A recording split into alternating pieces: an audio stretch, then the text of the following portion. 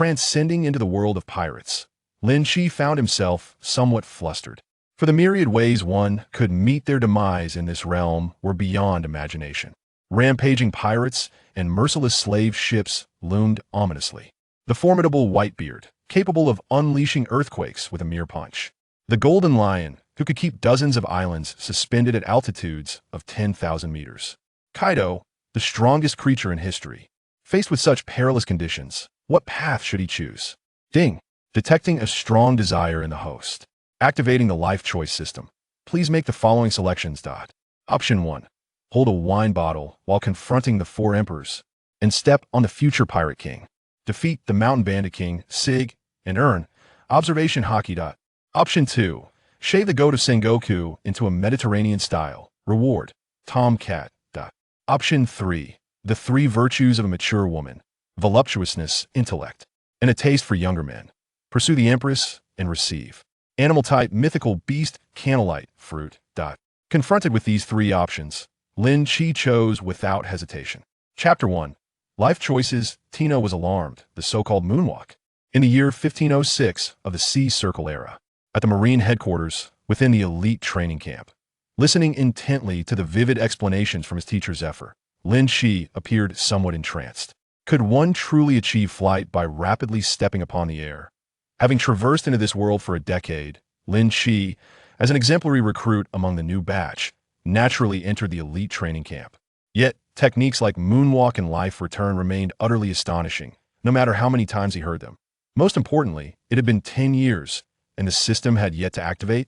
It must be noted that in the world of One Piece, powerful monsters abounded. The earthquake-inducing Whitebeard, the Golden Lion who could suspend islands for years at 10,000 meters, and Kaido, the strongest creature in history. When it came to taking lives, it was akin to a mother pig wearing a bra, one after another. Without possessing formidable strength, the best option seemed to be to cower within the Marine headquarters, leading a mundane life in safety. But Lynch was not resigned to such a fate. Having painstakingly crossed into this grand era of piracy, he could not bear the thought of failing to make a name for himself upon the vast seas. However, lacking a powerful devil fruit ability, and without extraordinary physical prowess, the path to strength appeared daunting. Was he destined to remain an ordinary person, devoid of merit save for his good looks? Just as Lynch pondered whether to resort to selling his charms through illicit means to gain strength, a sudden electronic, synthesized voice resonated in his mind. Ding. Loading complete. Congratulations, host. You have acquired the life choice system. Please become a king within 3 years to activate the Emperor's faith system. Life choice system activation successful. Ding. The first life choice has commenced. Task option 1. Diligently remember teacher Zephyr's teachings on moonwalk. Reward.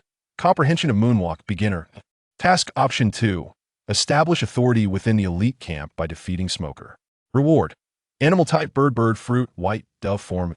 Task option 3. As a transmigrator, fear nothing and pursue Tina. Reward. Moonwalk, pinnacle, awaken the system?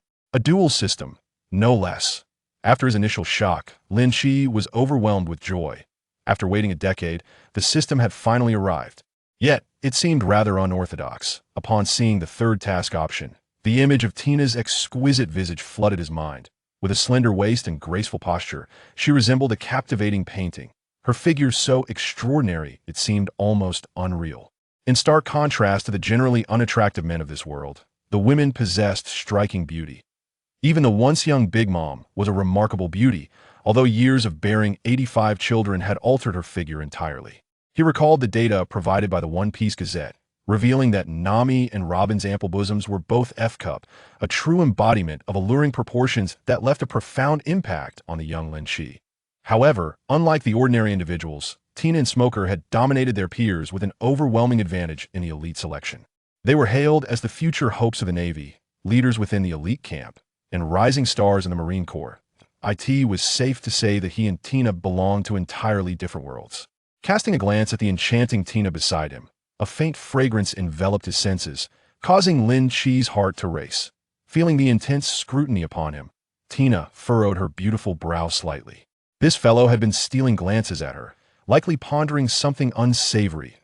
As the goddess of the Marines, Tina was all too familiar with such gazes from men. Yet, those men typically dared not look openly, quickly adopting a guise of virtue when caught. But this fellow, was he not even attempting to conceal his thoughts? Lynch's gaze gradually lingered upon Tina's tempting red lips, his throat dry.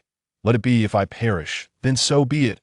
Option 1 was beneath him, and he currently lacked the strength to defeat Smoker, leaving only option 3 as the most fitting choice. Seizing the moment while teacher Zephyr lectured, capturing everyone's attention, and with Tina so close by, he could not afford to miss this opportunity for such intimate contact with her again. With determination, Lynch strode forward, and in the astonished gaze of Tina, he embraced her and swiftly leaned down to kiss her. Ugh! Tina's beautiful eyes widened in disbelief, as if encountering an extraordinary phenomenon, her pupils trembling, momentarily forgetting to resist. Lynch, too, did not relent, uncertain if the task bore any time constraints. It was wise to be cautious. The incredibly soft sensation from their lips ignited a stirring within Lynch as he beheld her breathtaking beauty so near. The flower of the navy, the goddess of countless men's fantasies, was now cradled in his arms as he savored the crimson sweetness. Meanwhile, up front, Zephyr's lecture abruptly ceased. Countless trainees, engrossed in the techniques of moonwalk, snapped back to reality, wondering why their teacher had suddenly halted. Hiss! Following Zephyr's gaze, the crowd collectively inhaled sharply, the atmosphere becoming so tense that a pin drop could be heard. Tina was kissed. A young Marine exclaimed in shock, while the others were equally flabbergasted. Damn it! That scoundrel dared to kiss Miss Tina. In the military, women are already a rarity, and a beauty like Tina is even more exceptional. Typically, the soldiers are content merely to steal glances at her from afar during training sessions. Yet now, this Lynch has audaciously kissed their goddess in plain sight, an affront akin to publicly defying a minotaur. Such behavior is utterly intolerable. The crowd seethes with rage, and several of Tina's fervent admirers have eyes brimming with tears. It appears that had it not been for the presence of teacher Zafei, the throng would have surged forward to dismember Lynch without hesitation. I can't hold back any longer. I want to pummel him. Fortunately, some among the crowd retained their composure, firmly restraining those who had begun to shed their shirts in preparation for a brawl. Calm down.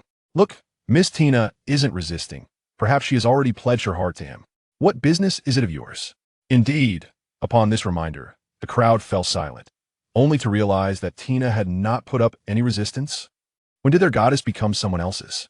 And to a rather mediocre fighter at that. So what if he is somewhat handsome? Can good looks fill one's belly? Suddenly, the crowd felt as though their lives had been plunged into darkness. Unbeknownst to them, Tina's mind was a complete blank. She hadn't registered a single word spoken around her, and her sense of time had become hazy. Ugh, pervert. After a full 7 or 8 seconds had passed, Tina's pupils finally refocused, and with a furious swing, she landed a punch squarely on Lynch's abdomen. Chapter 2. The Qualities of a General? Lynch felt as if he had been struck by a cannonball, his body propelled into the air, nearly expelling a mouthful of blood. Yet, he wore a broad smile, for the voice of the system resonated once more. Congratulations, host, for completing the task. The reward for Moon Step, Pinnacle, is being distributed. A torrent of information regarding the techniques of the Moon Step flooded his mind instantaneously, as though he had truly mastered it for over a decade. His leg muscles swelled visibly, and on the ground, Tina's delicate face flushed. As she continuously wiped her alluring lips with her soft hands, gritting her teeth while glaring at Lynch in midair. That was her first kiss. She had intended to reserve it for her future husband. Little did she expect it to be snatched away by a stranger. At that moment, Tina's beautiful eyes blazed with fury. She even contemplated killing Lynch. Driven by her intense anger, Zephyr's earlier teachings suddenly crystallized in her mind. Whoosh! Before the astonished eyes of onlookers, Tina soared into the sky using the Moon Step, rapidly closing the distance to Lynch. Witnessing this scene, a hint of surprise flickered in Zephyr's stern gaze. To his astonishment, a genius had emerged among this cohort of students. To successfully execute the Moon Step after only hearing the technique once was a rarity in his 16 years of teaching, a feat accomplished by only a handful, including the current 3 admirals, Kizaru, Akainu, and Akiji. This Miss Tina was even more talented than rumored. As Tina drew nearer, Lynch broke into a cold sweat. Judging by her expression, if she caught him, he would certainly face dire consequences. Being sent to the emergency room would be the least of his worries. He absolutely could not be captured. Having instinctively integrated the Moon Step into his being, Lynch swiftly treaded upon the air, creating distance between himself and Tina. Has this kid also learned the Moon Step? Zephyr's surprise intensified. He had initially presumed Lynch to be of mediocre talent, but it seemed he had misjudged. Wait. Something about this kid's moonstep seems off. Zephyr's expression shifted from admiration to seriousness, his hawk-like eyes sharpening. Lynch's execution of the moonstep, in terms of power application, footwork, and other techniques, surpassed anything Tina could compare to. As an instructor and a former Marine admiral, Zephyr possessed a keen eye, able to discern the whole from a mere glimpse. He even suspected that the admirals, those vice admirals at headquarters, could at best match Lynch's prowess in the moonstep, rather than surpass him. This was indeed alarming. After all, which vice admiral had not ascended through years of fierce combat, mastering the 6 styles to perfection? How could a mere recruit compete? Even Borsellino's performance in the elite training camp paled in comparison to this young man. Could it be that Lynch had already trained in the moonstep for over a decade before joining the Navy? This thought quickly crossed Zephyr's mind, only to be dismissed. Impossible. Not to mention that his physical strength was insufficient to practice the moonstep, even if he had obtained the training methods. The 6 styles were classified Navy secrets. To prevent any infiltrators from mingling among the future pillars of the Navy, Zephyr kept meticulous records of the recruits' backgrounds. If memory served, this kid had merely been an orphan working on a ranch before joining the Navy. Thus, there was only one conclusion. That kid was a genius, a neglected prodigy. He possessed unparalleled talent for the 6 styles. Zephyr's expression grew fervent. He sensed that among his students, another monster rivaling the 3 admirals was about to emerge. Hey, stop chasing, you can't catch me. In midair, Tina pursued Lynch, who was evading her, creating a scene reminiscent of a romantic chase. If one overlooked Tina's expression of clenched teeth, they might even mistake it for a playful encounter. If you're capable, then stand still. Running away like this is hardly manly. Tina fumed. Stand still? Are you foolish or am I? Standing still would mean letting you beat me to a pulp. Lynch retorted, casting a disdainful glance back at her. You. Tina's chest heaved with exasperation. The soldiers on the ground were already dumbfounded. While they could understand Tina's mastery of the moonstep, how could Lynch, an ordinary person lacking both physical and swordsmanship talent, possibly achieve the same? Yet, what lay before them was undeniable. An average individual had learned the moonstep. What did that make them useless? Enough, everyone cease. Zephyr's voice echoed in everyone's ears. Teacher Zephyr, Lynch obediently descended from the air, offering his respect. Tina followed suit, still seething, and pointed an accusatory finger at Lynch. Teacher Zephyr, this guy.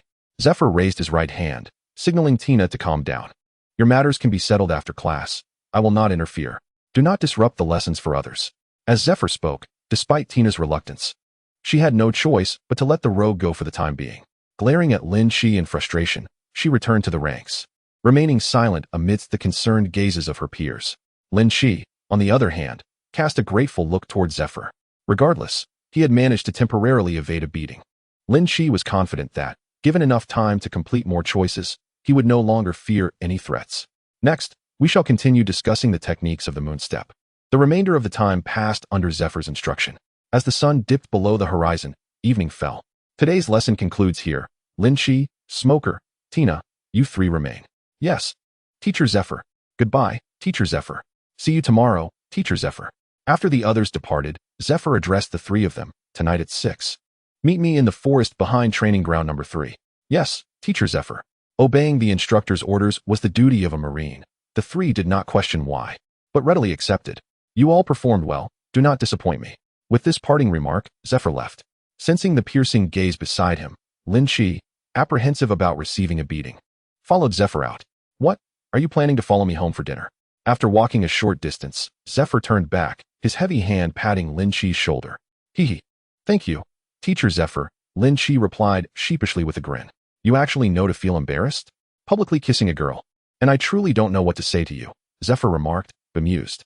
The ways in which young people pursued their partners had become increasingly incomprehensible to him. First, there was Rear Admiral Tashigi, who sent a love letter every day, persistently courting Rear Admiral Peach Bunny, even enduring beatings, insults, and rejections with unwavering devotion. Now, another bold character had emerged, causing Zephyr to question whether he was becoming outdated. Lynch maintained that he had no choice. After all, the rewards from the system were simply too enticing. He would not only kiss Tina, but would even consider kissing Smoker, though he would ultimately refrain. Chapter 3, The Black Arm. Regardless, your pursuit is rather extreme. Even if you end up hospitalized, the other party would face no repercussions. Do you understand? Zephyr inquired. I understand, Teacher Zephyr. Even if she beats me, removes her shoes to stomp on my face, or even forces me to lick her feet, I would have no regrets, Lynch replied. He found solace in the fact that the dynamics between men and women in this world were relatively open. Had this occurred in his past life, Lynch would have likely found himself behind bars by now. Initially, Zephyr listened with mild interest, but as the conversation progressed, he grew increasingly uneasy, casting Lynch an odd look. I hope you truly understand. Teacher Zephyr, see you tonight. After bidding farewell to Zephyr, Lynch sought a secluded corner to practice the moon step. At 5:30, just after the dinner rush, he quickly resolved his meal. As for returning to the dormitory, he dared not, fully aware that a cadre of flower-guarding sentinels awaited him there. At 6 o'clock, the four arrived punctually in the forest behind training ground number 3. The reason I called you 3 here at night is that you are all geniuses. Zifa spoke earnestly. Geniuses should not be treated the same as ordinary individuals. For doing so would only stifle your innate talents. Henceforth, you are to gather here every evening at 6 o'clock, and I shall personally train you. Upon hearing his words, the 3 were filled with delight. The prospect of receiving specialized training from a former admiral was an extraordinary opportunity. The others in the elite camp, still struggling to master the moonwalk, were merely setting themselves up for failure by learning the new Navy's 6 styles. You, however, Tina and Lynch, have already grasped the moonwalk. While Smoker is progressing rapidly, you are all well prepared to embark on the study of the next Navy 6 style. Historically, the moonwalk and shave have been inseparable. Both paths converge towards the same goal. I will now elucidate the techniques of shave. The 3 stood upright, apprehensive of missing even a single word. At this moment, Zifa glanced at Smoker and remarked, you may listen for now, but do not attempt to learn it just yet. Follow me to the forest afterward to master the moonwalk first. Understood, Smoker nodded in agreement. Zifa continued, both techniques rely on the power of the legs for acceleration. The only distinction is that the moonwalk requires a single powerful step upon the air to exceed a certain speed, thus generating a shockwave that propels one into flight. In contrast, shave involves rapidly stepping on the ground dozens of times within a second, creating a reactive force that enhances speed. Having mastered the pinnacle of the moonwalk, Lynch found this knowledge readily accessible. Even in the absence of the system, he would swiftly grasp shave. Meanwhile, Smoker and Tina had yet to even get started. Observing this, Zifa felt a deep satisfaction. This young man was indeed a prodigy. However, Lynch soon recognized a critical flaw. The entry-level shave lacked the ability to turn. In the heat of battle, failing to time it correctly would lead one directly into the enemy's blade. Just as the trio practiced, a sudden flurry of footsteps approached, accompanied by snippets of conversation that reached Lynch's ears. Hurry, we must increase our pace. If we arrive sooner, we may yet save some lives. Those wretched beasts dare to act thus. Zifa furrowed his brow and raised a hand to stop one of the men. Admiral Zifa. The middle-aged naval officer was taken aback and hurriedly saluted. What has transpired? And I am no longer an admiral, Zifa replied. We have received word that a formidable pirate crew is ravaging a village. We are ordered to pursue and eliminate them. Prior to this, they have already slaughtered 10 towns. So it is pirates once more. Zifa's contempt was nearly unmasked. As long as those scoundrels exist, who knows how many lives will be shattered by their hands. Such filth should not be allowed to exist. Teacher Zifa, Tina said, her concern evident as she gazed at him. The current Zifa was a stark contrast to his usual benevolent demeanor, appearing almost menacing beneath the moonlight. You 3 should return. Zifa instructed Lynch and the others before turning back to the naval officer. I shall accompany you. What? The middle-aged officer stared at Zifa in disbelief, quickly replaced by elation. Please, lead the way. Despite the notorious ferocity of the pirates, with the legendary black arm Zifa in action, capturing them would be a mere formality. Lynch watched the 2 converse, lost in thought, as the voice of the system echoed in his mind. A new life choice has been initiated. Task Option 1. Obey Zifa's orders and return to the dormitory. Reward, Paramecia-type corrosion fruit.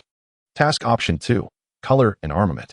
Stay behind to defeat Smoker or request Tina's original stockings. Reward, randomly elevate one of your existing abilities to its peak. Task Option 3. Proactively request to accompany Teacher Zifa to eradicate the pirates. Reward, unlock the system shop. After a moment's hesitation, Lynch called out, Teacher Zifa. Without considering the first option, he thought it far better to consume the highest grade devil fruit than to settle for something lesser. Although the reward for the second option was also quite enticing, he seemed unable to best Smoker at present. Asking Tina for her original stockings would undoubtedly lead to disaster. He could nearly envision the scene of being chased afterward. Compared to options 1 and 2, option 3 was clearly far more tempting, and he was eager to see what the system shop might offer. What is it? Zifa asked in a serious tone. May I accompany you, Teacher Zifa? Lynch implored. Why? Zifa's expression turned grave. Give me one reason. Such a level of combat is far too perilous for you. Because I wish to fight alongside you, Teacher Zifa. Lynch replied resolutely. Moreover, you said that geniuses should not be treated like ordinary people. I believe this will serve as excellent training. Zifa felt a mixture of pride and complexity at this moment. The task of eradicating pirates had little to do with Lynch. Yet he recognized that the young man's desire to join the battlefield stemmed from concern for his well-being. Was he being underestimated? It seemed he had stepped down from the admiral's position for so long that many in the Navy had forgotten his reputation as Black Arm. At 58, his age had not diminished his fighting prowess in the slightest. Since you wish to join, then come along. This will indeed be a valuable experience, Zifa declared. His towering figure striding purposefully towards the harbor, his voice brimming with confidence. You too should also join. No one shall harm my students under my watch. Yes, Teacher Zifa. The three replied in unison, their eyes sparkling with excitement. Chapter 4. The True Pirates. Upon boarding the warship, a middle-aged man clad in a cloak of justice, dressed in formal attire, wielding a long sword, and sporting a mohawk, approached with a swagger that belied his unimpressive appearance. I have heard from my subordinates. It is truly an honor to act alongside Teacher Zifa. Upon seeing the newcomer, Zifa smiled warmly. Mongoose, congratulations on your promotion to Rear Admiral. Not at all. I owe my success today to your guidance, Teacher, Mongoose replied modestly. After a brief exchange of pleasantries, Mongoose turned his gaze to the three behind Zifa, inquiring, Who are these individuals, Teacher? Oh, I plan to take them along for some training. Zifa's reputation was to be upheld, and Mongoose nodded without further questions. Shortly thereafter, the warship hoisted its sails and set sail. Although this was not Lynch's first time on a ship, the sight remained awe-inspiring regardless of how many times he witnessed it. Gazing at the endless sea, a sense of ambition brewed within him. The journey across the ocean was remarkably tranquil, as no fool would dare to attack a naval vessel. Unbeknownst to them, 3 hours passed swiftly. As they neared their destination, Zifa and Mongoose ceased their conversation, and the atmosphere aboard the warship grew increasingly tense. Rear Admiral, we are expected to reach our destination in 15 minutes, a soldier reported. Mongoose placed his hand on the hilt of his sword and commanded, Prepare for battle. Yes. In an instant, the sea breeze carried the pungent scent of gunpowder, as numerous soldiers began loading their flintlock guns. Seizing the opportunity, Lynch located the soldier who had reported to Mongoose earlier, and upon his return, he had acquired a flintlock pistol at his waist. What a fiery blaze! The roaring flames illuminated the night sky, transforming the darkness into a vivid crimson. As the warship approached the shore, the air was filled with a cacophony of screams and wails, some belonging to women, others to children. In less than 4 hours since receiving the report, this place had descended into a hellish nightmare. These beasts. Mongoose unsheathed his long sword, issuing a cold command, enter the village and provide aid. Show no mercy to any pirates encountered. Boom. Before Mongoose could finish his sentence, a thunderous explosion erupted, as Zifa shot forth like a cannonball, creating a massive crater in the ground. Lynch and Tina swiftly followed, utilizing the moonwalk to accelerate towards the village. Blood, a profusion of it, mingled with the scattered corpses, illuminated by the fierce flames that cast a sinister glow upon the grotesque visages of the pirates. Damn it, how can a few old geezers still be lurking here? A drunken pirate staggered from the cellar, dragging 2 trembling elders outside, and with a swift stroke, severed their heads. The decapitated heads rolled upon the ground, their faces still etched with terror. Get lost, brat. You've utterly ruined my good mood. In the street, a child wept inconsolably over the lifeless body of his father. A passing pirate, showing no mercy, mercilessly smashed the child into a pulpy mess with a hammer. Ha ha ha, look what I've found, a woman of considerable beauty. The pirate leered as he forced the woman onto a straw mat, while she struggled desperately. Please, I beg you spare me. You filthy wench, if you behave. Perhaps we might let you keep your miserable life. Another pirate approached, violently tearing the woman's dress apart. Bang! With the sound of a gunshot, the pirate's head exploded, his lifeless body collapsing to the ground. In midair, Lynch methodically loaded a lead bullet into his flintlock. A direct hit. Lynch seemed unsurprised, as if he had anticipated it. His 3 months of training in firearms since joining the Navy had not been in vain. With no aptitude for martial arts, he had deemed marksmanship the safest path, and indeed, he proved to have a knack for shooting. Whoosh! Tina swiftly appeared behind another pirate, piercing him through with her long sword, saving the woman. "Do not fear. You are safe now, for we have arrived," Tina gently reassured her. "The Navy?" The woman, with tears streaming down her face, pushed aside her long hair that had obscured her vision. "It is us. Quickly, head toward the village outskirts. Our main force is behind us." Bang bang. With another shot from the flintlock, Lynch eliminated 2 more pirates, landing gracefully on the ground before drawing his sword. However, the stamina for maintaining his moonwalk technique would not last much longer. As 200 Navy troops arrived, the pirates finally realized the gravity of their situation. "It's the Navy. The Navy has arrived. Eliminate them." These pirates, notorious for their brutality, did not flee but instead sought to annihilate their foes. As 4 knife-wielding pirates closed in, Lynch murmured, "Shave." He transformed into a streak of lightning, effortlessly breaking through their encirclement and thrusting his sword into one pirate's heart. Bang! "Watch out." A gunshot rang out, and Tina suddenly positioned herself behind Lynch, her sword deflecting an incoming projectile with a violent jolt. "Thank you." Lynch expressed his heartfelt gratitude. There were indeed skilled fighters among the pirate crew, capable of firing at him the moment he became vulnerable after using Shave. At the instant of the gunshot, Lynch felt a prickling sensation at the back of his head, a premonition of awakening his observation Haki. Yet, without Tina's intervention, he could not be certain he would have evaded it. "Tina can assist you once, but not every time. Be cautious," her melodious voice chimed. Captain Yule, Captain Yule." The surrounding pirates began to cheer excitedly. A man on a distant rooftop, his expression grim, retracted his sniper rifle. He had employed observation Haki, yet had failed to eliminate that boy. At that moment, a steel tin hand was hurled from the side. It was Smoker, following the gunfire.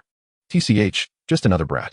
Yule dismissed Smoker entirely, believing that someone who had yet to awaken their Haki could not possibly pose a threat, even with his eyes closed. As expected, within moments, Smoker was driven back relentlessly. Had the man wielded a blade instead of a gun, Smoker would have perished. Fortunately, the weasel arrived just in time to shield Smoker from Yule's onslaught. "Go elsewhere, I'll handle this." Smoker cast a reluctant glance at Yule, silently gripping his tin hand as he withdrew. With the lesson learned from earlier, Lynch refrained from recklessly using his recently acquired Shave, instead opting to soar gracefully in the air with Moonwalk. Bang! Another pirate fell victim to Lynch's marksmanship. The pirates below could only watch helplessly as Lynch unleashed his firepower, furious that they were powerless to retaliate, as they were grounded and unable to take flight. The Navy's 6 forms were a skill reserved for elite members, let alone these pirates who were hardly even Navy recruits. "Who among you can shoot him down for me?" The pirates bellowed in frustration. Chapter 5, The Blazing Inferno. "Fire at will, shoot." Bang bang bang. A cacophony of gunfire erupted as countless bullets soared into the sky. Such a dense barrage would have brought down any ordinary individual by now. Yet Lynch, utilizing his peak-level moonwalk, danced nimbly through the air, evading every attack flawlessly. Conversely, each of his bullets found its mark, incapacitating a pirate with precision. Lynch hung above like a sharpened sword, forcing the pirates below to remain vigilant against his cold shots, too fearful to fully engage in combat with others. Thus, despite appearing surrounded, Tina managed to hold her ground for the time being, thanks to her formidable swordsmanship. As a handful of Navy reinforcements arrived, the pressure on the duo significantly lessened. "Junior, what remarkable marksmanship." The arriving Captain Shiza praised upon witnessing the duo manage to hold off a multitude of pirates. Bang! A lead bullet struck a pirate's head like a ram's horn, and Lynch realized his shooting skills were rapidly improving in the face of life and death. "Alas, my stamina remains too feeble." Lynch gasped for breath as he landed atop a rooftop. The energy drained from his moonwalk made him feel as though he had run 10 laps around the Navy headquarters. However, the pirates, now bloodied and enraged, saw Lynch as an easy target and surged toward him with a roar. "Kill that brat." The vile Navy. Lynch defended himself against the climbing pirates with his sword. As the support beams were severed by the pirates below, the building collapsed with a thunderous crash, kicking up a cloud of dust. Lynch, Tina hurriedly charged toward the ruins. Despite her disdain for this frivolous man, she could not bear to watch her comrade perish before her eyes. "I'm fine. Take care of yourself." At that moment, Lynch rolled out from the smoke of the ruins, a gash bleeding profusely on his right arm. Observing the majority of the pirates converging on him, Shiza's mouth twitched. "This brat, is his taunting prowess truly that formidable? Quickly, someone assist him." Soon after, a wave of Navy soldiers arrived and swiftly eradicated the pirates in the vicinity. Boom. Just as Lynch dispatched the pirate before him, he was drawn to a distant, thunderous explosion. "Is it Teacher Zifa?" Tina and Lynch exchanged glances, momentarily setting aside their exhaustion to rush toward the source of the explosion. Upon their arrival, they were met with a shocking scene. I am Bloodaxe Jonard, a notorious pirate with a bounty of 230 million. I shall not fall here, not to a mere old man. The towering, 5-meter-tall brute, drenched in blood, roared as he raised his massive axe, only to be punched into the ground by Zifa, rendered unconscious. Boom. Just as Tina believed everything had concluded, a massive explosion erupted from Jonard's location, engulfing Zifa in its fury. Teacher Zifa. None could have anticipated such a turn of events. The blast wind whipped against Tina's delicate face, causing her heart to race in dread as she gazed toward the explosion. In that moment of distraction, a long sword suddenly erupted from the earth beneath her feet. The speed was blinding, the angle of the ambush too cunning. Tina had no time to react until Lynch pushed her aside. Blood sprayed forth. Though he saved Tina, Lynch's other arm was also wounded. It was then that Tina realized she had narrowly escaped death. Tina was furious. She swiftly plunged her long sword into the ground. Yet it seemed to have struck nothing at all. Stop stabbing. The opponent has already departed. Lynch, his complexion paling, collapsed onto the ground, suspecting the assailant to be a devil fruit user. How can you be so certain the enemy has left? Tina, her brow furrowed in concern, remained fixated on the ground. Fool, because Teacher Zifa has arrived. From the epicenter of the explosion, Zifa emerged, his entire form enveloped in armament Haki, even his clothing infused with it. Upon witnessing this, Tina's tightly knit brows finally relaxed. Thank you, she said, feeling a pang of guilt. Observing Lynch's bleeding arm, she tore a piece of her clothing and knelt to fashion a rudimentary bandage for him, her expression tinged with remorse. I can assist you once, but not every time. You must be cautious, Lynch remarked with a smile. What a vengeful man. Tina's cheeks flushed with a hint of color. The words were a reflection of her own recent admonition to Lynch, and she had not anticipated such a swift retaliation. However, thanks to Lynch's teasing, her guilt began to dissipate significantly. Are you all right? Zifa's towering silhouette blocked the flames, bringing a refreshing breeze. I'm fine. It's just that Lynch was injured while saving me, Tina replied, shaking her head. What about that explosion? The pirate implanted a bomb within himself. It would detonate when his heart ceased beating. You all must exercise caution when confronting such pirates in the future. They are ruthless to their enemies and even more so to themselves, Zifa advised. We understand, Teacher Zifa, Tina nodded, her mind wandering back to how Lynch had saved her. A pensive look crossing her face. Shortly thereafter, the pirates plaguing the village were eradicated.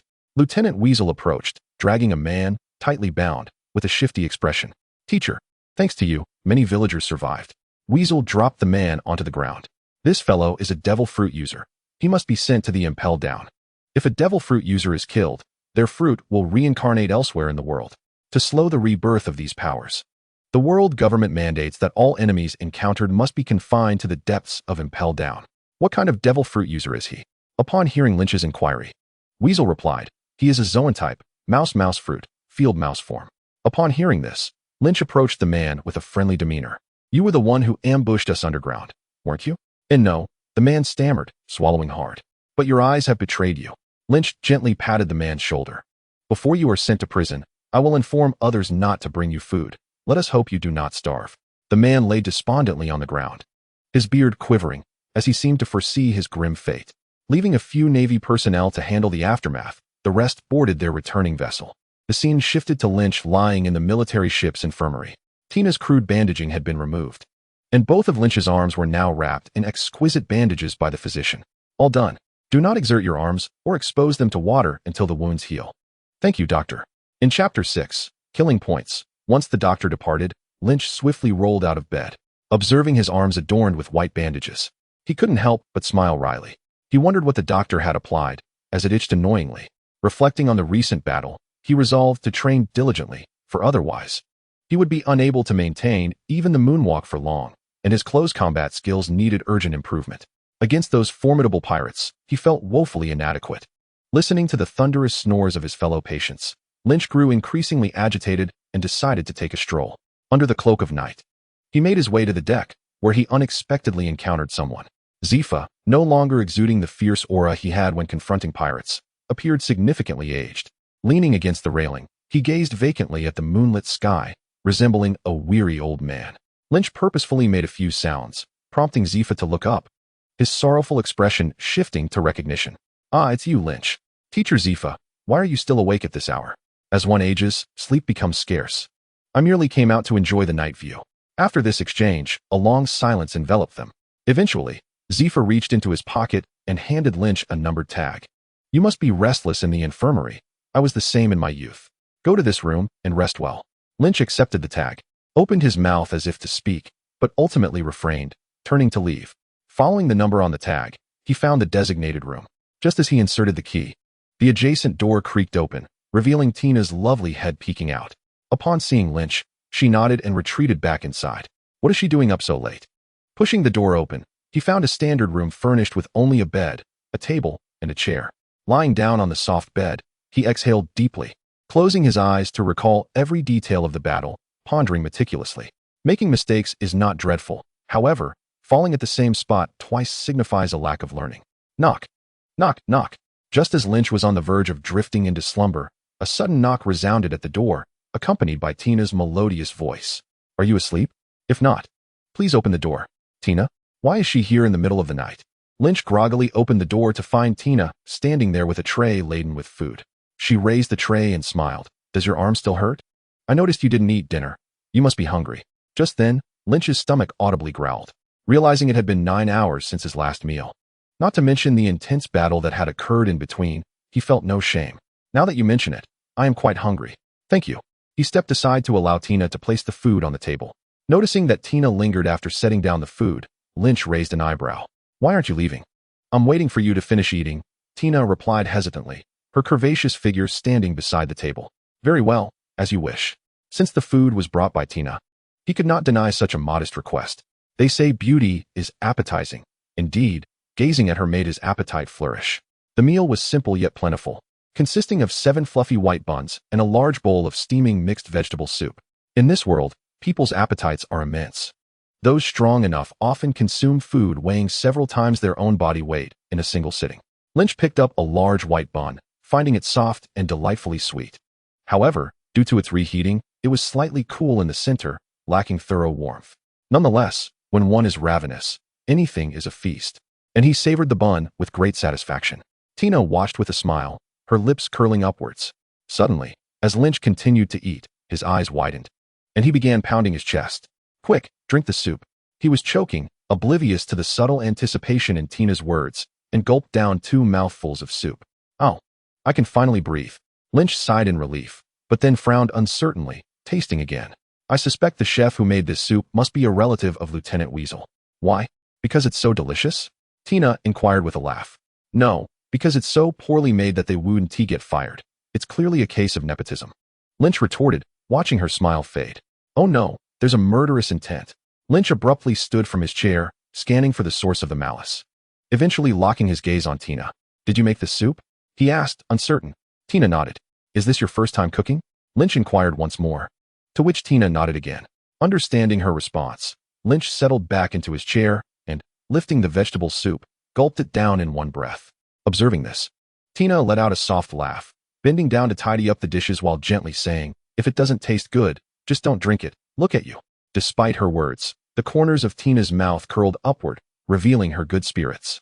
Tina's physique was already exceptional, and as she bent down to gather the items, her already ample bosom appeared even more pronounced. Though Lynch had just enjoyed a meal, he felt an unexpected pang of hunger. Women, he mused, truly are charming creatures. Gazing at the tantalizing hand before him, which he could not grasp, Lynch thought to himself, all right, you should rest early. I shall take my leave. Tina, carrying the tray, departed the room with a light step. Meanwhile, soldiers stationed at the battleship's lookout fought against their drowsiness, remaining vigilant, while Lynch had already slipped into the realm of dreams. The returning warship was not as hurried as it had been on the outbound journey. It wasn't until the sun rose the following day that the group returned to the naval headquarters. Upon awakening, Lynch was pleasantly surprised to find that the pain in his arm had vanished. Untying the bandage, he discovered that the once gruesome wound had healed completely, leaving no scar behind. Wonderful, it seems my body has adapted to this world. The pirate realm, paired with a formidable appetite, was equally matched by an extraordinary recuperative ability. As long as one wasn't missing limbs, a full stomach could expedite recovery from even the most severe injuries. Some peculiar individuals could even regrow lost teeth within 5 seconds after consuming a bottle of milk. Stretching his arms a bit, Lynch joined the main group as they disembarked. The moment his feet touched the ground, the system's voice resonated promptly. Congratulations, host, on completing the task. The system mall is now open. Please check it at your convenience. In light of the host's recent awakening of the mall, the system grants the host 1,000 points. Lynch halted, narrowing his eyes. System, how does one earn points? Points can be acquired by defeating villains. The greater the villain's evil value, the more points earned. Example, defeating an enemy who has killed one person will yield 1 point. Killing an enemy with less than 1 point of evil value will not grant any points. Chapter 7. Establishing Authority. Evil value, you say? In this world, pirates, marines, revolutionaries, bounty hunters, who among them has not taken a life? Even Zifa, Tina. And the evil value attached to him would surely not be low. Accumulating evil value would be astonishingly easy. Suddenly curious, Lynch pondered how much evil value could be garnered from slaying a celestial dragon. Arriving at the naval cafeteria, Lynch filled his plate and, while eating, opened the shop interface. There were merely 6 items available. High-precision sniper rifle. Price, 350 points. Quadruple body training scroll, 1 week. Price, 500 points. Empty shell set, 4 pieces. Price, 10 points. Beginner ability advancement book. Price, 500 points. Delicious bread, 100. Price, 10 points. Natural gas fruit. Price, 188,888 points. Additionally, there was a countdown in the upper right corner. 16 hours, 24 minutes, and 17 seconds. It seemed the store refreshed daily. Calculating the time. The refresh occurred precisely at midnight each day. After a moment of contemplation, Lynch purchased the quadruple body training scroll, 1 week, and the beginner ability advancement book, precisely exhausting his 1,000 points.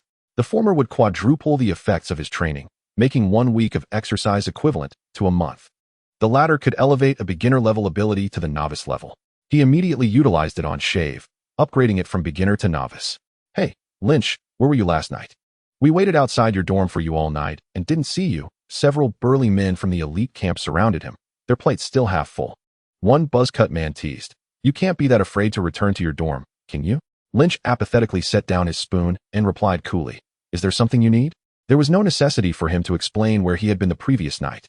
Noting Lynch's directness, the group wasted no time. "We are here to challenge you. If you lose, you must keep your distance from Miss Tina and never bother her again," shouted a green-haired man named Moxalai as he leaned on the table. The commotion drew the attention of others in the cafeteria. Lynch sighed, placing his hand on his forehead. "What a bunch of muscle-bound fools. So, you are Tina's sycophants?" he inquired. "What does that mean?" Moxalai asked, his expression suggesting he found the term unfavorable. "A sycophant is someone who loves another so passionately that they would go to any lengths for them," Lynch explained. "So that's what it means." The others nodded furiously, "Yes. We are indeed Miss Tina's sycophants." Lynch pulled out a napkin to wipe his mouth, stating, "It seems unnecessary for you to concern yourselves with my affairs with Tina." "How dare you? What do you mean by that? We are her sycophants," Moxalai bellowed. Joseph seized Lynch by the collar, angrily declaring, "Listen here. The rules of this world dictate that only the strong are worthy of the goddess. Unless you defeat us, do not approach Tina again. Do you understand? The goddess Tina is off limits." The group was not foolish. They knew that internal strife within the Navy was prohibited unless both parties agreed. They simply sought a reason to beat Lynch, to relieve their pent-up frustration. They typically wouldn't dare even glance at the goddess Tina. Yet this brat had the audacity to kiss her publicly. Unacceptable. "Let go," Lynch said, brushing off the hand gripping his collar, his voice cold. "Time and place." Regardless of the reason, the opposing party was already crossing the line, and if he remained indifferent, he would surely be seen as weak and easily bullied within the Navy. Seizing this opportunity to establish authority in the elite camp was a splendid choice. "All right, you asked for it. Whoever doesn't show up is a coward," Moxalai rejoiced. "Meet at training camp 9 in half an hour." He intended to gather more spectators in that time, hoping to spread the word to Tina, which might elevate her opinion of him. Half an hour later, Lynch arrived at training camp 9, frowning at the throngs of people surrounding the area. What were they planning? Make way, make way. The main event has arrived." Someone shouted upon spotting Lynch, and the crowd parted to create a path for him. Lynch walked silently toward the center. "Well done, Lynch. I didn't expect you to agree. You've got guts. You're a real man," jeered another. "You really overestimate yourselves. Don't forget your last evaluation results." Someone else chimed in. The noise was incessant. Clearly, no one believed Lynch would triumph and were merely eager for a spectacle. The main characters gathered at the center of the arena. Lynch, armed with twin pistols at his waist, faced off against 4 men wielding naval swords. You didn't run away. Good for you, Joseph remarked, in a good mood. Hurry up and choose one of us as your opponent. 1. You overestimate yourselves, Lynch replied, beckoning to the 4 with a flick of his fingers. Don't waste time. All 4 of you come at me. His words instantly enraged them. You've got some nerve, Lynch. Don't forget you can't use your moonwalk in Training Camp 9. This indoor training facility was equipped with a ceiling, clearly indicating that considerable effort had gone into their selection. One of the men, looking eager to charge at Lynch, was stopped by Joseph, who sneered. All right, since you want to die, we'll oblige. Joseph exchanged glances with Moxalai, who then shouted to the crowd. Everyone heard that. We're not bullying anyone. This guy asked for it. If one were to engage in a one-on-one confrontation, they might inadvertently find themselves at a disadvantage. However, if all 4 were to join forces and still fail to overcome Lynch, they might as well opt for a more menial task. We are aware of this. Let us commence, you lot, the crowd urged. Bah, 4 against 1, how utterly shameless. This is also a consequence of Lynch's own recklessness. At this very moment, the majority of individuals present in the 9th training ground were captivated by the spectacle, oblivious to the arrival of 2 unusual guests at the entrance. One of these figures had a rather unsavory appearance, nearly surpassing Kizaru in that regard, yet exuded an aura of gentle temperament, resembling a mild-mannered uncle. The other figure, in stark contrast, was a strikingly beautiful female naval officer with fair skin and long legs. Her flowing hair was elegantly styled into a bun, cascading down her back and revealing a smooth forehead. The subtle lavender eyeshadow lent her an air of allure. The deep cut of her attire at the chest revealed a tantalizing glimpse of her fair skin, sparking doubts as to whether even a button would suffice to contain her ample bosom. Yet, it was her long, slender legs that truly captured the gaze, accentuated by the fitted naval uniform that added an undeniable allure. Chapter 8. Peach Rabbit and T-Pig. Guion, it seems there's quite a commotion over there. Shall we take a look? T-Pig suggested, following closely in Peach Rabbit's footsteps. Peach Rabbit sighed in exasperation. T-Pig, do you have nothing better to do today? The frustration stemming from T-Pig's persistent advances had prompted Peach Rabbit, a rear admiral, to seek a stroll, only to find her companion trailing behind. T-Pig grinned widely, revealing a rather uneven set of teeth. Nothing is more important than you, Guion. Let us go take a look. Peach Rabbit felt a deep sense of helplessness toward her fervent admirer. Despite having turned down T-Pig's affections a staggering 42 times, he remained undeterred. At times, she felt an urge to deliver a well-deserved punch, yet during their sparring sessions, T-Pig would deliberately hold back, making it difficult for her to retaliate. Were it not for his decent character and the delicate nature of their peer relationship, she would have sought assistance from Sister Crane. Through the conversations of those around, T-Pig quickly grasped the situation. It turned out that a group of young men was engaged in a scuffle, hardly worth the attention. Guion, why don't we head to the back streets instead? I've heard there's a delightful new dessert shop opening, he proposed. No, I am rather curious about the naval recruits in this elite camp, Peach Rabbit replied nonchalantly. Very well, I shall clear the way for you. T-Pig straightened his posture, concealing his playful demeanor, and cleared his throat with a few deliberate coughs. Ahem. His voice rang out, drawing numerous curious glances. Goodness, who coughs so loudly? Is someone suffering from tuberculosis? T-Pig's face darkened at the comment. Major T-Pig and Major Peach Rabbit. The previously boisterous atmosphere fell silent in an instant. The courageous young man who had been so bold earlier now looked down in shame. The crowd naturally parted, creating a path. Such is the advantage of reputation. All right, Guion, let us proceed inside. As T-Pig glanced at Peach Rabbit, a pleasing smile returned to his face. The naval officers present had long grown accustomed to this. For Major T-Pig's reputation as an obsequious sycophant was well known throughout the naval headquarters. In the center of the arena, the 4 naval officers simultaneously drew their swords, exchanging glances before launching their assault on Lynch. Bang! A gunshot rang out, a bullet hurtling toward Mozairi with deadly intent. A mere trick, calculated by trajectory, its target, his thigh. Mozairi's smug grin faltered as he deftly deflected the bullet with a clang. But there's another. However, in the next moment, Mozairi's eyes widened in horror as he realized that another bullet followed closely behind the first. Unfortunately, in the blink of an eye, he could neither retract his blade nor defend against the second, which struck him squarely on the nose. Clang! His sword fell to the ground, and Mozairi clutched his reddened nose, hopping in pain. It turned out that Lynch had simultaneously drawn both guns to fire, the 2 shots merging into a single sound. What a cunning little rascal. His marksmanship is quite impressive, Peach Rabbit remarked with a chuckle. Seeing her smile, T-Pig's opinion of Lynch improved slightly. The crowd, witnessing Moziri's defeat, was left in a state of shock. Is this for real? He faced them alone. And Lynch, is this formidable? A man exclaimed.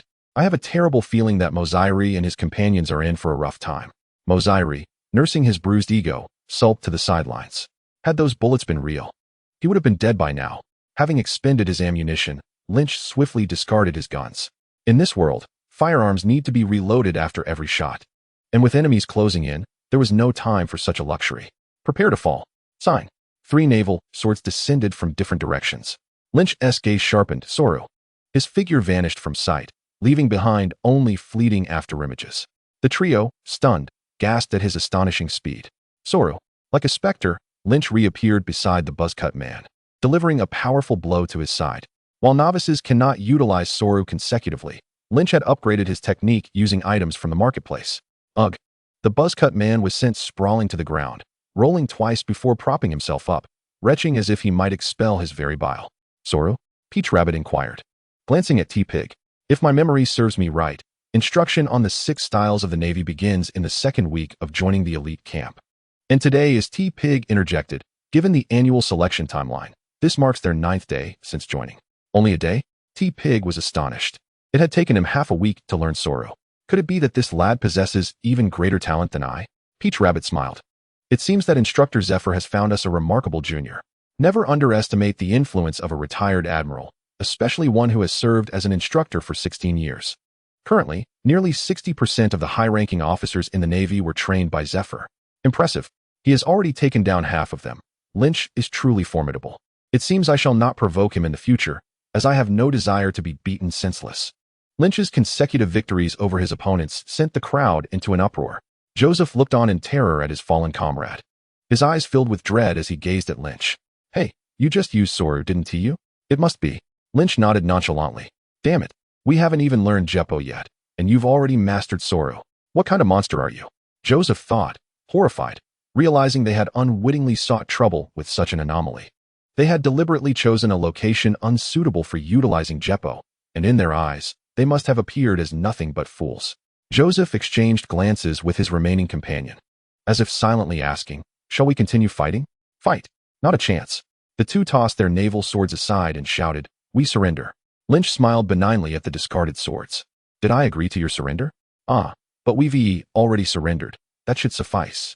Joseph lamented, on the verge of tears, wondering if today was destined to be a day of beating. Of course not. It is you who shall be the ones to fight, and you who must surrender. It cannot be that simple. As Lynch's hand drew nearer, Joseph and his companion shut their eyes in fear. The anticipated beating never came. Instead, Lynch patted their heads twice. Your lives are your own. Do not act impulsively, nor let others incite you into becoming a scapegoat. Such behavior is perilous, especially in battle. We are truly sorry, Brother Lynch. The two, tears welling in their eyes, felt an overwhelming sense of gratitude, moved by his magnanimity. Their tears flowed freely, resembling a fountain, prompting Lynch to once again marvel at the wonders of the human body.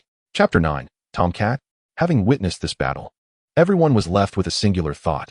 This youth is truly terrifying. With a forceful victory over 2 adversaries and the subsequent persuasion of another pair, the onlookers bore witness not only to his martial prowess, but also to his remarkable composure. After a brief silence, the arena erupted in unparalleled cheers, celebrating Lin Chi's triumph. Tao Tu and Cha Tun had mysteriously departed. Rather than leaving, the victorious Lin Chi employed a 4-fold body tempering scroll, valid for a week, to commence refining his physique. The morning was spent in rigorous training, followed by a midday meal, while the afternoon was reserved for elite camp courses, culminating in specialized training under teacher Zay Fa in the evening. Notably, following the recent pirate eradication incident, Smoker had become less brash and considerably more diligent. As the second day dawned, a voluptuous beauty approached in front of the naval dormitory. Lin Chi, Sister Tina has come to see you. Since defeating the 4 who had come to provoke him, the surrounding individuals had altered their demeanor towards him, as evidenced by the terms of endearment from his roommates. Early that morning, Tina had somehow learned of the previous day's events and came to apologize. I'm sorry. I had warned them not to trouble you again. It's not your fault they came, Lin Chi replied nonchalantly. Having just washed his hair, Lin Chi's damp locks gave him an added charm, catching Tina's eye. Moreover, if anyone should apologize, it should be me, considering how I treated you. Meeting Lin Chi's gaze, Memories of that day flooded back, leaving Tina's lips tinged with a delightful tingling sensation, causing her to shyly avert her gaze. Let us not dwell on that. It's of no concern to me. Of no concern? Lynch raised an eyebrow. That's not what I meant. Tina's cheeks flushed crimson, evidently flustered by a topic she had yet to navigate in her limited experience with emotions. After gathering her thoughts for a considerable time, Tina finally stated earnestly, "You saved my life, so please refrain from speaking so distantly." Observing the graceful naval officer's blushing demeanor was utterly endearing, prompting Lynch to decide against teasing her further, lest he push his luck. Haha, I won't tease you any longer. I understand your sentiment. How insufferable. Tina playfully glared at him, half in complaint, half in playful reproach. Since you're not upset, may I ask you a question? Go ahead. What does licking dog mean? Tina inquired, her small mouth agape. Today, someone from our elite camp declared they would no longer be my licking dog. There was an unspoken implication that Tina was the woman Lynch had set his sights on. Upon hearing this, Lynch immediately deduced it was those fellows from Joseph's group, suppressing a chuckle as he asked, "Would you prefer the truth or a falsehood? What constitutes the truth, and what is a falsehood?" The truth is, he explained the meaning of licking dog, provoking a dramatic eye roll from Tina, which was undeniably captivating. "You're incorrigible. I thought it would be something more flattering." Lynch burst into laughter. The roommates in the dormitory, overhearing the merriment, were envious of Lynch, not only for his formidable strength, but also for his charm with the ladies.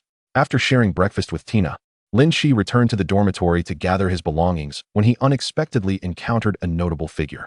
Admiral Sengoku. Sengoku, known as the Buddha, Cap's close friend, and a proponent of justice, had famously orchestrated the downfall of the Whitebeard pirates. Lynch hastily saluted. In response to the unfamiliar naval personnel greeting him, Sengoku merely smiled. Everyone knew that although Sengoku was not yet an admiral, the current Admiral, Kong, had already designated him as his successor. Presently, Kong had delegated all admiral duties to Sengoku, spending his days leisurely basking in the sun, merely awaiting the orders that would see him officially ascend to the rank. Initially, Sengoku would modestly insist he was not yet the admiral, but as time went on and he was addressed as such more frequently, he ceased to correct others. "You are Lynch." Sengoku regarded the young naval officer with growing familiarity, suddenly recalling that on the night Lynch accompanied ZFA to eliminate pirates, the profiles of Lynch, Tina, and Smoker had been laid out on his desk. The next day, during a casual tea with his old friend ZFA, he had discussed this particular naval officer and remembered ZFA's high praise. Thus, Sengoku had retained Lynch in his memory. "This young man is far more handsome than in the photograph." "Admiral, you recognize me?" Lynch exclaimed, visibly astonished. "Of course I do. You are a prodigy within our navy, so you must strive diligently to protect the nation and its people." While Sengoku offered words of encouragement, he contemplated that since ZFA had spoken so highly of this individual, perhaps it would be worth establishing a connection. The navy was rife with factions, such as the Hawks, Doves, Neutralists, and Fence-sitters. "If I recall correctly, prior to joining the navy, you worked on a farm, correct? You must be skilled at shearing sheep." "Indeed, Admiral." Lynch was puzzled by Sengoku's sudden inquiries. "If it's not too much trouble, I would like to ask for your assistance in shearing my pet sheep. Its fleece has grown excessively long." Sensing Lynch might misunderstand, Sengoku added that sheep is involved in confidential matters, so it's best to trust it to someone reliable. The implication of confidential suggested that Lynch had likely seen Sengoku feeding documents to the goat after reading them. So, this goat is quite literally full of knowledge. Lynch thought to himself, though he respectfully replied, "It would be my honor to assist you, Admiral." Sengoku regarded Lynch with satisfaction, recognizing the young man's sense of justice and humility as promising traits. Suddenly, the system's voice echoed in his mind. A new life choice has been unlocked. Select Task 1, Normal Sheep Shearing. Reward, 500 points. Select Task 2, Style the sheep into a cool, eye-catching form. Reward, Swordsmanship Experience Book. Select Task 3, Shear the sheep into a Mediterranean style. Reward, Companion Tomcat. Upon seeing the tasks and rewards, Lynch was momentarily stunned. This system can even produce living creatures. Observing Lynch's prolonged silence, Sengoku assumed he was having second thoughts. That's understandable, after all. Young people often aspire to lofty ideals, and shearing sheep is considered a menial task. If you prefer not to, that is fine, I can find someone else. Witnessing the opportunity slip away, Lynch eagerly grasped Sengoku's hand. "No, Admiral. Given the confidentiality, I believe this sacred task is best suited for me." Sengoku was taken aback by Lynch's sudden fervor. He led Lynch to the Admiral's office, pointing to a sheep beside the desk. This is the sheep in question. The tools are in the box. Please do not touch the documents on the table. I shall step out for a moment. I promise to complete the task, Admiral Sengoku. As Sengoku departed, Lynch stretched his arms, retrieved the shears and clippers from the box, and approached the sheep with measured steps. The sheep seemed to sense impending trouble and began to pace nervously. Buzz. Lynch activated the clippers and firmly embraced the sheep. With a swift motion, a patch of fleece was sheared away, revealing the skin beneath. The sheep, feeling the cool air on its head, bleated in distress and struggled violently.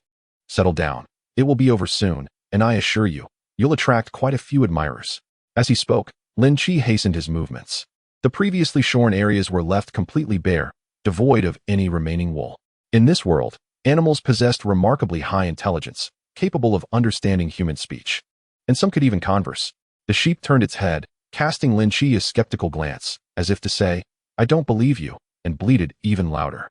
Bah, bah, bah, ha ha ha, Sengoku, you old rascal, you wouldn't be doing anything unspeakable to your sheep, would you? Its cries are far too tragic.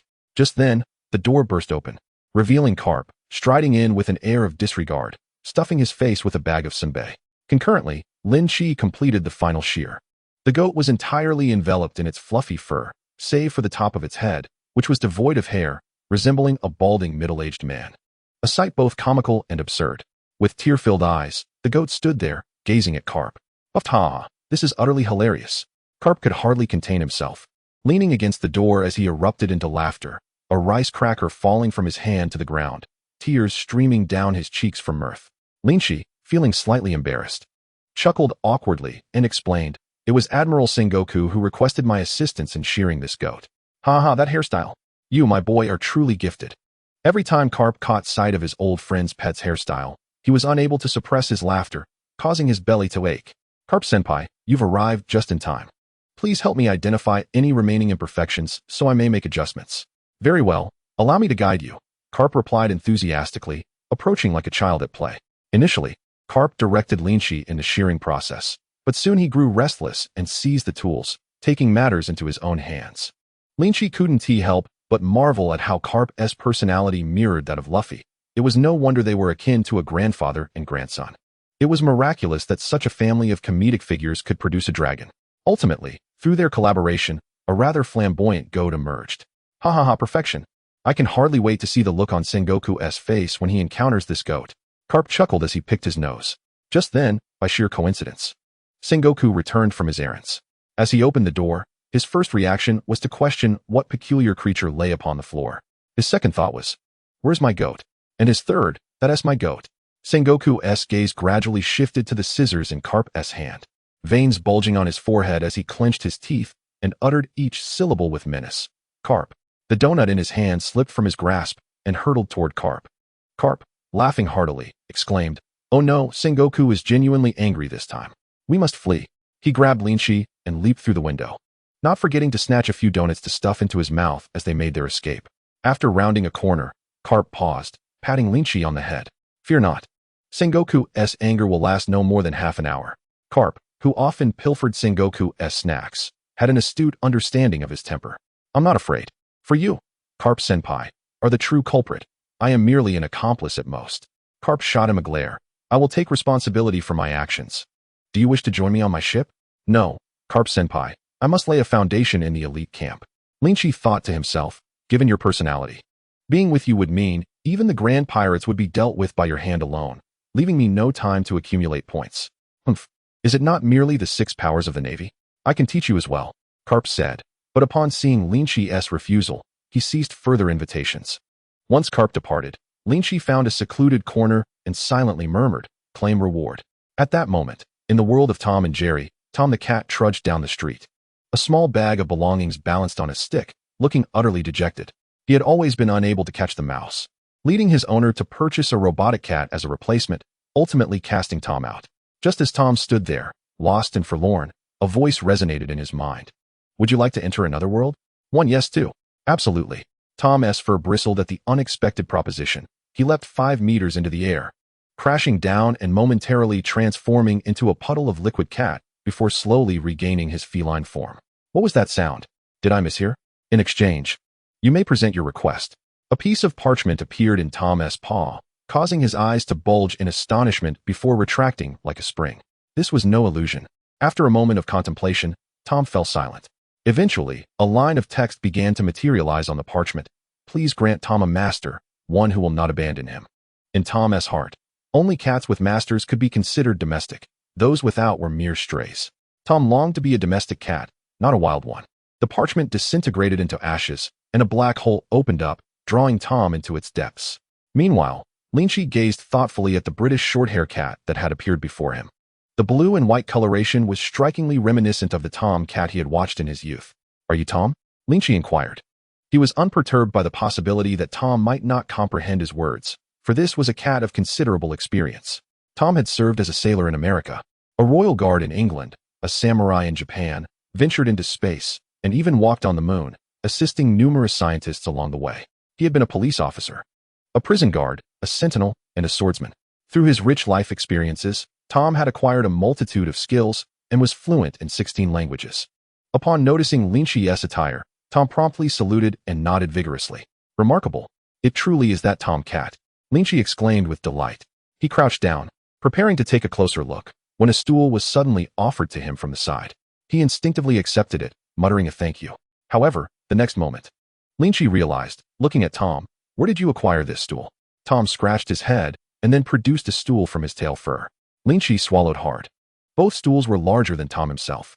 How had he managed to conceal them in his fur? Oh, it was true that the animated Tom often produced various items, as if by magic. Can you hide things in your fur? Tom nodded. How many things can you hide? After a moment of thought, it seemed Tom himself was unsure of the quantity, and he began to pull items out one by one. A shovel, firecrackers, canned goods, a hammer, dried fish, and a telescope. An endless array of items emerged from Tom, forming a small mountain 2 meters high. Enough, enough, please put it all away. Lynch exclaimed. Hearing his words, Tom dutifully began to stow the items back one by one. Lynch gently patted Tom's head, and Tom, thoroughly enjoying the attention, squinted his eyes and nudged Lynch's palm. For the time being, Tom was quite pleased with his new master, unlike his previous owner, who would never have indulged him in such affection. Is there anything you wish to do now? This time, Tom moved with lightning speed, producing a stick from seemingly nowhere and awkwardly scrawling home on the ground. Prior to this, everything had been fine, but now that Tom was with Lynch, he felt he could no longer live with his roommates for fear of revealing anything. Lynch rented a standalone 2-bedroom apartment in the Navy's family district for 60,000 berries a month. It consisted of 5 rooms, 2 living areas, 2 bathrooms, 2 kitchens, and a dining room.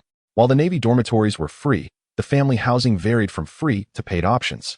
Since he had decided to rent, he might as well choose a decent place to avoid the hassle of moving again in the future. Stay at home and behave yourself. I'll go buy you some cat food and a bed, Lynch said, stroking Tom's fur. Suddenly, Tom wrapped his arms around Lynch's leg, puffing out his chest and mimicking a bicep curl. What is this? You wish to protect me? Tom nodded vigorously, moving like a blur. Then let us go together. Lynch replied, lifting Tom by the scruff of his neck to sit on his shoulder. Exiting the family building, they found themselves in a commercial street managed by the families, making shopping quite convenient. After gathering the necessary supplies, Lynch carried a multitude of bags home, with Tom assisting by carrying one as well. As they walked down the street, Lynch suddenly heard 2 familiar voices, reminiscent of a past encounter. Following the sounds, he spotted a tall beauty and a rather lecherous-looking man in front of a cat cafe. Just by gazing at the woman's alluring silhouette, he could imagine her striking features. The flamboyant clothing was familiar. When had he heard their voices before? Coupled with the man's half-exposed face, which was only slightly less sleazy than Kizaru's, it was easy to deduce that the man was none other than the infamous Vice Admiral Tashigi. The woman beside him was unmistakably the renowned Vice Admiral Peach Rabbit. Gion, do you like cats? How about I buy all of these for you? No need. Peach Rabbit, with a hint of exasperation, sauntered away from the cat shop, acutely aware of being scrutinized. Her eyes, as swift as lightning, locked onto Lynch's. He hastily averted his gaze, feeling a touch of embarrassment at being caught, yet more so captivated by her beauty. What a stunning woman. He nearly lost himself in her allure, unable to tear his eyes away from her exquisite form. How strikingly fair, or rather, how voluptuous. How could there be so many elegant women in the Navy? First, there was Tina, though merely 18. Her well-developed physique exuded a mature aura at all times. In contrast to Tina, who was still transitioning from youth to maturity, Peach Rabbit seemed akin to a perfectly ripe peach, as if a gentle squeeze would yield sweet nectar. Speaking of the three factions, the Navy, the Pirates, and the Revolutionary Army, the Navy was abundant with mature women, while the Pirates had their fair share of lolas. The Revolutionary Army, however, was quite different, filled with a myriad of hermaphrodites. A new life choice has been unlocked. Task Option 1. Gain Peach Rabbit's affection. Reward, 1,000,000 berries. Task Option 2. Ensure Peach Rabbit fastens her buttons to avoid exposing her rabbit. Reward, Peach Rabbit's swordsmanship at age 20. Task Option 3. Conquer Peach Rabbit. Reward, Conqueror's Haki. Gulp. System, if you wish for my demise, just say so. Do you think my frail frame can withstand a kick from Peach Rabbit? She's a major, for heaven's sake. I've just graduated from the elite camp without even attaining a rank, and you expect me to defy her authority? Lynch was certain that if he dared treat Peach Rabbit as he had with Tina, merely surviving would be a stroke of luck. He began to suspect that this system harbored some questionable intentions. Otherwise, why would it prompt him to pursue every beautiful woman that crossed his path? Despite the enticing rewards, he was filled with trepidation at the thought of future missions involving the likes of Big Mom. Unfortunately, the system remained unresponsive to his grievances. After much contemplation, Lynch resolved to abandon this task. Setting aside the feasibility of confronting her given her prowess, he had no desire for an untimely demise. The golden katana at her waist was not to be trifled with. Regardless, this task wouldn't vanish and could be revisited later. Were you just stealing glances at me? Peach Rabbit appeared before Lynch, startling him. So swift. Apologies, Lynch clasped his fists. Your beauty is overwhelming, and it is only human to be captivated. What a charming line. She mused, realizing he was quite the smooth talker. Peach Rabbit leaned down, a playful smile gracing her lips as she regarded Lynch. He found himself disliking the sensation of being looked down upon, especially given that she towered at an impressive 2 meters and 40 centimeters. He, on the other hand, stood at a mere 1 meter 99, barely scraping by the 2-meter mark like red-haired. As they stood face to face, Lynch found himself at the level of Peach Rabbit's bosom, even catching a whiff of her fragrance. From his vantage point, it was indeed a magnificent sight. In this world, where the average height soared to 2 meters and 30 centimeters, and the admirals often reached 3 meters, those above 3 meters were commonplace. Luffy's stature was decidedly a handicap. At a loss for words regarding Peach Rabbit's inquiry, Lynch was taken aback when she continued, "How about you lend me your cat for a while, and we'll call it even?" Tom, who had been watching intently, was bewildered by how he had suddenly become part of the conversation. Lynch chuckled in resignation. "Major, if you wish to pet a cat, just say so. I'll take that as your agreement." Peach Rabbit scooped Tom from Lynch's shoulder, inhaling deeply and wearing a look of pure satisfaction. Truly, a cat lover at heart, seeing Tom, a rare and fine feline, made it impossible for her not to indulge. Out of the corner of his eye, Lynch noticed Tom casting him a quirky glance. What was that cat up to? Ah, what a well-behaved little cat. Would you be willing to come live with me for a few days? I promise there is plenty of fun at my place, Peach Rabbit exclaimed, her delight palpable as she cuddled Tom. The cat, with an air of pride, raised a paw to press against her face, to assist his owner in charming women. Tom was willing to showcase every trick up his sleeve. Back when he was a cowboy in Mexico, he had utilized this very technique to woo countless female cats. T-Pig's eyes widened in disbelief. Was this cat not a prodigy? That is so cool. I want to learn how to do that too. Upon seeing Tom, Peach Rabbit felt her irritation with T-Pig dissipate in an instant. Yet the show was far from over. Tom continued to conjure various objects as if performing magic, quickly mixing a fruit-scented drink and presenting it to Peach Rabbit. Giggling, "Is this for me?" "Thank you." Peach Rabbit accepted the cup, her guard completely down. Who would suspect a little cat in the Navy headquarters? Cats couldn't harbor ill intentions, could they? Delicious. Peach Rabbit licked her lips clean of the last drop of liquid, only to pause. "Wait, what exactly did you just give me?" she burped, her bare skin turning a noticeable shade of crimson as the world around her began to spin, her steps growing unsteady. Seizing the moment, Tom leaped from her embrace, stuffing a bottle into her hands and spraying something strange onto Lynch. "Are you all right, Sister Ji-Yuan?" Lynch steadied Peach Rabbit, while T-Pig, eager to assist, was met with a glare. "Is this really alcohol?" Holding the bottle, Peach Rabbit's gaze grew increasingly dazed, as if she were entranced. "Sister Peach Rabbit, where do you live? Perhaps I should escort you home to rest?" Lynch lamented, struggling with the consequences of his height as he endured a wave of fragrant cat fur in his face. It was both intoxicating and soft, but this was in public. He had done his utmost to suppress his distaste. Otherwise, he would face a significant embarrassment. Tom, what on earth did you give Peach Rabbit? Why do I feel like her gaze is about to devour me? Tom, sensing his owner's concern, proudly extended 5 fingers. 5 fish sticks, at a minimum of 5. Tom had concocted various potions, and the substance he had just produced was one of his recent inventions. What a delightful aroma. Peach Rabbit leaned against Lynch, inhaling the scent wafting from him, growing more entranced as she burrowed closer. Let us not go home. Take me to your place instead. As the words escaped her lips, she immediately regretted them, realizing just how inebriated she had become. What was she even saying? Huh, Sister Peach Rabbit. What did you just say? Lynch responded, astonished. I mean, take me to the cafe to sit for a moment. T-Pig, do not touch me. Let Lynch support me. Lynch assisted the swaying Peach Rabbit into the cafe, where they sat down. T-Pig silently followed, taking a seat opposite them. The condition of Peach Rabbit seemed to worsen, as she clung tightly to Lynch, wishing to merge into his very being. Damn it, I can't take it anymore. Feeling the softness of a voluptuous body, Lynch quietly retrieved a cushion to place on his lap. Glancing at the T-Pig across from him, Lynch felt increasingly awkward, as if he were facing a minotaur. Peach Rabbit's watery eyes also caught sight of T-Pig, and a flood of past memories surged within her, filling her with a profound sense of grievance.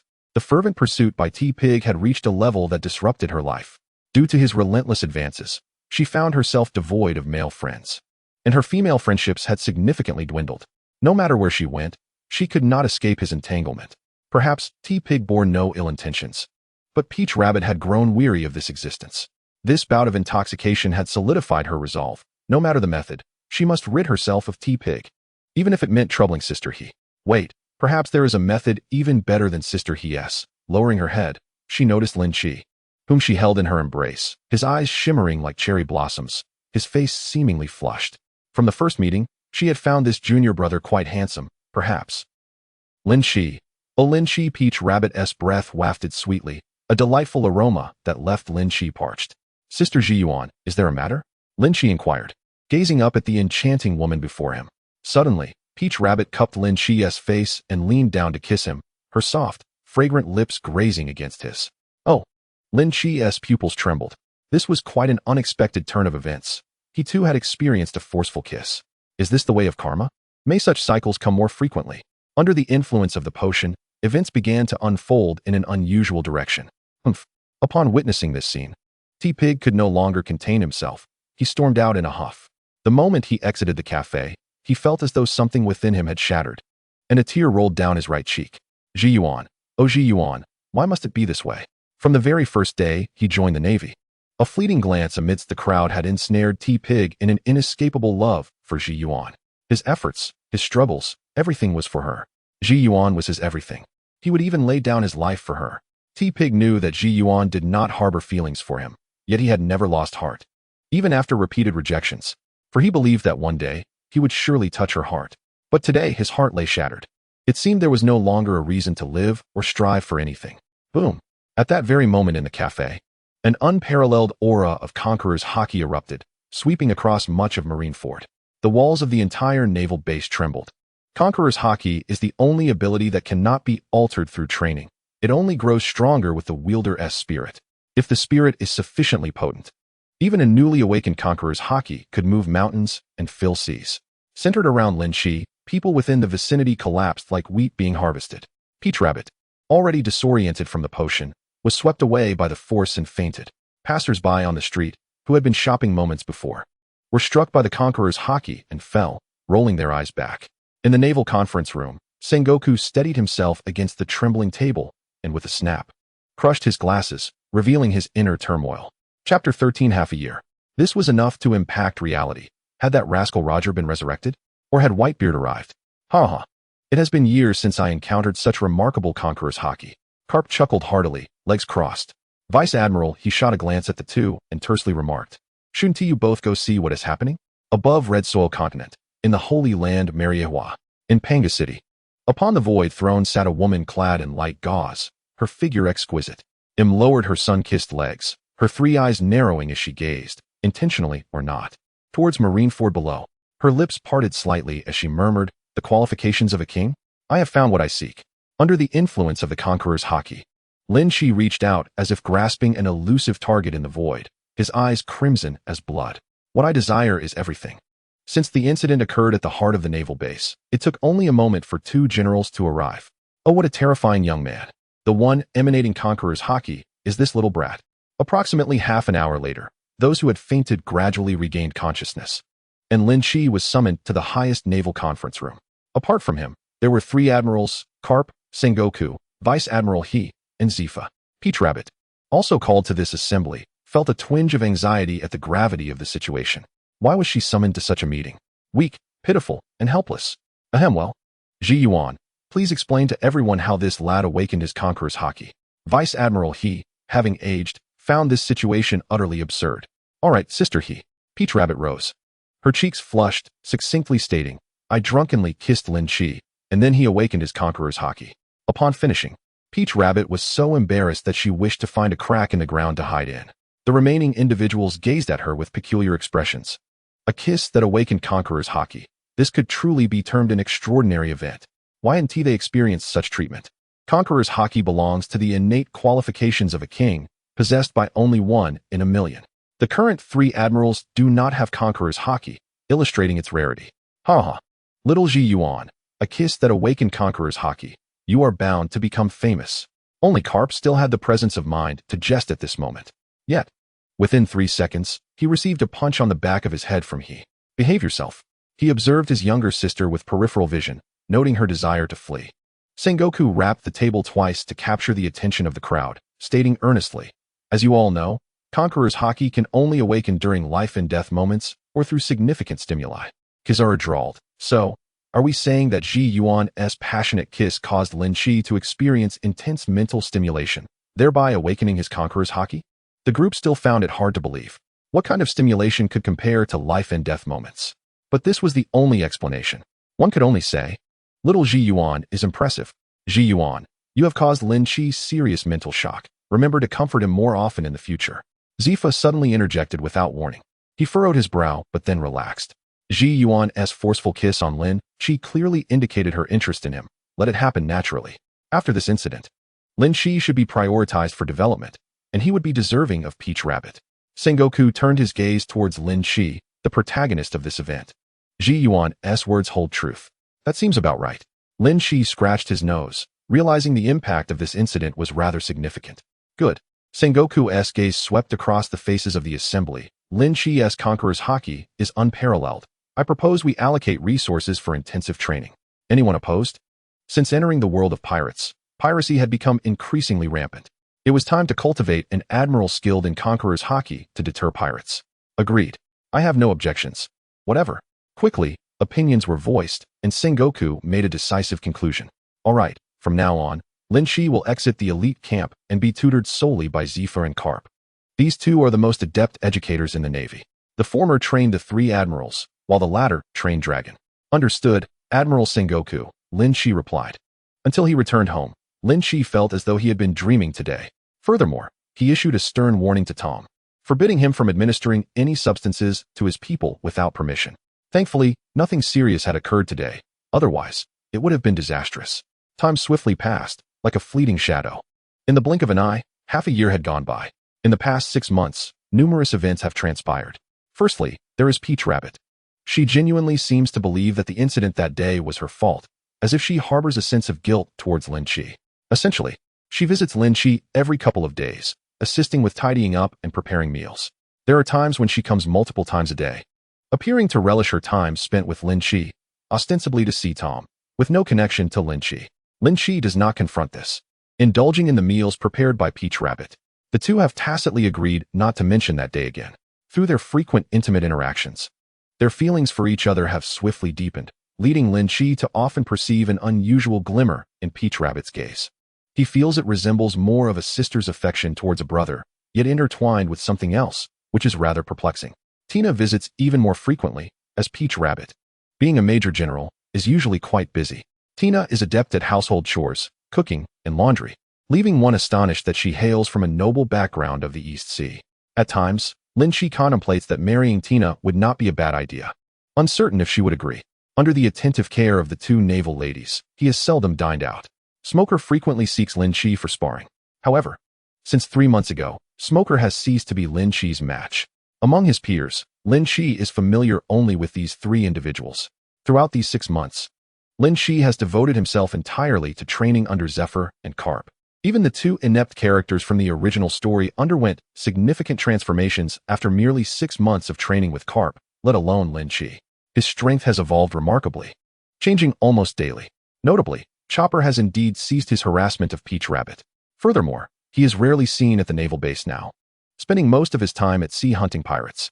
After 6 months, all the Navy personnel from the elite camp have graduated and been assigned to various units within the Navy. Smoker and Tina have been retained by Lynch as part of his team. Lynch has long since reported his intention to embark on a solo voyage. The response from Sengoku was that Lynch was still not qualified to command a warship.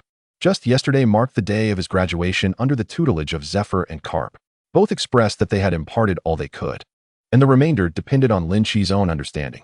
Over the past 6 months, in his quest to learn observation Haki, he has endured many of Carp's affectionate iron fists. Chapter 14. Harvest. At this very moment, a large gathering of Navy personnel congregated along the coast.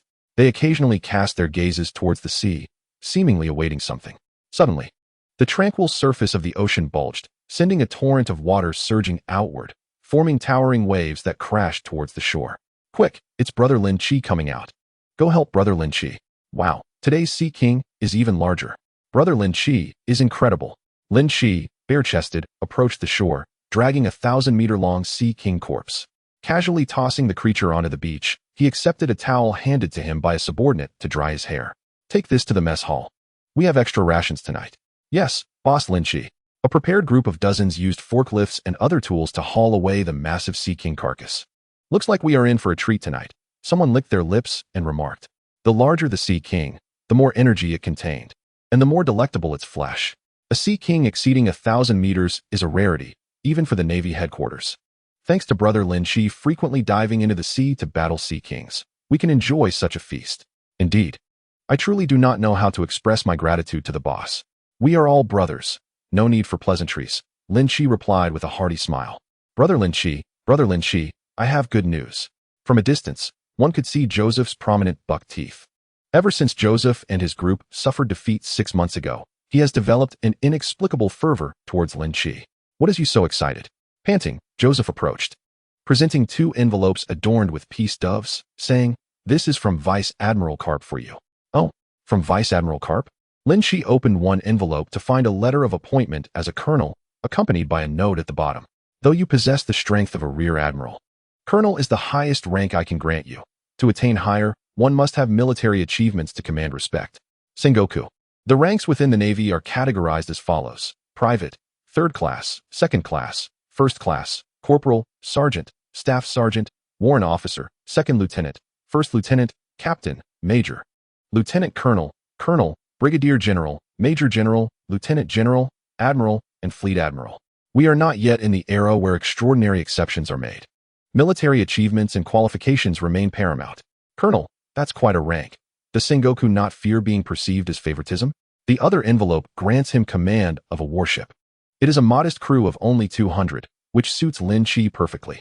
A larger crew would only hinder speed when pursuing pirates. Closing both letters, he laughed heartily. Excellent news. You've worked hard. What good news?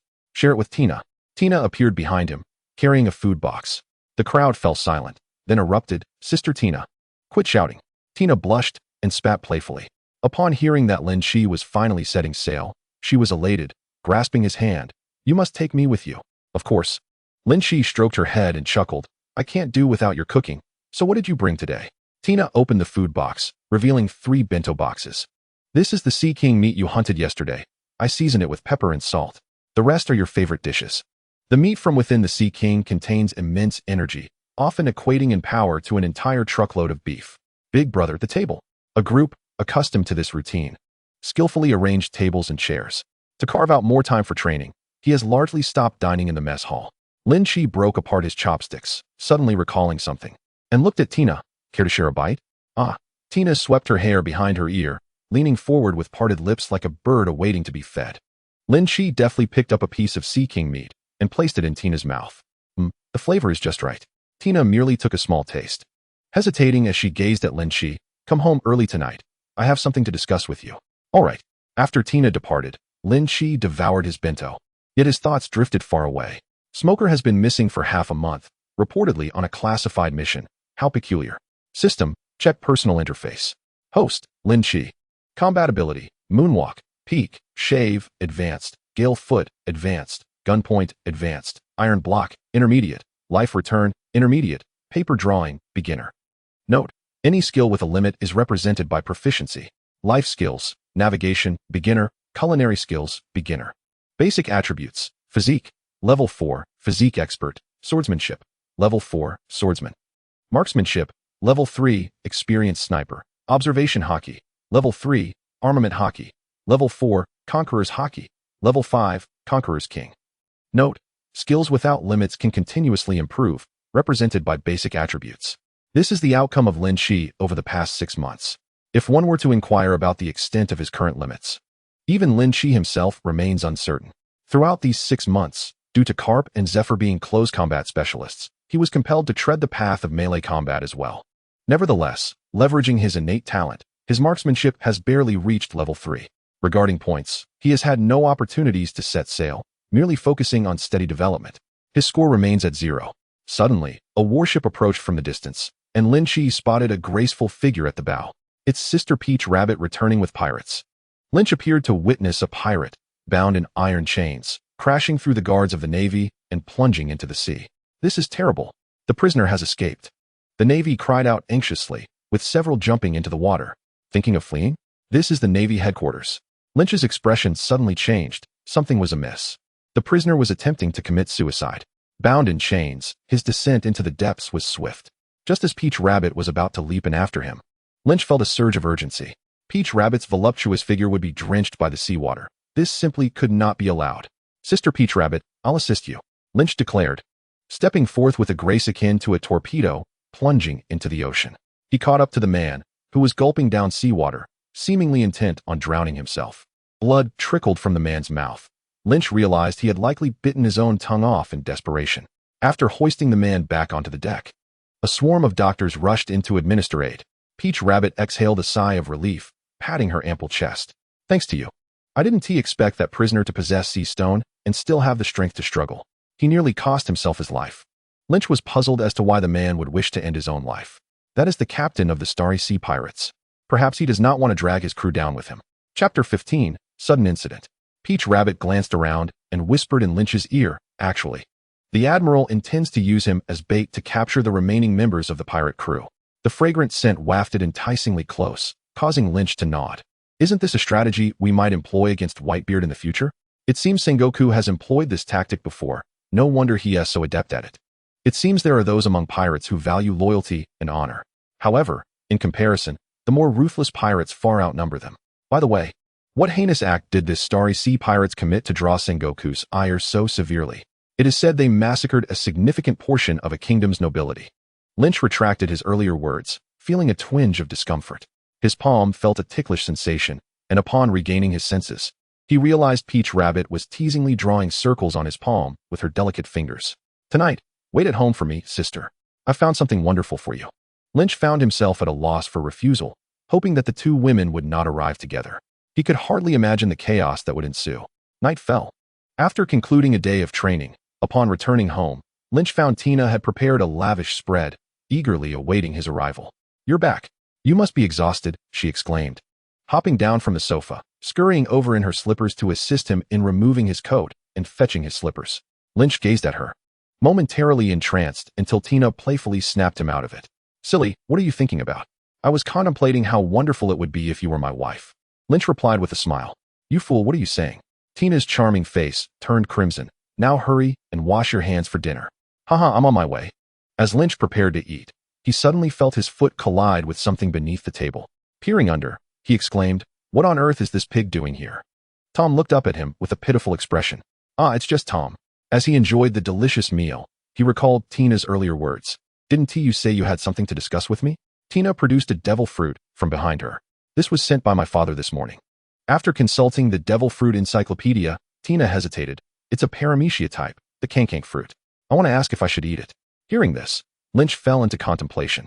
Since she was asking, it indicated her uncertainty. At this moment, he needed to provide her with a definitive answer rather than a vague one. He grasped Tina's hand and said, "Don't eat it. I can find you something much better in the future." "No, I want to eat it." Tina seemed to have made a resolute decision, tightening her grip on Lynch's hand. "Why?" Lynch was bewildered by her sudden change of heart. "Because only then can I truly assist you, you fool. There's no need for such sacrifices. No more talking. My mind is made up." Their gazes locked, filled with unspoken emotions. As their faces drew closer, they shared a kiss. "Meow?" Tom leaped onto the table, capturing the moment with his camera. After a long moment, they parted, and Tina's face was flushed, irresistibly charming. "I think I want to leave tonight. Is that all right?" she said breathlessly, her bosom rising and falling enticingly. Lynch felt parched. Could it be? Tina, sensing his thoughts, shot him an exasperated look. "Pervert, are you thinking something naughty? Which room is empty? I'm moving in. And what if I am being a rogue? After all, you're bound to be mine sooner or later." Seeing Lynch's candidness, Tina playfully retorted, "Tom is watching from the side. Besides, who said I belong to you?" When both turned to Tom, he wore a knowing expression before disappearing in a flash. "Oh, you just kissed me and now deny it? No way, I'm kissing you back. Woo-woo." Tina hadn't anticipated Lynch's boldness, and as he captured her lips, she was rendered speechless. Eventually, her lips became swollen from his kisses, and her steps unsteady as he escorted her back to her room. Lynch savored the lingering sweetness on his lips, leaning back on the sofa with a chuckle. It seemed there would be another guest tonight. As the clock struck 11, the sound of a key turning in the lock alerted Lynch to the arrival of a new visitor. Despite her fatigue, Peach Rabbit's commanding presence remained unmistakable. Unlike any other day, she entered not only with her usual sword at her waist, but also wielding another blade. "Sister Peach Rabbit, over here." Lynch beckoned from the shadows. "Why aren't you turning on the lights?" she inquired, puzzled. "Tom is asleep. I didn't want to wake him." "Very well." Peach Rabbit plopped down onto the sofa, sprawling out in a relaxed manner. "You must be exhausted, Sister Peach Rabbit. Let me give you a massage." Lynch began to knead her shoulders, and Peach Rabbit closed her eyes in comfort. "Let me tell you about that old guy Sengoku." Peach Rabbit suddenly sighed. "Forget it. Let us not speak of Sengoku. This sword is a gift for you. See if you like it. I initially wanted to find you a grand sword, but regrettably, this is merely a good one." Lynch drew the blade from its sheath, its edge glinting sharply in the moonlight, inscribed with the words "Long Abyss." "Sister Peach Rabbit, thank you." "Sister Peach Rabbit?" Lynch turned to find her deeply asleep, leaning against the sofa. Concerned she might catch a chill, he lifted her graceful form and carried her to another guest room. After tucking her in, just as he was about to leave, a delicate hand suddenly grasped him. "Don't go," Peach Rabbit murmured drowsily. Suddenly, a strong pull seized him. Fearing to awaken her, Lynch offered no resistance, finding himself drawn onto the bed. "Woo-woo, I can't breathe." Just as he struggled to free his head from a certain predicament, a soft, lengthy leg pinned him down. Lynch found himself in a state of amused exasperation. "Fine. To avoid waking Sister Peach Rabbit, I'll just have to endure this." With that thought, he rested his head against the soft warmth, inhaling her intoxicating fragrance, and gradually drifted off to sleep. In the darkness, Peach Rabbit's body temperature gradually rose, eventually settling into tranquility. At 1 o'clock in the morning, a series of urgent system notifications jolted Lynch awake. Detected the Sun Pirates' intent to rescue slaves in Mariewa. A new life choice has been activated. Choice 1. Ignore the outside world and sleep soundly with Peach Rabbit. Reward. Great Sword, the second generation of Okido. Choice 2. Go forth to thwart the Sun Pirates. Reward. Paramecia-type sweet fruit. Choice 3. Assist the Sun Pirates in liberating the slaves. Reward. Accumulated rewards based on the degree of liberation. This was the first time such an accumulative reward appeared. Moreover, what was this about the sweet fruit? Wasn't it consumed by the Empress? Could it be that the Empress would perish tonight? Chapter 16, The Sun Pirates. Lynch ceased to ponder further. Whether the Empress lived or perished was of no concern to him. However, he found himself quite intrigued by the potential rewards that could be amassed. Sister Peach Rabbit. You are pressing down a bit too firmly. With utmost care, he removed the lovely leg resting upon him and shifted away the softness that lay upon his chest. Stealthily, Lynch lifted the covers, donned his shoes, and exited the room. At the moment the door closed, Peach Rabbit's eyes fluttered open in the darkness. Lynch shed his naval uniform, sought out a complete set of black attire, obscured the lower half of his face, and, utilizing the power of life return, heightened his stature to a towering 2 meters 1. This should ensure absolute safety. Engaging in such clandestine activities under his official identity would surely provoke the ire of at least 3 vice admirals by dawn. With a graceful stride, Lynch glided away into the night. At this juncture, traversing a red line continent was merely a triviality. Having perused the original narrative, Lynch was aware that the group of fishmen ascended from the rear of the red line. Thus, with his observation Haki activated, locating them proved to be no arduous task. Found it. After an indeterminate passage of time, he discovered, amidst the darkness, the sun ship gently docking at the red line. Brother Tiger, are we truly embarking on a perilous quest to rescue those humans? Do not forget, you once harbored animosity towards them. On the deck, Arlong indignantly grasped Tiger's shoulder, shaking him incessantly. Arlong, you are being excessively unruly. Release Captain Tiger at once. The fishman Tiger gestured dismissively at Jinbei, his gaze fixed intently on Arlong's eyes, stating, Arlong, I understand your hatred for humans, but not all of them are malevolent. You must learn to forgive them. Lady Odoheim hopes that in our generation, we can achieve reconciliation between fishmen and humans. We represent the fishmen, but the fishmen do not solely represent us. You ought to comprehend that. Moreover, many of our fellow fishmen are among the slaves, and my initial intent was to assist our kin. Indeed, Arlong, you should heed Captain Tiger's counsel, remarked the naive chopper. Humph, Arlong scoffed, stepping aside and falling silent. Perhaps due to the butterfly effect, Tiger did not possess the unyielding hatred for humans he once did. Rather, he was moved by Odoheim and chose to relinquish his animosity. It appeared that the renowned Sun Pirates were not quite as formidable as their reputation suggested, struggling even to manage their own subordinates. A sudden voice startled the Sun Pirates. They knew that their forthcoming endeavors could not afford to leak a whisper. The fishmen turned toward the source of the voice and beheld a solitary figure standing proudly atop the ship's sail, arms crossed, gazing down at them from a lofty vantage. You bastard! How did you find us? What do you want? The crew queried, on edge. Arlong coldly brandished his shark-toothed blade, pointing it at Lynch, questioning why they needed to ask so many questions when he could simply capture and interrogate him later. The other fishmen remained silent, tacitly endorsing Arlong's choice. Young fishman, I advise you to carefully consider the consequences of taking action against me. Are you capable of bearing them? Lynch's voice dropped, slowly raising a finger. In an instant, an overwhelming pressure surged towards Arlong, whose lifeless eyes widened as he broke into a sweat. For a fleeting moment, he envisioned his future. Should he dare to strike that man, his hand would undoubtedly be severed. Observing Arlong's demeanor akin to one freshly emerged from water, Tiger stepped forward. Respected warrior, please forgive Arlong's impudence. Might I inquire whether you are friend or foe? Jinbei and the other fishmen tightened their grips on their weapons, prepared to act should the man respond unfavorably. Whether I am friend or foe depends on your choices, Lynch replied indifferently. You intend to ascend to Mariehua tonight, do you not? Allow me to accompany you.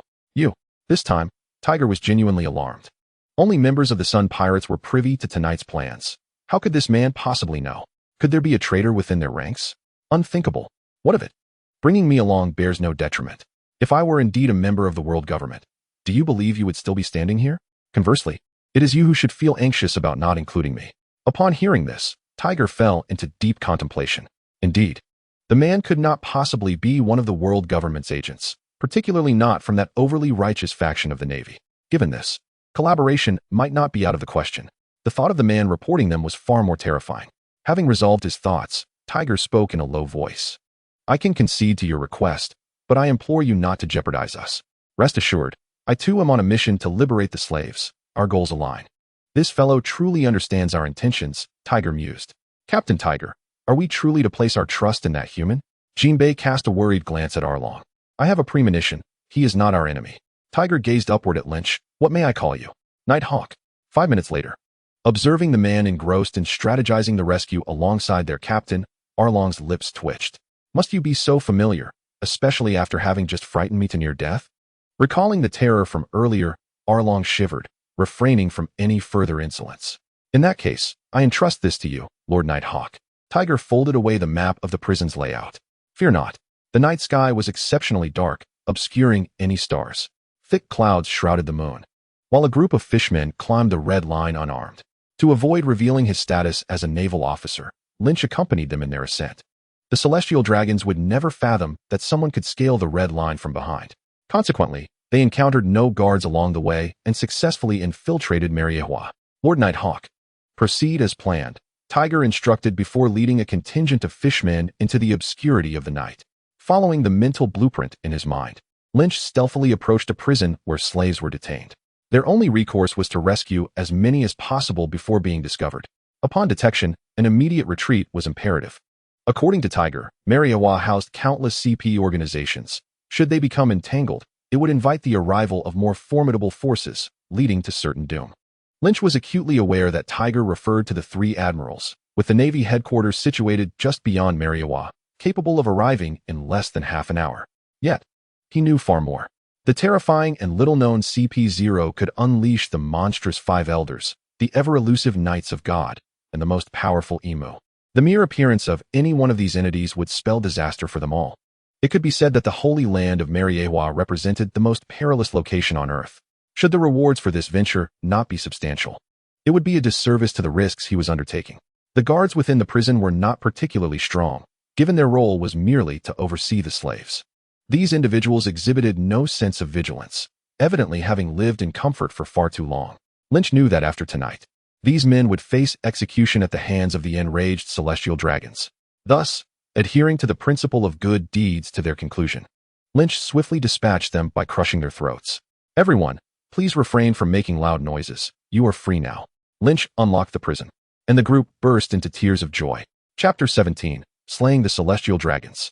After exiting, they proceeded eastward, where individuals awaited to assist their escape. As they expressed their gratitude, they approached Lynch, bowing deeply before departing. Ding! Congratulations on completing the first phase of the mission. Would you like to claim your reward? No. Just as he had liberated the slaves from this prison, a distant explosion reverberated through the air.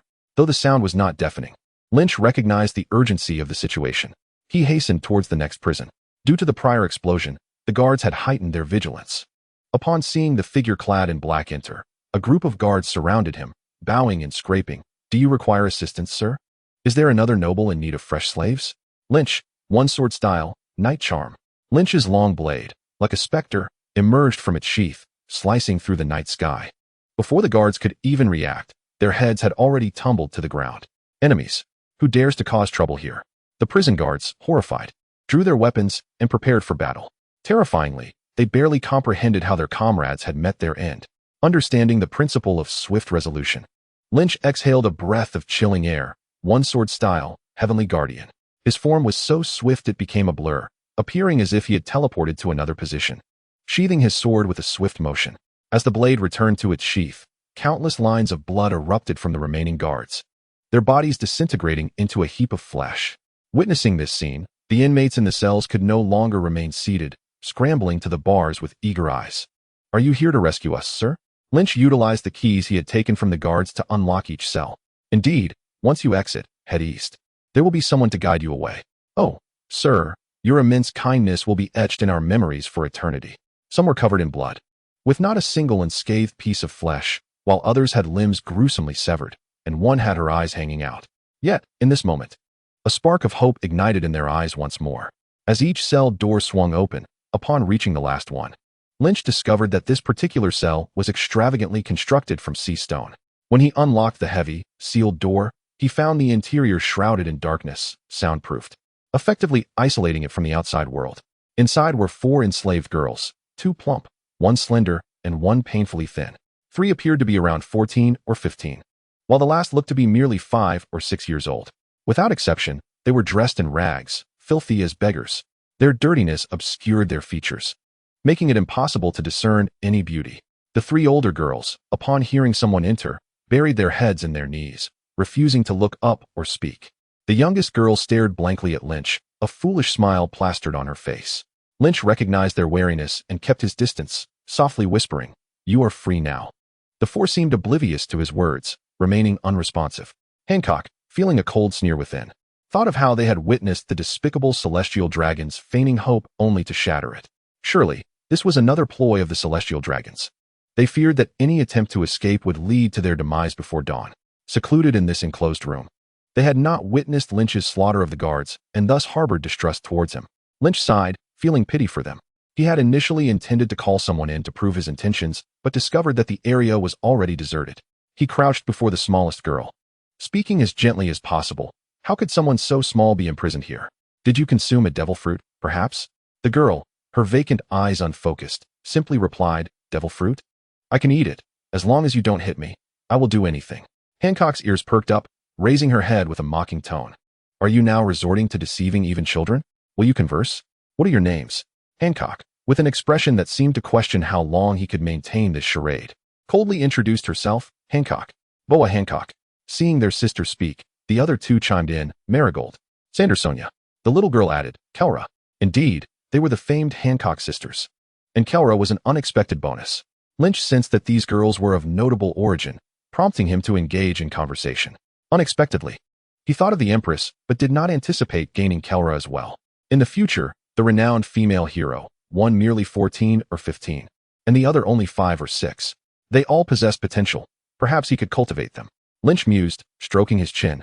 For nothing could provide greater satisfaction than nurturing young girls. Hey, Daddy, why are there so many people lying here? Are they sleeping? Fool, they are dead.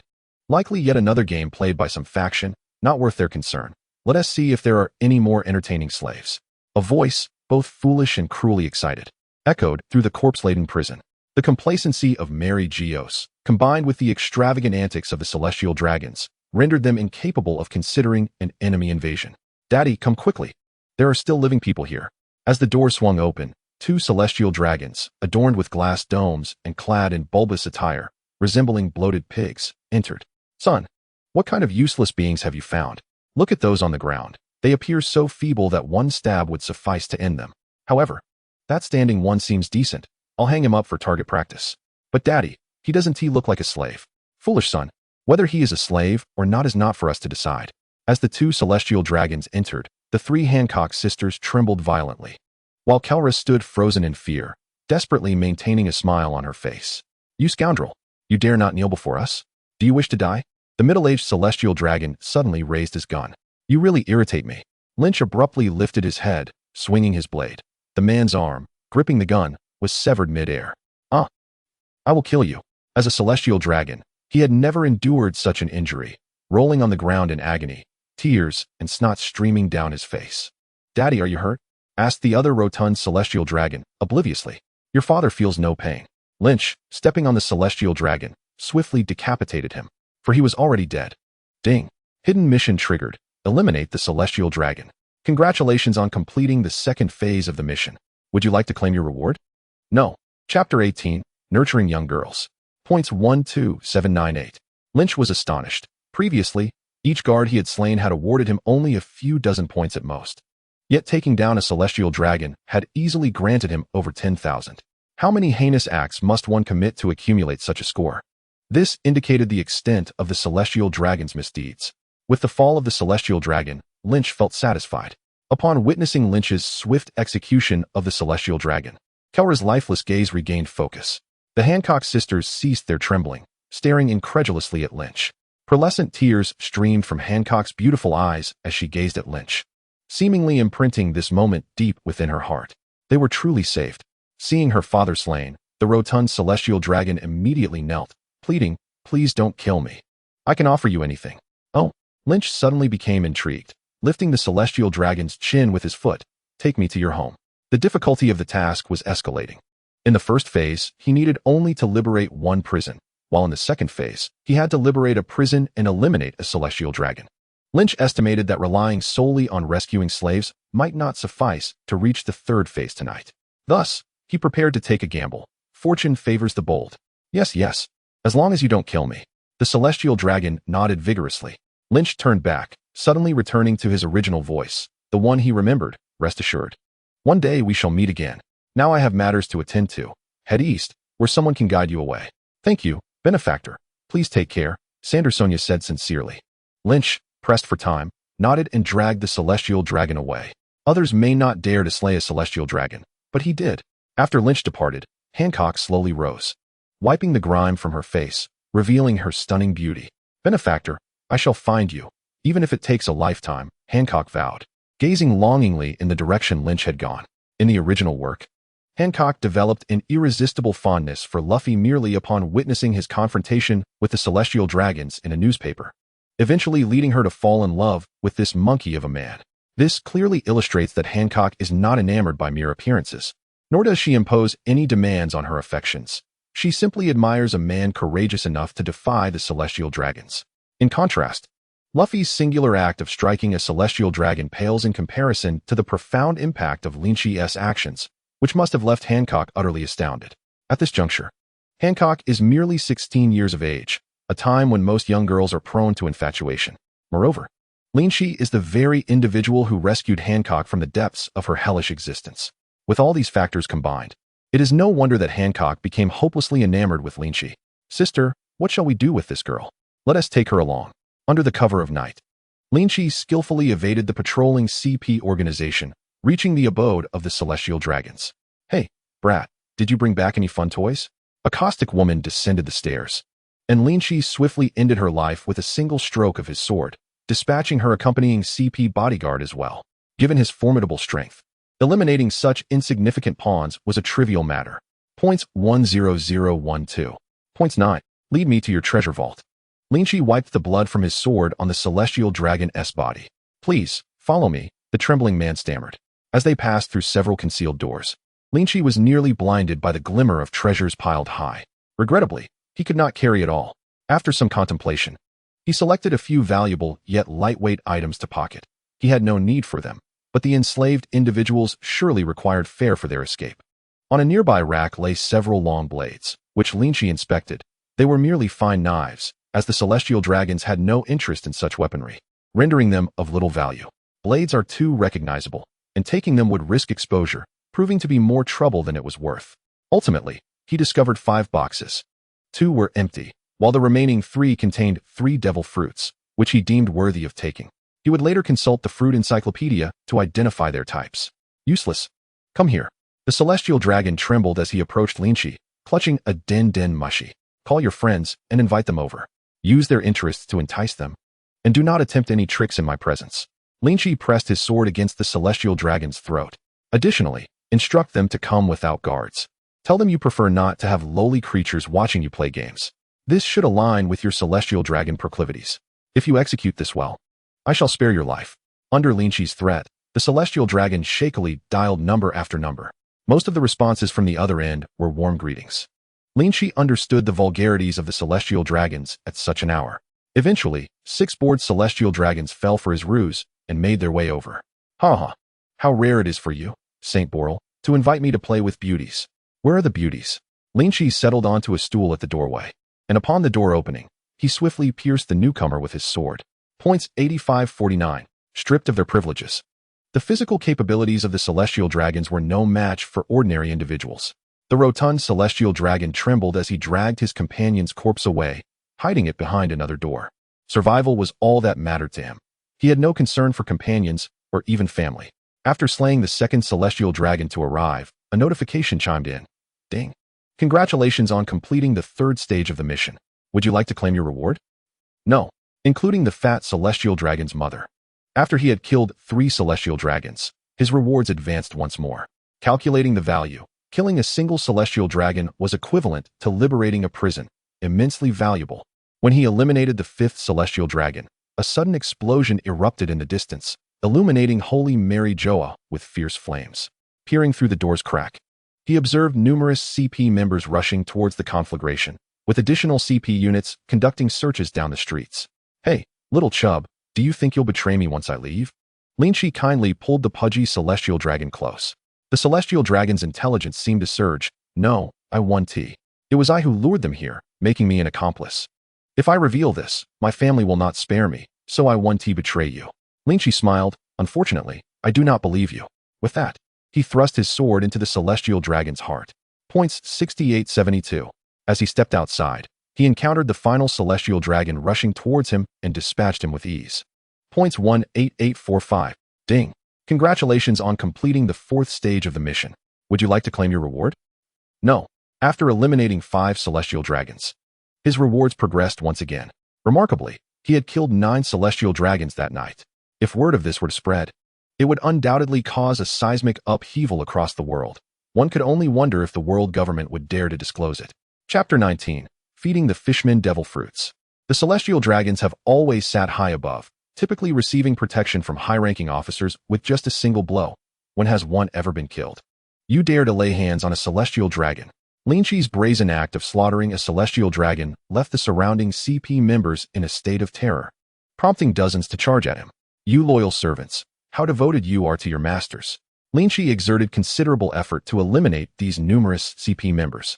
Now at the forefront were seasoned CP agents, not weaklings by any measure.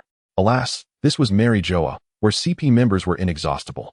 Hundreds of CP members soon surrounded him, and Lynch, unable to withstand the pressure, relied on his speed to evade them. Moving eastward, he spotted the fleeing slaves and the fishmen setting fires, along with some fishmen and slaves engaging with the approaching CP forces. These slaves were extraordinary, otherwise they would not have been enslaved by the celestial dragons. Many of them were former notorious pirates. He even caught sight of Arlong fiercely battling the CP organization while protecting the fishmen slaves, which caused Lynch to pause in contemplation. It appeared that if a capable leader could reign in Arlong, he might not be wholly malevolent. "Where is your captain?" he casually inquired of a nearby fishman. "It's Nighthawk," he asked at the cliff's edge. "Hurry, we can't hold out much longer." As the CP forces continued to swell, the Sun Pirates were steadily retreating. At the cliff's edge of the Red Line, slaves jumped into inflatable boats that had been pilfered from the Mary Joa warehouses, with numerous boats lining the precipice. "Fishman karate, air burst," Tiger shouted as he unleashed a powerful punch into the air, creating a fierce gale that sent several inflatable boats tumbling over the edge. The boats cascaded down like autumn leaves, landing safely on the ocean's surface. Impressive technique. As Lynch drew closer, he noticed Tiger drenched in sweat, having unleashed countless punches. "Nighthawk," Tiger gasped, "you've returned." Lynch looked at the drenched fishman, feeling a surge of respect. Such good souls were rare. "I've killed several celestial dragons. The world government will likely attribute this to you. After today, find a place to hide quickly, and do not emerge for at least a decade, or you may face grave peril." He handed Tiger a devil fruit, a ring, and a pair of exquisite earrings. "This devil fruit appears to be Zoan type. If you find yourself gravely injured in the future, it may save your life. As for these earrings and the ring, please discreetly deliver them to 2 slaves named Hancock and Kiera, helping to ensure their safe return to their homeland. Consider it a favor owed to you." If his memory served him correctly, Tiger would soon succumb to severe injuries, and if possible, he wished to protect him. Given their bond formed today, Tiger would play a crucial role in his plans for Fishman Island. Upon learning that Nighthawk had dared to kill celestial dragons, Tiger was astonished but did not cast blame. Regardless of the overwhelming presence of lice, the world government would pursue them relentlessly after tonight. Even if he were not the scapegoat, he would still chuckle and boast about the Nighthawk. For Tiger, who had endured 3 years as a slave, an inherent loathing for the celestial dragons lingered deep within. "Brother Nighthawk, I shall certainly assist you with your request, although I hesitate to speak of this devil fruit," he said. "Take it. I hope you never have to use it, but one must always be prepared for the unexpected." The notion of allowing the fishmen to consume a devil fruit was likely a concept only Lynch could conceive, transforming the fishmen into land dwellers. "Very well," Tiger said with a bitter smile as he accepted it. Exhaustion had overtaken Tiger, and the remaining inflatable boat could only plunge down the cliff, its survival resting solely on fate. "Captain Tiger, we can't hold on any longer." A horde of fishmen stumbled forward, with Jinbei at the forefront, his body battered and bloodied. Behind him, Arlong limped, his calf pierced by a spear. Compared to their arrival, the Sun Pirates had suffered a loss of 1/3 of their numbers. Countless members of the CP organization swarmed the mountains, pursuing Jinbei and the others. Tiger glanced at the endless stream of slaves arriving and let out a deep sigh. He knew they would not escape. Yet, his fellow fishmen must survive. "As your captain, this is my final command. Sun Pirates, return the way we came. Do not look back. I will hold them off," Tiger shouted, clenching his fists. "Captain Tiger," Little 8 cried out, tears streaming. "Stop speaking foolishly. We cannot abandon you." Jinbei's fish-like eyes burned crimson with rage. "Someone must hold them off, or we will all perish here. As captain, this is my duty. There is no need for further discussion." Tiger attempted to envelop his fists in Haki, but fatigue from his previous exertions caused him to stagger, nearly toppling over. At that moment, a long and powerful hand grasped his shoulder. It was Lynch. "You are in no condition to hold them off. Let me take over." "Brother Nighthawk," Tiger exclaimed in surprise, having already resigned himself to dying here today. "Let us go. Do not forget what I entrusted to you." Lynch patted Tiger's shoulder and drew his sword, facing the advancing army. "Brother Nighthawk, the Sun Pirates will forever remember your kindness today." Tiger understood that this was not the time for hesitation. He boarded the inflatable boat with his companions and leapt down the cliff. "If you wish to pursue, you must first contend with this blade in my hand," Lynch proclaimed, brandishing his sword against the advancing forces. In the world of One Piece, swords and blades were indistinguishable, although he wielded a sword. He was referred to as a swordsman or a swordmaster, thus his blade could be called a sword. The pursuing CP agents were astonished to find that it was not a fishman blocking their path, but a human. Who are you? And what is your connection to those fishmen? Forget it. Capturing you will yield the same result. Shave. A group of CP agents utilized the Navy's 6 styles, swiftly closing the distance to Lynch. Gunpoint. Countless fingers pointed at Lynch like bullets from every direction. The power of the gunpoint was sufficient to pierce steel. To be struck by it would mean a gaping wound. Huh. So you think you can take advantage of my inability to use the Navy's 6 styles? Lynch unsheathed another blade from his waist, executing his dual-wielding technique, Troubled Wind. A powerful whirlwind erupted from Lynch, shredding the enemies within its vicinity to pieces. Their screams echoed as they perished. Headbutt impact. Major explosion. With his dual-wielding technique, he cleaved through the masses, even as he struggled against the overwhelming onslaught of abilities. He faced thousands of elite CP agents single-handedly. If it weren't for the distinctive nature of his conqueror's haki, dealing with these foes wouldn't have been such a hassle. Chapter 20, Kizaru arrives. There seemed to be no end to the slaughter. For every one he killed, 10 more appeared. Lynch felt that after 10 more minutes, he would need to retreat. Corrode blades. Suddenly, an unexpected figure emerged, grasping Lynch's sword, and not only unharmed, but also corroding it into worthless iron. Surprised, are you? I am the Corrosion Man, who has consumed the Corrosion Fruit, the bane of all swordsmen. Fool. Lynch sidestepped to obscure his view and thrust his gunpoint through the man's heart. Blood gushed from the man's throat as he looked at Lynch in disbelief. With a swift motion, Lynch severed the man's head with his other blade. Sweet impact. Gale kick. Lynch noticed a heart-shaped projectile flying toward him, uncertain of what bizarre fruit abilities it might possess. He deftly dodged the incoming kick and sheathed his long blade. Draw and slash. With a single stroke, he felled dozens of enemies, gaining a brief moment to catch his breath. Suddenly, his observation haki flared, and he instinctively turned his head as a gust of air whizzed past his ear. Flying gunpoint. It seemed a formidable opponent had arrived. An enemy wearing a cat-faced mask appeared before Lynch, attacking without hesitation. The legendary CP-0? In response to Lynch's inquiry, the enemy unleashed a barrage of 6 gunpoint strikes. 6 afterimages targeted his head, heart, and limb arteries. In just their first encounter, Lynch could gauge that the man's strength rivaled that of a vice admiral. This is troublesome. Unable to employ the Navy's 6 styles or his conqueror's haki, and with only 1 blade remaining, he found himself at the mercy of a vice admiral-level expert. After dozens of exchanges, the sword imbued with haki was shattered by the opponent, sending Lynch flying. This time, Lynch had brought only 2 ordinary swords, which, even when coated in haki, could not withstand the relentless assault of another haki user. At that moment, a notification chimed in his mind. Ding. Successfully covered the retreat of 12,000 slaves. Congratulations on completing the 5th, final, phase of the mission. Would you like to receive your reward? Lynch hesitated, pondering whether to claim it now. After all, if it were a supreme blade or a devil fruit, he wouldn't be able to carry it with him. Unless it were a Zoan type, consuming a devil fruit would require a period of adaptation, during which he would become a land dweller, doomed should he fall into the water. The man wearing the owl mask swiftly closed the distance, delivering a whip kick to Lynch's head. Disregarding his prior thoughts, Lynch focused entirely on facing this formidable opponent. His mentors were Garp and Zephyr, so aside from swordsmanship, his martial arts were commendable as well. For the time being, he could endure under the man's onslaught for 3 to 5 minutes. The escape route was completely surrounded, yet he remained relatively calm. If necessary, he could reveal his moonwalk ability. He was confident he could evade capture. Oh, so you are the one responsible for releasing so many slaves. You are quite the remarkable young man. A figure floated in the air like a sunbeam. A lecherous older man mockingly observing the scene below. In truth, Kizaru had arrived 5 minutes prior. Had he not feared Sengoku would dock his pay, he might have lingered a while longer. Admiral Kizaru. Lynch's expression changed dramatically. Wasn't it said that admirals take half an hour to arrive? Of course, Kizaru had consumed the legendary Pika Pika no Mi, allowing him to arrive in an instant. An admiral? It seems I must fight with all my might. A terrifying gaze emanated from Kizaru, as if he intended to strike. Slowly, he raised his 2-meter-long leg. Young man, have you ever been kicked at the speed of light? In the blink of an eye, Kizaru transformed into a golden light, appearing beside Lynch and kicking him skyward to a height of 100 meters. The CP-0 agent froze momentarily, bewildered by Kizaru's actions. What was the purpose of kicking him so far? Speed is power. Shaku outline.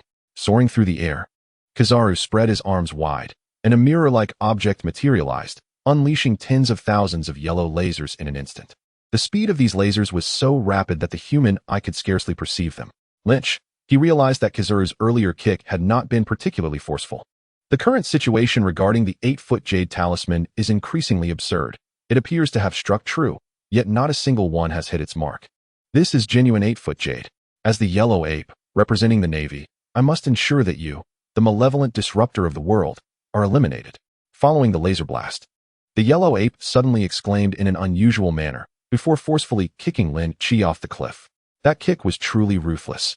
Lynch violently coughed up blood and succumbed to unconsciousness. It was not until he plunged into the sea that the coolness of the water roused him, prompting thoughts about why the yellow ape had feigned sparing his life. He was confident that his opponent had not recognized him, and it was even less likely that he was the legendary Uncle Huang. Is ambiguous justice, after all, still justice? It seemed Lynch had developed a new understanding of the yellow ape. After a moment of silence, he glided towards the naval base with a moonwalk. At 4 a.m, Lynch returned to Marineford from a secluded corner. He could not make sense of the sudden appearance of certain things. He feared they might present him with strange and peculiar items. Thus, he resolved to leave the Navy the following day and collect his rewards at a later time. Upon arriving home, Lynch promptly destroyed anything that could expose him. After a refreshing shower, he took out the Devil Fruit Encyclopedia to examine the 2 devil fruits in his possession. Fortune smiled upon him, as both fruits were documented, one being the Paramecia-type prison fruit, and the other, the Zoan-type horse fruit in its large-footed horse form. After contemplating for a while, Lynch knocked on Tina's door late at night. "What is it?" Tina groaned, clearly sleepy. She emerged in her lingerie, entirely unaware of the revealing nature of her attire. Her curvaceous figure left Lynch astounded, particularly the depths of her bosom, which appeared to be an endless abyss. Sensing his intense gaze, Tina rubbed her eyes and looked down. Do not look." In a moment of confusion, she did not know whether to cover her body or shield Lynch's eyes, ultimately slamming the door shut with a resounding bang. Lynch swallowed hard. The thrill of the late-night encounter, along with the unexpected benefits, was exhilarating. After a while, a fully dressed Tina welcomed Lynch inside. Upon closer inspection, one could see her cheeks were flushed, making her all the more adorable. "Give me your devil fruit." "Oh." Tina did not ask further questions, but obediently retrieved the devil fruit from her bed. "This is for you." Lynch handed her the prepared Paramecia-type prison fruit. "What is this?" Tina examined the devil fruit in her hand, sensing a resemblance to her own. "This is the Paramecia-type prison fruit, an advanced version of your own. Consuming it should allow you to disguise yourself effectively as the prison fruit. Go ahead and eat it," Lynch explained with a smile. Chapter 21, Smoker. Tina took a step back, her mouth agape in astonishment. "Where did you get this?" The price of a devil fruit on the black market reaches as high as 100 million berries, and acquiring one is often more wishful than feasible. Tina could hardly fathom the risks Lynch must have taken to procure this fruit for her. Lynch merely smiled at her. "All right, I'll eat it." With determination in her heart, Tina bit into the fruit. However, she soon doubled over, retching uncontrollably, and decisively tossed the half-eaten devil fruit into the garbage. The taste was so foul that she could not imagine anything worse. "How did it go? What kind of abilities did you gain?" Lynch awaited her response eagerly. Tina closed her eyes to sense her newfound powers, her face lighting up with joy. "I can materialize anything related to prisons, and they come with special attributes." As she spoke, a long whip and a pair of handcuffs appeared in her hands, and she looked at Lynch with eager anticipation. "Do you want to give it a try?" Lynch's gaze flitted between the handcuffs, the small whip, and Tina's beautiful face, and he suddenly shivered, waving his hands dismissively. "Forget it for now, we'll talk about it later." Tina playfully twirled the small whip, teasingly saying, "Look at you getting scared. I won't really hit you." After spending a tender moment with Tina, Lynch returned to his room to sleep. The next morning, Lynch awoke early. While he was munching on cookies on the sofa, both Tina and Peach Rabbit's doors swung open simultaneously. They stretched their bodies, revealing their slender waists, resembling lazy kittens. Smack! Lynch's cookie fell to the floor. Was the chaos about to begin? "Good morning, Peach Rabbit." "Good morning." Tina and Peach Rabbit greeted each other like the best of friends, leaving Lynch astounded. Their reaction seemed rather unusual. "What are you thinking? You dropped your cookie." Peach Rabbit bent down to pick up the cookie from the floor and tossed it into the bin before sitting beside Lynch. "What's wrong? You look quite surprised." Tina sat on Lynch's other side, nonchalantly munching on the cookie that he had taken a bite of, as though it were no concern of hers. "Nothing much." Sandwiched between the two, Lynch attempted to maintain his composure while inhaling their unique scents. Suddenly, a rapid knocking at the door provided him with salvation. "Brother Lynch, is Major Peach Rabbit there? The Admiral wants her to attend a meeting." "Oh, and the Admiral wants you to come too." Lynch exchanged glances with Guion, wondering what could possibly be so urgent this early in the morning. However, he had a nagging suspicion that it was related to his actions from the previous night. "All right. We understand. You may leave now." Both dressed and ready, they arrived at the conference room to find that nearly all the mid to high-ranking officers of the Navy were present. The seating for 100 was nearly filled, and Peach Rabbit led Lynch to a side. Once everyone had gathered, Sengoku emerged from the background, affixing 3 photographs to the tactical board for everyone to see. "Smoker." Lynch felt a wave of foreboding wash over him. The foremost photograph on the tactical board was unmistakably of Smoker. However, this Smoker appeared different from before. Not only was he in a prison setting, but he also had a cigar dangling from his mouth. Sengoku struck the photograph of Smoker with his pointer, stating in a grave tone, "The first matter for discussion today is this young Navy officer. Our Navy previously assisted the world government in transporting a Logia-type devil fruit. However, during transit, we were ambushed by the Yonko beast pirates. A battle ensued, and we were outmatched. This young officer consumed the devil fruit himself to prevent it from falling into enemy hands." Upon hearing this, Lynch felt a sense of dread. The mere mention of a Logia-type fruit meant that Smoker's life was worth more than 10 lives, as evidenced by the current 3 admirals who all wield Logia powers. Especially considering that the Navy was cooperating with the world government, this was a dire situation. The implications of this incident were more profound than they appeared. It was a precedent that could not be set, necessitating a severe example to deter others. Imagine if Smoker were to emerge unscathed from this ordeal. Future transport missions of devil fruits could see officers masquerading as pirates to seize the opportunity to consume the fruits themselves. Indeed, Sengoku continued, "The world government demands Smoker's execution. What are your thoughts?" "The world government? Humph. I suggest we let Smoker prove himself under my command," Akainu coldly remarked, his face set in a grimace. In his view, the Navy should handle its own mistakes rather than be dictated to by the world government. But Smoker's actions were not without merit. Had he not consumed the devil fruit, everyone on that ship would have perished and the fruit would have been lost. If we execute a hero, it will surely dampen the spirits of the Navy. Instead, why not hand him over to me?" Akiji interjected, eager to claim Smoker for himself. Both vying for the Logia-type subordinate. The tension between the two was palpable. "Whatever the Admiral decides, I wholeheartedly agree," Kizaru said leisurely, raising his hands. Lynch's lips twitched slightly. Truly, Kizaru epitomized the diligent worker, remaining unscathed and offending no one. Once the 3 admirals concluded their remarks, the Vice Admiral finally spoke, with the rear position occupied by the Rear Admiral.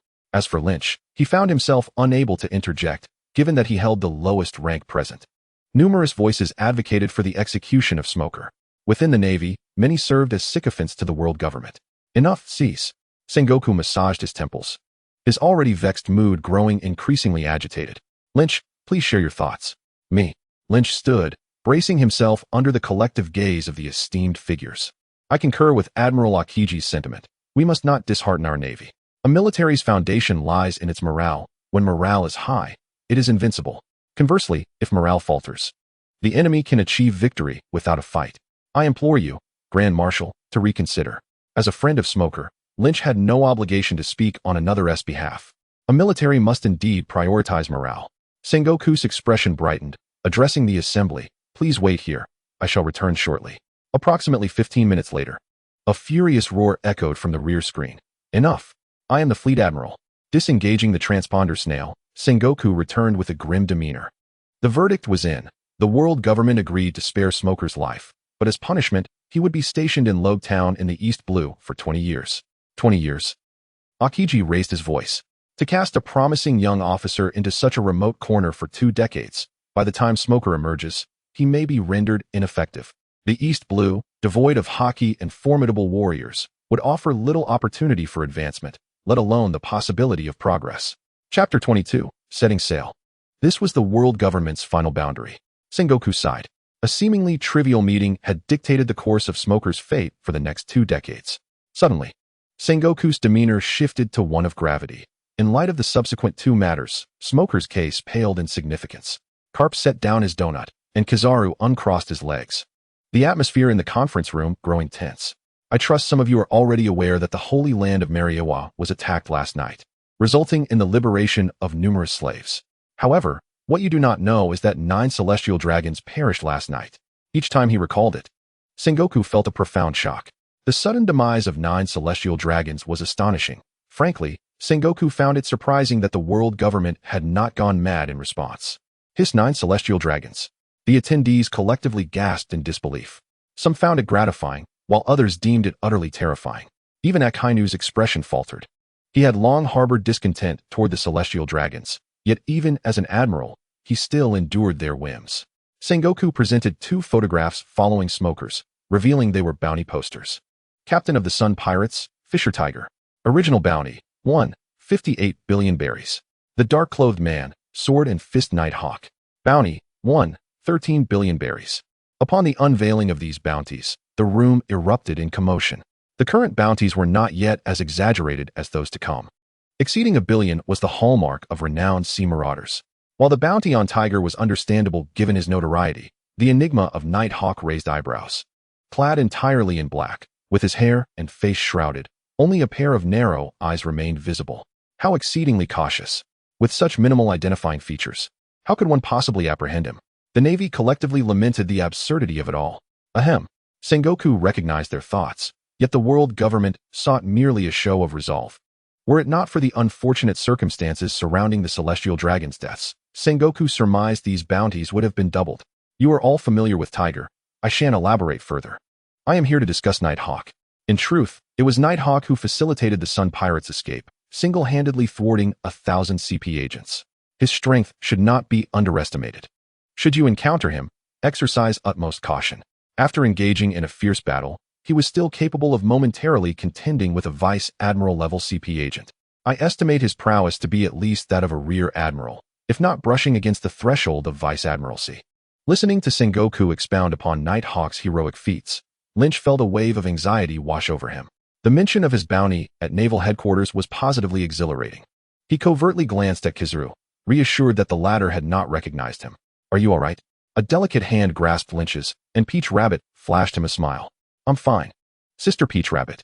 She glanced around before leaning in to whisper, Did you do something to me while I was asleep last night? This morning I awoke and sensed your presence in my room. Lynch. A certain sharp-eared Rear Admiral jolted, realizing that Peach Rabbit had spent the night with Lynch. What monumental news. Shortly thereafter, Sengoku assembled a team to pursue the Sun Pirates, comprising 3 Vice Admirals and 5 Rear Admirals, an undeniably lavish assembly. Regrettably, this included Sister Peach Rabbit, and it seemed he would not see her for quite some time. As the meeting adjourned, Lynch approached Sengoku to express his desire to set sail. In accordance with our agreement, I wish to traverse the 4 seas. The Navy may entrust Smoker to me. I shall escort him to Lobe Town. His motivations for exploring the 4 seas extended beyond accruing points. He wished to scout potential locations for a coup. He had not forgotten about the unactivated system, which mandated that he become a sovereign within 2.5 years. As for why he preferred the 4 seas over the Grand Line, 2 reasons prevailed. Both segments of the Grand Line required one to tread carefully. The first half was perilously close to the Holy Land of Mariawa. Should they wish to eliminate him, it would be a mere matter of moments. The latter half posed even greater dangers, where even the Navy struggled to maneuver. The second reason was stability. While the trials of the strong were best faced in perilous locales, the development of a nation demanded the opposite. Given the treacherous weather and the propensity for massacre among the pirates in the New World, it was best to avoid such circumstances. The 4 seas? That is acceptable. It is also the birthplace of piracy. As long as you can effectively suppress the pirates, I will support all your endeavors. To facilitate your operations, I have integrated you into the LCN division. Sengoku spoke with a hint of excitement. LCN? What is that? The LCN division is one I have long envisioned, allowing for operations without needing to report to the Navy, freely engaging any pirates outside the 4 emperors.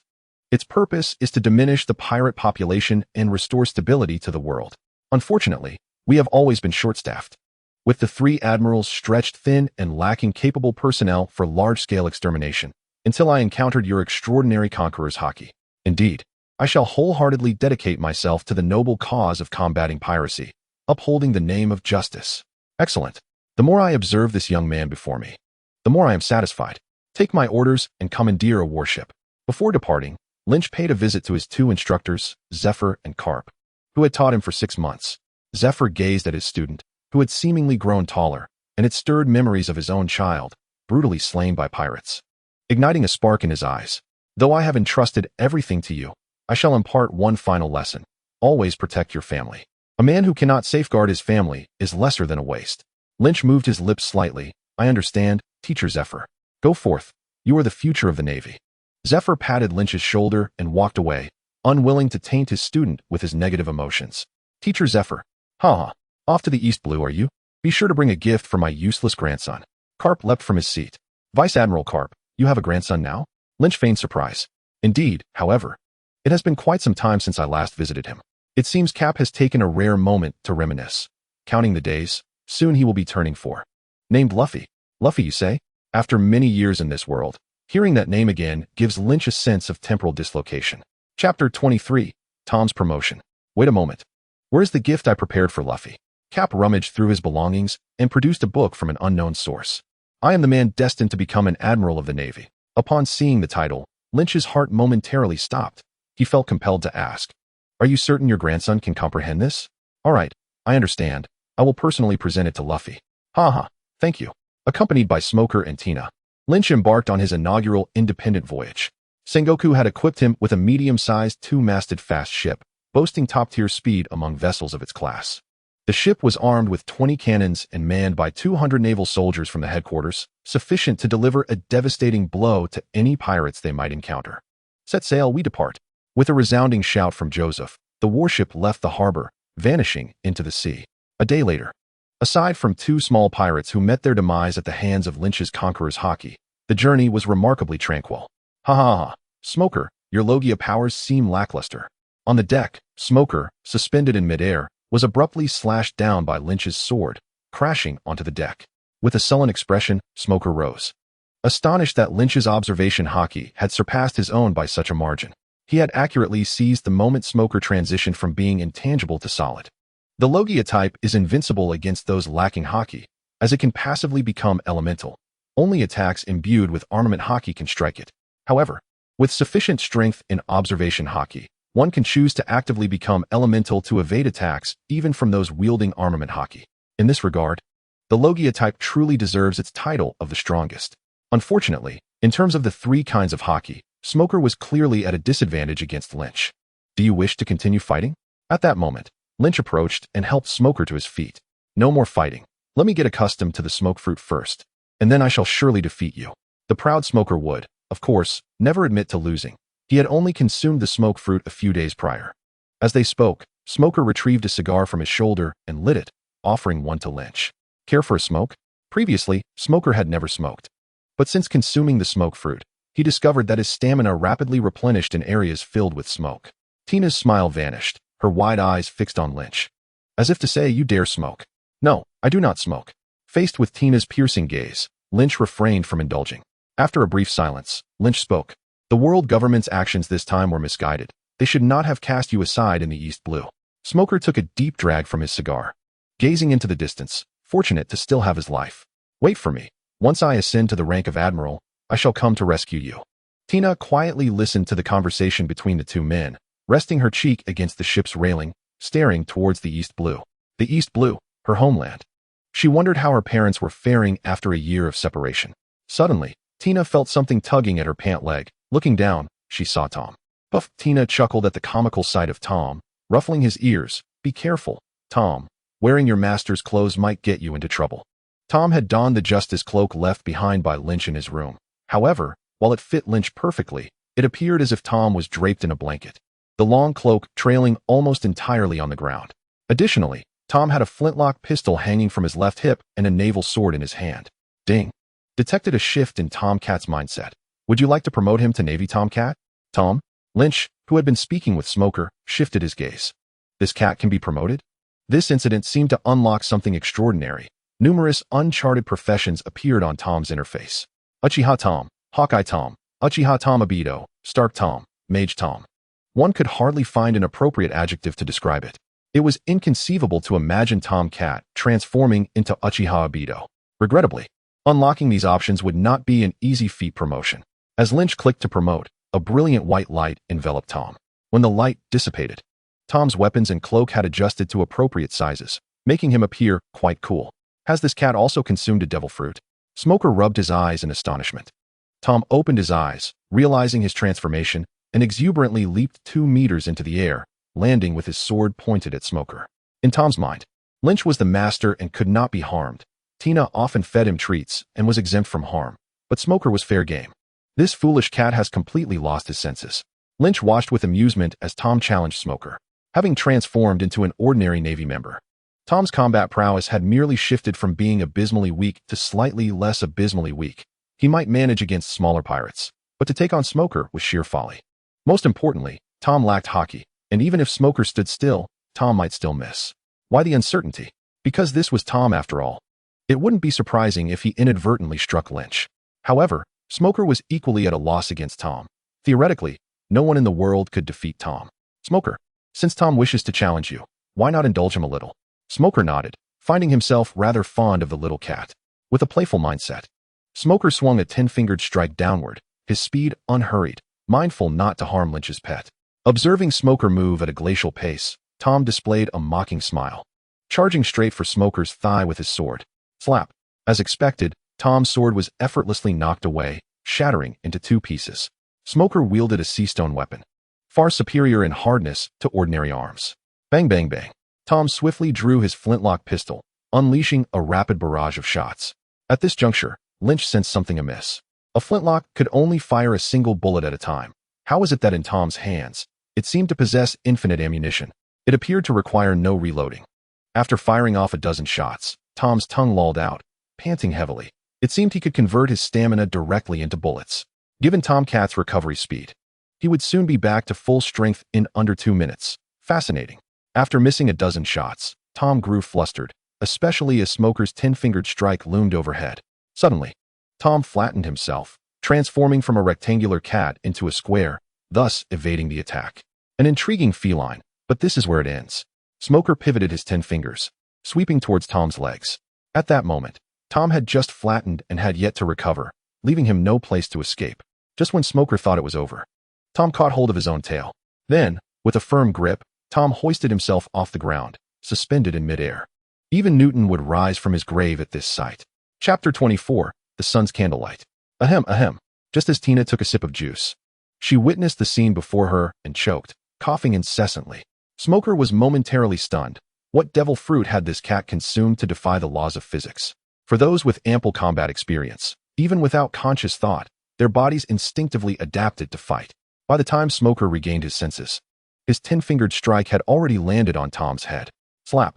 Tom was smashed into the ground, transforming into a pancake with a thickness of less than 1 cm. Smoker's expression changed. It was over. He had killed the cat. No worries, just wait and see, Lynch said nonchalantly, approaching Smoker.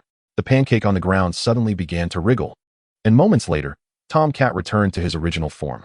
Smoker's eyes widened in disbelief, his cigar dropping from his mouth with a thud. This is utterly ridiculous. How is Tom faring?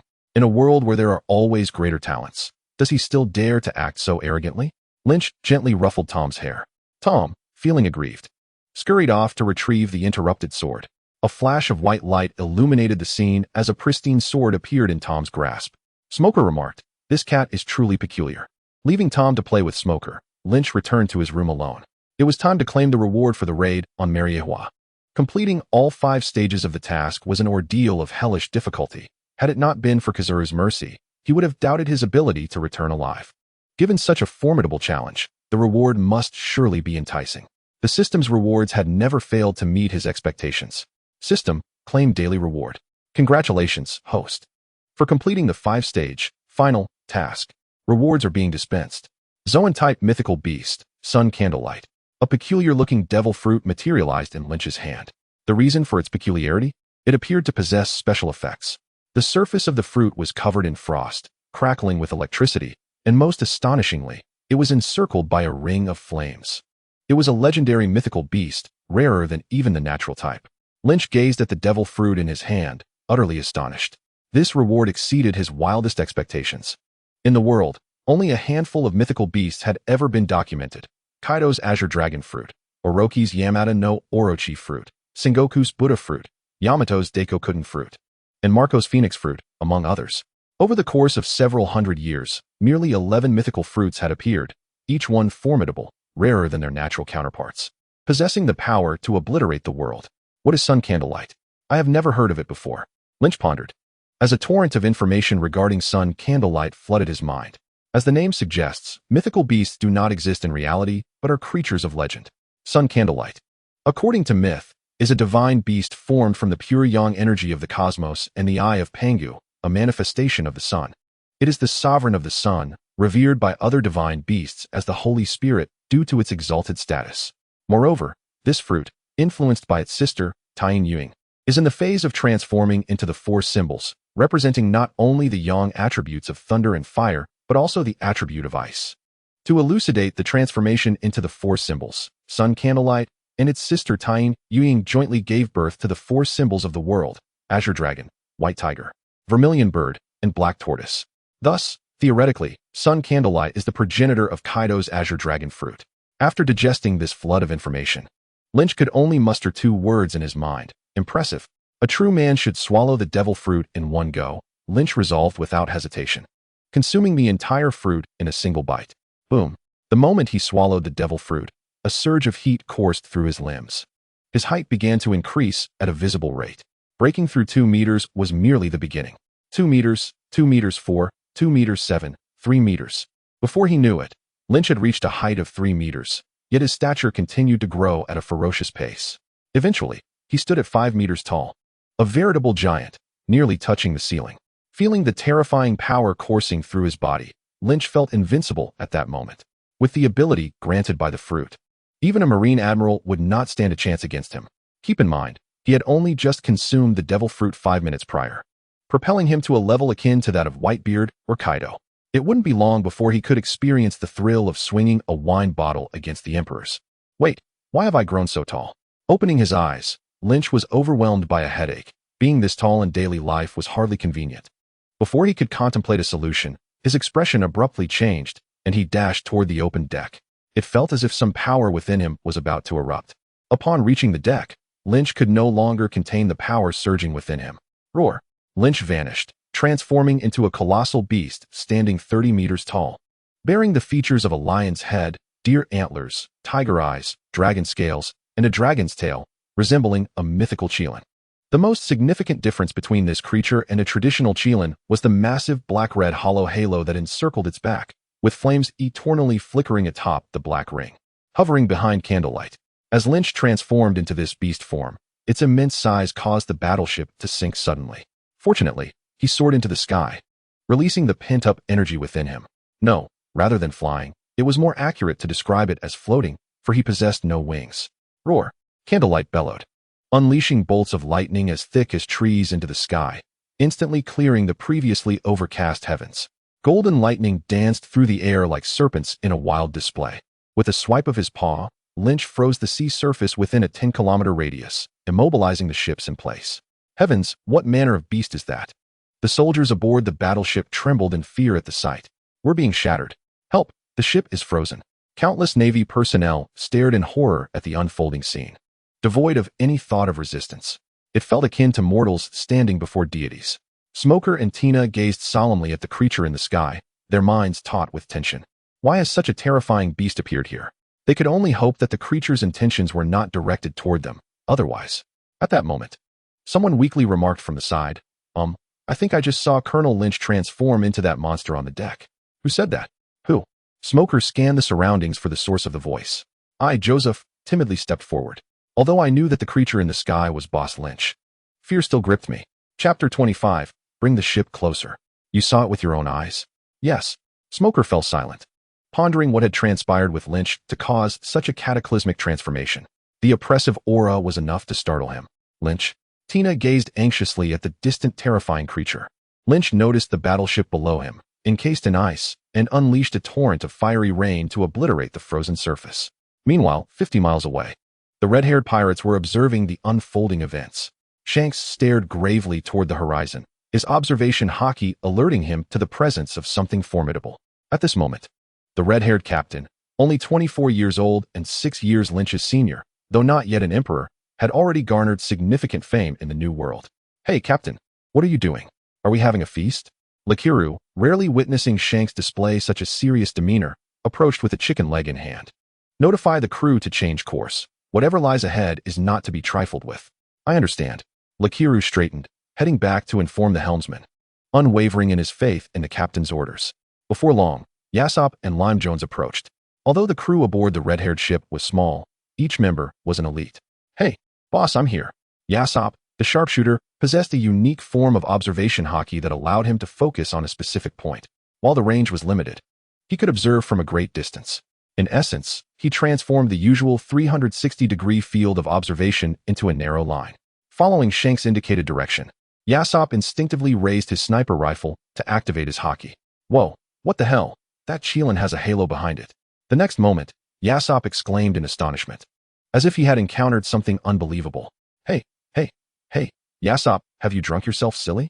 How could there possibly be a Cheelin, a creature of legend? Lime Jones scoffed. I firmly believe in the words of Jesus B. If it pertains to the Cheelin, then it would not be surprising. Red-haired Shanks pointedly reminded. Have you forgotten that in the New World, there is also a Azure Dragon? Are you suggesting that someone has consumed the animal fruit, deer form, in the guise of a Cheelin? Exclaimed Lime Jones in shock. Indeed, that is precisely my implication, red-haired Shanks said, lowering his head in contemplation. This is quite a predicament. Having one dragon in the New World is already bothersome, and now another Cheelin has emerged, Lime Jones lamented.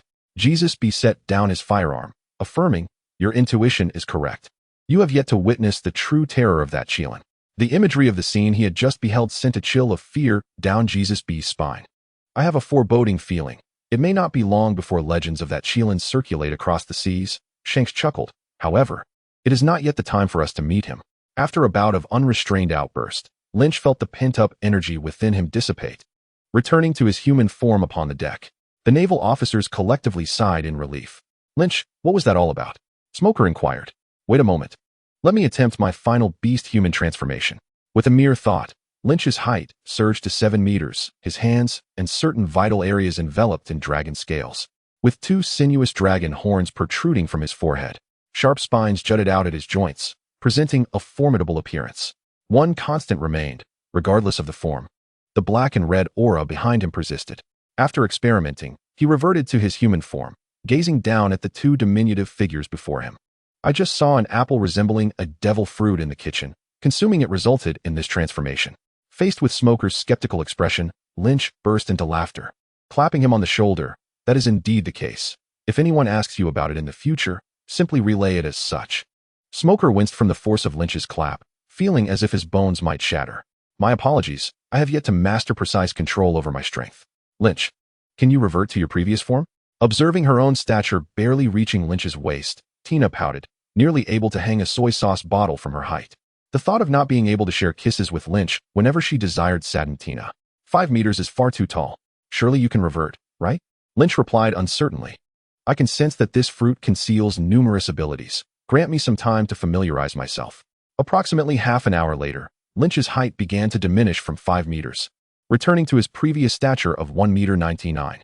The sun's radiance had grasped the power of the sun, and after some exploration, Lynch temporarily discovered 2 functions of this radiant power.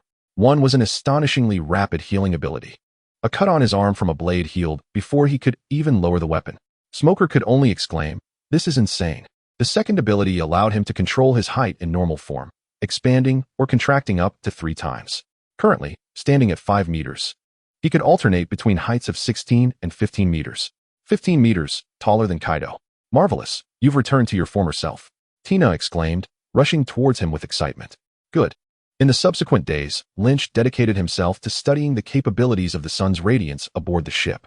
The journey from the Navy headquarters to the East Sea would take at least half a month, especially if traversing through the official channels of the world government. If they made the perilous journey like pirates over Reverse Mountain, even if the ship endured, it would likely take an additional 3 to 5 days. It was rumored that a giant whale obstructed the path beneath Reverse Mountain. Nearly half of the new pirates entering the New World from the 4 seas perished at these 2 obstacles. Captain, we have encountered severe weather ahead, including waterspouts. We request to take a detour. A navigator rushed up, breathless. The weather in the Grand Line can change in an instant. One moment the skies are clear, and the next, you find yourself in the midst of a tempest with unpredictable and bizarre weather patterns. Lightning, as thick as a water barrel, strikes from the heavens. While boulders the size of small hills rain down, and dozens of water spouts create barriers. It can be said that the weather of the Grand Line is more complex than a woman's heart.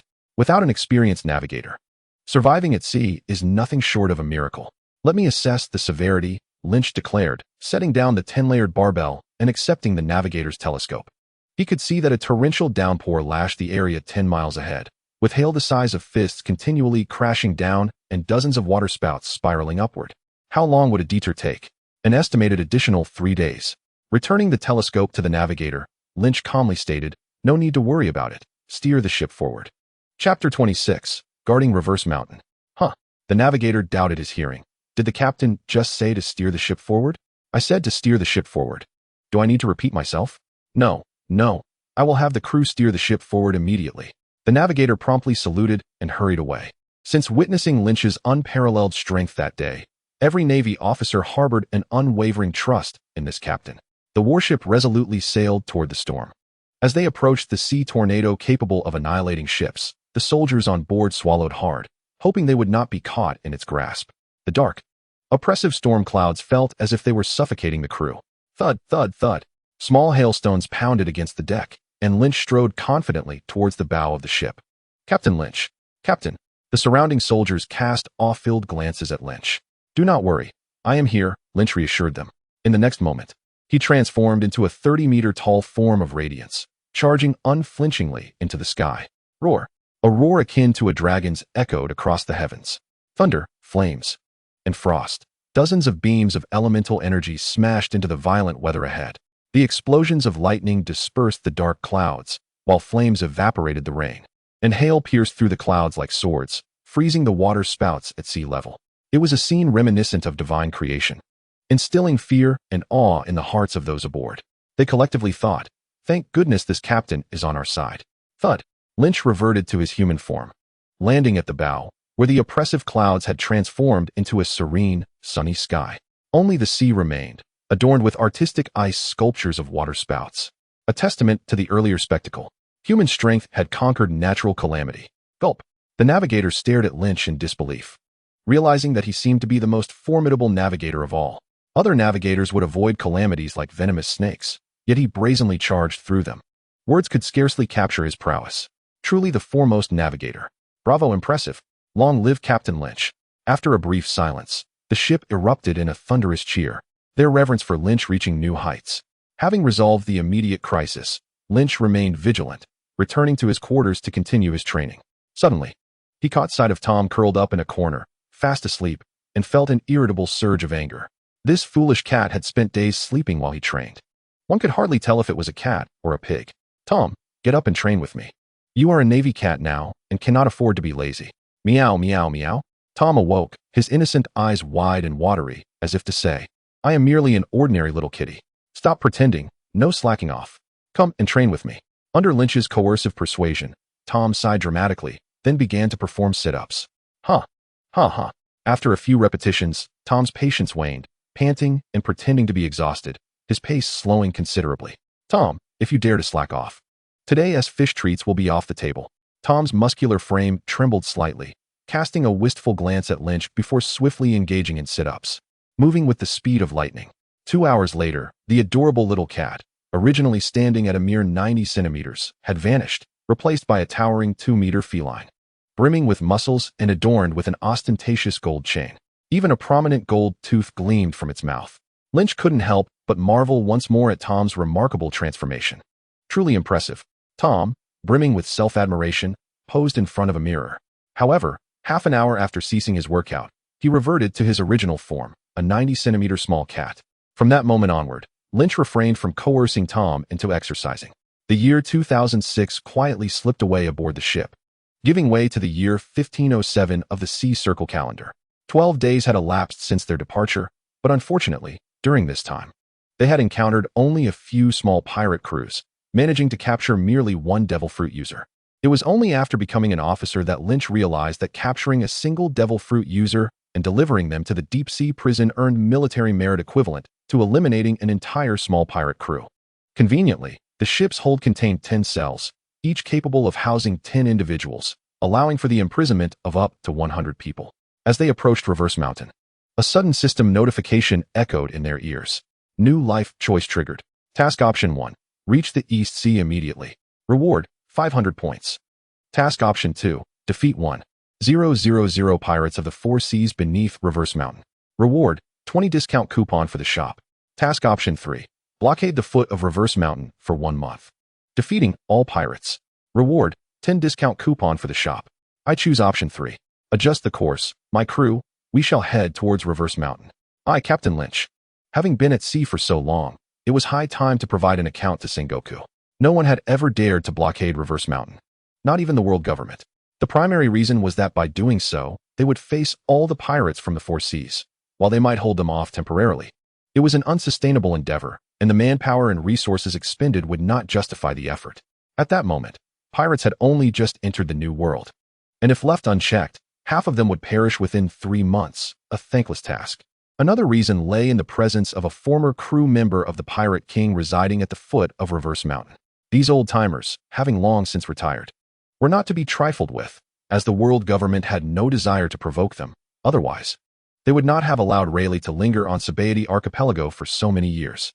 The Roger pirates, aside from Roger's exceptional combat prowess, still retained most of their formidable members, and if these old fellows were to go on a rampage, it would spell trouble.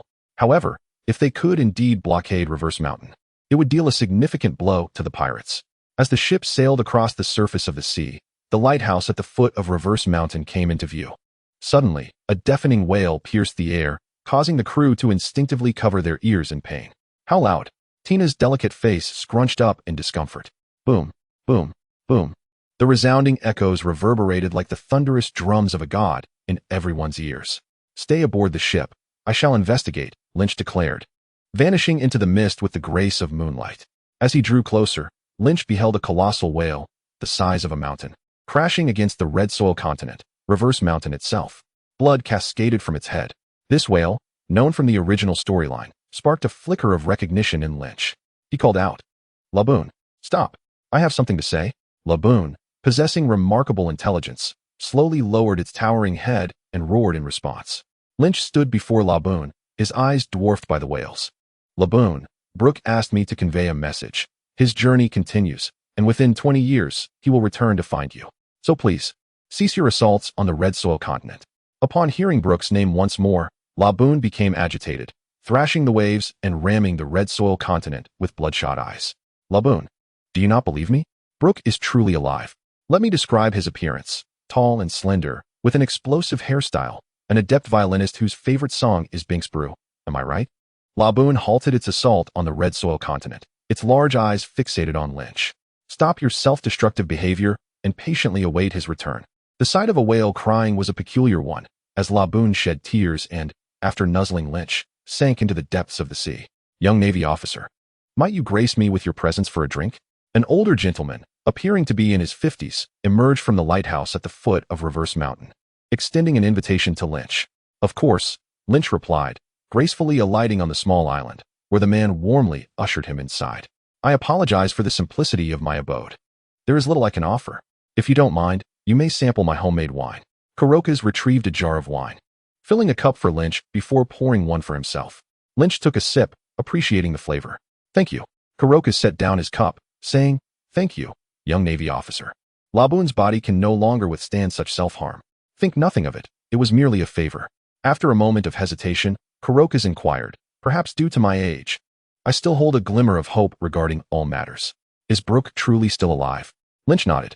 He lives, though having consumed the devil fruit, he has become a skeleton. He's still alive. A skeleton, you say? That is not so bad. With the news of Brook's survival, Kuroka's continuously poured more wine for Lynch, laughing heartily. Drink up. As for Laboon, consider it an obligation I owe you. There's no need for obligations. Come aboard my ship, old man. Judging by the surgical instruments on your wall, you must possess exceptional medical skills. You are the one who extended Roger's life for an additional 5 or 6 years. It would be remiss not to extend an invitation. Kuroka's chuckled awkwardly. No, I'm too old to withstand the trials of the sea. I must remain here to care for Laboon. He reminisced. The last man who invited me was Roger. How nostalgic. Captain, are you here? It seemed Lynch's subordinates had arrived, prompting him to bid farewell to Kuroka's. Young Navy officer. Though I do not know your name, There will always be a jar of wine reserved for you in my cellar. Ah, that sounds delightful. I do not foresee a dull moment in the days to come, Lynch responded, striding confidently out of the house. Kuroka sensed something amiss and called out, "Wait, you're not planning to stay here, are you?" In an effort to protect Lynch, he hurried after him, imploring, "You should leave now. Otherwise, you'll be slaughtered by the hordes of pirates arriving from the four seas. They won't hesitate to attack just because you are Navy." Kuroka's assumed Lynch was a naive young man, heedlessly heading toward potential disaster. He had seen many such hot-headed recruits, and their fates rarely ended well. "Rest assured, old man. I am a captain in the Navy headquarters. It is their demise that awaits." Sighing in resignation, Kuroka's realized he could only intervene if the situation escalated. Lynch commanded that the soldiers aboard the ship could take turns relaxing on the island, as they would be stationed there for a month. As one of the largest respawn points for pirates, it did not disappoint. No sooner had half an hour passed than a pirate ship plummeted down the waterfall from Reverse Mountain, nearly disintegrating upon impact. The pirates, still shaken, had no time to celebrate before they heard a man's voice. "Sailors, bring out the cannons and fire away." "What the hell? There are Navy here. Shameless Navy." Boom, boom, boom. The soldiers on deck loaded cannonballs, igniting the fuses. Over a dozen cannonballs were fired, 6 of which struck the pirate ship. Just like that, the already fragmented pirate vessel sank beneath the waves, crimson streaks staining the sea. 35 pirates killed, points 26. What? Points. He merely intended to test the formidable power of the cannon bestowed by the warring states. But little did he expect that this trial would yield extraordinary results. It appears that as long as it involves his direct subordinates, he can still accrue points from their kills. Although it may not be as significant as if he were to do it himself, it is still quite advantageous. When his subordinates take lives, it seems that a certain proportion of points is returned to Lynch. While the exact ratio remains unclear, these are points gained without effort, which is undeniably gratifying. Once he ascends to the rank of general or king, the rewards will surely be delightful. The tactic of bombarding pirates with cannons is rather effective, catching the enemy off guard. Thus, Lynch resolved that pirate crews with fewer than 50 members would be dealt with by cannon fire, while those exceeding 50 would be confronted directly. By the afternoon, Lynch had already annihilated numerous pirate crews. Kuroka, perched on a small stool by the shore, watched with great interest. This was far more engaging than his usual solitary vigil. Although he had once sailed the seas as a pirate, he considered himself more of an adventurer than a marauder. Thus he felt no sympathy for these pirates. Rather, he was concerned for Lynch, fearing that this reckless approach would eventually lead him to disaster. Retreat. Something formidable is approaching. At 3 in the afternoon, a massive shadow descended from the sky, foreboding and ominous. A grand fleet of pirate ships, comprising over 20 vessels, cascaded down the waterfall. "Ha ha ha! The Grand Line, I, Bloodhand Hal, have arrived," the captain exclaimed. "Boss, this Hal is the largest pirate crew in the West Sea, claiming dominance over the region. At its peak, it boasted over 50 ships and more than 3,000 men." Joseph handed Lynch a wanted poster featuring a photograph. "Bloodhand Hal. Bounty, 66 million. Is that a warship?" Hal paused, a malevolent expression spreading across his face. "A mere small vessel dares to impede me? Charge my men. Slaughter them for our flag." He aimed to use the Navy to establish the fearsome reputation of Bloodhand Hal in the Grand Line. Kill, kill, with Hal's command. Over 1,000 of his pirates maneuvered their ships toward the warship, demonstrating their utter disregard for the Navy. Boom, boom, boom. The 20 pirate ships opened fire simultaneously, creating a spectacle of chaos as the sea erupted in waves. Had Lynch not ordered the warship to retreat in advance, it would have already been devastated. Kuroka, filled with anxiety, rose from his stool. The so-called ruler of the West Sea ought to temper that arrogance. "With me, Captain Lynch, present, they shall not harm a single sailor." As the pirate fleet drew ever closer, Lynch swiftly ascended into the air, executing a moonwalk and unsheathing his sword, the dragon's blade, which radiated a chilling aura. One sword style, ice shatter. Chapter 28, Explosive Warring States. A tremendous wave of icy energy surged forth from the dragon's blade, freezing incoming cannonballs into blocks of ice that plummeted downwards. "This young Navy officer possesses considerable prowess," Kuroka murmured, settling back down. "Boss, our cannonballs are useless."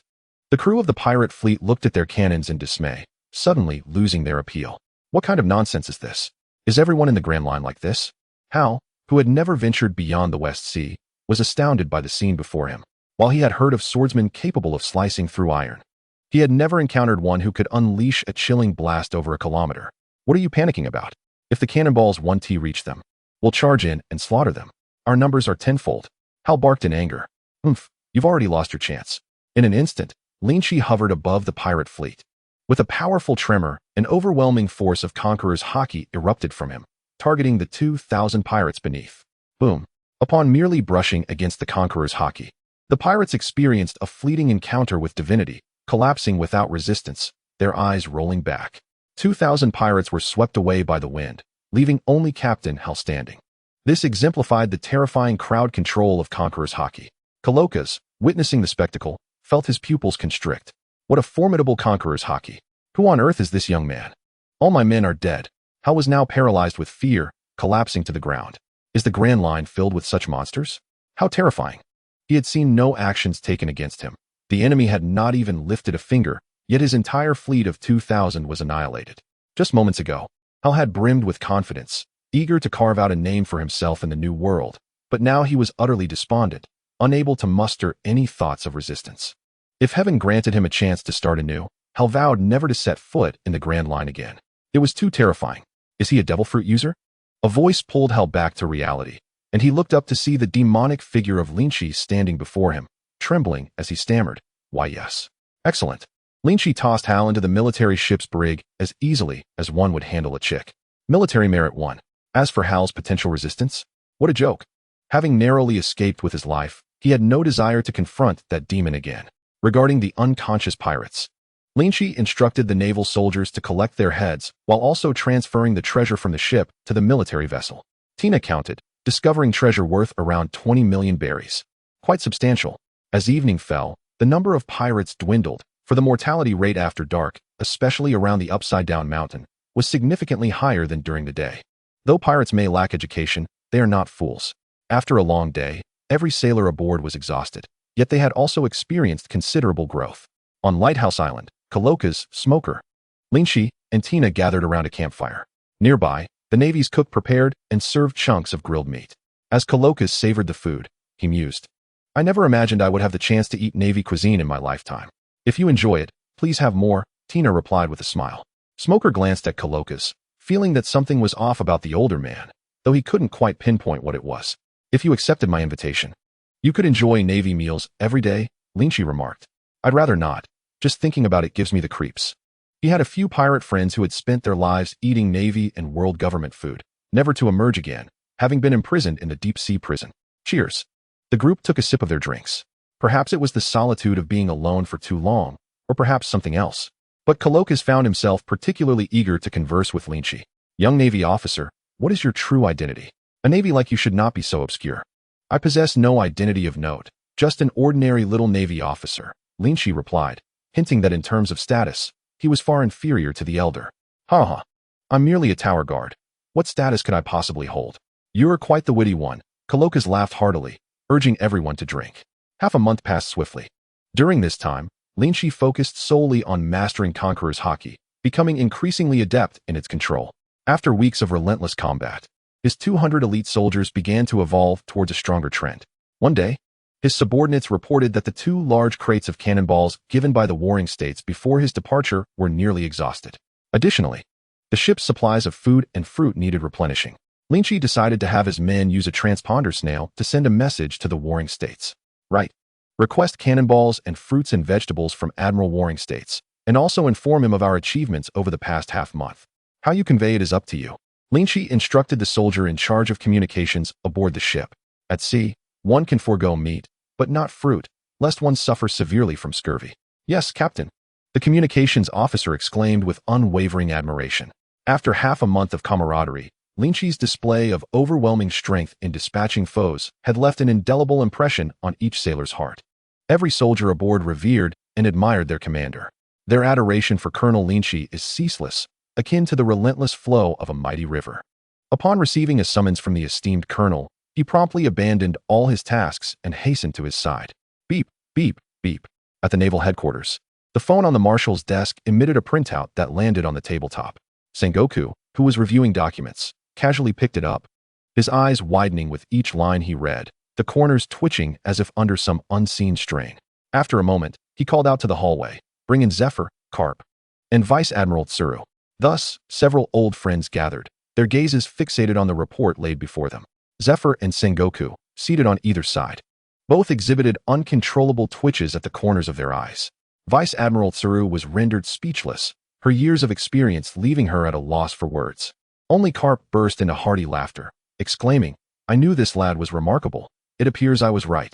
The report, spanning an impressive 600 words, extolled Colonel Lynch, a paragon of strength and wisdom, akin to a divine military deity, has led our forces in guarding Reverse Mountain. The enemy trembles in fear, for his unmatched prowess and commanding presence have driven pirates to utter disarray, all thanks to Colonel Lynch's sagacious leadership. The entirety of the report, nearly 600 words, was a veritable ode to Lynch's glory. They had seen reports containing hidden agendas, but never one where the agenda was interwoven within the report itself. The author of this piece was undoubtedly a genius. Even within the annals of naval history, this document stood out remarkably. Chapter 29, Reverse Mountain. Fortunately, this article originated from an upright naval officer. Had it come from a newspaper, they would surely suspect the publication had been bribed. Setting the article aside, Lynch's actions were commendable, securing Reverse Mountain and eradicating all pirates, even if he could only maintain this for a fortnight, would deliver a severe blow to pirate morale. I concur with Zephyr's assessment. After a moment's contemplation, Sengoku instructed, inform Morgans to assist in publishing a newspaper. Such news, which could bolster the Navy's reputation and deter the restless pirates, deserved widespread dissemination. Though the Navy possessed its own newspaper, the lack of newsbirds for transport rendered it impractical to reach every corner of the world promptly. Morgan's formidable control over newsprint had, in fact, led to multiple threats from the world government. Meanwhile, on an island adorned with ancient trees, industrious workers toiled beneath the gnarled branches. They pored over reports from their subordinates, brainstorming how to craft even better news. Ha ha ha, what a scoop. A major headline. Suddenly, a birdman, entirely white-feathered, burst from a room, sprinting and exclaiming excitedly. What has gotten into the boss today? He seems quite agitated. I don't know. It's been ages since I've seen him like this. The employees cast curious glances at Morgans. Smack. A piece of intelligence bearing the naval insignia landed on an employee's forehead. Hurry, get the printing underway. This edition of the newspaper is bound to be a bestseller. What news has you so exhilarated, boss? The subordinate mumbled, removing the document from his head, his pupils dilating in shock. Guarding Reverse Mountain. This action, seemingly trivial, effectively annihilated the roots of piracy in the Grand Line. With no pirates from the four seas flooding in, those within the Grand Line would dwindle in number. Over time, one can only imagine the ensuing scenario. A month or two might be bearable, but if the blockades continued, even the four emperors would find themselves restless, as these pirates served as their reserve forces. Currently, 3 of the 4 emperors in the New World had established their positions, leaving only one still contested. The dynamics of the sea had largely solidified, a reality unalterable even by the world government. Was the Navy determined to instill fear in the pirates? Morgan's newspaper exhibited remarkable efficiency. Within half an hour, freshly printed editions were dispatched by hundreds of thousands of newsbirds across the globe. East Blue, a young boy, holding a sword in one hand and a newspaper in the other, stood at the shore, gazing at the small boat anchored on the water in disbelief. Guys, I think being a pirate is too dangerous. Let us just go back to tending cattle. Agreed. I concur. I never imagined that the end of piracy would be Reverse Mountain. Thus, this nascent pirate crew, yet to set sail, met its untimely demise. In stark contrast to the North Sea, the West Sea seemed to have experienced a cataclysmic upheaval. What? Bloodhand Hal was annihilated by the Navy less than half a day after setting foot in the Grand Line. The pirates trembled as they clutched the newspaper. Bloodhand Hal, the uncrowned king of the West Sea, his fearsome influence etched into the very bones of every pirate from that region. The news of such a notorious pirate being captured before even acclimating to the Grand Line sent shivers down their spines. The Grand Line was indeed a terrifying place. On this day, countless West Sea pirates vowed never to venture into the Grand Line again, while deeply imprinting the name Lynch in their memories. Thus, Lynch earned his first title, the Pirate Slayer. East Blue. The illiterate young Luffy was drawn to the newspaper being read by Dayton nearby. Unbeknownst to Lynch, his emergence had solidified Carp's determination to train Luffy, leading him to send the boy to Dayton's care over 2 years earlier. As the only literate person among the Mountain Bandits, Dayton took pride in reading aloud the contents of the article to the surrounding younger members. Wow, this Navy guy is impressive, just like my grandpa. Young Luffy gazed at the newspaper, captivated by the image of Lynch severing a pirate ship with a single stroke. New world. Whole cake island. Haha. Nom nom nom. Big Mom devoured a cake the size of a basin in one bite, her expression suddenly turning menacing. The Navy has been reaching further and further. It seems they require a harsh lesson. Reiju, Charlotte, go eliminate this Navy scum.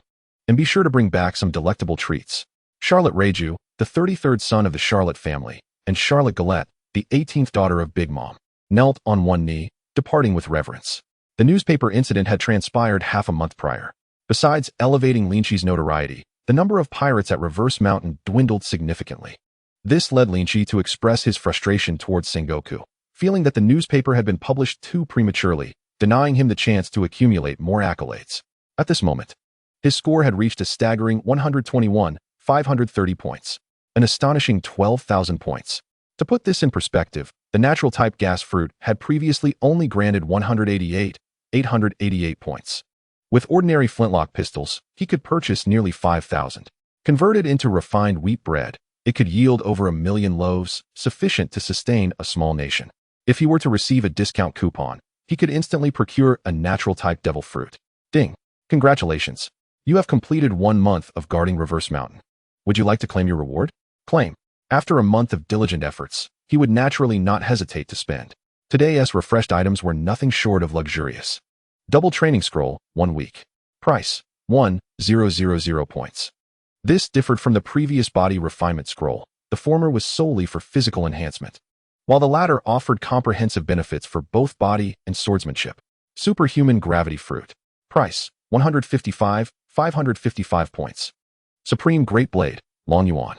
Price, 160,000 points. Storage ring, 2 meters in length, width, and height. Price, 3,000 points. Oranges, 10. Price, 1 point. Heart Duyal Doll, Drilly. Price, 100,000 points. Damn it. Money is always in short supply when you need it the most. The shop was excessively opulent, and Lynch harbored no disdain towards others. Only a lament for his own paltry finances. It goes without saying that he first utilized a discount voucher to procure the most advantageous Supreme Great Blade. Originally priced at 160,000, with the voucher, it was reduced to a mere 16,000. In a flash of brilliance, a blade, entirely enveloped in an ebony hue, materialized in Lynch's grasp. The blade's surface shimmered in the sunlight, resembling scales of a dragon, each distinct and pronounced. At the hilt, a fierce black dragon coiled, seemingly roaring in silence. At the very end, 3 gemstones, red, green, and blue, were embedded. A magnificent blade. Chapter 30, The Birth of the Demon Blade. For someone like him, who had long wielded a sword, no further actions were necessary. Merely holding it allowed him to sense the energy it contained. Subsequently, he purchased a storage ring. Although the space was limited, it could serve to store his blade in special circumstances, lest he find himself in situations where weaponry was prohibited. He activated the introduction to the Heart-Crossing Demon Blade's powers. Heart-Crossing Demon Blade power can be attached to any weapon, transforming it into a demon blade, capable of advancing through murder or by devouring other demon blades. A splendid item. Coincidentally, his other blade, Long Yuan, was merely a fine blade and had become insufficient for current combat. Sister Taudu had gifted it to him, and he feared it might break if he wielded it too forcefully. It is worth noting that many fine blades are replicas of the Supreme Great Blade, and the Long Yuan bestowed upon him by Sister Yao was one such imitation. To distinguish it clearly, Lynch decided to rename the Long Yuan gifted by Sister Taudu to either Dragon Slayer or Heart-Crossing Demon Blade. Purchase, use, and merge with Dragon Slayer. Points consumed, 100,000. Successful use. ISNT it said that demon blades are malevolent? Why is there no reaction? After the fusion, aside from the blade's body gaining a ghostly visage, there were no other changes. Ding, the host is the creator of the demon blade. It shall not turn against its creator. I see. After a bout of shopping, Lynch found himself with a mere 530 points left. He gazed at his depleted wallet and sighed. He needed to earn more points. He purchased 2 double training scrolls, 1 week, 1 for Tina and 1 for himself. Thus, he was thoroughly broke, with only 530 points remaining. Uncle, we're leaving. We'll visit you another day. Take care. Mission accomplished. Lynch prepared to depart from Upside Down Mountain. Before his departure, Labu and Uncle Kalokas came out to bid him farewell. On the road to the East Sea, the Navy gathered, whispering amongst themselves. After a month of nothing but killing, they found themselves unaccustomed to the sudden lull. They felt that Colonel Lynch seemed even more terrifying now. Indeed, especially with those two swords at his waist, it felt as though they were alive.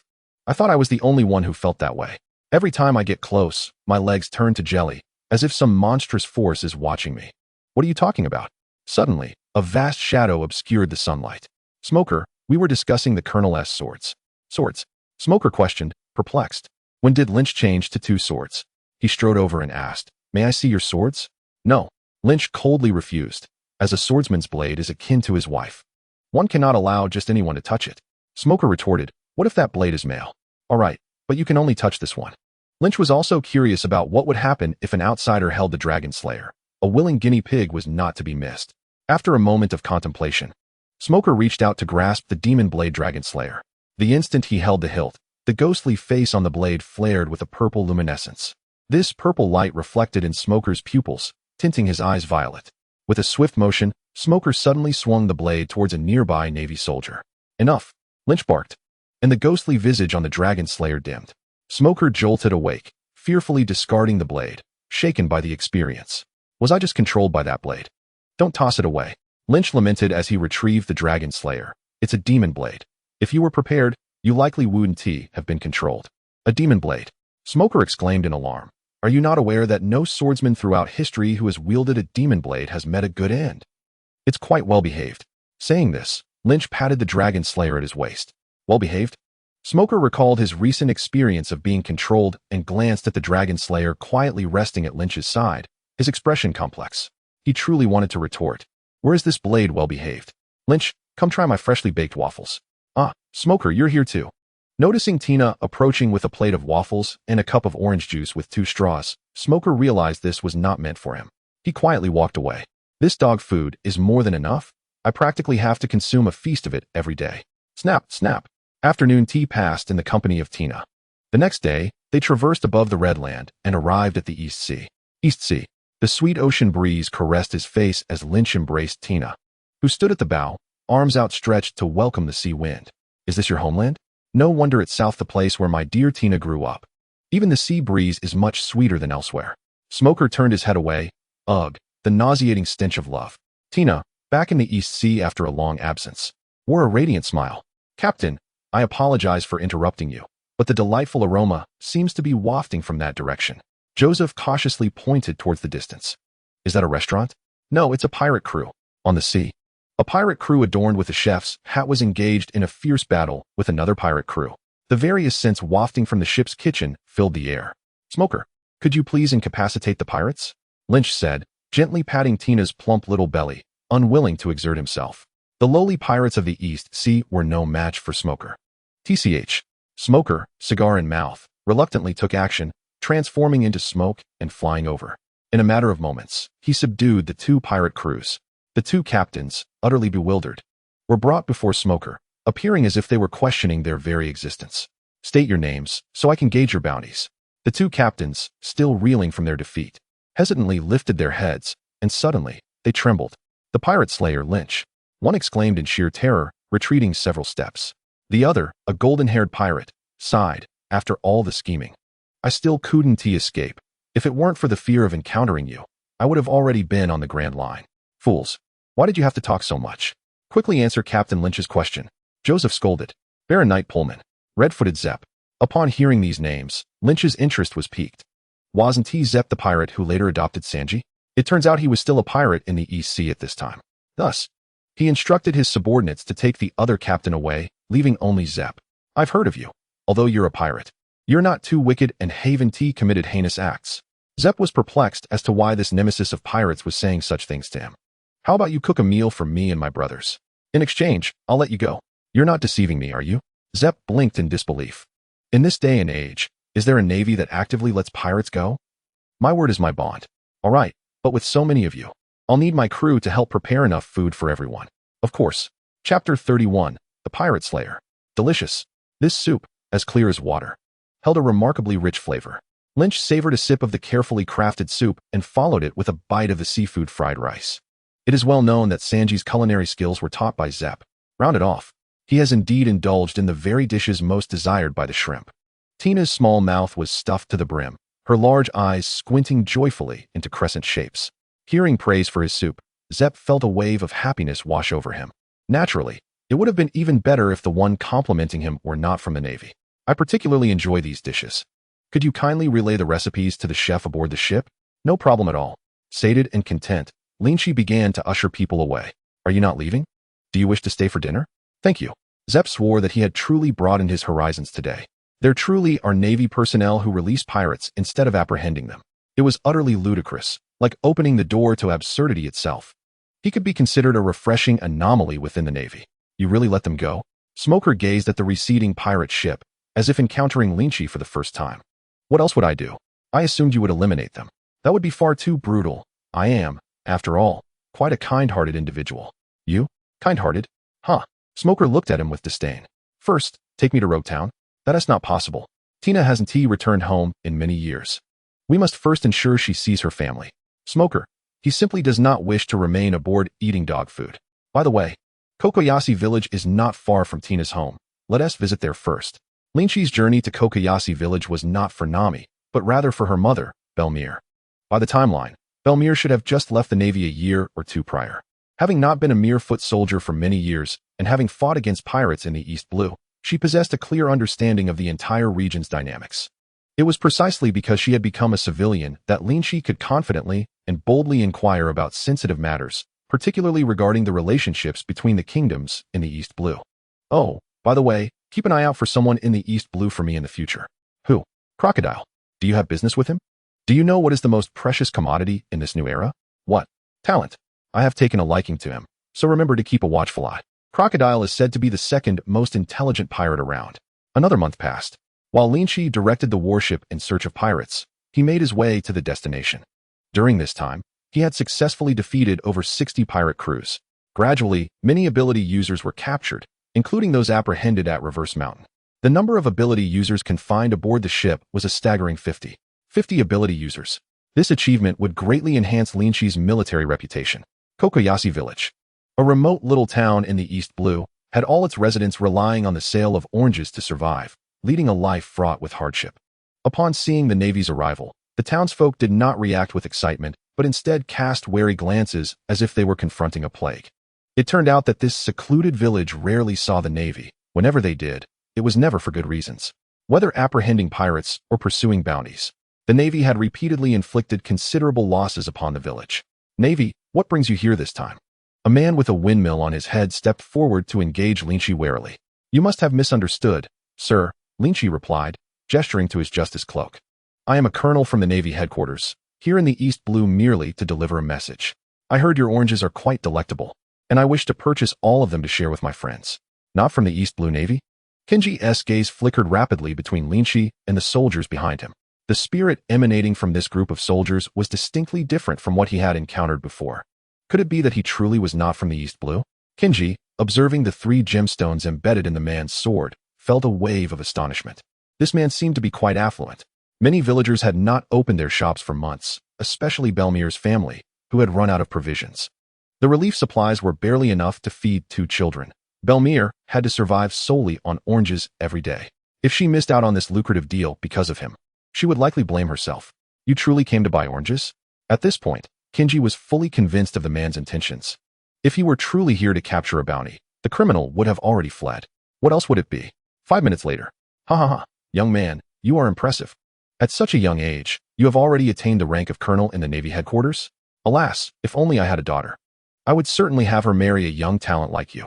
A group of respected elders from the village stood before Lynch, smiling broadly. I want all the oranges in the village, remember, all of them. Lynch commanded his men to bring forth a chest of gold coins. Additionally, I wish to see the person responsible for each orange tree. Certainly, certainly, there will be no problem at all. The eyes of several villagers seemed to glimmer with excitement. Fixed intently on the treasure chest. Having slain so many pirates, Lynch was now a wealthy man. This sum of money was but a trifling matter. Belmere did not reside in the village, but rather in a secluded corner outside. Kenji was well known for protecting Belmere and her family. Moreover, Belmere was a deserter. With all these factors combined, if he dared to approach Belmere in this uniform, he would likely have to exert considerable effort. It was far simpler this way. Before long, Lynch spotted Belmere among the group delivering oranges. Her pink hair was easily recognizable, and with a cigarette between her lips, She appeared to be in her mid-20s. As she worked, her clothes became damp, yet her face radiated a brilliant smile. Lynch strode towards her. "Madam, to ensure the quality of the oranges I wish to purchase. May I visit your orchard? How handsome." Belmere stood up and momentarily lost her focus upon seeing the man before her. "What did you say?" "I complimented you as a handsome man." With her clothes sticky from work, Belmere decided to remove her outer garment, revealing a commendable figure. She glanced towards Kenji, who nodded in response. "Very well, follow me, but do not bring too many people. I don't want to frighten the children." "Fine, I will go alone with you. The others can stay here to receive the oranges." Upon arriving at Belmere's orchard, her smile instantly vanished. "Speak, what do you wish from me?" "Oh, how perceptive." Lynch realized he had underestimated this woman's intelligence. A woman's intuition. "Very well." Lynch raised his hands in surrender, dropping the pretense. "Soldier Belmere." Before he could finish his sentence, a long leg suddenly kicked towards him. Bang! The scene shifted, and Belmere found herself pinned to the ground by Lynch's single hand. "You should have allowed me to finish speaking, soldier. I hold no malice towards you. I merely wish for you to refrain from concealing anything from me. Let me go, you bastard." Belmere struggled fiercely against him. Chapter 32, Little Nami. In the distance, a small figure hid behind an orange tree, her rosy cheeks peeking out as she gazed at Lynch and Belmere's silhouettes. Little Nami could not hear their conversation, but she sensed that her adoptive mother was being held down, and she vaguely began to comprehend the situation. Belmere was finding herself a stepfather. "Hey, Nami, what are you looking at?" A tiny figure suddenly tapped Nami from behind, startling her. Nami quickly grabbed the girl to cover her mouth. "Shoo, Nojiko, don't make a sound. Remember the little comic we read last time? Belmere is doing something naughty with that man." "What?"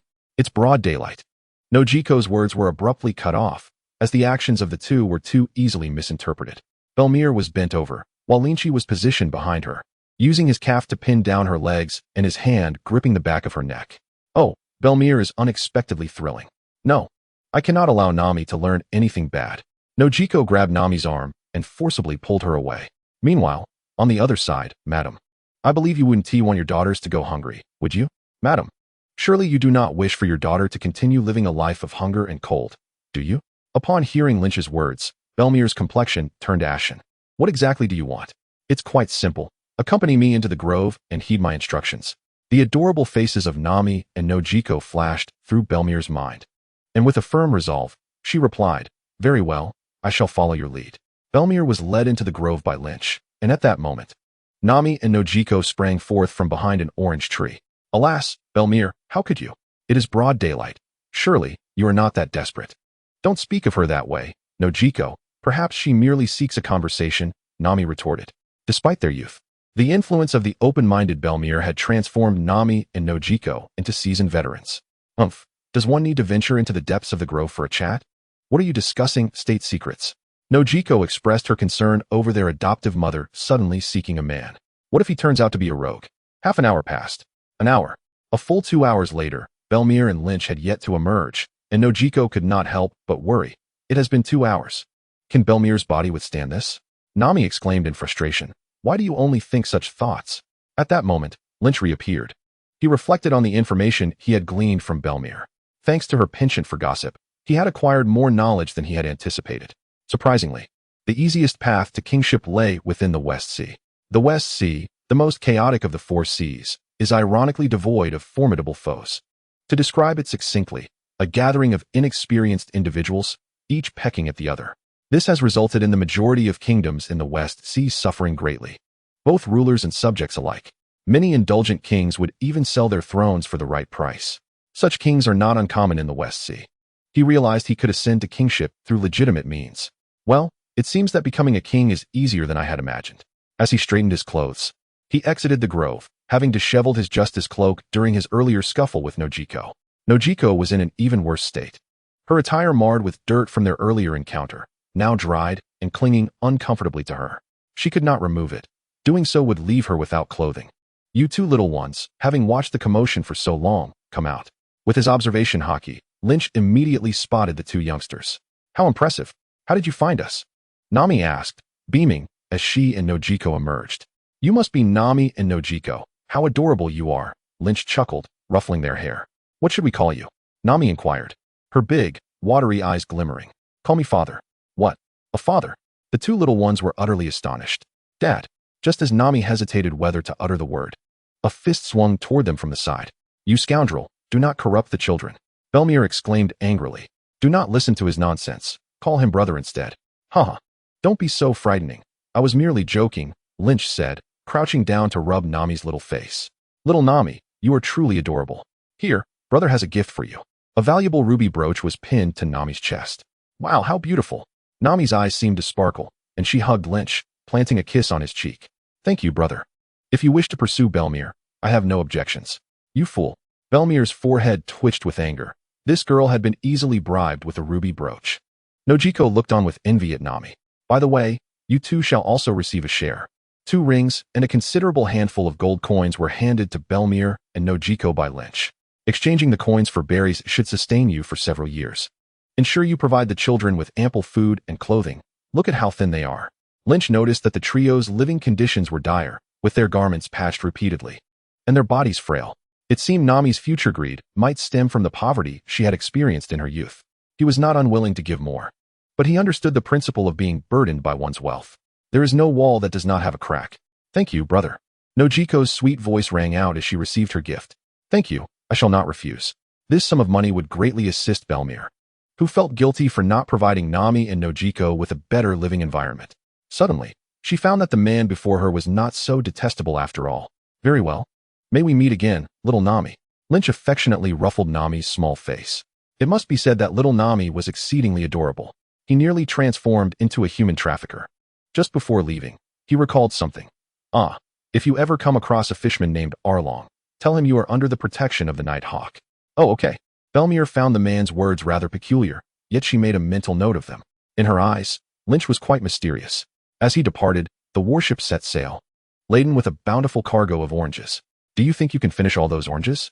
Smoker asked, munching on a sugar orange. "It's fine, I've got money. I can eat one and toss 2, Smoker replied. "Can we still enjoy a pleasant conversation?" The mission in the East Sea was essentially complete. Next, he only needed to meet 2 more individuals and return Tina home before he could go back. "I'm just a man destined to become an admiral."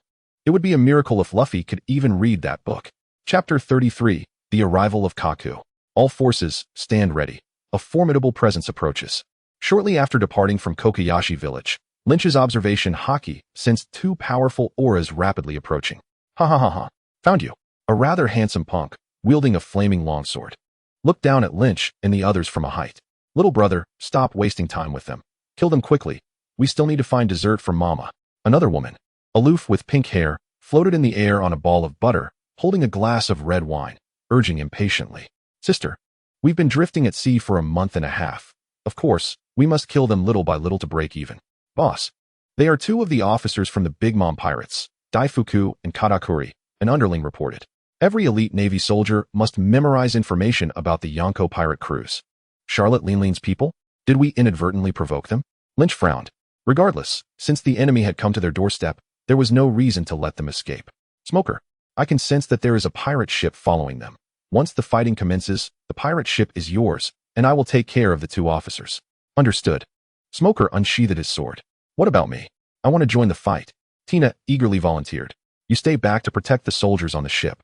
The 2 above us undoubtedly possess the strength of a commander. Any soldier encountering them would meet their demise." "Very well, let it be as you say." Unable to refuse her brother's request, the family-oriented Katakuri agreed. With her sister's permission, Daifuku playfully unleashed a flying slash toward the warship. "Fire Dragon King." The slash transformed into a massive dragon, roaring as it lunged toward the warship. "Engage," Lynch shouted, charging forward, while Smoker stealthily slipped away as planned. Lynch ignored the so-called attack, for he had faith in Tina. All things under heaven. Sure enough, as Tina twirled her hands, countless chains emerged from the void, ensnaring the dragon's body and consuming it whole.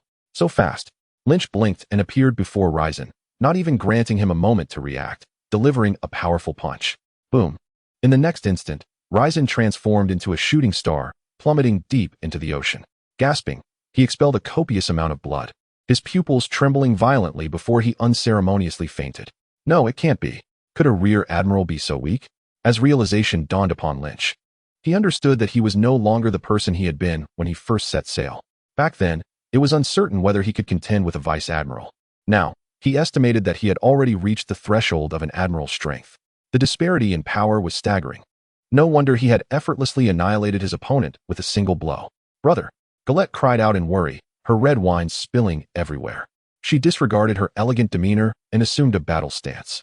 The man before her was overwhelmingly powerful, having defeated Ryzen with just one punch. They had surely bitten off more than they could chew today. "Madam, you seem to have lost your modesty," Lynch remarked, unable to avert his gaze from the alluring sight before him, and offered a well-meaning warning.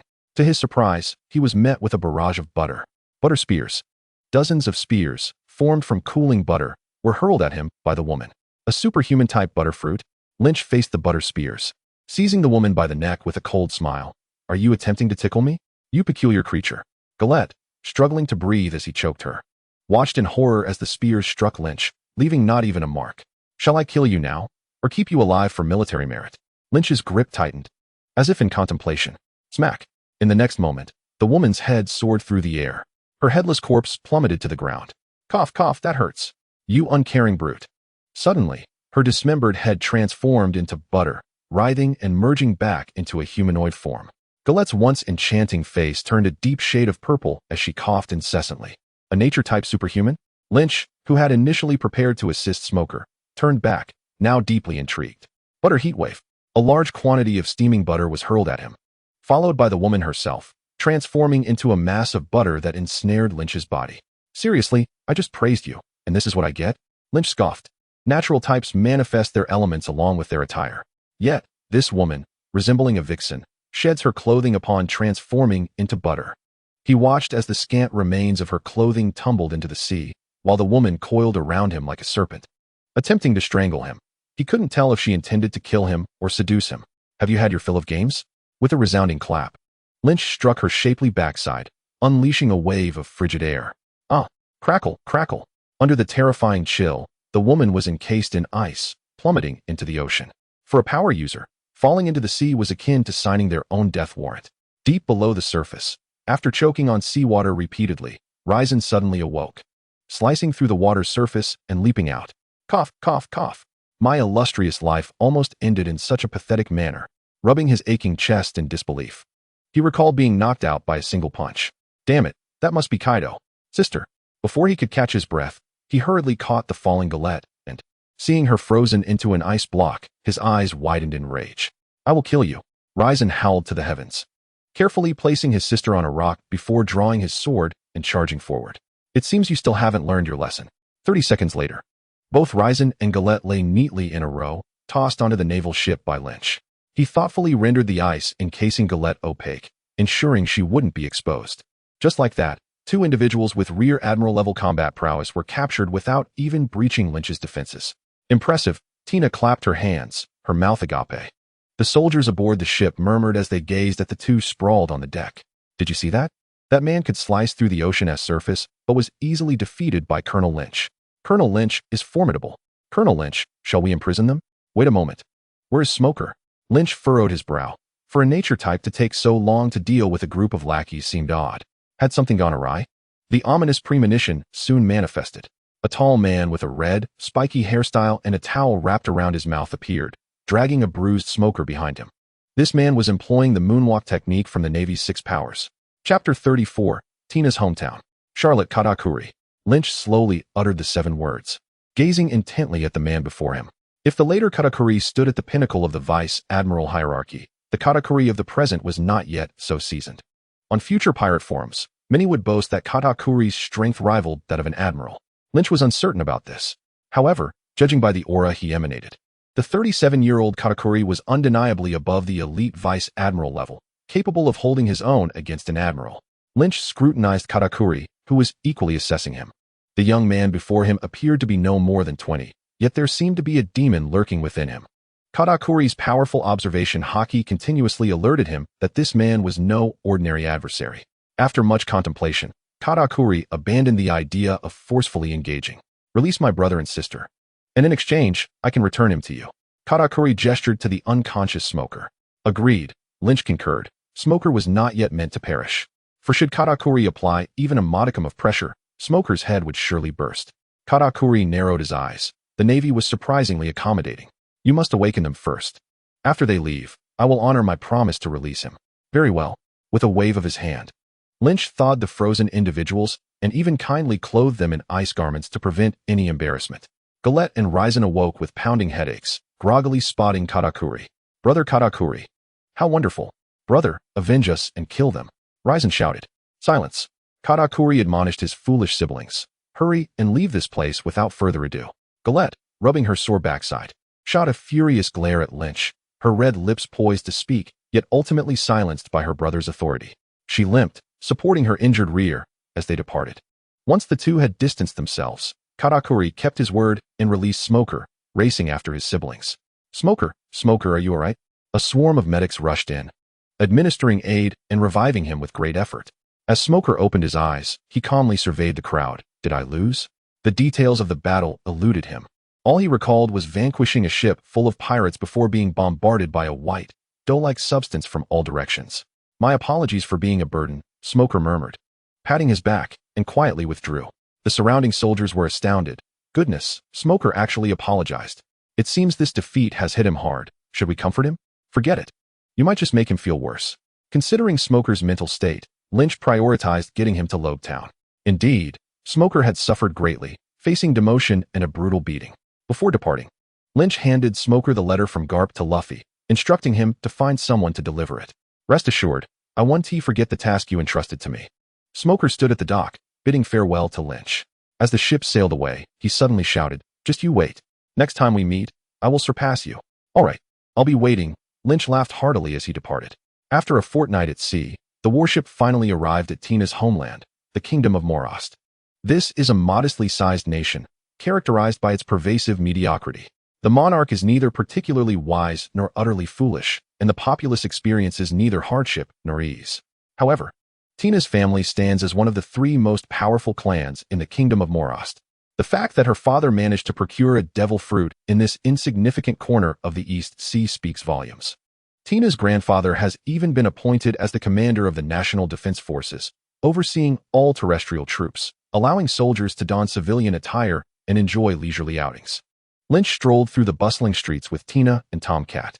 Upon returning to her hometown after a long absence, Tina was particularly elated, grasping Lynch's hand as they meandered and sampled delicacies along the way, resembling a pair of enamored lovers. "Excuse me, are you the young lady?" Suddenly, an uncertain voice called out from behind. Tina turned to see Uncle Sam. "What a delightful surprise," she exclaimed, pulling Lynch along as she approached him. "Allow me to introduce you. This is Uncle Sam, the steward who watched me grow up. And this is Lynch, my boyfriend." At the mention of boyfriend, Tina cautiously stole a glance at Lynch, hoping he wouldn't mind her calling him that. "Hello, it's a pleasure to meet Tina's family," Lynch smiled, extending his hand to shake the steward's. "Greetings," the steward replied, his demeanor slightly stiff. "I thought you were off to join the Navy. Why have you returned with a boyfriend? I hope the master doesn't suffer a heart attack upon seeing his precious daughter brought home by a pig. By the way, how are my father and grandfather?" Tina inquired. "Well, I'm afraid the news isn't good," the steward replied, his expression forlorn. "Let me take you back. The master will surely be delighted to see you." "Yes, let us go home," Tina said, wrapping her arm around Lynch's as they followed the steward. At the family estate, Tina's father occupied the main seat, with the steward standing behind him. Lynch and Tina sat on either side. After exchanging pleasantries with her father, an oppressive silence enveloped the room, with a pair of scrutinizing eyes fixed on Lynch, causing him to sit up straight, anxious not to leave a poor impression on their first meeting. The intensity of that gaze made him fear that at any moment, a command could summon a legion of swordsmen. "Father, I heard from Uncle Sam that there have been issues within the family. May I offer my assistance?" Tina interjected, eager to divert attention from Lynch. Returning to the matter at hand, Kelly sighed. "To be frank, a group of bandits posing as revolutionaries has recently emerged in the kingdom. They launch organized raids under the cover of night, leaving no trace behind, and vanish without a trace by day. It has been over half a month since the king assigned our family the task of eliminating these brigands, yet we remain at a standstill. If we cannot find them soon, our credibility with the king will plummet. As a result, your grandfather has already lost all his hair. Leave it to me, father. I will apprehend them," Tina declared, slamming her hand on the table. "Leave it to you? Absolutely not. Our family's men are not all dead yet," Kelly insisted, shaking his head vigorously. He could never allow his precious daughter to face danger. In his eyes, Tina would always be a little girl. "But I will help Tina," Lynch interjected, rising to his feet. "Rest assured, uncle, I will assist her in overcoming this challenge. You? Kelly scrutinized Lynch from head to toe. The young man was undeniably handsome, yet he did not appear particularly formidable. Father, don't be fooled by his delicate appearance. This gentleman is actually a naval colonel. Tina chimed in sweetly. A naval colonel? At such a young age? Kelly regarded Lynch skeptically, wondering why he had not heard of such a young officer in the Navy. Suspecting that his daughter might have been deceived. Seeing the doubt in Kelly's eyes, Lynch felt compelled to demonstrate his prowess. Forgive my rudeness, uncle, he said, suddenly thrusting his finger into a nearby solid stone pillar. When he withdrew it, a 10-centimeter deep hole marred the otherwise unblemished granite. Goodness, Kelly gasped, grabbing Lynch's hand to inspect it. Your hand isn't scathed? I've never encountered someone who could pierce stone with their bare hands. Once assured of Lynch's undamaged fingers, Kelly gasped again. Impressive. I now believe you are indeed a naval colonel. The maid beside them watched with wide eyes, captivated by the display of strength. Her attitude shifted dramatically, and she eagerly clasped Lynch's hand. Then we shall entrust the matter of the bandits to you. Our family shall reward you handsomely. There's no need for lavish rewards, uncle. I do this for Tina, Lynch replied, his tone modest. Kelly's smile faltered, his gaze darting back and forth between the two. Could it be that they had already crossed certain boundaries? Had his beloved daughter been compromised? Tina's cheeks flushed crimson as she playfully jabbed Kelly. Stop looking at me like that. It's so annoying. That night, Lynch stood atop the highest point in the kingdom, surveying the landscape with keen eyes. The Candlelight Fruit had enhanced his vision to a level where he could rival a marksman even without a scope. Coupled with his fairly good observation Haki, he was confident that if the miscreants dared to emerge tonight, he would capture them all. As the clock struck midnight, the group of thieves could no longer restrain their impulses and stealthily infiltrated a lavish mansion. In an instant, they were detected by Lynch. Iron Fist, a towering man, 3 meters tall, was sent crashing to the ground, his weapon shattered by Lynch's blow. Miss, are you all right? In a moment of peril, Lynch rescued the wealthy man's daughter from the clutches of the thieves. Thank you. The girl stammered, clearly shaken and at a loss for words, ultimately being led away by a servant. You, who dares to oppose us revolutionaries, do you wish to meet your end? The thieves, witnessing one of their own reduced to mere dust, were momentarily daunted but mustered their courage, hoping the name of the revolutionaries would intimidate their foe. Revolutionaries? Lynch scoffed. If the dragon were aware of your actions, he would surely come to deal with you himself. You speak the truth. A crack of lightning split the sky, revealing a figure cloaked in a cape, who stepped forward to unveil a face marred by sandal marks. The most notorious criminal in history, Monkey D. Dragon. Dragon? Lynch exclaimed in surprise. Do you know me? Dragon queried, his brow furrowed in confusion. I know your father, Lynch replied. Old man. Dragon raised a hand to touch his aching cheek. At that moment, the bandits were paralyzed with terror upon Dragon's arrival. They had been brazenly masquerading as revolutionaries. Never imagining the real deal would come knocking at their door, Dragon turned his back to them, summoning a tempest in his hand. You have tarnished the name of the revolutionaries, and now you shall repay with your lives. We're sorry. We were wrong. We will never again use the name of the revolutionaries for wrongdoing. Some bandits fell to their knees, pleading for mercy, while others fled in terror. Who would dare confront the legendary dragon? The fleeing few were swiftly torn to shreds by the tempest conjured by Dragon. As he prepared to unleash another whirlwind, Lynch interjected. Ensure the remaining ones are left intact. It would be best to keep one alive for my purposes. Why should I heed your command? Dragon's expression remained devoid of emotion. I am not seeking your counsel, Dragon. Lynch's right hand transformed into a dragon claw, ignited by flames. Zoan type. Dragon fell silent for a moment. Very well, I agree. 5 seconds later, over 30 bandits lay slain, leaving only one unconscious. Without a backward glance, Dragon vanished into the breeze. They say you are cold-blooded, and having witnessed it today, I believe it. Dragon's chilling demeanor was terrifying. A person like him would only consider gains and losses, never allowing emotions to sway his decisions. No wonder Luffy, at the age of 18, remains oblivious to the fact that he has a father. He likely believes he sprang forth from a crevice in a rock. Lynch hoisted the unconscious bandit and returned to the family estate. As for the corpses strewn upon the ground, they would likely be hung from the city walls by tomorrow, requiring no concern on his part. At the family estate, Kelly watched Lynch with amusement as he brought the bandit. Ah, my son-in-law. Tina has informed me about your escapades. I wholeheartedly approve. Kelly's delight was palpable. Even referring to Lynch as his son-in-law, Lynch felt a twitch at the corner of his mouth. How could this old man change his demeanor so swiftly? One would think he was the same man whose gaze during the day had been as sharp as a knife. Thankfully, he did not disgrace his mission. Kelly surveyed the bandit on the ground, a smile of satisfaction spreading across his face. The bandit troubles that had plagued him for days had finally come to an end. It's getting late, my son-in-law. You must be weary. Retire for the night, he said. Yes, uncle, Lynch replied. Under the guidance of the steward, Lynch returned to his guest room. He removed his clothing and shoes, pulled back the covers, and lay down, only to be met with a startling surprise. Warmth enveloped him. Tina, still half asleep, rubbed her drowsy eyes. Lynch, you're back. Tina, what are you doing here? Lynch whispered, concerned that if discovered, his father-in-law might split him in two. Tina was just afraid you would be scared sleeping alone, she replied, wrapping her arms around him. In Tina's home, it was only natural for her to extend her hospitality. Stop it, Lynch said, feeling his heart race at the softness of her embrace. By the way, how good is the soundproofing of your walls? What are you thinking, you naughty boy? Tina playfully punched his chest. You're only allowed to hold me while sleeping. No inappropriate thoughts. How about a little touch? Lynch sought to negotiate. Well, okay then. Tina hesitated for a mere second before acquiescing. Having long desired to sleep together with Lynch, in her heart, she believed she would eventually belong to Lynch, so a simple touch was nothing. However, Tina soon found herself responsible for her actions. It's a bit chilly outside. May I touch you inside? Yes, come on in, Tina said, lifting her nightgown willingly. Before long, she suggested, don't you find your clothes uncomfortable?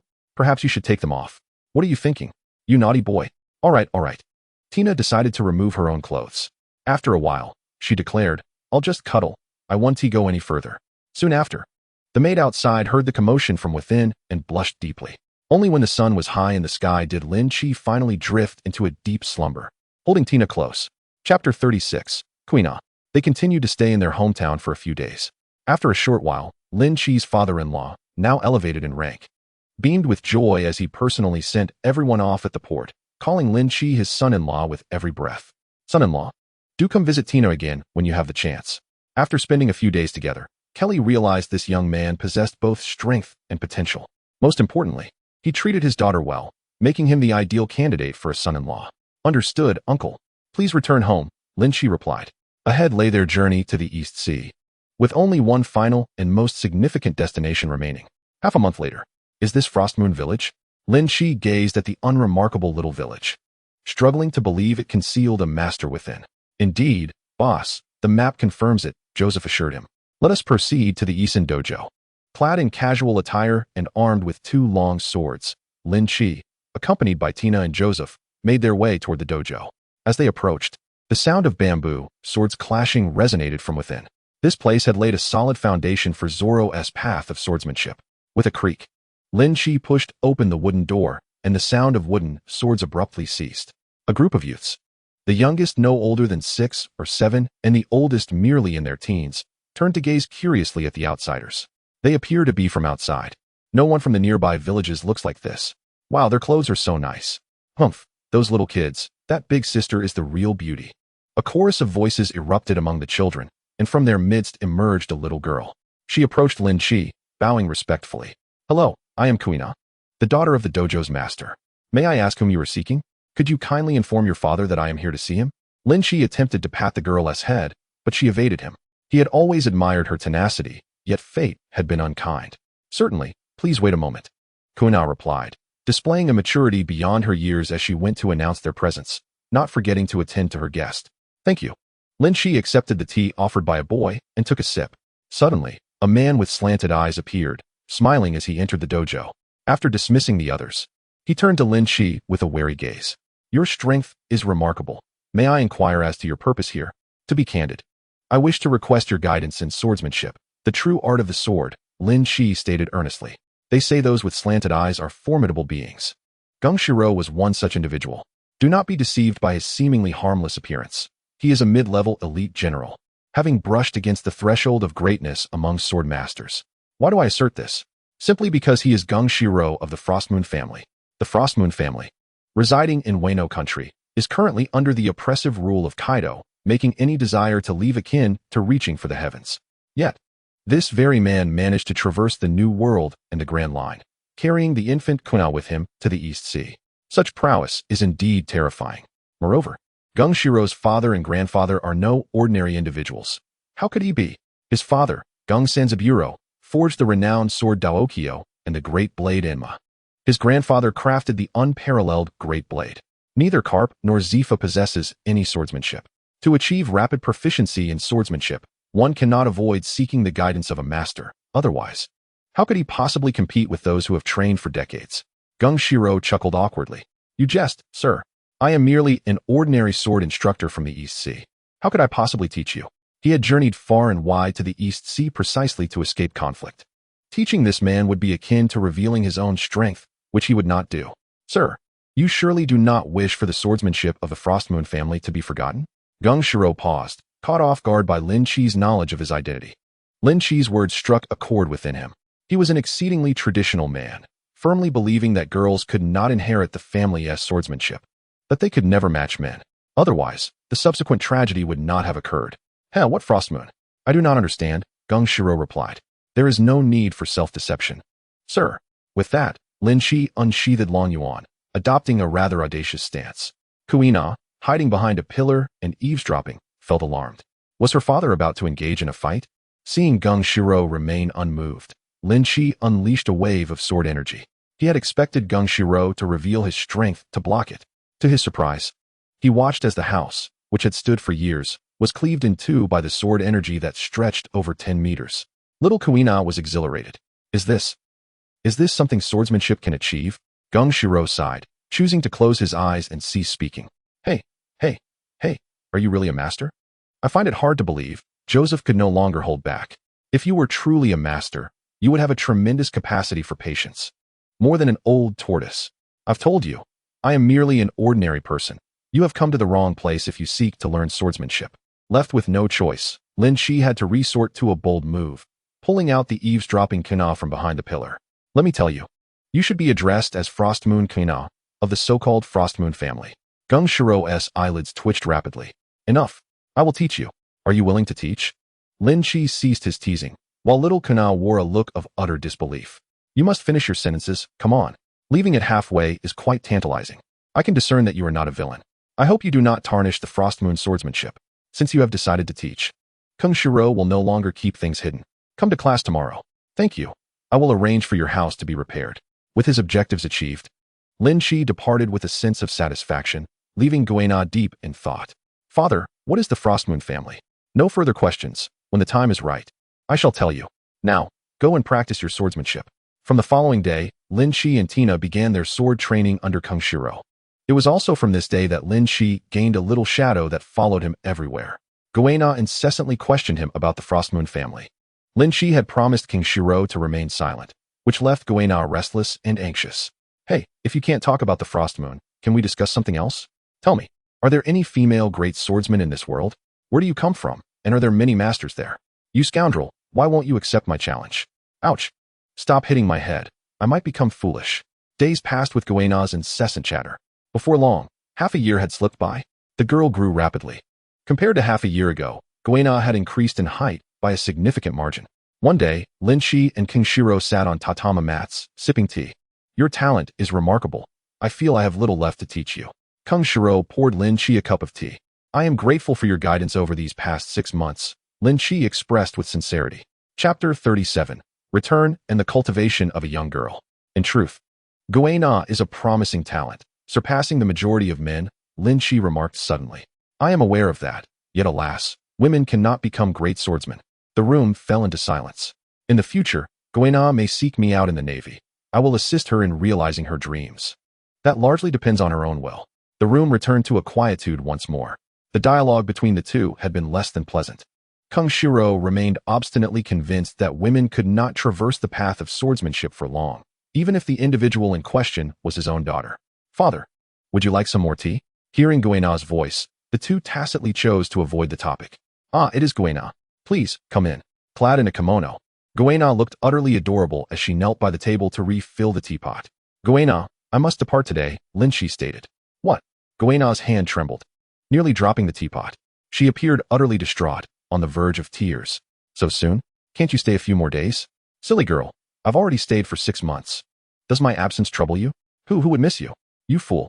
Guena's face turned a bright shade of red. I am merely concerned that no one will be here to chat with me. Haha, Guena, you are so strong. I imagined as much. By the way, I haven't given you a gift yet. I have something for you before I leave.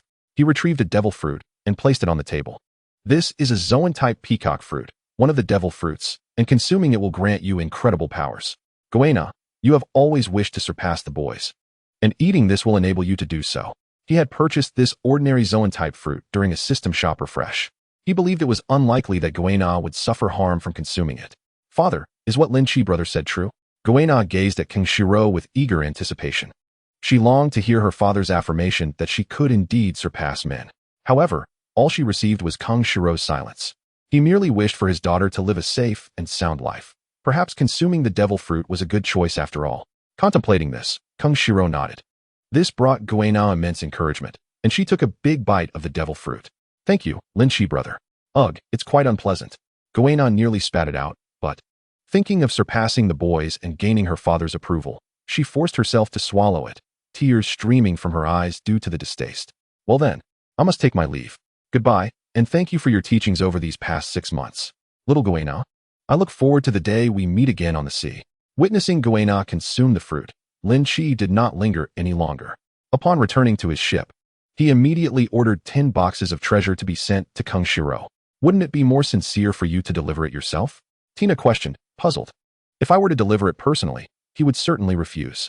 Just as the warship was about to set sail, Goena rushed to the dock, breathless, calling out, Lynch brother, I have come to see you off. Lynch smiled. Goena, I believe you will undoubtedly become a female great swordsman. Upon hearing this, Goena was overcome with emotion, tears cascading down her cheeks. Thank you. It's a promise. I will strive to become a great swordsman for you to see. Very well. Watching the warship sail away, Goena wiped her tears and, with a smile on her lips, headed straight for the training grounds. In the year 1508 of the Sea Circle calendar, Lynch returned to the Grand Line with his fleet and dialed Sengoku. Yes, I'm back. I encountered a dragon in the East Sea. Shall we first deliver the prisoners to the deep sea prison? Very well. Lynch hung up the Den Mushi. During his year at sea, over 100 ability users had been imprisoned within the ship's hold. These individuals would cause concern for anyone else delivering them to Sengoku. Except for Lynch, the deep sea prison, the Navy headquarters, and Judicial Island formed a triangular stronghold. Between the three, the world government maintained a dedicated passageway. No one could pass through except for official members. Through the Justice Gate, Lynch and his party entered the deep sea prison, where they were greeted by the Vice Warden Magellan. Greetings, Colonel Lynch. On behalf of the deep sea prison, I welcome your arrival. Magellan, donning thick gloves, shook hands with Lynch. Hello, I have long admired the esteemed name of Warden Magellan. Lynch exchanged pleasantries with Magellan as his subordinates escorted the prisoners into the deep sea prison. Observing the prisoners all shackled with sea prism stone handcuffs, Magellan inquired, You haven't captured solely ability users, have you? Indeed. So many? There must be over 100. Magellan was astonished. People typically manage to capture 1 or 2 ability users at sea, yet here, Lynch had brought back hundreds. One might think ability users were as common as cabbages. Those aware of Lynch's status as a colonel would be surprised, while those unaware might even assume he was a general. I may have inadvertently captured these during my extended time at sea. Listening to Lynch's nonchalant remarks, Magellan's mouth twitched. Capturing so many ability users so casually was quite impressive. He envied Lynch's military achievements, which would take him a decade to match. Report, all prisoners have been delivered. A soldier announced. Very well then, my good brother Magellan, until we meet again. Farewell, Magellan waved as he watched them depart. Days passed, and Lynch returned to the Navy headquarters. After more than a year away, he felt a sense of nostalgia as he set foot on land. System, check attributes. Host, Lynch. Combat ability, Moonwalk, Peak, Shave, Advanced, Gale Step, Advanced, Gunpoint, Peak, Iron Block, Advanced, Life Return, Advanced, Paper Drawing, Beginner. Note, all ultimate techniques are represented by proficiency. Life skills, Navigation, Intermediate, Culinary skills, Beginner, Lowly Cultivation, Intermediate. Basic attributes, Physique, Level 5, Physique Monarch, Swordsmanship, Level 5, Great Swordsman.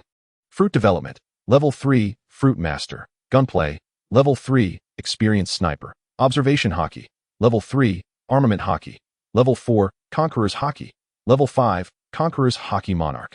Note, without limits. Attributes that can continually be improved will be represented as basic attributes. This is Lynch's harvest after a year at sea. Both his physique and swordsmanship have reached level 5, representing a qualitative leap. The others have also seen improvements. However, what on earth is this lowly cultivation? Lynch protested. What kind of absurd skills has this system marked for him that he has become a lowly nurturer? Did he not assist the Empress, Kula, Nami, Nojiko, and even Kina? Well, he reluctantly accepts this lowly nurturing. Chapter 38, Battle against Kizaru. Welcome back, Colonel Lynch. The docks on both sides were filled with Navy soldiers dressed in distinctive uniforms. Upon sighting Lynch's warship docking, they all shouted enthusiastically. What on earth is happening? Lynch was bewildered. The welcome he received as a mere colonel seemed more grand than that of a general. He jumped down from the warship, just about to inquire about the situation when Carp approached him with a hearty laugh. Ha ha, Lynch kid, I heard you encountered Dragon in the East Blue. Didn't he give you any trouble, did he? So that's what's going on. No, Elder Dragon was quite amiable. That's good to hear. Let's hurry. That old man Sengoku is waiting for you. In the Marshal's office, Carp, Sengoku, and Zifa formed a circle around Lynch, listening intently as he recounted his adventures over the past year at sea. Ahem. As he spoke, Sengoku's pupils gradually widened, suddenly choking on a rice cracker he had in his mouth. Carp glanced over with a sidelong look, as if to say, when will you mature like me? You mean to say you accidentally consumed a mythical Zoan fruit while eating fruit? Sengoku was astounded. That's a mythical Zoan. He was the only one in the entire Navy who possessed it, fully aware of its immense value. He had almost perished for the sake of the Buddha fruit. Yet this kid had it handed to him for free. Such luck made Sengoku green with envy.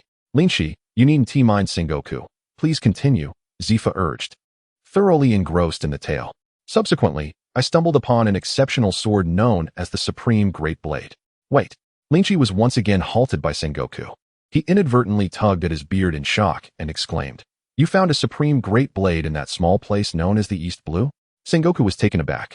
A Supreme Great Blade. The vast Navy doesn't possess even one.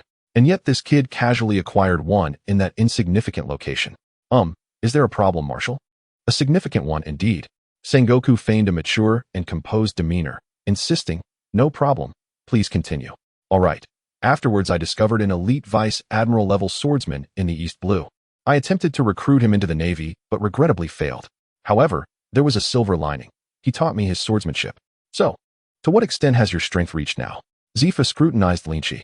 His disciple had progressed far too rapidly. In just over a year at sea, he first acquired a mythical Zoan fruit, then a supreme great blade, and had the guidance of a master swordsman. They did not suspect the origins of these treasures, for no one would willingly part with such riches from the sea. Lynch scratched his head, uncertainly modest. I haven't tested my limits, but I reckon I could hold my own against a general, perhaps. His physique and swordsmanship were both at level 5. Although his mastery of the fruit and Haki wasn't as thorough as that of the older generation, he believed he could manage against a general without much difficulty. Even against someone like Green Bull, a lackluster general, he felt he stood a chance. The three of them inhaled sharply in unison. If what Lynch said was true, a 20-year-old general would be utterly formidable. How about I arrange a match for you against Kizaru? Sengoku proposed. Lynch understood this was a test of his abilities and readily agreed. Sure. Half an hour later, in training ground number 7, Kizaru, yawning, leisurely trimmed his nails. Oh, you called me out of my afternoon nap just to fight this little brat? Kizaru sighed. Kizaru, do not take this lightly. Otherwise, you might find yourself at a disadvantage. Sengoku kindly warned. Kizaru remained unfazed. At the age of 44, he thought it absurd to take a young man in his 20s seriously. He might as well just collide with a block of tofu. Were it not for the fear of losing his year-end bonus, he wouldn't have bothered coming. Sengoku truly was something else, calling him to entertain a child. Well, I'm going to make my move now. With the intention of finishing quickly to get off work sooner, Kizaru made the first move. He transformed into a streak of light, appearing in front of Lynch instantaneously, delivering a kick in midair. Bang! He actually blocked it. Sengoku watched in astonishment as Lynch remained motionless, effortlessly defending against Kizaru's strike with a single arm. Although Kizaru hadn't been serious, it was still an impressive feat. Kizaru observed Lynch with growing interest, gradually increasing the force in his leg.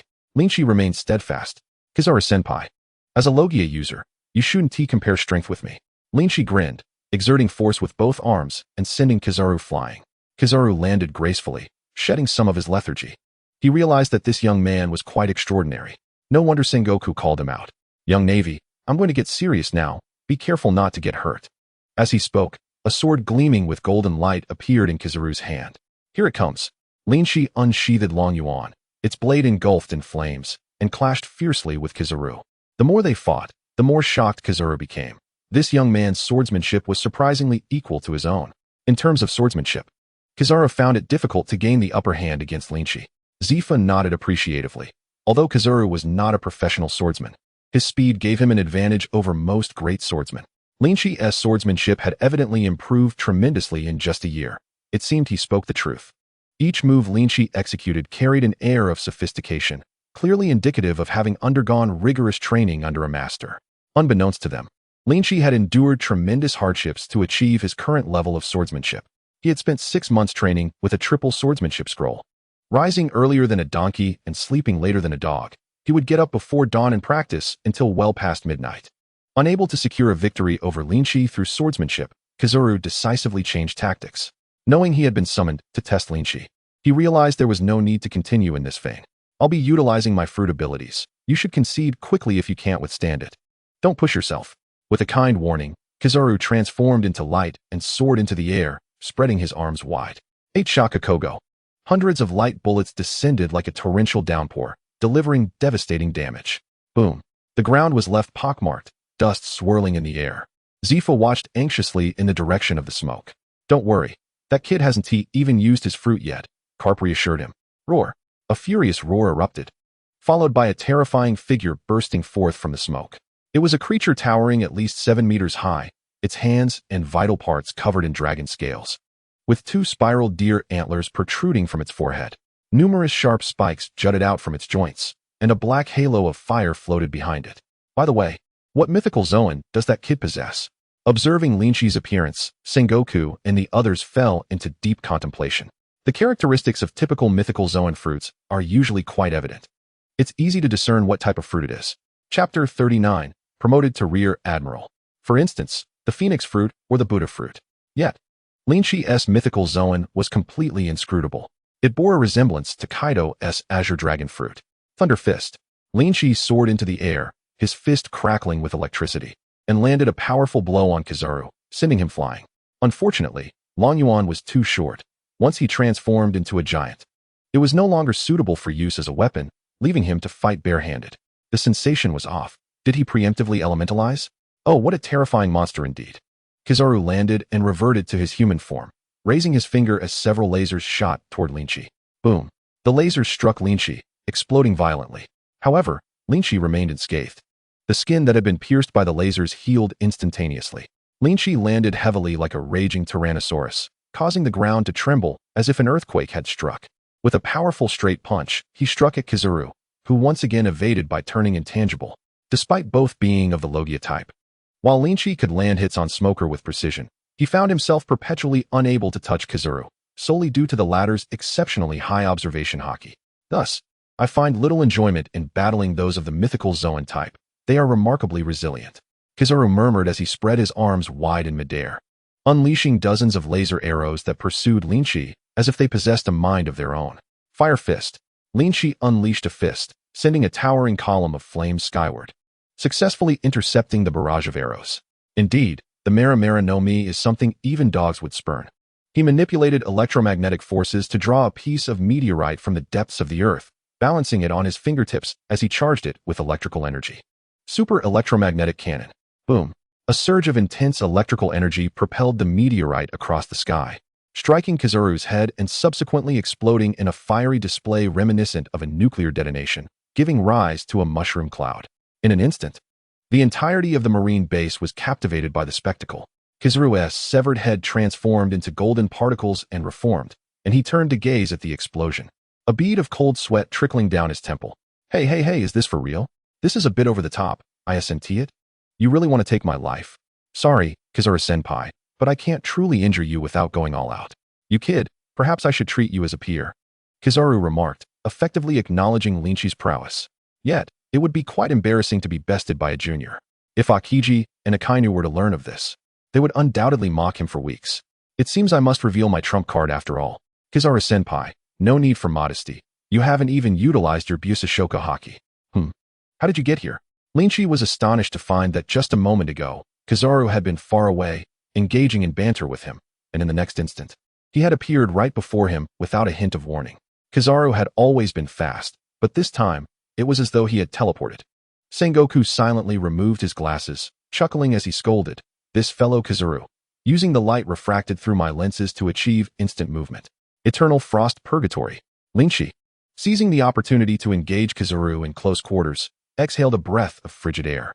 The chill rapidly spread, frosting the air and encasing the ground in ice. The effects of this technique rivaled that of Akiji's ice fruit. Gamma ray, a dense black light coalesced at Kizaru's fingertips. Unlike the usual yellow glow, Lynch sensed an aura of death emanating from it. That's enough. Galaxy impact. At the critical moment, Garp suddenly interrupted their confrontation with a powerful punch. Ouch, Mr. Garp. Your fists remain as formidable as ever. Garp's unexpected blow sent both of them flying, and Kizaru couldn't even manage to turn intangible in time. It was unclear how he had accomplished it, but it hurt immensely. When the two finally rose, one bore a large bump on his head, grimacing in pain. "Kizaru-senpai, I concede," Lynch admitted humbly. Had it not been for Garp's intervention, he couldn't be certain how he would have fared against Kizaru. Conversely, that move would have left Kizaru in a rather compromised position. The younger generation is truly formidable. To possess the strength akin to a vice admiral at such a young age is impressive. Kizaru rubbed his aching waist, casting a resentful glance at Sengoku. "Commodore, next time there's such an opportunity, please seek out a Kainu instead. Thank you." "My apologies for the trouble, Kizaru," Sengoku replied with sincerity. The onlookers had witnessed the battle between the two, and it was undeniable that Lynch had indeed showcased strength comparable to that of a vice admiral. Among them, the most astonished was none other than Zephyr, who had personally witnessed Lynch's growth. In just over 2 short years, he had transformed from an unknown rookie into a force rivaling that of a vice admiral. Truly terrifying. "Well then, Commodore, I shall take my leave now. Do remember to transfer my overtime pay to my account." Kizaru waved his hand, reverting to his languid demeanor as he vanished in a flash of golden light. "Captain Lynch, in recognition of your distinguished service, I hereby officially promote you to the rank of Rear Admiral. You may collect the corresponding items from the supply department shortly," Sengoku announced in an official tone. "Yes, Commodore." "Lynch, congratulations on your promotion." Zephyr offered his well wishes. "Ascending from captain to Commodore and now to Rear Admiral. A remarkable leap indeed." "Thank you, Teacher Zephyr." "You rascal. In just 2 years you've risen from an ordinary Navy soldier to a Rear Admiral. Your pace is enviable. Meanwhile, I've only made it to Vice Admiral." "Mr. Garp, please, do not jest. Everyone knows it is you who chose not to ascend to the rank of Admiral." "Ha ha ha, is that so? All right, let us not disturb Lynch any further. He has been at sea for over a year. It's time he gets some well-deserved rest. I'll grant you a half-month leave, so take good care of yourself," Sengoku said kindly. With some free time on his hands, Lynch promptly sought out Peach Rabbit. Unfortunately, the housekeeper informed him that Peach Rabbit had gone to sea and had not yet returned. Thus, he ventured alone to the nearby commercial street to satisfy his hunger. That wild girl Tina had vanished since her return. She was likely off catching up with her girlfriends. After filling his stomach, Lynch pondered that he had brought no gifts for Peach Rabbit, and thus began to browse for presents in the marketplace. Remembering that Peach Rabbit liked cats, he considered buying one. However, no, Peach Rabbit had once remarked that ever since meeting Tom, all other cats seemed too foolish. Peach Rabbit was not the type to crave extravagance. She disliked the typical gifts that women often favored. Just as he was deep in thought, it suddenly struck him that Peach Rabbit seemed to have a plethora of perfumes and hairpins at home. Alas, he knew nothing about perfumes. Thus, Lynch settled on the idea of purchasing a hairpin. He walked through numerous shops, encountering many attractive designs, yet none were truly exceptional. Just as he was about to give up, a lively voice calling out from nearby caught his attention. Come and see, come and see. Special hairpins from Alabasta. Crafted entirely from white jade, adorned with 18 unique gems from Alabasta. Today is a grand discount. No need for 1 billion berries, not even 900,000 berries. Just 999,000 berries. That's right, you heard correctly. Hurry and buy. Chapter 40, The Peacock. I'll take it. I want to buy it. The simultaneous voices rang out as Lynch's hand collided with another delicate one. Looking up, he found a girl with golden hair. Before he could utter a word, the girl beamed at him sweetly and said, "Hey, big brother, you wouldn't dare to compete with me for this, would you?" The girl appeared to be no more than 15 years old and wore no military uniform, suggesting she was likely a member of a Navy family. However, Lynch sensed a wave of Haki emanating from her. In this world, individuals matured early. While she looked 15, her true age was uncertain. A child prodigy possessing Haki at such a young age. Right, big brother? Surely, you wouldn't want to compete with a little girl for something? Seeing Lynch remained silent, the girl reiterated her question. Of course, having been put on the spot, Lynch reluctantly relinquished the item to her. Thank you, big brother. Goodbye. The girl joyfully paid for the hairpin and flounced away, her long hair swaying behind her. Ding. Life choice triggered. Task option 1. The Black Hand. Steal the hairpin in secret and make the girl cry. Reward. A lesson from Vice Admiral Crane. Task option 2. Steal the black stockings from the peacock's legs and keep them as a treasure. Reward. World Transference Scroll. Task option 3. Take the peacock to a private room to watch a performance by Diego. Reward. Title. Lowly Slayer, inflicting 5 damage to Little Lolis. System. You are becoming increasingly twisted. Lynch was at a loss for words regarding his own system. However, the codename Peacock sounded strangely familiar. He suddenly recalled that this was indeed the granddaughter of Vice Admiral Crane. The World Transference Scroll in Option 2 was divided into 2 parts. Possessing it would allow one to traverse between 2 points at will. Such a remarkable item, akin to a portal, would likely cost no less than 50,000 points in the system shop. Such a remarkable opportunity. Yet the only requirement is to acquire a pair of stockings from a girl. However, I am a man of virtue. Do you truly think I would engage in such depraved acts for a mere portal? Lin Chi scoffed at the notion. 5 minutes later, he intercepted the peacock in a secluded alley. Hey, young man, you're blocking my path. Due to Lin Chi's prior transformation through life repayment, he had become unrecognizable, and thus the girl failed to identify him. You see, Lin Chi produced 2 unopened packets of black stockings, explaining, I work for a black stocking manufacturer. We are currently conducting a market research initiative. If you would kindly remove the black stockings from your legs, you shall receive 2 brand new pairs in return. What do you need my stockings for? The peacock inquired, tilting her head in innocent confusion. We require your worn stockings for testing, to improve our products. The girl fell silent for a moment before suddenly exclaiming, Pervert, utter pervert. You aren't planning to use my stockings to clean a gun, are you? How disgusting. The peacock regarded Lin Chi with disdain. Clean a gun? What on earth are you talking about? Lin Chi could hardly believe such words were uttered from the lips of a young girl. Step aside, pervert, I'm going home. The peacock pushed Lin Chi aside and hurriedly dashed toward the alley's exit. In an instant, Lin Chi teleported before her and delivered a swift blow, rendering the girl unconscious. I apologize, but since you are unwilling to comply willingly, I am left with no choice. With deft hands, Lin Chi removed the black stockings inch by inch from the girl's delicate legs, a fragrant aroma wafting from the stockings. He maintained a serious demeanor as he stowed the girl's original stockings into his storage ring. He was no true pervert. How could he possibly indulge in such behavior? If he were to smell them, it would have to be in a secluded place. 1 for 2. You're not at a loss, he mused. Placing the prepared stockings beside the girl, Lin Chi lit a cigarette, wedging it between the peacock's fingers. As the smoke dissipated, she would eventually awaken. Perfect. After ensuring that no evidence was left behind, Lin Chi departed quietly. System, claim rewards. Ding. Congratulations to the host for completing the task. World Transfer Scroll has been issued. In a flash of light, a bifurcated scroll appeared in Lin Chi's hand. As long as he held one half, he could teleport to the location of the other half. Without delay, Lin Chi sought out the pirate hunters at the naval headquarters to collect his bounty, spending 5 million berries for them to deliver the items to the West Sea. Such safe and harmless escort tasks were warmly welcomed by the bounty hunters. After 2 round trips, night had fallen. Exhausted, he returned home only to find it shrouded in darkness. That foolish cat, Tom, couldn't even turn on the lights at home. As he pushed open the door, the room suddenly illuminated. With 2 loud bangs, colorful streamers cascaded from above. Surprise. Congratulations on your promotion to Rear Admiral. A throng of people emerged from the corners, including the Navy personnel he had sailed with for a year, fellow trainees, as well as Tina and Peach Rabbit. Colonel Lin Chi. No, from now on, it should be Rear Admiral Lin Chi. Congratulations, Rear Admiral. You are the first in our elite camp to achieve this rank. Thank you, everyone. Lin Chi felt warmth swell in his heart. Peach Rabbit stepped forward gracefully. Sister Peach Rabbit, you're back. Yes, she nodded, suddenly wrapping her arms around Lin Chi's neck and kissing him. Lin Chi's eyes widened in shock. Tina gasped, while onlookers dropped their beers, quickly averting their gazes. Tom, nonchalant as ever, lit a cigar and exhaled a cloud of smoke that read, a century of bliss. Welcome home, little brother Lin Chi, Peach Rabbit exclaimed joyfully. Lin Chi gazed at his reflection in the mirror, his face adorned with lipstick marks. Such a surprise, so sudden. A night of revelry ensued. The next morning, Lin Chi groggily awoke from the sofa, his head throbbing, and was stunned by the scene before him. Had 100 huskies invaded? The guests had departed, leaving the living room littered with empty bottles and disarray. Tom hung from the light fixture like a noodle. With a crash, the bottle in Tom's hand shattered on the floor. Tom.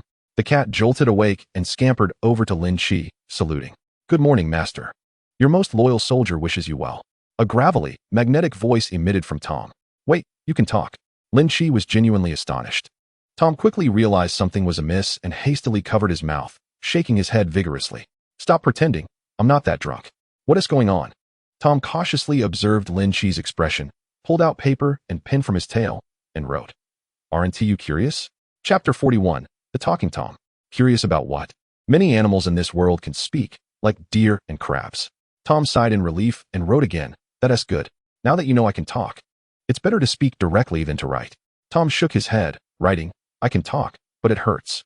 Tom doesn't like to talk. All right. Then don't speak. I have a task for you. Clean this room thoroughly, and I'll reward you with a box of fish treats. Tom's eyes lit up, and he instantly manifested 6 arms, 2 for sweeping, 2 for mopping, and 2 holding cloths, quickly tidying up the space. This was a scene one would expect only in an anime, now unfolding in reality. Lynch cautiously opened Peach Rabbit's door. Compared to the living room, this space was much cleaner, not much different from usual. Sister Peach Rabbit's sleeping posture is quite alluring. Lynch's gaze lingered on Peach Rabbit's raised backside and her smooth, long leg. He gently closed the door and checked on Tina, ensuring both women were fine before exiting the room. At the Navy cafeteria, Lynch ordered. 3 breakfasts to go, please. Coming right up, young man, just a moment.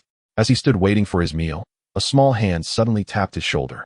Turning around, he found the peacock. Excuse me, is there something you need? Recalling the events from the previous day, Lynch felt a twinge of anxiety. Surely she hasn't discovered the truth? Impossible. He had altered his appearance and voice through life repayment yesterday. The peacock remained silent, simply staring intently at Lynch. Oh no, he thought. I may have hit her too hard yesterday, leaving her dazed. After a prolonged silence, the peacock slowly spoke. I think we should have a chat. What could we possibly discuss? If you have something to say it here. Lynch inwardly fretted. Could he truly have been found out? Are you sure? The peacock's large, adorable eyes blinked. According to military law, attacking a Navy family member incurs a prison sentence of 1 year to 10 years. Are you looking to serve time, big brother? After all, you treated me like that yesterday. Enough. Lynch swiftly covered the incessantly chattering peacock's mouth. Beads of cold sweat forming on his brow. He was certain now. This girl had indeed uncovered the truth. Big brother, why are you doing this to me? Even though you treated me like that, I wouldn't hold you responsible. The peacock wriggled free from Lynch's grasp, whispering insistently. Around them, pairs of serious, discerning eyes turned their way. The cafeteria lady quietly set down her serving spoon. Damn it. Lynch could no longer endure the scrutiny of those around him or the peacock's relentless teasing, and he dragged her out of the cafeteria. Once they had left, whispers erupted within the cafeteria. Wasn't he that girl the granddaughter of General Crane? That man seems to be the recently prominent Rear Admiral Lynch. Wow. What a juicy scoop. I can't wait to see if General Crane finds out. Lynch dragged the peacock to a secluded corner of the woods, rubbing his temples in frustration. How did you discover me? Hee. Dear brother, the return of your life is of no use to me. The peacock replied, rising on tiptoe, leaning forward and proudly pointing to her own nose. According to research, my sense of smell is 15 times that of a human. I remember your scent. Dog's nose. You're the one with a dog's nose. The peacock retorted with a playful pout. Now speak. What is your purpose? Today, it was the peacock seeking him out, not Admiral Crane, which proved she had not reported him. Given this, she must have a more significant request. However, her attempt to intimidate Lynch was a mere folly. He would ensure she learned the meaning of regret. Ah, has my dear brother already guessed? The peacock's sweet smile suddenly morphed into something more sinister, her eyes sparkling with hearts. It's simple. I just want my dear brother to play with me. Devil fruit user, the whip fruit. Lynch exclaimed, startled. How could he have forgotten that this peacock and the little saddie from Impel Down were a pair of pathological sadists? You don't mean to use your devil fruit powers against me, do you? Lynch's eye twitched. Indeed. You wouldn't dare refuse, would you? The hearts in the peacock's eyes turned pink. Alas. Lynch placed his hand on the peacock's small head. Little sister. You must understand that I merely borrowed your stockings and returned 2 pairs to you. Even if you shout outside, it won't result in any punishment for me. Very well, I shall inform Grandma Crane then. The peacock withdrew the weapon conjured by her whip devil fruit and turned to leave. Wait, Lynch exclaimed, grabbing the peacock. If Admiral Crane found out, it would be disastrous. If she were angry, he would likely face a beating from Sengoku, Garp, and Zephyr. He had no desire to be hung on a clothesline by Crane's wash fruit for several days. Slap. The peacock, caught off guard, suddenly regained her composure and lashed out at Lynch's arm with the abilities of the whip fruit. The force was considerable, tearing his clothing apart. Yet Lynch's body remained unscathed. Dear brother, your body is quite robust. Is this what it means to be a sadist? This was Lynch's first encounter with a sadist, and he found himself somewhat overwhelmed. If she weren't Admiral Crane's granddaughter, he might have pinned her down and given her a thorough beating by now. As Lynch pondered his next move, the peacock again activated her devil fruit powers. Lynch held on to her, not letting go, which resulted in him taking another hit. It didn't hurt much, less than a mosquito bite, but his clothes were utterly ruined. What a sturdy body. The peacock gazed at Lynch with flirtatious eyes, making it seem as though she had developed feelings for him. Seeing her like that, Lynch feared she might faint from excitement. How could Admiral Crane, known for her illustrious career, have such a peculiar granddaughter? Another attack came, which Lynch caught with ease. You're bullying me. I will tell Grandma Crane. The peacock's chest heaved as she looked at Lynch with a longing expression. Lynch chuckled coldly. Now it seems we both hold leverage over one another. If you dare to inform on me, I will reveal today's events to Admiral Crane. I don't believe she would condone your behavior. The peacock's expression faltered. Please, dear brother. With her hard approach failing, the peacock immediately switched tactics, adopting a pitiful demeanor to plead. Not a chance. Go back quickly. I have no time to indulge in your trivial games. Chapter 42. A commission from Admiral Crane. Very well. The peacock feigned surrender, but harbored malice within. Taking advantage of Lynch's moment of distraction to swing her weapon, Lynch swiftly grasped the whip, yanking the peacock towards him with a cold smirk. This is entirely your doing. What are you going to do? For some reason, the peacock felt a flicker of panic as her hands were bound. It seemed something unpleasant was about to occur. What do you think? Humph, I'm going to teach you a lesson. Don't think you can act with impunity. Lynch pinned the peacock to the ground and began his reprimand. It hurts. 5 minutes later, the peacock was sobbing, her tears streaming down her face, transforming it into a little flower-patterned visage. Apologize and swear never to hit others again, and I will let you go, Lynch commanded. I won tea. Even if you beat me to death, I will never submit to you, you big bad guy. The peacock stubbornly retorted through her tears. Such a straightforward heart. Despite the pain, she was as obstinate as a duck with its mouth shut. Very well, you asked for it. Half an hour later. Woohoo, I was wrong. I apologize. Please, don't hit me anymore. The peacock's eyes were red and swollen, desperately covering her lower half, pleading fervently. Now you're begging for mercy? Weren't you quite bold just a moment ago? It hurts. I've already apologized. What more do you want from me? You villain. The peacock was on the brink of despair. Had she known she would end up in such a predicament, she would never have dared provoke this man. What sort of person was he? Unafraid of her grandmother and completely lacking compassion. When he struck, he did so with full force. She could hardly feel her lower half anymore. Swear you will never use others for your amusement again. I won tea. You might as well just kill me. Once the topic of interests arose, the peacock's defiance returned. Fine. Lynch was both amused and exasperated. Today, he was determined to correct the peacock's bad habits. Another half an hour passed. The peacock rolled her eyes back and fainted. Lynch was at a loss. What sort of person was she? She would rather be knocked out than feign a little compliance to abandon her peculiar interests. Truly, she was deeply entrenched in her affections. If this continues, I might just end up killing you. The peacock's absurd penchant was something he could not change. Better to let Admiral Crane deal with the headache. Now what? The peacock was in no condition to move, and he could not personally take her back, lest Garp would surely beat him to a pulp. Boom. Lynch stomped heavily on the ground, creating a tremendous sound as he swiftly departed. Not long after he left, a group of Marines rushed towards the noise. Hurry. There's an unconscious girl over there. This appears to be Admiral Crane's granddaughter. Quickly, notify Admiral Crane. Hiding at a distance. Lynch felt relieved and headed home with his breakfast. In the stark, white hospital room, the peacock lay face down on the bed, wrapped in bandages. Wanting to cry but having no tears left. Having returned to her senses, the peacock felt rather normal. There was no choice. Any contact with her rear end sent waves of pain through her, so she had to lie there. What added to her despair was the deathly glare from her grandmother. Garp sat nearby, grinning broadly. Had it not been for Sengoku's presence, he would likely have burst into laughter. The peacock had never experienced such social embarrassment. She wished she could just disappear into a crack in the ground. Honestly, how did you end up like this? Admiral Crane scolded sternly. I already told you, Grandma. I fell on my own. In her mind, the peacock recalled Lynch's threat. If she dared to report him, he would report her for hitting him. Do you think your grandmother is senile? Admiral Crane's face darkened. Seeing her granddaughter in such a state, no one could feel happy. I heard that something happened between you and Lynch in the cafeteria. It wouldn't be related to him, would it?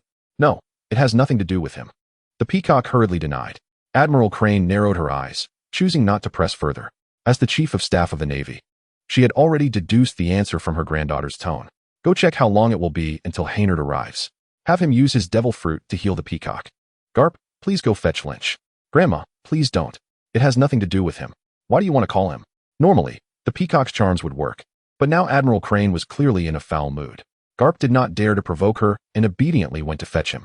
An hour later, with the assistance of the devil fruit, the peacock stood up, albeit unsteadily, one limping step at a time. Aside from a somewhat awkward gait, everything appeared quite normal. The swelling in his posterior had subsided as well. However, as Lynch surveyed the scene, his discomfort grew increasingly palpable. The deathly glare from General Crane was not something everyone could withstand. You old codgers, step outside, Crane commanded, and Carp and Zephyr obediently exited, while Sengoku took the lead to attend to matters of state.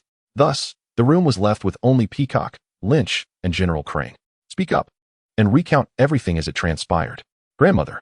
Peacock attempted to resist, but Lynch sighed, rose, and recounted the events from beginning to end. Naturally, his account was embellished. He certainly could not divulge the incident involving the theft of someone's granddaughter's black stockings. He also spared Peacock a bit of dignity, ensuring she wouldn't dare to expose him. After listening, General Crane fell silent for a moment, seemingly needing to digest the information given her extensive experience. After a while, she opened her eyes. Lynch, you did quite well. Lynch, who had closed his eyes in resignation, was taken aback by this unexpected praise, wondering if it was perhaps a veiled mockery. What are you saying, grandmother? Peacock was equally bewildered. How could she commend the very person who had harmed her? However, General Crane shifted her tone. My praise does not equate to forgiveness. You must acknowledge your own faults in this matter. It seems that this child's proclivities are beyond my ability to change. Therefore, I wish to entrust Peacock to you. Chapter 43, A Strong Remedy. Perhaps, in order to tackle a chronic ailment, one must resort to drastic measures. If you can cure Peacock of her peculiar inclinations, not only will I forgive you, but I shall also bestow upon you a generous reward. General Crane was distressed by Peacock's masochistic tendencies. After all these years, she had believed her granddaughter's condition had improved, only to find that this incident had made it clear, without a firm hand, Peacock was doomed. What man would dare to take on such a character? After all, since Peacock had already been punished by Lynch, a little more wouldn't matter. As long as she could be cured of this masochism. Grandmother, you must be mistaken. I am not a doctor. How could I possibly treat her? Besides, I cannot hit her again, can I? Lynch hastily deflected. Exactly, grandmother. How can you send me to this villain? Peacock protested. You are correct. If Peacock is disobedient, you may discipline her until she is corrected. However, you are only permitted to strike her posterior. Other areas are off limits. As long as her bottom remains intact, you may strike as you wish. Lynch observed the elderly woman's demeanor, realizing he could not refuse. What are you saying, grandmother? Peacock's face turned crimson. Very well. It is settled. You have a half-month holiday, do you not? From now on, I shall send someone to deliver Peacock to your home daily until she corrects her bad habits. General Crane made her decree. Thus, Lynch found himself with the additional task of reforming a wayward young lady each day, while Peacock's derriere bore the brunt of it. Upon returning home, Lynch recounted the day's events, prompting Tao Rabbit to voice her indignation. How could Sister Crane act in such a manner? This cannot stand. I shall confront her at once. Tao Rabbit rose from the sofa in a huff. Enough, Sister Guion, Lynch interjected, grasping her hand. Let her be. She is merely a young girl, and I can handle it easily. Very well, but if it becomes too much for you, do let me know. After all, you have only half a month of vacation. Tao Rabbit grumbled. Fine. It's getting late. I shall prepare dinner, as Tina should be returning soon. That night, the three sat around a table for dinner, and Lynch found it astonishing how harmoniously the two women interacted. He had expected to mediate between them, yet they were getting along like true sisters. He could understand Tina's demeanor, given her noble upbringing with several stepmothers influencing her from a young age. However, he could not fathom Guion's adaptability. What are you thinking, silly? Eat your meal, Tao Rabbit chided, placing a large piece of meat into Lynch's bowl. I see. You want Tina to feed you. Tina scooped up steaming soup with her spoon, pouting as she blew on it. Open wide. Lynch's expression darkened. Was she treating him like a child? He vowed to make Tina pay for this slight. Notably, ever since that day at the EC when Tina had crawled into his bed, they had almost always shared a bed thereafter. Sometimes, Tina would feign modesty. Yet she remained adorably compliant. Since that day, she had realized that a man's claim of merely rubbing without penetration was sheer nonsense. Creak. At bedtime. Under the cover of night, Lynch quietly pushed open Tina's door. No. Sister Guillaume is back tonight. You should sleep alone. The walls here are thin. Do not entertain any inappropriate thoughts. In a state of confusion, Lynch was unceremoniously pushed out by Tina within 3 seconds. Damn it. You little minx, you'll regret this. Lynch, feeling dejected, returned to his own room and buried his head under the covers to sleep. In the middle of the night, Lynch was suddenly awakened by the sensation of a curvaceous body climbing onto his bed. A grin spread across his face as he reached for the inviting form. Little minx. Could you not resist? Ah. The woman beneath the covers gasped as he pinched her. Wait, that voice was not Tina S. Instantly retracting his hand, Lynch broke into a cold sweat as a dreadful realization dawned on him. He lifted the covers and stared in astonishment. Sister Guillaume, Tao Rabbit, her face flushed, covered her chest with her arms, glaring fiercely at Lynch. Do you usually treat Tina like this? Forgive me, Sister Guillaume, I did not realize it was you. Lynch's heart raced. Had he known it was Guillaume, he would never have dared to act in such a manner. Shoo. Guillaume made a shushing gesture, her delicate fingers resting on Lynch's lips. Do not speak, it is late. Let us sleep. With her face flushed, Guillaume nestled closer into Lynch's embrace, closing her beautiful eyes. As Lynch held her voluptuous form, he felt a stirring within him. He was not bold enough to allow Tina to overhear such indecency. Damn it, I must find a soundproof house next time. Tonight was destined to be another sleepless night. The following day, I slept so well. Tao Rabbit yawned, her sleepy face emerging from her bed. Sister Guillaume, if you're awake, could you please move your legs? They're about to go numb. A feeble voice chimed in.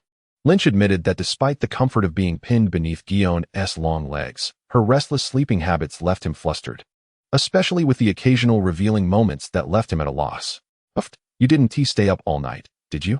Seeing Lynch's dark circles, Tao Rabbit burst into laughter, her delight evident. How beautiful. Lynch was entranced by her perky features. Yesterday, in the dim light, he hadn't noticed. Now, with Guillaume devoid of makeup, she appeared utterly natural and stunning.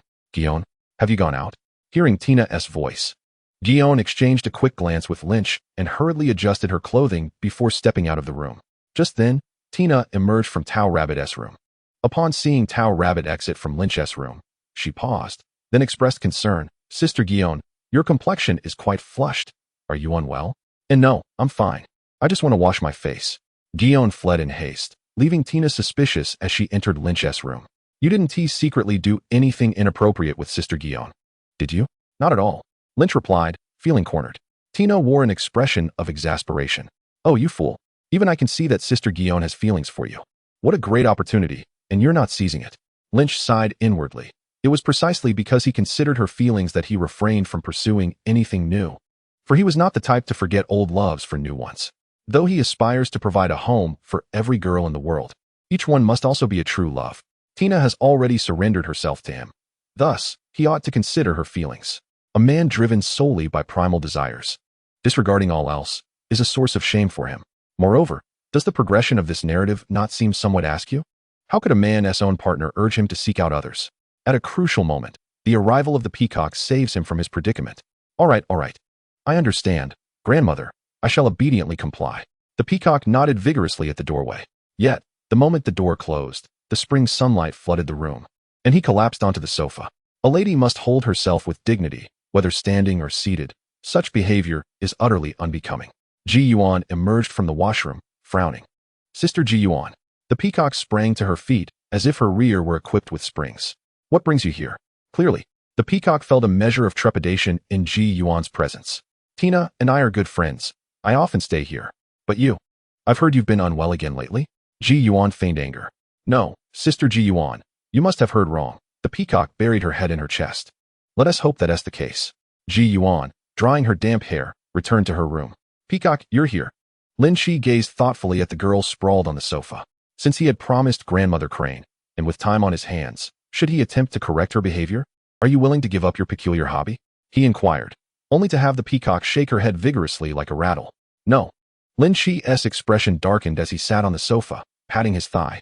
Come lie down, resting on my lap. What are you doing? Oh. The peacock instinctively took a step back, panic etched on her face. Your grandmother said that if you misbehave, I am free to discipline you. Recalling Grand General Crane's words, the peacock shivered and hurriedly backtracked. I'll change. Is that not enough? Please don't hit me. It's hard for me to walk. Can you truly change? I can. The peacock nodded eagerly. Uffed. Tao Tu, leaning against the door to watch the scene unfold, chuckled. Lynch, don't listen to this girl. She's the best at deceiving people. Let me assist you. Sister Ji Yuan, with her schemes exposed. The peacock felt a surge of anxiety. In Ji Yuan's presence, all her intentions would be laid bare. How do you plan to help? Lynch inquired with curiosity. It's simple. Just make her sincerely admit her faults. Ji Yuan spread her arms, a pink mist emerging from her palms. I've consumed superhuman fruit, which allows me to create various perfumes. This is the truth serum. If one lacks the will of a general, they can only speak the truth once affected. Sister Ji Yuan, that's impressive, Lynch praised, and to think the fruit can be used in such a manner. Please, no, Sister Ji Yuan. As Ji Yuan approached, the peacock felt a wave of despair wash over her. Shortly thereafter, the peacock was pressed onto Lynch's lap like a misbehaving child, while Ji Yuan released a cloud of pink mist enveloping her. I will ask you once more, are you willing to abandon your bad habits? I am not willing. The moment the words left her mouth, the peacock immediately covered her lips. What is happening? She clearly intended to say yes, but the words changed at the last moment. Humph, it seems Ji Yuan was right. She is not obedient at all, Lynch remarked with a stern expression. After a while, the peacock, tears glistening in her eyes, squatted in the corner, weeping. Thus, Lynch's holiday passed day by day. The daily routine consisted of eating, sleeping, and reprimanding the peacock. Meals were shared among four, as the peacock would only return home at night. 12 days flew by in the blink of an eye. On this particular day, the peacock entered, humming a cheerful tune, bouncing through the door. Upon entering the room, she instinctively climbed onto Lynch's lap, eagerly stating, I'm ready. Lynch twitched his lips. I haven't even asked yet. What are you prepared for? Then, big brother, please ask away. The peacock replied nonchalantly.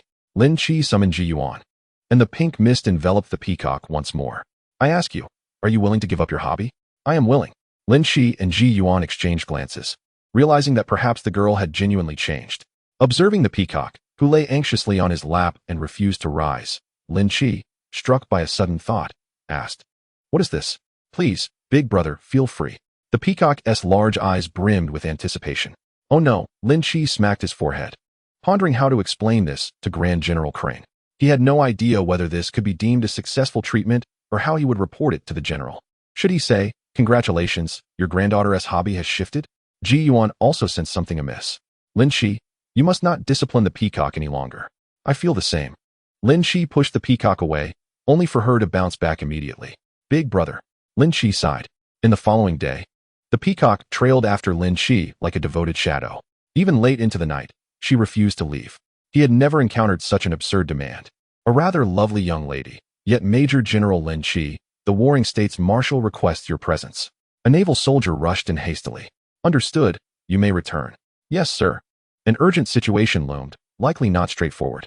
Lynch first explained the circumstances to Ji Yuan and Tina. As he prepared to depart, another naval soldier hurried in. Major General Ji Yuan, we've located you. The Warring States Marshal requests your presence. In the conference room, by the time Lynch and Ji Yuan arrived, 5 vice admirals and several brigadier generals had already gathered, including the long-absent T-Pig and Flying Squirrel. Those who have yet to arrive will not be awaited. Everyone, listen to me, Warring States declared sternly. The world government has decreed that we launch a demon extermination order against Mountain Island. The reason, harboring the demon offspring Robin and attempting to investigate the legendary history of the past century. Moreover, there is substantial evidence that they are studying ancient texts. As the words fell, Flying Squirrel immediately voiced his objection. Mountain Island is home to a nation. Is it not excessive to annihilate a country merely for harboring the demon offspring? His words echoed the sentiments of many present. Before Warring States could respond, another vice admiral, full of bravado, retorted, Flying Squirrel, are you questioning the orders of the world government? They have not only sheltered Robin, but also sought to study ancient texts. Have you forgotten the O'Hara incident? Rudolph, a vice admiral loyal to the world government, was a planted agent within the Navy. Ji Yuan showed no regard for Rudolph's authority, coldly stating, Flying Squirrel was addressing the marshal, not you. Enough. Warring States interjected, halting the bickering. 10 warships are already docked at the port. You are to proceed immediately. Flying Squirrel will be the supreme commander for this operation. The scale of the Demon Extermination Order includes 5 vice admirals, 10 brigadier generals, thousands of elite naval personnel, and the 10 most advanced warships, sufficient to effortlessly obliterate a nation. Lynch wore a contemplative expression. The Navy had endured through 3 generations. The evolution of the Navy, from steel bone to warring states, and then to the subsequent Akainu, could be summarized as follows: obedient dogs of the world government, dissatisfied dogs, and dogs that dared to defy the world government. Ultimately, the Navy was merely a dog of the world government. All military funding came from the world government.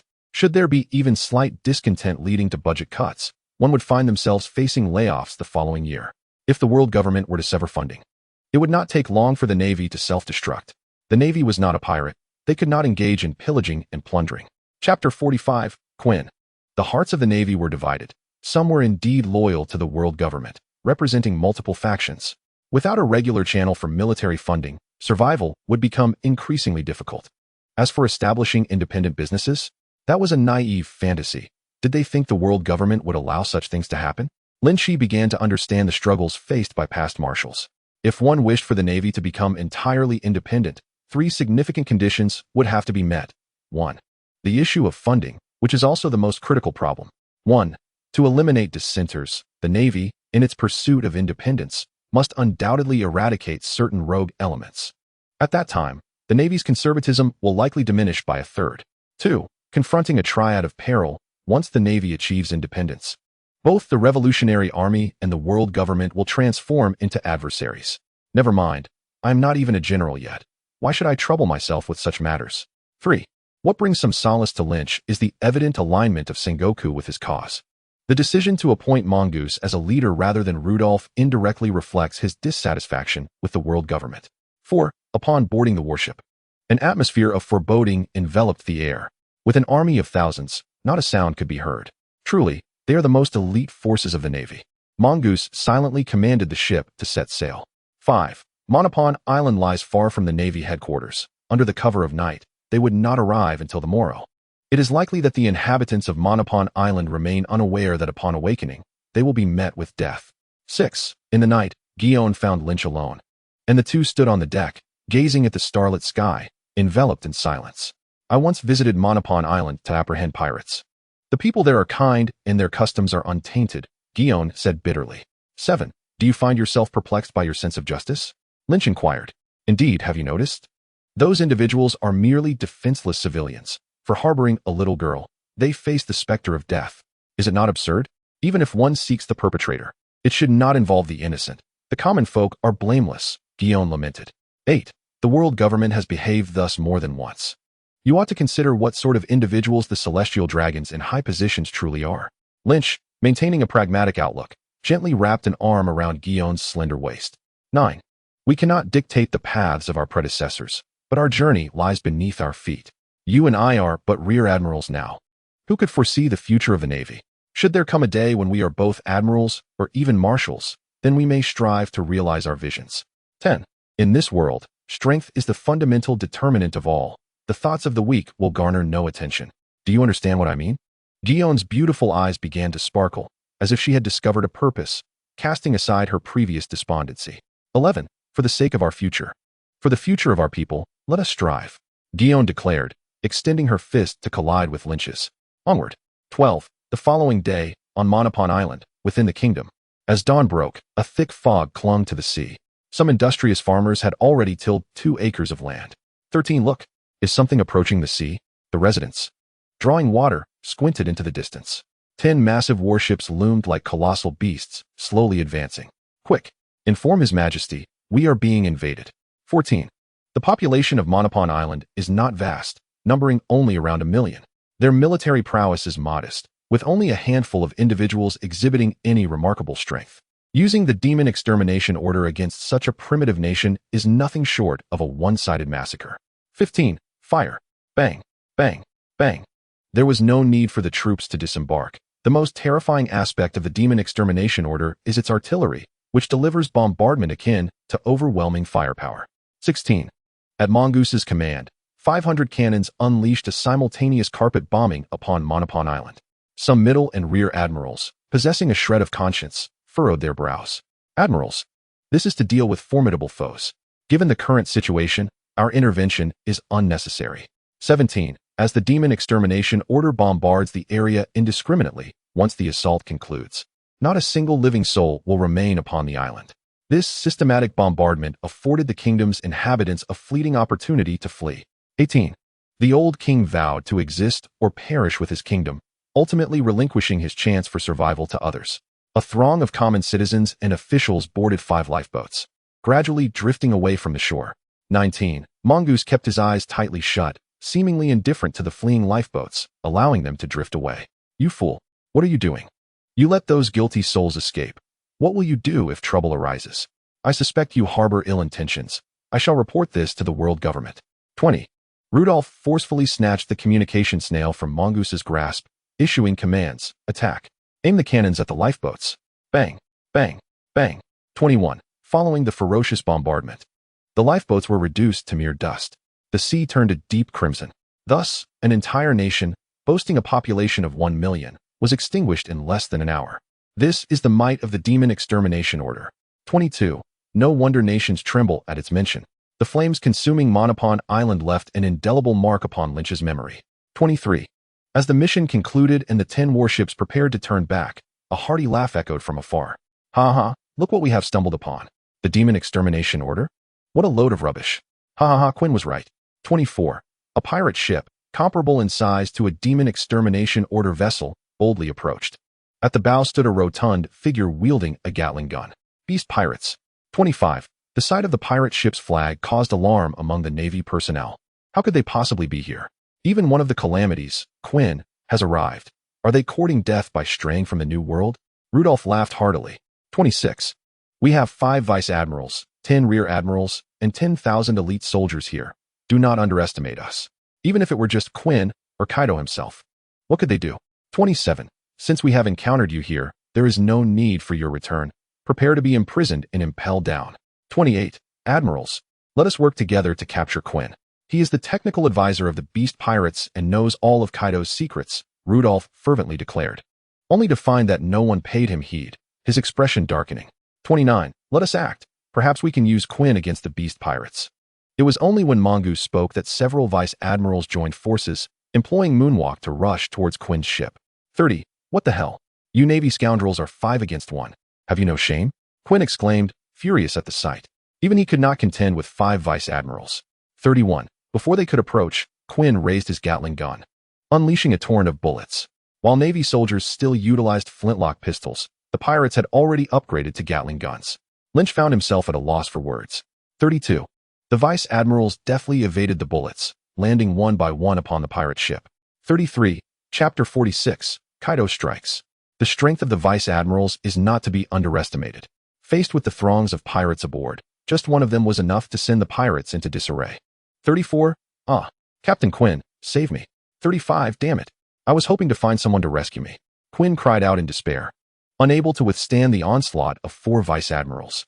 36. The strength of those below the rank of admiral is not to be taken lightly. 37. In a moment of desperation, Quinn transformed into a towering brontosaurus, a Zoan-type ancient fruit user. With his immense size, he could at least withstand the punishment. 38. At this juncture, Quinn was not the Quinn of 10 years hence, unable to disregard the vice admiral's attacks. 39. Ouch, take it easy. That hurts my leg. I'll blast you to bits. Quinn roared, opening his dragon mouth to unleash a barrage of bullets and cannonballs. 40. A true force to be reckoned with. Even his own body was not spared from modification. 41. I can't take it anymore. Kaido, if you don't show up soon, I'm going to be killed. Quinn wailed in agony, lamenting that being alive does not equate to escaping pain. 42. Ororo, Quinn, you fool, you can't even handle a few flies? 43. With a resounding crash, Kaido made his grand entrance. Transforming from dragon form to human form, he stood upon the deck, casually producing a kanabo. 44. Thunderbagua. 45. With a mighty swing of his kanabo, Kaido sent one vice admiral plummeting into the depths of the sea. Quinn, I'm here to rescue you. Alas, Kaido, you have finally emerged from your stupor. Quinn, overwhelmed with emotion, clung to Kaido's leg, weeping profusely. Get away, how disgusting. Kaido bellowed.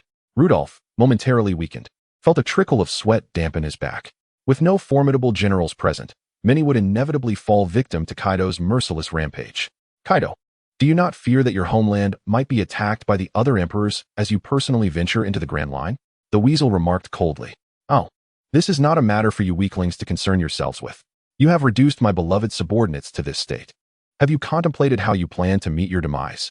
Kaido roared, swinging his kanabo down fiercely. Rudolph was sent flying.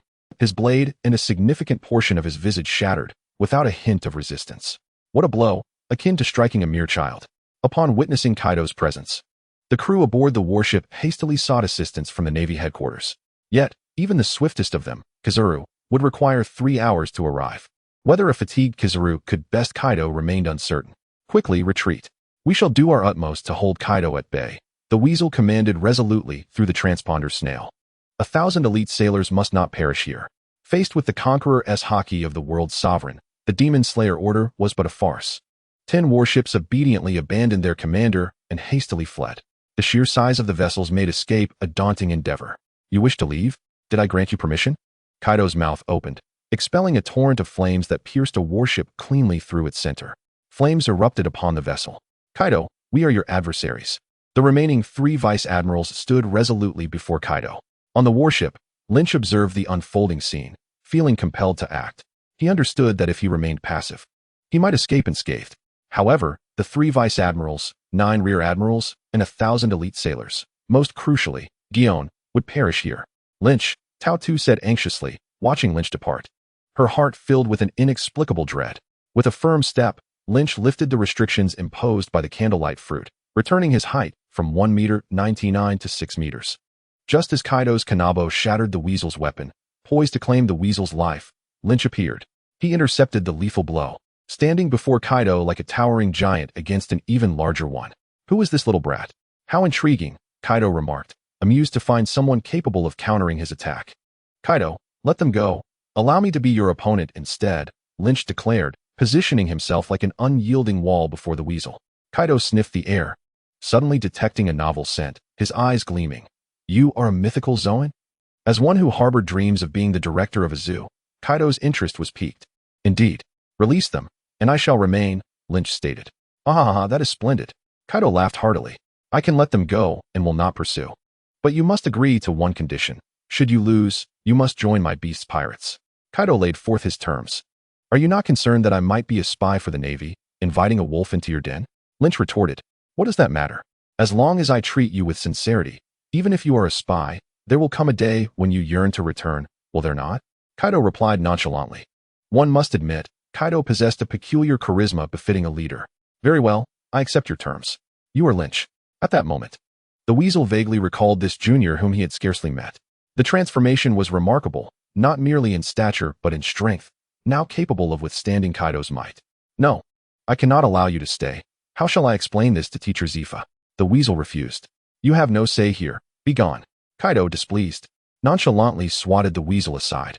Fear not. I shall keep my word. I will use my skill, and he shall come to no harm, the considerate Kaido reassured Lynch. Lynch nodded. Vice-admirals, you should depart on your own.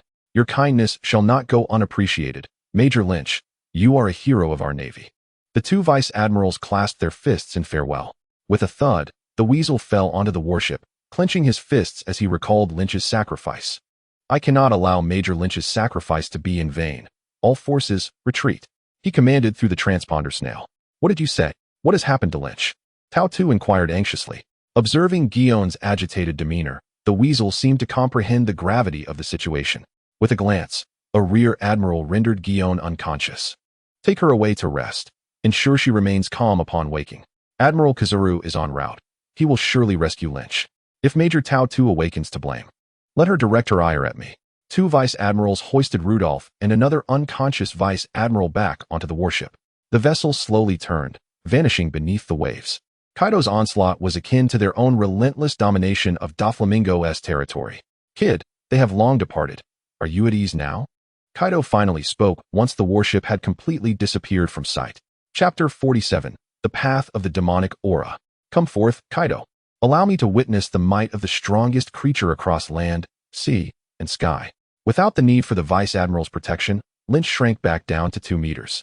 Otherwise, Wielding the dragon's abyss and heart's passage would feel akin to handling mere toys. Is this also a manifestation of your devil fruit's power?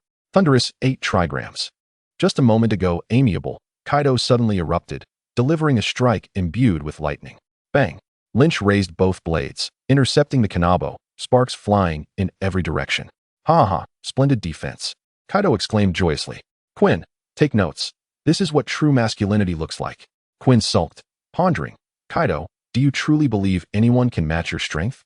You know just how monstrous your power is. Time passed, and Kaido had not encountered anyone capable of withstanding his greeting.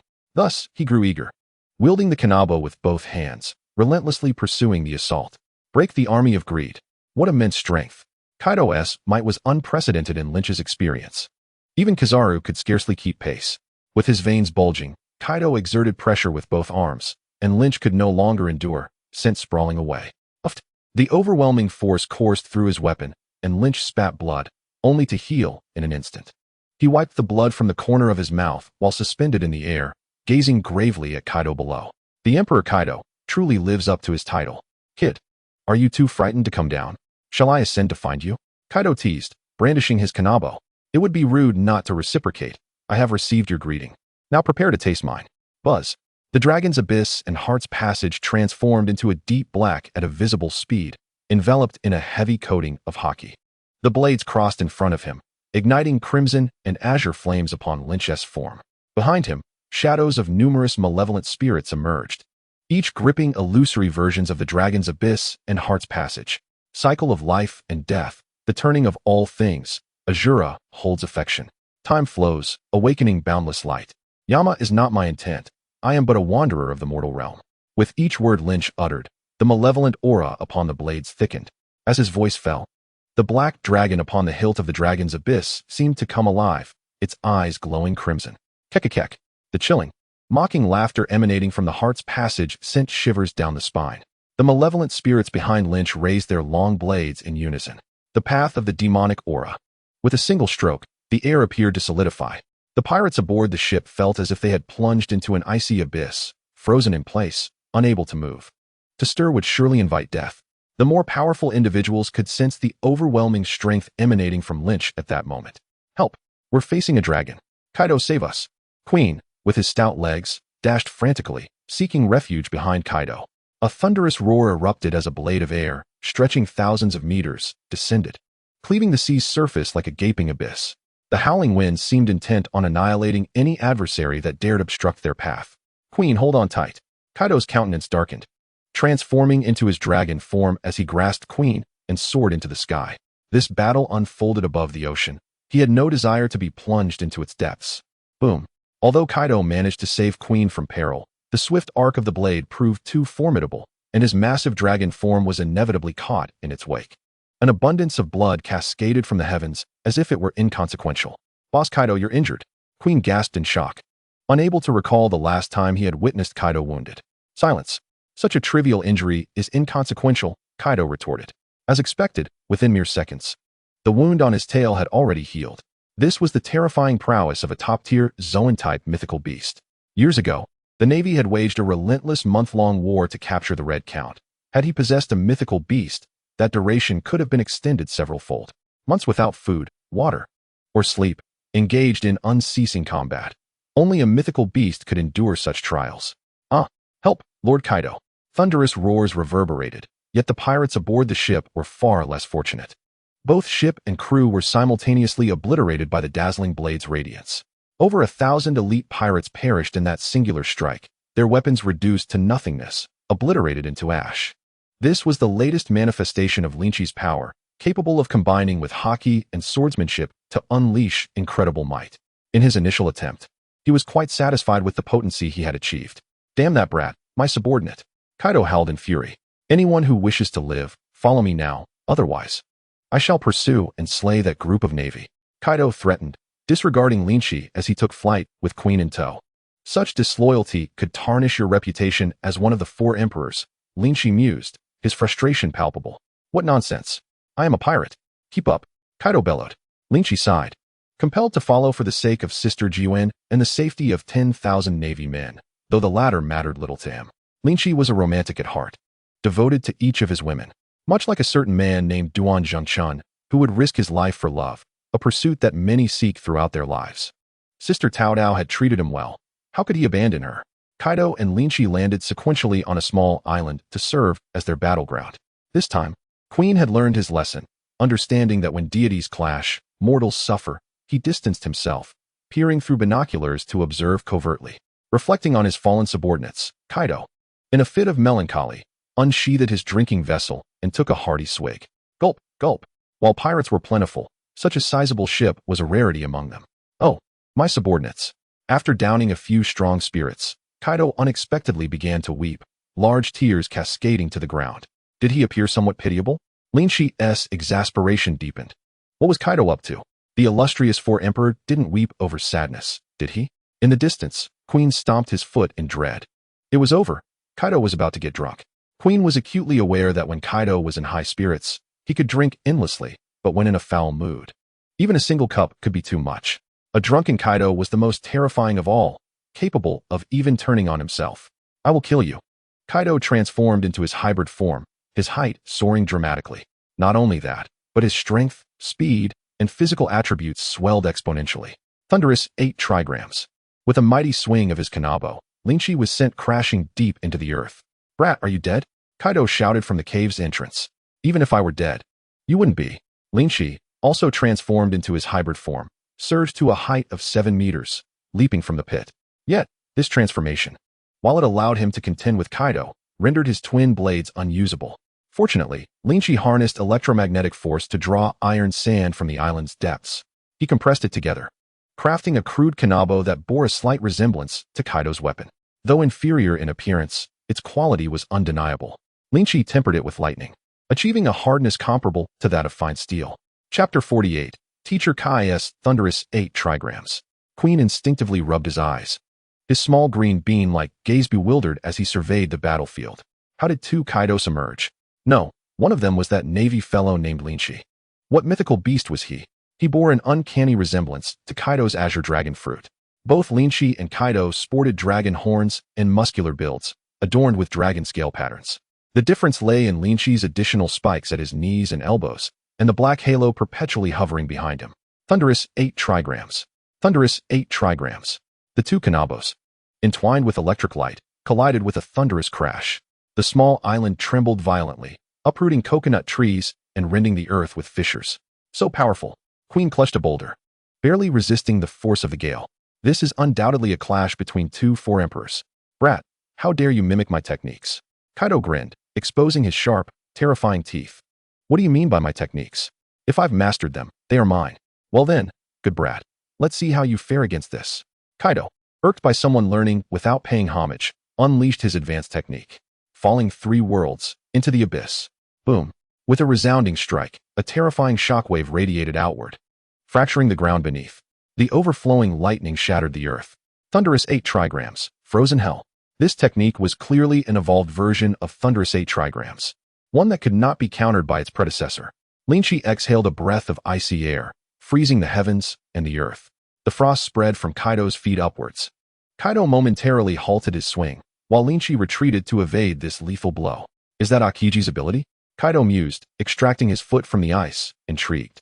Since the battle began, you've employed ice, fire, and lightning. What mythical beast do you consume? Defeat me first, then we shall see. Very well, military dragon, majestic army. Kaido, employing an unknown method, caused his kanabo to swell to 100 meters, accompanied by a terrifying shockwave that nearly forced Lynch to spit blood. He utilized Jeppo to leap into the sky. Initially intending to stealthily learn Kaido's falling 3 worlds, he was caught off guard when Kaido, having mastered it, used it only once.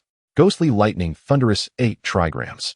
The iron rod ignited with ghostly energy as Lynch descended, striking down upon Kaido with tremendous force. Although he could no longer wield swordsmanship, the fusion of ghostly energy and Kaido's Thunderous 8 trigrams was sufficient to unleash horrifying power. Alalala, great majestic Thunderous 8 trigrams. As Kaido poured liquor into his mouth, he simultaneously unleashed the advanced version of Thunderous 8 trigrams.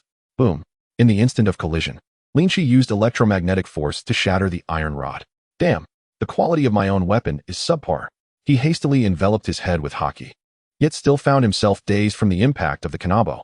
After a few seconds, Lynch shook himself awake and leaped back to his feet. You didn't take the opportunity to strike. Lynch exclaimed in surprise at Kaido, who was gulping down liquor. TCH, I never played dirty, Kaido scoffed. Kaido surprisingly exhibited a sense of martial ethics, Lynch noted. As things stood, neither his human nor hybrid form could match Kaido's prowess. He would have to resort to his beast form. Roar! With a mighty bellow, Lynch's form swelled dramatically. In an instant, a towering figure of 35 meters appeared on the scene. So enormous. Queen was utterly astonished, realizing that his Brachiosaurus form seemed comparably diminutive before this colossal beast. Roar! Kaido looked on with keen interest, his admiration deepening. He vowed to recruit this extraordinary creature into the beast pirates. Transforming into his dragon form, Kaido engaged in battle alongside Lynch. Roar! Lynch opened his mouth, unleashing a thunderous beam of lightning spanning several meters. Heat breath! A similarly formidable column of flames erupted from Kaido's mouth. The two beams collided mid-air, splitting the sky asunder. Witnessing the clash of these titanic beasts, Queen's heart raced uncontrollably. This was a confrontation beyond his reckoning.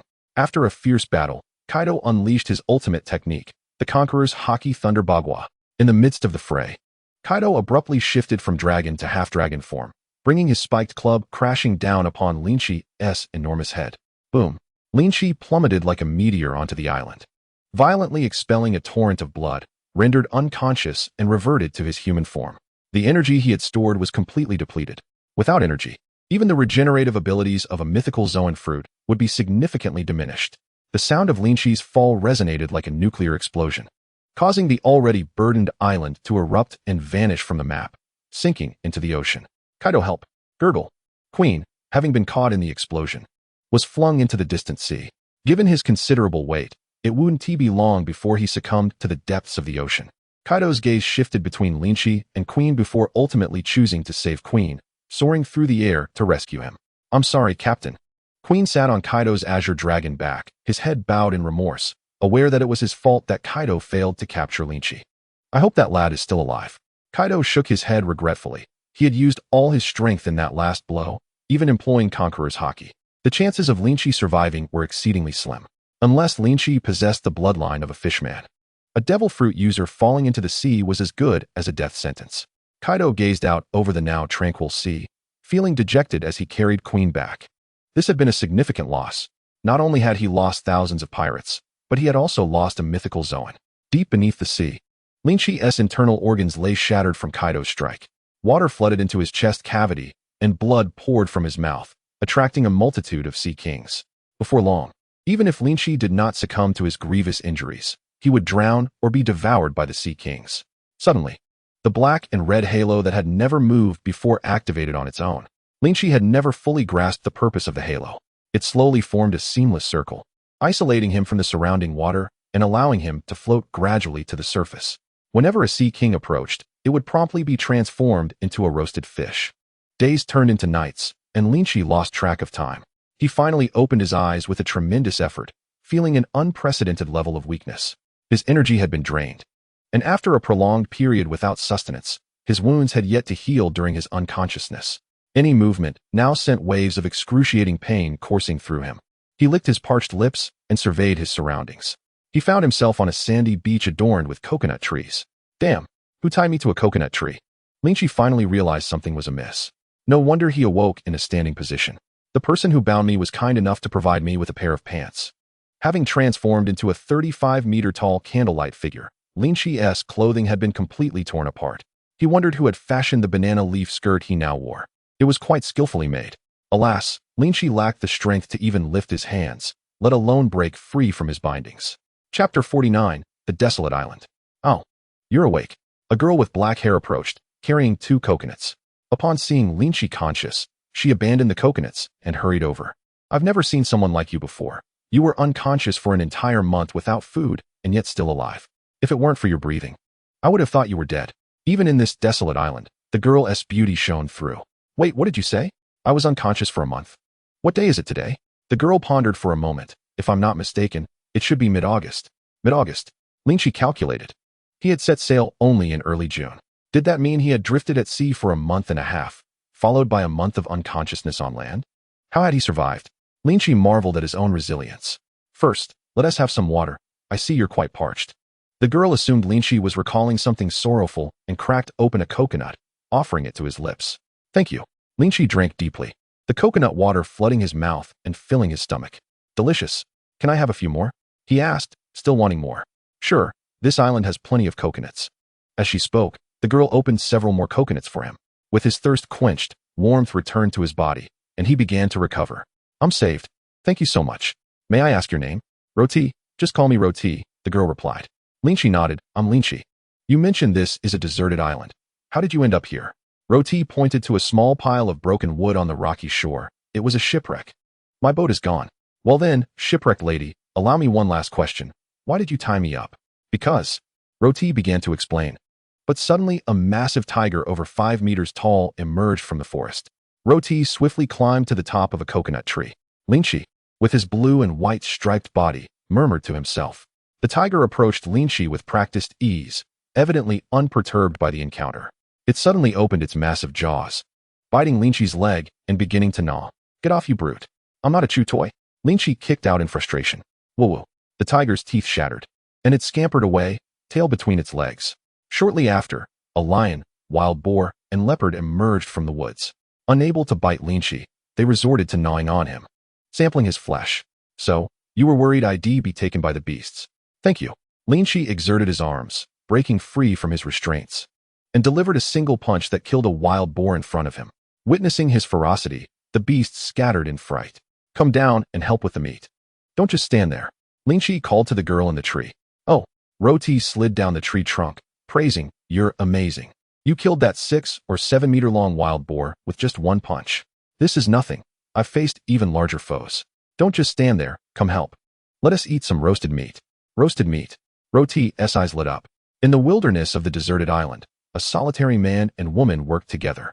An hour later, they finally feasted on fragrant roasted boar. The girl ate elegantly, though quickly, as pieces of wild boar disappeared from her hands, leaving her greasy and delighted. Woo-woo, so delicious. To be honest, I've been eating coconuts for a month. Just the sight of them now makes me want to vomit. Tears of joy nearly streamed down her face. Eat more, don't hold back. You're truly a good person, Roti nodded vigorously. Lynch devoured his meal, replenishing his energy and visibly healing his wounds. Roti widened her eyes in awe. You're so impressive. Haha, I'm a Zoan Devil Fruit user. It's quite normal. Devil Fruit. Roti seemed to have heard of them and didn't press further. Lynch glanced at the leaf skirt he wore and suddenly spoke. You made this skirt for me, didn't you? You've really gone through a lot. Silly. Don't say such things, the girl blushed. Reminded by Lynch, the unpleasant memory she had almost forgotten resurfaced. Didn't you think of leaving during this month? Lynch asked. I did, but this place is so remote that not a single ship has passed in the entire month. Moreover, what will you do when I leave? The young girl suddenly choked, her small fists pounding vigorously against her ample chest, creating a ripple of emotions. Lynch averted his gaze, suggesting, how about I take you away? Stop boasting. I admit you're impressive, but you can't build a ship, the girl retorted skeptically. Who needs a ship? I can fly. Just wait until I finish my meal. A 7-meter-long wild boar vanished into Lynch's stomach, and his injuries began to heal. For mythical beasts, as long as there is sufficient energy, recovery is instantaneous. Come, lie on my back, and I will carry you away. The girl gazed at Lynch with her big, watery eyes, as if asking, are you serious? What are you thinking? Hurry up. After a moment's hesitation, she gradually climbed onto Lynch's back. So soft. Lynch felt as though he was carrying a bundle of warm, soft jade, with 2 generous mounts pressing against his back. The girl's cheeks flushed, and she instinctively placed her hands in front of her chest. Hold on tight to me, otherwise. If you fall, it's not my responsibility. All right. The girl removed her hands from her chest. Suddenly, a black halo engulfed in flames appeared behind Lynch. With Roti on his back, he floated as if defying gravity. This was a newfound ability he discovered upon awakening. Wow, you really can fly. That's amazing, Roti exclaimed, awestruck as the ground receded beneath them, a hint of fear creeping in as she clung to Lynch, unwilling to let go. So big, so soft. Lynch mused inwardly. Who would have thought the girl was so multifaceted? 2 days later, amidst the vast ocean, Lynch and the girl stumbled upon a small town. It seems we are in luck, he said, jostling Roti on his back. Without a directional pointer, finding civilization on the endless sea is exceedingly challenging. Those unfortunate may not encounter another soul for months. Thank you for your hard work these past few days. Perhaps it was due to having slept on Lynch's back for 2 days. The girl experienced the sensation of being protected for the first time in her life. Her attitude towards Lynch grew significantly more affectionate than before. To avoid startling the townsfolk, they descended from a distance and walked into the town. Luckily, there were spare clothes in the storage ring, sparing them from an embarrassing situation. All right, Roti, I will ensure you reach a safe place, and we will be even. Roti anxiously grasped Lynch's hand, asking, "Are you going to abandon me too?" Lynch looked at the beautiful girl, pondering if he had inadvertently acquired a follower. The girl understood well that to avoid abandonment, she needed to demonstrate her usefulness. With a newfound determination, she tugged at Lynch, leading him in a specific direction. Follow me. Chapter 50, The Kingdom of West Sea. At the inn, Lynch was pulled onto the bed by the girl. "Listen to me, there's no need for this. Staying by my side is dangerous. You are the best choice alone." The girl bit her lower lip, her hands clasped before her chest, inching closer to Lynch. White wildflower. She crossed her arms, and snow-white hands emerged from all corners of the room. "I too possess the powers of a devil fruit user and will not be a burden to you, so please do not abandon me." Upon witnessing the power of the devil fruit, Lynch was taken aback.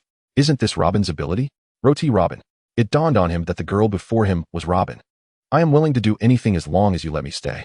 "Very well, you may stay, but understand that it is quite perilous here." Robin's ability to decipher ancient texts was precisely what Lynch needed. "No worries, I am not afraid of danger." Upon realizing she could remain, Robin beamed with a flower-like smile. That evening, Lynch and Robin enjoyed a restful night at the inn. The next morning, Lynch awoke early, only to find Robin was already up before him, preparing a lavish breakfast spread. Actually, having Robin as a secretary isn't too bad, Lynch thought as he devoured his meal, contemplating the matters ahead. It had been 2.5 months since he had seen anyone. Surely the Navy believed he was missing. With nearly 3 months gone by, there was no need to rush within these few days. He must hasten to accomplish his mission of becoming king. With the 3-year deadline approaching, failure was not an option. The other half of the world transfer scroll had already been delivered to the West Sea by a bounty hunter. Everything was in place, awaiting only the funds. The immediate task was to earn money to purchase a kingdom. "I have some business to attend to. You stay here and don't wander off." "Okay, I understand," Robin replied, smiling sweetly as she tidied the dishes. Upon arriving in town, Lynch first wrote a letter to Tina and Sister Chien informing them that he was safe. After some thought, he penned a letter to Smoker, requesting him to locate Baiji, who had been missing for over a year. If found, Smoker, a natural-type user, would easily handle the situation. He then requested a newspaper from 2.5 months ago. Ordinarily, an act of self-sacrifice to save others would be widely publicized by the Navy to showcase their justice. As expected, Lynch found his name on the front page of one of the newspapers. Major Lynch single-handedly battles Kaido to rescue soldiers. The story painted a heart-wrenching narrative, stirring deep emotions. Lynch was utterly bewildered. How had he not known he had endured 2 knife wounds to save soldiers? That old man Sengoku is quite dishonest. He mentally chastised Sengoku for his lack of honesty. At the end of the newspaper, it read, "Major Lynch presumed dead. Posthumously promoted to Rear Admiral due to his merits." At last, a piece of good news. He had been promoted. In the new world, as long as one has ability, opportunities abound. Disguising himself, Lynch took on several bounty missions from the Navy and embarked on a hunting spree. Over 2 weeks, he eliminated more than a dozen notorious pirates, amassing 2.8 billion berries. "I plan to head to the West Sea. Do you wish to accompany me?" That day, Lynch explained the purpose of the world transfer scroll to Robin, who was astonished. "So incredible, such a thing exists. Of course I want to go. Don't even think about leaving me behind. Then hold my hand." Lynch had exchanged the 2.8 billion berries for cash and placed it in a suitcase. After marking their location, he grasped Robin's hand and activated the transfer. They both felt a dizzying sensation. When they regained their bearings, they found themselves in the West Sea. Lynch carefully stored the other half of the scroll. Transitioning from the Grand Line to the West Sea left Robin profoundly shocked. "Let me see. We are now within the borders of the Barrent Kingdom." Lynch pulled out the scroll he had prepared in advance to ascertain their location. The bounty hunter had kept his word and delivered them safely. "Let us find out where the royal palace is." Lynch chose the Barrent Kingdom because the nation was not in dire straits. The king's eagerness to sell the kingdom stemmed not only from his extravagant lifestyle, but also from his inability to govern effectively. More importantly, he felt stifled in his role as king. The kingdom had a town called Paradise of Sin, filled with ne'er-do-wells. The young king faced constant threats and extortion, which shattered his morale. The previous king had attempted to eliminate the paradise of sin, but met his demise. Thus, the young king sought to abandon his post. However, these issues posed no challenge to Lynch. They presented a perfect opportunity.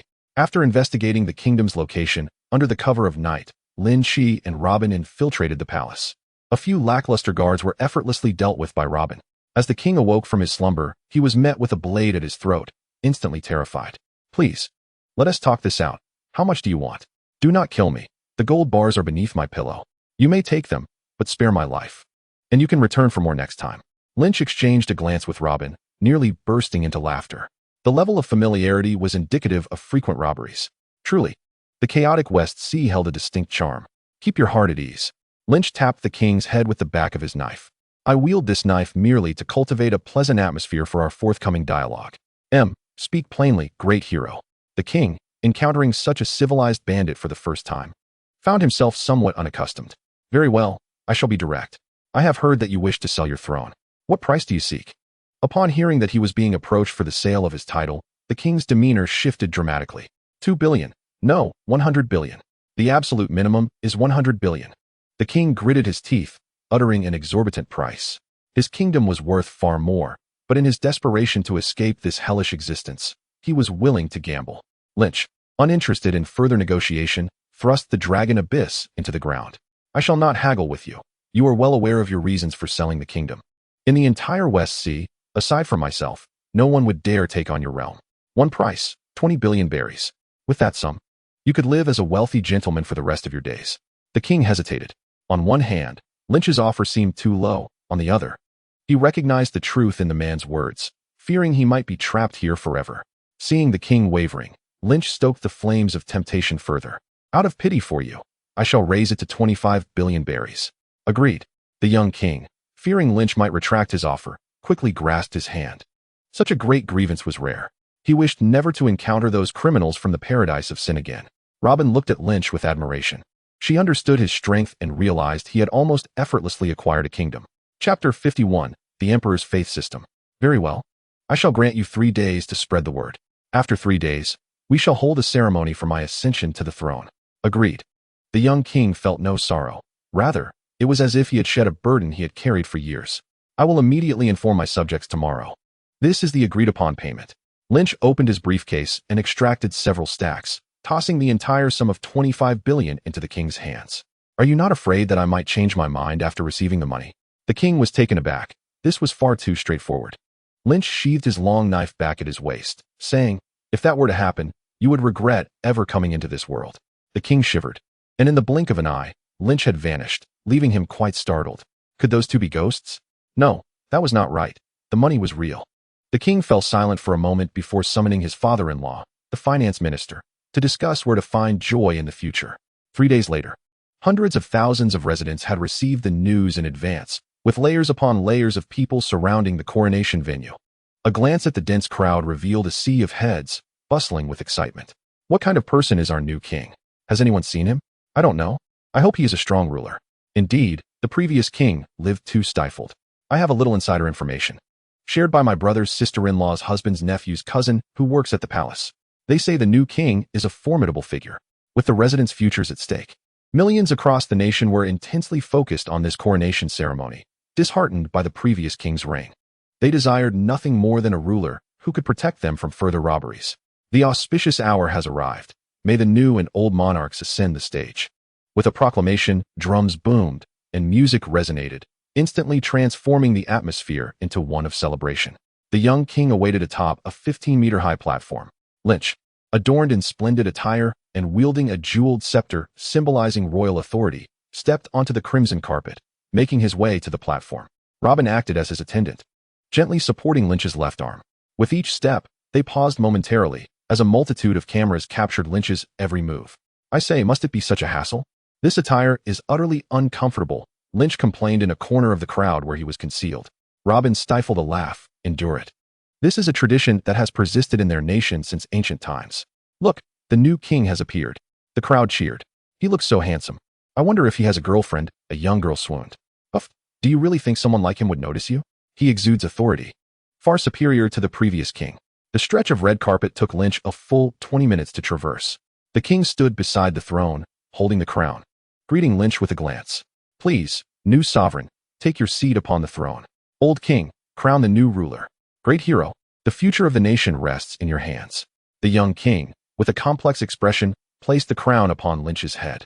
It would be disingenuous to say he felt no attachment to the kingdom. Fear not, as long as I am here. Anyone who dares to cause trouble shall be dealt with, Lynch whispered. The king nodded and descended from the platform to board a prepared carriage, departing with his father-in-law's family for a life of happiness. Long live the king! Long live the king! Long live the king! The hundreds of thousands of citizens below erupted in fervent applause. Suddenly, amidst the crowd, an explosion occurred, instantly claiming the lives of dozens. Several fanatics brandishing bombs shouted, "Having heard of the new king's ascension, we have come to offer our congratulations." Congratulations. Now, shall we discuss the protection fee? It's not much. We each require 3 million, totaling 12 million. Pay us, and we shall remain good friends. Otherwise, we shall unleash a massacre. The boss is right. The bandits harmonized, their demands sounding utterly reasonable. Lynch and Robin exchanged worried glances, astonished at the audacity of those from the paradise of sin. Merely 4 individuals dared to disrupt the coronation ceremony with explosives. A few flies seeking death. Lynch's brow furrowed. They had come to him uninvited. His cheerful mood shattered. A thunderous rifle appeared in his hand. Go. He hurled the thunder rifle, and with a resounding boom, the 4 fanatics were reduced to nothing more than charred remains. From this day forth, any who dare to harm my subjects shall face no mercy, Lynch proclaimed loudly. How powerful! Witnessing the new king's swift elimination of 4 robbers, the citizens erupted with fervor. Long live the king! Long live the king! Long live the king! This round of cheers surpassed any previous ones in intensity. Meanwhile, ding! Congratulations to the host for completing the task of becoming a sovereign within 3 years. The Emperor's faith system is activating. Activation successful. As the system activated, a series of notifications echoed in Lynch's mind. Faith value 1. Faith value 1. Faith value 1. System, what is this faith value? Ding. In response to the host, faith value is determined by the citizens. The more citizens there are, and the more loyalty and reverence they have for the host, the faster the accumulation of faith value will be. Thus, the host's actions will significantly influence the accumulation of faith value. For instance, the display of power just now will greatly increase the faith value earned in the following period. Faith value can be used for lottery draws. Currently, the Emperor's faith system has opened 2 prize pools. Bronze lottery pool, 100 faith values for 1 draw. Naruto lottery pool, 1,000 points for 1 draw. Subsequent prize pools will open after a certain number of draws have been accumulated. Bronze lottery pool, Naruto lottery pool. The latter caused Lynch's heart to leap. Could it truly be the Naruto that he envisioned? He clicked on the information of the 2 lottery pools. Bronze lottery pool, a trial lottery pool. Due to its low cost, the drop rate is exceedingly low. The host should not harbor excessive hopes. It can randomly yield any item from any world. Naruto lottery pool. Randomly obtain an item from the Naruto universe. Incredible. After perusing the descriptions, only 2 words remained in Lynch's mind. Faith value 1. Faith value 1. Faith value 1.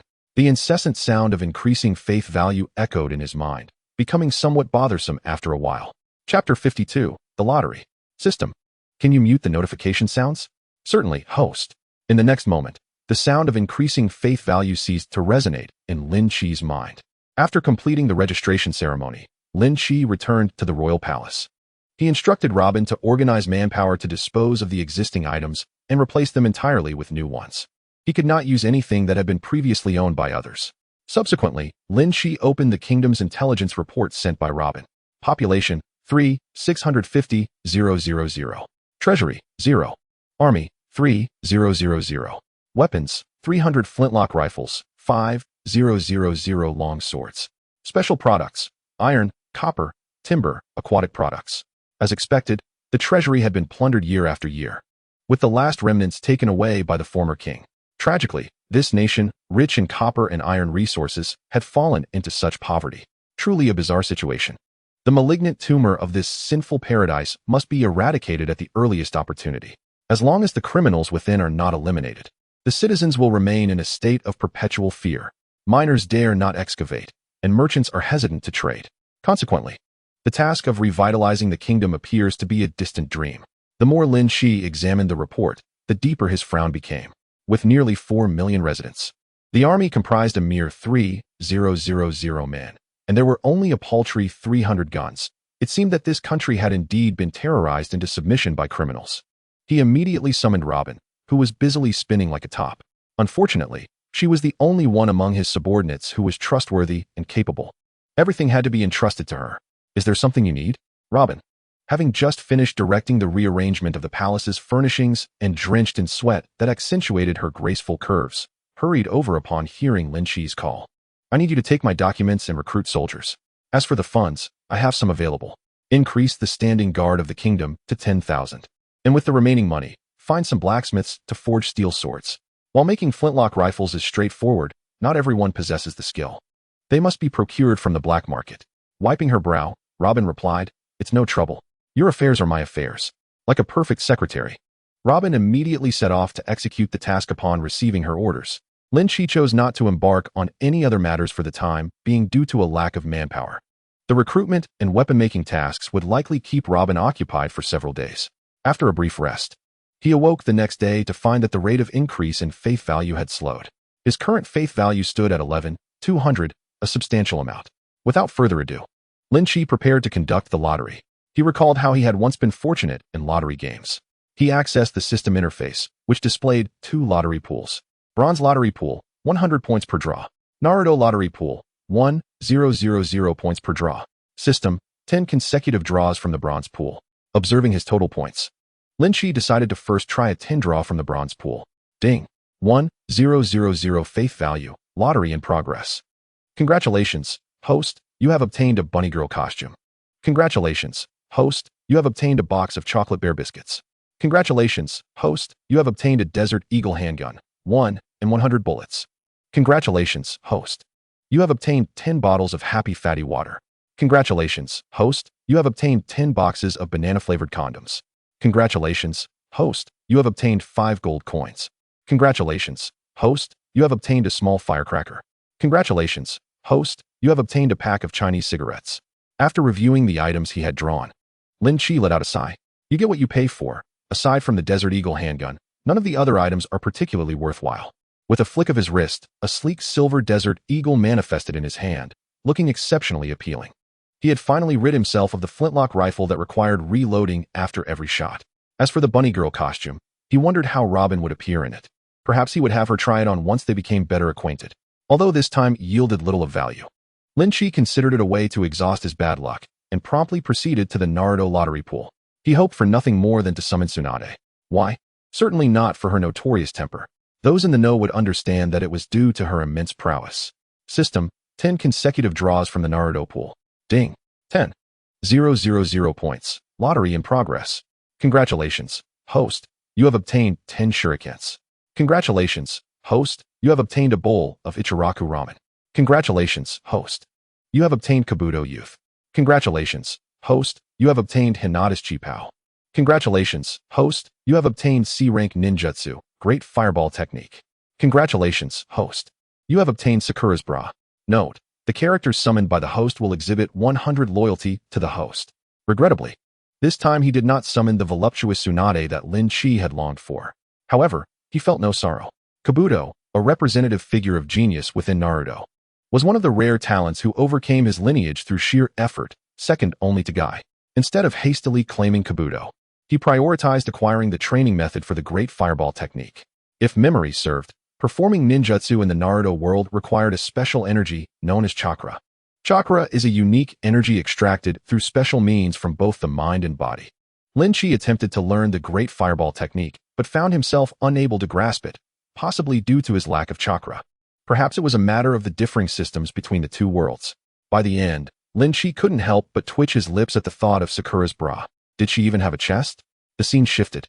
In the Naruto world, within the Hidden Leaf Village, the young Kabuto was ordered by Orochimaru to infiltrate the village repeatedly during the Chunin exams, selecting potential ninjas for Orochimaru. One day, as Kabuto was executing his task as usual, he suddenly heard screams from those around him. Following their gaze, he discovered that his own body was slowly becoming transparent. When Kabuto opened his eyes again, he found himself in a mysterious space. Simultaneously, a wealth of information flooded into his mind, the most significant of which was about a person named Lynch. Extracting Kabuto. As Lynch summoned him, Kabuto appeared in the world of pirates. Lord Lynch. Kabuto knelt on one knee, bowing respectfully. You know me? Yes, a thing called a system revealed everything to me. I understand that you summoned me to this world. Kabuto pushed up his glasses, marveling. I never anticipated that there are so many worlds in existence. My previous perspective was far too narrow. That's good to know. It saves me the trouble of explaining. Lynch nodded, confident that those he summoned would exhibit unwavering loyalty.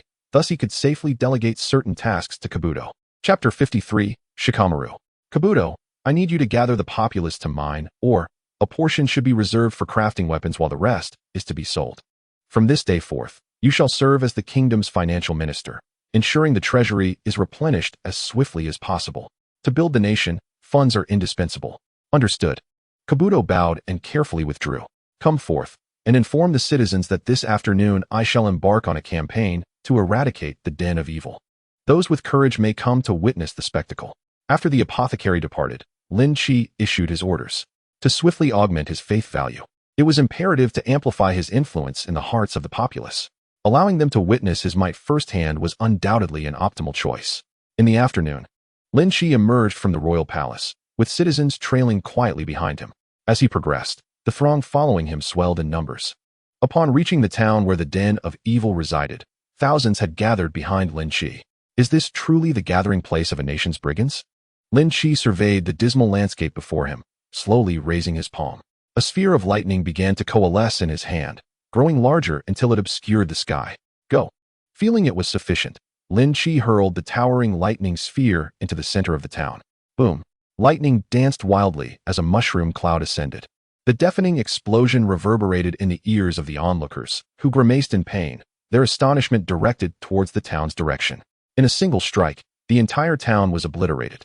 Truly, the king is a deity. The populace stood in shock. Were the criminals of the den of evil truly gone?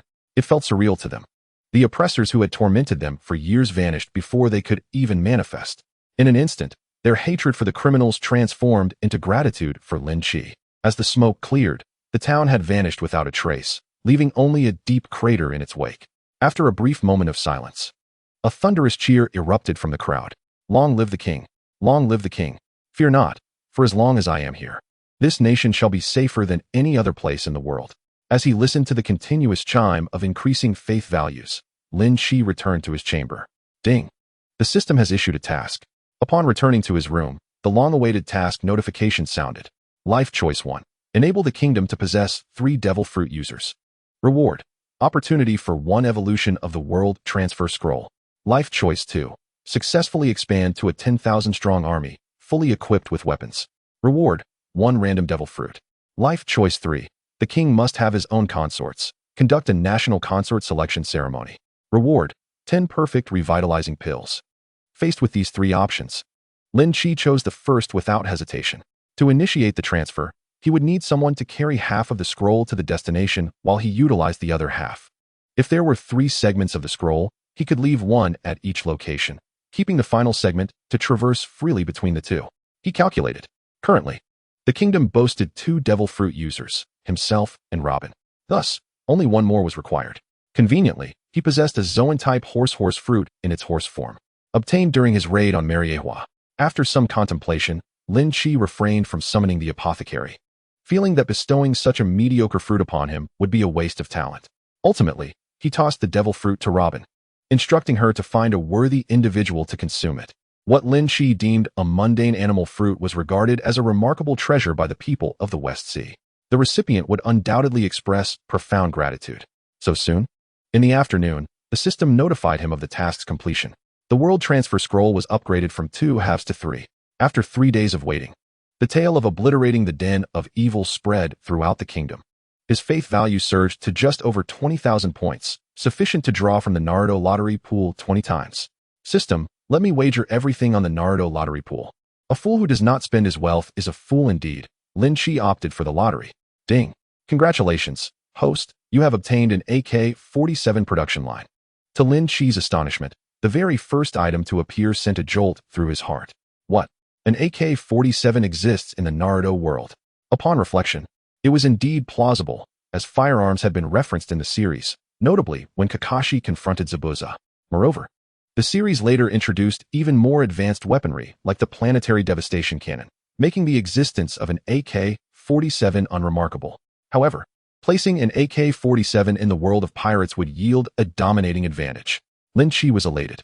Just imagine, while others are still loading their flintlocks after firing a single shot, you have unleashed a full magazine. How could they compete? In terms of power and range, an AK-47 far surpassed a flintlock. Lynch promptly sought out an abandoned factory, establishing the 200-meter-long AK-47 production line therein, deploying troops for strict security. He also informed Robin to gather materials and commence production. Still feeling uneasy, he summoned the industrious apothecary to serve as a bodyguard, safeguarding his precious acquisition. Alas, my manpower remains woefully insufficient. One truly realizes the scarcity of resources in times of need. With only Robin and the apothecary, they were overwhelmed with the vital tasks required for the kingdom. After completing these arrangements, he returned to examine the other lottery rewards. Ding. Congratulations, host, you have received 10 military rations. Ding. Congratulations, host. You have received a bowl of Ichiraku ramen. Ding. Congratulations, host, you have received 1 ton of gold sand. Ding. Congratulations, host, you have received dog food. Ding. Congratulations, host, you have received a young Shikamaru. Upon reading this, Lynch paused. Shikamaru was indeed a valuable asset. Renowned for his intelligence in Naruto, he was the very kind of talent Lynch needed. Summon Shikamaru. In a flash of golden light, the young Shikamaru appeared. Greetings, my lord. Shikamaru knelt on one knee, respectfully addressing Lynch. Please rise. There is no need for such formalities. Lynch assisted Shikamaru to his feet. Familiarize yourself with this world. I shall assign you tasks tomorrow. Yes, my lord. Shikamaru departed, diving into the kingdom's library. The lottery continued. Ding. Congratulations, host, you have received Tsunade's bra.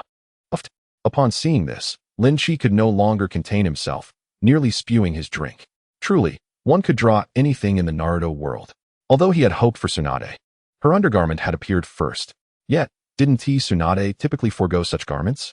He retrieved the bra, and an alluring scent wafted through the air. Hastily, he returned it. Should the citizens discover this, the image of their king would be irrevocably tarnished.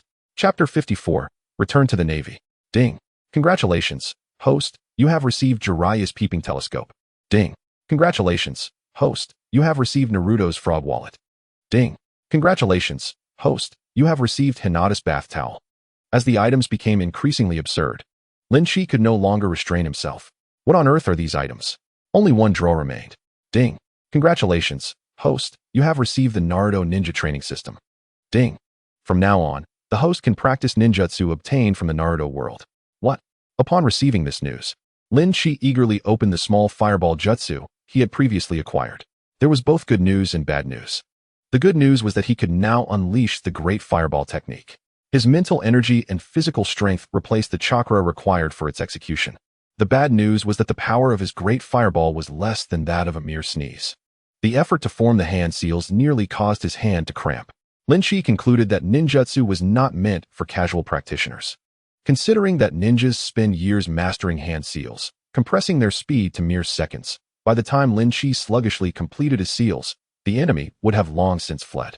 With the time spent practicing hand seals, he would be better off honing his conqueror's haki or similar abilities.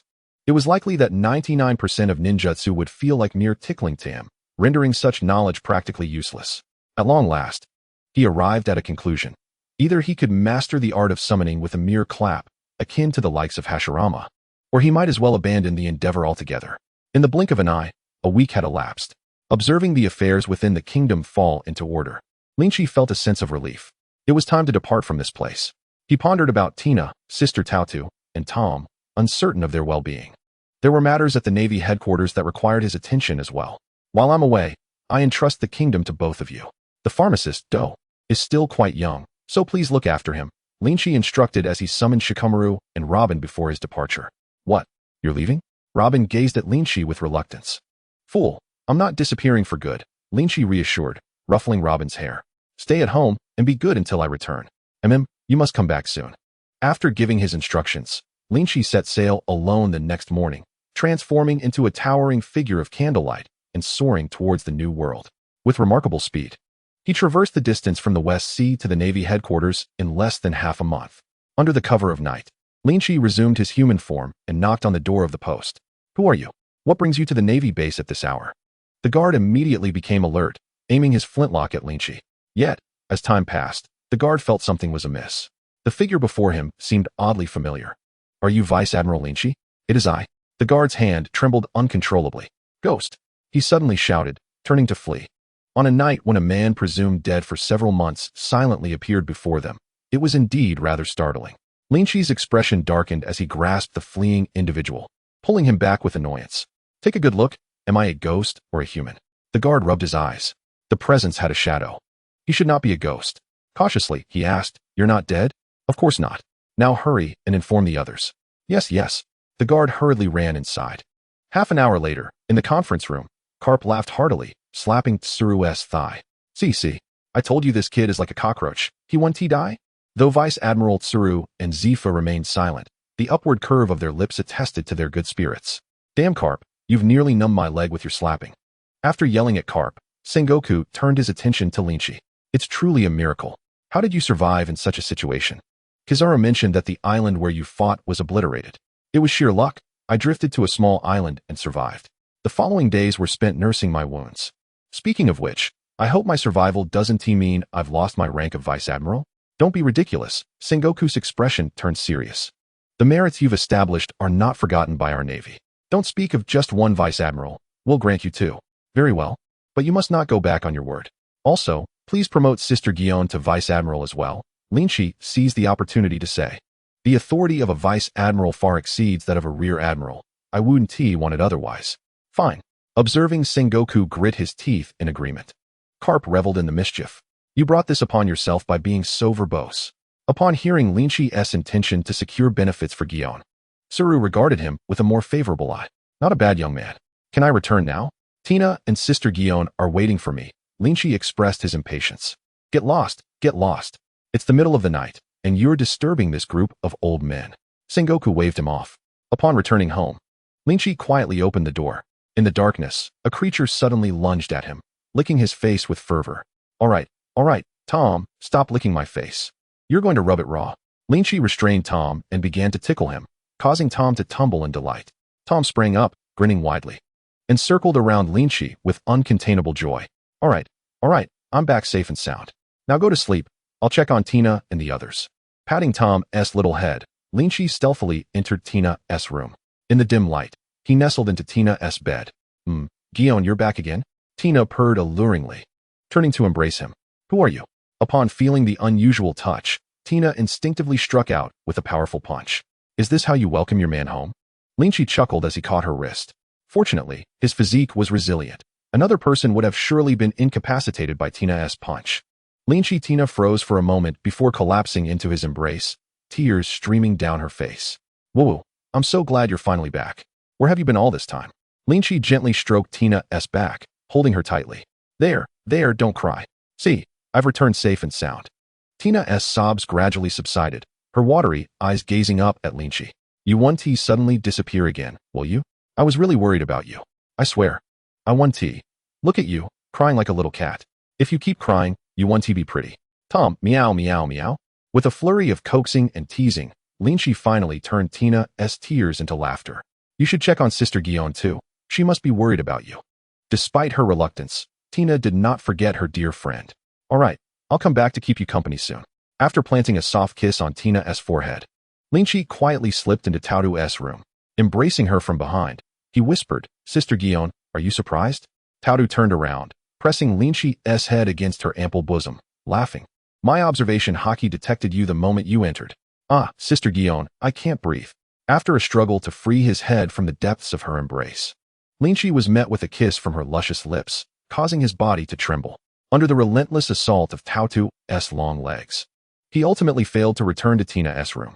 The next morning, Lynch emerged from the washroom, his face adorned with lipstick marks. Freshly cleaned, he stepped out to find Gion lounging on the sofa in revealing attire, exposing ample alabaster skin. Ah, Sister Gion, don't move. Let me give you a massage.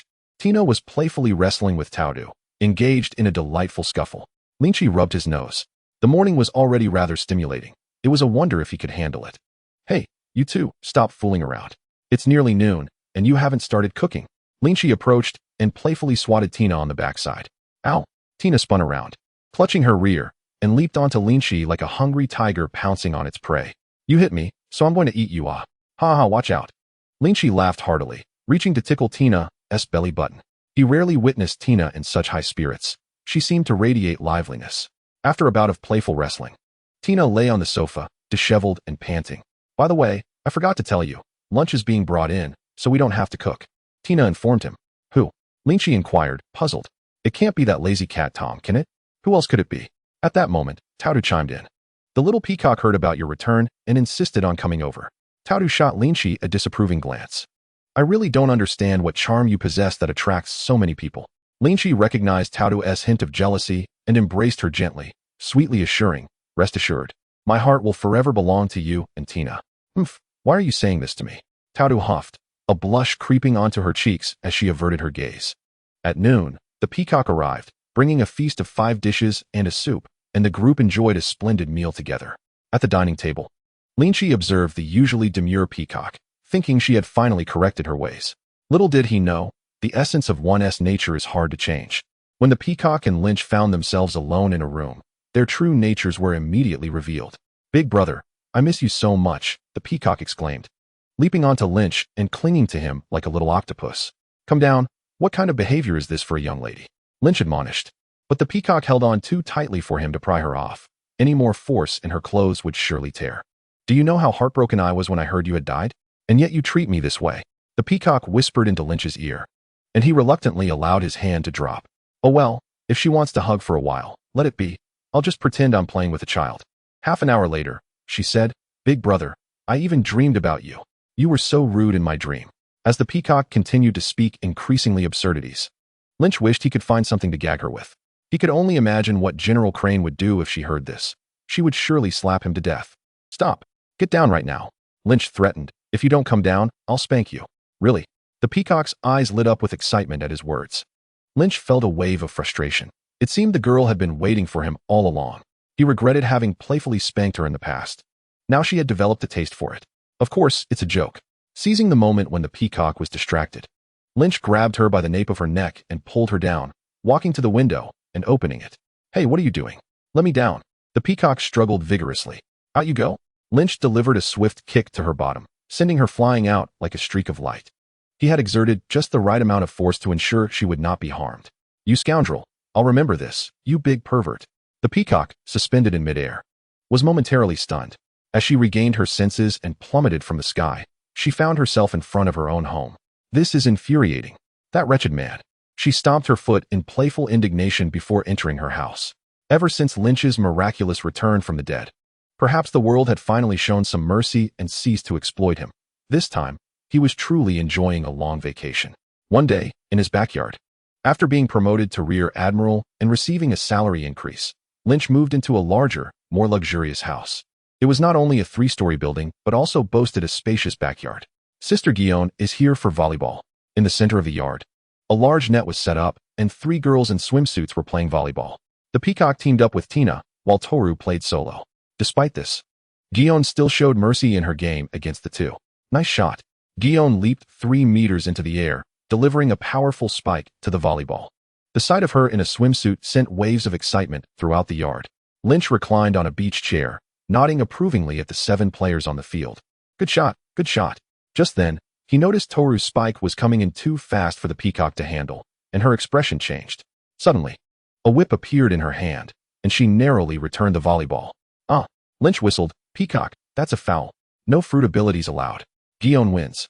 All right, a bet's a bet, Tina said as she gently patted the peacock's head and pulled out a coin from her deep cleavage, tossing it to Guillaume. Guillaume caught it and casually tucked it into Lynch's shirt before draping her sweaty, delicate form across the beach chair beside him. Lynch was no stranger to such scenes. He had once even seen Guillaume pull a bottle of soda from her cleavage. Truly a pocket from another dimension. You two come over and rest a while before playing again. Lynch beckoned to Tina and the peacock. The 3 of them wore tiny swimsuits that left little to the imagination, providing Lynch with quite the visual treat. If anyone was to gain the most from today, it was undoubtedly Lynch. This life is far more enjoyable than being a general, he mused. Seriously, Guillaume is incredible. I've never won a single match. The peacock lay back, lamenting. Next time, you can team up with Guillaume, Tina suggested. a playful smile on her lips, recognizing the peacock's childlike spirit and her fixation on winning. No way. I won't abandon Sister Tina. If we lose together. The peacock pouted, clinging to Tina's arm. Chapter 56. A year as time. Tom, are the drinks ready yet? Lynch called out towards the kitchen. Meow. Tom, transformed into a feline chef, came strolling in, balancing a tray with 2 drinks on it. Thank you, Tom. Guillaume patted the cat's head, taking a glass of blue fizzy drink filled with ice. Little kitty, thank you. The peacock and Tina each took a glass of pink drink with lime. Ha ha ha, Tom, smile for us. Look at that belly of yours. You should get some work done. Lynch playfully patted Tom's chubby belly as he took the last glass of chilled cola. After completing his task, Tom plopped down on the floor, sighed, and pulled out a can of cat food to feast. Life was tough. Even cats had to work for their sustenance. After their leisure time, the peacock was pulled by Guillaume to practice swordsmanship, while Tina went off to develop her fruit abilities. Lynch began his daily physical training. Let us start with 20,000 push-ups to warm up, he thought, the push-ups becoming a blur. Each standard Marine soldier was required to do 2,000 push-ups daily, so it was entirely normal for Lynch to do 100 times that amount. Next, he ran around the Marine headquarters 100 times, followed by honing his fists against 3 large mountains. Time flew by, and before he knew it, a year had passed. The year was now 1510 in the era of the sea. During this time, while the Navy was on missions, Lynch took the opportunity to visit the small garden where he learned the Giant's ultimate skill, the Overlord's Might, from 2 giants. Besides that, the year passed unusually peacefully, devoid of any significant incidents. Lynch's life followed a simple rhythm: missions, vacations, missions, vacations. Occasionally, he would utilize teleportation scrolls to check on the kingdom's developments. Over the year, his relationships with Guillaume and Tina deepened, reaching the point of discussing marriage. As for the peacock, Lynch regarded her merely as a naive little neighbor, harboring no other feelings. His strength was steadily increasing as well. Just yesterday, he had gone out to capture a group of pirates, and today, he lay on his sofa at home, resting. Flipping through the newspaper that had arrived that day, he suddenly found himself engrossed. A large headline caught his eye. Moria challenges the 4 emperors, Kaido, and suffers a crushing defeat. All but the captain perish. So, Moria was defeated by Kaido at this time, leading to his decline and eventual transformation into a recluse? Lynch pondered. The events surrounding Moria and Kaido seemed to serve as a reminder that the gears of the world had begun to turn. The upcoming seas would grow increasingly perilous. Time was of the essence. Lynch knew it was time to set some of his plans into motion.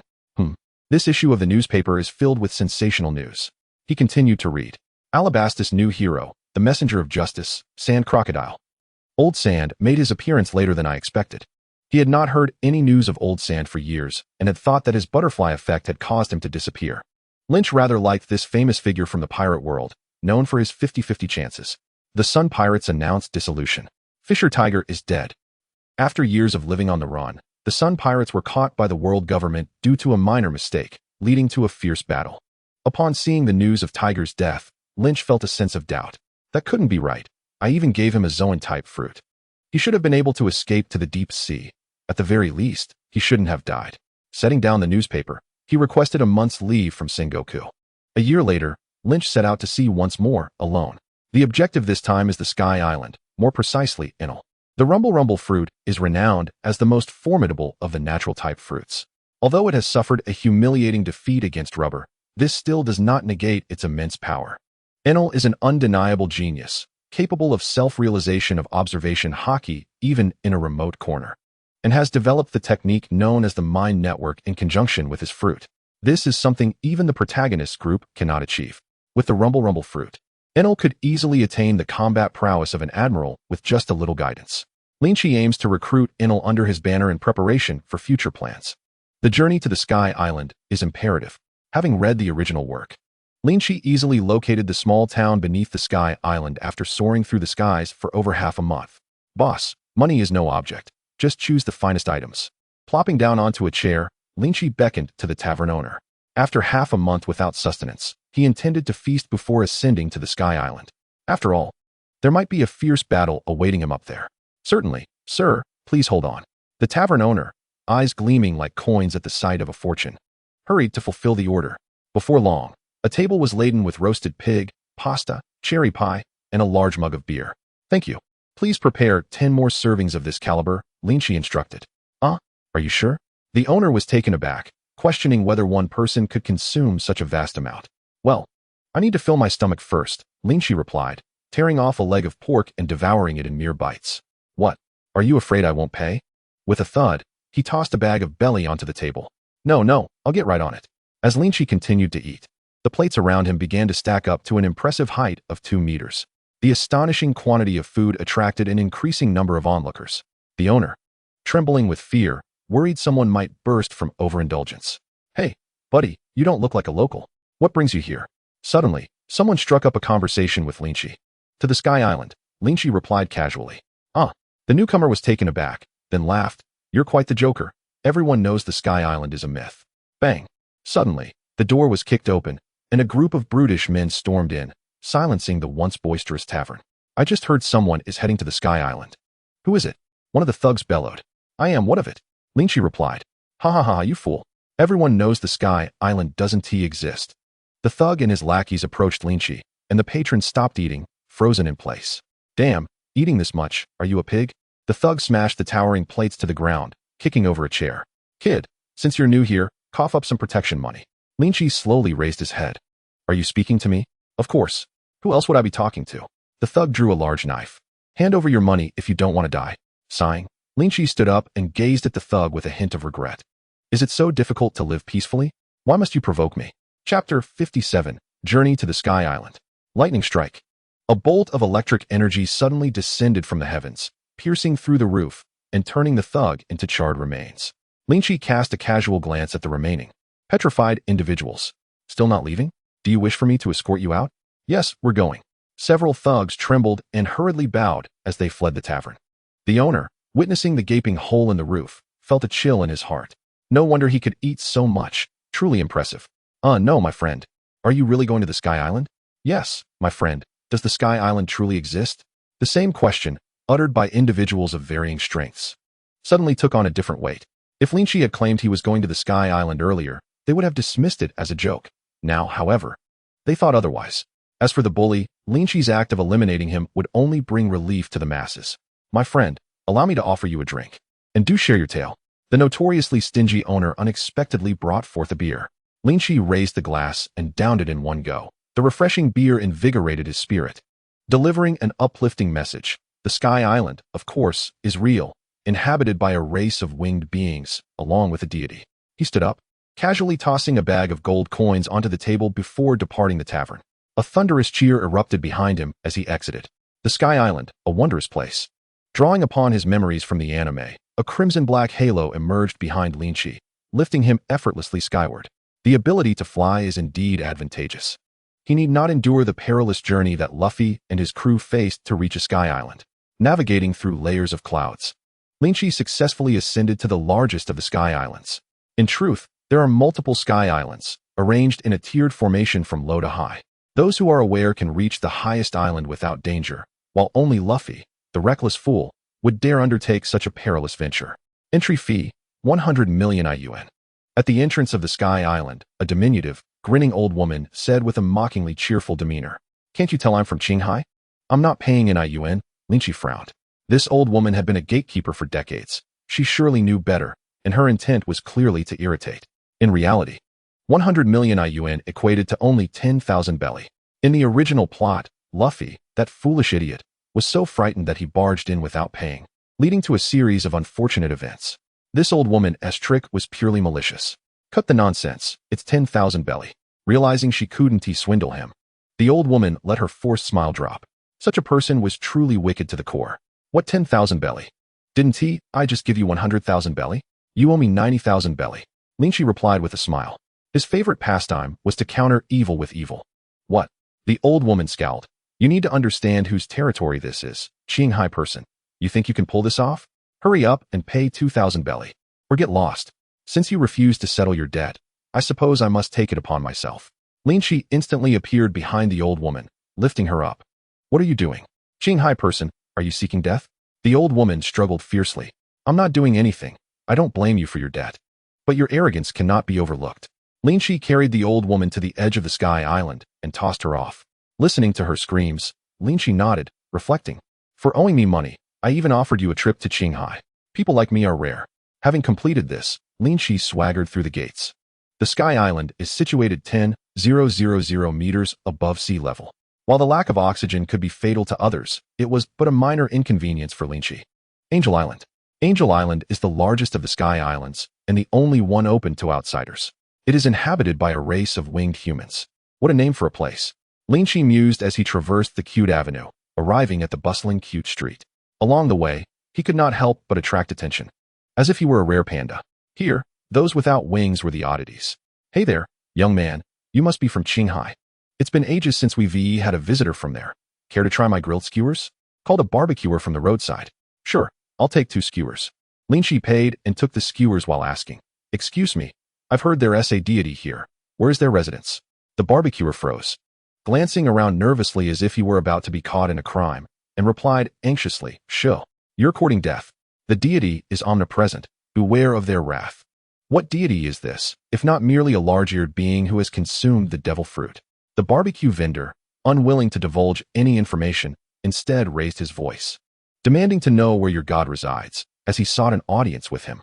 The onlookers gazed at Lynch in terror, fearing they might be caught in the chaos. They fled at breakneck speed, abandoning their shops in their haste. The once bustling and charming street was deserted in mere seconds. Clatter, clatter, clatter. A squad of soldiers rushed in, guns drawn, aimed squarely at Lynch. Qinghai person, you have offended the majesty of the divine. We shall cast you into the trial of the gods. The trial of the gods is guarded by 4 priests under Enel's command. There is no need for such trouble. Let them come find me instead. Lynch had achieved his goal. He believed that once he dealt with the 4 priests, Enel would emerge on his own. Impudent. To dare provoke the guard. Execute him on the spot. Bang, bang, bang. A series of gunshots rang out. Lynch's body trembled, and his conqueror's Haki surged forth, overwhelming all in its path. The guards rolled their eyes and collapsed, unconscious. Quick, notify the priests. The terrified residents watched this scene unfold, fearing that if the gods learned of their association with the Qinghai person, they would all meet their doom. After a year's time, Lynch's attributes were as follows. Host, Lynch. Combat capability, moonwalk, peak, shave, peak, gale foot, peak, gunpoint, peak, iron block, advanced, life return, advanced, paper drawing, beginner. Ghostly aura, advanced, conqueror's Haki, advanced. Note, all skills with limits are represented by proficiency. Life skills, navigation, intermediate, culinary arts, beginner, lowly cultivation, intermediate. Opposite of the mature woman, intermediate, killer of married women, novice. Basic attributes, constitution, level 5, constitution king, swordsmanship, level 5, great swordsman, fruit development, level 4, experienced fruit developer. Gunmanship, level 3, veteran sniper, observation Haki, level 4, armament Haki, level 4, conqueror's Haki, level 5, conqueror's Haki king. Note, skills without limits can be continuously improved and will be represented by basic attributes. Chapter 58, Enel. Which Qinghai person dares to cause a ruckus here? Have you lost your life? The 4 priests, having received word, hurriedly arrived. Who cares where he came from? Just kill him. The majesty of the gods cannot be trifled with. Lynch looked at the 4 comical figures, 1 stout and 3 thin, and chuckled softly. Provoking an enemy without knowing their strength would only bring misfortune upon oneself. Thunder. For lightning bolts were hurled from his hand, striking the 4 priests. Zzz. Ah, you can also release electricity. The 4 priests trembled uncontrollably, and suddenly, an explosion engulfed them, leaving them charred and rigid on the ground. The residents of Sky Island looked on in disbelief. What shocked them more than the instant defeat of the 4 priests was Lynch's ability to unleash lightning. A power reserved for the divine. Could it be that this Qinghai person was also a god? Boom. At that moment, a column of lightning descended from the heavens, enveloping Lynch. The residents on either side of the street crouched down, clutching their heads in fear, their faces pale. It is the divine lord, unleashing divine punishment.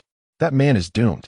Amidst the thunder, Lynch strolled leisurely from within, gazing up at the heavens with a smile playing at the corners of his mouth. I fear only that you may continue to cower. Now that you have made your move, I can trace your aura to find you. A black halo, ablaze with fiery shadows, emerged behind Lynch, lifting him into the air as he soared towards Enel's location. Great Lord, we have offended you. Please forgive us. The 2 deities prayed, hoping that if a conflict ensued, it would not bring ruin upon them. Through his observation Haki, Lynch spotted Enel, the large-eared figure sitting cross-legged in a temple atop the Sky Island. Fortunately, This pirate world has no Buddhism. Otherwise, with those ears, one might mistake him for the reincarnation of Buddha. Bare-chested and bearing a thunder drum on his back, his appearance closely resembled that of a mythological thunder god. Mortal, I sense a familiar aura from you. Could you also be a god? Enel murmured, floating in midair. Lynch twitched his lips. This child seemed to be lost in his own delusions of grandeur. That is called observation Haki. There are no gods in this world. Enel's expression shifted to one of realization, declaring, indeed, I am the one true god in this world. Foolish mortal, how dare you offend the divine and injure my servant? Are you prepared to face the wrath of the gods? Enel's eyes flew open, crackling with violent electricity. So what? Lynch blinked, observing the peculiar individual before him, who spoke threats without taking action. He discerned that Enel's mind seemed somewhat unhinged. Mortal, I shall allow you to strike first, so that you may feel the depths of despair before I personally end your life. Enel proclaimed from his lofty position. Lynch, he understood now. Enel merely wished to put on a show. After all, with no Haki users on the Sky Island, Enel had lived for over a decade without anyone being able to challenge him. Thus, he had developed the delusion of invincibility, believing no one could touch him. All right, it's my turn to attack. Come now, mortal, it seems you can hardly wait to meet your end, Enel taunted, a smirk gracing his lips. Thunderous 8 trigrams. Lynch brandished an iron rod, enveloping it with advanced armament Haki as he activated his hybrid form. Puff! Enel coughed up a mouthful of blood, his eyes nearly popping from their sockets, his body indented, and bones likely broken in multiple places as he shot backward like a missile. What was even more amusing was the incredulous expression on Enel's face. No way, did he just knock me out? How could he be so weak? Calling him mortal, Lynch flew over and cleared the collapsed debris, discovering Enel unconscious but still bearing an expression of disbelief. A basin of cold water was splashed onto Enel's face. He jolted awake, bewildered as he scanned his surroundings, still dazed from the blow, and initially thought he must have been dreaming. What a fright. Was that really a dream? I thought, how could anyone harm the divine? Are you looking for me? Lynch's face appeared from behind him, causing Enel to tremble as he transformed into a bolt of lightning, reappearing at a distance. That was real. You can actually touch me, Enel exclaimed in shock. This power is called Haki, so what do you think? Would you like to learn? Enel nodded in a daze. I want to learn. Then come with me. This little island is not suitable for you. Your aspirations should reach for the stars and the sea. Lynch continued to entice him. Scoundrel, I haven't settled the score for earlier, and you wish to take me as your subordinate? Enel regained his composure. If I defeat you without killing you, how about I make you my subordinate? You wouldn't be shortchanged, Lynch offered. You scoundrel, let us see if you can defeat me first. Enel felt that he had never been so infuriated in a year as he was in a single day. Seeing that man's face only fueled his rage. What? Don't you stand there and let me hit you again? Lynch teased with a smile. I will kill you. Enel's face flushed with anger, and he knew he could not afford to be hit again as he transformed into a bolt of lightning, appearing in midair. Thunderbolt. His wrist morphed into thunder, casting a shadow over Lynch. Roar. Lynch transformed into a colossal divine beast, devouring the electric onslaught. After gathering strength, he unleashed an even greater thunderbolt towards Enel. Zzz. As a user of the Rumble fruit, Enel was struck by the lightning, but, rather than being harmed, he found that it restored some of his energy. It appears that thunder cannot be wielded against the thunder fruit. Lynch reverted to his human form, stroking his chin in contemplation. What exactly are you? Human, deity, or specter? Reflecting on the terrifying behemoth Lynch had just transformed into, Enel felt a profound skepticism about the world around him. Is this still the world he once knew? Furthermore, how is it that you can wield lightning when you are clearly not a god? Lynch regarded Enel with a look of incredulity, as if to say, why so many questions? The answer is rather straightforward. Ponder how you acquired your ability to summon lightning. Are you suggesting that Enel's pupils constrict sharply? Indeed. I too have consumed that peculiar fruit known as the devil fruit. This world is vast, and individuals of your caliber are as numerous as the stars in the sea. If you wish to gain clarity about your identity, then come with me, Lynch coaxed. Enel's pupils trembled violently, revealing the turmoil within his soul. Lynch's words stirred memories from his past, leading him back to his very early years. Chapter 59, The Crumbling Enel. In those days, he was but a child. In the Sky Island, where everyone possessed wings and familial ties, he alone was devoid of such blessings. Thus, Enel's childhood was fraught with suffering. Initially, to survive, he resorted to begging, stealing, and thieving. However, due to his lack of wings, he often fell victim to the bullying of other children. Over time, What began as mere stone throwing escalated into brutal beatings. Each time Enel was spotted, he would emerge battered and bruised. Left with no choice, he retreated into a desolate forest, fearing that one day he might be beaten to death. When hunger struck, he foraged for wild fruits to satiate his hunger, and when fatigue overcame him, he slept in an abandoned temple. With no clothes, he fashioned garments from grass, living a life akin to that of a savage, devoid of humanity. This existence persisted for 6 long years, until one fateful day, while searching for fruit, Enel stumbled upon a peculiar fruit. Upon consuming it, he gained the power of lightning. He believed it to be a divine gift. From that day forth, Enel vowed to make the inhabitants of the Sky Island, who had subjected him to such torment, pay dearly. One day, when he grew weary of it all, he would unleash a storm of thunder to obliterate this place. No, I am a god. The one and only god. Enel roared, extending his hand towards the distance, where a golden liquid coalesced into a golden trident in his grasp. 30 million volts, Thunderbird. Enel struck the right thunder drum with the trident, releasing accumulated lightning that formed a phoenix-shaped Thunderbird in midair, diving towards Lynch for the kill.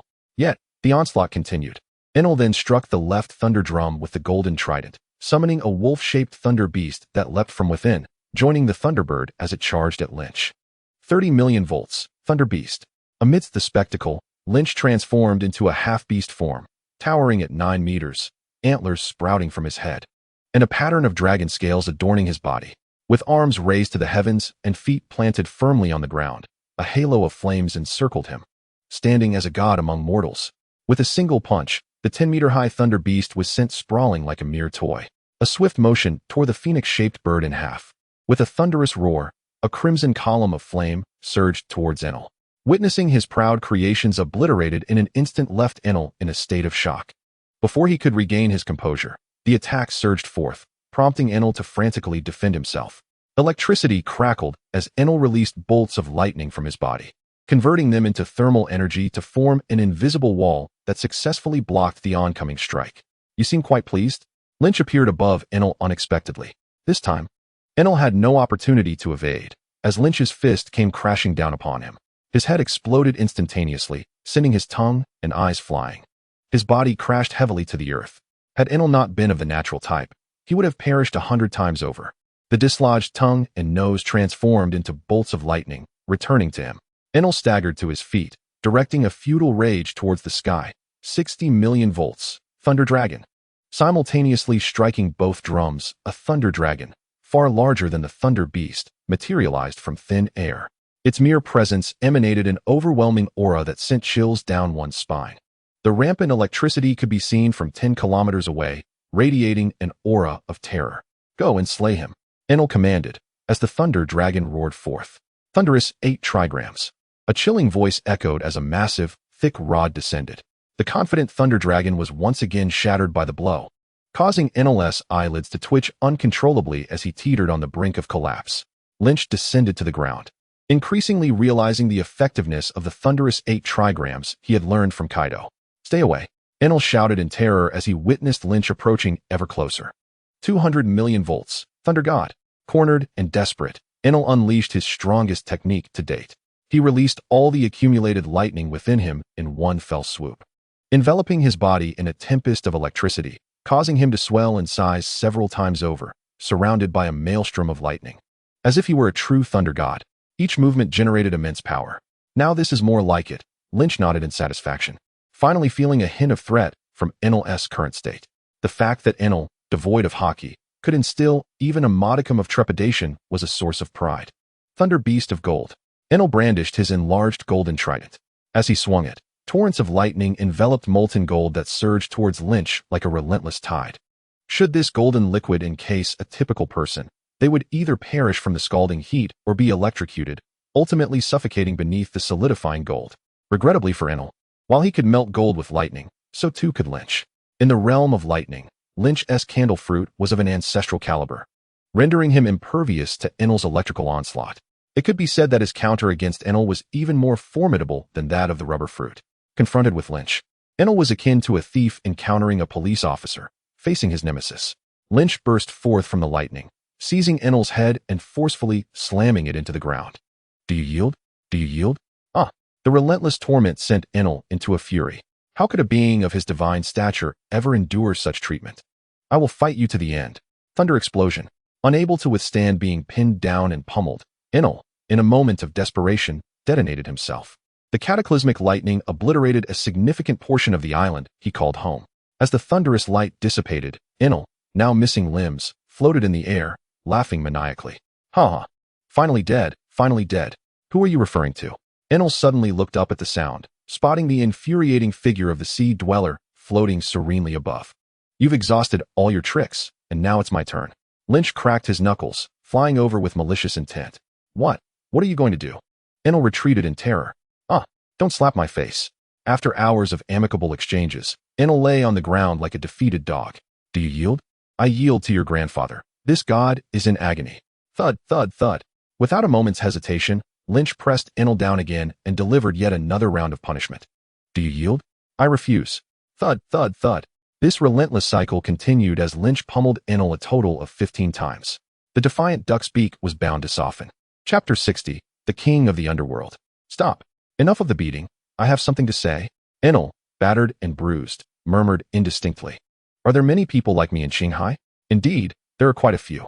You may not even rank among the many formidable warriors, replied Lynch. The construction of the arc maxim by Enel reveals that he has always yearned for the world beyond. Considering Enel's instinct for self-preservation after his defeat by Lynch, recruiting him should not pose a significant challenge. The real difficulty lies in the fact that this child, having spent years on Skypiea, has become deluded by his own pride. To successfully recruit him, one must first shatter his arrogance.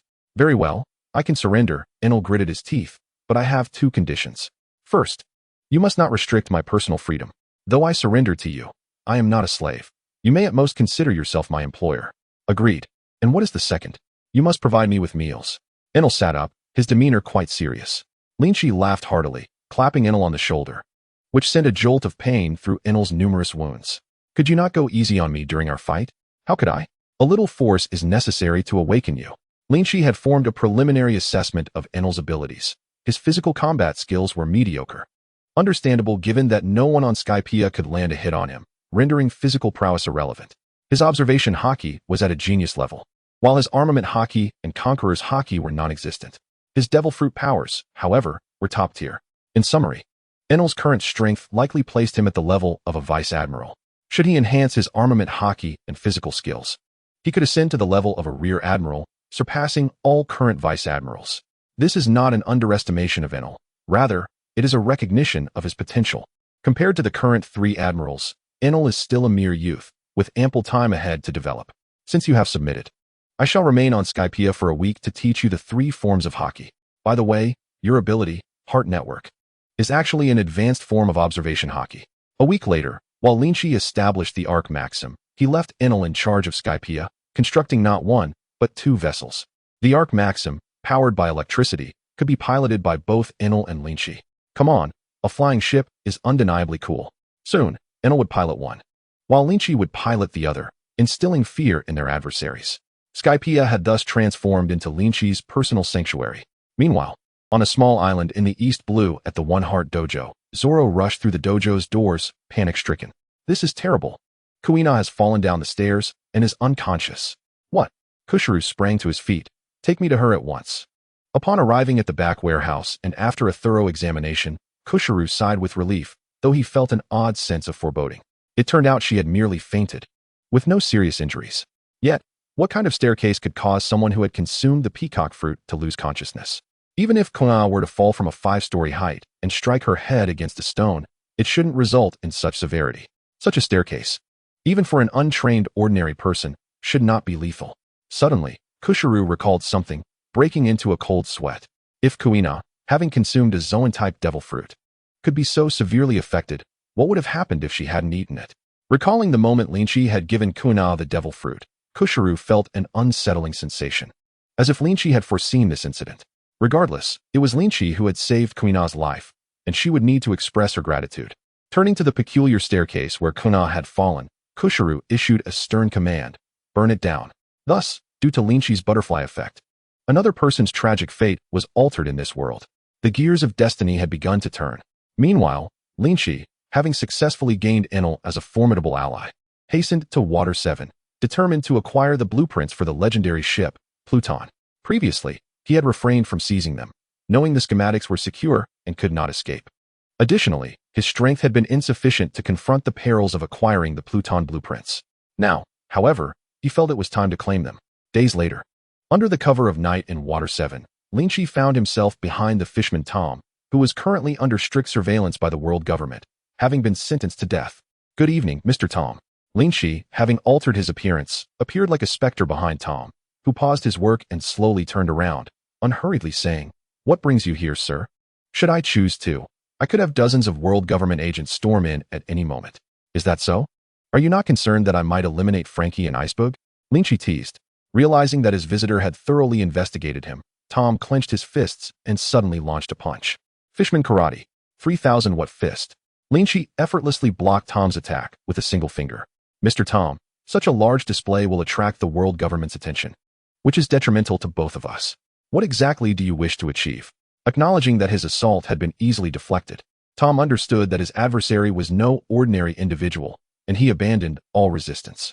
"It's quite simple. Surrender the Pluton blueprints, and I shall take my leave without causing any further disturbance." "What are you talking about, Pluton blueprints?" Tom's pupils dilated in shock. "I have no idea what you mean." "Do not feign ignorance. The very fact that I am here requesting them indicates that I have already conducted a thorough investigation," Lynch replied with indifference. Perhaps Tom is a good person, but kindness does not command an army, nor does righteousness govern wealth. Lynch is not merely a Navy officer. He is a king, and his every word and action determines the fates of countless individuals. He will inevitably confront the world government and the celestial dragons. Should he fail, all those close to him, including his citizens, would perish. For the sake of those who believe in him and trust him, Lynch does not hesitate to take down a few good people in order to assume the role of a villain.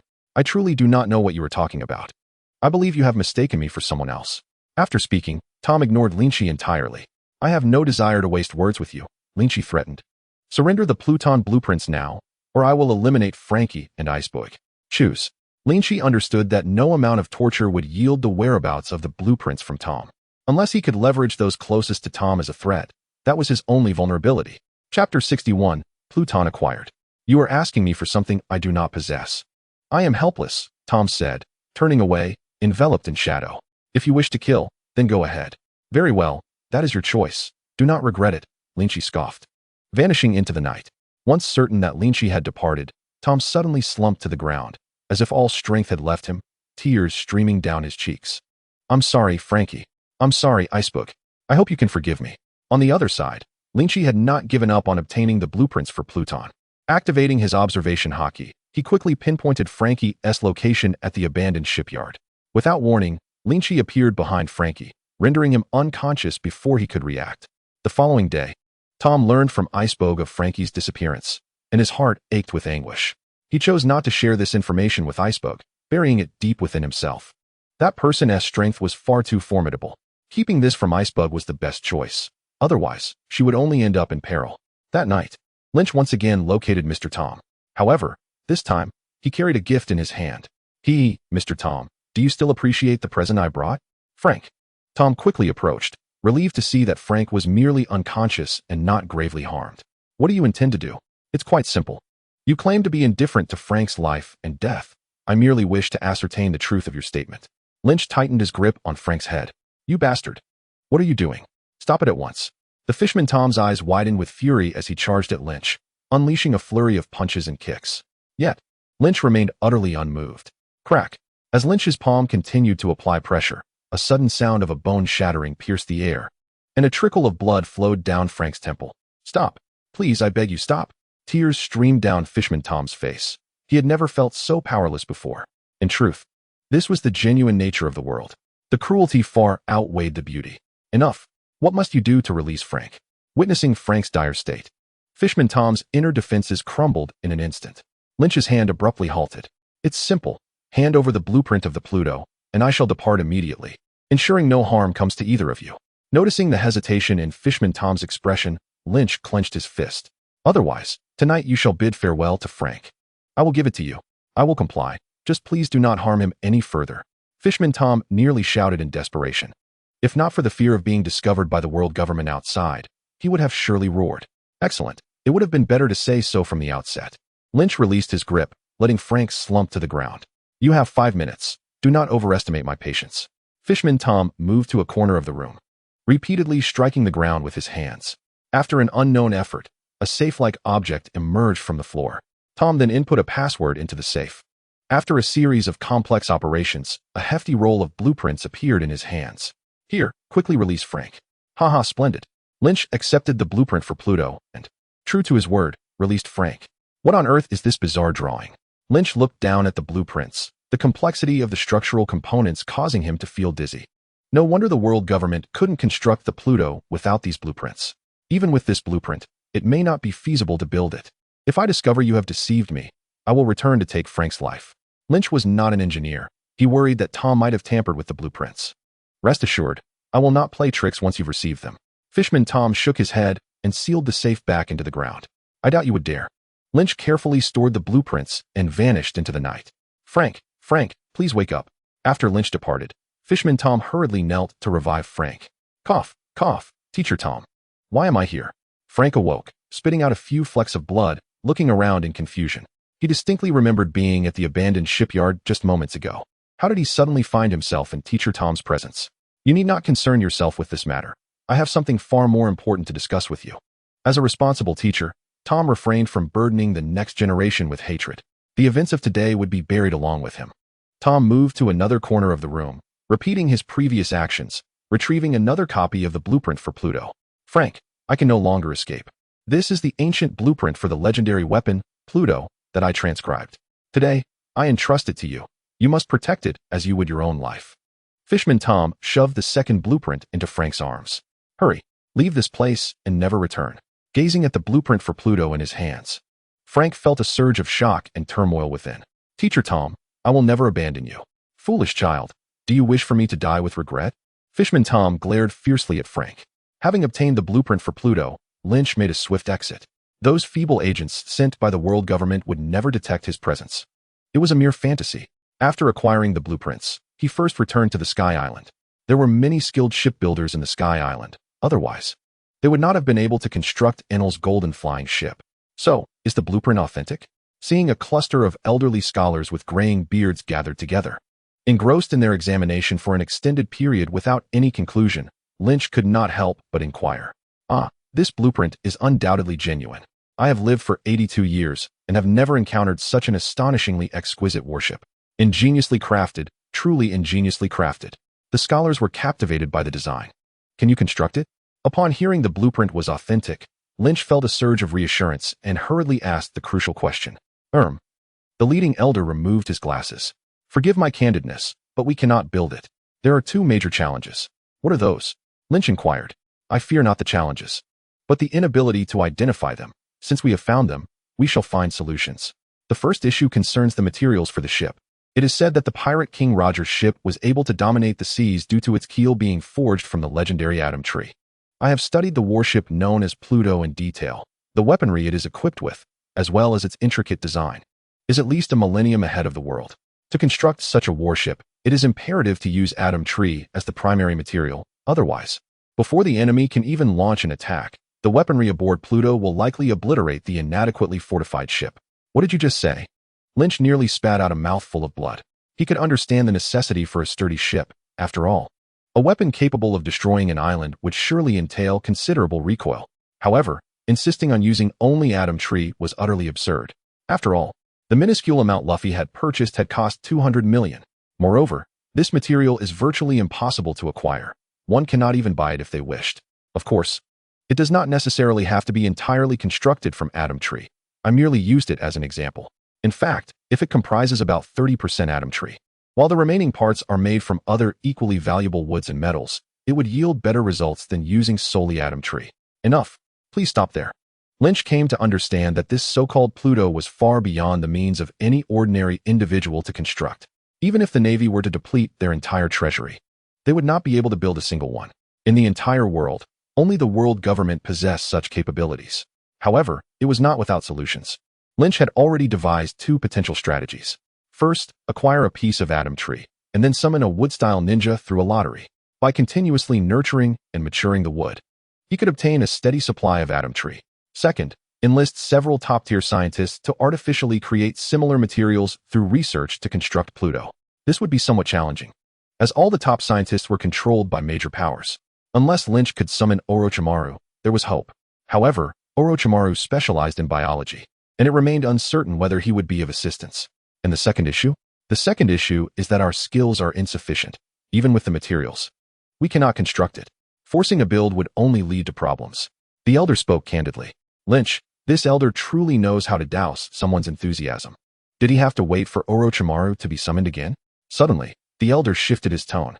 However, we can still construct a simplified version of the Pluto warship.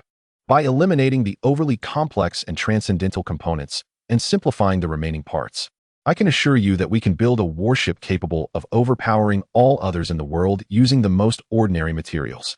The old man. Must he always breathe so heavily? If there is good news, you should have shared it sooner. In an instant, Lynch's mood shifted from overcast to sunny. According to your standards, how long would it take to construct a simplified version of the Pluto? The elder stroked his beard and replied with a smile. That depends on how many people participate in the construction. If I were to enlist the entire population of the Sky Island, how much could be built in a month? The population of the Sky Islands is quite substantial, with several islands combined housing over 1 million people. In that case, I am confident that I could produce 10 vessels in a month. Excellent. Lynch earnestly requested. Then I shall entrust this task to you, good sir. In the days that followed, Lynch planned to reside in the Sky Island for a month, taking the opportunity to develop techniques such as the flame cloud. If Kaido could manifest a flame cloud capable of lifting an island, it stands to reason that he could also develop similar techniques, given that their fruits are quite comparable. Alas, plans rarely unfold as anticipated. After merely 2 days on the Sky Island, the system store presented him with a delightful surprise. For the past few months, Lynch had been monitoring the system store daily, but it had yielded nothing of interest until today. Navy 6 Techniques Training Manual. Price, 3,000 points. Free Sword Style Swordsman Insight for 1 year. Price, 7,000 points. Panda Brand Leather Jacket. Price, 30 points. Lifespan Fruit, which extends life by 1 year upon consumption. Price, 10,000 points. Animal Type Mythical Zoan Fish Fruit. Poison Dragon Form. Price, 255,555 points. The emphasis lies on the last item. Each time Lynch reverted to his original form or transformed into his hybrid state, his previously fitting dual blades felt as trivial as toys. Not only did they fail to suit his grip, but they also rendered him weaponless, causing significant inconvenience in battle. Lynch had long pondered how to resolve this dilemma and ultimately arrived at a solution: to feed his weapons a devil fruit. To bestow upon his weapon the ability to enlarge and shrink. Most natural and animal types could achieve this, with a few paramecia types also capable. However, given that his Long Yuan is an unparalleled blade, consuming a standard devil fruit would be a gross misuse of resources. Thus, Lynch restrained his desires until today when the Poison Dragon Fruit appeared in the store. This is a mythical Zoan Poison Dragon Fruit, comparable in rank to Kaido's Azure Dragon Fruit. It would be perfect for his Long Yuan. Perhaps only Lynch would consider this to be just right. Others would surely condemn him for such extravagant wastefulness. After all, given time, one could very well become an admiral or a Yonko, with Kaido as a prime example. Oh, system, you must be doing this on purpose. That Poison Dragon Fruit is exorbitantly priced, an astounding 255,000 points. Lynch winced at the thought. Throughout the year, he had diligently captured pirates to complete missions, accumulating just enough points to make the purchase. Yet, after buying it, he would be back to square one. He hesitated. But ultimately, he steeled himself and made the purchase. Ding. Congratulations, host, you have acquired the mythical Zoan Poison Dragon Fruit. As the points were deducted, a bizarrely shaped green devil fruit appeared in Lynch's hand. Ah, yet another fruit not depicted in the Devil Fruit Encyclopedia. This is splendid. He need not worry about being recognized. With the fruit in hand, he hurried towards the naval base. The technique of feeding a weapon a devil fruit is currently known only to the world government. Hence, he sought out the admiral responsible for protecting the scientific division, Kizaru. Admiral Kizaru, might I trouble you to assist me in feeding a devil fruit to my weapon? Bring it here, and I shall take you to the experimental base. Only those mad scientists would know how to handle it, Kizaru replied without a moment's hesitation. Within the Navy, it was common knowledge that Lynch was a rising star. Given time, it wouldn't be far-fetched to envision him attaining the rank of admiral, or even that of the esteemed fleet admiral. May I witness the process of the weapon consuming the fruit? Upon hearing that Kizaru intended to take Long Yuan and the Poison Dragon Fruit, Lynch felt a surge of reluctance. Both were his lifeblood, and losing them would bring him immeasurable regret. Furthermore, the poison dragon fruit was no ordinary item. What if the unparalleled blade underwent some unforeseen transformation after consuming it? What if the scientific research team refused to return it to him? Chapter 63, Kingdom Development.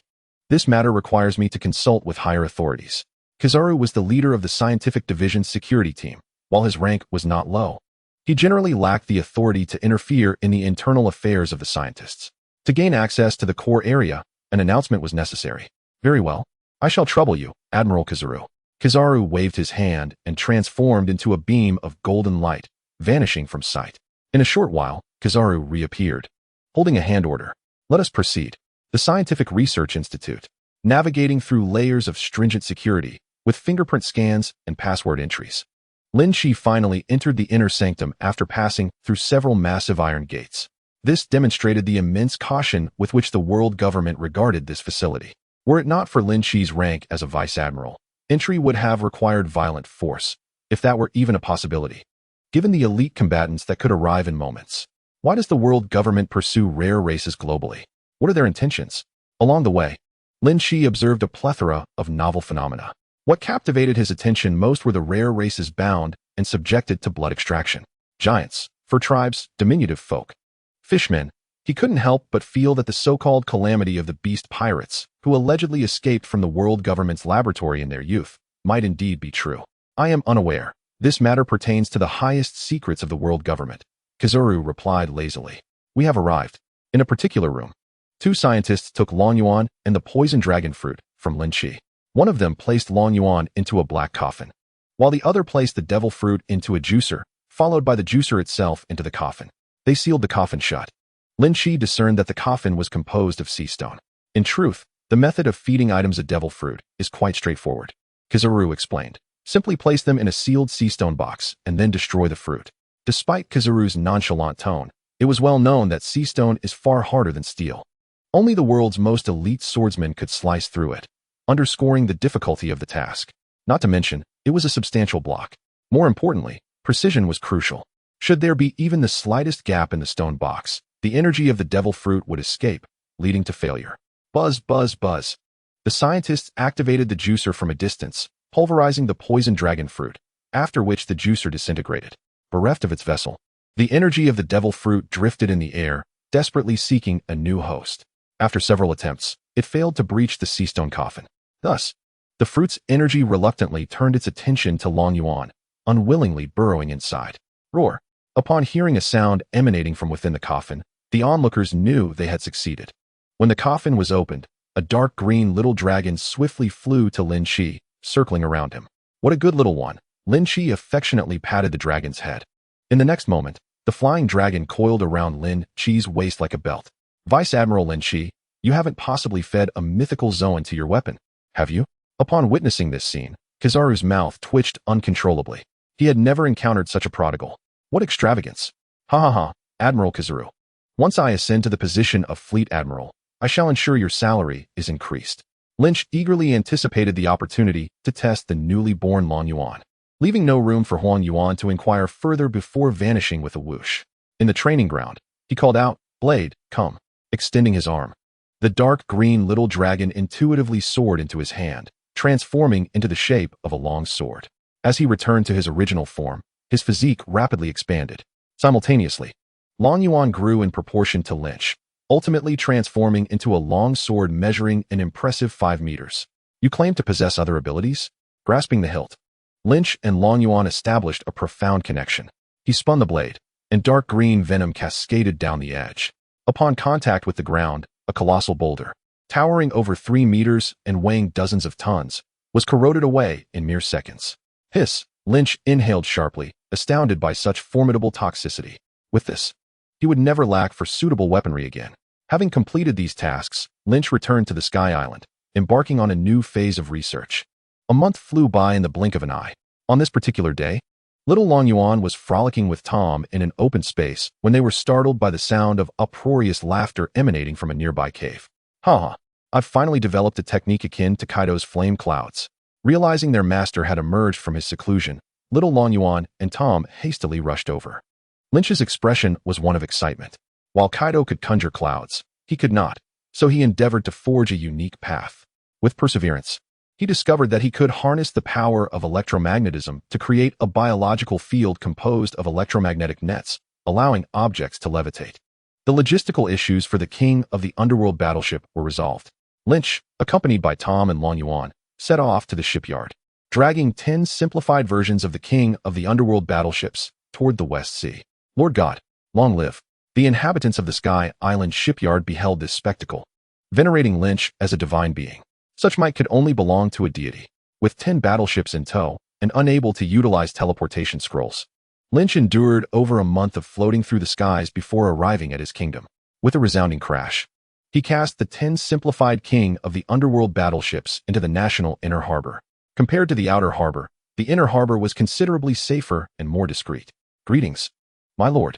Sensing that their master would soon arrive, the apothecary, Ko, had been waiting here early. Upon witnessing Lynch's arrival, Ko hurriedly approached, bowing respectfully. Ah, it is you. Ko, a year has passed, and you've grown considerably sturdier. Lynch offered a few encouraging words, causing the apothecary's cheeks to flush with excitement. Yes, my lord. It's all thanks to you. By the way, where are Shikamaru and Robin now? After a year of companionship, one day Robin had voluntarily revealed her true identity to Lynch. He had feigned surprise, ultimately accepting her completely. Recalling that day, Lynch touched his cheek, somewhat nostalgic. Lady Robin should be handling tasks in the palace, and Mr. Shikamaru is currently dealing with matters related to the black market. I see, Lynch nodded. These are 10 king of the underworld battleships. You are responsible for gathering elite soldiers. Ensure they become familiar with them as soon as possible. Understood, my lord. After more than a year of development, the kingdom had transformed dramatically. Lynch retrieved the report that Robin had given him. Population, 3,950,000. Treasury, 5 billion berries, 20 treasure chests. Military, 30,000 troops. Weaponry, 50,000 finely forged steel swords. 500,000 AK-47s, 950 cannons, various ammunition. Warships, 100 speedboats, 1 large battleship, 5 medium battleships, 25 small battleships, 7 assault ships. 10 king of the underworld battleships. Special products, iron, copper, timber, seafood. Chapter 64. My lady, you wouldn't want your child to suffer, would you? A year is a fleeting moment, merely a little over 300 days. Yet under Lynch's leadership, the kingdom experienced a monumental transformation, with Robin's contributions being indispensable. Shikamaru and Ko worked tirelessly, day by day, to achieve this splendid outcome. Once, the treasury was so impoverished it echoed with emptiness, unable to produce even a single berry. A year later, the treasury now overflowed with wealth, sufficient to purchase the heads of 3 pirate kings. This was largely due to the kingdom's vigorous development of mineral enterprises, which played an essential role. The kingdom's copper and iron resources exceeded initial estimates. Were he to sell the AK-47, the treasury would multiply several times over. However, Lynch was not so foolish. He merely had the ordinary weapons and flintlock guns from the warehouse sold. The AK-47 remained a military secret, and anyone who sold it would be a fool. The military expanded from the original 3,000 to 30,000, tenfold. Shikamaru frequently led these 30,000 troops on expeditions to hunt pirates for experience. Thus, these soldiers were far from mere decoration. They had seen battle and bloodshed. When it came to combat, they were far from timid.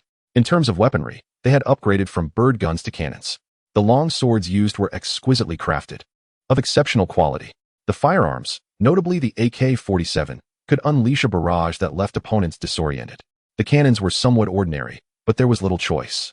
Better ones could not be found. Just a year ago, the kingdom had not a single ordinary battleship. Now, an expansive fleet could be assembled to form a small navy. The abundance of ships was due to the fact that, over the past year, the pirates of the West Sea had nearly been wiped out. If spotted by the kingdom's people, not only would the pirates perish, but their ships would also be seized. How grim that fate would be. Consequently, the number of pirates at sea had inexplicably dwindled. Even the law and order had improved slightly. It is essential to note that this was once considered the most chaotic region of the West Sea. Shortly thereafter, Lynch found Robin working diligently in the palace. In her focused state, Robin appeared even more beautiful than usual, exuding a unique allure. Lynch approached stealthily, suddenly embracing Robin from behind and whispering, "Guess who I am? Careful. You'll drop me." A small hand unexpectedly appeared on the ground, gripping Lynch's lower body. At that moment, Robin leisurely turned around, rolling her eyes at Lynch with a glimmer in her beautiful eyes. You are a king. Could you be a bit more serious? Hey, am I not right in front of you? Lynch's grin took on a mischievous tone. If you grab me with your devil fruit powers, can't you feel it too? No wonder your aim is so precise. You're such a tease. Robin shot him an exasperated glance, yet the rosy hue of her cheeks betrayed her true feelings. It's been so long since we last met. Want to you give me a kiss? Lynch leaned down, bringing his face closer. Without hesitation, Robin lifted her fair neck and pressed her lips against Lynch's cheek. You should be able to stay a few more days this time, right? Yes. For a few more days. I have something important to discuss upon my return. After planting a kiss on Robin's flushed lips, Lynch eagerly dashed into the room. Having amassed faith points over a year, aside from a brief withdrawal, he had consistently accumulated them. Now, they had reached a staggering total of over 120,000, sufficient for more than 100 draws from the Naruto lottery pool. This was the result of a year of personal growth, quite impressive indeed. For much of the year, he had remained at the Navy base, and the citizens had come to know of him primarily through word of mouth. The growth of faith points was slow. Had he spent every day showcasing his powers in the kingdom, not only would he have amassed 100,000, but perhaps even 1,000,000. System. Initiate a 10 consecutive draws from the Naruto lottery pool. Ding. Faith points successfully deducted. Lottery begins. Ding. Congratulations, host. You have obtained a sealing scroll for items. Ding. Congratulations, host. You have obtained a random A-level ninjutsu. Ding. Congratulations, host. You have obtained a spandex suit worn by Rock Lee. Ding. Congratulations, host, on obtaining the character Sasuke with a single Sharingan. Ding. Congratulations, host, on acquiring the item Mikoto Uchiha. Lynch gazed at the drawn contents with a mix of surprise and astonishment.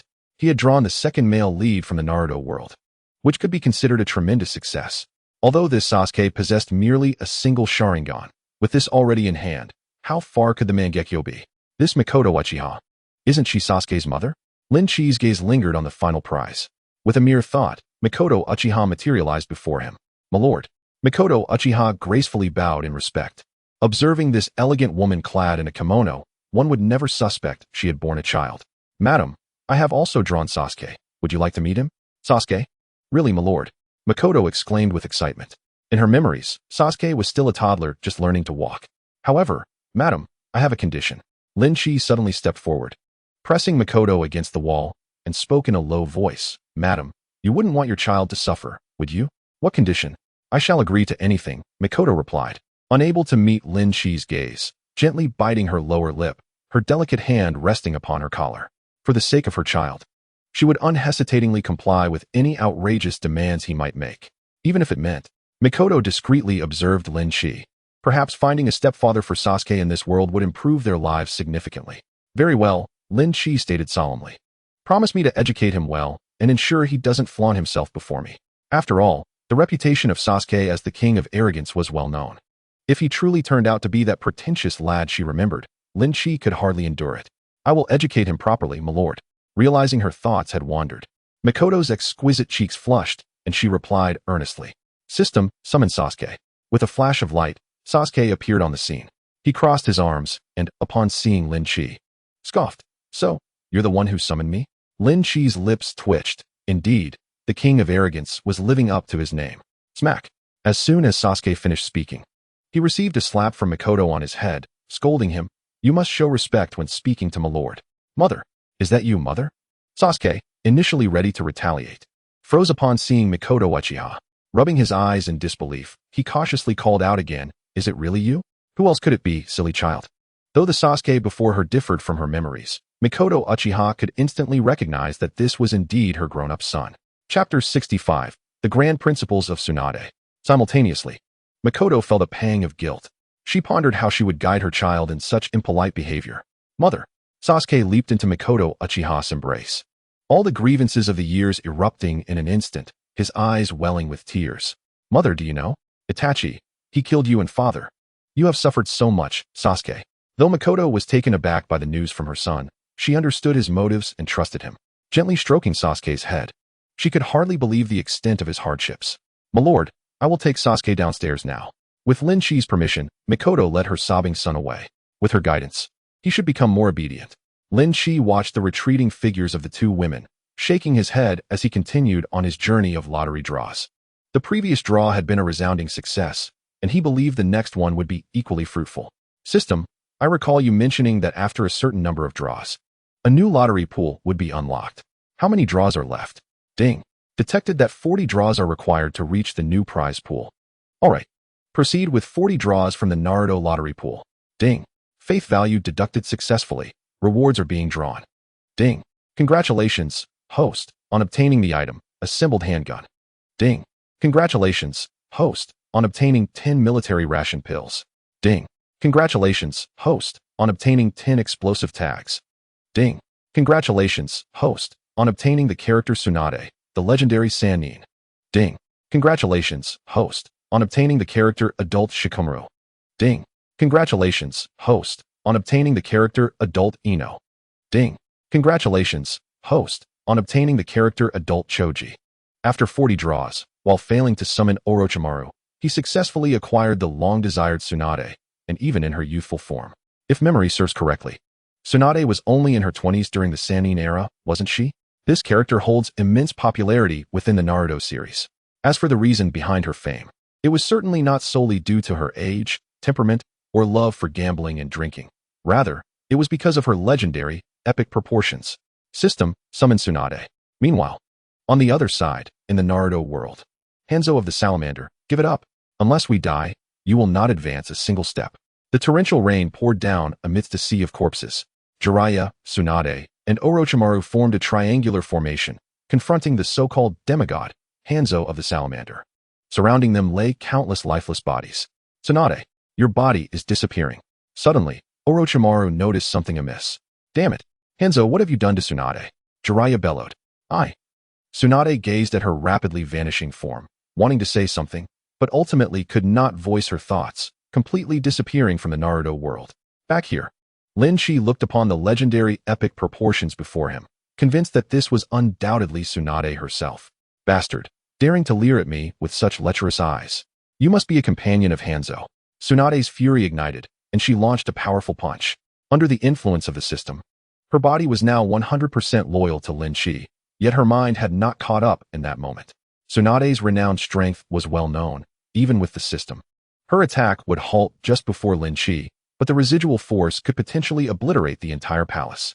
Lynch stepped forward, firmly grasping Tsunade's iron fist. Calm down. You should possess information about me in your mind. Think carefully. Tsunade, astonished that this seemingly unremarkable man could catch her punch, heard his words and discovered new, peculiar knowledge filling her mind. She furrowed her brows, skeptically inquiring, Did you summon me here? Indeed. Can you summon people from any timeline in our world? Very astute. Excellent. Quickly summon my granduncle, my second granduncle, and my younger brother. Tsunade's expression radiated anticipation. These three were her most significant family members, with the last being an everlasting shadow in her heart. Apologies, while I can summon them, I cannot guarantee when. In other words, you may summon them in the future? Tsunade pressed on. Lynch nodded. Very well, kid. Tsunade boldly patted her chest, causing a ripple effect. From now on, I shall look after you. You must summon my granduncle and the others as soon as possible. By the way, do you have any taverns here? Having gone months without a drink on the battlefield, she was suddenly overwhelmed by a strong craving for alcohol. Ask the guards when you step outside. Lynch was quite tolerant of this multifaceted maternal figure. With Tsunade by his side, it was akin to possessing a second life. Her medical prowess could be aptly described as miraculous. After Tsunade departed, Lynch summoned Ino and Choji. As of today, the legendary trio of Ino Shikacho had been completely assembled. However, when summoning the adult Shikamaru, a complication arose. Ding. Detected that the host already possesses a Shikamaru. Two options are now available. 1. Taking one Shikamaru as the primary subject. Merging with another Shikamaru will significantly enhance his strength. 2. Simultaneously possessing two Shikamaras. After pondering for a moment, Lynch summoned Shikamaru, intending to inquire about his opinion.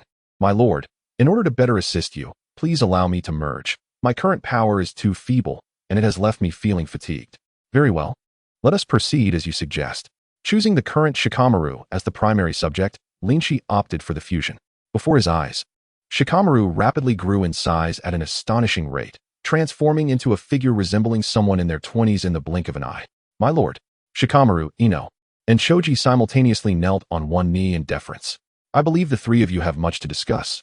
Please, go and reminisce. Yes, my lord. Just as the trio of Ino Shikacho prepared to leave, the door swung open, and Sasuke rushed in. Sasuke, do not disturb Lord Lynch. Come back here at once. Mikoto Uchiha chased after him, but the little rascal was too swift, and she found herself unable to catch up. Lynch, summon Itachi as well. I have matters to discuss with him. It was evident that, after Mikoto's guidance, Sasuke had come to some realizations. You are Sasuke? Ino exclaimed softly. Only then did Sasuke notice the three individuals standing nearby, whom he found oddly familiar. He strained to recognize them, incredulously exclaiming, You are Shikomu, Ino, and Choji? You've all grown so much. Ha ha ha, it truly is Sasuke. Who would have thought you were such an adorable child? Ino's youthful heart swelled with nostalgia. Ha ha. Little Sasuke was far cuter than he is now. Choji chuckled, munching on potato chips. Hey, just call me Sasuke, don't add a little in front. He retorted, glaring at them. And you, Ino, you've become even more annoying than before. The trio exchanged glances, sharing a resigned smile. It seemed that Sasuke had always maintained a similar demeanor throughout his life. The older version of Sasuke was even more irksome. Chapter 66, The Power of Giants. I will summon your brother in the future. Lynch affectionately ruffled Sasuke's hair. I apologize, my lord. It is my fault for not keeping a close watch on Sasuke. Mikoto Uchiha said as she held on to Sasuke, bending slightly in an apologetic gesture. Ahem, there is no need for such formality, madam. Please, rise. Lynch was momentarily blinded by the dazzling whiteness of her attire.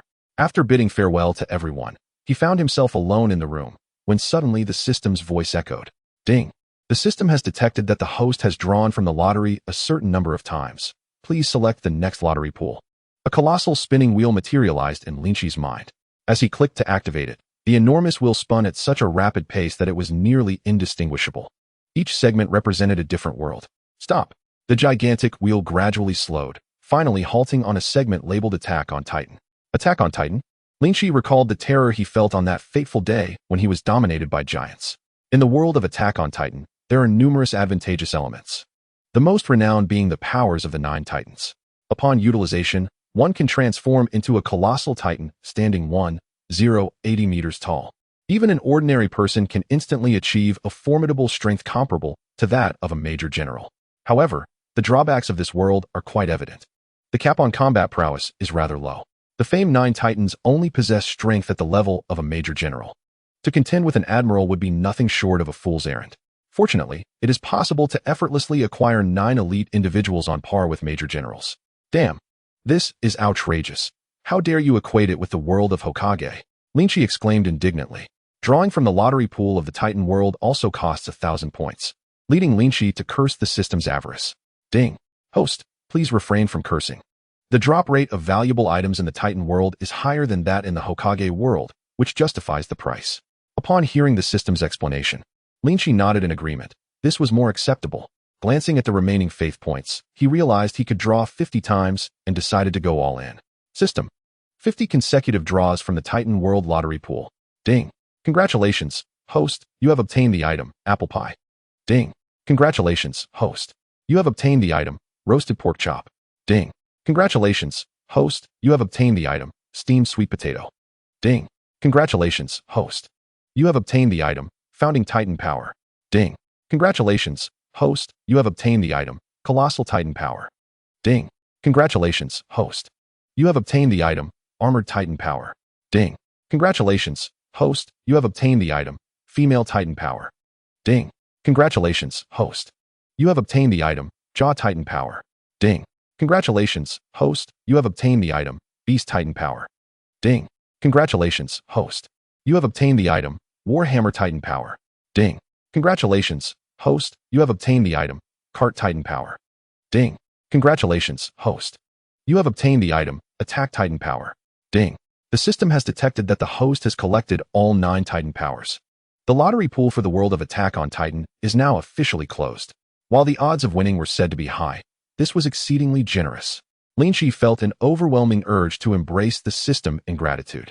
50 draws yielded 9 major general level combat powers. It was an incredible bargain, regardless of the location. Major general level combat prowess is not to be underestimated. Alas, the faith points had been exhausted, and he could only wonder what the next lottery pool would entail. Lynch opened the introduction to the 9 Titan powers. 9 Titan powers. Even if a mere fly obtains them, it will immediately gain the full strength of a Titan, but that power will be forever fixed. Note, not everyone can withstand the power of the Titans. In light of the introduction, the advantages far outweigh the disadvantages. Securing 9 major generals without effort, what more could one desire? This is strength that countless individuals have spent their entire lives striving to attain. If he could continue to grow stronger, Lynch would even contemplate using it for himself. System, what happens if one cannot withstand the power of the Titans? Death by explosion. Lynch understood. It appeared that attaining power comparable to a major general came with its own set of perils. Shortly thereafter, he summoned Shikamaru, who had recently departed. I have a task for you. Select a group of loyal warriors from across the nation.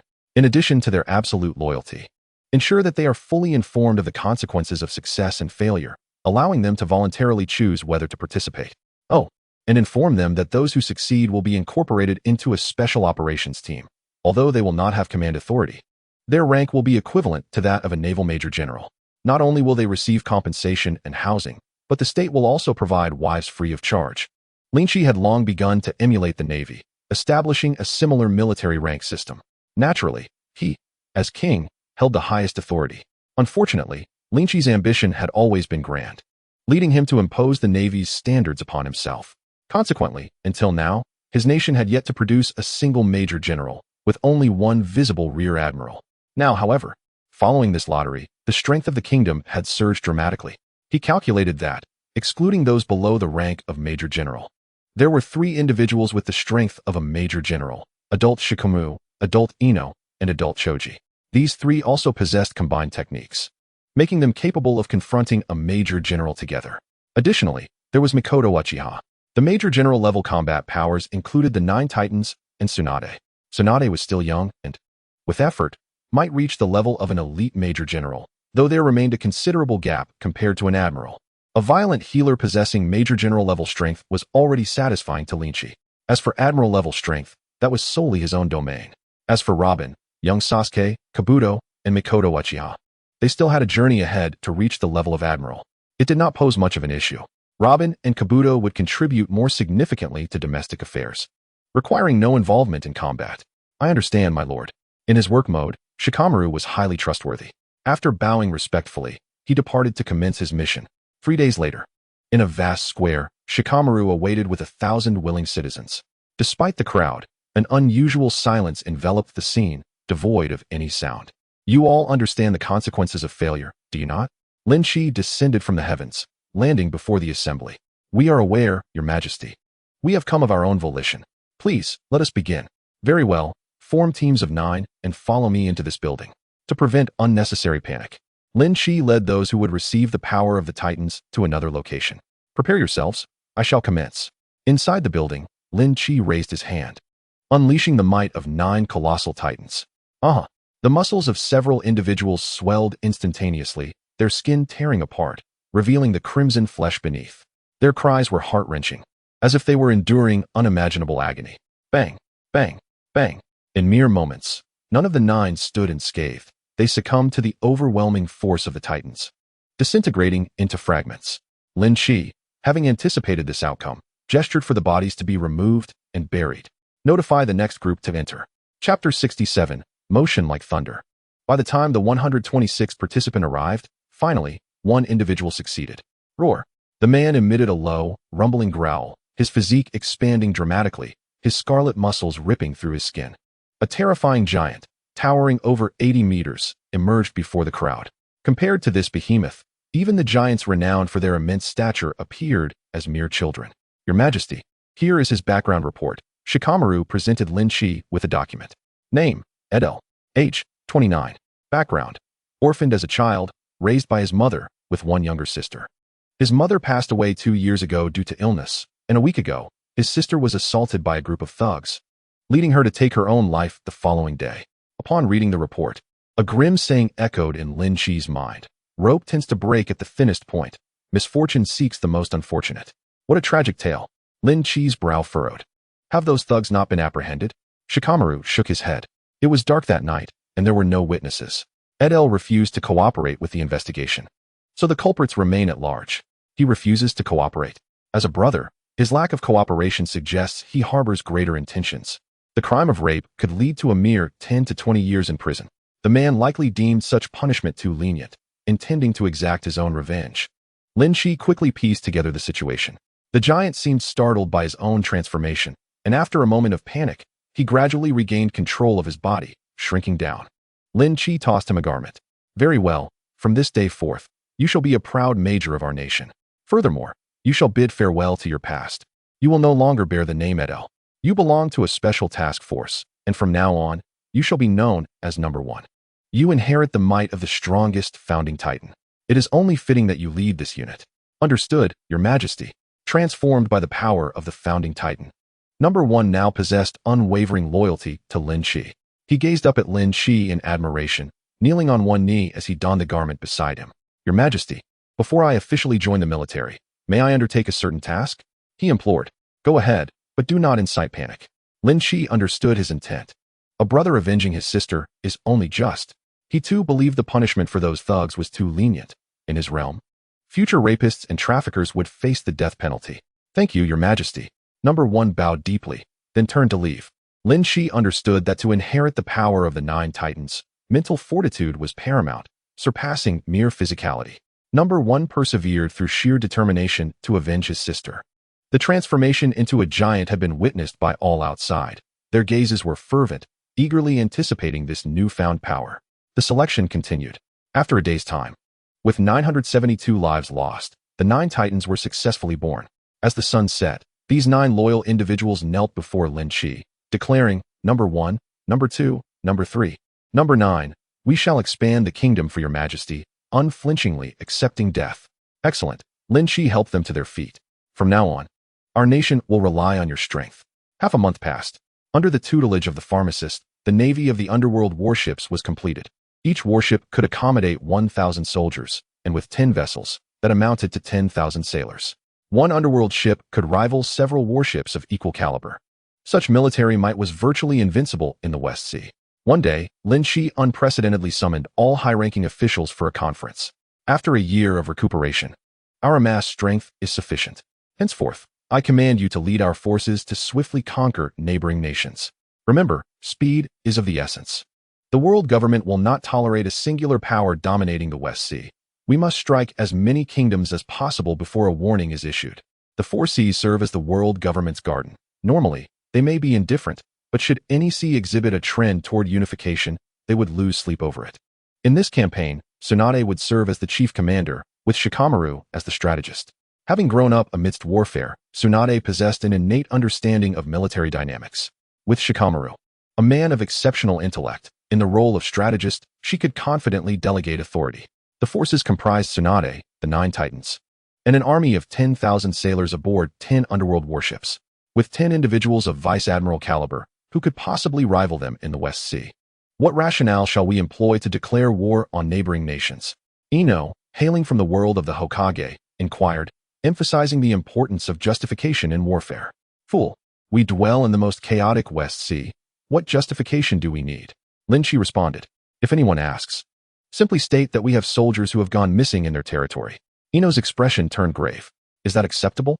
In the ensuing days, the kingdom expanded at an astonishing pace. In naval confrontations, the armies of other kingdoms stood no chance against the 10 underworld warships, facing either total annihilation or severe casualties. Once the battleground shifted from sea to land, they would truly comprehend the terror of the Titans. The Kingdom of Columbia, one of the closest realms to Lynch, had recently suffered a catastrophic defeat at sea, resulting in the near-total decimation of their forces and the death of the old king. The heartbroken crown prince, pressed for time, ascended the throne to stabilize the current turmoil. Oh no, Your Highness, 9 monsters are advancing towards the royal city. What? The crown prince seized the telescope offered by his subordinate and ascended the city walls to survey the horizon. What he beheld were 9 titanic figures, devoid of skin, towering dozens of meters high, landing from the coastline and rapidly approaching. Clatter! The telescope slipped from his grasp as he collapsed onto the ground. A month had elapsed unnoticed. In this brief span, 7 kingdoms had been absorbed into his realm, expanding Lynch's dominion from 1 to 8. On this day, as his forces attacked the 8th kingdom, the world government dispatched envoys to issue a warning, forbidding him from deploying troops to other nations for any reason. Lynch had anticipated this moment. He had foreseen such a day. Fortunately, for the current kingdoms, the absorption of 7 realms was already at their limit, necessitating a lengthy period for assimilation. If there were more, it might prove detrimental rather than beneficial. Thus, under Lynch's leadership, the subsequent kingdom gradually flourished. Chapter 68. The Establishment of the 7 Warlords. With control over 8 great kingdoms, Lynch currently holds 1/7 of the territory of the West Sea. The alarming pace of his expansion has caused considerable concern within the world government. Fortunately, Lynch has opted to amass wealth quietly, choosing to consolidate his gains before further expansion. The world government, witnessing Lynch's prudence, has felt reassured. Accepting 1/7 of the West Sea is not entirely unacceptable. After all, Germa 66 once ruled the entire North Sea for a mere 66 days, repeatedly disregarding warnings from the world government before ultimately being eradicated. Had the world government harbored any murderous intent, that feeble force would have long since vanished. Following the acquisition of 7 kingdoms, Lynch's population has surged to an astonishing 39 million. Faced with a territory nearly 20-fold larger, he finds himself in the predicament of a manpower shortage. Reluctantly, Lynch must call upon Robin to select trustworthy individuals to fill key positions in the kingdom. The rest will have to be addressed gradually. The kingdom's appetite is insatiable, akin to a serpent attempting to swallow an elephant. It is likely that this vast expanse of territory will take considerable time for the kingdom to assimilate. Issues regarding military handovers, citizen management, and the handling of the previous regime are numerous and overwhelming. Fortunately, Robin and Shikamaru are capable of managing these trivial matters. Otherwise, Lynch would be thoroughly exasperated. Time has unwittingly drifted to the year 1511 of the Sea Circle calendar. During this period, the world government's spies have meticulously scrutinized Lynch, the formidable war king. Had he not been from another world, they might have unearthed details even about his ancestors. Meanwhile, a special report found its way into Sengoku's hands. Infuriated, Sengoku slammed his hand on the table and stood up. This rascal, after such a prolonged absence, has taken on the role of king. Does he believe that ruling a kingdom is more promising than serving in the Navy? Rear Admiral Crane, upon hearing this, lit a cigarette, took a deep puff, and elegantly exhaled. As a king, an entire nation must heed his command. That is certainly more agreeable than your esteemed position as a marshal. Moreover, let me correct you. He is not merely the king of one nation, but of 8. Indeed, a more promising prospect than a general. Reflecting on the relationship between Peach Rabbit and Lynch, Rear Admiral Crane found herself increasingly satisfied, akin to a mother-in-law approving of her son-in-law. Sengoku parted his lips, momentarily at a loss for words, his face reddening with rage. Lynch was the candidate for the next Marine Admiral in Sengoku's eyes. Yet he had strayed from his path to become a king. Among the seasoned Marines, there remained Kizaru, Akainu, and Akiji, who could still carry the banner. However, among those under 30, only Lynch possessed the capability to rise to the rank of admiral. The absence of successors is a point Sengoku must reluctantly acknowledge. This does not refer to a lack of mid-level combat power, but rather the absence of a leader capable of guiding a generation. The mythical beast type, Conqueror's Haki, and the prowess of a great swordsman, he had demonstrated his ability to contend with admirals a year prior. Such a constellation of brilliance resides solely within him among the younger generation. After much contemplation, it is clear that only he can shoulder such responsibility. Hence, Sengoku's anger is justified. Damn it, send someone to summon him back.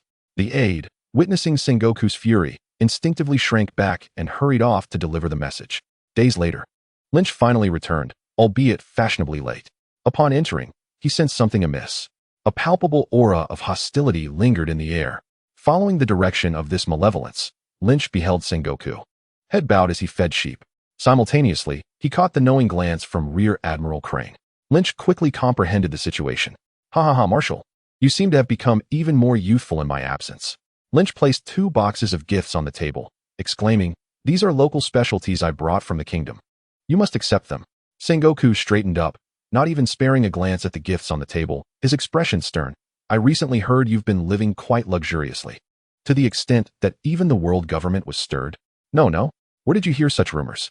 That is absolutely not the case. Joking aside, while everyone was aware of the situation, to admit it would be tantamount to sealing his own fate. Is that so? Sengoku narrowed his eyes. Absolutely. Lynch replied with feigned sincerity. Very well, since you have been rather idle lately, I happen to have 2 tasks for you.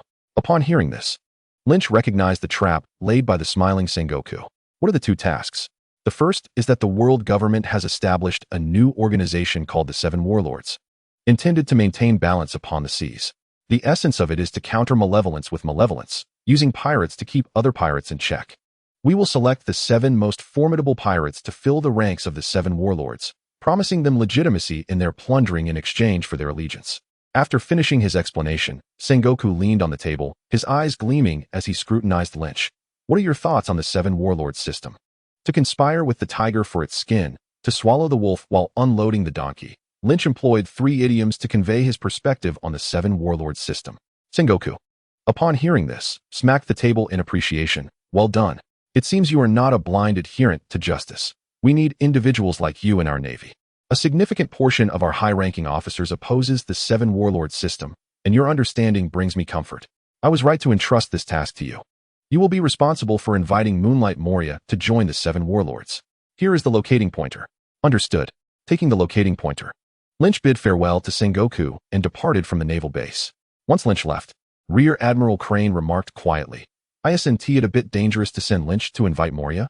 Her concerns were not without merit. At this juncture, Moria had only recently suffered defeat at the hands of Kaido a year and a half prior.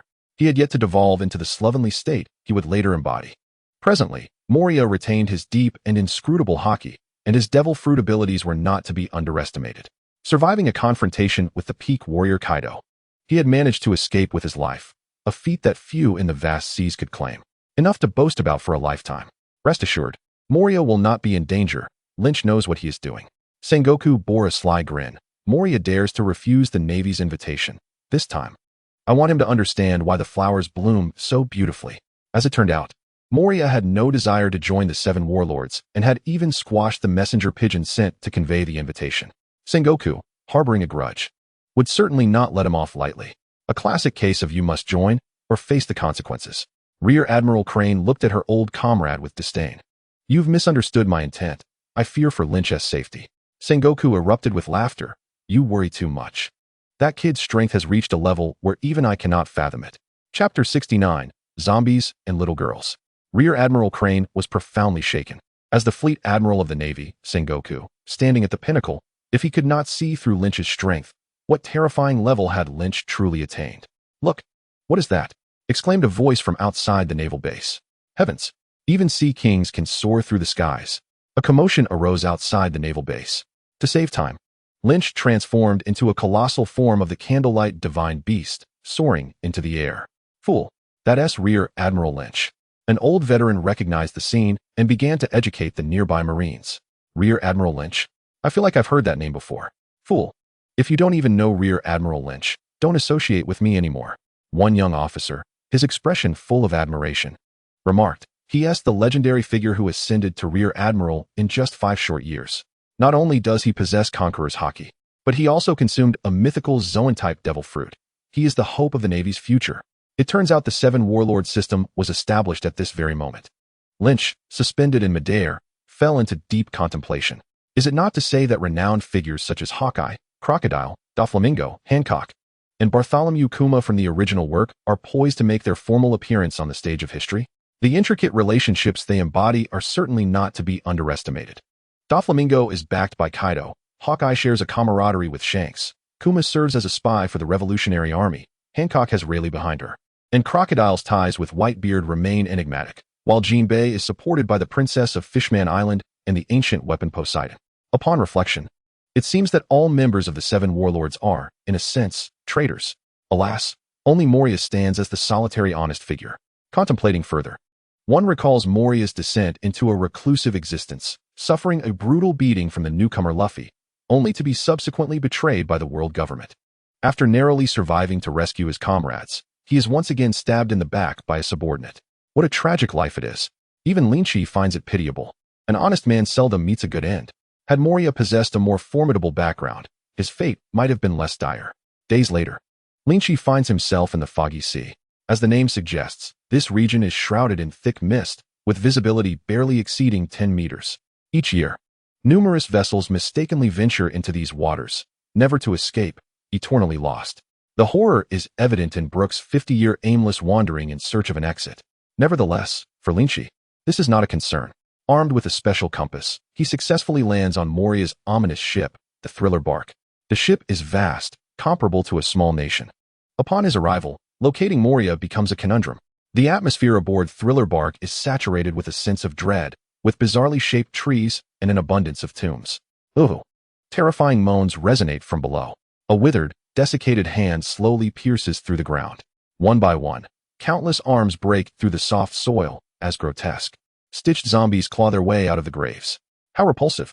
Lynch furrows his brow, finding the sight even more ghastly than he had anticipated. He. Humans, fresh humans. I want his arms. I want his bones. It has been far too long since I've had bones. A horde of zombies, reminiscent of a horror film, slowly advances towards Lynch. However, just as they are about to make contact, they halt. You there, do you not fear us? Those who have inadvertently stumbled upon the Thriller Bark in the past have always been terrified to the core. Yet here you stand, not only unafraid, but seemingly indifferent. This is an affront to our kind. The fear should be yours. Lynch casually throws a punch, producing a sonic boom. The graves from which the zombies emerged are instantly obliterated as if plowed by an ancient beast. Tombstones shatter, coffins disintegrate, leaving only a deep trench. In his memory, these zombies are notorious for their cowardice. Witnessing the power of his punch, the horde collectively freezes in fear. If that were to land on them, would they not perish in mass? They exchange glances, ultimately succumbing to their instincts, and with a thud, they kneel, hands raised in surrender. Big brother, we yield. Haha, lead me to Moria. Yes, please follow us. The zombies guide Lynch to a castle. Upon entering, they cry out in terror, intruder, and scatter in all directions. Lynch pays no heed to their flight. His objective has been achieved. Moria should be at the top of the castle. Upon reaching the second floor, Lynch suddenly extends his hand, grasping something in the transparent air and slamming it to the ground. Splatter. Absalom spews blood, emerging from his invisible state. No, it can't be. I am the transparent man who has consumed the clear fruit. How could you see me? His expression is one of shock. I cannot see you, but the stench emanating from you is detectable from afar. Lynch delivers a kick, knocking the grotesque figure unconscious. Were it not for his intention to invite Moria to join the Seven Warlords, he might have taken this individual back as a trophy. The scent of caramel cake wafts through the air. On the third floor of the castle, Lynch's nose twitches as he moves toward a specific direction. Please, do not let him find me. A small girl with pink twin tails, trembling in fear, clutches a freshly baked cake while hiding beneath the bed. She had heard the zombies' cries and witnessed Absalom's swift demise. Terrified, she abandoned her plans for a sneak attack and sought refuge in her room, unwilling to part with her beloved dessert. Creak. The sound of the door being pushed open sends a shiver down Perona's spine. Surely, it cannot be that man. No, it must be the zombie maid. Clutching her cake, she remains curled beneath the bed, too frightened to breathe. Yet, in the next moment, a large hand suddenly seizes her arm, accompanied by a languid voice. Got you. Perona screams in terror, her little feet pushing against the bed frame in a futile attempt to resist the man's strength. Alas, compared to him, her efforts are as feeble as those of a kitten, easily pulled from her hiding place. Please don't kill me. Lynch holds Perona by her arm, suspending her in midair. Her face pales in fright, and she nearly bursts into tears. The cake is yours, just don't kill me. In her desperation, Perona offers her cherished dessert. In comparison to the cake, she deems her life far more precious. Chapter 70. The Electric Roasting of Moria. Who wants your cake? Lynch's expression darkens. Does he seem like the type to rob a little girl of her cake? What do you want from me? Perona is momentarily taken aback, cautiously adding, I can't, I'm not of age yet. Silence. Lynch takes a deep breath, suppressing his rising blood pressure. This girl seems to have learned quite a bit for her age. He specifically sought Perona, not for any other reason, but due to the troublesome nature of her devil fruit. The negative ghost ability is akin to a bug-level power. Any opponent struck by it, regardless of strength, will surrender and become lambs to the slaughter. Although, given the speed of the negative ghost, hitting Lynch would be pure folly. Nonetheless, Lynch prefers to eliminate all potential threats. He slightly raises a finger, releasing a hint of Conqueror's Haki, an overwhelming aura of killing intent enveloping Perona. Should you dare to ambush me, do not blame me for your demise. The murderous intent floods Perona's mind, and her already fearful state causes her to faint. Her body going limp in Lynch's grasp, the little cake tumbles to the floor. She truly cannot withstand fear, having frightened herself into unconsciousness. Lynch shakes his head, tossing the now 14-year-old Perona onto the bed before turning to leave. Upon reaching the pinnacle of the castle, Moria has long awaited his arrival. He. Intruder, state your name. Standing nearly 7 meters tall, Moria exudes a formidable presence. Among all the 7 warlords, he is the tallest. Muscles ripple across his body, starkly contrasting the portly Moria that Lynch would later remember. Die. He. Before Lynch can respond, Moria, having prepared a shadow ambush, switches places with his shadow. Instantly appearing behind Lynch, his giant scissors poised to sever Lynch's shadow. Should his shadow be cut, Lynch would find himself in imminent danger. The blazing flames engulfed Lynch, and in an instant, his shadow vanished without a trace. Not every circumstance casts a shadow, for instance, in excessively dark or bright places, or when one is a source of light themselves. Had Lynch anticipated the capabilities of Moria's shadow fruit, he would have devised a countermeasure long ago. Moria, singed by the flickering flames, swiftly distanced himself from Lynch, his face covered in soot. Moria was indeed cunning. From the very moment he spoke, he lulled others into a false sense of security, only to suddenly appear behind them, attacking with shadows. A typical person would surely be bewildered by such a series of transformations, leading to their downfall. Who would ever pay heed to their own shadow? If Luffy were to confront Moria at this moment, he would likely be ruthlessly dispatched, spitting out the remnants of ash from his mouth. Moria finally regarded the man before him. Moria, do not slay nameless individuals. Now who might you be? I am Lynch. Here on behalf of the Navy to invite you to join the 7 warlords, and I hope you will not take this invitation lightly, Lynch replied coolly. Ha. The 7 warlords? Apologies, but I shall not join. Moria scoffed. So, you are a lackey of the Navy. No wonder I feel a sense of déjà vu. Upon realizing his opponent's affiliation with the Navy, Moria immediately chose to strike. Shadow box, shadow house. The shadows beneath Moria spread like ink, enveloping the room in an instant, sealing it off from any sunlight. Moria, I advise you not to court disaster.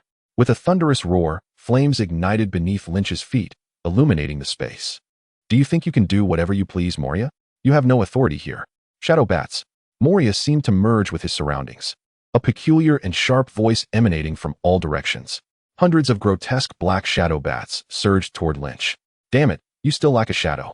Moria's plan to have the bats devour Lynch's shadow faltered as he commanded the bats to attack, while simultaneously switching places with one of them, appearing in midair.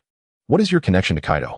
Moria pondered, seeing the shadow bats collide with Lynch yet inflict no damage, reminiscent of his encounters with Kaido.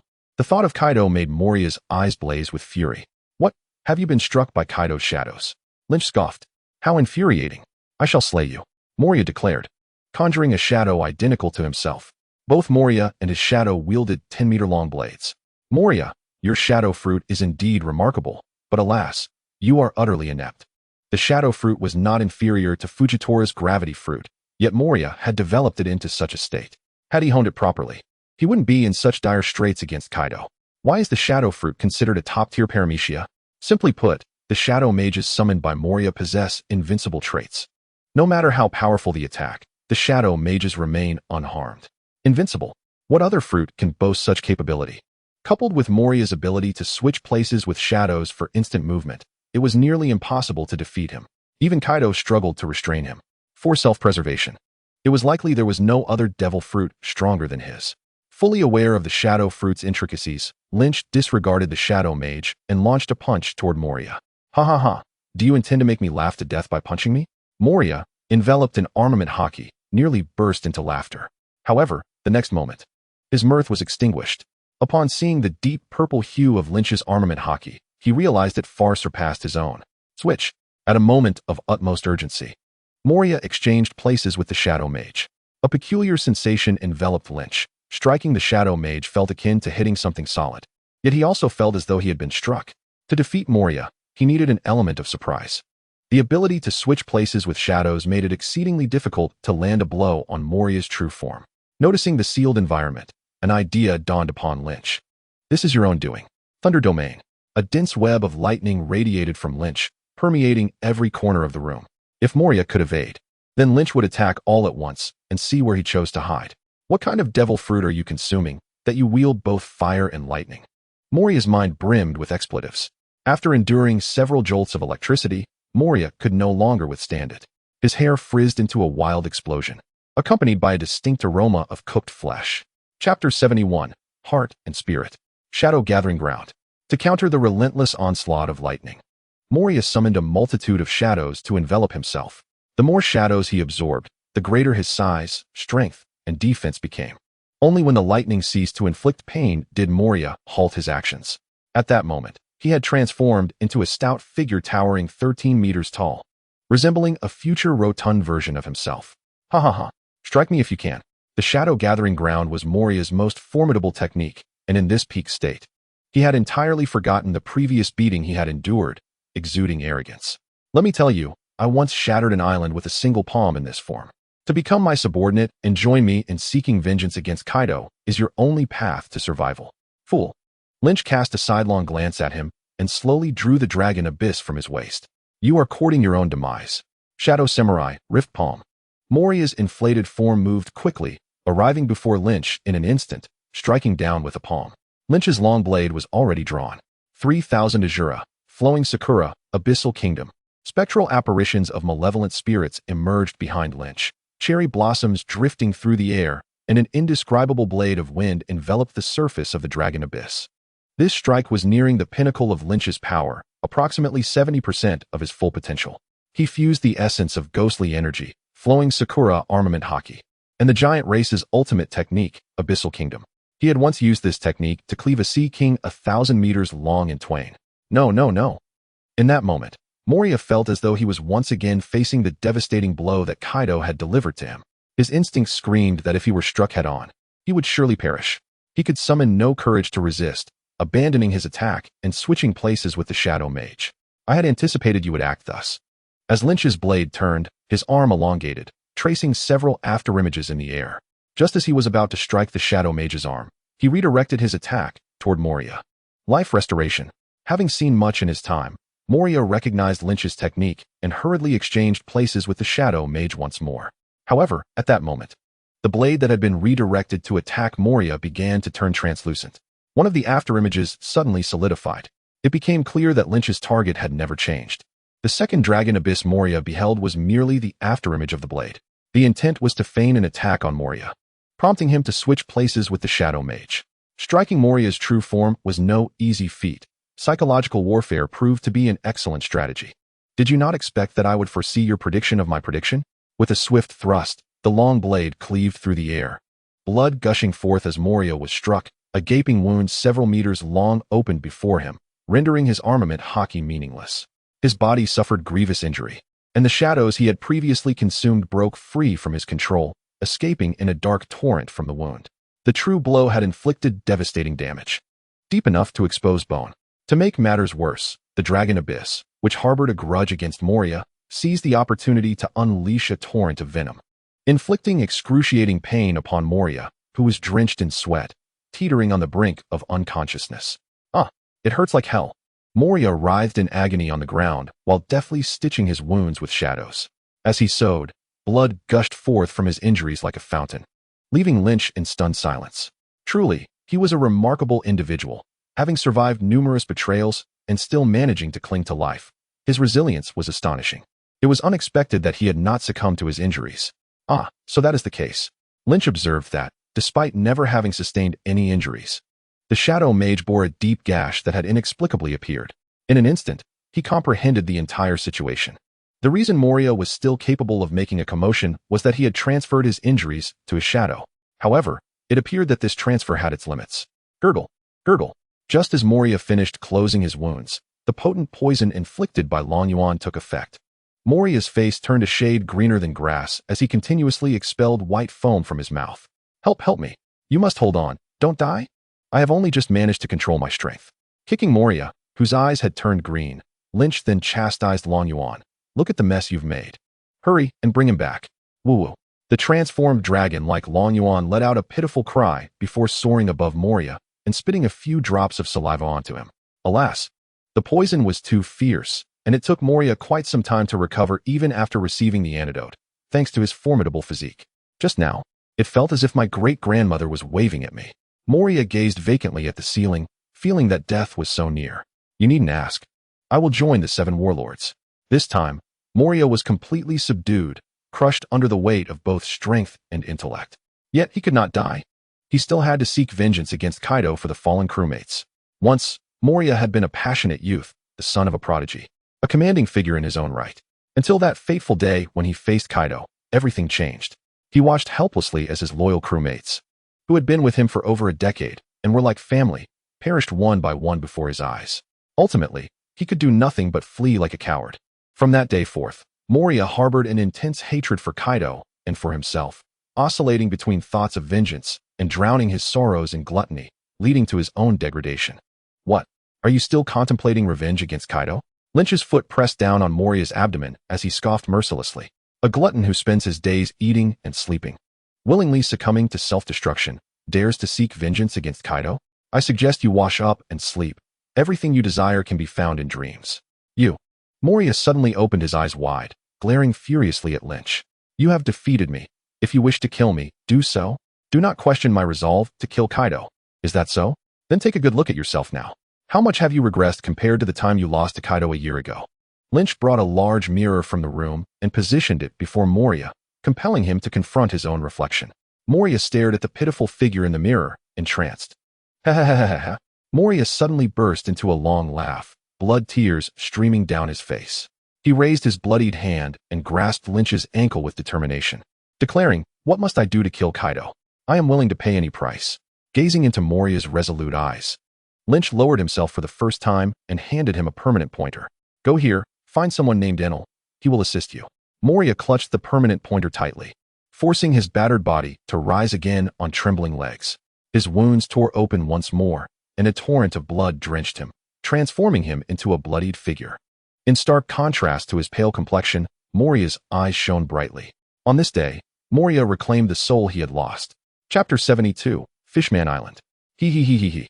Drink up quickly, there's plenty of wine. At the banquet, Moria, with his body wrapped in bandages, raised a cup and drank heartily. All three of Moria's top subordinates were present at the feast. Absalom, who had been knocked unconscious by Lynch, Perona, who had frightened herself into a faint, and the peculiar Dr. Hogback. A throng of zombie maids swayed their stitched bodies gracefully in the hall. Lynch lifted his cup and took a sip. He had truly experienced the unique culture of pirate banquets. It is said that a pirate's life revolves around three paramount pursuits: women, brawls, and banquets. With no other entertainment while adrift on the seas, banquets filled the void, becoming the most cherished pastime for pirates. They held feasts for any reason or none at all, to celebrate victories, mourn losses, or simply because it was raining or sunny. The one most fond of banquets among them was undoubtedly the red-haired Shanks. For a period, they held feasts 6.5 days each week, with the remaining half-day spent en route to a banquet. Boss, thank you for sparing my life. I toast to you.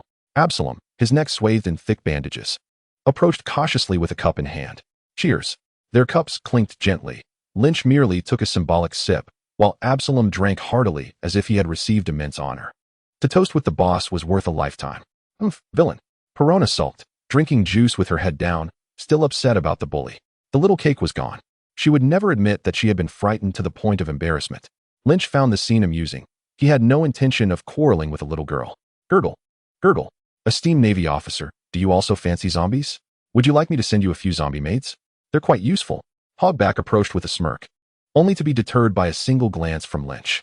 That repugnant, greasy man was best avoided. Did he seem like the type who needed zombie figurines? He was a married man, after all. After several rounds of drinks, Lynch recalled something. Moria, do you have the body of the dragon horse? What the? Moria exclaimed, startled. No way. I just dug him up, and you already know? Is the Navy's intelligence network really that formidable? Moria stared wide-eyed, feeling a twinge of fear. Do not misunderstand. This is unrelated to the Navy. I possess certain unique methods. Moria sighed in relief. Indeed, I have the body of the dragon horse, but regrettably, I do not have a shadow suitable for him. Otherwise, he would make a fine subordinate. How about you send me his sword? No problem. We don't use swords anyway. It would just be a waste for us to keep it. Moria said with bravado, I will have someone fetch it for you. What a generous spirit. Come, let us drink to that. Only Moria could casually offer such a magnificent blade. He. Cheers. After a night of revelry. The next day, Lynch departed the terrifying three-sail ship, carrying the famed sword Chioshui. At the Navy headquarters, bang. Moria's petition was thrown onto the Admiral's desk by Lynch. Look, Moria has requested to join the 7 warlords. You should approve it quickly. Ha ha ha. Good. Sending you was indeed the right choice. Only recently had Moria refused to join the 7 warlords, and now he was actively requesting to join. The distinction between inviting someone to join and someone requesting to join was vastly different, restoring the Navy's lost prestige. In a fit of excitement, Sengoku exclaimed several good remarks. "Commodore Lynch, you have executed this matter beautifully.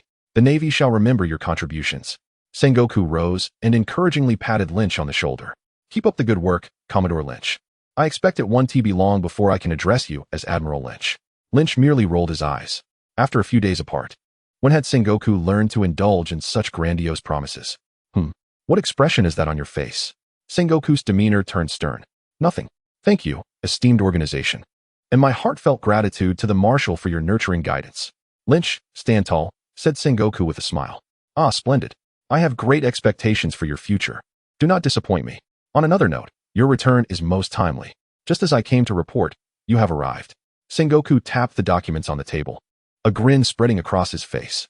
Lynch felt his face twitch uncontrollably. "With all due respect, do you truly believe your own words? This has clearly been a long-planned scheme." Today, Lynch learned a valuable lesson. To aspire for the position of Marshal, one must possess a thick skin. "With this matter settled, I consider the 2 promises I made to you fulfilled. I trust you will not seek further opportunities to exploit me." "You cheeky rascal, what nonsense is that?" Sengoku replied, visibly annoyed. "You are, after all, a rear admiral in the Navy, yet you spend your days gallivanting about. Is it too much to ask you to assist with a couple of tasks? If I don't assign you some responsibilities soon, the entire Navy might begin to suspect you are merely a favored son." Confronted with Sengoku's words, Lynch felt a twinge of embarrassment.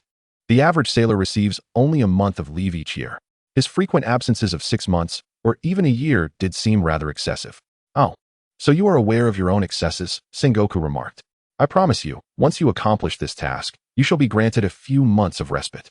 "Agreed," Lynch replied, seizing the intelligence report from the table and making his way outside. After Lynch departed, Sengoku revealed a sly smile akin to that of a cunning fox.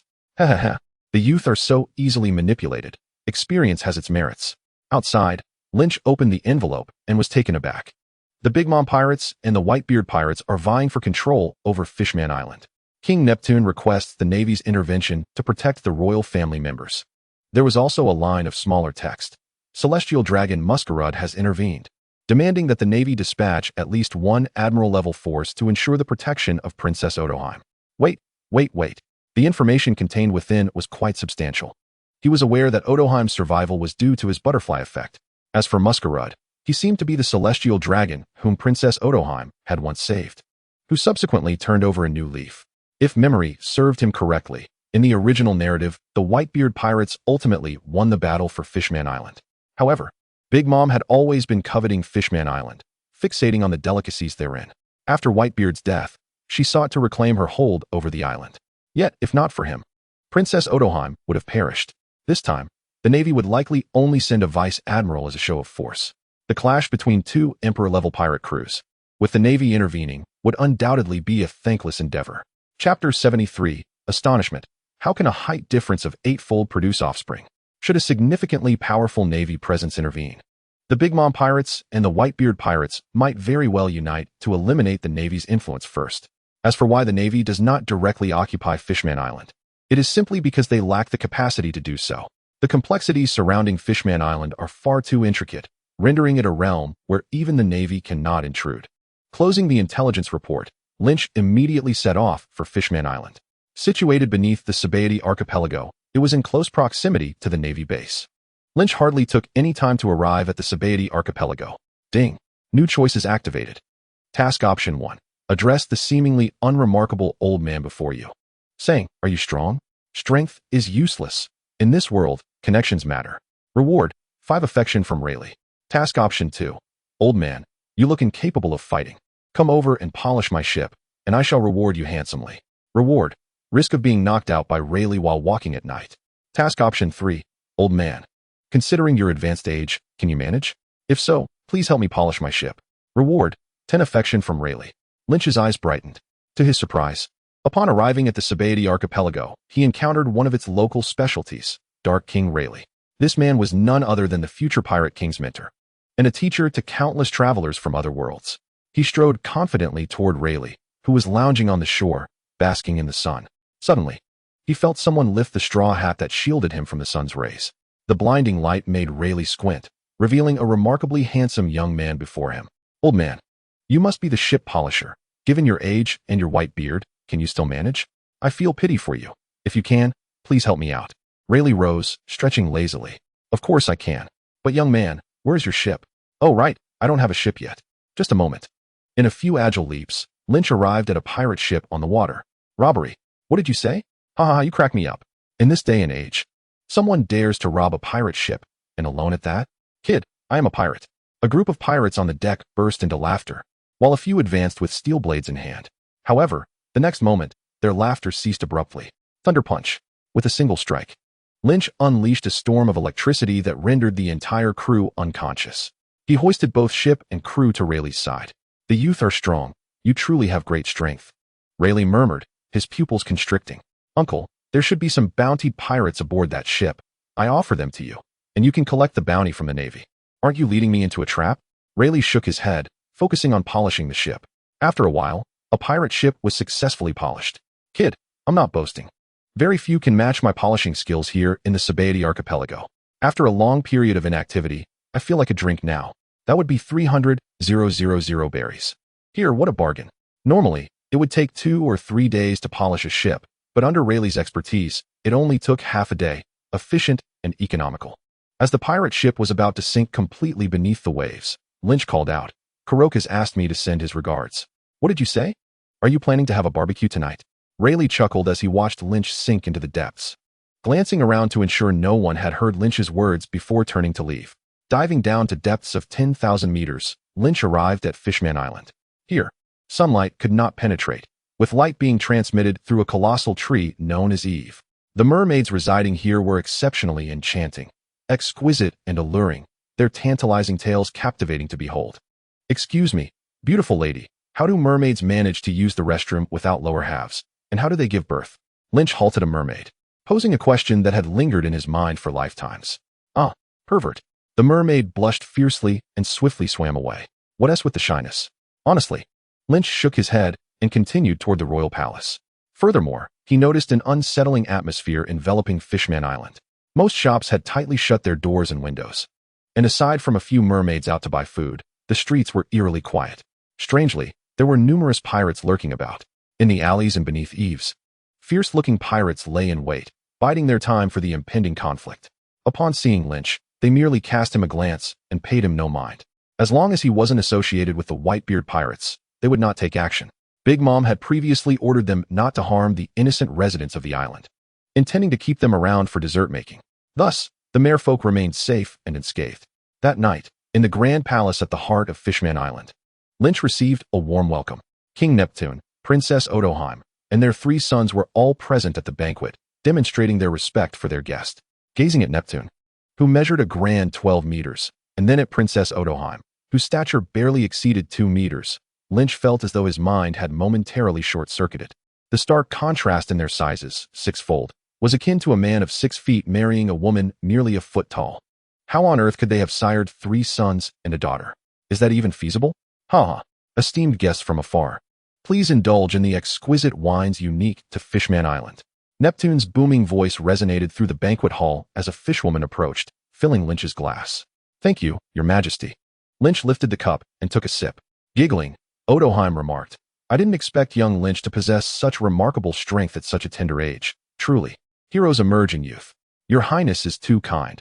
I am merely an ordinary Navy officer, Lynch humbly replied. Humph. Despite appearing to be of similar age, what prowess could he possibly have? Clearly, the Navy has sent someone just to placate us. The 3 princes, glancing at Lynch, who seemed to be their peer, wore expressions of defiance. They evidently did not believe they warranted protection.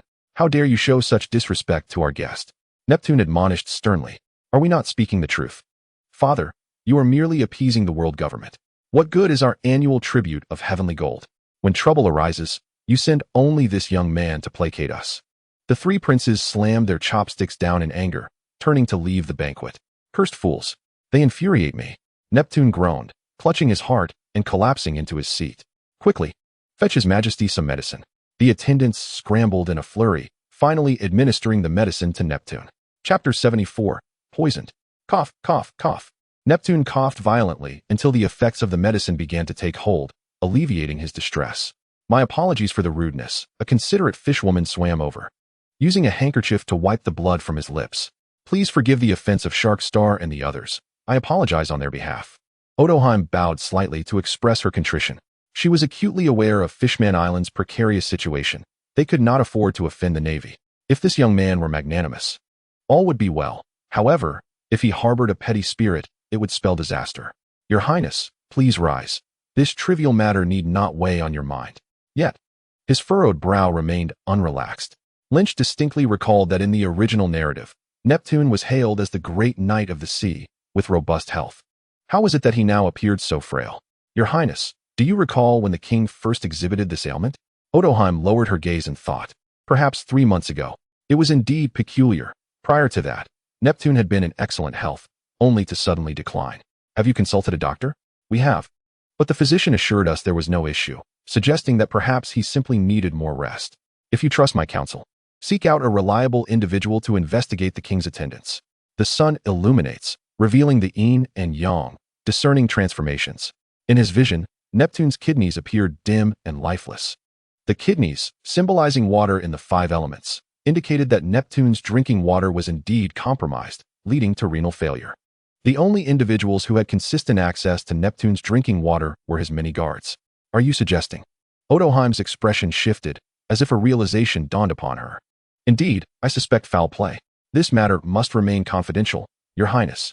Conduct the investigation discreetly with someone you trust to prevent unforeseen consequences. Understood. Observing Lynch's earnest demeanor, Odoheim was persuaded. She had been pondering the peculiarities of Neptune's illness for days, but regardless of how many doctors she summoned, the outcome remained unchanged. I have an individual I utterly trust. He once saved my life during an assassination attempt. Shortly after Odoheim's revelation, Lynch encountered the long-lost Fishman Tiger. The man had indeed survived. Fishman Tiger did not recognize the current Lynch. He only recalled the masked Night Hawk from their past. When he noticed Lynch staring at him, Tiger initially feared his identity as a wanted criminal had been discovered and nearly acted in defense. Fortunately, Odoheim intervened to mediate. I see you possess a sense of justice. I hope you will keep Tiger's situation confidential.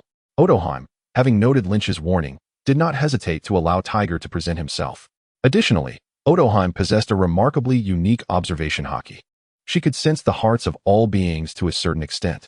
For those with stronger observation Haki than hers, she could discern their moral standings. Her Haki informed her that Lynch bore no malice. However, it seemed this man harbored a particular interest in her daughter, Shirahoshi. I will, Your Highness. Lynch smiled and nodded at Tiger. Have I seen you somewhere before?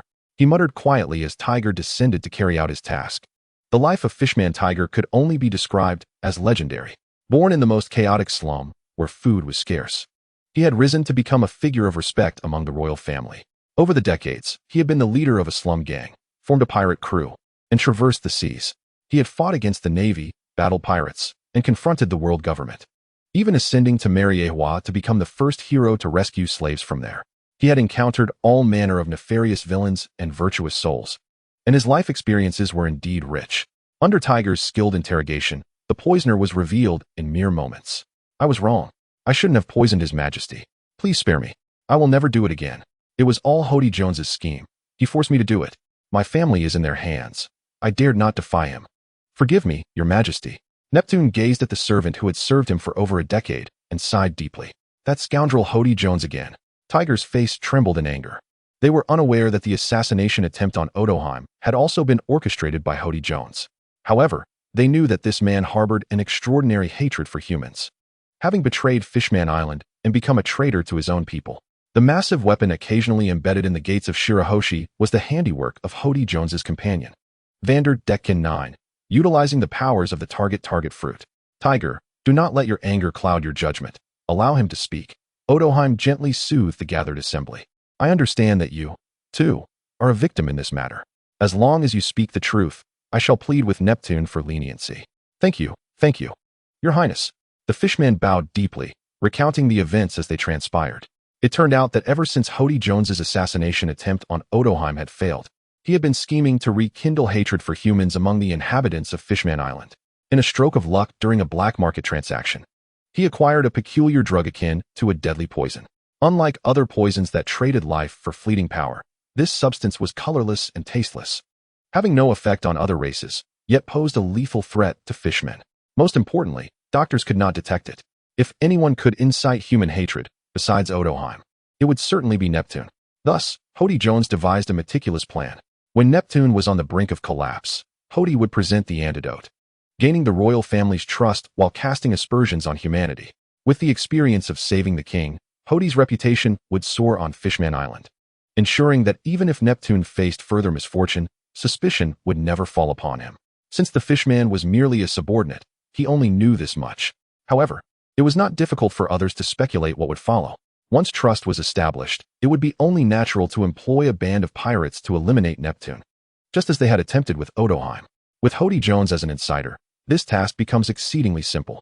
By that time, not only can he incite the hatred of Fishman Island towards humanity, but he can also ascend to the throne of Fishman Island through the marriage with Shirahoshi. Throughout, Hody Jones has merely presented himself to outsiders as an extremist fishman discontented with humans. In comparison, saving Neptune's life pales in significance. How infuriating! That scoundrel! I shall ultimately slay him. Tiger's rage was palpable. Fortunately, we encountered this young naval officer. Princess Odoheim cast a fearful glance at Lynch. If Hody Jones were to enter the palace, it would be nothing short of a catastrophe. Alas, Hody Jones overlooked one crucial aspect. Princess Odoheim possesses the ability to see through people's hearts. Simultaneously, this incident has unveiled a more severe matter. Chapter 75. The War of the Two Emperors. The mastermind behind the assassination attempt on Odoheim was, in fact, Hody Jones. The great knight of the sea, Neptune, was utterly enraged. He immediately issued a decree to place Hody Jones as the #1 wanted criminal of Fishman Island. As for you, Neptune glanced hesitantly at the kneeling fishman. After all, he had served him for over a decade, even with such grave transgressions. Neptune felt a twinge of reluctance to execute him. At that moment, Princess Odoheim gently tugged at Neptune, suggesting they allow him to atone for his sins. We shall continue to play along with him, and once the conflict between the Big Mom pirates and the Whitebeard pirates reaches its conclusion, we can lure Hody Jones out and request Jinbei and Tiger to ambush him.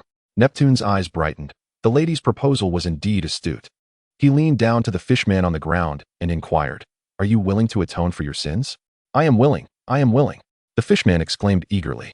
Neptune signaled to Tiger, who then took the individual away. Now that the perpetrator has been identified, as long as he ceases to consume the poison and receives proper treatment, the toxins lingering in his body will gradually be expelled. Admiral Lynch, from this day forth, you are my benefactor, Neptune. Neptune raised his glass and toasted Lynch. Were it not for Lynch, he might have continued to consume poison daily, and who knows what fate awaited him. The thought alone is terrifying. In the future, should you require assistance, my wife and I shall never decline, Princess Odoheim remarked alongside her husband. You are both too kind, Lynch replied, raising his glass as well. Noticing that the wariness in their eyes had considerably diminished, replaced by a sense of camaraderie. Gaining the trust of Fishman Island is indeed a challenging endeavor. It is evident that this couple had been cautious of Lynch from the very beginning, only now beginning to lower their guard. Given the current tense relations between fishmen and humans, such caution is understandable. The banquet concluded perfectly amidst a harmonious atmosphere. That night, Lynch lay on the waterbed within the palace, lost in thought. Sengoku had commanded him not to intervene in the battle, merely to protect the royal family. Yet, with so many pirates before him, they represented a veritable bounty of points. Facing one formidable treasure after another, whether he could restrain himself remained to be seen. Suddenly, the door creaked open. Who could arrive at such a late hour? Bathed in the pure moonlight, Lynch beheld a fishwoman wrapped in a blanket. The fishwoman shyly lowered her head and whispered, I was sent to accompany you, my lord. How thoughtful, a special service arranged for him. Lynch mentally commended Neptune for this gesture. It was worth saving this old fellow's life. He patted the space beside him on the bed. What are you waiting for? Come over. Curiosity had long piqued his interest in the anatomy of fishwomen. It seemed tonight would grant him that wish. Yes, my lord, the fishwoman replied. Her cheeks flushed as she glided over. That night, the Dragon Palace was unusually inundated with mosquitoes. Lynch's room echoed with the sounds of swatting mosquitoes. The following day, Lynch awoke to find the fishwoman had already departed. Recalling their academic discussion from the previous night, he felt a lingering sense of curiosity. It turned out that having only one mouth was indeed the norm for fishwomen. Mr. Lynch, it seems the war is about to commence. Would you like to step outside and witness it? Princess Odoheim's voice called from outside the door. The Big Mom pirates sought the sweets of Fishman Island, while Whitebeard was a friend. Neither side would harm the residents of Fishman Island. Otherwise, occupying it would serve no purpose. Calling upon the Navy was merely a precaution. Thus, Princess Odoheim was not at all concerned about potential dangers to the palace. "I'm coming," Lynch responded as he stepped outside alongside Princess Odoheim. At the edge of the palace, the royal guards stood in orderly formation. Neptune, accompanied by his 3 sons, gazed intently into the distance. Odoheim led Lynch up the long staircase. "Hey, I heard you saved our father yesterday. Stay in the city today and don't go out to meet your demise." The eldest prince admonished, though his tone was less than harsh, indicating Lynch was considered one of their own. "You may not even be as strong as us. What are you pretending for?" The second prince muttered, shifting his gaze away. Neptune, however, was wholly focused on the distant battlefield and paid no heed to his son's remarks. "Well, there are quite a few familiar faces," Lynch observed as he reached a vantage point. Below, within the ranks of the Big Mom pirates, were several acquaintances. Charlotte Pudding, the 33rd child of the Charlotte family. Charlotte Carrot, the 18th daughter. Additionally, there were a few others he recognized at a glance, such as Charlotte Perispero, the eldest son of the Charlotte family, Charlotte Oven, the 3rd son, Charlotte Mondor, the 19th son, and Charlotte Smoothie, the 14th daughter. 6 officers had been dispatched at once. Among them were the eldest son Perispero and one of the suite commanders, Smoothie. This clearly indicated that the Big Mom pirates were determined to claim Fishman Island. Carrot, Smoothie. Lynch's attention was primarily drawn to these 2 women. In a sea of less than appealing faces, it was hard not to notice the 2 beauties. Smoothie's long legs were truly striking. He couldn't fathom how Big Mom had given birth to such a motley crew, with some nearly unrecognizable. While one could attribute it to genetics, there were still several who were exceptionally beautiful. For instance, Carrot and Katakuri. Beyond that, countless pirates crowded the advantageous terrain, armed with cannons, flintlocks, and a plethora of weaponry. "Here, this is a telescope. It will allow you to see more clearly." The 3rd prince handed Lynch a telescope. "Thank you," Lynch responded, taking the telescope. And his vision instantly transformed from high definition to a stunning blue light 1086p. "Get ready, the Whitebeard pirates are coming," Perispero called out loudly. Within the Big Mom pirates, Perispero had always played the role of a strategist. His exceptional command abilities in warfare were unmatched. "They're coming from above." Just as he finished speaking, a pirate ship flying the Whitebeard flag pierced through the outer membrane of Fishman Island, descending at an angle from the sky. With a resounding crash, the Whitebeard pirates officially made their entrance. In the moments before landing, the ship's special coating shattered, and one vessel after another landed smoothly. "Ha ha ha, we have arrived." Marco was the first to leap from the ship. Following him were the captain of the 4th Division, Sachi, the captain of the 5th Division, Vista, the captain of the 7th Division, Claw, and the captain of the 9th Division, Blenheim. Chapter 76. Marco Pineapple Head? "Humph, Marco, is Whitebeard not coming in person?" Perispero coldly remarked. "Why bother using a sledgehammer to crack a nut? I alone am more than sufficient to deal with you." Marco surveyed his surroundings and mockingly remarked, "As for you all, without Katakuri's presence, you are no match for me. Well then, let us see how it goes. Men, charge forth and slay them." As these words fell, the atmosphere grew increasingly charged with hostility. At Perispero's command, a thunderous cacophony of cannon fire erupted, as thousands of low-tier pirates brandished their blades and surged forward. "Kill! Kill! Brothers, do not bring shame upon our father," Marco shouted, raising his arm high, as the pirates from the Whitebeard crew fearlessly advanced into battle. In the aftermath of the clash, both sides suffered losses. TSK, TSK, TSK. The prowess of the Emperor's crew is indeed unparalleled. The strength and camaraderie of their lower-ranking members far surpasses that of mere small-time pirates. On the elevated platform, Lynch watched with keen interest. If pirates were to engage in such confrontations daily, the Navy would have significantly less trouble. "Pineapple Head, I've longed to smash you for ages. Prepare to meet your end. You're the real Pineapple Head." The clash of soldiers and commanders ensued. Just as Perispero prepared to confront Marco, he was abruptly yanked back mid-flight. "Smokey, what are you doing?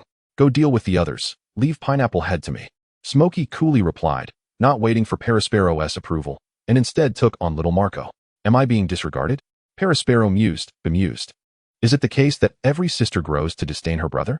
His sister was clearly concerned he might be unable to best Pineapple Head. But he was not so weak. "You're the true Pineapple Head. I won't allow anyone else to call me that." The exchange between the siblings infuriated Marco. He swore to make them regret their words. As he charged forward, Smokey relentlessly thrust her long sword into the bodies of the pirates. In mere seconds, her 3-meter-long blade was adorned with corpses akin to candied hawthorns. The pirates pierced by her sword screamed in agony, rapidly desiccating into lifeless husks, as the blade glimmered with an eerie radiance. As a user of the juju fruit, Smokey could extract the essence from human bodies to amplify her own power. The more she drained, the greater her enhancement. Though she often appeared lackadaisical, she did not hesitate when it truly mattered. Should I resort to that technique? Lynch squinted from the stands. Smokey, despite being humorously dubbed as having a bounty of 900 million for her legs, was nonetheless second only to Big Mom and Katakuri within the Big Mom pirates. She stood as a paragon among the sweet commanders. Sever. Smokey unleashed a sword stroke from a distance, producing a colossal sword aura that cleaved through countless pirates, traversing much of the battlefield and heading straight for Marco. Any pirate touched by the blade was left in utter ruin. This madwoman even strikes her own. Marco faltered mid-dive, instantly transforming into his phoenix form. Struck head-on by the sword light, Marco was propelled like a shooting star, soaring over half of Fishman Island and demolishing numerous structures before finally coming to a halt. Neptune's heart ached at the thought of the reconstruction costs. Marco, are you all right? Several commanders from the Whitebeard crew called out with concern. In the next instant, a brilliant azure flame erupted from the ruins, and Marco, enveloped in the blue flames, smiled faintly. To kill me? You're a century too early. In that moment, the Whitebeard crew was invigorated, chanting the name of the immortal bird. Lick, Marco, your weaknesses have been exposed. Perispero secretly flung a strand of syrup, which instantly solidified upon contact with Marco's ankle, abruptly yanking him downward. As a user of the lick fruit, the syrup he solidified was harder than steel. Well done, brother. Smokey leaped into the air, aiming to extract juice from Marco, the pineapple head. Bang! The 100-meter-long syrup chain connecting Marco's ankle was suddenly shattered by a massive figure. Perispero, your opponent is me. The 4th Division Captain, Sachi, stood defiantly before Perispero. And who might you be, Candy Virgin? The colossal candy giant rose like a mountain. Marco, Smokey, Perispero, and Sachi clashed fiercely in a chaotic melee. Sachi displayed impressive strength. It was likely he would eventually fall to Blackbeard, but not without a fight. Lynch observed with rapt attention. Pineapple Head was somewhat stronger than Smokey, while Perispero surpassed Sachi, resulting in an evenly matched battle. What a pity, the Phoenix Fruit, despite being a mythical Zoan type, squandered its potential entirely on defense and recovery. If the fight could be prolonged for several days, Marco's endurance would ensure victory. But in the short term, the outcome remained uncertain. If Sachi could be defeated under Marco's protection without extending the battle, then victory would belong to Smokey and her brother. When employing strength against weakness, the Phoenix Fruit could frustrate opponents to the point of existential doubt. One would find themselves stronger than their adversary, yet utterly incapable of defeating them, becoming ensnared in an unyielding struggle. Conversely, against foes only slightly weaker, one would find it difficult to conclude the battle swiftly. While the 4 engaged in their fierce combat, the other commanders were not idle. Owen faced off against the sword-wielding Bista. Mondor clashed with the 9th Division Captain, Brenheim. Raisin and the sibling pair, Jarrett, confronted the 7th Division Captain, Clario. Bista, I am the nemesis of all swordsmen. Are you prepared for your sword to be melted? Owen's hands glowed a fiery red, steam billowing toward the heavens. As a user of the heat fruit, Owen could melt blades of up to 21 kilos. Is that so? Then let us see if your hands are quicker than my sword. Deep, armored colors enveloped his blades as he spun them into a blur. A large man dancing with swords was a sight to behold, yet Lynch found it unsettling to witness a burly figure surrounded by a flurry of flowers with every exertion. Father, will we be able to become as strong as them in the future? Indeed, my children. The 3 princes were thoroughly enlightened today. Prior to this, they had never comprehended the true might of humanity so viscerally. They looked at Neptune with immense anticipation. Ha, of course you can. Neptune lovingly ruffled their hair. Jinbei and Tiger are not weaker than them. You have masters right beside you. The prince's eyes sparkled with excitement. Then we shall diligently seek the guidance of Mr. Tiger and strive to become unparalleled masters like him. The eldest prince, Shark Star, envisioned returning triumphant after mastering his skills, poised to ascend to the pinnacle of fishkind. Chapter 77, A Transformation. Such a level cannot be deemed top tier. They merely scraped the surface of history. Upon hearing the conversation, Lynch shook his head and chuckled. What did you say? The second prince turned to him, chuckling lowly. What a joke. They are officers of the 4 Emperor's pirate crew, and you consider them barely competent? The third prince, burning with indignation, noted that while the humans before them were unimpressive, they certainly had a talent for boasting. Sharkstar couldn't help but taunt. So, are you quite the fighter then? He had hoped to set aside his prejudices toward Lynch for saving their father, but here was Lynch, boasting grandly. I wouldn't call myself formidable, but I find it rather easy to deal with these fellows, Lynch humbly replied. Arrogant. The second prince huffed, feeling a pang of irritation in his chest, deciding to ignore Lynch altogether. Sharkstar rolled his eyes in exasperation. If you truly possess such prowess, why linger here? Just go down and chase them away. The third prince further proclaimed, if you possess even half their strength, I'll eat dung on the spot.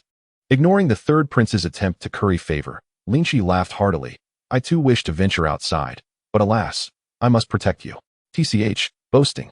Do not be disrespectful to your benefactor.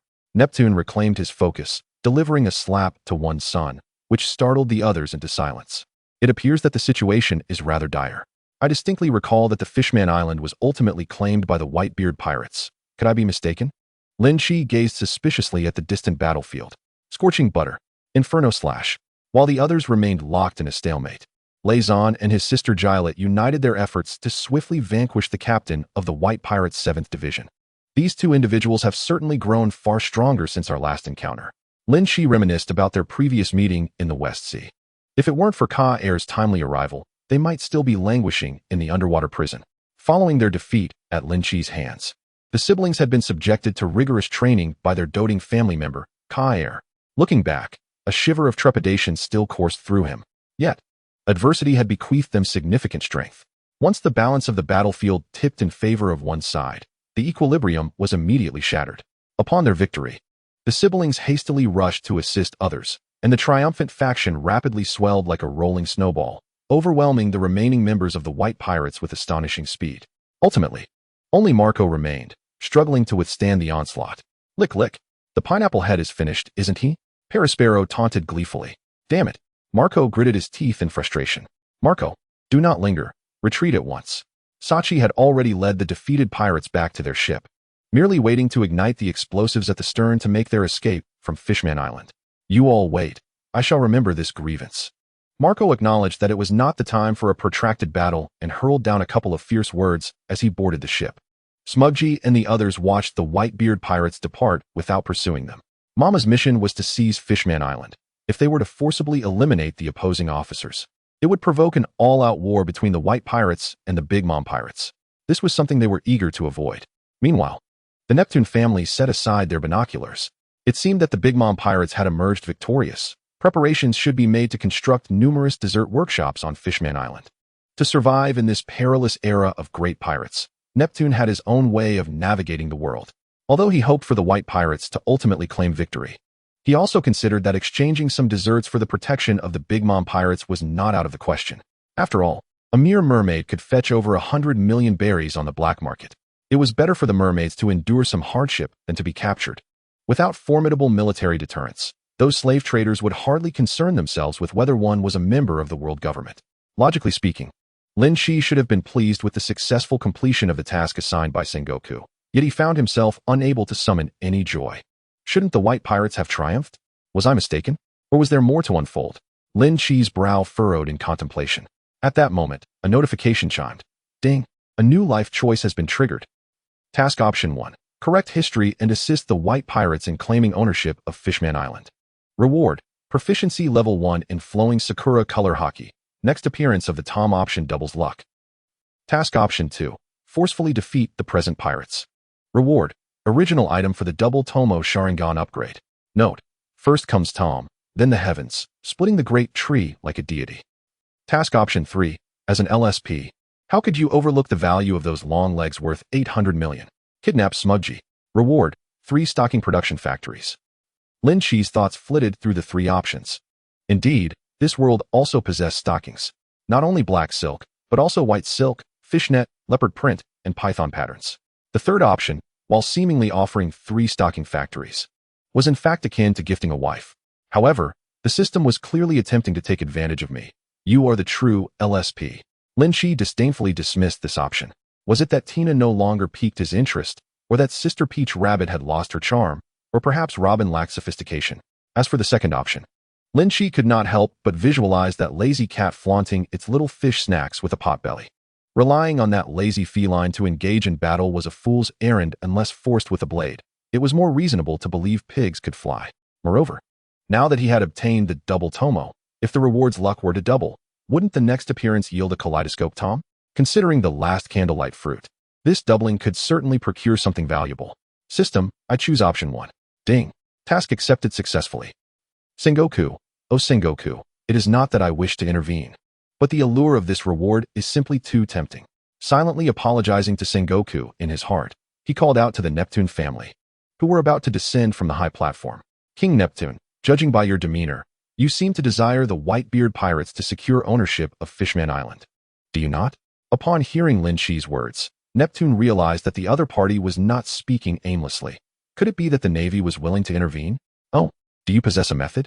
Though I may be lacking, I am at least a rear admiral in the military, viewing the mere 10,000 pirates below as inconsequential. If your majesty desires, I can assist you in dealing with the Big Mom pirates. Neptune was immediately filled with disappointment. Mr. Lynch, you jest. As he gazed at Lynch's earnest expression, Neptune found it hard to continue. Could this fellow truly be serious? After all, he was his savior, and he could not allow him to perish here. Just as Neptune pondered how to tactfully decline, the Shark Star brothers burst into laughter. Ha ha, this is the best joke I've heard all year. Look here, young man, it's one thing to boast casually, but making such grand claims now will only harm yourself. Do not be upset. Had you not saved our father, we would not be concerned with your fate. Chapter 78, The Oath of the Third Prince. You appear quite young. Surely you must have connections within the Navy. Otherwise, how could you have attained the rank of Rear Admiral? You clearly are a novice setting sail for the first time, unaware of the might of the Big Mom pirates. Let me tell you, even if a few seasoned Rear Admirals were to come, they would fare no better. The Shark Star brothers exchanged banter, their words harsh yet well-intentioned. I apologize for their rudeness. They mean no harm and hope you won't take offense. Princess Odoheim said after the brothers had finished. Her intent was to help Lynch grasp the harshness of reality, hoping to dissuade him from any self-destructive thoughts. Lynch smiled and shook his head. I am not a petty person. How could I possibly quarrel with the three princes? He turned to the Shark Star brothers. If I were to truly defeat the Big Mom pirates, what would you do?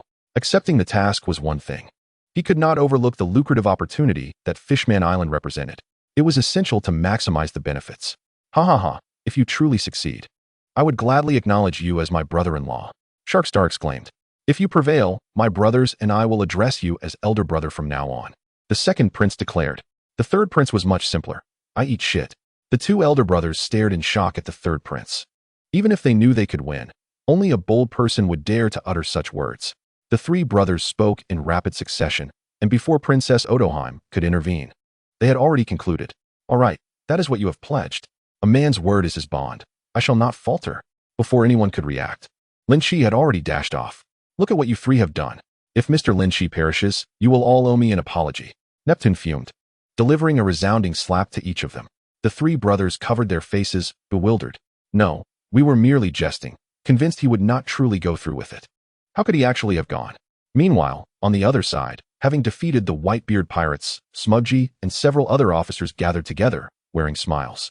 Having accomplished Mama's task, we will surely be rewarded upon our return. Indeed, we have achieved a great feat this time. Ha ha ha, the Whitebeard pirates are nothing exceptional. Lick. That pineapple head is still the captain of the first team, far superior to the second brother. Lick, it seems something is approaching from the sky. With heightened vigilance, Parasparrow swiftly discerned the silhouette of Lynch. This is bad. Quickly, take cover. That thing is coming down. Parasparrow's complexion shifted dramatically as he transformed the syrup into springs, launching all his siblings away. In the very next moment, a tremendous roar resounded as a fearsome beast, nearly 10 meters in size, crashed down.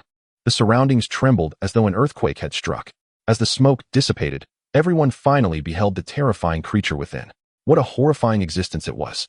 Its skin, exposed and adorned with dragon scale-like tattoos, was sparsely covered in deadly scales at its vulnerable points. The sinuous horns atop its head seemed poised to pierce the heavens, and the barbed joints appeared utterly chilling. In the distance, the three brothers, peering through binoculars, were nearly paralyzed with fear. Could that be Lynch? How terrifying. He is indeed so powerful. Surely, he wouldn't hold a grudge, would he? Sharkstar sensed an aura emanating from the opponent that surpassed any sea kings he had encountered. This being could likely pulverize him with a single punch. Mr. Lynch is not such a petty individual. Princess E.G. reassured the three, of course, provided that you uphold your promises. She intended to seize this opportunity to teach her sons a lesson, instilling in them the understanding that one must never judge a book by its cover or underestimate anyone. Remembering their earlier words, the three princes' expressions turned more dismal than tears, particularly the third prince, who felt as if he had just eaten excrement. Yet, facing that monstrous creature was inevitable. A shiver ran down the third prince's spine. Suddenly, he thought that perhaps excrement was not entirely inedible. What a remarkable Lynch, who almost deceived even this prince. Neptune's eyes sparkled with renewed hope as he approached the edge of the platform. Could it be that this young man truly possesses strength rivaling that of the Big Mom pirates? Cough, cough, cough. Parasparrow waved away the smoke before recognizing the descending figure. Kaido. Faced with that imposing physique, Parasparrow's expression shifted to one of terror as he retreated several steps. Upon recognizing the long-tongued beast, Lynch was far from any general. He was quite displeased to be mistaken for Kaido each time he transformed into his half-beast form. By bloodline, the Azure Dragon Fruit was of the same generation as the Candlelight Fruit. If anything, Kaido resembled him, not the other way around.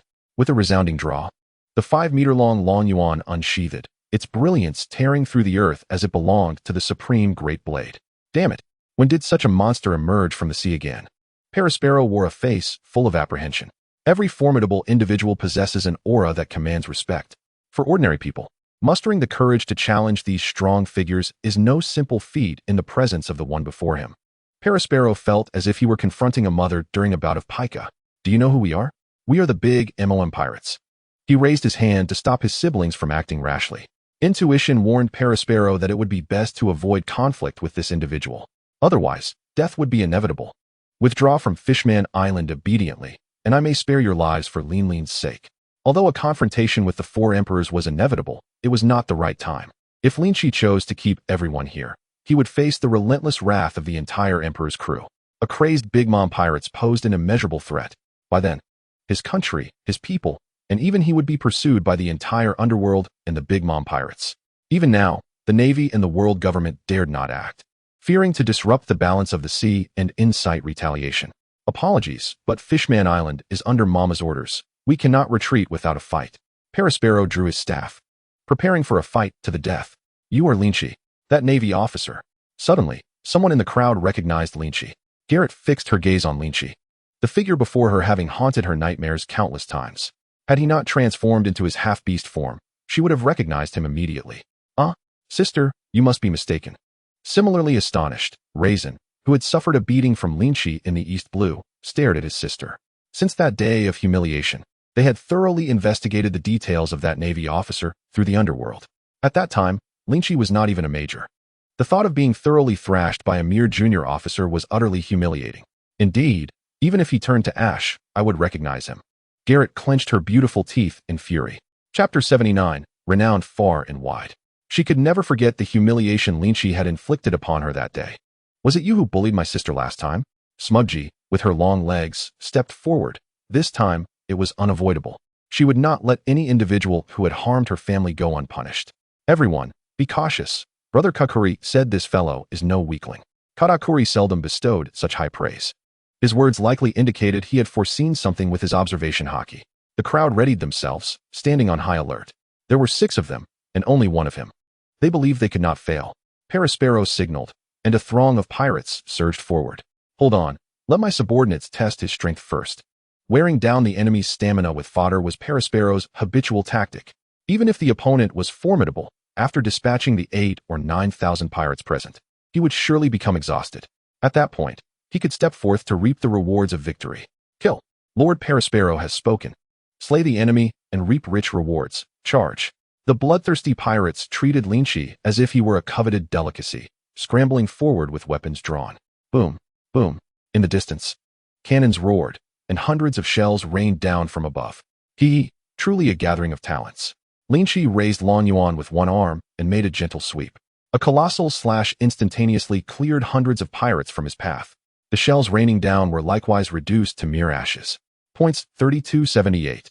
The long-awaited system notification echoed, and Lynch squinted, dismissing the idea of using Conqueror's Haki to clear the battlefield.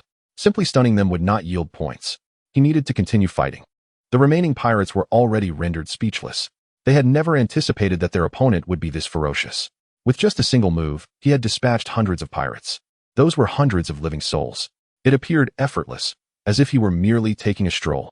Such an adversary was undeniably more powerful than any they had encountered before. Fear not, he is but one man. With our numbers, he is doomed. Indeed, we are many. If we swarm him, he is finished. The pirates summoned their courage and lunged at him once more. Lynch smirked and swung Lan Yuan. Where the blade's light passed, blood gushed forth, and dozens of pirates fell screaming. Lynch showed no mercy, slicing down relentlessly. He employed no technique, merely repeating the same slashing motion time and again. In a mere 5 minutes, 3,000 to 4,000 pirates had perished at his hands. The notifications for points echoed in his mind. Points 5. Points 26. Points 16705. How tough. My armed blade cannot even pierce his skin. Just as the pirate charged forward, his head was obliterated by a massive hand. This is bad. The strength of such an enemy cannot be compensated for by numbers. Run.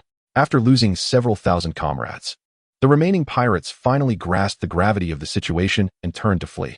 Alas, it was too late.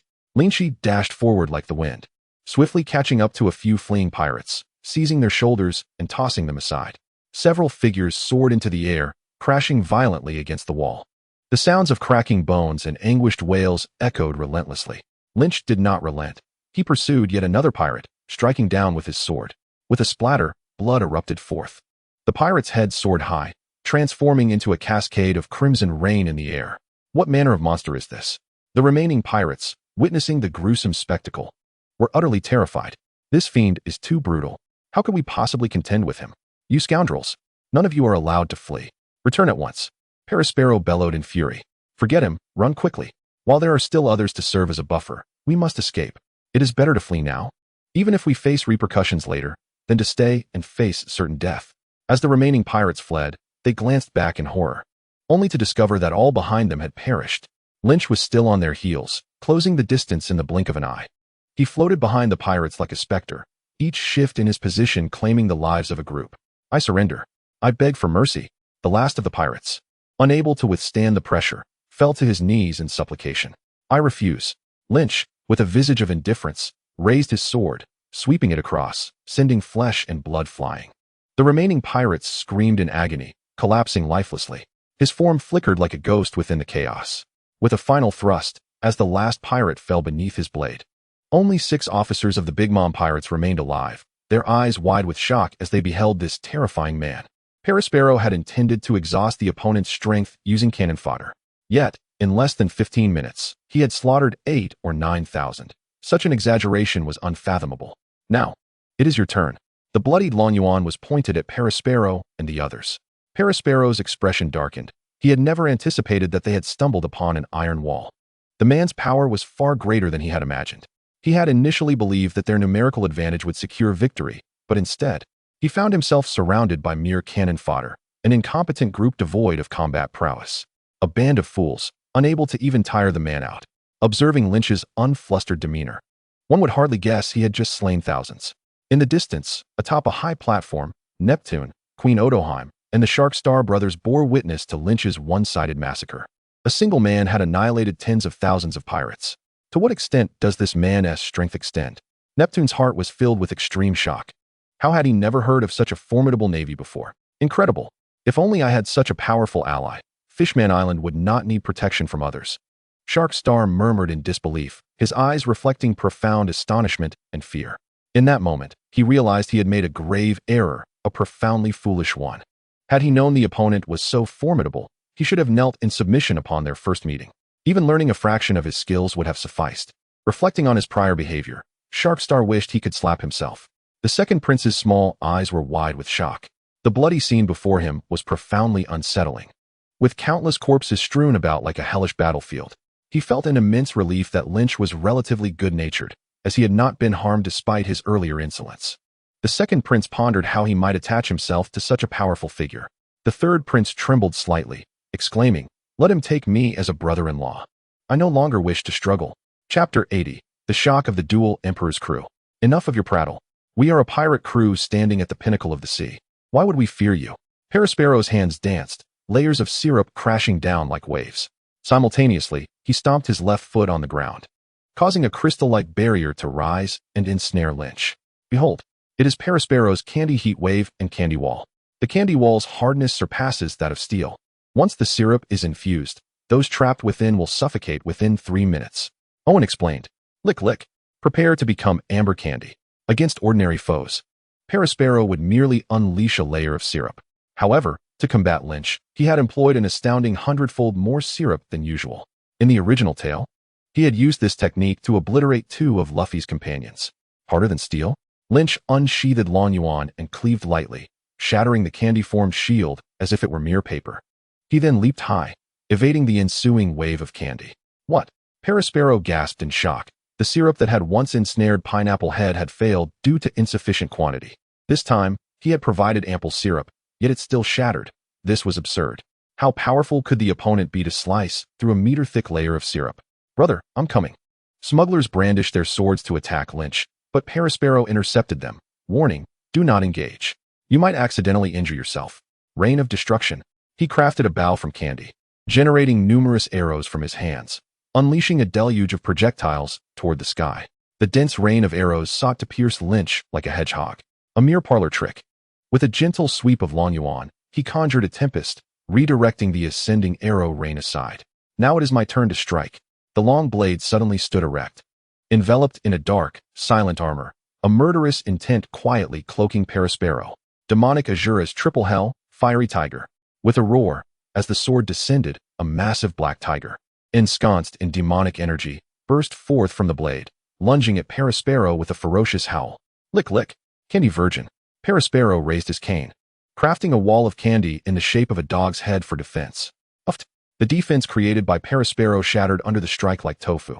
He was hurled backward, coughing blood, and lost consciousness, his bones surely broken in numerous places. Brother, scorching butter, blazing slash, Garrett and Ryzen, their eyes ablaze with rage, unleashed their most powerful attacks upon Lynch. Gentlemen, why not take a nap? Thunderous 8 trigrams. Iron elements coalesced in Lynch's hands, forming a spiked club. With each swing, he knocked the 2 into unconsciousness, their eyes rolling back as they fell from the air. Owen and Smugglers scrambled to catch the falling duo. Pirate crew, shall we continue this fight? Lynch loomed above, surveying Smugglers and the others. We must retreat. Smugglers, biting his lip in frustration, issued the order to withdraw. Owen wished to persist, but upon seeing his unconscious comrades, he realized retreat was the only option. The Whitebeard pirates were still watching from a distance. With the Whitebeard pirates absent and this formidable demon present, Fishman Island was doomed to remain out of their reach. The group aided their unconscious comrades as they fled in disarray. Reflecting on their arrival, thousands strong and brimming with confidence, they now found themselves fleeing like lost dogs. Neptune's expression changed drastically as he stared in shock at Lynch. With a single individual's strength, he had slaughtered nearly 10,000 pirates, forcefully repelling 6 officers of the Big Mom pirates. Such power is surely on par with an admiral. To possess such admiral-level strength at such a young age foretells an immeasurable future. Neptune resolved to show greater respect to his savior, determined to strengthen the ties between him and Fishman Island. Having such a friend within the Navy is invaluable. Alas, if only Shirahoshi were older. Arranging a marriage with Lynch would be a splendid choice. Daughters must marry, after all. If she were to wed another, Neptune would worry about her safety, but with Lynch, he would have no such concerns. The Sharkstar brothers were utterly captivated by the display of Lynch's might.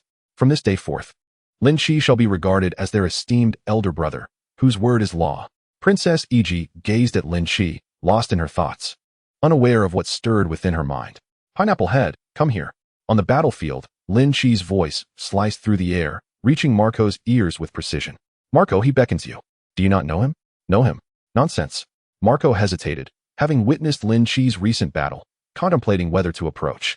What if the other party turned hostile? He could not match him in combat. Marco, are you not incensed that he calls you Pineapple Head? Huh, I'm not foolish, Marco replied with a forced smile. Anger? That would require the ability to retaliate, otherwise, it merely becomes impotent rage. Observing Marco's reluctance to approach, Lin Chi leapt onto their vessel. Noticing the tense expressions of those present, Lin Chi patted Marco's shoulder and said, Pineapple Head, reassure them that there is no need for anxiety. As Marco looked up at Lin Chi's towering figure, he felt a twitch at the corner of his eye, realizing he appeared as a mere child before him. If they were anxious, he too felt a wave of apprehension. Pineapple Head, henceforth, the rightful ownership of Fishman Island shall remain with your Whitebeard pirates. Neither the Navy nor I can assume control due to political constraints. It would be better utilized to accomplish our mission. Huh, what did you say? Marco doubted his hearing.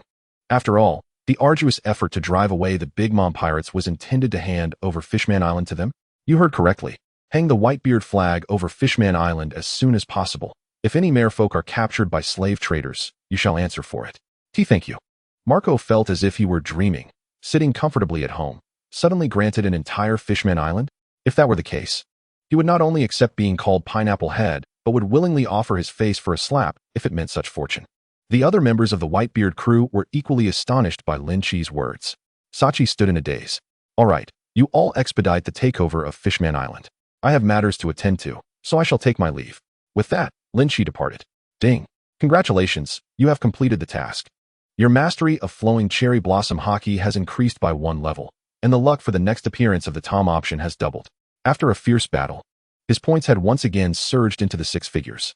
Upon returning to the Fishman Palace, the 3 princes rushed forward, gazing at Lynch as if he were an idol. Brother Lynch, you've returned. Yes, I have. The rapid transformation of the 3 was somewhat disconcerting for Lynch. He yearned to express, I preferred your former rebellious selves. Brother Lynch, are you tired? I can have someone give you a massage. Brother Lynch, are you hungry? I have delicious food. Brother Lynch, do you lack a wife? If you wish, I can bring some mermaid maidens to you. Chapter 81. A complete turnaround in the prince's attitude. Brother Lynch, from now on, you shall be our true elder brother. I could forego even the most unsavory of things for you. Having witnessed Lynch's formidable strength, the prince's attitudes underwent a complete transformation. Previously dismissive of Lynch, they now idolized him upon witnessing his terrifying prowess. The fishmen have always revered strength and wildness. Please wait a moment. I have matters to discuss with King Neptune. Lynch maneuvered past the princes and approached Neptune. I have fulfilled my promise to you, your majesty. Thank you. You are forever a friend of Fishman Island. I extend to you my highest regards. King Neptune, a ruler of a nation, willingly bowed to Lynch, observing him with a complex expression. He had indeed defeated the notorious Big Mom pirates, one of the 4 emperors. Initially, Neptune thought the young man merely boasted in youthful bravado, comparable to his own sons. Who could have imagined that this young Navy officer, akin in age to his children, possessed such terrifying strength? Neptune could not help but marvel at the vast talent emerging from the seas. You still have people standing. At that moment, Princess Eg approached, playfully chiding him. Having previously slaughtered thousands of pirates, Lynch's body was spattered with blood. Yes, I see I have been remiss, Neptune lamented, summoning his subordinates. Bring forth Lynch, who has grown weary. Escort him to wash up and rest. Tonight, I shall host a banquet within the palace to express our gratitude to Lynch. Inform all ministers of both civil and military affairs that they must attend. Yes, your majesty. The guards regarded Lynch with reverence. Please, follow me. Rest well. You are a benefactor of Fishman Island, Princess Eg smiled. In the natural hot spring, a soothing mist enveloped Lynch as he soaked, exhaling a deep sigh of relief. Sir, is this pressure to your liking? Several mermaid maidens, their cheeks flushed, knelt at the pool's edge, offering him a massage with their delicate fingers. Quite nice. He half closed his eyes in enjoyment. Sir, the 3 princes seek an audience. After an indeterminate time, a fishman entered to report. The Shark Star? Lynch donned the towel handed to him by a maid and remarked languidly, let them enter. Yes. The Shark Star and his brothers swam in with smiles plastered across their faces. Brother Lynch, is your soak comfortable? Speak, what brings you here? Taking the towel from a mermaid, Lynch wiped his face. Without needing to ask, he could tell from the eager expressions of the 3 that they had a request. He wondered how the 3 princes had become so servile. Since you inquired, we shall be forthright. The 3rd prince rubbed his hands together. Allow me to speak. You step aside. The eldest prince playfully swatted the 3rd with his tail, grinning as he knelt on the tiles before Lynch. The nearby mermaid maidens were taken aback. Was this truly the once arrogant eldest prince? Brother Lynch, please teach us your skills. Teach you? Lynch replied, Tigress is quite formidable. Why seek me out? Shark Star shook his head. While we may possess lesser strength, we can clearly see that Tigress's abilities pale in comparison to yours. Observing the 3 before him, Lynch fell into contemplation. In truth, the trio possessed decent potential, with Princess Eg as their mother and the Sea King White Star as their sister. Though they were not weak, They fell short compared to the talents of their mother and sister. They could undoubtedly become stronger. But their arrogance and lack of guidance from renowned mentors like Zephyr or Rayleigh hindered their growth. I am willing to teach you, but the condition is that Shiryu must leave Fishman Island with me. The mermaid Shiryu, an 18-year-old diviner, possessed unparalleled prophetic abilities. When she spoke too, no one dared to utter one. Her predictions were infallible, having successfully foreseen the impending arrival of the great pirate era at the tender age of 3. Furthermore, akin to Robin, she would eventually blossom into a captivating beauty. Having such an extraordinary individual at one's side would undoubtedly alleviate many future troubles. Additionally, she was the half-sister of Arlong, yet unlike him, she had always been fascinated by humans. The Shark Star brothers exchanged glances, caught in hesitation. Despite Shiryu's youth, even their father would show her respect. Shiryu's status on Fishman Island had soared due to her successful prophecies of significant events over the years. We are willing to give it a try, Sharkstar declared, steeling himself. They were determined to learn genuine skills, no matter how challenging the path might be. Very well, I shall await your good news. Lynch closed his eyes, reclining in the hot spring, as the 3 princes resolutely departed. Tigress brothers, since you are here, come forth. As the 3 brothers departed, Lynch suddenly opened his eyes. Ha ha ha, your observation, Haki, is truly remarkable, my lord. I cannot compare. With a swift motion, Tiger emerged from behind a screen. You all may leave now, he instructed the mermaids with a wave of his hand. Yes, Lord Tiger, the mermaids replied, exiting in an orderly fashion. Is there something you wish to discuss with me? I can't shake the feeling that we have met before. Tiger voiced the curiosity that had lingered in his mind. Your memory serves you well, my brother, Lynch acknowledged, revealing his identity without reservation. This was due to 3 reasons. First, Tiger, like Jinbei, was a man of honor, the kind who would never betray a benefactor. Second, as a fugitive, Tiger was confined to Fishman Island, where his words would bear little weight against the world government. Third, revealing his identity would help him garner favor in Fishman Island. Having such a noteworthy figure present would undoubtedly enhance his standing among the inhabitants. I trust you have consumed the Zoan-type devil fruit I gifted you. It's you, Brother Nighthawk. Tiger suddenly pieced everything together, realizing why he had felt an inexplicable familiarity. Only Arlong and Jinbei were privy to the fact that he possessed a Zoan-type devil fruit. Ha ha ha, I owe my survival to you. I cannot express my gratitude enough. Come, let us drink until dawn. You indeed have foresight. At first, I wondered who would want to give a mermaid a devil fruit. But it turned out to be quite delightful, huh? Chapter 82, Eradication. That night, Neptune hosted a grand banquet at the royal palace to honor Lynch. All the civil and military ministers were present, along with Marco, who had yet to depart. Dozens gathered around a long table as mermaid attendants continuously brought forth exquisite dishes and fine wines.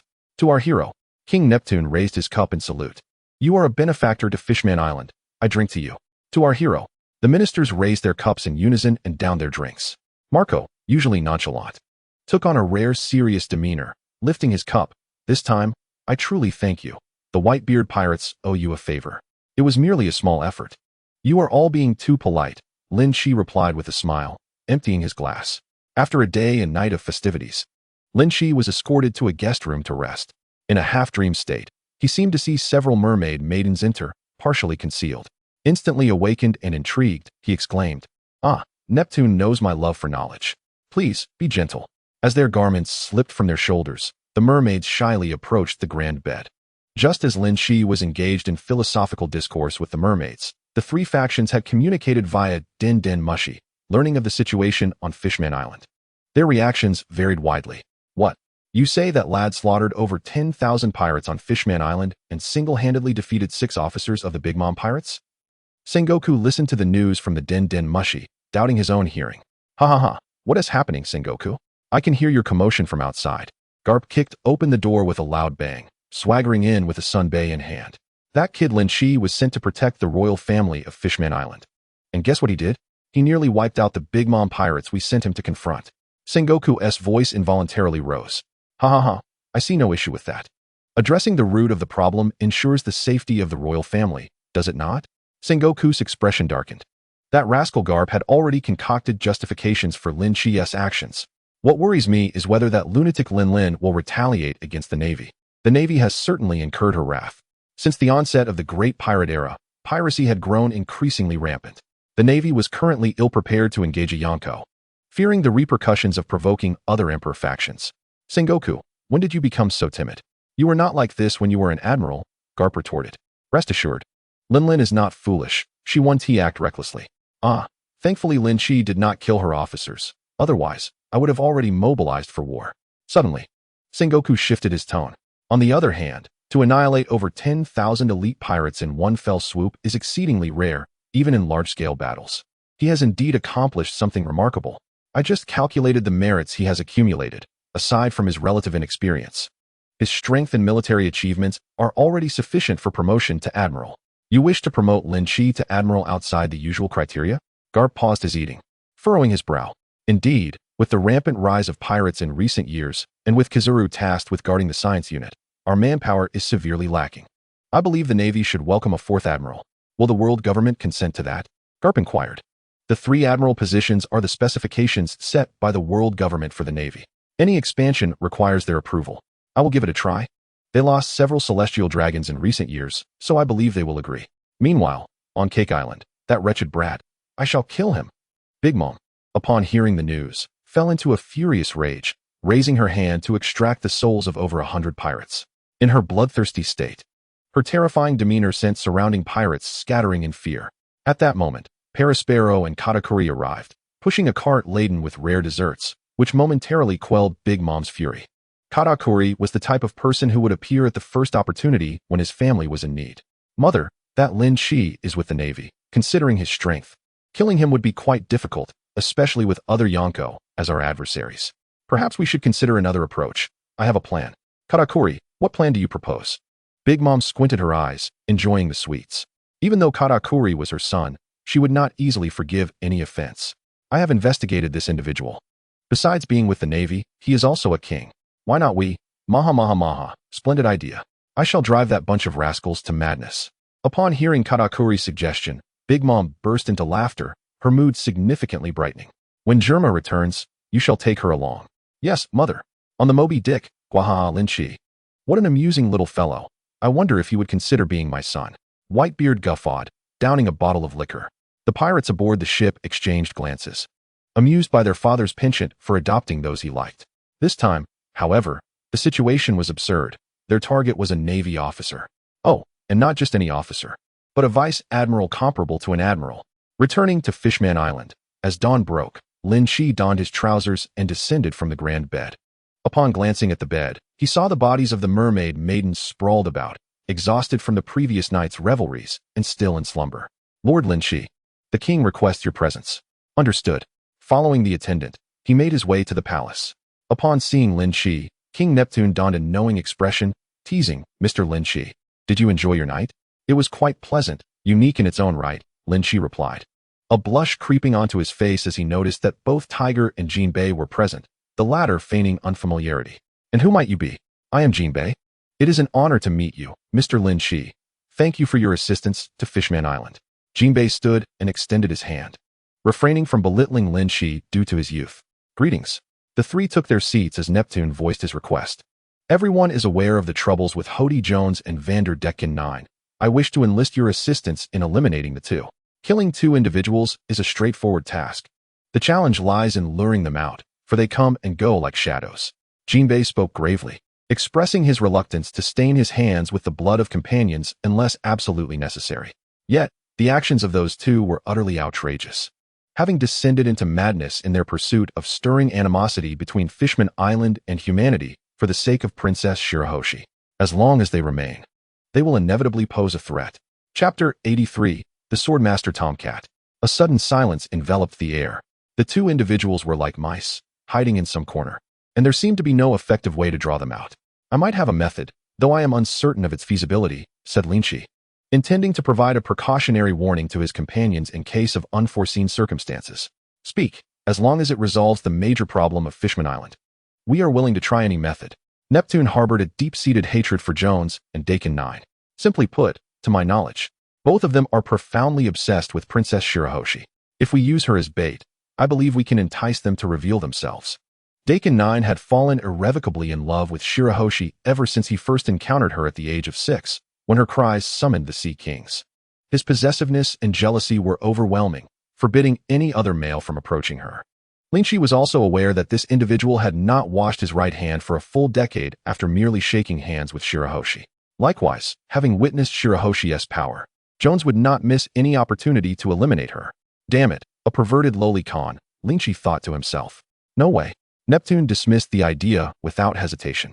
What nonsense. Shirahoshi is my most cherished daughter. I cannot put her in harm's way. Bang. The door was suddenly flung open, and the 7-year-old Shirahoshi, defying her brother's attempts to stop her, burst in. Gathering her courage, she exclaimed in a sweet voice, "Father, I can do it. Let me be the bait." Ridiculous. What are you doing out here? It's dangerous outside. I came out on my own accord, Shirahoshi replied anxiously, refusing to betray her 3 brothers. They had mentioned that a great human hero had recently appeared on Fishman Island, piquing her curiosity. Thus, the innocent Shirahoshi had been lured out of Hardshell Tower by her unscrupulous brothers. Sharkstar and his companions had good intentions, believing that their sister should not be cooped up in the tower all day, as her disposition had been growing increasingly timid. With Lynch present, they felt assured that their sister would not face danger. Upon seeing the 3 brothers sneaking in, Neptune instantly deduced the truth. You fools, take your sister back this instant. Startled by their father's anger, Sharkstar instinctively shrank back, grabbing Shirahoshi to return her. No. Shirahoshi suddenly broke free from her brother's grip and rushed to Neptune, tears streaming down her cheeks. Father, I don't want to be a burden to everyone anymore. Witnessing his daughter's tears tugged at Neptune's heartstrings, Tiger also stepped forward to vouch. I guarantee that as long as I live, no one shall harm Princess Shirahoshi. Everyone present was moved by the kind-hearted little girl. I too, Jinbei declared. I will protect little Shirahoshi. Lynch gazed up at the 4-meter-tall Shirahoshi, a thought bubbling up within him. Is she truly only 7 years old? He silently adjusted his height back to 6 meters. Shirahoshi, filled with curiosity, observed Lynch closely. Is this the great hero my brother spoke of? Very well. I shall agree to this, Neptune said, gritting his teeth. Mr. Lynch, you shall dictate our course of action, and we shall follow your lead. Simple enough. Since Daikon 9 wishes to marry Shirahoshi, we shall find someone to pretend to wed her. I doubt he can resist the urge to reveal himself. Marry. Shirahoshi's face flushed bright red as she pondered the implications. It's merely a pretense, Neptune reassured his daughter with a smile, finding the idea quite clever. But who shall play the groom? All eyes turned to Lynch. Hey, why are you all looking at me? You can't possibly want me to be the groom, can you? I'm too old for this. Daikon 9 would never believe it, Tiger remarked. I'm unattractive and unworthy of Princess Shirahoshi, Jinbei added earnestly. Ahem, I believe that whoever proposed the idea should be responsible for it. Wouldn't you agree? Neptune suggested. Absolutely. They all nodded vigorously. All right, so you're all looking at me, huh? Lynch sighed. Big brother Lynch, you can't decline. You're the strongest here. And I can only feel safe with you protecting my sister. Now that I look closely, I realize how handsome you are, big brother. You and my sister are a match made in heaven. The second prince unabashedly flattered, ignoring Shirahoshi's increasingly crimson cheeks. Fine, I'll do it. Lynch conceded, placing a large hand on Shirahoshi's head. Stay by my side, and I'll ensure your safety. Shirahoshi softly replied, Thank you, Mr. Lynch. As she felt the warmth of his hand on her head, her face grew ever hotter, wisps of steam rising, nearly causing her to faint from shyness. Ding. Detected that the host is capturing the heart of the 8th Little Loli. Reward title. Loli Slayer. Little Lolis will unconsciously feel affection upon seeing you. A question mark slowly floated above Lynch's head. System, come out. I promise I won't harm you. Ding. Detected new life options have emerged. Option 1. Fully pursue Shirahoshi. Reward. Tomcat's 3-Tomo Sharingan template. Option 2. Complete the marriage with Shirahoshi and eliminate any disruptors of the ceremony. Reward. Tomcat Swordmaster template. Option 3. Kidnap little Shirahoshi. A wife should be nurtured from a young age. Reward. Tomcat Astronaut template. Is this system even human? Upon seeing the first option, Lynch felt no desire to critique his shameless system. The choices would not disappear. He could afford to wait 7 or 8 years. However, the latter 2 templates piqued his interest. He wondered what it would be like for Swordmaster Tom to face off against Hawkeye. For reasons unknown, a bizarre video suddenly flashed through Lynch's mind. The 3 Marine Admirals, Tom, Jerry, and Spike. Option 2. In the following days, preparations for the wedding on Fishman Island began, inviting guests and spreading the word. Though it was all a ruse, the process needed to mimic that of a real wedding to deceive the enemy. To ensure thoroughness, Shirahoshi spent the next few days with Lynch, growing increasingly familiar with him. The young princess adored her big brother, who treated her to candy. When the citizens of Fishman Island learned that their princess was to be wed, their astonishment was beyond measure. Noble daughters typically married early, but this was rather premature. However, upon discovering that the groom was the hero who had protected Fishman Island, they understood. Marrying someone who could safeguard their beloved princess was indeed commendable. To wed a man possessing both beauty and strength was a dream for every fishman. Before they knew it, the 3 days allotted for wedding preparations had flown by. Chapter 84. Cat Tom's Career Change. On this day, the grand wedding commenced as scheduled. Red silk fluttered throughout the venue, flowers embellishing the entire hall. Guests filled the seats, creating a vibrant atmosphere. Lynch held Shirahoshi's small hand, conducting the ceremony smoothly under the officiant's guidance. Lynch exchanged a glance with Jinbei, who returned a reassuring look. Mr. Lynch, do you vow to adhere to the marriage vows, promising to love her in both poverty and wealth, in sickness and health, in beauty and in decay, in prosperity and in adversity, to comfort, respect, protect her, and remain loyal to her for all your days? The officiant presided over the solemn ceremony with a sacred demeanor. I do. Lynch nodded. Princess Shirahoshi, do you consent to take Luffy as your husband, pledging to share your life with him in a sacred union? In sickness and in health, in poverty and in wealth, in beauty and in decay, in triumph and in despair? Will you love him, comfort him, respect him, and protect him, remaining forever loyal to him throughout your lives? I do. Blushing, Shirahoshi grasped Luffy's large hand under the officiant's guidance. Below, Princess Otoheim discreetly wiped away her tears. Although she knew this was not genuine, witnessing her daughter's marriage was every mother's dream. The Shark brothers exchanged mischievous glances, thinking how fortunate it would be if Luffy were truly their brother-in-law, for then they would never need to worry about lacking true skill. After a series of tedious rituals, the wedding ceremony concluded. In the presence of all the inhabitants of Fishman Island, the couple was officially united as husband and wife. Luffy internally grumbled about the tardiness of certain individuals. He had no desire to continue this farcical charade. Suddenly, a frantic voice pierced the air. How dare you? Vander Decken 9 burst forth from an unknown corner, hurling several enormous harpoons. What an imbecile! Hody Jones followed closely, tossing a handful of lethal substances into his mouth, his muscles swelling ominously. A mere buffoon, I thought you would remain hidden. Luffy raised his hand, unleashing the Navy's 6 styles, obliterating several harpoons, and then delivering a strike that pierced Vander Decken IX's throat. A question mark slowly materialized above Luffy's head. This fellow seemed rather weak. Fishman Karate, 7,000 tile spinning kick. The combination technique executed by Jinbe and Frankie proved to be more than the sum of its parts. After sustaining 2 kicks to his midsection, Hody Jones coughed up blood, gravely injured, before being relentlessly pummeled to death by the 2 fishmen. The farce came to an end. Neptune stepped forward to calm the crowd, revealing the truth. So this is what transpired. To dare attempt to assassinate the princess, these 2 deserve their fate. And to poison the king, thank the heavens we disposed of these 2 tumors. It was a false marriage, I knew it. Princess Shirahoshi is far too young to wed. With Neptune's task accomplished, Luffy intended to depart from Fishman Island. Neptune, wishing to keep Luffy for a few more days, was gently declined. Until the very end, the 3 young princes were unable to persuade Shirahoshi to leave with Luffy. However, Shirahoshi approached him before his departure. Mr. Luffy, I have seen some things in my visions, and hope you can grant me 2 requests. Before Luffy, Shirahoshi displayed utmost respect, even setting aside the cigarette she habitually held. Directly stating her intentions, Luffy regarded the striking mermaid before him. If I agree, what do I gain in return? I can reveal the coordinates of the One Piece. The One Piece, said to belong to the man who holds 1/5 of the world's wealth, wanders the seas. To board the ship known as the Thousand Sunny and locate the One Piece, there are only 3 methods: an invitation from the One Piece, having a friend with a life card aboard, or sheer luck. Luffy contemplated for a moment. I must first hear your conditions. Of course. Shirahoshi opened her garment to reveal a significant portion of her bosom, causing waves of admiration. She then retrieved a bounty poster of Arlong. My first request is that when you encounter my brother, Arlong, you spare him. Arlong, your brother? Luffy picked up the bounty poster, examining the grotesque fishman depicted, then glanced back at the stunning mermaid before him, noting the stark contrast. Ah, a half-brother. Very well, I accept your first condition. What is the second?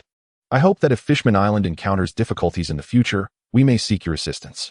Noticing Luffy's hesitation, Shirahoshi quickly added, it will not burden you. Just a favor within your means. No problem. Luffy, realizing the gravity of potential crises on Fishman Island, agreed without further thought. Thank you. If you arrive at this location at this time, you will meet the One Piece. Shirahoshi was taken aback by Luffy's prompt agreement, having feared he might refuse. She handed him a small note. The one man I cannot see through. What will your future hold? As Shirahoshi watched Luffy's retreating figure, a whirlwind of thoughts surged within her. Ding. Congratulations on completing the quest. The Tomcat Swordsman template is being issued. Issuance successful. Shall we proceed with Tom's job change? Yes. Tom the Cat is changing jobs. Ding. Job change successful. Navy Tom, Swordsman Tom. At the Navy base, Tom, who had been peacefully slumbering, suddenly leapt up in alarm. He gazed at his glowing body, flustered, fearing he might be on fire, his eyes bulging in panic. Tom opened his mouth wide and quickly plunged into the sea. Bubbling sounds erupted as Tom was pursued underwater by a shark, his tail transforming into a propeller, swimming faster than the predator. Should anyone witness this scene, they would surely be astonished. What cat could outswim a shark? Ha ha ha, foolish fish. Once the shark fell behind, Tom lingered momentarily, making silly faces in mockery. Enraged, the shark summoned dozens of its kin using their unique language. Today, I shall feast upon this insolent cat. Faced with the encroaching pack of sharks, Tom's amusement faded. In a frenzy, he brandished his flintlock, only to realize these sharks were surprisingly adept at dodging. Tom was torn to shreds by the onslaught of sharks. Chapter 85, Confrontation with Rayleigh. Logically, a cat being shredded should meet its demise. However, the next moment, Tom transformed into liquid, flowing from the shark's eyes and reconstituting himself. The sharks were left bewildered, having never encountered such prey before.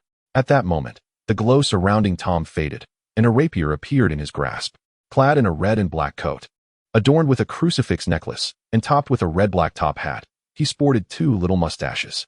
An aura of a formidable swordsman emanated from him, reminiscent of Mihawk. As the swarm of sharks surged forward once more, Tom the Cat flashed a devilish smile. In mere moments, Tom stood coolly at the water's edge, arms crossed. Behind him, the sea was stained crimson, with the corpses of numerous sharks bobbing upon the surface. Upon returning home, Tom pondered for a moment before taking out paper and pen to leave a note for Tina. I, Tom, shall set sail to become the world's greatest swordsman. Signed, Tom. After leaving the message, Tom stroked his little mustache, having heard of a figure named Mihawk upon the seas. He resolved to challenge him first. Completing his preparations, Tom crafted a small boat and enlisted two sharks as propulsion, departing with style. When Tina returned home to find Tom's note, she was taken aback. Aware that Tom was no ordinary cat, she felt compelled to inform Luffy. Ha ha ha, Tom claims he will become the world's greatest swordsman? Let him try. Connecting with Tina via the transponder snail, Luffy erupted into laughter. After all, he aspired to become the king of the seas. Having a pet as the world's greatest swordsman was not too much to ask. Young man, what brings you such joy? An elderly man, adorned with two axes at his waist, felt a powerful aura emanating from afar. The aura emanating from him caught his attention. Despite his youth, his audacity had already reached its zenith, far surpassing that of Roger at the same age. Ha ha ha, it's nothing, merely my pet aspiring to become the world's greatest swordsman. What? Jabba doubted his ears. A pet, wishing to become the world's greatest swordsman? Absurd.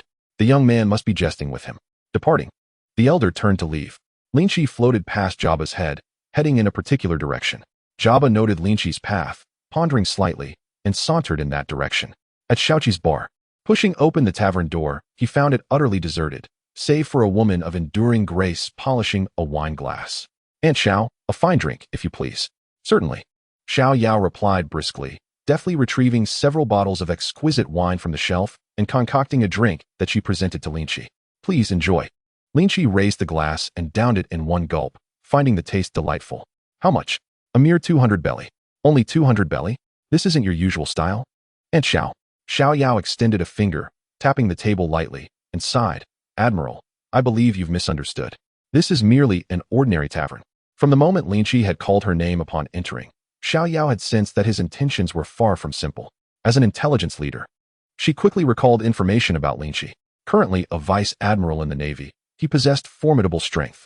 Recently, he had single-handedly defeated over 10,000 elite pirates and forcefully repelled 6 commanders of the Big Mom pirates. Such prowess made Xiao Yao wary. An ordinary tavern? I think not, Lynch chuckled. Rest assured, I'm not here to cause trouble. How much longer until Rayleigh returns? Xiao Yao paused in her polishing. Rayleigh? He only comes here when he's in the mood for a drink. I believe you might be mistaken. Just then, a hearty laughter echoed from outside. Ha ha ha, Xiao Yao. Come out. I've just sold myself again and now have money for drinks. The dashing Rayleigh pushed open the tavern door. Oh, young Lynch, you've emerged from Fishman Island. Upon seeing their acquaintance, Xiao Yao quietly prepared 2 glasses of wine and stepped aside, choosing not to interfere. Matters between men were not for her to meddle in. Uncle Rayleigh, this is my gesture of hospitality. Let us spar. A bag of treasure was tossed onto the table. Lynch sought out Rayleigh because upon arriving at Sabaody Archipelago, he had triggered a new option. Task Option 1. Learn Conqueror's Haki from Rayleigh. Reward, Luffy's dinner tonight. Task Option 2. Accompany Rayleigh to the auction and create chaos. Reward, Luffy's meals for 2 days, causing the opponent's food to vanish within that time frame. Task Option 3. Defeat Rayleigh. Reward, Level 2 Conqueror's Haki. No need to choose.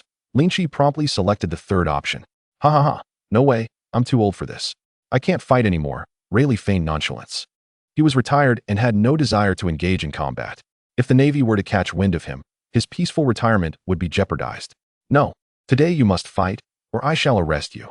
Don't forget, I am also a Navy officer.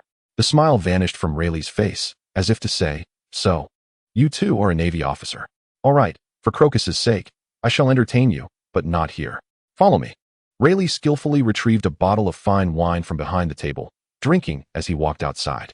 As the first mate of the Pirate King, many sought to challenge him. Since Crocus had entrusted Lynch to him, Rayleigh didn't mind offering some guidance. He sensed Lynch's strength, but doubted he was at a level capable of defeating him. Be cautious. This Lynch is formidable. Don't suffer a setback, Xiao Yao warned Rayleigh. The leisurely Rayleigh remained unaware, but she was well aware of Lynch's recent accomplishments. A dangerous individual indeed. No worries. Prepare the wine for my return, using that young man's gold, Rayleigh said, leading Lynch to a small island not far from Sabaody. All right, this will do. The Navy shouldn't catch wind of this. Let us finish quickly and return for drinks. Rayleigh discarded the wine bottle and drew his sword. At this moment, Rayleigh was not the 76-year-old he would be 9 years hence. He was a sprightly 67 years old.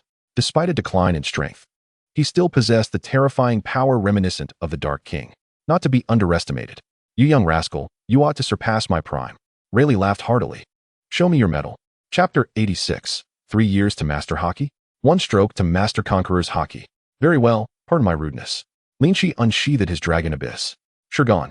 With a swift motion, he unleashed several Shurgon strikes, seizing the moment to employ Soru, instantly closing the distance to Rayleigh and slashing at him from an exceptionally cunning angle. It's the Navy's 6 styles. I know them well, Rayleigh remarked, enveloping himself in Haki and reinforcing with iron body, allowing the Shurgon strikes to land harmlessly upon him. In truth, Rayleigh could have defended purely with Haki, but employing iron body added a touch of flair. Clang. Lynch's dragon abyss was blocked by the back of Rayleigh's sword. Just then, the dragon abyss transformed into a small green dragon, sinking its teeth into Rayleigh's thigh. Seizing the opportunity, Lynch drew his demon blade, Shindu, and aimed upward toward Rayleigh's groin. You little brat. Rayleigh felt a chill below, startling him from his drunken stupor. Though aging and past his prime, he had no desire to be rendered impotent. Swiftly, Rayleigh executed a backflip in midair, narrowly avoiding a rather humiliating fate. Upon landing, his trousers bore 2 distinct bite marks. Tearing away the damaged pant leg revealed a thigh that gleamed like polished ebony. Rayleigh, still shaken, was grateful for his observation Haki, having foreseen the trajectory of the attack. A mere bite could have been catastrophic. That blade of yours, it must be a mythical zone-grade weapon, correct? Indeed. Lynch's affirmation only deepened Rayleigh's envy. Even Roger had never wielded such an extravagant weapon. Had Lynch not been acquainted with the ship's doctor, Rayleigh might have considered returning to his old ways. Grr. Displeased at missing Rayleigh, the little dragon abyss coiled onto Lynch's arm, looking rather forlorn. From their brief exchange, both had gained a clearer understanding of each other's strength. Very strong. Exceptionally strong. The Haki radiating from Lynch was so dark it appeared almost purple, a sight Rayleigh had only witnessed from Carp and Kaido. Oh.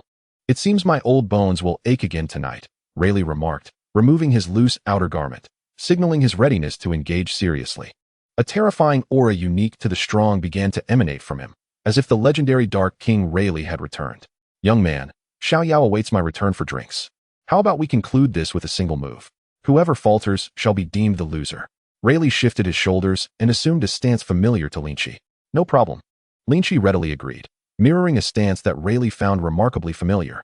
The tension between them built steadily, neither willing to strike first.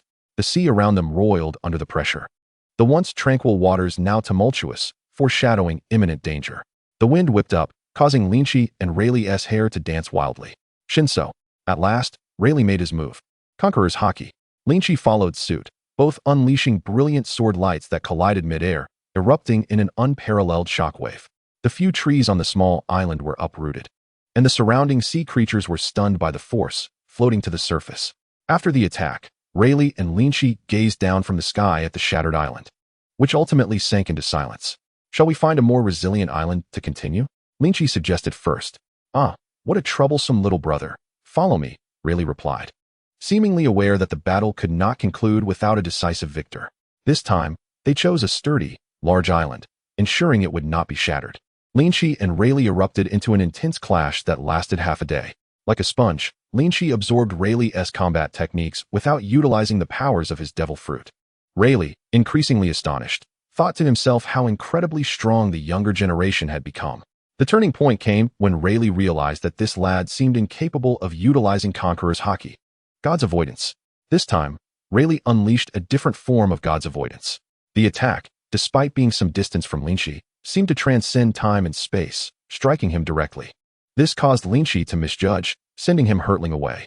With a thunderous crash, Lynch collided into the mountains, stirring up a massive cloud of dust. I recall my battles with Carp were never this exhausting, Rayleigh mused, stretching his sore arms and letting out a long sigh. Aside from Zoan types, the opponent should be unable to rise after that blow. Lying within the mountain, Lynch did not immediately get up. Instead, he replayed Rayleigh's movements and the sensation of being struck in his mind. Conqueror's Haki Infusion. Ding. Host has self-realized Conqueror's Haki Infusion, defeating Rayleigh grants an automatic level up. Lynch pushed himself up and fell from the cliff. Rayleigh-sensei truly lives up to his reputation. I wonder who would dare call him a misleader now. Activating his devil fruit abilities, he transformed into a 9-meter-tall hybrid form, instantly healing all his injuries, with a 5-meter-long dragon abyss appearing in his hand. Puff, mythical beast. Rayleigh, having just taken a sip of alcohol, sprayed it all out. It seems the more one fears something, the more it comes to pass. After 3 hours of fierce fighting, Lynch defeated Rayleigh with a single strike of Conqueror's domination. Ding. Congratulations, host has completed the task. Conqueror's Haki Infusion elevated to level 3. I'm getting old. The future belongs to you young ones. Rayleigh lay back in the large pit, gazing at the azure sky, filled with endless reflections. The era that belonged to him and Roger had ultimately passed. Rayleigh uncle is quite strong as well. Do not belittle yourself. Nearby, the towering Candlelight divine beast rumbled. Ha ha. Splendid, truly splendid. Suddenly, Jabba leaped down from the cliff, clapping his hands. Rayleigh, you're truly useless. You can't even defeat a young man now. Rayleigh, caught in a disheveled state before his old friend, felt no shame but rather thought, if I can drag one down with me, so be it. That's the bond of true brothers. For instance, if you were to bite into an extremely sour orange in the wild, your first reaction would not be to spit it out, but rather to feign enjoyment to entice your nearby brother to take a bite. I'll take you on, and show you what true prowess still remains. Jabba unsheathed 2 axes from his waist. Kid, your cold joke from last time was quite amusing. Shall we have a match? If you're tired, I can wait until you've rested. Jabba, do not take advantage of others' misfortunes. No need, let us begin. For a mythical beast user, the previous battle was merely a drop in the bucket. Alright, here I come. Jabba charged forward with a hearty laugh, invigorated by the prospect of battling a strong opponent. 2 hours later, like Rayleigh, Jabba lay in the large pit, thoroughly beaten. I'm getting old, truly getting old. Chapter 87, Admiral Lynch. Jabba looked at Rayleigh with an expression of grievance, akin to a pouting wife, as if to say, you only know how to put me in a bind. Let us drink. Lynch retrieved 2 barrels of fine wine from his storage ring and placed them on the ground. Rayleigh and Jabba each took a large bowl and drank deeply, reminiscing, this must be the wine brewed by Coloccus, such nostalgia. Meanwhile, in a small town along the Grand Line, nearly all the residents converged towards the central duel arena. Hey, old brother, what is happening? A merchant who had just arrived in the town inquired, puzzled, as he grabbed a man for answers. You don't know yet? A cat is about to duel with the renowned wind sword master of the area. Everyone's gone to watch. You should go too. Nanny? A cat? The merchant wondered if he was still dreaming, raising his arm to bite it. That hurts. This isn't a dream. Is it a human who ate the cat fruit? I wouldn't know. Let go of me. If you're late, there won't be any spots left. On the arena stage, a burly man faced off against Tom, while the crowd surged below. Little kitty, it's too late to surrender now. Prepare to be made into cat food. Suddenly challenged by a cat, Luoyu felt insulted. Tonight's menu will definitely include a dish of cat meat. Tom wore his hat low, revealing only half of his face in the shadows. He took a drag of his cigarette, exhaling smoke that formed a line of large characters in the air. Someone will die today. What a flashy display. Watch closely. Luoyu regarded Tom's peculiar actions as signs of a devil fruit user. One must never let their guard down against a devil fruit user. Before the referee even called for the start, Luoyu lunged forward in a surprise attack. How despicable. The cat is in danger. The spectators below closed their eyes, unable to bear to witness the impending bloodshed. They could already envision the cat's blood spilling on the arena floor. At that moment, however, Tom's lips curled into a smile as he raised his hand, tossing aside his hat, his rapier transforming into a streak of lightning. Swish! The clash of blades resonated. Tom remained unscathed, while Luoyu's head rolled away. Tom deftly caught his falling hat and placed it back on his head, flicking his cloak, leaving without a single drop of blood on him. A note fell onto Luoyu's corpse as Tom departed. The killer, Swordmaster Tom. Instant kill. From this day forth, the townspeople would forever remember the name Tom. Lynch bid farewell to Rayleigh and Jabba, returning to the naval base. What? You want to appoint me as an admiral? Lynch stood before the marshal's office, astonished. Am I even qualified? Sengoku adjusted his glasses and smiled, just barely, but with the joint endorsement of me, Carp, and Zephyr. It's no problem. He amiably patted Lynch on the shoulder, smiling as he produced an appointment letter. From today onward, you are a Navy Admiral. Remember to think of a code name and tell me. Tomorrow the Navy will announce this news to the world. Upon receiving the appointment letter, Lynch's first thought was to refuse. Firstly, he had no desire to protect the foolish celestial dragons, and secondly, being an admiral was far too taxing.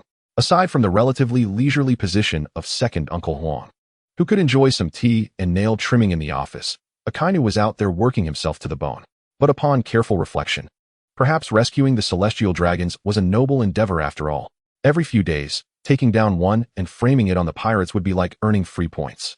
Trusting in his top-tier life restoration ability, he could undoubtedly pull off the operation flawlessly, first transforming into a pirate to eliminate a celestial dragon, then reverting back to his original form, arriving fashionably late. No need for many attempts, just two at most, and the celestial dragons would surely cease to request his protection. As for the workload, there were only so many projects. All the dirty and laborious tasks were left for Akainu and Akiji to handle, while he, the leisurely admiral, could simply go with the flow. Sengoku wouldn't establish a new department just for him, right? Lynch had contemplated the Navy several times before. Were it not for the ease of accruing points within the Navy and the convenience of holding the rank of colonel, he might have already left the Navy to focus on developing his kingdom. Now that he has ascended to the rank of admiral, new thoughts have begun to stir within him.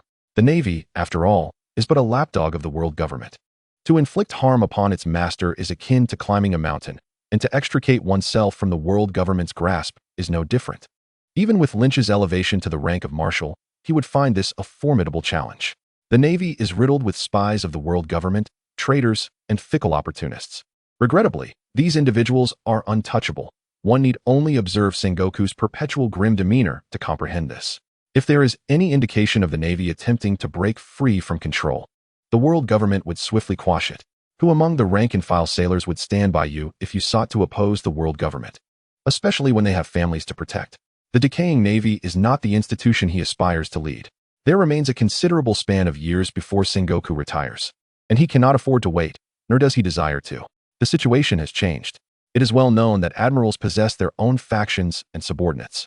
Akainu is the hawkish elder statesman, commanding a cadre of rear admirals, while Akiji represents the doves, and Kazuru embodies the neutral, laid-back faction. Each of them has their own faction. Why not establish a faction of his own, one dedicated to leisure? As a distinguished admiral, he has a roster of capable officers at his disposal. He could amass strength within the Navy, and when the opportune moment arises, he could whisk away his loyal confidants. Resigning from the world government would surely not be met with disapproval, would it? Perfectly, these individuals could be integrated into the Navy of his kingdom, filling the voids in the upper echelons. With this in mind, Lynch felt an eager anticipation. The Navy is rife with talent. He even contemplated enticing Zephyr to join him. Surely, There would be a position available for the retired Sengoku. Thank you, Marshal. I shall strive diligently to shine within the Navy. Lynch responded with enthusiasm. Excellent. I have high hopes for you. Uncertain of the sudden fervor emanating from this young man, Sengoku found himself somewhat taken aback. Upon entering the exclusive office reserved for admirals, Lynch sank into the plush leather chair, and indeed, it was quite comfortable. The accommodations of an admiral are incomparable. Admiral Lynch, here is your military uniform. The Navy personnel respectfully placed the attire upon the desk, stealing glances at Lynch with curiosity. Upon hearing from the logistics department about the emergence of yet another admiral, she was utterly astonished. Seeing Lynch's countenance, she was struck by his striking appearance, her heart racing uncontrollably. How incredibly handsome. Thank you. Lynch donned the justice cloak from the desk and approached the mirror. The aesthetic of the Navy's uniform is beyond reproach. He truly looked magnificent. Oh, why is your face so flushed? Turning around, he noticed the young woman's rosy cheeks, and he placed his hand upon her forehead. You do not have a fever. And no, it's nothing. Thank you, Admiral Lynch. The young woman swiftly brushed aside Lynch's arm, her cheeks aflame as she fled in embarrassment. Is that girl even of age? What Lynch did not realize was the immense impact his status as an admiral and his handsome visage had on the young women within the Navy. Chapter 88, Nami's Fortune. The title of admiral typically corresponds to a particular animal, such as a kainu, Fujitora, or Kizaru. For Lynch, coming up with a code name was exceedingly simple, possessing the Candlelight Fruit. It would be unreasonable for him not to adopt a name reflective of his powers. Turning to the blank plaque on the wall, Lynch took up a pen and inscribed Justice Above All. Oh, Justice Above All. Just as Sengoku entered, he happened to catch sight of this scene. You are a king. It is only natural to have such aspirations. Sengoku held a favorable view of Lynch's principles of justice, which were certainly preferable to Aokiji's laid-back approach. Marshal, you arrived just in time, regarding the title.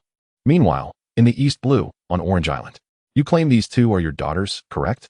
Arlong, flanked by his gang, menacingly encircled Belmere, Nojiko, and little Nami. Belmere, having suffered a brutal blow, coughed up blood but resolutely shielded the two children beneath her. Indeed, you may kill me, but you must guarantee that these two children remain unharmed. Of course, I can do that. You have already paid their protection fee, and I, Arlong, am a man of principle. As long as you comply and die, everything will be fine. Help! As the towering fishman advanced towards Belmere, Nami screamed in terror. How dare you? Do not harm them. Mr. Aji could no longer contain himself and drew his flintlock, only to be swiftly subdued by one of Arlong's subordinates. Let go of Mr. Aji. Do not harm Belmere. In the distance, the villagers of Orange Village charged forward, wielding farming tools amid a cloud of dust. Ha ha! How delightfully murderous. Arlong signaled to his men, do not kill them. Let them remain for future protection fees. You shall serve as the first warning. Die for the sake of a trivial affection. The villagers fell, and Arlong aimed his flintlock at Belmere's forehead. Wait. I just remembered. We still have money. Nami suddenly recalled that her older brother Lynch had gifted her a ruby brooch, which she had kept hidden for fear of losing it, and had concealed it for several years. Alas, it was too late. Arlong laughed heartily, his finger resting on the trigger. Nojiko, Nami, I love you both. In her final moments, images of her life flashed through Belmere's mind like a revolving lantern. Had she known, she would not have used that gold to aid the starving children of the village. At least she could have left a little behind. Just days of good fortune had passed. In her last moments, Belmere could not help but remember Lynch, the man who had made it possible for her and her daughters to enjoy a better life. Suddenly, she recalled something Lynch had said and shouted without hesitation. Tell that man named Yi that if he wishes to live, he should behave himself. It's over, I'm doomed. Belmere closed her eyes, awaiting her fate. However, after what felt like an eternity, the sound of the gunshot never came. Cautiously, she opened her eyes to see Arlong's expression of terror. The one named Yi. Is it that fellow? Arlong recalled the time he had been paralyzed by a mere glance from the man, beads of sweat cascading down his face. Comrades, we must leave. There will be no more protection fees for this family. Arlong holstered his flintlock without hesitation and turned to depart. The mere thought of this woman being associated with the man named Yi sent chills down his spine. As he pondered the implications, he became increasingly fearful. How could that man have known he would come here? Arlong began to suspect there might be a traitor among his ranks. Oh, thank goodness, Belmere, you have survived. As the wicked fishmen retreated, Nami and Nojiko embraced the dazed Belmere, weeping tears of relief. Who was that man, truly? Belmere murmured. As an adult, Belmere pondered even deeper questions. How could Lynch have known years in advance that Arlong would one day arrive here? Arlong, such a formidable fishman, had turned tail and fled in fear, abandoning even future protection fees. Gazing fondly at her two adorable daughters, Belmere gently rested her head against theirs, whispering, "You must remember, Mr. Lynch is our family's benefactor." Hom. Nami nodded vigorously through her tears. Nightfall. After a bout of restless tossing and turning, Tina nestled against Lynch's chest and fell into a deep slumber. I wonder how that foolish cat, Tom, is faring now. Holding Tina's delicate form, he gazed out at the moonlit sea, reminiscing about Guion and pondering how much longer she would be on her mission. Once she returns, he would have her transferred under his command, ensuring she would be by his side every day. And as for Tom, he wondered if the silly cat would go hungry. Achio. On the boundless sea, Tom piloted a small boat when he suddenly sneezed. Curiously rubbing his nose, he looked up at the moon, reminiscing about his master and his old friend. Lowering his head, Tom's gaze grew resolute as he rowed in a particular direction. Eagle Eye, I, Tom, am coming. Your pet Tom has slain a pirate, earning 5 points. Ding. Your pet Tom has slain a pirate, earning 7 points. Ding. Your pet Tom has slain a pirate, earning 1 point. Early in the morning, Lynch was awakened by the system's notification sound. Quite capable, isn't he, Tom? Oh, when did that girl Tina get up? Upon stepping outside, he discovered Tina, clad in a vacuum apron, preparing breakfast in the kitchen. Upon seeing Lynch emerge, she greeted him with a radiant smile. You're up. Breakfast will be ready shortly. This little lass, wearing nothing but an apron, eschewing proper clothing. Gazing at Tina's alluring silhouette, Lynch, already in a fiery mood that morning, could not restrain himself and embraced her from behind. Before we partake in our meal, allow me to transform you into a cream puff. How naughty. Tina is busy cooking. She blushed. No rush. Let's savor you first. All right then. After their escapade, the food in the pot had long since cooled, prompting Tina to reheat it. Post-meal. Tina draped a coat over Lynch, gazing at him as if he were her husband, as he departed. Today marked the official day Lynch ascended to the rank of admiral. Under the watchful eyes of numerous Navy personnel, Sengoku officially announced Lynch's promotion. Long live Admiral Lynch! Long live Admiral Zhang Zhao! The crowd of Navy officers erupted in fervent cheers, their eyes filled with admiration for the figure upon the podium. The deeds of Admiral Lynch were known to all. Guarding Reverse Mountain, his conqueror's Haki reverberating across the seas, he faced Kaido, saving countless Navy lives. Recent events concerning Fishman Island had also reached the masses, and everyone felt that Admiral Lynch was more than deserving of his new title. To single-handedly vanquish over 10,000 elite pirates and overpower 6 officers of the Big Mom pirates, who else could achieve such feats? Becoming an admiral is the lifelong aspiration of every Navy officer. Long live Admiral Lynch! Admiral Lynch is so handsome. I wish to bear your children. Wait, is there something strange mixed in there? The adoring fans gazed fervently at Lynch. It was not that they intended to elevate him excessively, but compared to the other admirals, Lynch seemed to soar to celestial heights of attractiveness, instantly becoming the paragon of beauty, especially in contrast to that lecherous old monkey. Why do I feel like everyone's gaze upon me is somewhat peculiar? Kizaru, with his hands in his pockets, lazily drifted away from Lynch. Simultaneously, newspapers featuring Lynch were dispatched by Newsbird to every corner of the globe. The flourishing Navy, the 4th Admiral, the pirate slayer Admiral Zhang Zhao. Oh, fantastic. This lad is still alive, Kaido exclaimed, his eyes gleaming with excitement as he poured a barrel of liquor into his mouth.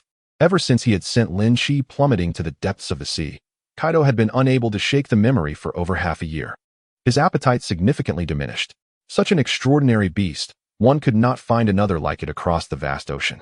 For Kaido, who harbored dreams of becoming a zoo director, the inability to obtain the divine beast Zhang Zhao was more excruciating than killing him. Boss, he is now an admiral, Queen remarked, his small eyes filled with exasperation. If they were to track him down, he'd have to sleep with one eye open. What of being an admiral? I can just hand over the vice captain position to him. Isn't that better than being a pawn of the world government? Reactions to the news varied widely. Fishman Island. Sister, look. Lynch has become an admiral. Ever since the defeat of Dakin IX, Shirahoshi no longer needed to hide within the hardshell tower. The Shark Star brothers burst in, clutching a newspaper. Shirahoshi took the paper, her face flushed as she gazed at the dashing photo. Lord Lynch. Brother, we should just kidnap Shira to present her to Lord Lynch. The 3 princes conspired together, harboring mischievous thoughts. They recalled Lynch had promised to teach them real skills if they could bring Shira to him. Foolish. We are of royal blood. We cannot engage in such acts. Sharkstar reprimanded his younger brother sternly. I suggest we use a tranquilizer. East Blue, Orange Island. Nami, look. Big Brother is actually an admiral. Nojiko held up a newspaper. Wow, Big Brother is so handsome. I want to join the Navy too. Amazon Lily. Hancock, already stunningly beautiful. Glanced down at the newspaper her sister brought, her interest waning. She tossed the paper aside, staring blankly at the sky. Where are you, my benefactor? I long for you. Back to Lynch. I want you to select a few subordinates of your preference. Is this the list you have chosen? In the office. Sengoku scrutinized the list in his hand, his eye twitching. The two individuals below the rank of commander were acceptable, Tina and Smoker. But what was up with the final name, Carp? Didn't TU tell me to choose freely? ISNT Carp also a vice admiral? Carp is not an option. I approve the others. Sengoku decisively rejected. I'll have them transferred to your command, provided they consent. No problem. The list was meticulously curated by Lynch. He had saved the life of the weasel and was a fellow disciple. The other party should not refuse. Wait. Just as he was about to leave, Sengoku called out to Lynch. Do you remember the Elcian department? From now on, you will be the head of this department. The Elcian department was one that could engage pirates without reporting to the Navy, free to attack any pirate except the four emperors. Its purpose was to reduce the number of pirates and bring stability to the world. In the future, the fugitive King Kobe and Admiral Tsuru's granddaughter, Peacock, would belong to this department. Don't be too quick to refuse. I know you are even more averse to trouble than Kazuru. Sengoku wore an expression that seemed to see through Lynch. In the future, the nature of the Elcian department will change, aside from its original duties. It will also target the four emperors and powerful pirates like the Golden Lion. We will not engage the four emperors in the coming years. You can delegate those trivial matters to your subordinates and take a well-deserved rest. Seeing Sengoku speak to this extent, Lynch had no choice but to acquiesce. If memory served him right, there were indeed some skilled individuals in that department. He had anticipated that Sengoku would become more ambitious after his arrival, even contemplating action against the four emperors. Days turned into weeks. It had been 2 months since Lynch took charge of the Elcian department. During this time, Lynch had dispatched personnel to retrieve Smoker from East Blue, fulfilling his promise from years past. With his newfound status as admiral, the world government would undoubtedly show him some respect. Ha, Smoker, welcome back. I promised that once I became an admiral, I would come to rescue you. As Smoker's ship docked, Lynch took the initiative to greet him. After a long separation, Smoker had matured considerably, exuding a more composed demeanor. I never imagined that in just a few years, you would become an admiral. Smoker's expression was melancholic as he unconsciously lit a cigar. Upon returning to the Navy base after several years, Smoker's heart was conflicted. Hey, what have you been up to in East Blue? Who is this little girl you've brought along? Lynch finally noticed the young girl, who appeared to be around 12 or 13, following Smoker. She was rosy-cheeked and bore a resemblance to Kuna. Smoker, still caught in a reflective mood, merely replied, the daughter of an old friend. I'm entrusted with her care as my subordinate. The little girl, however, displayed great enthusiasm towards Lynch. Hello, I'm Dashki. She bounded over, holding a sword, and bowed to Lynch. You are Admiral Lynch, right? It's a pleasure to meet you. What a delightful child, Lynch said, extending his hand to ruffle Dashki's hair. Her face flushed a bright red, her big eyes fixated on the treasured sword at Lynch's waist. Ding. The system has detected the host is attempting to entice a young girl. Please cease these inappropriate thoughts. Oh, go away, you overreaching system. Regarding the system that occasionally manifests to assert its presence, Lynch truly felt compelled to deliver a kick. As he entered the Elcian department, Smoker was taken aback. What did he witness? Peach Rabbit brewing tea, Squirrel poring over the newspaper, and Tina knitting a scarf. Absurd. This was during working hours, with salaries to be earned. One might mistakenly think they were on holiday. What is our department supposed to do? Smoker inquired. Nothing much. Just sip tea, read newspapers, and await the end of the workday, came the reply. Only when we engage in battles with the four emperors and the notorious pirates do we become busy. Dealing with the minor pirates is left to subordinates. Those who enter the Elcian department are undoubtedly talented, more than capable of handling minor pirates. Smoker remarked. 3 days later, with a coffee in one hand and a cigar in the other, Smoker reclined on the sofa, wanting to exclaim, truly delightful, compared to the current heavenly days. How could he ever consider his time in the East Blue as livable? Chapter 90, Marriage. Sky Island. Lord Lynch, today is yet another beautiful day. By the coast of the clouds sat a young maiden with golden hair, her delicate white wings resembling those of an angel. Cornus played the harp alone on Angel Coast. her gentle visage adorned with a subtle, elusive smile, as enchanting melodies floated around her. Ever since Lord Lynch arrived on Sky Island, the Lord of Thunder had become kinder. The inhabitants of the island now lived in abundance, no longer enduring the anxiety of each day. The residents expressed their gratitude for the stable life brought by Lord Lynch. And even the former resistance forces had vanished. Everyone was well-fed and warmly clothed, free from the worries of survival. Such a life was once beyond their wildest dreams. All of this was thanks to Lord Lynch. The only downside was the occasional blood-curdling wails echoing through the skies, causing many to report nightmares at night. "Oh, Enel, you've electrocuted me." The shrill scream descended from the heavens. Cornus's hand trembled as she heard that dreadful sound again. In the higher reaches of the Sky Island, Moria was charred to a crisp by Enel's divine punishment, his form resembling a piece of blackened coal. The explosion of his wild hair seemed to indicate that this was not the first time he had been electrocuted. Ever since that day when Lynch rekindled Moria's lost spirit, he had come to Sky Island to train with Enel. "Your observation skills are still as poor as ever, you fat fool. You didn't even sense my ambush." Following Lynch's previous thrashing, Enel had ceased referring to himself in the divine manner, only doing so when he felt particularly proud. "Who do you think can compare to your perverse abilities in observation?" Moria, utilizing his pre-placed shadow bats, rapidly appeared behind Enel. Enel, anticipating the attack, transformed to evade it, countering with a 30 million-volt Thunder Beast strike against Moria. As the lightning dissipated, Moria emerged unscathed. But in terms of Haki, you still have much to learn from me." Moria boasted, his body cloaked in Haki. "Behold my robust and dark Haki. This is the true mark of a man." Moria's 8-pack abs glistened vibrantly. The chubby Moria of the future was now a thing of the past. With newfound rivals, Enel and Moria steadily improved their skills on Sky Island. Nearby, a nearly completed Arc Maxim was under construction. At the Navy base, Sengoku leisurely fed a goat while responding. "A leave request? What is there to take leave for after just 2 months as a general?" "Marriage." A rare softness flickered in Lynch's gaze. Tina was now 23, and Guion was no longer young. For all these years, they had selflessly followed him, asking for nothing in return. He felt it was time to give them a proper acknowledgement. "Very well, I grant you permission." Sengoku readily agreed, appreciating such a responsible man, reminiscent of his younger days. He rummaged beneath the table, producing a stack of money. "I may not be able to attend your wedding, but here is a gift of 200,000 berries. Thank you." Upon returning to the West Sea, Lynch set the entire nation in motion to prepare for the wedding. The brides were 3, Tina, Guion, and Robin. As they would only have this one wedding in their lives, Lynch wished to provide them with the best experience. A month in advance, invitations were sent to the noble palaces across the West Sea, along with a request to renowned West Sea newspapers to broadcast this unprecedented grand wedding throughout the region. Even before the ceremony began, various newspapers started generating excitement for the event in the West Sea. The Emperor's grand wedding celebrated across the West Sea.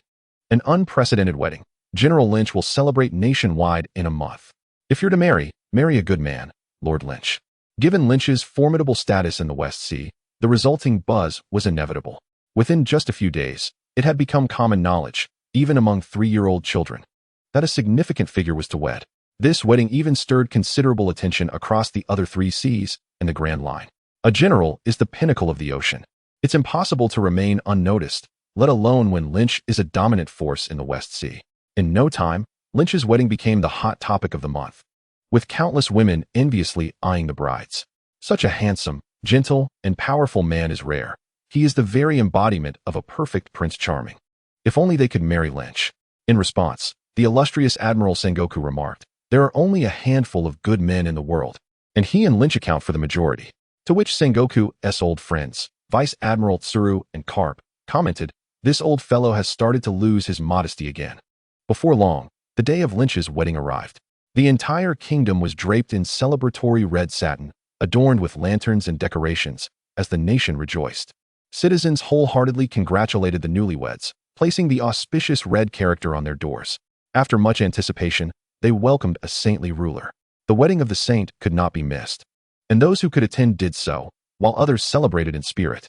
In an instant, the entire West Sea was enveloped in a festive atmosphere. Even the pirates, who typically raided the West Sea, tacitly ceased operations for the day, fearing to rob passing ships. What a joke. They wouldn't dare cause trouble today. If the Emperor were to be angered, even their 10 heads would not suffice. At the wedding venue, The kingdom had constructed a city specifically to host the royal wedding. A cascade of vibrant flowers filled the air, and a crimson carpet stretched from the city gates to the ceremony, adorned with intricate dragon and phoenix carvings. Shimmering with opulence and festivity, rare deep-sea pearls, seldom seen in the outside world, were casually displayed as decorations, while the tables and chairs were priceless. Just selecting any single item to take out would cost an ordinary person a lifetime of earnings. With some time left before the guests arrived, elegantly dressed 18-year-old maidens flitted about like butterflies, arranging the venue. Some attendees had arrived early, mostly nobles from the West Sea, who lived daily in the shadow of the emperor, fearing that one day they might awaken to find the emperor's army at their doorstep. Hence, they preferred to arrive early to drink in the cold winds rather than risk making Lynch wait, all to garner even a modicum of favor from the great emperor, which would leave them utterly satisfied. However, one individual among them stood out, distinctly different from the other palace nobles. Who is that person? They don't seem to be from the West Sea, remarked one noble. I don't know, they look rather unattractive, the nobles whispered, casting glances at the solitary figure seated in the corner. Chapter 91. The kingdom pays homage, offering congratulations for the wedding. T-Pig arrived today earlier than anyone else. Upon hearing the news of Tao Tu's impending marriage while at sea, T-Pig unhesitatingly abandoned his nearly completed task and hurriedly journeyed day and night to the Western Sea. Alone and forlorn, he sat in a corner, sipping from his own concealed flask of liquor. His motivation for traveling such a great distance was not to offer well wishes for Lynch's wedding. Rather, it was simply because this place was closer to Tao Tu's day. T-Pig believed he had come to terms with his feelings, yet upon hearing of Tao Tu's forthcoming nuptials, he realized that this was merely self-deception. He remained hopelessly in love with Tao Tu, fully aware that she was now the possession of Lynch, and that he would never have a chance. In truth, it seemed he had never had a chance. It had all been his own unrequited longing. Today, T-Pig's sole purpose in coming here was to catch one last distant glimpse of Tao Tu, and that alone sufficed for him. Congratulations, Your Majesty. May you find eternal love and harmony with your beloved, and may your marriage be blessed with happiness for 100 years. The majesty of the emperor was truly unparalleled, and today's grand wedding was indeed a joyous occasion for the entire Western Sea. I believe that with Your Majesty here, our realm will undoubtedly become the most formidable sea domain. Ha ha ha. Thank you all, please come inside. A multitude of guests arrived in succession. As the protagonist of the day, Lynch stepped forward to greet them. To others, Lynch appeared to be an unattainable figure, an existence they could only admire from afar. Thus, the turnout was particularly large, with even some nobles who had not received invitations brazenly showing up. A careful observer would notice that many guests were accompanied by beautiful young maidens. You little girl, insisting on seeing Lord Lynch. If you truly catch his eye, it would indeed be a blessing for our family, remarked a nobleman with a fond gaze upon his daughter. Is this really Lord Lynch? So handsome. The young girl gazed dreamily at Lynch in the distance. Hey, is the signal good? Okay, we're starting. A staff member from the Western Sea News Agency activated a broadcasting device to relay the wedding proceedings across the Western Sea. Countless residents settled before large screens, collectively witnessing this grand ceremony. Roar. Big news, I'm here. Unexpectedly, a large bird descended from the sky, carrying a broadcasting device. Hello, I am Morgans. The bird rushed over to shake Lynch's hand enthusiastically. Mr. Lynch, I offer 300 million berries for the broadcasting rights of the wedding. Morgans, the president of the world's largest newspaper, was always present where significant news unfolded. Having contemplated the recent buzz surrounding the wedding and some insider information he had gathered, Morgans was certain that broadcasting this event would yield great profits. You not only want me to broadcast, but you're also offering me money? Lynch mused momentarily. Fine. I'll broadcast it for you for free, but I want 60% of the profits afterward. Pleasure doing business. Morgans extended his wing for a handshake with Lynch, sealing their agreement. Once he secured the broadcasting rights, Morgans kicked a reporter from the Western Sea News Agency aside. Let me show you what professionalism looks like. He swiftly retrieved several broadcasting devices from his attire, placing them at various angles around the venue to ensure the perfect transmission. Perfect. Let us roll. Morgans eagerly began broadcasting the event to every corner of the world. In the kingdom of Bishu, the ruler Parker congratulates His Majesty on his wedding, presenting a pair of luminous deep-sea pearls worth 99 million berries. In the Xinglua kingdom, the ruler Wei extends his congratulations, offering a gift of millennia-old ginseng and a potent dragon essence pill. In the Gxnjo kingdom, the ruler Maispa congratulates His Majesty, presenting a gift of 200 million berries. The attendant reading the gift spoke loudly, his face glowing with pride. Who else in the Western Sea, aside from our own emperor, enjoys such treatment? Ha ha ha, Lynch. I hope I'm not too late. Carp bellowed with laughter as he strode in, flanked by Vice Admiral Zifa and Granny He. The Navy's F3 had made their appearance, though sadly lacking Sengoku. Otherwise, it would have been F4 in full force. Mr. Carp, Teacher Zifa, Granny He, it's wonderful to see you. Lynch greeted them with a smile. Their presence added significant prestige to the event, as evidenced by the astonished expressions of those around. Morgans grinned slyly. With these three here, what a boon this is. Of course I had to come for your wedding. Here is a gift from me, containing my insights on educating future generations, ensuring your offspring will be exceptional, Carp declared, handing Lynch a document filled with his musings on education. Lynch accepted it with feigned gratitude, internally resolving never to read it, pondering the irony of Carp, a Navy officer, having raised both a revolutionary and a pirate. Since you are marrying Shirju, I certainly had to be here. You must treat her well in the future. Granny, he remarked wistfully. I will, Lynch affirmed. Zifa watched Lynch silently, a mix of pride and sorrow in his eyes. The child who had once struggled with basic skills and training had grown up. A memory of his son's wedding surfaced, and he lamented, if only he and T passed home. Big brother, I want to be your bride too. The young peacock pouted, her lips resembling a tightly sealed jar. Ha ha ha, let us wait until you're older, little peacock. Lynch chuckled as he ruffled her hair. Just as the system said, I'm becoming quite the little lady killer, he mused, with a 3-year minimum. The highest penalty is death. Carp teased. Little Lynch's charm is indeed great. Even the little peacock is enchanted. Poor old man's grandson is always compared to a monkey. I wonder if he'll ever find a bride. Grandpa Carp, I'm serious. The peacock protested, her voice feigning indignation.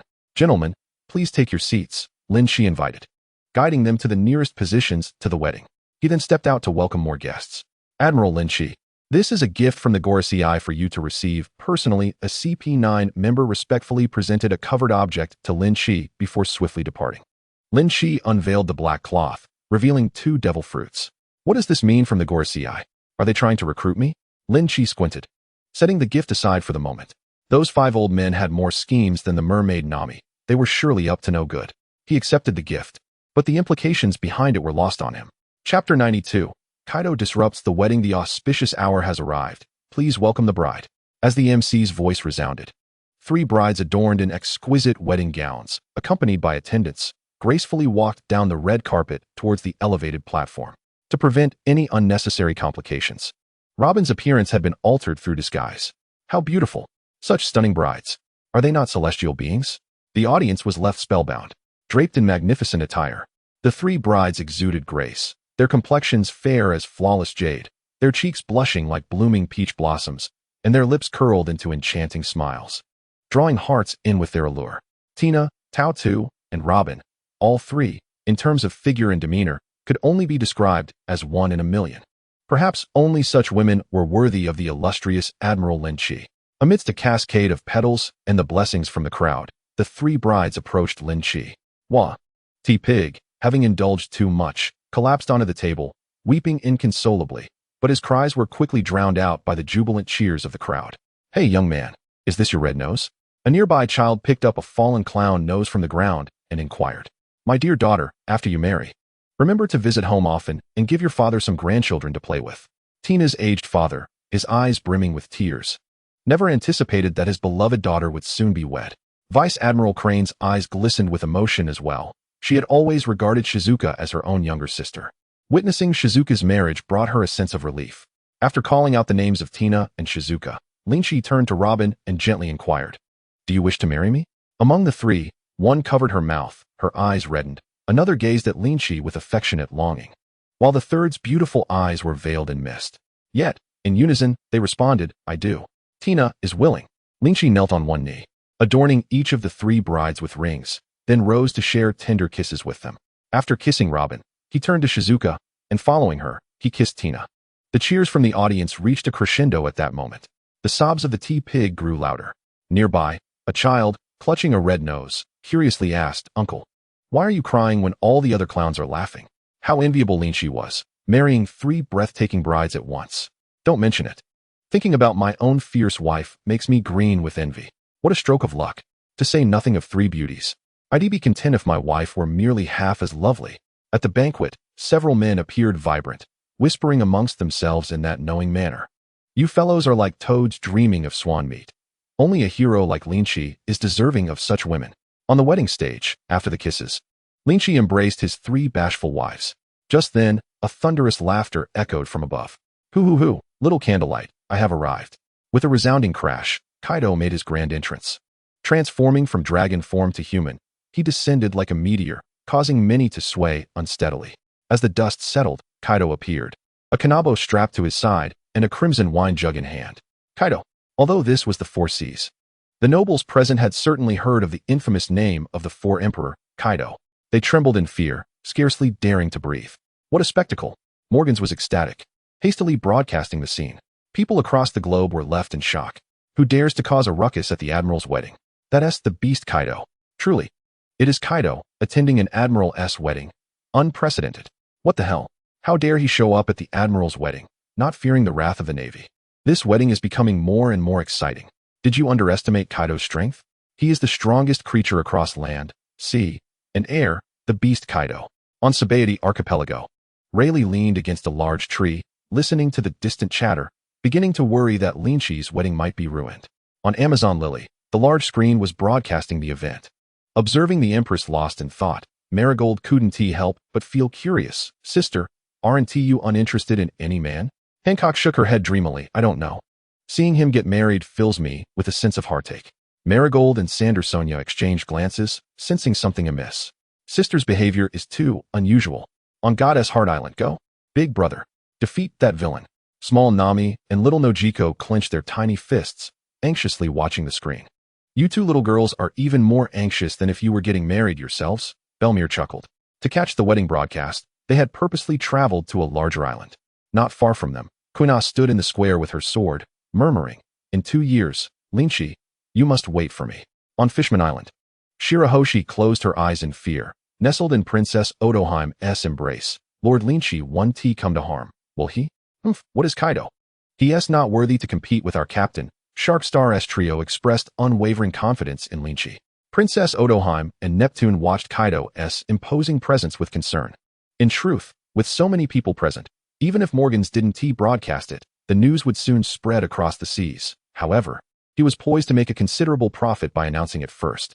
Morgan's subordinates, while watching the broadcast, had already envisioned tomorrow's headline. Shock. For Emperor Kaido appears at Admiral's wedding. Kaido, what brings you here? Are you seeking war? I won't allow anyone to disrupt Shizuka's wedding. Garp, Zephyr, and Vice Admiral Crane simultaneously rose from their seats, glaring at Kaido. The powerful Haki quietly crept up Garp and Zephyr's arms. Oh, are you old geezers itching to meet your end? Rest assured, you're fortunate today. I'm here to attend my first mate's wedding, not to stir trouble. Here, little one, this is the wedding wine I specially brought from Onigashima. Kaido tossed the red wine gourd to Lynch. The guests felt as though their ears would burst from the shocking revelation. It's over. They seemed to have heard an incredible piece of news. Admiral Lynch is actually Kaido's first mate. They wouldn't silence him, would they? Lynch caught the wine gourd, his brow furrowed. Kaido, I don't recall agreeing to become your first mate. He hadn't yet settled the score for being thrown into the sea last time. And now Kaido sought to recruit him. Unappreciative brat. I've already saved you a spot. Whether you agree or not is your business. It's none of my concern. Kaido casually pulled out a chair and sat down, urging, let the wedding continue. The sooner you finish, the sooner you'll obediently return to Onigashima with me. Chapter 93, Pineapple Head, Red Hedgehog. Daring to cause a disturbance at the Lord's wedding. 8 majors, empowered by the strength of giants, stealthily surrounded Kaido, waiting for Lynch's command to demonstrate what true justice meant through a collective assault. Sasuke, be good and hide. Uchiha Makoto gently set little Sasuke down from her lap. Her beautiful face, reminiscent of a wife, revealing the 3-tomo Sharingan. After all, she was a jonin with a 3-tomo Sharingan, her combat prowess formidable. Tsunade removed the fireworks from her epic cleavage, ensuring that they wouldn't accidentally pierce her during battle. Kabuto had never felt so powerless as he did now. While Lynch was in peril, he could do nothing to assist. At that moment, a seed of a mad scientist began to take root in Kabuto's heart. Just as the atmosphere grew tense and the battle seemed imminent, Marco descended from the sky, bearing gifts. Lynch, congratulations on your marriage. This is a gift from the Whitebeard pirates. Marco placed the gift aside and turned to Kaido, threatening, Lynch is our friend from the Whitebeard pirates, and we shall not forgive anyone who disrupts his wedding. Pineapple-headed brat. You need to understand that even that old man Whitebeard wouldn't dare speak to me in such a manner. Kaido stood, his mountain-like figure blocking the sunlight, casting a menacing glare at Marco. He seemed to be contemplating where to deliver a thunderous blow. What if we join in, Kaido? Another imposing figure strode confidently through the city gates, accompanied by a stunningly petite woman. The man was tall, with crimson short hair, muscular, long legs, and scars marring his cheeks. His left arm bore a skull tattoo, while his left back featured a wing tattoo, wearing a white scarf resembling a flower that covered his mouth. The woman beside him had cascading pink hair and wore a fitted purple cheapao that perfectly accentuated her curvaceous figure. Lynch assessed her. Her figure rivaled that of an adult Nami, with a waist that could be grasped by a single hand and a bosom that was at least an F-cup. Her physique was so astonishing it seemed unreal. Outside, a flowing cloak enveloped her exquisite figure, obscuring much of it while simultaneously hinting at a tantalizing allure. Despite her youth, the woman exuded a beguiling maturity, reminiscent of a femme fatale. As she made her entrance, this enchanting woman captured the attention of all the men present. Yet, as realization dawned upon them, their gazes shifted in trepidation towards the man beside her. Katakuri, a member of the Big Mom Pirates, the infamous cannibal. Many of the noble aristocrats in attendance were so terrified that they fainted on the spot. The earlier presence of Kaido and Marco had already heightened their anxiety to the utmost. Katakuri's arrival shattered the fragile psychological defenses of these pampered nobles. Should a conflict arise, they feared they would be reduced to mere remnants. Lynch cast a scrutinizing glance at Katakuri and Garrett, narrowing his eyes. It seemed that the Big Mom Pirates were not here to cause trouble, which was perplexing given how he had previously offended them so gravely. Marco shared a similar astonishment. What was happening? Could it be that Lynch had engaged in some clandestine, unsavory arrangement with Big Mom? Kaido was equally baffled. He distinctly recalled Lynch having insulted Lin not long ago on Fishman Island. How was it that Lin now sided with Lynch? Unable to comprehend the situation, Kaido chose to dismiss it, deciding that anyone who dared oppose him would be swiftly dealt with. Such audacity from this little brat. It would be more fitting for Lin herself to utter such words. It was evident that Kaido held Marco and Katakuri in utter disdain. Anyone who dared obstruct his path would be given 3 seconds to vanish from his sight, courtesy of Lin, or face annihilation. Repeated interruptions had drained Kaido's scant patience, igniting his temper. If this brat refused to recognize the gravity of the situation, even Lin's lineage would not spare him. He had no intention of waiting for the wedding to conclude. From that point on, anyone who dared interfere would be met with fatal consequences. And then he would take Lynch away. This was Kaido's plan. An overwhelming aura of dominance coalesced around Kaido, the atmosphere shifting dramatically, as if a tangible force caused the costly tiles beneath him to fracture. Simultaneously, Kaido extended 3 robust fingers, counting down, 3, 2. At that moment, as Katakuri made his entrance, it felt as though the entire world dimmed in the face of this wedding. Those watching the live broadcast were left in a state of profound shock, mouths agape and speechless. My goodness, until now, I had never envisioned a day when 3 Emperor crews would converge at a single wedding. After a considerable duration, someone finally snapped back to reality, exclaiming in awe, Lynch the Admiral is incredibly impressive. Not even the Fleet Admiral commands such respect, summoning 3 Emperor crews simultaneously. Who would have thought that the mighty Kaido of the Beasts would vie with Lord Lynch for the position of first mate? What a remarkable standing. Is Lord Lynch still recruiting subordinates? What does this signify? Did you not witness how the Whitebeard pirates and the Big Mom pirates were willing to oppose Kaido for Lynch? What an astonishing network of connections. Ahem, if I recall correctly, Lynch is supposedly a Marine, right? The brother who just spoke, you did not misremember. Did you not see how Vice Admiral Garp's fists were clenched tightly? I am eager to witness the 4 emperors engage in battle. This ticket was well worth the price. At Marine headquarters, what a terrifying wedding, Kizaru remarked leisurely, sipping tea and reclining casually. In anticipation of the wedding, Sengoku had procured a broadcasting device, and Kizaru, enjoying a rare day off, was currently indulging in the live stream. When will you shed your lazy habits, Kizaru? Watching you makes me want to strike someone. Sengoku's frustration flared as he observed Kizaru's nonchalant demeanor, particularly since he had never encountered all 3 Emperor crews at once, yet this young man had. Sengoku found himself considering how to respond if Lynch and Garp faced trouble in the West Sea. While we are anxious, we cannot rush. Let us enjoy our tea instead. Kizaru leisurely poured a cup for Sengoku, thinking to himself, what is the point of a few salaries a day, Look at how your hair has turned gray from worry. On Snake Princess Island, witnessing Lynch's demeanor, Hancock clutched her pounding heart. How could this be? Seeing him made her feel a wave of anxiety. Sister, are you all right? Mary Gios inquired, supporting her ivory arm with concern.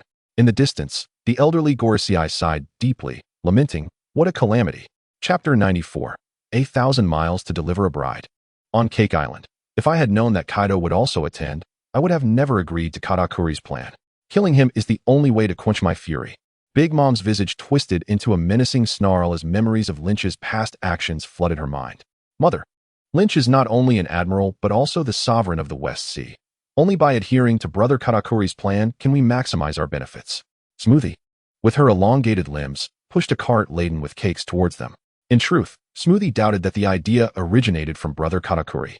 It seemed more likely that someone else had manipulated him into voicing such sentiments. Given his steadfast nature, it was improbable that he would espouse such words. The few who could convince her brother were limited, and Smoothie believed she had identified the potential instigator. On an unnamed island, Tom watched the broadcast, his anger reaching a boiling point. He was genuinely furious. Tom's head steamed like a thermometer, his face flushed with rage. So the beast pirates dare to bully their master. Do they? I shall remember this. Meanwhile, on Lynch's side, the thunderous clash of might echoed. The bonds of their camaraderie had reached their end, witnessing Katakuri's refusal to depart. A terrifying black aura coiled around the spiked club as it descended upon Katakuri. Clang! Just as the spiked club was about to strike Katakuri, a sword interposed itself.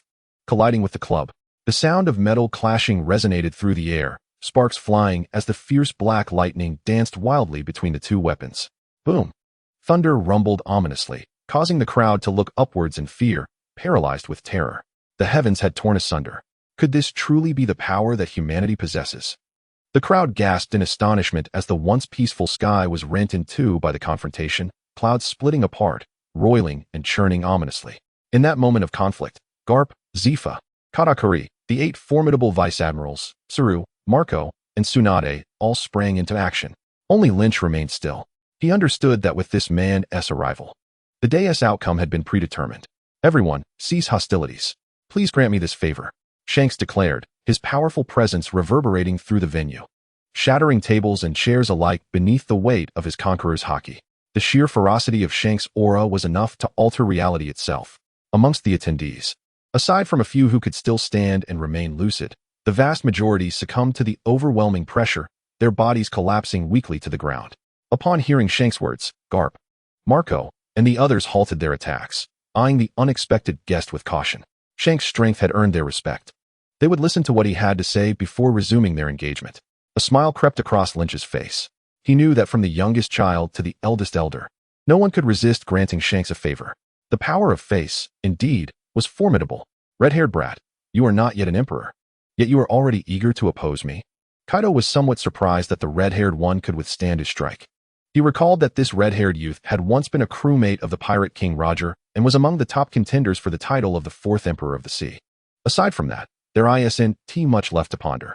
It seems that the outcome of the battle involving the 4th Emperor of the Sea will soon be revealed. Let us conclude today's affairs here. If anyone still wishes to fight, I shall accompany you to the end. Shanks disregarded Kaido's words entirely, brandishing his sword and standing resolutely before the crowd. The current maritime situation has finally entered a phase of stability. Whether Kaido or Luffy were to perish here, it would undoubtedly disrupt the delicate balance between the Navy and the pirates.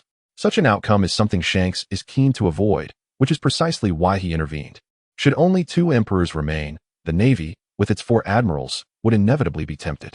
Conversely, if Luffy, Kizaru, or Zifa were to fall here, the implications would be similar. Just as he finished speaking, Ben Beckman leapt down from the city wall, quietly positioning himself behind Shanks. You little red-haired brat, are you threatening me? No one has ever dared to threaten Kaido. Kaido exuded confidence in his strength, yet he was no fool. Upon seeing that everyone present stood against him, Kaido realized that his plan to capture his vice-captain had once again failed. Not only was there a current admiral of the Navy present, but also a former admiral, a Navy hero, and the unpredictable Shanks.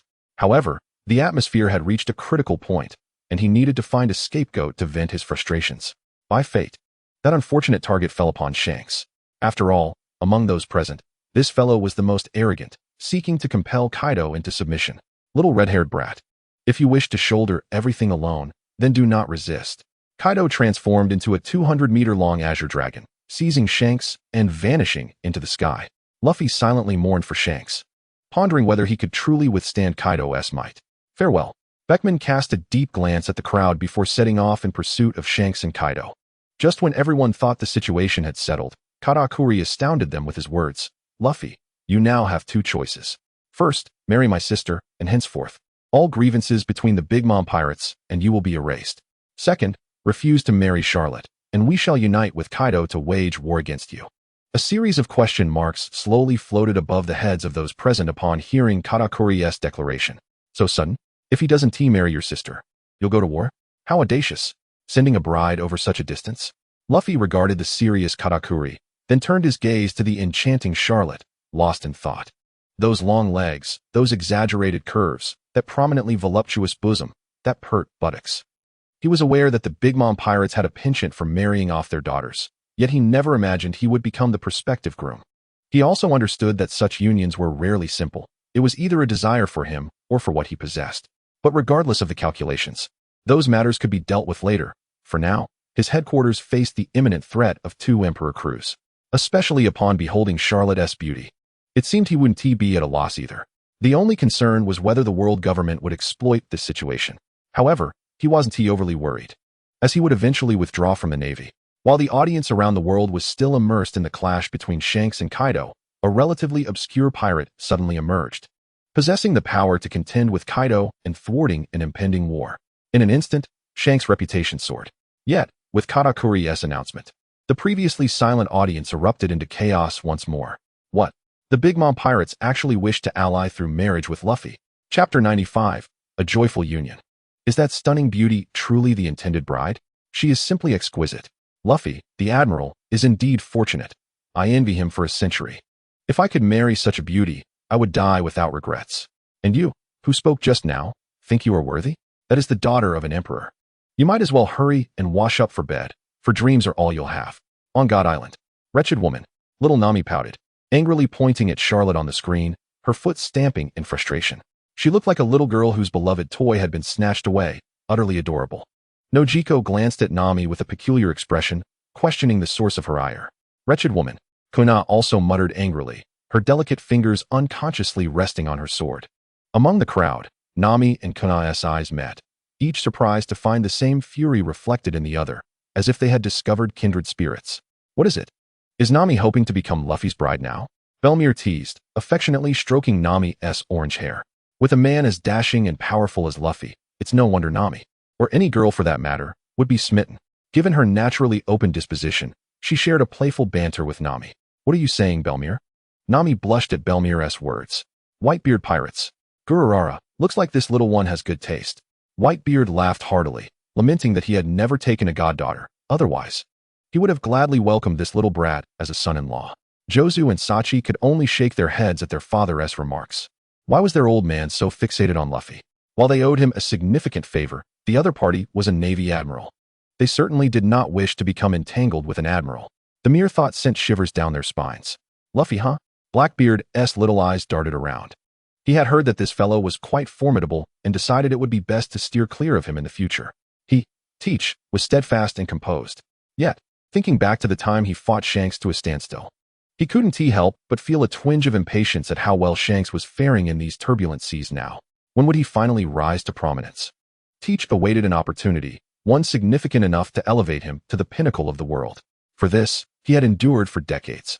Only when his gaze fell upon Whitebeard did complex emotions flicker in the depths of his eyes.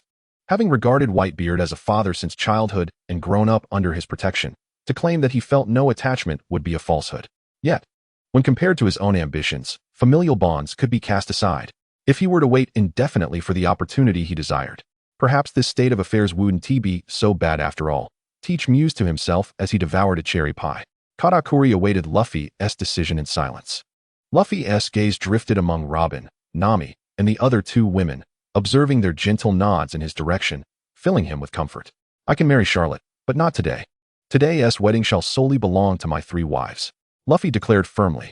Aside from her beauty, Charlotte could not compare to Robin and the others. Each of them had silently devoted years of support to him. To marry Charlotte alongside them would be a betrayal of their dedication. Frankly, his connection with Charlotte was merely a political arrangement. Very well. Katakuri pondered briefly before agreeing. As long as the other party acquiesced, his purpose was effectively achieved. Although there were some twists and turns during the process, the wedding proceeded smoothly. After the successful conclusion of the wedding, Katakuri departed with the others, leaving only Charlotte behind. That night, with the stars and moon high in the sky and a gentle breeze blowing, Luffy, now sober, washed his face outside. After some reflection, he decided to enter Tina's bridal chamber first, as she had been with him the longest. Bathed in the flickering candlelight, through the screen, he caught glimpses of the silhouettes of several women, unsure if it was merely an illusion. Time passed swiftly, and morning arrived, leaving his wives peacefully slumbering in the room. Luffy donned his clothes and stepped outside, appearing nonchalant. Remembering what Jiuan had said earlier, he sought out the still drowsy Charlotte. Sister Jiuan was right. Since I will inevitably marry this woman, it is best to clarify everything. He certainly does not wish for an additional spy to emerge from his harem. Hey, the sun is already high in the sky. Why are you still in bed? Is this how you behave in the Grand Ant Pirate crew as well? Lynch lifted the blanket only to quickly cover himself again. What is there to fuss about? Haven't you seen a woman before? Jia Lete lazily opened her beautiful eyes like a languorous cat, stretching her lotus-like arms beneath the covers in a grand yawn. Upon realizing that her mother intended to use her as a pawn in a marriage alliance, Jia Lete felt a profound sadness. This was especially true when she discovered that the intended groom was Lynch, the very person who had once mercilessly defeated her, leaving her haunted by nightmares. The image of Lynch nearly killing her and her brother haunted her thoughts, filling her with a desire to sink her teeth into him. Yet, Jia Lete understood that her mother's decisions were unchangeable. Unlike some siblings who had the audacity to defy their mother, she quickly resigned herself to fate. Once she accepted her destiny, Jia Lete found a sense of clarity. Since her fate was already sealed, she might as well adopt a carefree attitude and enjoy the remainder of her life. After all, her mother had only insisted on her marrying Lynch, saying nothing more, not even offering a word of comfort. At this moment, Jia Lete had entered a state of self-abandonment, mentally resigned to her circumstances. Observing Jia Lete in her lethargic state, Lynch couldn't help but smirk. In just a few months, how had the once aloof Ice Queen transformed into this?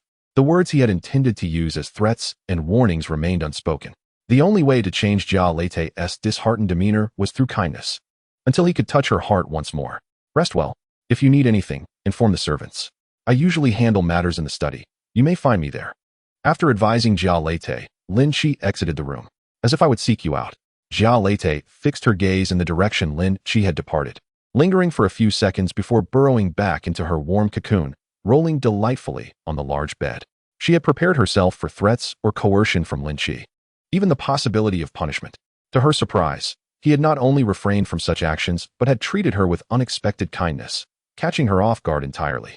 Chapter 96, Life After Marriage. Today marks the 7th day of their marriage. The afternoon sun warmly enveloped them as Lynch reclined in a lounge chair in the study, with Robin behind him gently kneading his shoulders with her delicate fingers, providing exquisite comfort.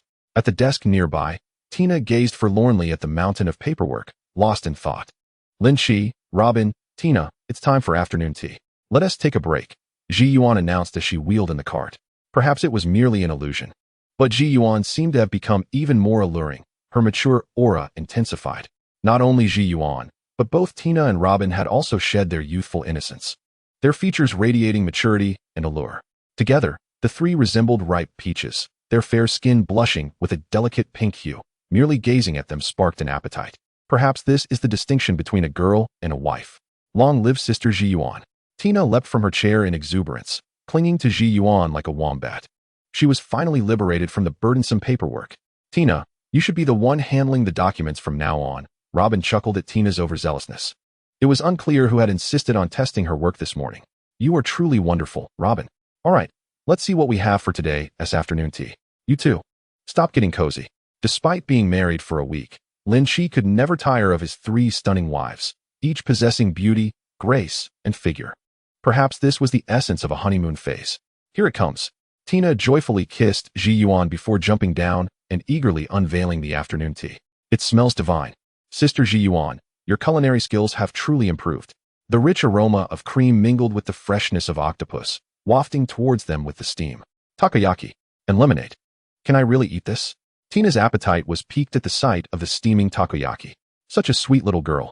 Go ahead, it's meant for you. Ji Yuan replied. Thank you, Sister Ji Yuan. Tina impaled a takoyaki with a long skewer and popped it into her mouth. The rich flavors exploded in her mouth, the octopus bursting forth while the bonito flakes danced upon her tongue. So delicious. Tina's eyes narrowed in bliss, transforming into crescent moons. After devouring several takoyaki, she took a sip of lemonade to cleanse her palate, her cheeks puffed up like a little hamster. Ji Yuan chuckled softly, finding Tina as adorable as ever, and proceeded to unveil the remaining 2 dishes. Strawberry pudding, pumpkin Mont Blanc, and marigold blueberry fruit tea. This is for Robin. Thank you, Sister Tao too. Robin gracefully took a dessert spoon and began to enjoy her treat. Char-grilled venison, spicy burgers, chilled cola. This is for you, my husband. Lynch had a hearty appetite, even without exercising. Hence his afternoon tea was decidedly more substantial than the average person's. He leaned forward, familiar with the knife and fork. Sister Ji Yuan, shall we share? No, I've already eaten in the kitchen. Ji Yuan's gaze was tender as she quietly sat by, watching Lin Chi savor the food she had prepared with love.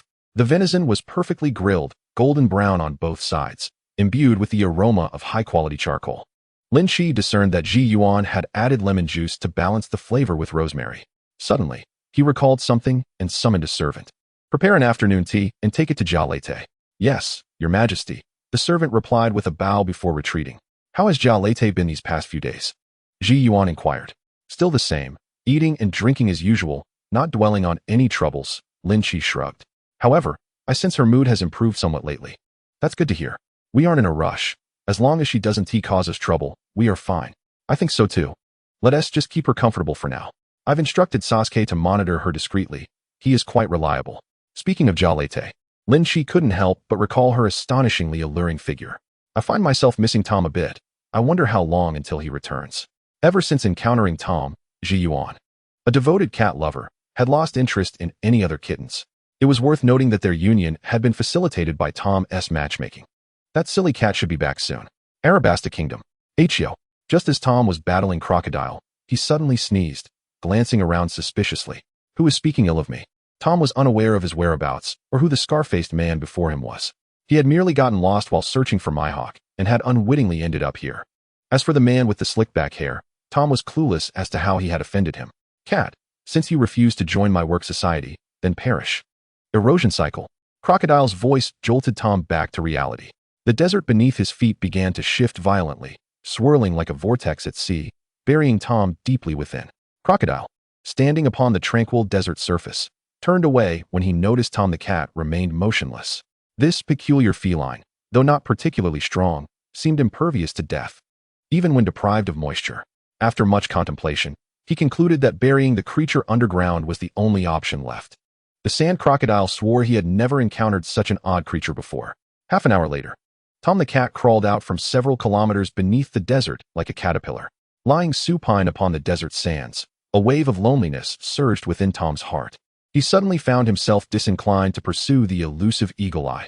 Instead, he yearned for the comforts of home and the presence of his master. Chapter 97. A year. Lynch. Mother wishes to invite you to the tea party on Cake Island. On this day, Garrett found Lynch in the study. Have you arrived? Lynch was acutely aware that his aunt's intention to marry her daughter to him boded ill, and he was taken aback by the other party's complete lack of patience, enduring barely half a month. Why should I agree to go to Cake Island? Give me a reason. Lynch lounged with his legs crossed, regarding Garrett with a half-smile. Because you are my husband, Garrett stammered awkwardly, mustering the courage to utter those words. At present, Garrett was merely a 22-year-old girl, and despite her carefree disposition, uttering such an embarrassing statement still filled her with bashfulness. Haha, let's discuss that when I officially become your husband. Someone, escort her out. With a few dismissive words, Lynch sent Garrett on her way. Did she expect him to venture alone into the lair of the four emperors? In her dreams, returning to her chamber, Garrett reached out to her aunt via the communication device, only to be met with a tirade demanding that she hasten her marriage to Lynch and lure him back. After hanging up, Garrett collapsed onto her bed, sobbing pitifully. When her tears finally ran dry, she wiped her eyes, reddened from weeping, and approached the mirror to prepare herself. Instilled with a childhood habit, she found herself unable to defy any of her aunt's commands. She retrieved a chi pao from her wardrobe, which perfectly accentuated her alluring figure, and steeled herself to enact her mother's plan. Bang! The door swung open, revealing Lynch, who had been eavesdropping. You You heard everything? Her face turned pale. As evening fell, Garrett weakly inquired, Can you accompany me back to the cake shop now? Let's wait a few days. I'm rather busy at the moment. By the way, this device is too dangerous. If you wish to call, come to me. Before departing, Lynch made sure to take the communication device with him, leaving Garrett alone in her room, staring blankly at the ceiling, weak, pitiable, and helpless. In the days that followed, whenever Garrett asked Lynch when they might visit the cake shop, he mastered the art of neither rejecting nor agreeing, merely dragging things out. Time would reveal true feelings. After several months, an inexplicable familiarity blossomed between Garrett and Lynch. Any lingering discontent Garrett harbored toward Lynch had evaporated entirely. Time marched on to the year 1513 of the Sea Circle calendar. It had been 2 years since the conquest of 7 nations. During the year following Lynch's marriage, the oceans experienced a rare period of tranquility. No sensational events occurred. Everything proceeded steadily. Throughout this year, Lynch traversed between the kingdom and the navy, infiltrating the LCN department to mold it into his private faction. It could be said that within the LCN, one might be oblivious to the naval admiral or the world government, but they would undoubtedly know of Admiral Lynch. If Lynch remembered correctly, Zifa's hand should have been severed this year, prompting him to dispatch several LCN members to keep watch over Zifa. Over the course of 2 years, the 7 nations were thoroughly absorbed, resulting in a significant enhancement of the kingdom's strength. No, given its current scale, it should henceforth be referred to as an empire. Early one morning, Garrett exited the study. This girl, now, no longer mentioned her desire for him to visit Cake Island. Lynch chuckled softly, shaking his head as he perused the important annual report on his desk. Although a year had passed since their marriage, Lynch had no intention of having children until stability was firmly established. He picked up the report detailing the current state of the empire. Population, 49,993,900. Treasury, 50 billion berries. Various treasures totaling 30 large chests. Military, 300,000, 20,000 naval forces, 100,000 infantry self-defense units. Main arsenal, 400,000 finely forged steel swords, 100,000 AK-47s, 2,000 cannons, and various ammunition. Warships, 80 large Hades capable of carrying 1,000 personnel, 100 medium Hades for 500, and 50 assault Hades for 80. Remaining warships are undergoing replacement. Empire's main exports: iron, copper, seafood, silver, sulfur, alcoholic beverages, wheat, cotton, cattle, sheep, and leather. Initially numbering less than 4 million, the population had skyrocketed to nearly 50 million. As for the treasury, while it appeared affluent, the reality was rather less favorable. Over the past 2 years, Lynch had undertaken extensive reforms to expedite the empire's rise, investing heavily in infrastructure, from the minutiae of civilian housing to military equipment. Consequently, no amount of money seemed sufficient. Fortunately, the nation's output was substantial. The sale of minerals, livestock, and beverages barely sufficed to meet expenditures. What brought Lynch the most solace was the wheat situation. The wheat had been acquired through a casual lottery, yielding a harvest that surpassed the original pirate world's production by at least double. Henceforth, the empire's citizens would no longer suffer from hunger and would become a significant exporter of grain. Throughout the West Sea and beyond, others came to procure food from him. With an abundance of wheat, the beverage and livestock industries flourished alongside it. Thankfully for this, as otherwise, funds might have fallen short. Chapter 98, The Absurd System Lottery. The military, which had begun with a mere 30,000, had expanded to 300,000, a tenfold increase at the cost of military expenditure. Among them, 200,000 were naval forces and 100,000 were army personnel. The empire's land area was considerable, thus necessitating a standing army of 100,000. They were tasked not only with the defense of the empire, but also with maintaining public order, eradicating banditry, and responding to disasters. These were the army's responsibilities. In summary, the navy was responsible for external conquests, while the army maintained internal stability. As for the weaponry, aside from an increase in quantity, the only notable change was the artillery, which had been replaced with the more powerful god of fire cannons, boasting a potency approximately 35 times that of standard artillery. This invention was derived from the old scholars of the Sky Island, who had been fixated on the schematics of the Hades warships. While effective, they were also exorbitantly expensive. The creation of 2,000 god of fire cannons nearly left him bankrupt. Finally, the most crucial aspect, the warships, were gradually being replaced with simplified versions of the Hades. These simplified Hades were devoid of the complex technology and formidable weaponry of their predecessors, for the old scholars were incapable of producing authentic Hades. Their true power was less than 1% of the genuine article. Even so, these simplified Hades were more than capable of outclassing any warship on the seas. The decommissioned vessels were not wasted but instead sold to other kingdoms. Beep. Detecting that the population under the host's rule has reached 50 million. The host is urged to unify the West Sea promptly. The Divine Kingdom feature will then be unlocked. Note, the emergence of the Divine Kingdom feature is poised to influence the entire world. Before this occurs, the host is advised to amass a considerable amount of faith points. The system's long-awaited appearance left Lynch both astonished and elated. With new births occurring daily within the empire, the system indicated that the population had just surpassed the 5 million mark. What exactly was the Divine Kingdom feature? Regrettably, the system, being an inanimate entity, offered no response to Lynch's inquiries. Unifying the West Sea, was it? Lynch turned his gaze toward the cerulean sky outside, ambition igniting within him. The time had come. The 7 great kingdoms had been digested, and it was time to seek new prey. Thus far, he had only ruled over 1/7 of the West Sea. While every beginning is fraught with difficulty, it was time to accelerate his efforts. Before this, Lynch resolved to bolster the empire's hard power. Over the course of 2 years, he had amassed a staggering 3 million faith points. The system compelled him to accumulate faith points, hence he did not intend to expend them entirely on the lottery. However, utilizing a portion was still acceptable. A good steal must be put to good use. Expenditures must be made where necessary, and the Empire's sword would wield power more swiftly, facilitating the unification of the Western Sea. He opened the lottery list. Bronze lottery pool, 100 faith points per draw. Silver lottery pool, 1,000 faith points per draw. Gold lottery pool, 10,000 faith points per draw. Naruto lottery pool, 1,000 faith points per draw. Stick Warrior World lottery pool, 10,000 faith points per draw. As the number of draws increased, more lottery pools became available. This time, Lynch decided against participating in the Naruto lottery pool.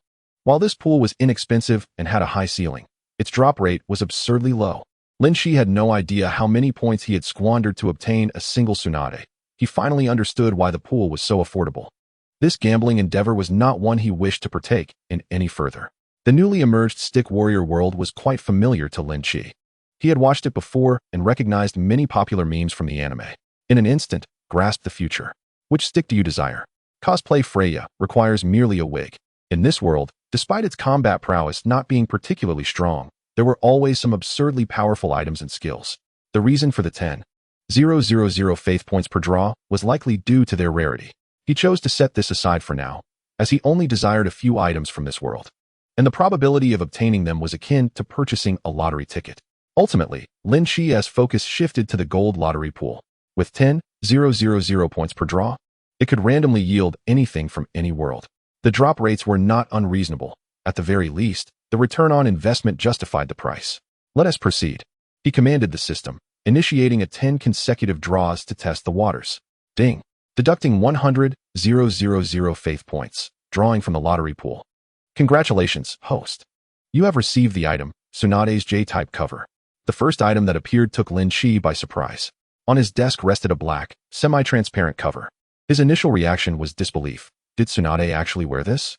He seemed to recall never having seen her in it before. Nonetheless, it was indeed substantial, boasting a J-type designation. As he picked up the cover, he was taken aback by its exaggerated size. Truly, it was an epic-level piece. As he brought it closer, a fragrant aroma filled the vicinity. Could it have been worn by Tsunade? The scent was remarkably strong. It was genuinely pleasant, far superior to any high-end fragrance. Suddenly, he felt that perhaps 10,000 faith points were not such a steep price after all. Lin Chi, I have something to discuss with you. The door swung open abruptly as Tsunade rushed in, prompting Lin Chi to hastily conceal the cover behind him. If Tsunade were to discover it, given her fiery temperament, she would not care whether he was the boss or not. Lin Chi, you are simply too good to me, Tsunade began, but her words faltered as a look of disdain crossed her face. Hey, why are you looking at me like that? Tsunade's gaze inexplicably made Lin Chi feel guilty. Almost thrillingly so. He had not anticipated that the illustrious emperor would harbor such an interest. Tsunade disdainfully pointed to the position behind Lin Chi. It turned out that in his haste to hide, he had not fully concealed the item, and a strap was still visible from behind the chair. Ahem. This is an accident, he stammered, quickly stuffing the exposed strap back. "You seem rather flustered," she remarked, her brow furrowing in thought. "I feel as though I've seen this before." As Tsunade pondered, she extended her delicate fist and playfully struck Lynch's chest twice. The elasticity was astonishing, and Lynch was left in awe. Wait a moment. At this point, Tsunade finally sensed something amiss. Her brows knitted tightly as she disregarded Lynch's presence and reached to pull down her collar, revealing a deep, snowy cleft. The sight of that pristine valley was captivating, drawing Lynch's gaze irresistibly.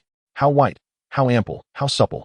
Upon recognizing the item, Tsunade's pupils constricted as she finally understood why it seemed so familiar. "When did this happen?" Tsunade exclaimed, her silver teeth clenched as she glared at Lynch, enunciating each word with venom. "Lynch, you seek death." With 2 swift punches, Lynch felt 2 lumps swell atop his head. Infuriated, Tsunade snatched up the cover, her cheeks flushed, and stormed out without a backward glance. Chapter 99, The Soul of a General. After Tsunade's departure, Lynch reflected on the earlier encounter. No, it should be termed as an epic mishap. It seemed he had struck gold this time. He continued with the lottery. "Congratulations, host. You have received the item, Cursed Green Gem. Congratulations, host.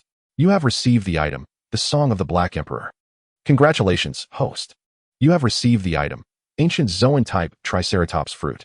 Congratulations, host. You have received the item, the Underwear of Lord M. Congratulations, host. You have received the item, the Black Stockings of Lord M." Gazing at the unexpected appearance of underwear and stockings, Lynch was left questioning his life choices. "System, I must commend you. Was this Lord M the same one he was thinking of? The master of the 5 elders?" Lord M's feet were rather fragrant, and the stockings were not at all unpleasant. A favorable review was in order. But why was there no hair on the underwear? Could it be that Lord M was a white tiger? Lynch felt he had stumbled upon something momentous. This had to be kept safe, as it was the intimate apparel of a world's sovereign. Surely it would fetch no less than 30 billion berries at an auction in Sabaody Archipelago, right? Just kidding. Lynch carefully stored the 2 items away, not because of any peculiar inclinations.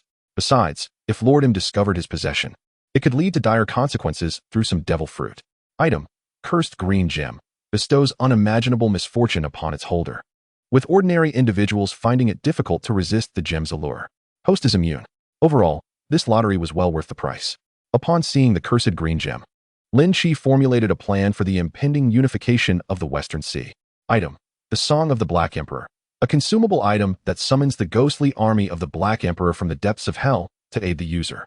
Item, Ancient Zoan-type Triceratops Fruit, upon consumption, greatly enhances physical constitution, allowing for 3 transformation stages, enabling transformation into a 6-ton Triceratops. Each item was exceedingly practical, and he eagerly anticipated their utility. After calculating his remaining faith points, Lynch did not hesitate. System, Gold Lottery Pool, 90 draws. Ding. Deducting 900,000 faith points. Drawing from the lottery pool. Congratulations, host. You have received the item, Soul of a General. Congratulations, host. You have received a random title draw. Congratulations, host. You have received an item, Dimensional Fruit. Congratulations, host. You have received an item, Devouring Gene. Congratulations, host. You have received 10 youth-preserving pills. From the 90 draws, Lynch selected the 5 most outstanding items. Not to mention, just the Soul of a General alone made the 900,000 faith points worthwhile.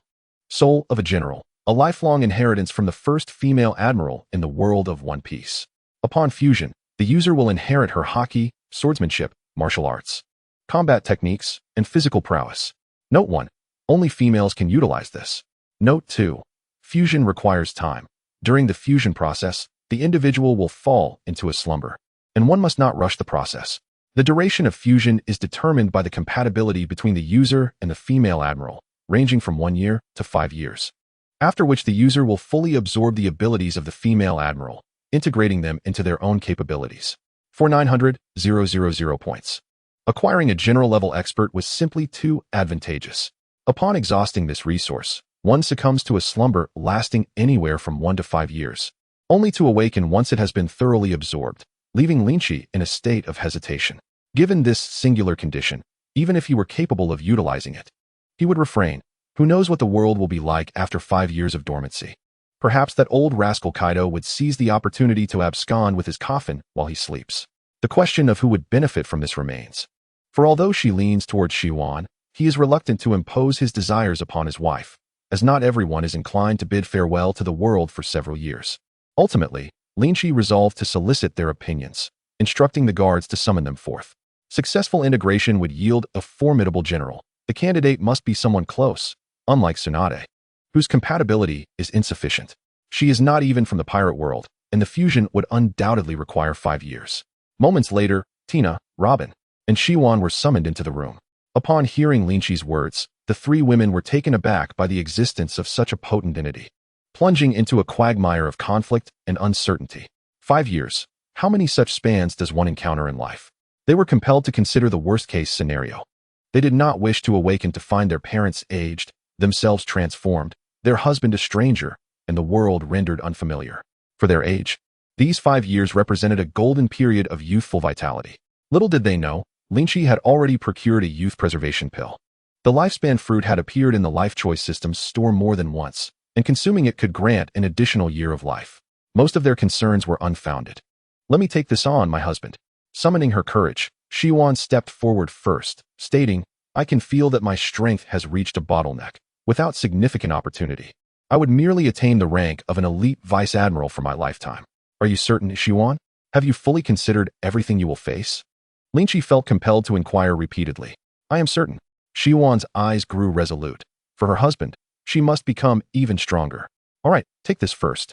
Lynch poured a fragrant white wax pill from a small vial, saying, Robin, Tina, you two should each have one as well. Without hesitation, each woman took a pill and consumed it, Lynch following suit. From this moment forth, their appearances would forever remain as they were at this instant.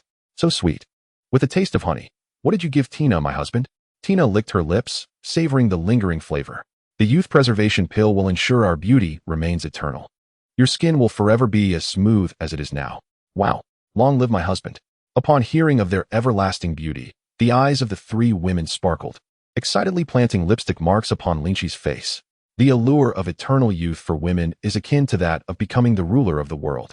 What delighted Lynch even more was that they harbored no doubts about his words. They believed him when he spoke of eternal beauty in this world devoid of cultivation. Shiwan, are you ready? At Lynch's prompt, the 3 women composed themselves, and Shiwan declared solemnly, let us begin. Very well. Lynch produced a luminous white orb and brought it close to Shiwan's form. Ding. Do you wish to use the general's soul on Shiwan? Use. The orb slowly descended into Shiwan's body, enveloping her in a halo of light. My husband, we shall meet again in a year. Shiwan smiled, reassuring Lynch not to worry, then succumbed to drowsiness and closed her eyes. Lynch cradled the now limp Shiwan and gently laid her on the bed, instructing, bring me a crystal coffin. I wish to remain by Shiwan's side day and night. Yes, my lord. Moments later, gazing upon Shiwan's exquisite visage and rosy cheeks within the crystal coffin, Lynch felt an odd sensation wash over him. A fairy tale, Sleeping Beauty? The crystal coffin was placed beside the bed. Chapter 100, A Heart Unburdened by Women. Does the host wish to draw a title? Draw. The second item of interest was a title, akin to a manifestation of rules, wielding immense power. Similar to his previous title, Lowly Slayer, which caused young girls to involuntarily develop fondness. Ding. Title extraction in progress. Ding. Extraction successful. Congratulations, host. You have obtained the title, A Heart Unburdened by Women. Women merely influence the speed at which a man draws his sword. However, Lolas can hasten your draw. Mature women can make your sword strike harder. Wealthy women can provide you with a sharper blade. Embracing a girl doubles your damage. Effect. For every lowly with a score above 95 obtained, the host's sword drawing speed increases by 1, up to a maximum of 10. For every mature woman with a score above 95 obtained, the host's sword's power increases by 1, up to a maximum of 10. Ding. Current effects detected. The host possesses 4 mature women, increasing sword power by 4. Lynch considered this a solid gain. This system always managed to present him with intriguing twists. However, this title was not only practical but also formidable. It is well known that battles among experts often hinge on the slightest miscalculation. A speed discrepancy of 0.01 seconds could determine the outcome of a confrontation. A marginal difference in damage might dictate life or death. Accumulating a 10 increase in both speed and power through titles could be said to elevate his prowess to a new echelon. The current 4 boost in power should not be underestimated. The third item was the dimensional fruit, comprising 5 fruits of various colors. Ding. The dimensional fruit can enhance a person's potential. The red fruit increases strength, the green fruit boosts speed, the blue fruit enhances endurance, the yellow fruit fortifies defense, and the pink fruit augments neural reflexes. Items that amplify potential are treasures in any realm. Potential, while elusive and intangible, undeniably exists. For instance, after Luffy consumed the Nika fruit, his potential soared to the level of an emperor. Yet Shuon, no matter how diligently she trained, would only ever attain the status of a candidate general at best. The fact that Fujitora and Ryukyu could be deployed without granting Shuon the title of general illustrates the considerable distance still separating her from that rank. Tasty. The 5 fruits were no larger than a fingernail, and Lynch swallowed them whole. The sour-sweet flavor was quite appetizing. After consuming them, Lynch sensed an elevation of his own limits. The final item was the devouring gene. This item was rather potent, and there might not be sufficient space within the room. Lynch made his way to the seaside, transforming into a 35-meter-tall Zhu Zhao divine beast. With a lion's head, deer antlers, tiger's eyes, dragon scales, and a dragon's tail, he bore a striking resemblance to the legendary Qilin. Behind him trailed a ring of approximately 35 meters in hollow red-black light. The black ring was ablaze with flames, perpetually hovering behind Zhu Zhao. It is the Lord Emperor. So grand. His true form appeared even more majestic and imposing, exuding greater pressure than a statue. So magnificent. Fishermen by the sea gasped in astonishment at the sight of Lynch. Within the empire, Zhu Zhao had long since become the national divine beast and a symbol of the kingdom. Virtually every citizen recognized Zhu Zhao as the embodiment of their king upon encountering him. To enemies, the Zhu Zhao divine beast was a terrifying monster. To its citizens, however, it was their guardian spirit. Elder fishermen, in particular, laid down their fishing gear and bowed in reverence toward Lynch. Lynch lifted his head proudly before his subjects and soared into the sky, declaring to the system, "Fuse the devouring gene." Ding. Devouring gene fusion in progress. Ding. Fusion successful. Devouring gene. Upon fusion, the Zhu Zhao form will gain the ability to devour, allowing it to expand in size by consuming energy. The larger the form, the stronger the physique, and new abilities will be acquired in due time. Hungry. So hungry. Extremely hungry. This is Lynch's initial sensation after merging with the devouring gene. It feels as though every cell and pore in his body is relaying an insatiable hunger to his brain. The energy of devouring can lead to evolution. If one were to ponder where the most abundant energy in this world resides, it would undoubtedly be within the Sea Kings. The larger the Sea King, the more energy is contained within its flesh. If a Sea King were to exceed 5,000 meters in size, a piece of meat of equal volume would possess energy 1,000, 10,000, or even 100,000 times greater than that of ordinary flesh. Sea Kings, with their immense size and energy, are the quintessential choice for devouring evolution. Consuming 1,000 pigs or sheep pales in comparison to feasting on a single Sea King. Buzz. A layer of dark light suddenly enveloped Lynch from the halo behind him. With the development of the Candlelight Fruit's abilities, more and more powers have been unlocked. Can Devil Fruit users not touch water? No problem. As long as one isolates themselves from seawater like Vanderdecken 9, all is well. Lynch had previously wondered how he survived after being thrown into the sea by Kaido. Upon reflection, it is likely that the halo activated a protective ability at that moment. With a tremendous splash, Lynch plunged into the water like a deep-sea bomb, creating waves that soared 100 meters high. As the Azure Dragon's progenitor, he was inherently skilled in water. Upon entering the sea, every cell in his body rejoiced, as if returning home. His speed underwater was hardly slower than that in the sky, and breathing posed no issue. Regardless of how deep he ventured into the abyss, the dark waters appeared to him as if illuminated by night vision, allowing him to see further than on land. Alas, the fish in the deep sea are truly grotesque. Descending to a depth of 6,000 meters, the fish here could only be described as horrifying, suitable for a horror film without any need for makeup. Though their unattractiveness is not their fault, it is indeed inappropriate for them to emerge and frighten others. Lynch gazed at an exceedingly hideous creature before swallowing it whole. Crunchy and reminiscent of chicken. After consuming the fish, his hunger remained unabated, and it seemed his stature increased by a mere 0.001 cm. It was clear he needed to seek out a Sea King. And there it was, a 300-meter-long Sea King. This creature resembled a bizarre fusion of fish and fowl, adorned with feathers, and it bore a striking resemblance to a dear acquaintance from Lynch's past. Sea Kings are not lacking in intelligence. Upon seeing Lynch, who stood only 35 meters tall, this Sea King felt no inclination to resist. It turned to flee, as if it had encountered its natural nemesis. Where do you think you're going? The Sea King's speed could not compare to Lynch's.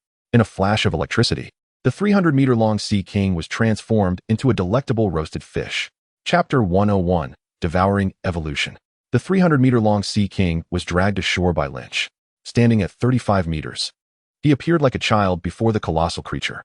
Where to begin the feast? Ah, yes. Lynch approached the Sea King's tail, opened his cavernous mouth, and a small black hole materialized, unleashing a terrifying suction. With a whoosh, the Sea King's tail was drawn into his mouth. The once massive tail shrank significantly as it neared the black hole, becoming just small enough to be consumed. This Sea King was perfectly sized. Anything larger than 100 meters would be impossible to swallow. I shall devour. Lynch did not bother to chew. The black hole in his mouth directly converted the tail into nutrients. As he consumed the Sea King, his body visibly expanded at an astonishing rate. 35 meters, 36 meters, 37 meters, 38 meters, 39 meters, 40 meters. The 300-meter-long Sea King, weighing thousands of tons, was entirely devoured in mere moments. Simultaneously, Lynch's stature reached 40 meters. His hunger was quelled, and every cell within him rejoiced at the influx of nourishment. Savoring the moment, he relished the exhilarating sensation of rapidly gaining strength. With the sky still bright, he turned and plunged back into the ocean, seeking his next prey. Thus, the fishermen of that day witnessed an unforgettable spectacle. The once dominant Sea Kings were consumed by His Majesty as though they were mere snacks, one after another. The fishermen watched in awe, mouths agape, exclaiming, "The Emperor is remarkable! Long live the Emperor!" In the ocean, fishermen fear not pirates, but Sea Kings. Who would dare provoke a Sea King? They avoid them at all costs, fearing the grim fate that awaits should they draw attention. Encountering a Sea King often spells certain death, as they reign supreme over the ocean. Furthermore, the mere passage of a Sea King sends nearby fish fleeing, leaving fishermen empty-handed. Yet today, these ocean tyrants were dealt with by the Emperor. What is this called? It is called ridding the people of harm, a great relief to the masses, a benevolent ruler concerned for his subjects. With no natural enemies in the ocean, Lynch swiftly captured another 300-meter-long Sea King. After consuming it, his height increased to 43 meters. This time the increase was only 3 meters. A significant drop from the previous 5. It appeared that as one grows larger, the gains become increasingly elusive. He needed to hunt even larger Sea Kings. As night fell, with stars and moons hanging high, Lynch captured an 800-meter Sea King. After devouring it, his height soared to 66 meters. "Your Majesty, it is getting late. Please rest, lest you tire yourself," urged the citizens. "Indeed, Your Majesty, we are already deeply moved by your efforts. Your Majesty, here is some bread we made ourselves. If you would be so kind." A throng of residents gathered along the shoreline. Having heard tales of their sovereign transforming into the Candlelight divine beast and descending into the sea to protect them, as a nation surrounded by water. Nearly every fifth household relies, directly or indirectly, on the ocean for sustenance. Lynch's actions, for the sake of the nation and its people, ensured their safety and well-being, clearing the waters of potential threats. According to incomplete statistics, at least 2,000 fishermen perish each year at the hands of Sea Kings. After all, even the formidable red-haired Shanks lost an arm to an 80-meter Sea King, let alone ordinary folk. Your Majesty possesses an impressively robust physique. Observing closely, the citizens realized just how absurdly large he truly was. Standing beneath him, they felt akin to ants, straining their necks to catch a glimpse of his head. How magnificent! Some young women blushed at the sight.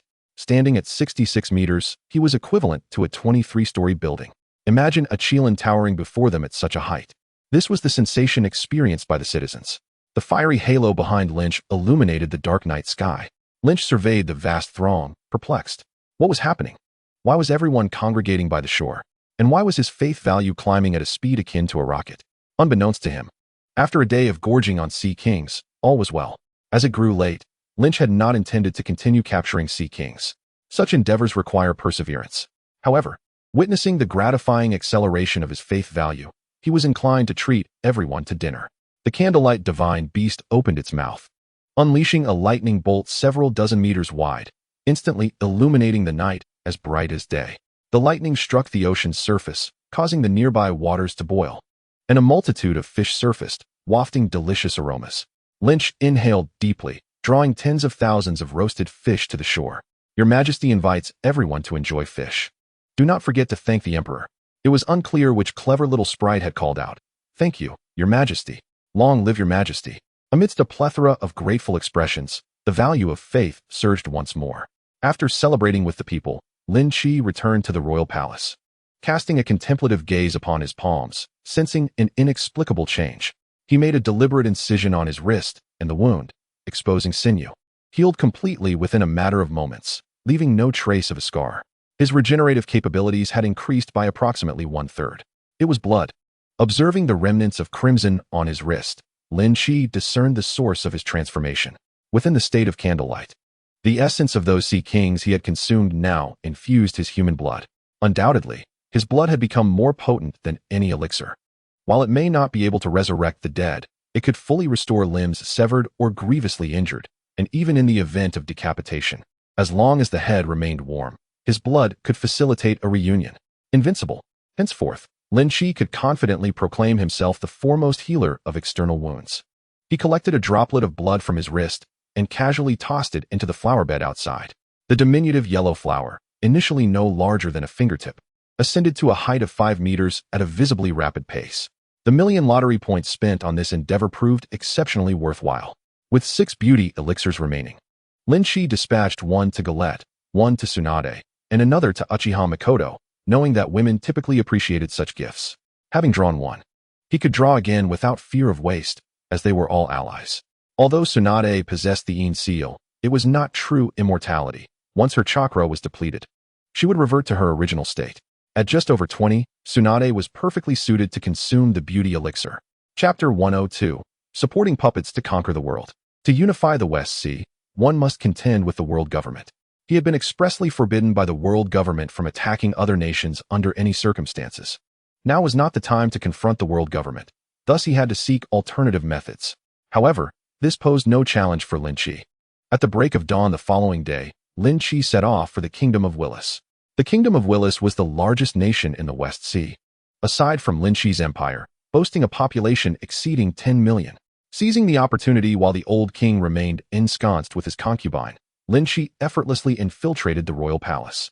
If he so desired, not only could he evade the guard's notice, but he could also obliterate the palace with a mere flick of his fingers.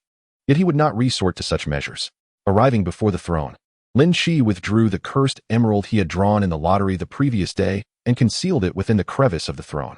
Item: Cursed emerald bestows unimaginable misfortune upon its possessor, rendering it nearly irresistible to ordinary individuals.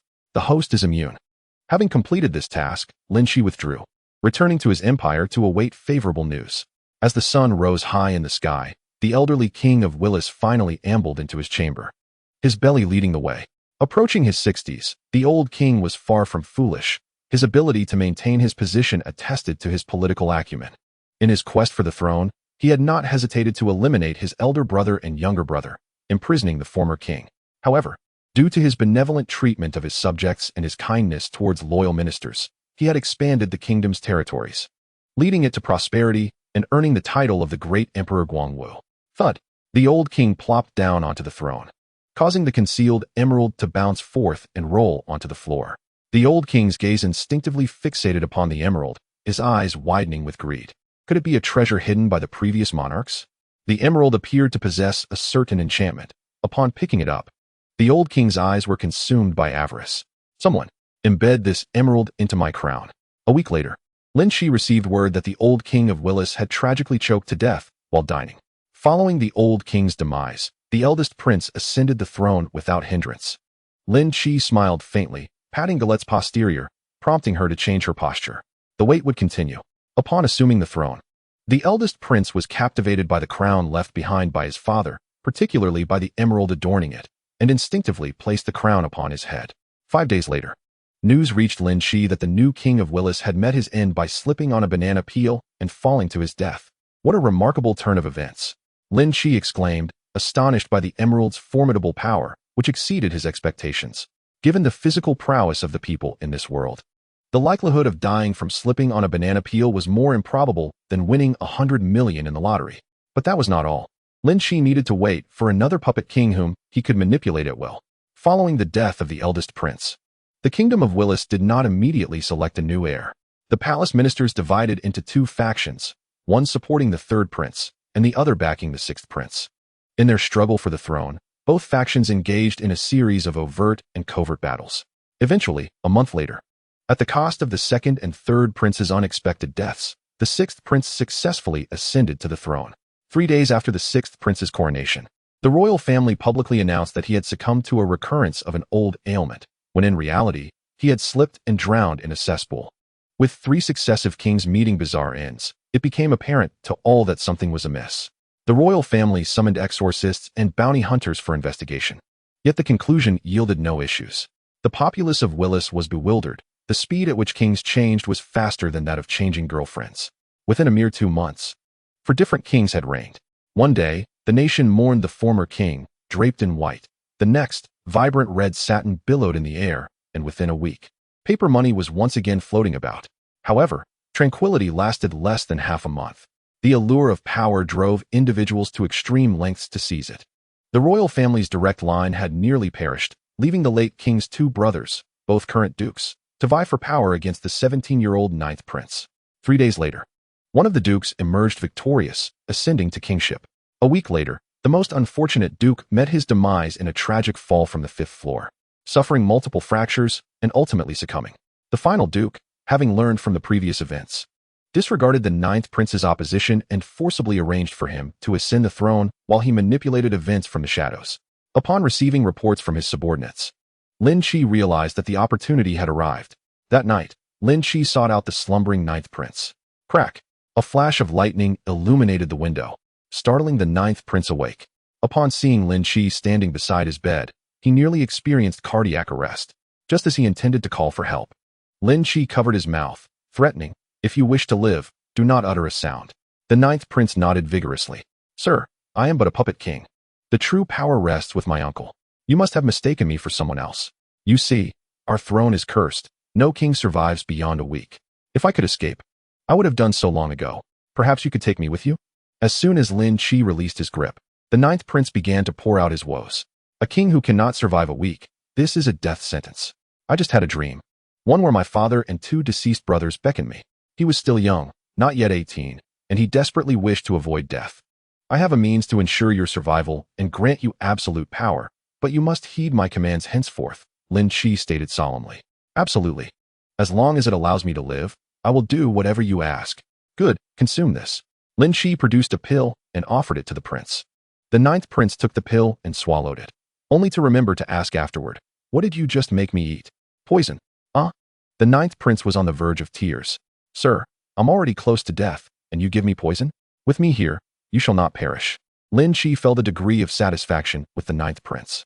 His youth signified ease of control, and his carefree nature indicated a lack of ulterior motives, making him an ideal candidate for a puppet. "You will consume my antidote every 6 months. Otherwise, the poison will take effect." Suddenly, a torrential rain began to pour outside, the icy droplets striking against the glass as Lynch stepped out alone into the night. "Where are you going, my lord?" "To kill," Lynch replied nonchalantly, vanishing into the darkness. In the dimly lit room, the ninth prince shivered as he gazed at the figure that had abruptly disappeared. Could it be that the man was not a ghost?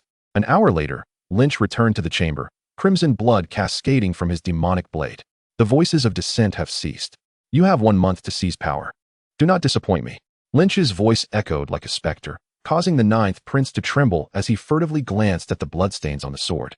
Little did he realize that his imperious uncle had likely perished on this stormy night. Chapter 103. Marching towards the King of the West Sea. Lynch, employing the same method, spent 3 months acquiring the mightiest 5 nations of the West Sea, excluding the empire itself. Aside from the 5 puppet kings he had propped up, no one else was aware of his behind-the-scenes manipulation. He operated like an unseen hand, orchestrating everything in the shadows. He commanded these kings to wage relentless wars against other kingdoms, expanding their territories at any cost.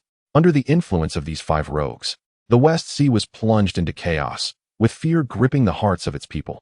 Perhaps the frenzied expansion of the 5 kingdoms instilled a sense of crisis in the surrounding nations.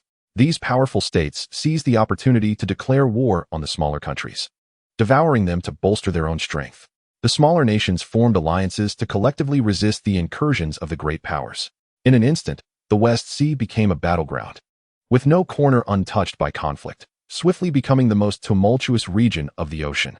Mutual slaughter ensued, the intensity of the fighting even surpassing that of the Grand Line. Such turmoil, however, proved advantageous for Lynch's ambitions. The more chaotic the West Sea became, the more it favored him. The great powers would facilitate the absorption of the smaller nations, sparing him the trouble of doing so gradually, allowing him to ultimately consume the great powers themselves. Amidst the ongoing wars, the world government would divert its attention away from his 5 pawns. Time flew by like an arrow, and half a year later, in the year 1514 of the Sea Circle calendar, each of the 5 great kingdoms had conquered an average of 4 nations, totaling 20. This was in line with Lynch's expectations. Although the strength of the 5 kingdoms paled in comparison to that of the empire, achieving such results was commendable. Despite Lynch's covert support, emblematic assets such as the AK-47, the Pluto warship, and the God of Fire cannon could not be revealed. Nor could the familiar faces of Tsunade and others make an appearance. Only when confronted with particularly formidable adversaries would Lynch step in to discreetly resolve matters. The more he acted, the easier it would be to expose vulnerabilities. He was acutely aware of this. Thus, relying solely on the military strength of the kingdoms themselves was already a remarkable outcome.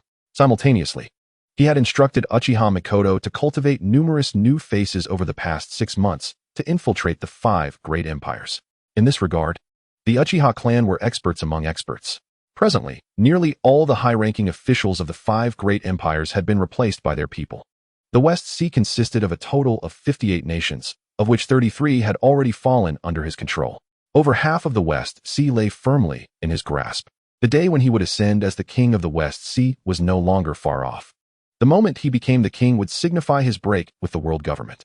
Ever since he disregarded the 5 elders' attempts to recruit him, the number of spies captured within the empire had noticeably increased. One could easily deduce who was behind this.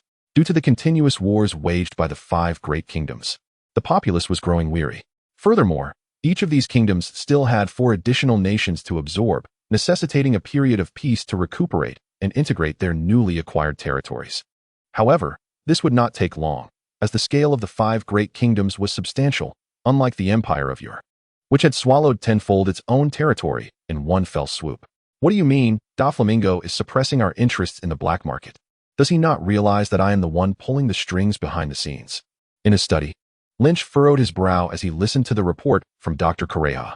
Doflamingo was a clever man who would not dare to offend a high-ranking admiral unless there was some misunderstanding or external interference at play.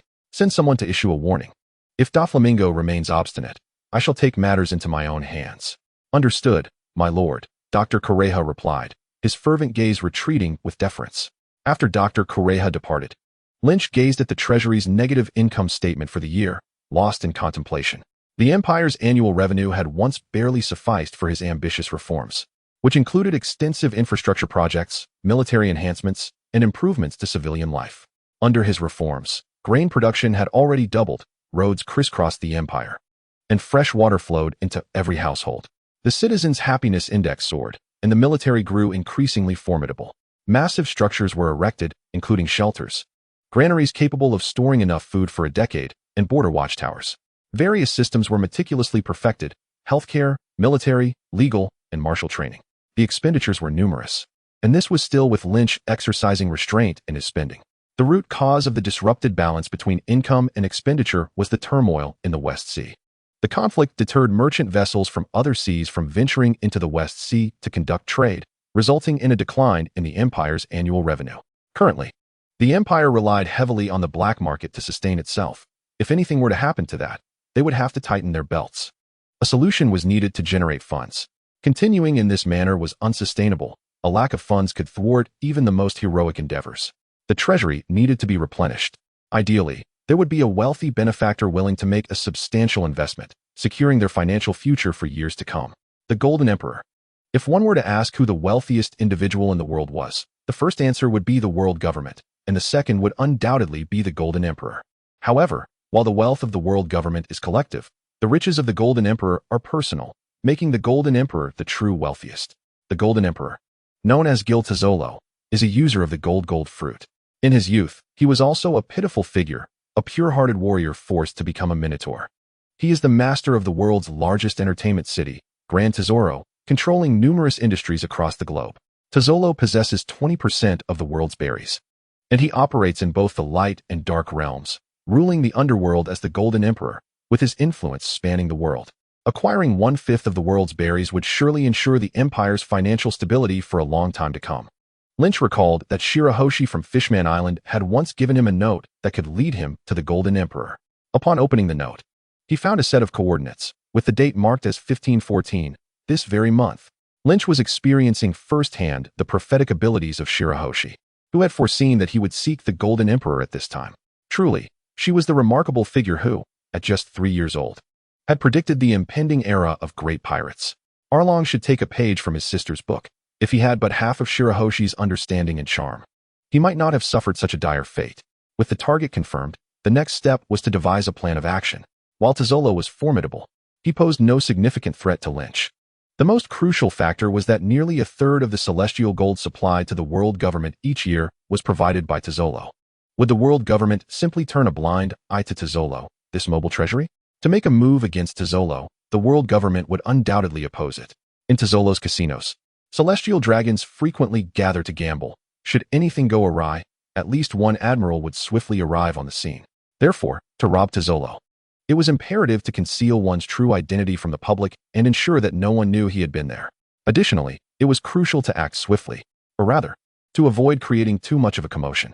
Everything must be concluded before the admiral's arrival. Wait, there seems to be another method. Chapter 104, The Golden Giant Ship. In the New World, the Calm Belt, Lynch stood quietly on a rock, accompanied by the Fishman Tiger. Lynch, brother, I am now a fugitive. What brings you to this place? To meet an old acquaintance. Lynch replied nonchalantly. Are you familiar with the Golden Emperor? Lynch was jesting. Who in the world has not heard of the wealthiest person alive? The Golden Emperor, whose true name is Guild Tesoro, was captured by the celestial dragons at the tender age of 19 and forced into slavery. It was not until the year 1506 of the Sea Circle that he was rescued from the Red Soil continent. Lynch divulged a little-known secret. Apart from the celestial dragons and himself, anyone privy to this secret had been slain by Tesoro. Did we, in fact, create the Golden Emperor? Tej was taken aback, as if he had once casually assisted someone years ago, only for that individual to ascend to the throne of wealth in the years that followed. Lynch mused to himself that this was merely the beginning. As long as one survives, the network of connections one can cultivate is formidable. The Golden Emperor, the 3 sisters of the Empress, the Revolutionary Army's Kila. These were all individuals he and Tej had rescued years ago. Watch my eyes and act accordingly. First, don this cloak. Lynch tossed a cloak to Tej, and then transformed into Night Hawk through the technique of life return, donning a cloak of his own. When they meet the Golden Emperor, it would be best to approach him as a savior. However, Lynch felt it would be challenging. While the boy had not completely extinguished his humanity, he had certainly dulled it to a significant extent. Abused by a gambling father and rejected by a disdainful mother, he ultimately lost both parents, his father to alcoholism and his mother to abandonment. After finally discovering true love, he was forcibly taken and enslaved by the celestial dragons. Who knows what horrors he endured at the hands of those perverse beings? The fact that he had not fully succumbed to darkness was nothing short of a miracle. It was his first love that preserved the last vestige of purity in his heart. The Golden Emperor's life, had he not later triumphed, could only be described as tragic. Even if negotiations fail, he could still exploit his identity as a savior to elicit a weakness from the other party, biding his time for the right moment to strike. The ship has arrived. In the distance, 2 colossal turtles, comparable to sea kings, pierced through the layers of mist, revealing the largest golden vessel in the world before the 2 men. The Golden Emperor's ship was propelled by these giant turtles, akin to the Empress's vessel, one of the few capable of navigating the doldrums. After a century of sailing, it required only 2 giant turtles for propulsion. In my lifetime, I have never witnessed such a breathtaking ship, Tej marveled. The Guild Tesoro, a golden behemoth exceeding 10,000 meters in length, was entirely enveloped in gold plating. From the outside, it shimmered brilliantly in the sunlight. Such extravagant craftsmanship could only be accomplished by the Golden Emperor. As the enormous ship approached, the visual impact was indescribable. The giant turtles carved a path through the waves, creating tumultuous seas wherever they went. Let us go. Lynch seized Tej and soared into the air, entering through the ship's entrance. Cover your body with armament Haki. Do not allow the golden powder to enter your system. The entrance corridor was perpetually shrouded in golden dust. Below the rank of admiral, those who inhaled this powder would be utterly defenseless in the presence of the Golden Emperor. As the world's largest casino, it welcomed all visitors without guards at the entrance, allowing the 2 to easily enter the ship's interior. Few knew that this place was not only the largest entertainment city in the world, but also recognized as an affiliated and independent nation by the world government, complete with towns upon its deck. For many, this would be their lifelong residence. "Excuse me, gentlemen, is this your first visit?" As soon as they stepped inside, a sweet smiling bunny girl approached them. Out of professional courtesy, she did not inquire why they were clad in black robes. She had seen her share of peculiar patrons.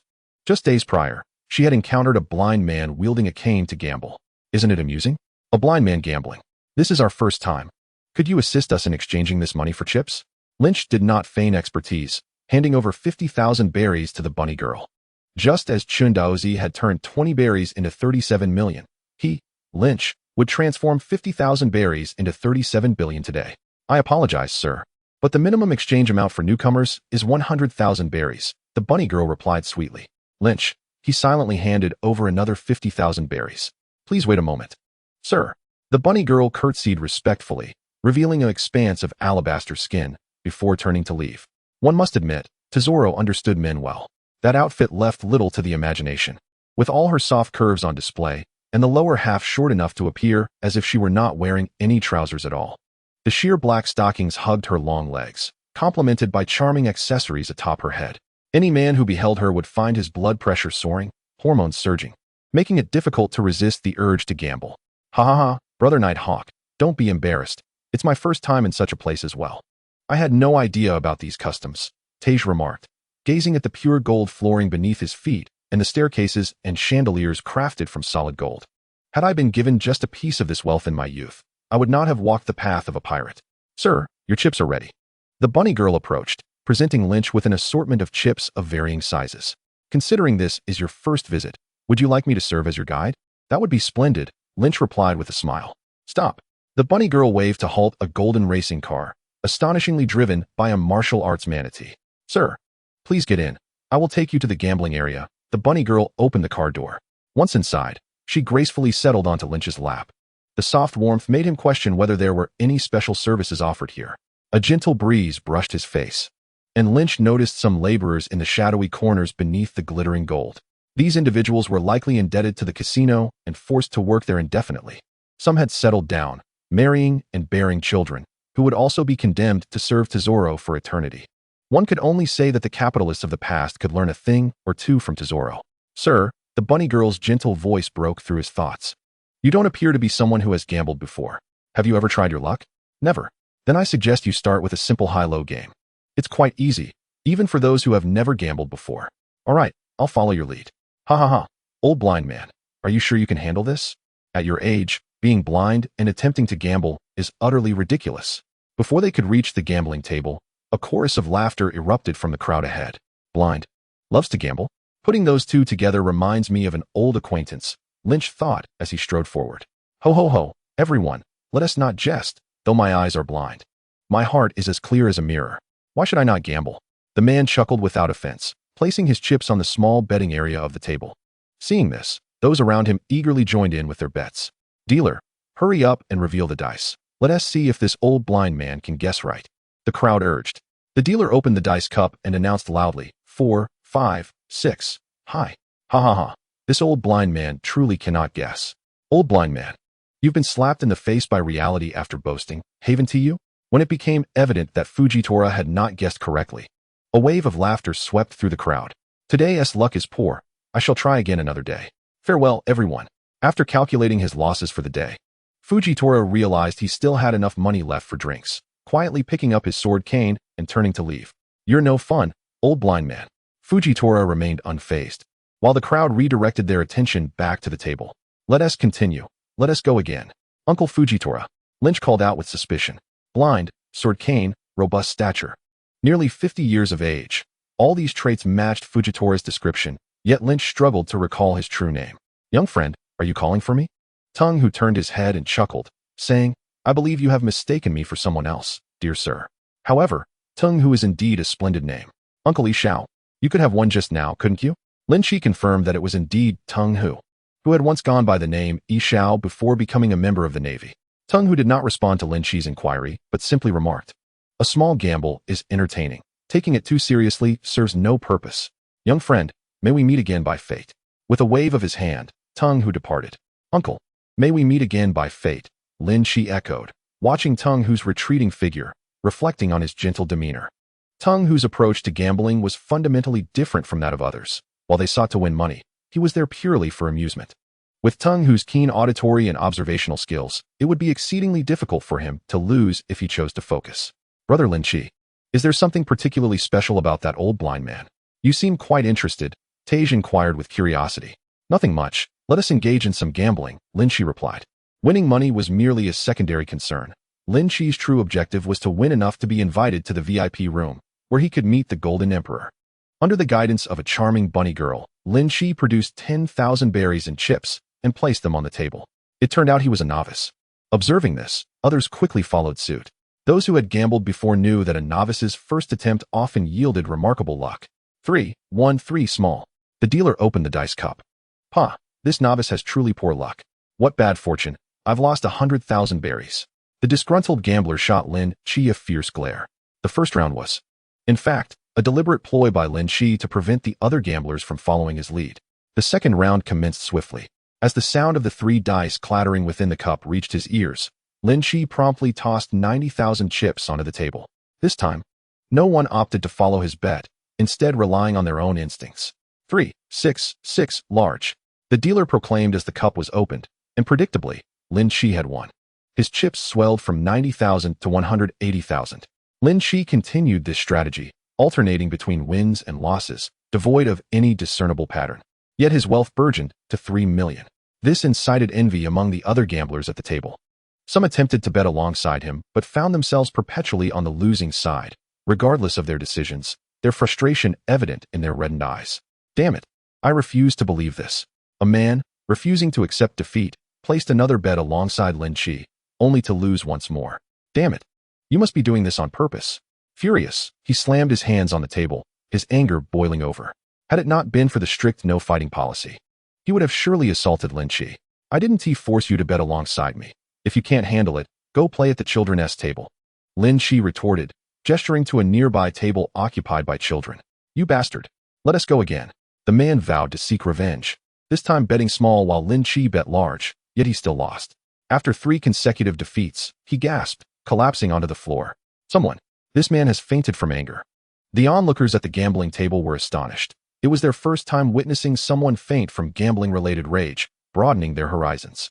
Soon, news of an exceptional talent spread throughout the surrounding casinos, drawing a crowd of spectators eager to watch Lynch gamble. At that moment, Lynch's stake reached 10 million. The dealer responsible for rolling the dice was sweating profusely, having never encountered such a formidable opponent in his 3 months at the casino. Step aside, I'll take over, announced an experienced dealer clad in a suit, replacing the original. Although the current winnings were modest, they could not allow Lynch to continue unchecked. They had verified backstage that Lynch was not cheating, otherwise, he would have been apprehended by now. Young man, if you're capable, let us see you guess again. The seasoned dealer challenged, tossing 2 dice into the cup to increase the difficulty of discerning their positions, then began shaking it vigorously. Lynch's ears perked up, focusing intently on the sounds. The seasoned dealer's skill surpassed that of the previous one. The irregular collisions between the dice made it nearly impossible to predict the outcome accurately. He even managed to negate sounds by having 2 dice collide simultaneously. Had it not been for Lynch's exceptional hearing, he might have been deceived. With a thud, the dealer slammed the cup onto the table, a confident smile gracing his face. Ladies and gentlemen, please place your bets. He was certain that Lynch would not win this time, regardless of whether he bet large or small, for he had rolled a leopard. If no one bet on the leopard, the house would win all. The odds of rolling a leopard with 5 dice were a staggering 1 in 11, 296. In an entire year, it was unlikely anyone would bet on it, unless they were a fool. Additionally, the payout for a leopard was an astonishing 197 times the bet, with the potential for the house to win everything. Bettors eagerly placed their wagers while the dealer maintained a calm and composed demeanor. As the final second for betting approached, Lynch staked all of his assets on 5 sixes. This audacious move sent shockwaves through the crowd, with many believing Lynch had lost his mind. What? Someone's betting on a leopard? Has he lost his wits? Betting 10 million on a leopard? What a reckless spender. He deserves to lose. All the money he just won is about to vanish. The crowd relished in his misfortune, except for the dealer, whose expression turned grave. Open it already. What are you waiting for? Hurry up, just thinking about that foolish boy losing makes me happy. urged the impatient gamblers. The dealer hesitated, his lips trembling, one hand discreetly reaching beneath the table. If Lynch's bet proved successful, the casino would be liable for nearly 2 billion. The thought of such a loss drenched the dealer's back in sweat. Trust me, cease your little maneuvers. You wouldn't want the casino to suffer embarrassment, would you? Lynch noted the dealer's subtle actions and offered a light-hearted warning. The dealer's hand, poised to press a cheating button under the table, froze as he realized he might be in for a disastrous day. The young man's acute hearing and skill were unexpected. Losing money might spare him. But if he tarnished the casino's reputation, the Golden Emperor would surely have him killed. With these thoughts racing through his mind, the dealer managed a strained smile, retracting his hand from the table and lifting the cup. 6, 6, 6, 6, 6 leopard. A wave of astonishment surged through the crowd as they gaped in disbelief at the 5 dice on the table. The odds of 1 in 1,350 were defied. What extraordinary luck this young man possessed. It was at that moment that the crowd understood. This man clad in the black robe was no novice, but a cunning master of deception. A gambler of godlike caliber, capable of predicting 5 dice rolls. This was beyond mere fortune. The onlookers gazed at Lynch with envy, as they recognized the insurmountable gap between themselves and him. Feelings of jealousy and resentment evaporated, leaving only admiration in their wake. If they possessed such skills, they'd never need to worry about money again. With a payout of 197 times the bet and a total win, the dealer presented Lynch with 2 billion berries and chips. Thank you. Within less than an hour of entering the casino, Lynch's chips had skyrocketed from 100,000 to 2 billion. Maintaining an impassive demeanor, he picked up a chip worth 1 million and tucked it into the delicate cleavage of the bunny girl, saying, "A gift for you. Let us go. We'll find another place to play," Lynch declared, walking away with Tej. The bunny girl, finally regaining her senses, breathlessly retrieved the 1 million chip from her chest and hurried after Lynch. She had never received such a generous tip before. With this windfall, she could repay her father's debts to the casino and regain her freedom. The thought of this filled her with excitement, causing her steps to become noticeably lighter. Due to overwhelming excitement, her ample bosom was nearly on the verge of spilling forth, instilling a sense of trepidation in onlookers who feared the bunny girl's attire might burst at the seams. The other bunny girls could only gaze enviously at her retreating silhouette, pondering why they had yet to encounter such a magnanimous benefactor. Alas, in this era, the earnings of a bunny girl in a single day surpassed what some might make in an entire year. A young affluent man stood speechless. I suddenly felt that the voice of that young gentleman must belong to a strikingly handsome lad, as infatuated girls would attest. Are you merely coveting his physique? Clearly, your desire lies with his wealth. How base. I wondered if the casino was still in need of bunny girls. Perhaps I could join their ranks. Goodness. You're not from the land of ladyboys, are you? If you were to become a bunny girl, the casino patrons would likely flee in droves. After the initial commotion, many followed Lynch, eager to witness what extraordinary feats he might perform next. Meanwhile, the dealer, hidden from view, anxiously communicated specific signals to the surveillance system. "Thank you for your generous tip, my lord." Chinger expressed her heartfelt gratitude. The bunny girl caught up and bowed deeply to Lynch.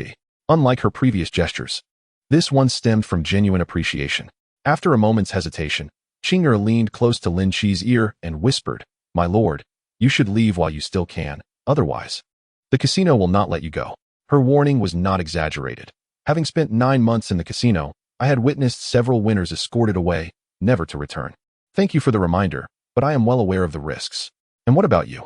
Are you not concerned about the casino's retribution? Lynch was surprised to discover that the young girl possessed a sense of conscience. "I'm not afraid. If you help me buy my freedom, you will be my benefactor. Once I ensure your safe departure, I plan to leave the casino and return home." What you just told me was likely captured by the surveillance system. And if lip readers deciphered it, do you still believe you can escape? The young girl remained naively optimistic, thinking that paying a ransom would guarantee her release. "You may stay close to me. I will help you get out." Observing the growing pallor on the bunny girl's face, Lynch decided it best not to frighten her further, lest he provoke an unfortunate outcome. "Thank you, my lord." Perhaps Lynch's earlier words had unnerved her. Throughout their journey, she clung to him closely. Eventually, she wrapped her arms around his, pressing them against her ample bosom, seeking a semblance of security. Lynch longed to reassure her, saying, "You need not fear. With me around, no one can harm you." Yet, feeling the warmth radiating from her embrace, he opted to remain silent. "Is there a game in the casino with high rewards, simple in play yet challenging?" Lynch inquired of Chinger. He sensed that continuing to gamble on high or low would result in the dealer maintaining an unyielding stance, and winning in that manner was too slow. Thus, he was determined to switch tactics. Having never engaged in gambling before, he ruled out more complex games like Pai Gow. He preferred something akin to a slot machine, where one merely needed to insert coins and pull a lever. Indeed, the golden slot machine, the bunny girl responded as she led them to a colossal slot machine, 30 meters tall and 200 meters long. Tiger's hands itched with desire, nearly succumbing to his professional instincts. If he could package it up, it would be worth a fortune.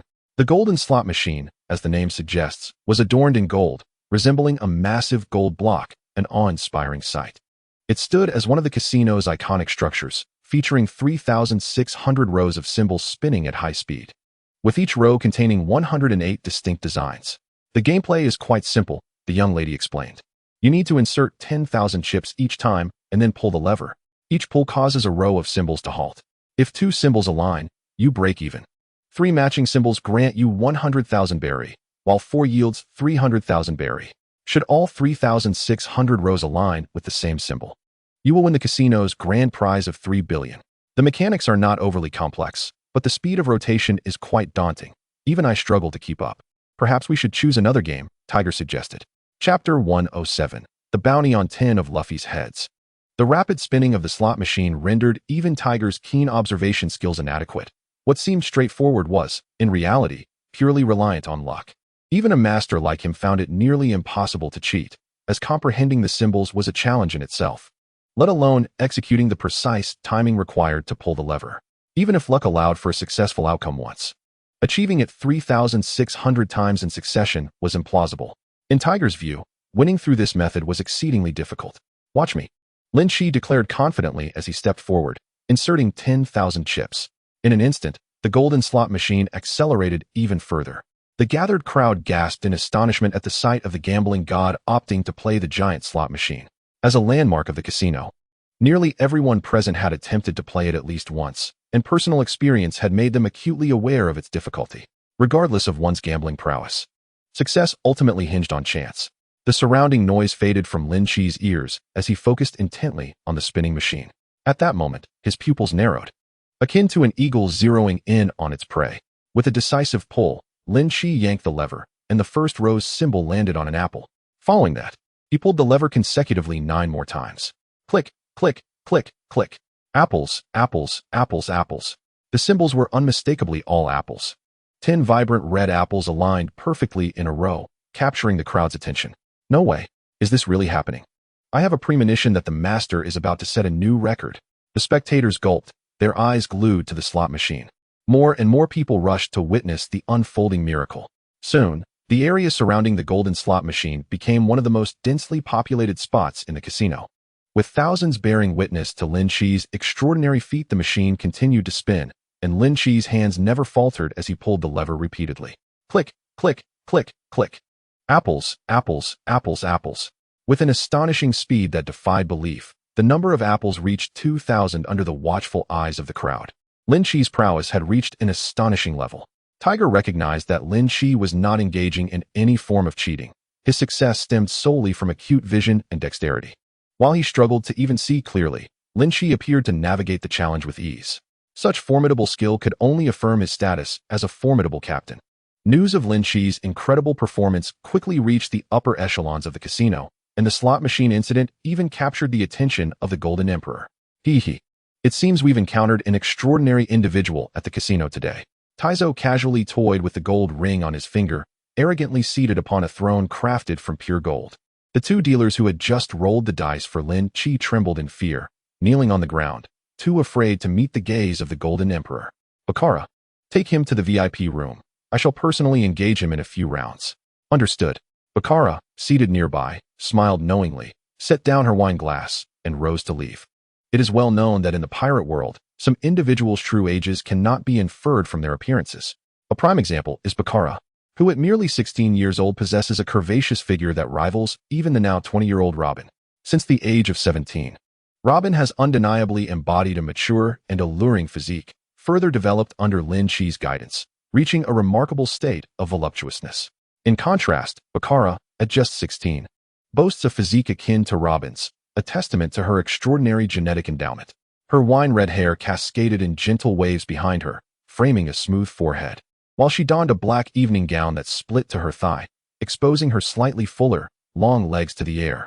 The snow-laden mounds upon her chest caused her attire to billow outward, revealing a profound cleft. It was evident that, by mere observation, one could ascertain that her size must be no less than an F cup, and perhaps even a G. Bacala appeared to embody a more liberated spirit than the average woman, exhibiting no qualms about showcasing her exquisite form. Adorning her ears were earrings reminiscent of the moon, while around her swan-like neck rested an intricate golden necklace. In an effort to prevent any accidental harm from her fruit-based abilities, she perpetually donned a pair of ebony gloves. Her sun-kissed skin, when coupled with Bacala's alluring and voluptuous silhouette, rendered it nearly impossible for any man who beheld her not to feel a stir of desire. Upon Bacala's departure, the golden ring upon Teselo's hand transformed into a cascade of liquid gold, surging forth like lightning into the nostrils of the two dealers below, leading to their agonizing asphyxiation. The death throes of those who suffocate are notoriously excruciating, and these two struggled upon the golden floor for a full 5 minutes before succumbing to their endless torment. "Bring them away and cast them into the sea," commanded Teselo, as he summoned back the gold, seemingly having merely crushed 2 inconsequential ants underfoot. Crack, crack, crack, crack. Apples, apples, apples, apples. On the other side, Lynch continued to pull the lever incessantly. At long last, every one of the 3,600 rows was filled with apples. Bang, bang. In the fleeting moment of success, colorful lights illuminated the vicinity of the golden slot machine, and the sounds of celebratory cannons erupted, showering the air with ribbons glimmering with gold dust. A grand message of congratulations for clearing the game dominated the central screen. The Great Master has cleared the game? It is indeed a rarity for someone to conquer this slot machine. The crowd could not help but gasp in astonishment, and an uproar of cheers erupted around them. Such a remarkable feat. 66666. From this day forth, you shall forever be my idol. That is a staggering bounty of 30 billion, ensuring a life free from financial worries. It was the master who revealed to me that indeed, it is possible to triumph over the golden slot machine. Is this the world of the great? It is simply magnificent. Fujitora, blending within the throng, appeared to be in a state of indecision. His observation Haki sensed several malicious intents directed at the gentleman, causing him to ponder whether to offer a warning. However, upon reflection, he deemed that the gentleman possessed sufficient strength to fend for himself, prompting Fujitora to grasp the wine jug on the table and take his leave. Yet, he did not stray too far. Though the gentleman was capable of self-defense, the lady beside him was not necessarily so fortunate. Should danger arise, he would not hesitate to protect her until the gentleman could spare a hand. Upholding the principle of aiding those in distress, Fujitora resolved to remain vigilant. Congratulations, congratulations, dear sir. You are the first guest in our casino to conquer the golden slot machine. Here are your 30 billion berries and chips. Please accept them. It required the combined effort of 2 waiters to push a cart laden with chips over, a testament to the considerable weight of its contents. After many years of operating the casino, they had never witnessed anyone withdraw such a vast amount of chips at once, not even the most extravagant celestial dragon. Thank you. The 2 laboriously pushing the cart were swiftly overshadowed by Lynch, who effortlessly shoved it aside. In less than 2 short hours, he had collected the bounties for 6 of Roger's heads, alongside 10 of Luffy's. Chapter 108. Gambling Techniques? Sorcery. Sir, the owner of our casino wishes to extend a personal invitation for you to enjoy some time in the VIP casino, if you would be so inclined. The enchanting Bacala subtly placed a hand upon Lynch's shoulder. Bacala? Lynch recognized the captivating beauty aboard the golden ship almost immediately, as if she were a familiar friend. What a form indeed. Do you recognize me, dear guest? Bacala inquired, somewhat surprised. Of course, who could possibly overlook such a stunning beauty? Lynch replied, taking hold of Bacala's hand and bestowing a gentle kiss upon her wrist. Shall we proceed? We wouldn't want your employer to grow impatient. He. Right this way. Bacala led Lynch and his companions into the elevator. Inside, there was an unusual man whose head was proportionate to his body. This is Mr. Tanaka, a user of the Fruit of Transmission. We require his assistance to access the VIP casino. Lynch nodded, refraining from saying more. The elevator ascended to its pinnacle, revealing a hermetically sealed wall of gold. Dear guest, grasp my hand. Tanaka guided them as if disregarding the laws of physics, passing seamlessly through the golden wall. This was the extraordinary nature of the devil fruit. More new guests. I wonder what they are here for within the VIP casino, where only the affluent and elite gathered. All eyes turned as Tanaka led the newcomers inside. Sir, Our owner awaits you in the room. Bacala pushed open a door, revealing an eerily quiet space, as if it were a realm apart from the outside world. The Golden Emperor Tezelo sat alone behind a chair, his gaze dark and fixated upon the ring finger of his left hand, which bore no golden ring. Upon seeing Bacala enter with guests, Tezelo's customary smile returned, and he clapped his hands in mirth. Ha ha, welcome, esteemed guests. I have heard tales of your unparalleled gambling skills. Would you care to wager with me? On what? Lynch, accompanied by Tiger and the Bunny Girl, settled across from the Golden Emperor. I am not one for trifling matters, much like a bath. It is only thrilling when one is immersed in a deluge. Let us do it this way. You may choose the method of play, best of 3. If you win, I shall grant you 100 billion. Should you lose, you need not repay me 100 billion. Only surrender all the money you win upon entering the casino. Agreed. That is acceptable. Lynch casually lowered his hood, followed suit by Tiger, both revealing their true identities.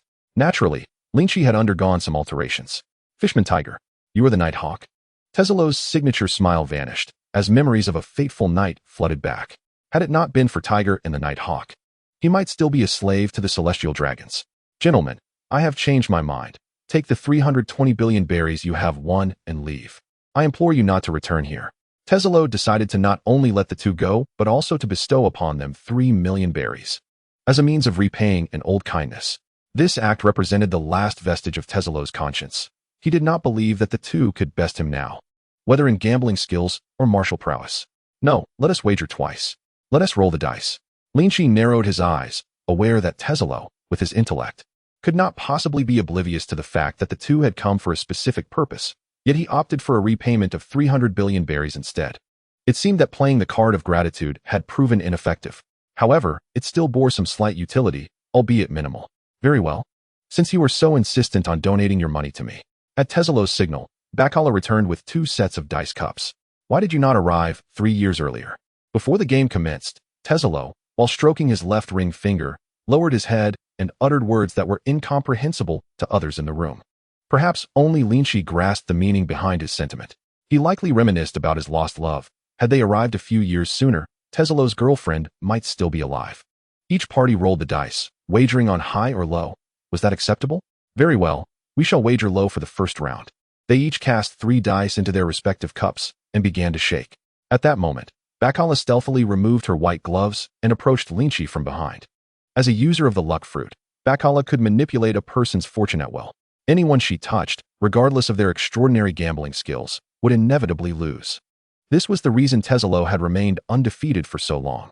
Just as Bacala's hand was about to make contact with Lynch's shoulder, he swiftly grasped her wrist.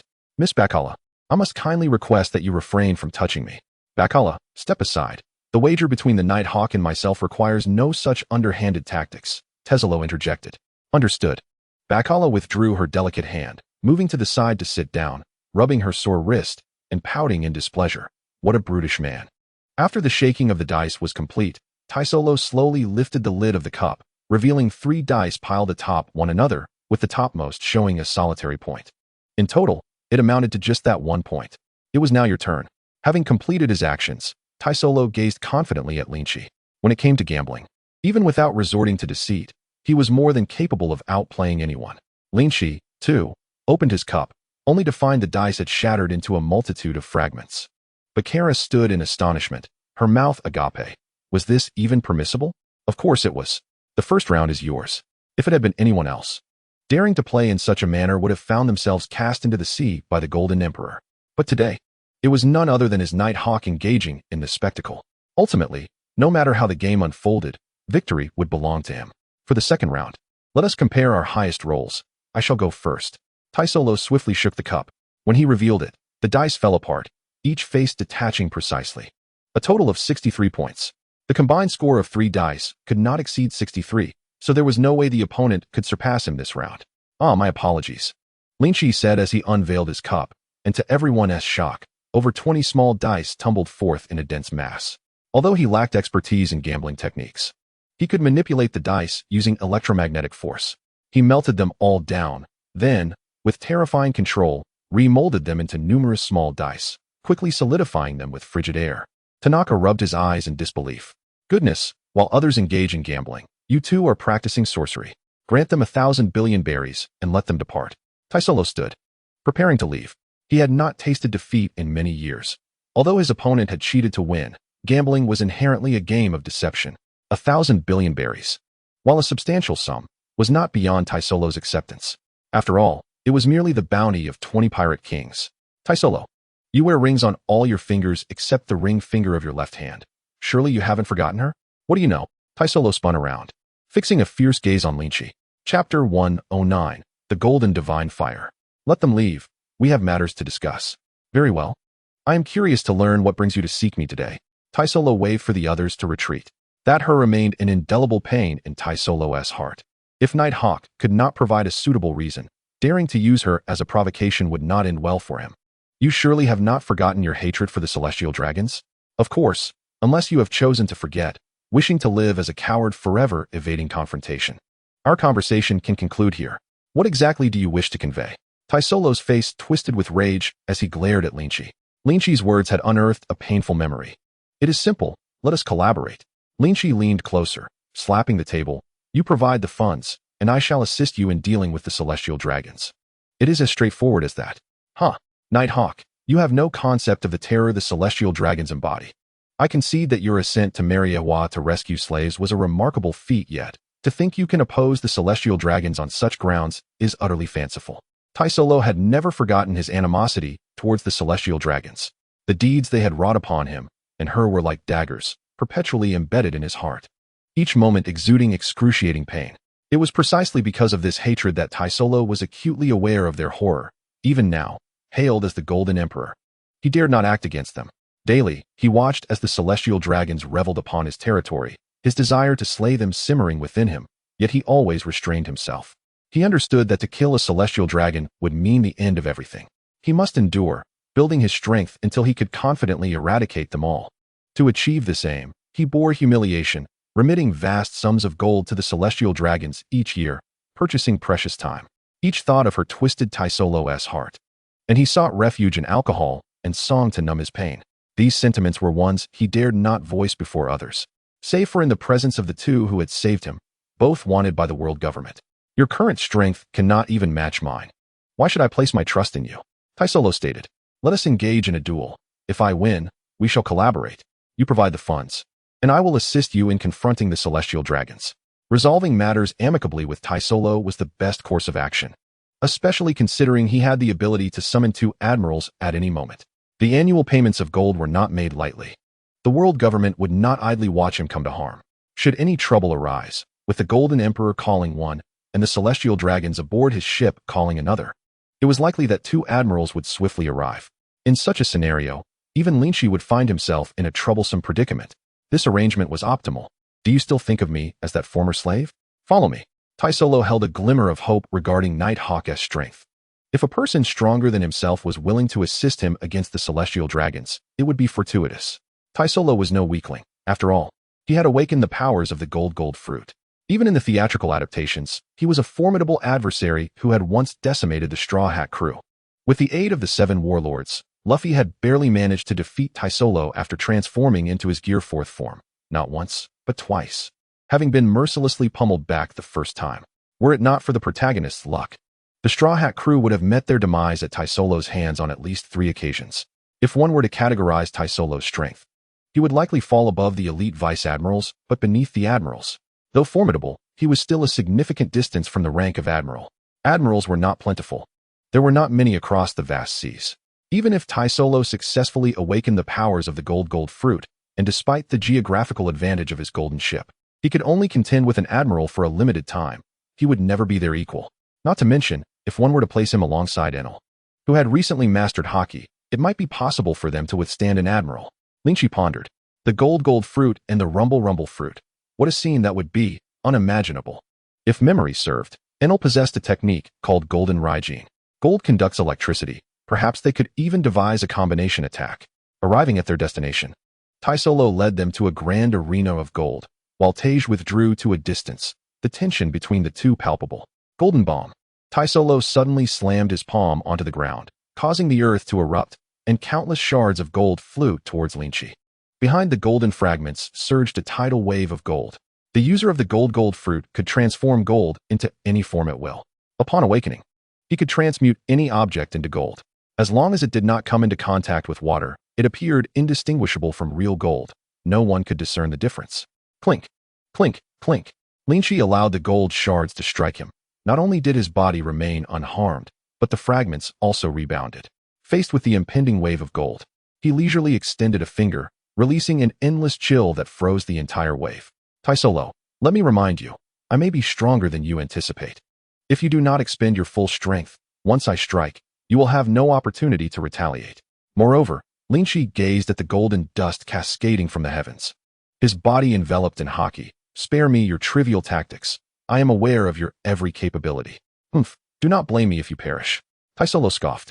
A torrent of golden liquid converging upon him. In an instant, a towering golden giant, 100 meters high, rose from the ground. With Taisolo's true form concealed within the giant's head, protected by several meters of gold. Golden divine fire. Taisolo harnesses the formidable energy of dominance, which is transmitted through the mechanical structures within a colossal being to generate intense heat and high-density energy that rapidly expands, subsequently utilizing the giant's eyes to unleash a powerful laser. In the original narrative, he executed this technique to devastating effect, obliterating a massive warship from a distance of 10 kilometers. With a swift motion, Lynch vanished from his original position, reappearing atop the golden giant's head. A thunderous roar ensued as the laser struck the ground. Fortunately, the arena had been reinforced multiple times, or else that strike would have surely pierced the ship's hull. Has the boss truly unleashed his full might? Outside the golden arena, Bakara leaned against the wall, feeling the tremors emanating from within, and remarked in astonishment. She was acutely aware of the boss's strength. If he was resorting to his full power, it seemed that the so-called Night Eagle was indeed formidable. Do you need me to escort you inside to watch? Tanaka asked with a foolish grin. No, I would rather not be shattered by the residual impact of an attack. Oh, by the way, I forgot to mention, the luck on you has been completely drained by me, so entering may very well lead to your demise. Chapter 110, Windmill Village. Tanaka shivered and quietly distanced himself from Bakara. What a terrifying woman. Golden Inferno. Taisolo transformed the golden giant's fist into a fiery state, striking fiercely towards Lynch above. The explosion's thermal radiation illuminated the entire arena. A resounding roar echoed as a legendary beast, said to be 100 meters in length, manifested atop the golden giant, absorbing Taisolo's second lethal strike without a scratch. With a swift motion, the Candlelight beast effortlessly tore through the golden giant's head, seizing Taisolo and slamming him into the ground. With a thud, Taisolo rebounded off the ground, spewing a copious amount of blood, his vitality waning rapidly. The golden giant lost its control and collapsed, its immense weight causing the entire golden vessel to tremble. Shall we continue? Lynch descended gracefully, looking down like a deity, his claw-like hands pressing down upon Taisolo. I concede. Taisolo gasped, blood mixed with fragments of his innards continually spilling from his mouth. One could easily imagine the magnitude of force Lynch had exerted in that throw. Few in the vast ocean could withstand such a blow and live. Lynch, now 100 meters in size, was uncertain of his own strength, but it was clear that lifting an island was well within his capabilities. As long as Luffy did not cheat, even his Gear 4th would likely be unable to withstand a single strike from him. It was akin to Gear 4th Luffy being knocked unconscious by Kaido's strike. Open your mouth. Lynch reverted to his original form, slicing open his palm, allowing a droplet of life-infused blood to fall into Taisolo's mouth. The injuries on the Golden Emperor visibly healed at an astonishing rate. Within a mere minute, Taisolo could hardly believe his wounds had mended so swiftly. Who on earth are you? A person of your caliber cannot be an inconsequential figure in these waters, Taisolo questioned. You should have already guessed.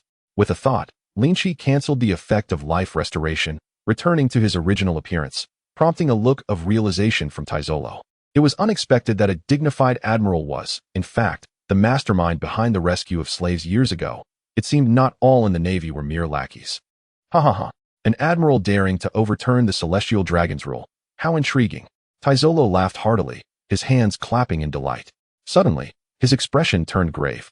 I will provide you with everything you desire, even my personal cooperation if necessary, but you must promise me that when the day comes to obliterate the celestial dragons, you will take me with you. Absolutely. Their hands clasped in the air, sealing their partnership in good spirits. The outcome of this venture surpassed Lynch's expectations. He had not anticipated Taisolo to be so agreeable. The initial funding will be expedited by Bakara. She will serve as our liaison moving forward. I may not have much, but I certainly have an abundance of wealth. Taizolo's gold fruit could produce genuine gold, as long as it did not come into contact with water. Thus, Taizolo's riches were boundless, for he could print his own currency. Thank you. Having achieved his objective, Lynch did not linger, departing the golden giant ship with Tiger and Chinger. As they gazed at the receding silhouette of the golden vessel, Chinger began to cry uncontrollably, overjoyed at the prospect of returning home. Where is your home? I shall escort you back, Lynch offered. Committed to being a good Samaritan, he did not mind lending a helping hand to the kind-hearted girl. Otherwise, given Chinger's beauty, she might have been captured by pirates coveting her charm before even reaching her hometown. For a girl like her, the question was not merely whether she could return home, but whether she could survive the Grand Line at all. It was better for him to ensure her safe passage. Is it truly possible? Chinger looked at Lynch with hopeful eyes, her large orbs sparkling. Thank you, benefactor. My hometown is in East Blue, Windmill Village. Windmill Village in East Blue? Lynch recalled. Was that not Luffy's village? Do you know Luffy? Little Luffy? How do you know him, sir? Chinger exclaimed, both astonished and delighted. It seemed they were indeed referring to that Windmill Island. I will take you back. Luffy's grandfather is my friend. Wow. Then you must be in the Navy. No wonder you exude such a heroic aura. I'm your biggest admirer. Chinger gushed, her idolization leaving Lynch momentarily speechless. After all, this Navy officer was one who opposed the world government. Let's go. First, he returned Tiger to Fishman Island, then continued to soar through the skies with Chinger. It was her first experience flying, and she was overwhelmed by the sights, chirping excitedly like a lark, adding much-needed amusement to the otherwise dull journey. Half a month later, East Blue, Windmill Island. With a heart full of trepidation, Chinger knocked on her family's door. After more than a year away, her father had been murdered over gambling debts, and she had been sold into a casino. She had no idea how her mother was faring alone at home. The door swung open, revealing a middle-aged woman who appeared exceptionally aged, with dark hair interspersed with strands of white, as if she had not been outside in ages. The woman's pupils slowly focused, her heart racing. Is that you, Ching? Thank goodness, you have finally returned. With that, she embraced Chinger, sobbing uncontrollably. I'm back, mother. This time, I will never leave again. I will stay and care for you. Chinger cried as she held her long-lost mother. As long as you are home. That is all that matters. After a considerable time, the woman finally remembered there was another person present, cautiously asking, and who might this be? Mother. It's thanks to this kind gentleman that I am able to return. He is my benefactor. Thank you so much. The woman hurriedly grasped Lynch's hand. Thank you for bringing Chinger back. Young man, you must be hungry. Wait here. I will go buy 2 pounds of pork to prepare a delicious meal for you and Chinger. She loves my stir-fried pork. No need, Mayam. I have other matters to attend to, so I must take my leave. With Chinger reunited with her family, Lynch had accomplished his goal, having come to Windmill Village. How could he not indulge in its unique offerings? After all, he was currently in disguise. No one would recognize him. Just as Chinger and her mother wished to continue their conversation, they discovered Lynch had mysteriously vanished. Thank you, benefactor.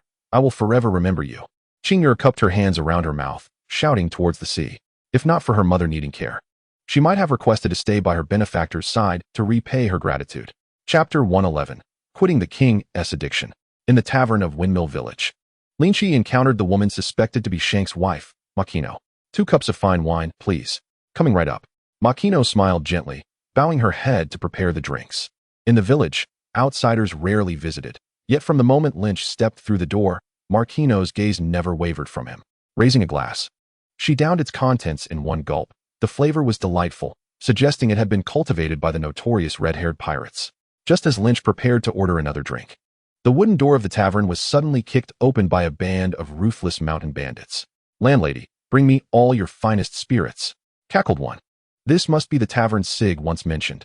Indeed, the landlady is exquisite. Once we finish our drinks, we shall have some fun, he sneered. Makino's expression shifted dramatically, and she attempted to flee through the back door, only to be blocked by one of the bandit's lackeys. Ha ha ha, where do you think you're going, little girl? As the bandit reached out to harass Makino, she swiftly slapped his hand away.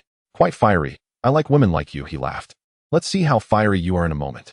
With a resounding thud, Lynch slammed his glass onto the table, capturing the attention of the bandits. The leader, Donga, swaggered over, drawing a dagger and thrusting it onto the table before Lynch, growling. Who do you think you are? Scram, and don't ruin my fun. He pulled the dagger up, pointing it at Lynch's neck with a sinister chuckle. Today, I'm in a good mood, so I'll let you live. I've already killed 56 like you. What is your connection to Sieg? Lynch replied nonchalantly, and what brings you to this place? Ah, so you know my useless brother? I heard he was slain by a bunch of unknown little pirates. What a disgrace for us bandits. Donga gripped Lynch's collar, declaring, you should know. I aspire to be the pirate king, so keep your eyes peeled when you see me. Ding. A new life choice has been triggered. Life choice 1. Brandish a wine bottle and challenge the 4 emperors. Trample the future pirate king. Defeat the bandit king Donga. Reward. Observation Haki level 1. Life choice 2. Annihilate the entire bandit group. Reward. Marquino's favor 10. Increased body size of the candlelight form by 30 meters. Life choice 3. Venture outside to seek the bandit Dayton for assistance. Reward. A leg of venison. Choosing the second option, Lynch lowered his head, grasping Donga's hand in a vice-like grip. Have I mentioned that I dislike loud voices? Crack. With a slight squeeze, the bones in Donga's hand shattered. Ah! He screamed in agony. Get them. Kill this brat. Upon hearing their leader's distress, the bandits drew their long knives and charged at Lynch. With a flick of his fingers, Lynch unleashed a bolt of electricity that darted through the bandit ranks. In an instant, the tavern was littered with charred corpses, while Donga sat paralyzed in terror. Like a goose with its throat constricted, unable to produce a sound. Lynch leaned down, revealing a devilish grin. You claim to have killed 56 like me? Bang. The last of Donga's skull splattered, sending the bandit king to meet his maker. Thank you, but I have nothing to thank you for. Today's drinks are on the house. Marquino, a woman well-versed in high-stakes situations, emerged from her hiding place behind the counter with 2 fine bottles of wine, placing them on Lynch's table with a gentle smile before starting to clear the bodies. Had it not been for this kind gentleman, the consequences would have been dire. Just a trifling matter, Lynch replied, expertly popping the cork from a bottle, the edge glimmering as if polished. I have a question for you. Please ask away.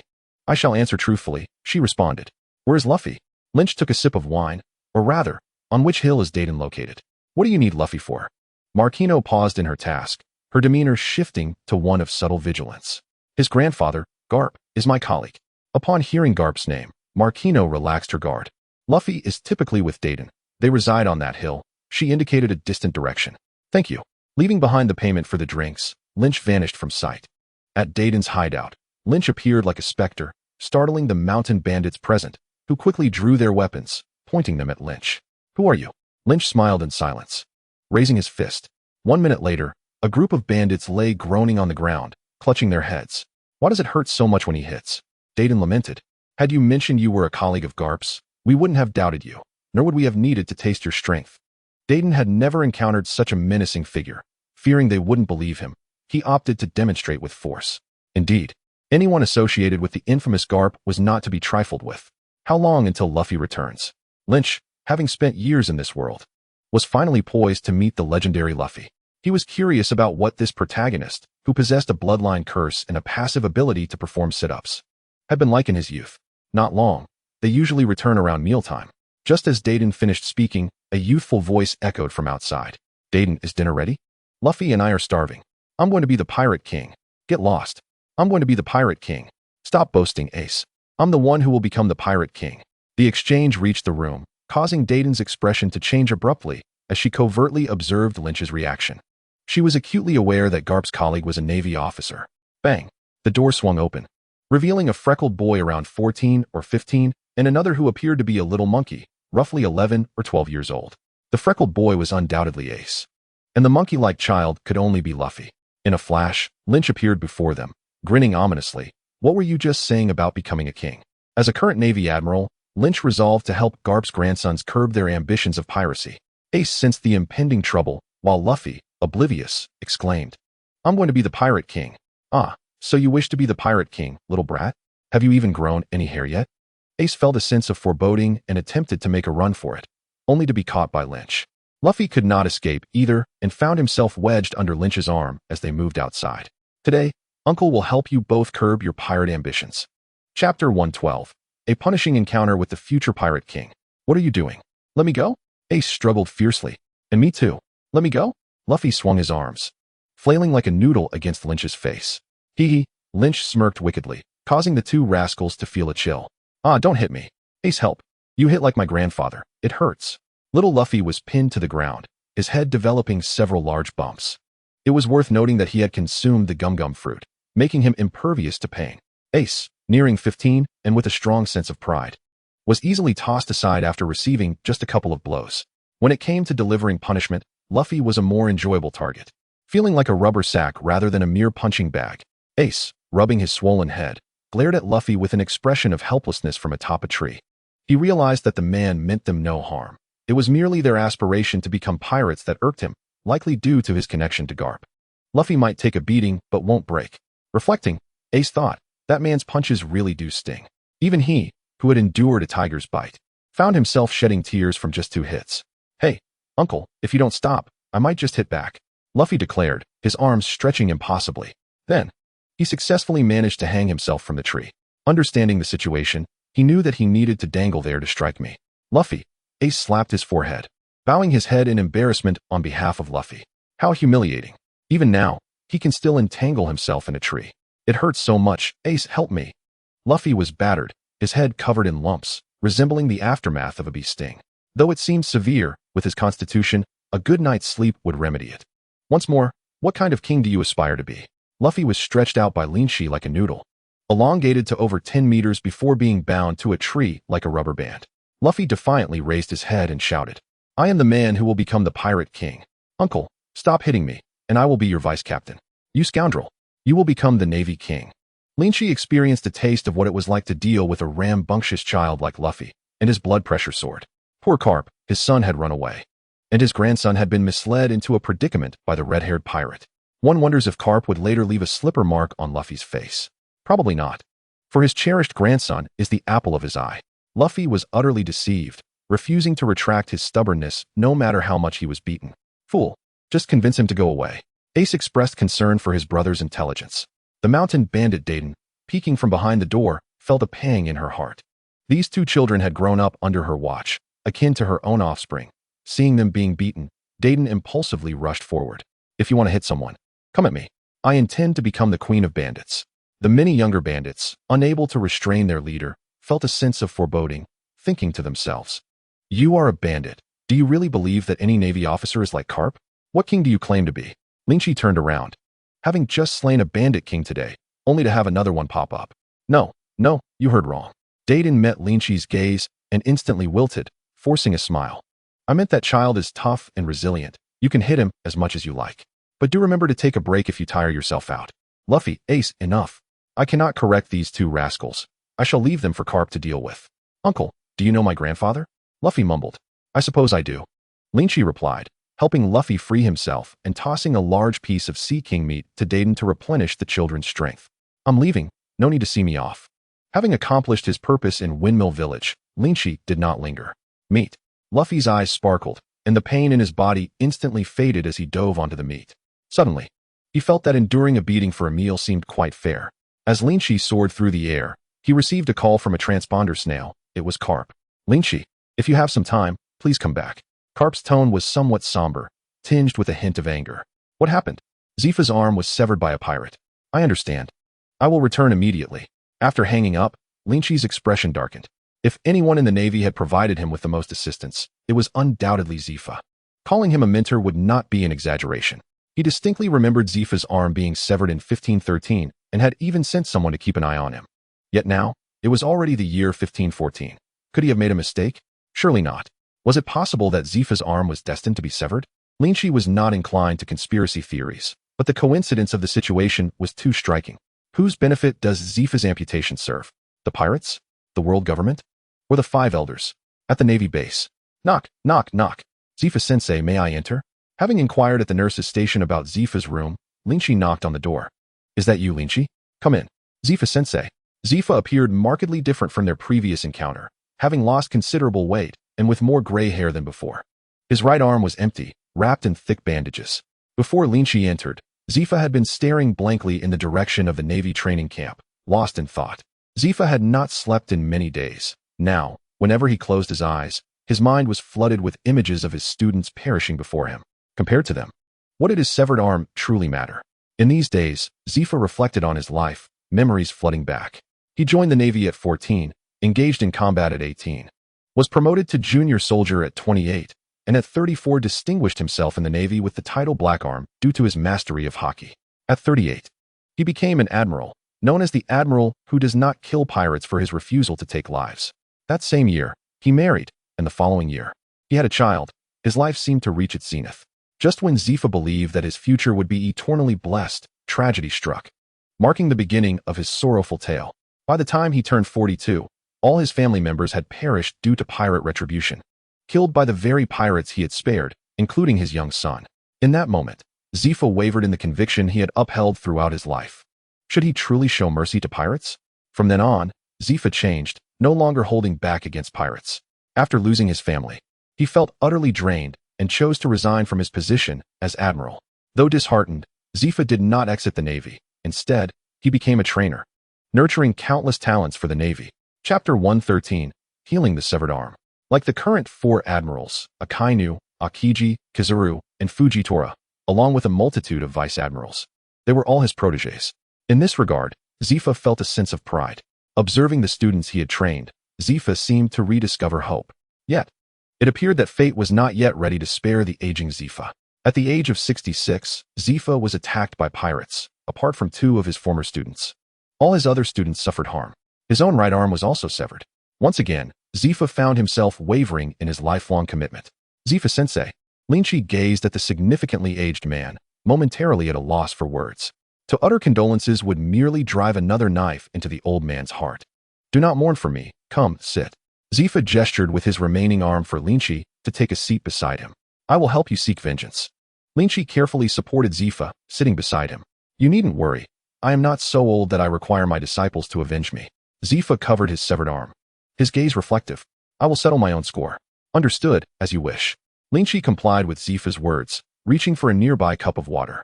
Suddenly, he drew a knife and sliced his wrist, the crystalline blood gushing forth, startling Zifa. This young man. Zifa refrained from questioning Lynch. He understood his disciple well enough to know that such an action must have a purpose. Not much blood had flowed before the wound began to heal on its own. After several cuts, he managed to collect a third of a cup of blood. Zifa-sensei, trust me and drink this cup of blood. Lynch intended to surprise Zifa. You little rascal. Zifa managed to smile, seizing the cup and drinking it in one gulp. Something's off. This blood. Zifa furrowed his brows. In the next moment, boom. The blood flowed down his throat, creating a warm current that exploded within him, surging into his limbs. Zifa was astonished as he felt the changes in his body. It seemed he could be discharged from the hospital soon. He picked up a nearby mirror to examine himself. His complexion was rosy, and the wrinkles at the corners of his eyes had diminished significantly, hardly resembling someone who had just been injured. Lynch. Zifa felt the surge of power in his fists. Just as he was about to speak, an intense itch akin to ants crawling under his skin spread from his right arm. His expression changed as he hastily tore away the bandages wrapped around his right arm. At the sight of the severed limb, the severed arm was rapidly regenerating. First, the bones emerged, followed by the fascia and muscles, and finally, the skin began to grow. Zephyr was astounded as he felt the newly formed arm, his astonishment reaching unparalleled heights. For a master of his caliber, if the new arm were as fragile as that of an ordinary person, requiring a complete reconditioning, it would have been better not to have it at all. Yet, upon sensing the regenerated limb, he found it indistinguishable from the original. Zephyr's heart surged with a long-lost fervor. Now, he could better execute the plans that resided within his mind. Lynch, thank you, he said. You jest, my teacher. Without you, I would not be where I am today.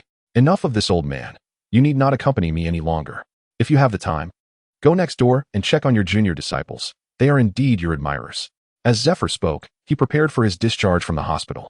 Since he had recovered, he wished to leave the hospital without delay, eager to immerse himself in the battle against pirates. From this day forward, not a single pirate shall escape alive from his grasp. Not one. Those scoundrels. He had been blind to spare them in the past. Just as Lynch was about to leave, Zephyr suddenly called out to him. I have always believed you would become an exceptional Navy officer. Zephyr gazed at Lynch's retreating figure with a sense of satisfaction. I believe so too, Teacher Zephyr, Lynch replied with a grin as he exited the room. Knock, knock, knock. May I come in? Lynch rapped on the door of the adjacent ward. Please wait a moment, came a soft, melodious voice from within. Moments later, Lynch beheld a striking young lady, adorned with a crutch, limping her way to open the door. She was a beauty with flowing, sea-blue wavy hair.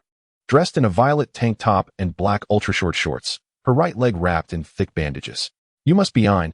I have often heard Teacher Zephyr speak of you, Lynch said, affectionately ruffling the girl's hair. Lynch, Admiral? Upon seeing Lynch, Ein's face flushed a deep crimson, her surprise evident. What brings you here? Am I not welcome? No, no, that's not what I meant. Please come in. Ein flusteredly ushered Lynch inside, embodying the very picture of an infatuated fan. Ein possessed a devil fruit known as the retreat fruit, an exceedingly perplexing power that allowed her to reverse a person's physical state by 12 years. It was a formidable ability akin to that of the childlike fruit, capable of extraordinary feats. If used against Whitebeard during the Marineford War, a 12-year younger Whitebeard might have been able to rescue Ace. Since graduating from the elite camp the previous year, Ein had been by Zephyr's side. Is it truly Lynch, Admiral? Lynch then noticed a figure lying on a bed in the room, completely wrapped in bandages. You are Bins. Looking at the individual who was swathed in bandages, with only their eyes visible, Lynch found it hard to believe. Wah, my idol knows me. I am so overwhelmed. Bins exclaimed, his voice filled with earnestness. Lynch, Admiral. Please grant me an autograph. No problem, Lynch replied, pulling out a marker.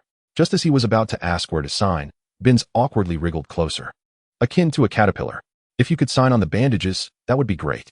With a flourish, Lynch inscribed his name on the bandages. Thank you. I swear I will cherish these bandages forever. Overcome with excitement, Bins's injuries flared up, and he fainted. Is he all right? Lynch asked, taken aback. He's fine, Lynch, Admiral. He is a user of the flourishing fruit, endowed with remarkable vitality. Ein reassured him, her cheeks flushed as she stood before Lynch, too excited to utter a word. Embodying the essence of a shy girl, she could hardly believe that Lynch, Admiral, had truly come to visit her. May I take a look at your leg? Lynch inquired, indicating Ein's fair thigh. If his memory served him right, a hideous scar would remain on Ein's thigh, likely formed at this very moment. Huh. Lynch-sensei wants to see her leg. Ein's mind momentarily short-circuited.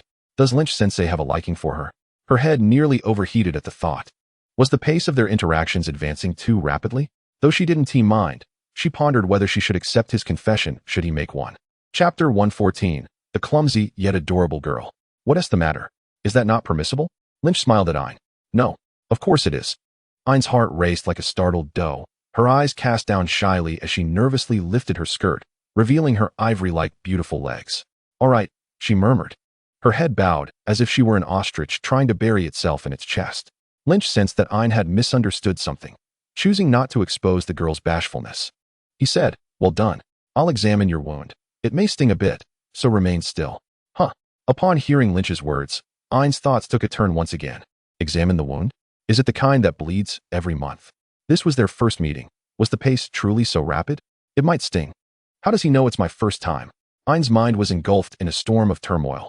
Seeing Ein clutching her skirt tightly like a wooden puppet, Lynch too was momentarily bewildered. It was said that girls were capricious. What had this foolish girl conjured up in her mind? Lynch raised his hand and tore away the bandage from Ein's thigh. A wave of pain surged, jolting Ein from her reverie. As she noticed Lynch's actions and felt a wave of embarrassment wash over her, wishing she could find a crevice to hide in. So, this was the wound. Be gentle. It hurts, Ein murmured. As the gauze was torn away, reopening the skin that had adhered together, fresh crimson blood began to seep forth. Why is there still blood? I will be gentle. Thank you. It might be because it's my first time. Outside the door, Zephyr, passing by, overheard this exchange and froze in place. As if struck by lightning. What were these words of lasciviousness? Could it be that they were inside? Zephyr sucked in a sharp breath, astonished at how rapidly their relationship seemed to be advancing. From the time he was in the elite camp, Zephyr had regarded this young man as a genius in courting girls. If he had even half of Lynch's charm, he wouldn't have waited so long to marry. As the third survivor of this incident, Ein was akin to a daughter in Zephyr's eyes. The thought of the young cabbage he had just nurtured being so quickly taken made his heart ache.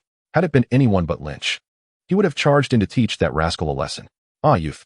Ultimately, Zephyr decided that the younger generation would find their own fortunes. And as an old relic of a bygone era, he ought not to interfere. That lad already had 3 wives, after all. He would have to ensure he gives Ein a proper title afterward. As Zephyr walked away, his thoughts lingered. As he peeled away the bandages from Ein's thigh, an unsightly scar in the shape of a cross was exposed to the air. Ein, who was ever so concerned about her appearance, timidly asked, Lynch-sensei, will this leave a scar? Originally, it would, but now that I am here, it shall not, Lynch replied, extending a finger to gently touch Ein's tender leg. For minor wounds like these, there is no need for blood. The power of sunlight will suffice. Oh, that tickles. Resist the urge to scratch. Wait a moment. Under Lynch's gentle touch, the wound on Ein's leg seemed to vanish as if erased by an eraser, returning to a smooth, supple state. Incredible. Ein's eyes sparkled with admiration as she gazed at Lynch, standing up to sweetly say, "Thank you, Lynch-sensei." Suddenly, Ein tiptoed and bestowed a quick peck on Lynch's cheek, akin to a dragonfly skimming the surface of water before shyly darting away. "This is your reward," her sweet voice echoed in his ears. "That girl." Lynch chuckled softly, touching the spot where she had kissed him. The following day, Lynch received news of Zephyr's establishment of a pirate guerrilla squad. Ein and Binzi have also joined the ranks, specifically hunting pirates. In the distant west, over the vast ocean. "Master Cat, is it truly wise for us to call ourselves the Beast Pirates?" A talking mouse on the ship quietly inquired of Tom. The very thought of such a name filled it with trepidation, fearing that one day the real Beast Pirates might come knocking. Tom turned at the sound, a fleeting shadow of disappointment crossing his eyes. Even among mice, it was not the same as being one of them. "Fear not, for I am here," Tom wrote down assuredly. Ever since Kaido's raucous disruption of Lynch's wedding, his name had found its way into Tom's little notebook. Just look at the crew aboard his ship: a talking mouse, 2 kung fu manatees, 2 bear-like creatures, and of course himself. Kaido was merely human. What did that mean in the grand scheme of the Beast Pirates? Tom was the true embodiment of the Beast Pirates. But to be precise, there was indeed one human on board. To be exact, a bird human. "Master Cat, is there something you need?" Monet flashed a captivating smile at Tom. He averted his gaze. This woman had voluntarily come aboard his ship, and Tom couldn't shake the feeling that her intentions were not pure. After much contemplation, Tom arrived at a startling conclusion. Could it be that she covets his master's beauty? A pirate guerrilla squad. In the office, Lynch listened to his subordinate's report, realizing that Teacher Zephyr had ultimately chosen this path. The day the Navy sought to recruit Whitebeard II was surely the day Zephyr had withdrawn from the Navy to establish a new one. This Teacher Zephyr had indeed taken over our responsibilities. Lynch called over Mark, preparing to set sail to assist Teacher Zephyr and earn some points in the process. He wasn't entirely confident in Zephyr's emotional state. Should he act rashly and seek out Whitebeard II, it could spell disaster. Truly, a hero in decline. Once the renowned Black Arm Admiral, now at 66 years of age, he could hardly contend with Whitebeard II and had even lost an arm. Mark, the subordinate Lynch had high hopes for within the LCN department, was just 25 and already possessed the strength of a rear admiral. Recently, Lynch had rewarded him with the ancient Zoan-type Triceratops fruit he had won in a lottery. With the vitality of an ancient species, there were few pirates on the ocean who could rival him. Splendid. My subordinate shall finally witness the grand presence of the master once more, Mark thought to himself. Surely, upon hearing the master's name, the pirates wouldn't even need him to take action, for they would already be fleeing in terror. He blushed with excitement. Mark was a fine lad, albeit his only flaw was his excessive flattery towards Lynch. At times, he would boast so much that it would leave Lynch feeling somewhat embarrassed. In Mark's tales, he was virtually defeating the 4 emperors and trampling upon the future pirate king, a figure so formidable that even him would have to bow before him. Wait a moment, hadn't he already claimed to have beaten the future pirate king? At the dock, Lynch successfully boarded Zephyr's warship. Given Zephyr's esteemed reputation within the Navy, even Sengoku would find it challenging to prevent him from forming a pirate guerrilla squad. Zephyr looked at Lynch with a sense of reassurance, choosing not to elaborate further. He understood his disciple's sentiments. His gaze then shifted to the ocean, where a murderous intent filled his eyes. Chapter 115, Bloodslaughter and Zephyr. "Mr. Lynch," Ein exclaimed upon spotting him, bouncing over with enthusiasm. "Be good, while I'm away. Please look after Teacher Zephyr," Lynch said as he patted her little head. I nodded vigorously. Yes. Admiral Lynch, sob, my greatest dream is to sail with you." Ein's words echoed with sincerity. Lynch never imagined that the scene from his dreams would manifest in reality. Binzi, bound in bandages, slowly pushed his wheelchair over. You are truly resilient, aren't you? Despite being in such a state, you still wish to set sail?" Lynch mused, contemplating whether it was truly necessary. There were plenty of injured individuals in the Navy. He couldn't possibly offer his blood to everyone. At that rate, he'd be left with nothing in a few days. Hearing Binzi's words, Mark felt a sense of alarm, sensing that his position as Lynch's top subordinate was under threat. He silently vowed to perform exceptionally on this voyage and ensure no one could usurp his place in Lynch's esteem. The ship gradually departed the port. Finding pirates was sometimes not a simple task. Under the bright sun, on the tranquil sea, Lynch reclined leisurely in a decked chair, perusing a newspaper. "Mr. Lynch, I heard tales of your exploits when I first joined the Navy. You are remarkable. Is it true that Kaido the Beast actually consumes people?" "Mr. Lynch, what kind of girl do you like?" Ein chattered excitedly around him, flitting about like a butterfly. To an observer, the two might appear as mere children enjoying a vacation. Zephyr watched their interaction, experiencing a sense of familial warmth that alleviated some of his inner turmoil. In the distance, on the deck, Benzi and Mark faced off, locked in a silent standoff. Ha ha ha, you blinked. You lose. Mark laughed heartily after a short while. If I weren't injured, you wouldn't have won. Benzi retorted defiantly. Let us see who can eat more donuts in one breath. Ignoring their trivial competition, the journey was otherwise peaceful. They soon encountered a small band of 20 pirates.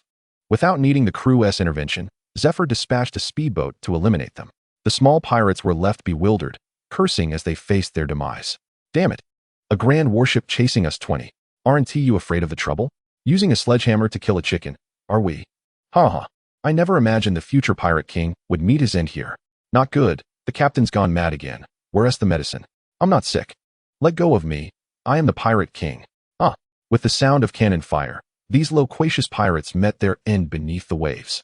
It wasn't until the second day at sea that they encountered a truly formidable pirate.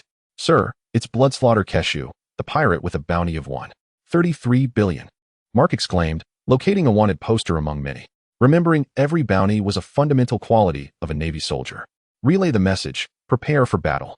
Zephyr commanded, his eyes gleaming with intensity as he gazed at the 5 large pirate ships ahead. Yes, Admiral Zephyr. Following the orders, the soldiers hastily loaded ammunition into their flintlock pistols and gripped their short swords tightly. Cases of high-quality cannonballs were swiftly brought from the hold. In an instant, the air was thick with the scent of gunpowder and impending battle. Initiate long-range cannon fire. We must obliterate their offensive capabilities in one fell swoop. Then engage in close-quarters combat. Allow not a single enemy to escape. Speaking of which, the artillery in this world was nothing short of a farce. Unless wielded by a rare marksmanship expert, it would hardly be effective against high-caliber combatants. With Haki covering oneself, being bombarded by cannonballs was futile. Ultimately, it would devolve into melee combat. At sea, cannons were generally reserved for dealing with fodder and damaging vessels. Ha ha ha, which cowardly navy dares to set their sights on me? Bloodslaughter. The navy had spotted the pirates, and the pirates had likewise noticed the navy. A burly man, clad only in trousers and covered in scars, laughed uproariously. Who do you think I am? Boys, bring the ship closer. Don't fire. My great axe is itching for action. Yes, boss. Let us show those navy scum what we're made of. Remember, don't kill the navy women. I've yet to have my fun with them. A horde of pirates followed Keshu's cruel laughter, clearly seasoned in such merciless deeds. Their favorite pastime was robbing ships at sea, killing all the men while keeping the women for their pleasures. Bang, bang, bang. On the navy side, cannonballs were loaded into the artillery, fuses were lit, and dozens of cannonballs rose into the sky, streaking toward the pirate ships. Against a pirate of our caliber, cannonballs are futile, you foolish navy. The captain of the Blood Butcher pirate crew's 1st Division leaped into the air, brandishing his weapon to unleash over 100 crescent-shaped slashes of light, weaving a vast net in the sky that severed all incoming cannonballs. I am a member of the Scythe tribe, empowered by the Scythe fruit. As the man descended onto the deck, a wicked smile graced his lips. The navy is nothing but this. Just then, a cannonball struck him in the abdomen, sending him plummeting into the sea. Captain, a group of pirates anxiously leaped into the water to rescue him. It was common knowledge that those endowed with the powers of devil fruits faced certain death if they fell into the ocean. Evil pirate, what are you barking about? Zephyr's figure appeared, holding a cannonball, leaving no doubt as to who had thrown the projectile. Zephyr? So it was you, old man. I heard you had retired to the sidelines to teach students. Aren't you afraid of the sea's fierce winds breaking your bones? Kessev immediately recognized Zephyr, the former Marine Admiral, a formidable figure from countless years ago. When one mentions Sengoku and Garp, Zephyr and Tsuru inevitably come to mind. The Marine F4 of yesteryears, even in today's context, would still be top tier. Oh, I remember now. Your whole family has perished, haven't they? Kessev recalled an old event, suddenly enlightened. I see. You old fool feel that life is meaningless alone, so you've come out to seek death, right? Haha, don't waste it. This will just raise my bounty. The nearly 70-year-old man felt no concern about his ability to defeat Zephyr. The thought of the notoriety that would come from killing Zephyr sent shivers of excitement through Kessev's body. Seeking death. Kessev's words undoubtedly danced provocatively in Zephyr's danger zone, and the recently injured Zephyr instantly erupted with fury. Several cannonballs were hurled by Zephyr, reaching supersonic speeds. Aside from the initial sound of an explosion, The cannonballs appeared before Kesef in the blink of an eye. "Old man, is this all you've got?" Kesef braced himself and managed to catch a few cannonballs with his arm, imbued with armament Haki. As the smoke from the explosions cleared, Kesef emerged unscathed before the eyes of the crowd. Chapter 116, The Hypocritical Pirate. "You wicked pirate, I shall certainly slay you today. Ha ha ha. Old man, come and try it. Let's see who ends up dead." Kesef drew a massive axe from his back. A thick aura of murderous intent manifesting as a mist of blood enveloped the surroundings. A powerful layer of armament Haki quietly crept up Zephyr's arm. Just as the tension in the air reached a boiling point, a hand landed upon Zephyr's shoulder. Lynch leisurely lifted his eye mask, revealing one eye, and flashed a grin at Zephyr. "Teacher Zephyr, is it really necessary for you to take action against a mere chicken? Allow me to handle this." "Admiral Zhu Zhao." In the distance, Kesef's pupils constricted sharply, and he instantly felt the urge to retreat. Unlike Zephyr, who was aged and frail, this figure was the current admiral, in the prime of his youth. Moreover, he was one of the most prominent among the admirals. At a mere 26 years of age, he was rumored to possess strength that could rival the peak of the sea. Kesef did not believe he stood a chance against this individual. He recalled that when Admiral Zhu Zhao was still a colonel, he had already earned the title of the pirate's nemesis. Any pirate who encountered him met a dire fate. Even the formidable Kaido had suffered under his hand. Pirates upon the sea fled at the mere mention of him. After hesitating for just a second, Kesef's goal shifted from killing Zephyr to escaping this place. He was confident that if he wished to leave, none could stop him. "Oh, it seems I've been recognized." In that moment, Lynch seemed to be possessed by Kizaru, lazily remarking, "Humph, 2 mere admirals? Bring it on. Let me show you how I'll massacre you." What one thinks in their heart is one matter, but how one acts is another. Before his many underlings, he could not afford to lose face. How else could he maintain his position as their leader? "Our boss is magnificent. Boss, quickly slay those 2 admirals." "Ha ha. Our boss can destroy a warship with a single blow? You might as well await your demise." The crew of pirates fervently gazed upon Kesef, for he was indeed their leader, one who did not fear even the admirals. Years of indoctrination had instilled in these pirates a blind loyalty and trust in Kesef.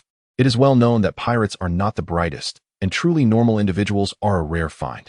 The luckiest of fools, Buggy, stands as a prime example. What a farce. Admiral Zhu Zhao is nothing before our boss. "Go, boss. Beat him to a pulp." Kesef inwardly cursed, pondering what kind of excuse he could conjure to make a graceful exit. Outwardly, he declared, "Ha, of course. An admiral? What is that? Watch his eye, Kesef. Single-handedly take you down." Yet, he was vexed at how to leave without losing face. The raucous taunts of the pirates ignited fury among the navy, who were bewildered as to why Admiral Lynch had yet to make a move. "You are far too noisy." Lynch suddenly turned his head, his eyes blazing with a fierce red light, and the terrifying conqueror's Haki erupted forth. The overwhelming presence of his conqueror's Haki rippled through the air, crashing like waves upon the pirates, flooding over them in a deluge. Crack, crack. Under the oppressive force, the wooden planks of 5 large pirate ships splintered and cracked. Kesef's mind felt as if it had been struck by a hammer, and after a moment of dazed shock, he gasped, "What terrifying conqueror's Haki? Is this the power of Admiral Zhu Zhao? Ah, boss, save me. This is the power of a devil." Witnessing his comrades collapse like wheat being harvested, the remaining pirates were thrown into chaos. Soon, they too were rolling their eyes back in their heads, succumbing to unconsciousness, following in the footsteps of their fallen comrades. Boom. Under the might of the conqueror's Haki, the sails of the ships snapped, crushing many pirates beneath them. The hull began to crack more and more, with some sections already leaking water. When Kesef turned around, he was astonished to find that from his once mighty crew of 3,000, he was the only one still standing. The remaining 3,000 had been completely vanquished, plunged into unconsciousness. Is Conqueror's Haki truly this formidable? What Kesef could not fathom was how the power of Conqueror's Haki could affect reality. The ship was falling apart and beginning to leak. Absurd. Dare to harm my beloved subordinates? I, Kesef the Blood Butcher, shall not let this stand. Kesef roared in fury. And just as everyone expected him to charge forth for vengeance, he feigned a move and turned to flee. What a joke! With his subordinates gone, what did he have left to consider? As long as he survived, he could quickly rebuild a pirate crew. How shameless! Ein felt a sense of disgrace at Kesef's actions. In this day and age, pirates were indeed adept at playing the game of survival. His ability to endure until now indicated that Kesef still possessed some skill. Let me handle this. Mark, who had resolved to prove himself since setting sail, shot forward in a rush. Lynch did not stop him. He too was curious to see how Mark, who already possessed the strength of a major, would perform after consuming the Triceratops fruit. Mark dashed forward with moonwalk, rapidly closing the distance. You little brat, do you dare pursue me? You truly overestimate yourself. Kessev swiftly countered as Mark approached, delivering a blow that sent the young man crashing back into his human form before striking him into the sea. This is bad. Someone quickly save him. Zephyr directed the soldiers to dive into the water. Lynch frowned slightly. How could he be dispatched so quickly? I thought there would be a longer fight. Was it that Mark was too weak, or that a pirate with a bounty of over 1,300,000,000 was simply too strong? Indeed, 8 years later, when Luffy was hailed as the 5th Emperor of the Sea, his bounty was only 15 billion. Although Luffy was a rather lackluster 5th Emperor, this was 8 years ago. Lynch had never thought deeply about this. For him, it was merely a matter of whether it took 1 cut or 2 to finish. It appeared that the great pirates remained a threat that should not be underestimated by others. Young Mark was indeed quite brave. The ragtag navy proved to be quite resilient. Kaiser, with a mind to land another blow, hesitated upon noticing Lynch's approach, his body bristling with the prickling sensation of danger, a fervent warning from his observation Haki. Alarmed, Kaiser had never experienced such a suffocating dread before, compelling him to abandon his reckless thoughts. Was it the weight of that axe that hindered his speed? Why not discard it, simply because it is a cursed weapon? Lynch did not glide with the moonwalk, but pursued Kaiser with a divine grace, each step propelling him forward by several meters. From the axe, Lynch sensed a presence akin to that of the cursed sword, Shindo. Undoubtedly, that axe was also a cursed weapon. Do not fret, you shall consume it soon enough. The ghastly visage on the blade of Shindo flickered ominously, tendrils of malevolent energy coiling through the air, forming a ghostly claw that stretched out for dozens of meters in an attempt to devour the cursed axe. After Lynch's reassurance, Kaiser regained some semblance of normalcy. Chapter 117. The cursed weapon devours its master. You wield a cursed weapon as well, Kaiser thought, startled by the tremors coursing through his blood axe. How was it possible? This very weapon had facilitated his ruthless ascent to infamy as the Blood Butcher, which was precisely why he refused to relinquish it despite the encumbrance it posed. What astonished him most was the newfound emotion emanating from the axe, fear. Such a phenomenon had never occurred before. As the distance closed, Lynch casually unleashed a sword strike, with the cursed sword in hand. What would have been a colorless attack was now imbued with a deep violet hue, radiating an overwhelming malevolence that cast an eerie shadow upon his countenance. In response, Kaiser swung his axe, the two attacks colliding with a thunderous crash, shattering into fragments. The strike traversed over 100 meters, arriving before Kaiser. In a state of panic, he raised the cursed axe to defend himself. With a resounding clang that echoed across the sea, the axe nearly slipped from his grasp, his body spinning through the air like a jester before finally landing. Impressive, Kaiser thought, gazing at his trembling hands, utterly shaken. Was this the might of a peak general? He had nearly failed to withstand a single blow. Very well, if you can withstand my casual strike, I acknowledge your strength. Yet, that acknowledgement was one Kaiser would prefer to forego. In that moment, he felt like a mere clown. And how will you withstand this strike? One sword style, the void world, 1,000 leaves.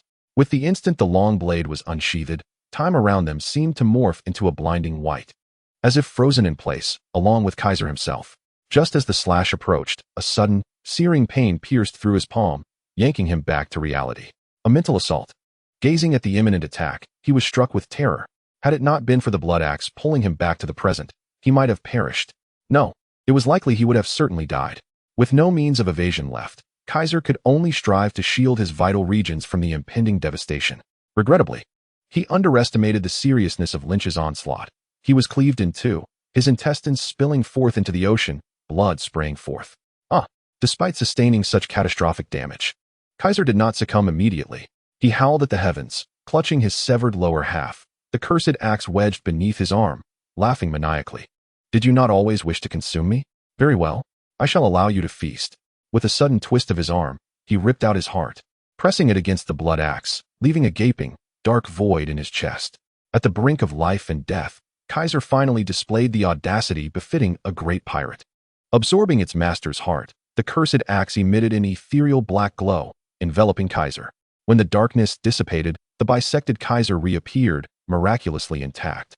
Though one arm had fused with the axe, forever inseparable, his eyes, now devoid of color, seemed to convey that Kaiser had been usurped by the cursed axe, its master now transformed into its servant. The cursed weapon devours its master.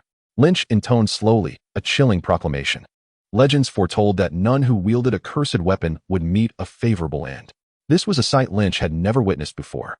Occupied by the axe, Kaiser twisted his neck, mechanically fixing his gaze upon Lynch. No, more precisely, upon the heart-rendering cursed sword in Lynch's possession. Suddenly, Kaiser fled with incredible speed, unburdened by the axe's weight. If unimpeded, he would vanish from sight in mere moments. Lynch pursued him, and as he drew near, Kaiser abruptly propelled himself backward. He understood that his only chance to escape lay in injuring the Admiral, and he had awaited this precise moment. His earlier feigned retreat had been a ruse to lure the enemy in. Now was the time. The blood axe possessed a unique ability, with each life it claimed. It could store a fragment of power, destined to be unleashed all at once. The last time Kaiser had employed this technique was 5 years prior. During that span, he had personally slain over 10,000 foes. The resultant force, when unleashed, could severely injure or even kill an admiral, which had bolstered Kaiser's confidence against Zifa. Boom.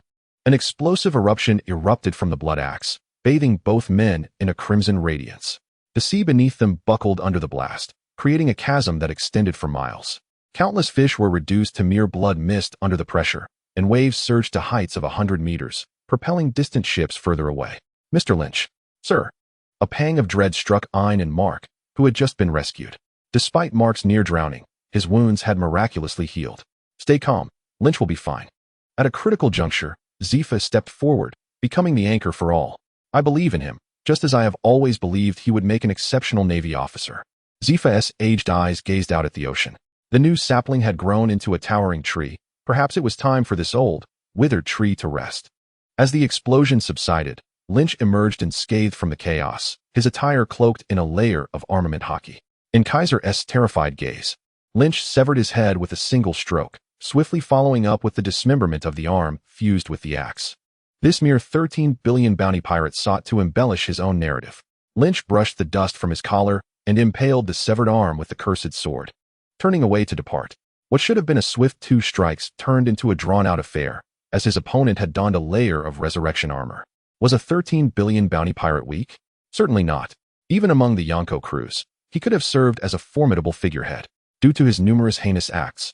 The bounty placed upon him even surpassed that of Katakuri, who was valued at 10 billion, while Marco and Jin were both at 13 billion.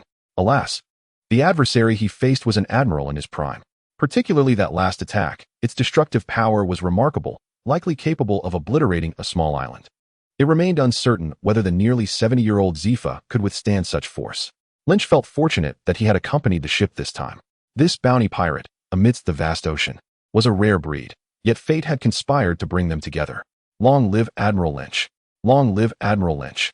The cheers erupted from the Navy as they witnessed Kaiser's defeat from afar. Chapter 118. The Secrets of Sengoku. Mr. Lynch, are you unharmed?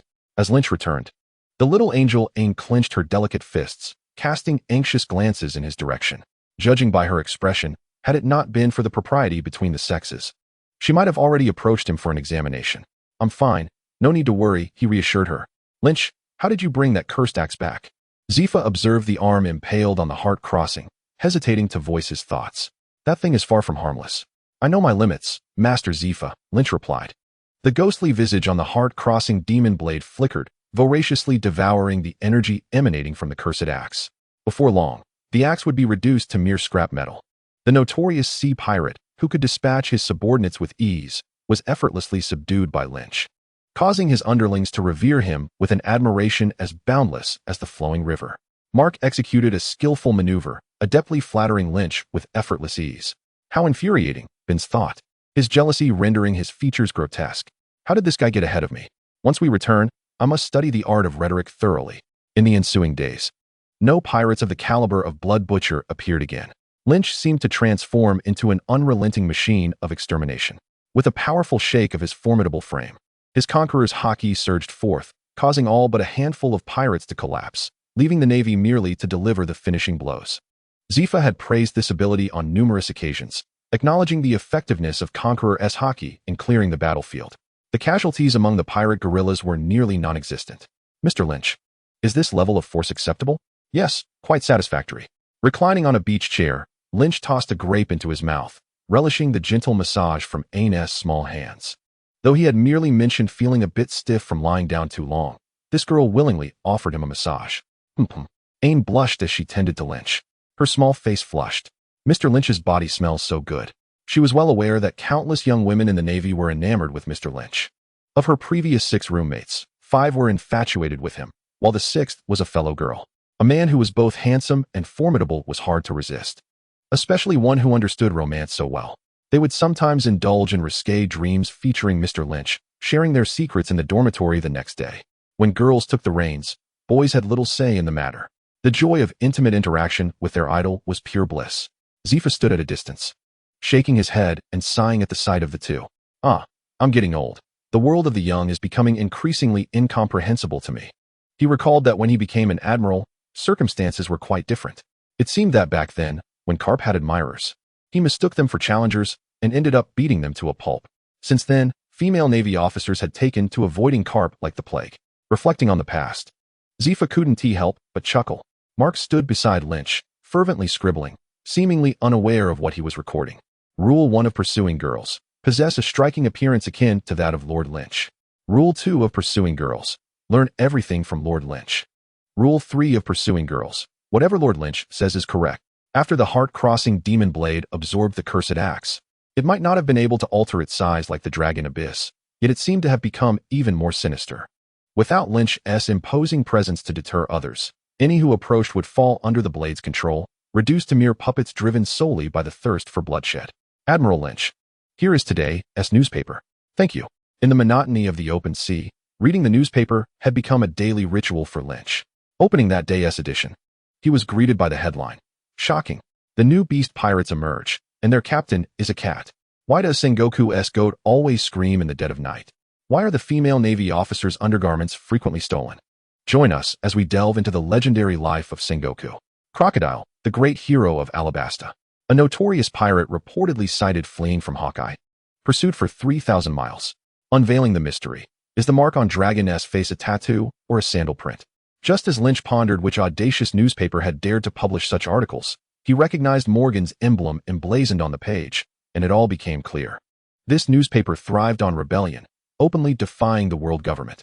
Just when Lynch thought he was merely the subject of mockery, he stumbled upon content about himself that left him momentarily speechless. Admiral Zuchao has not been seen for days, suspected to have been drained by 3 stunning juice maidens. His fists clenched tightly, and he resolved that he preferred not to encounter Morgans again. Someone's floating in the sea. Suddenly, an exclamation pierced the air. Doctor, quick! We need a doctor. The Navy personnel worked together to rescue the small girl bobbing in the water. Upon retrieval, her lips were already turning purple, her limbs stiffening. Had it not been for the faint breath still escaping her, they might have assumed she was lifeless. As it stood, their hopes for her survival were slim. The doctor lifted the girl's shirt, revealing a horrifying array of puncture wounds across her body, her skin marred with bruises. The doctor tirelessly attempted to revive her. Yet apart from expelling copious amounts of seawater, the girl's vital signs continued to wane. Zifa unconsciously glanced at Lynch. Don't look at me like that, I understand. His heart was compassionate. Lynch pricked his finger, allowing a drop of crimson blood to flow forth. For someone so ordinary, a single drop would suffice. The blood dripped onto the girl's lips, and her complexion rapidly regained color as she stirred back to life. Please, don't kill me. The moment she awoke and saw the crowd, she instinctively curled into a small ball, trembling uncontrollably. Zifa's eyes flared with anger. Do not fear. We are the Navy and will not harm you. You are safe now. Safe. The girl's large eyes were filled with confusion as her gaze lingered on Mark's face. Before bursting into tears, I'm not ugly, am I? Mark's expression darkened. You all should leave. The child will be anxious with so many people around. I'll handle this. Ain ushered the crowd away, comforting the girl like an angel. Moments later, Ain led the girl to the cabin to rest before emerging herself. I've clarified the situation. She claimed she was thrown overboard as a slave from a ship. There were numerous slaves like her aboard, kept for the amusement of some high-ranking individuals. If they were not fed to ferocious beasts, they were cast into the sea like her. Ain's words trailed off. Yet Lynch and Zifa had already formed their suspicions. Most likely, it was some noble from a country. Pirates and slave traders wouldn't resort to such cruelty. However, this presented a dilemma. The Navy could not act against member nations of the world government. Furthermore, according to the laws of this world, one had no right to interfere with how individuals disposed of their legally purchased slaves. Chapter 119, The Dark Nobility. Master Zifa, let us discuss this in the cabin. Very well. Upon entering the cabin, the two exchanged glances, instantly grasping each other's intentions. Lynch utilized his observation haki to evade all prying eyes aboard the ship, vanishing into the vast ocean. Everyone had seen it. During this time, he was indeed in the cabin with Master Zifa, with Zifa as his witness. No one dared to cast suspicion upon him. Based on the direction from which the girl had floated, Lynch began to search according to the ocean currents. Given the girl's condition, her survival indicated that the ship responsible was not too far off. At such times, it was the moment for his specialized expertise in dark dealings, the Night Hawk, to make an appearance. Found it. Soon, a massive, opulently decorated ship emerged on the horizon. Its bow was adorned with an intricately carved dragon's head, and its flag bore the emblem of a maple leaf. Lynch recalled this nation. It was indeed one of the member states of the world government, known as the Kingdom of Osk. Meanwhile, aboard the luxurious cruise ship, a rotund, unattractive man stood at the ship's bow, surrounded by a throng of anxious guards. Prince, I beseech you, do not stand at the edge of the ship. Should you fall, the consequences would be beyond our capacity to bear. You know nothing. The last time I beheld the celestial dragons, they engaged in such reckless antics. And I too wish to learn from their example. As members of the world's aristocracy, the celestial dragons serve as idols to many nobles, who shamelessly emulate their behavior, dreaming that one day they too might ascend to the lofty heights of the celestial dragons. Such beings inspire adoration, including among the nobles aboard this vessel. Quickly, procure a few slaves to cast overboard. I wish to practice my marksmanship. The second prince produced a golden revolver from his waist. However, Your Highness, the waves are tumultuous. Throwing a slave overboard may result in their swift demise in the depths of the sea. Who dare speak? Upon hearing a rebuttal, the second prince turned in a fury. The guards, alarmed, pushed forth the one who had spoken. So, you presume to question my will? He raised the golden revolver, aiming it at the guard. The guard, terrified, dropped his weapon and fell to his knees, pleading for mercy, vowing never to defy the prince again. I am but a newcomer, lacking understanding. Please forgive me this once. Your Highness. As he spoke, the guard struck his own face repeatedly, drawing blood from the corners of his mouth. Even if he could easily slay the second prince, the repercussions of such an act were too grave to contemplate. For the sake of his family, he dared not offer any resistance. Filthy lowborn. To share the same air as you is an affront to my noble status. Perhaps I too should don a hood like the celestial dragons. Without a moment's hesitation, the second prince pulled the trigger. The gunshot rang out, and the guard's lifeless body was cast into the sea. The remaining guards bowed their heads in fear. Refraining from contradicting the second prince, his gaze shifted to the other guards, contemplating what amusement to pursue next. Unlike those who toil, his sole obligation was to indulge in ever more extravagant pleasures. Conventional games had lost their thrill, compelling him to seek ever more depraved diversions. The guards tensed, knowing that the second prince harbored peculiar proclivities for men.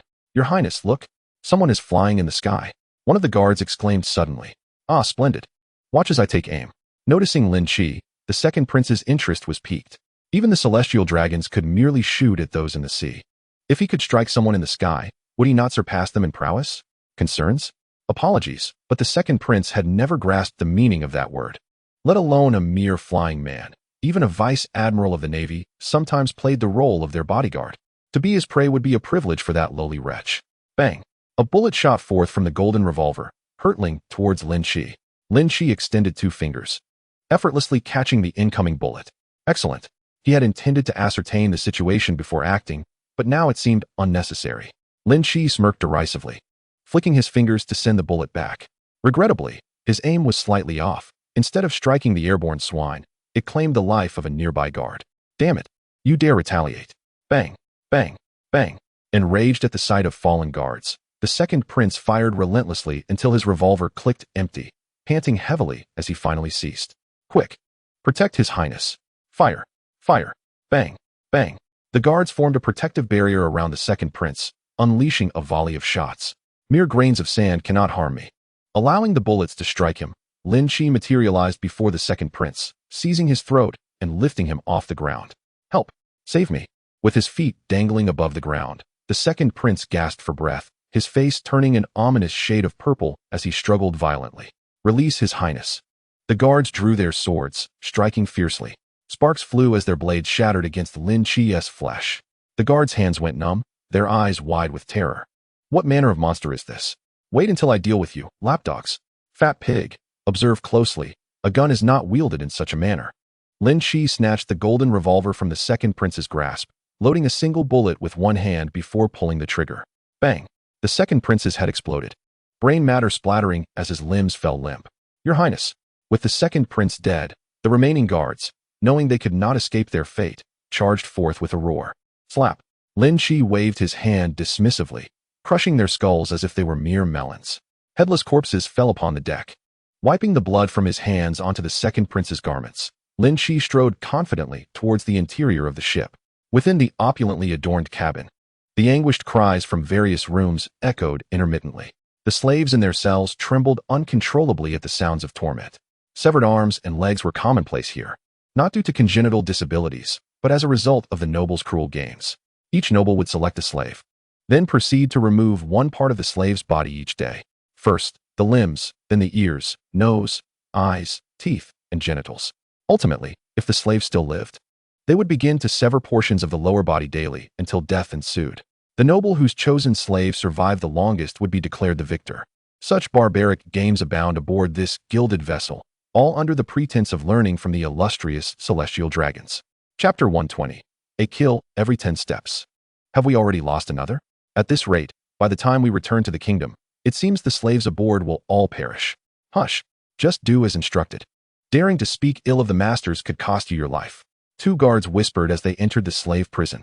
Upon their arrival, the slaves huddled in the corners, burying their heads in their knees, afraid to breathe. The silence in the room was haunting. You there, step forward. The guard flung open the iron door, violently dragging a man out. No, my husband. A filthy-haired woman, her face obscured, clutched at the guard's pant leg in a frenzied attempt to prevent them from taking her husband. Damn you, filthy whore. Release me. Do not fret. You shall be next. The guard slapped the woman hard, sending her sprawling, while another guard seized the man and dragged him away. A sense of despair permeated the prison. The remaining inmates did not feel relief at having avoided selection this time. Perhaps their fates would be even more brutal than the man's. Master, the slave has arrived. The 2 guards, gripping the man's hair, dragged him to a chamber. They kept their heads lowered, unwilling to gaze upon the room's contents.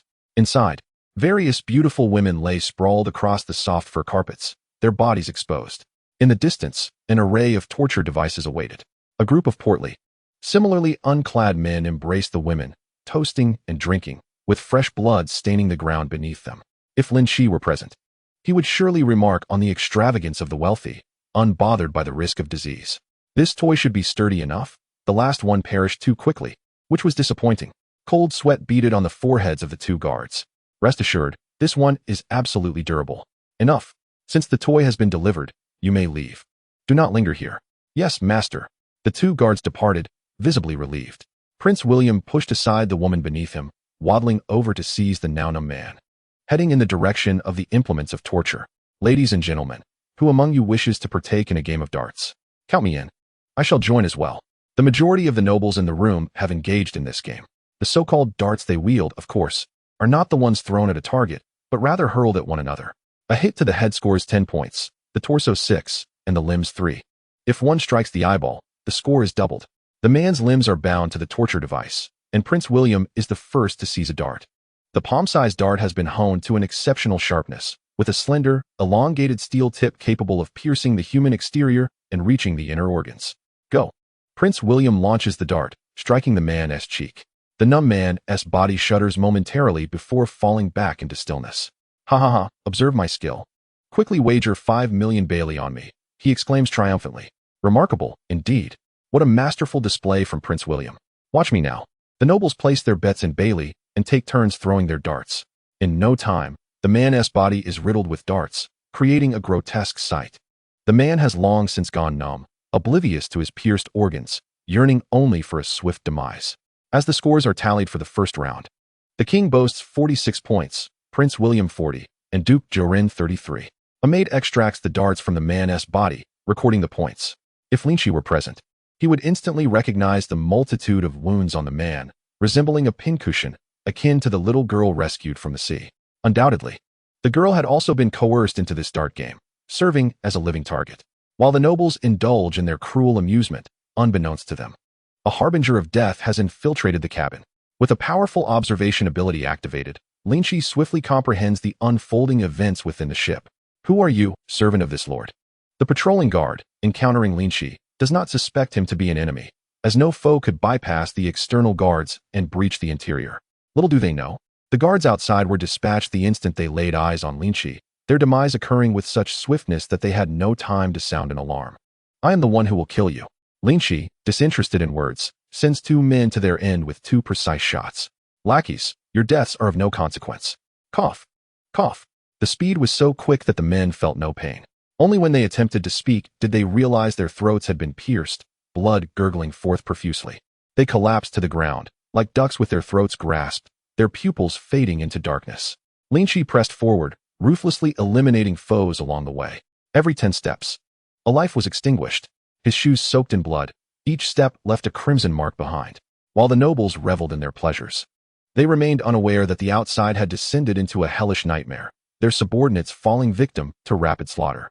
Before one room, Lynch halted, exerting a slight force that crushed the iron door lock. As the door swung open, a pungent scent of blood assaulted his senses. Who dares disturb my royal leisure? There were only 2 individuals in the room. One was bound to an iron bed, 2 arms and a leg severed, blood pooling around him. His exposed torso was crisscrossed with sutures resembling centipedes. The man appeared on the brink of death, his pallid complexion suggesting he could pass at any moment. The other man, bloodied and wielding a saw, bore a deranged smile, his gaze full of malice upon hearing the noise at the door. With a squelching sound, Lynch stepped into the blood-soaked room. Are you deaf? Did you not hear my question? Whose servant are you? I shall have your eyes extracted. Someone, bring me his eyes. Lynch's gaze unnerved the prince, yet he shouted for assistance, receiving no reply. These useless fools. I shall eventually have them all killed. With no attendants arriving, the prince resorted to action, believing this lowly peasant would not dare to resist. Crack! Lynch seized the prince's outstretched arm, applying force that shattered the bones within. The severed hand fell to the ground. Ah! The prince clutched his dismembered arm, howling in excruciating pain, beads of sweat trickling down his forehead. Who are you? Chapter 121, Unyielding Steel. The prince trembled, retreating to the corner of the wall. As the heir to the throne, he was not foolish. He quickly surmised that the man before him was not one of their own. Do people from your country enjoy idle chatter before their demise? Lynch crushed the prince's severed hand underfoot, advancing relentlessly. The prince's complexion paled. Having lost his hand, he would forever be maimed. But now was not the time for such thoughts. He had to focus on surviving. My dear sir, we harbor no enmity between us. I believe you have been stirred by the provocations of thieves. I bear you no ill will. If you would simply spare my life, I am willing to meet any condition you propose. Be it wealth, beauty, or status, I can provide it all. I shall be king in the future. Spare me, and I shall share the world with you. The prince, desperate to live, racked his brain, uttering everything he could conceive. Were it not for the pain in his arm interrupting his thoughts, he believed he could articulate even more. Meanwhile, he secretly cursed the incompetent guards, who had failed to come to his aid despite his prolonged predicament. Once he survived this ordeal, he would ensure they all faced death. Such tempting conditions. Lynch's enticing tone seemed to ignite a glimmer of hope in the prince, who hastily replied, You find it reasonable, do you not? Speak your desires, and I shall comply. Truly, any condition? Indeed, I swear it. Very well then, 100 beauties and 100 million Bailey, in exchange for your worthless life. How does that sound? No problem. I agree. The prince breathed a sigh of relief, feeling as though he had narrowly escaped death. Yet, in his heart, he derided Lynch for his naivety, thinking him a simpleton, easily appeased by a mere 100 beauties and 100 million Bailey. Just wait. He would surely avenge this grievance. However, Lynch's next words caused his countenance to change dramatically. Fool, I was merely toying with you. You actually believed me? Had you encountered a typical dim-witted pirate, perhaps they would have been swayed. Alas, you have met me. From despair to elation, and then back to despair. The prince felt as though he were being played for a fool. Truly, a heart-wrenching betrayal. Wait. No. Ah! The prince's arms were brutally torn from his body. An eye for an eye. This has always been Lynch's principle. Let you experience the agony of amputation. Casting a glance at the crippled man on the iron bed, Lynch spoke in a low voice. I shall ensure your demise.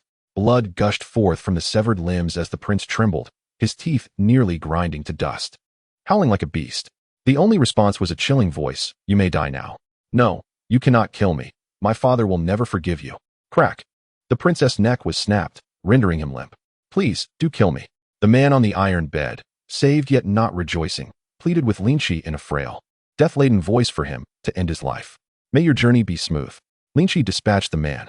That gaze was one of a soul yearning for death. Even if he could heal the man's physical disabilities, he could not mend the wounds to his spirit. The man's mind had already shattered. The only thing he could do was to hasten the end of his torment. The scene within the cabin thoroughly tarnished Lynch's already limited goodwill towards the nobility. He raised his head, his gaze filled with murderous intent as he exited the room. Such nobles should not exist in this world. They are a graver menace than pirates. Akin to the celestial dragons, their very existence is a blight upon humanity. The nobility of this world has become grotesque, with upright royal families like that of Alabasta being exceedingly rare. The majority of the aristocrats are as cruel and malevolent as the celestial dragons. Once he ascends to the throne of the West Sea, his first decree will be to eradicate these societal scourges from the realm. In a room adjacent to the cell, a towering man, standing a full 4 meters tall, was bound to a cross by dozens of iron chains. Damn it! Reduced to slavery, yet still unwilling to relinquish that pitiful semblance of dignity, it is no wonder the masters wished to see you dead.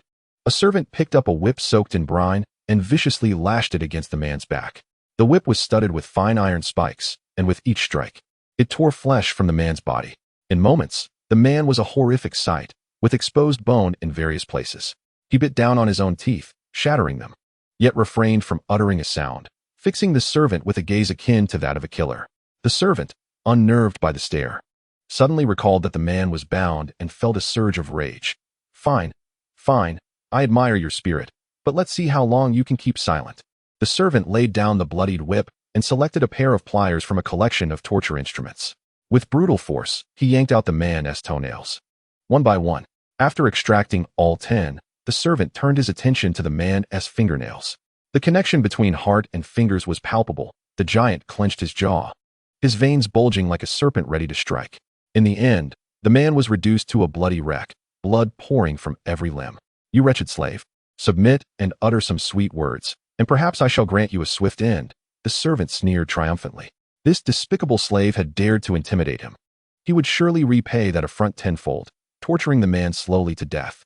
Just then, taking advantage of the servant's moment of arrogance, the giant forced his weakened body upright, and with a violent effort, spewed a mouthful of blood and shattered teeth onto the servant's face. You wretched scum. The servant seethed with fury, his eyes blazing red as he retrieved a scorching iron mask from the furnace with the pliers. Let us see how you like this. With a sizzling sound, the heated mask was pressed against the man's face. Smoke billowed as the skin melted away, flesh turning to a blur, and blisters erupted, filling the room with the stench of charred meat. The giant's body convulsed violently, foam erupting from his mouth, yet he remained silent, refusing to scream. When the iron mask cooled and fused with the man's face, it became a permanent fixture, rendering him immobile. Fool! This is the fate that befalls those who oppose their masters. Just as the servant believed the man had succumbed to death, the giant's body stirred unexpectedly. Huh, you're still alive? Let me ponder what else we can do. The servant exclaimed excitedly. At that moment, the iron door was suddenly kicked open. It was Lynch. Having arrived at the scene. Chapter 122, Gains and Crisis. Where there are masters, there are slaves. With a swift stroke of his sword, Lynch severed the servant's head and then shattered the chains binding the giant. Can you still move? You are free now. Thank you, the giant replied hoarsely, slowly rising from the ground as if his vocal cords were shattered. He nodded at Lynch and strode out of the room in search of the kitchen. It had been half a month since he had eaten anything. With each step, blood dripped onto the floor, yet his posture remained as erect as a tower of iron. The giant burst into the kitchen like a standing black bear, violently tearing several chefs apart. Ignoring the scalding boiling water, he plunged his hands into the pot to retrieve chunks of meat, devouring them ravenously. Though his face was obscured by the iron mask, he could still eat, drink, and see. Such masks were designed to ensure that prisoners could survive. Thousands of pounds of meat were consumed, and his injuries began to heal rapidly. The nails that had been ripped out grew back partially, and the wounds on his body scabbed over, ceasing to bleed. The giant patted his distended belly and returned to find Lynch, kneeling and bowing twice with a thud. Benefactor, please allow me to follow you. You wish to accompany me? Lynch furrowed his brow. He admired the man's spirit, but that did not mean he would accept just anyone. Yes, my family has perished. I implore you to take me in. The giant declared resolutely. Through fire and water, I fear nothing. If anyone seeks to harm you, They must first step over my corpse. Very well, you may accompany me. You are aware of the location of the ship's prison, correct? Your first task is to free the prisoners. Understood. As the giant went to liberate the slaves, Lynch descended to the deepest part of the ship. The moment he pushed open the door, his eyes nearly burned from the sight before him. Inside, both men and women were entirely unclothed. The man who had been used as a living target had long since perished, discarded alone in a corner. Who are you, bold intruder? Withdraw at once, or I shall have your entire clan exterminated. A group of rotund men turned in unison, rebuking him. The scene was utterly appalling. Ah, so you enjoy flaunting yourselves. With a flash of his sword, no one could perceive Lynch's movements. Blood splattered, and chaos ensued as a dozen eunuchs of the new era were suddenly birthed. Ah, help! Someone, kill him! The old men clutched their gory groins, nearly fainting from the pain. The women in the room screamed in horror, causing a frenzy. Benefactor, all the prisoners on the ship have been freed, the giant announced respectfully from behind. Well done. May I have the opportunity to slay them? Do as you wish. With Lynch's consent, the giant savagely entered the room, using brute force to tear the nobles apart. 5 minutes later, not a single soul remained alive within the chamber. All had been slaughtered by the giant, and each death was gruesome. I haven't yet asked your name. The giant touched the iron mask on his face and replied solemnly. Iron punishment. Under Lynch's direction, the ship's slaves boarded small boats and regained their freedom. Lynch provided iron punishment with an address, instructing him to wait there. In the end, Lynch drew his sword and cleaved the ship in two, sending it sinking into the depths of the ocean. There would be no witnesses.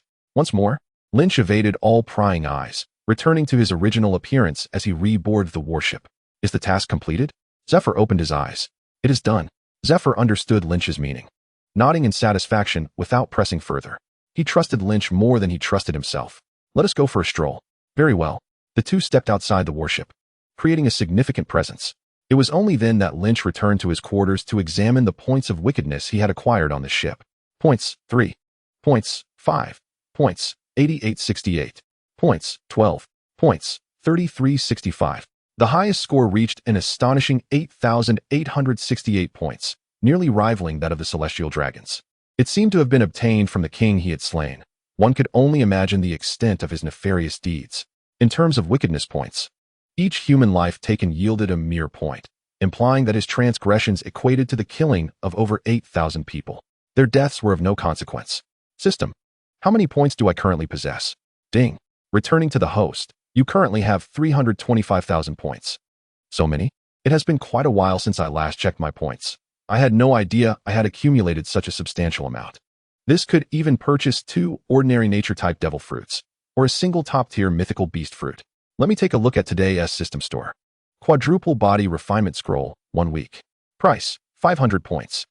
Lifespan fruit, not a devil fruit, which increases one's lifespan by 1 year upon consumption.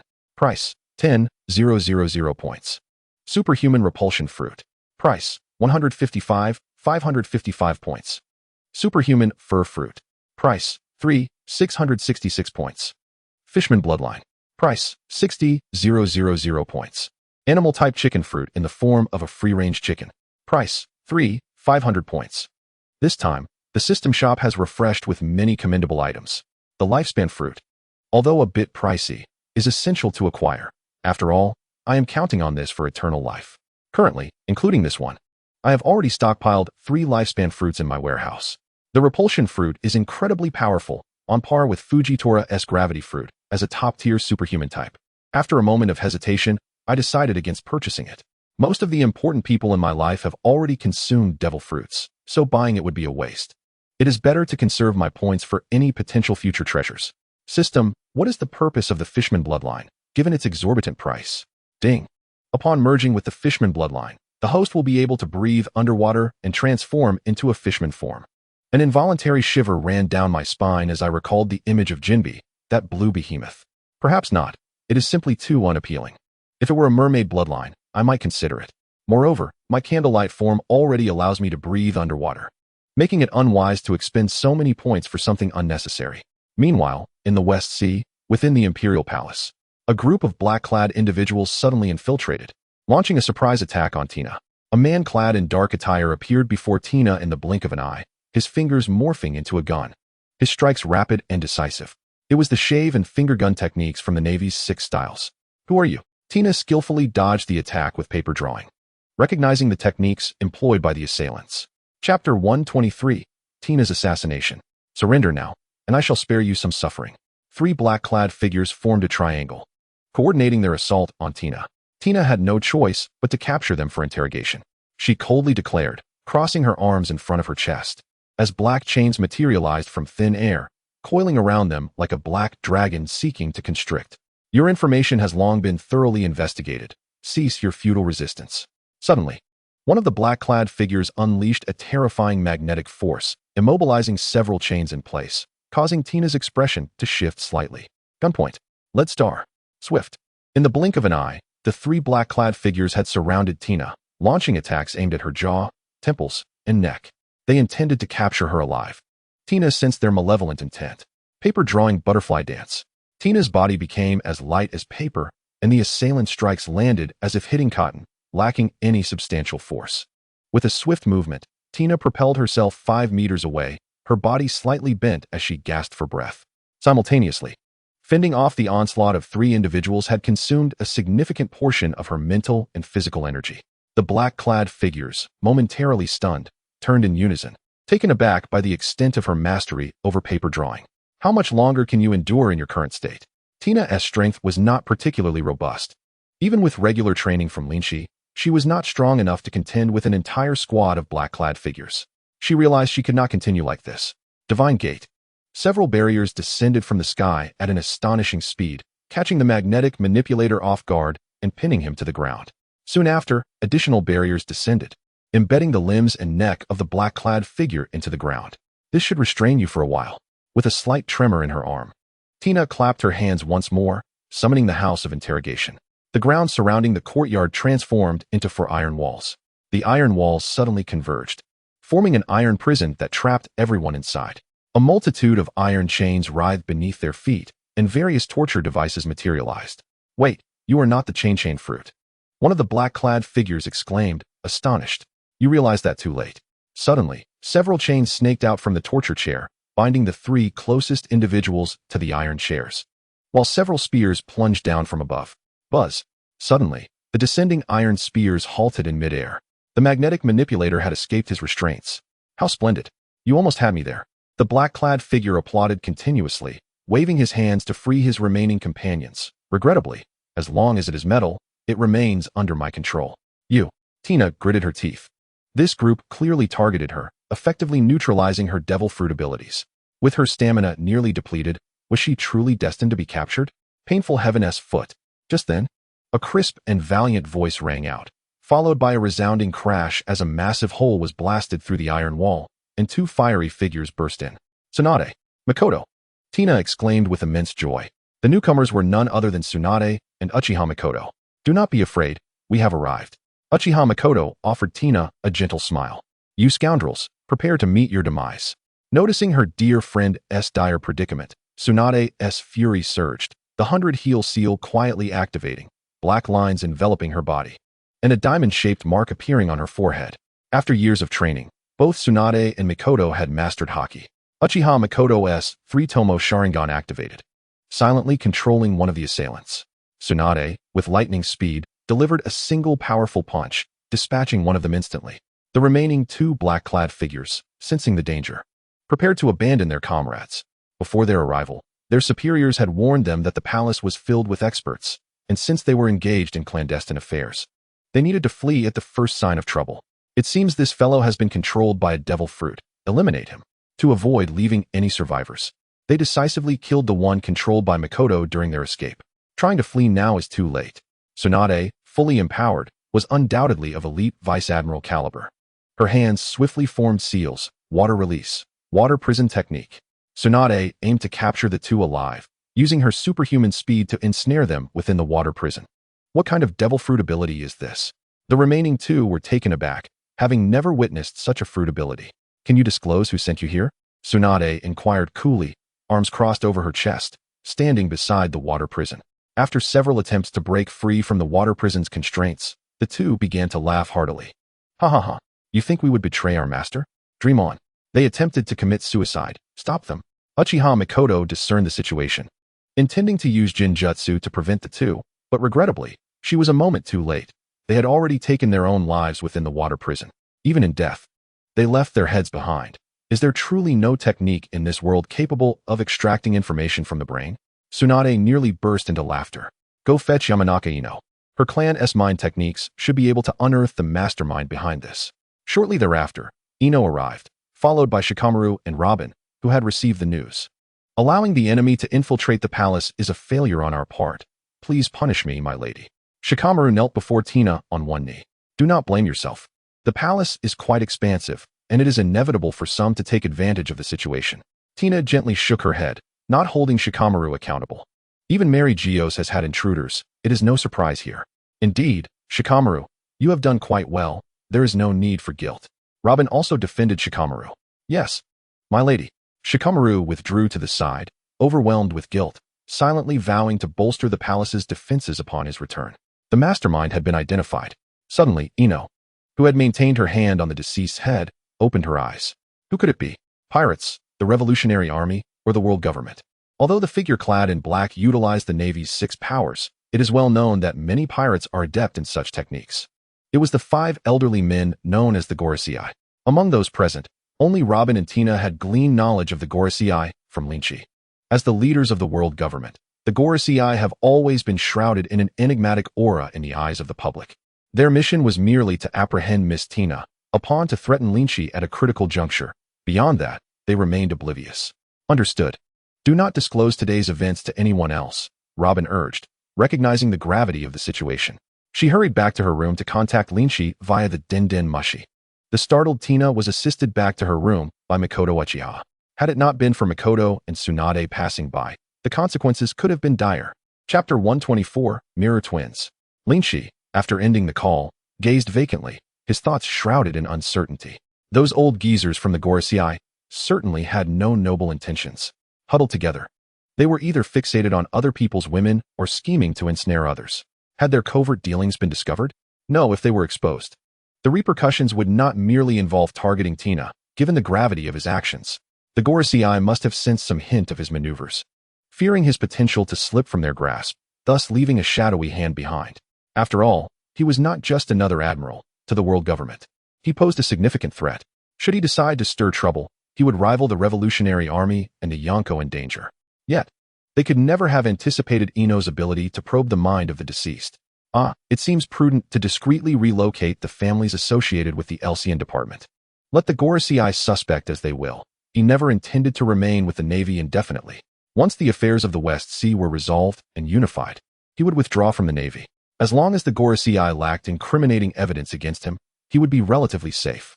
An admiral is not someone one can simply manipulate at will. Before he exited, he needed to consider what benefits he could extract from the world government. By the time he departed from the Navy, it would be akin to severing ties with the world government, making it challenging to seek advantages thereafter. Gorosei, await your reckoning as I plan to fleece you. Lynch's mind was set with a scheme. The half-month maritime journey came to an end. Lynch, along with Zephyr and others, returned to the Navy base. The long-forgotten scent of earth filled his nostrils as he took a deep breath, stepping onto solid ground. A profound sensation grounding him beneath his feet. Compared to the swaying of the ship, he preferred the stability of land. Admiral Lynch, welcome back. A Navy officer sprinted toward him, saluting. A young lady has been waiting for you in the reception room for 3 days. Would you like to meet her? A girl? Did she mention her name?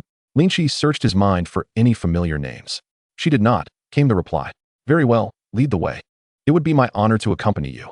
The officer was elated to guide the legendary Admiral Ji Zhao. In the reception room, Lynch almost failed to recognize the girl seated gracefully in a chair. They say women change significantly as they grow, but this transformation was remarkable. Her skin, once slightly tanned, had become exceptionally fair, and her short hair had cascaded into long locks. Perhaps to avoid hindrance in movement, her hair was styled in a traditional, albeit somewhat perilous, anime-inspired fashion flowing down in front of her. While aesthetically pleasing, the hairstyle bore an air of danger. Moreover, her bosom, which had previously been flat, had developed at an astonishing pace. It was only by the distinctive Wado Ikamanji at her waist that he recognized her. Brother Lynch, I've come to find you, Guena said, gliding towards him with a sweet smile. It's been years, you've grown so much. Lynch jested, gesturing with his hands, reminiscing, I remember you used to be this tall. Always calling me big brother. Those were the old days, Goena replied with a coy smile, teasingly adding. You once told my father that I could come find you in the future. Now that I'm here, you can't just turn me away. There was one thought Goena kept to herself. Lynch was the only one who believed she could become a female swordsman of great renown. No problem, from now on.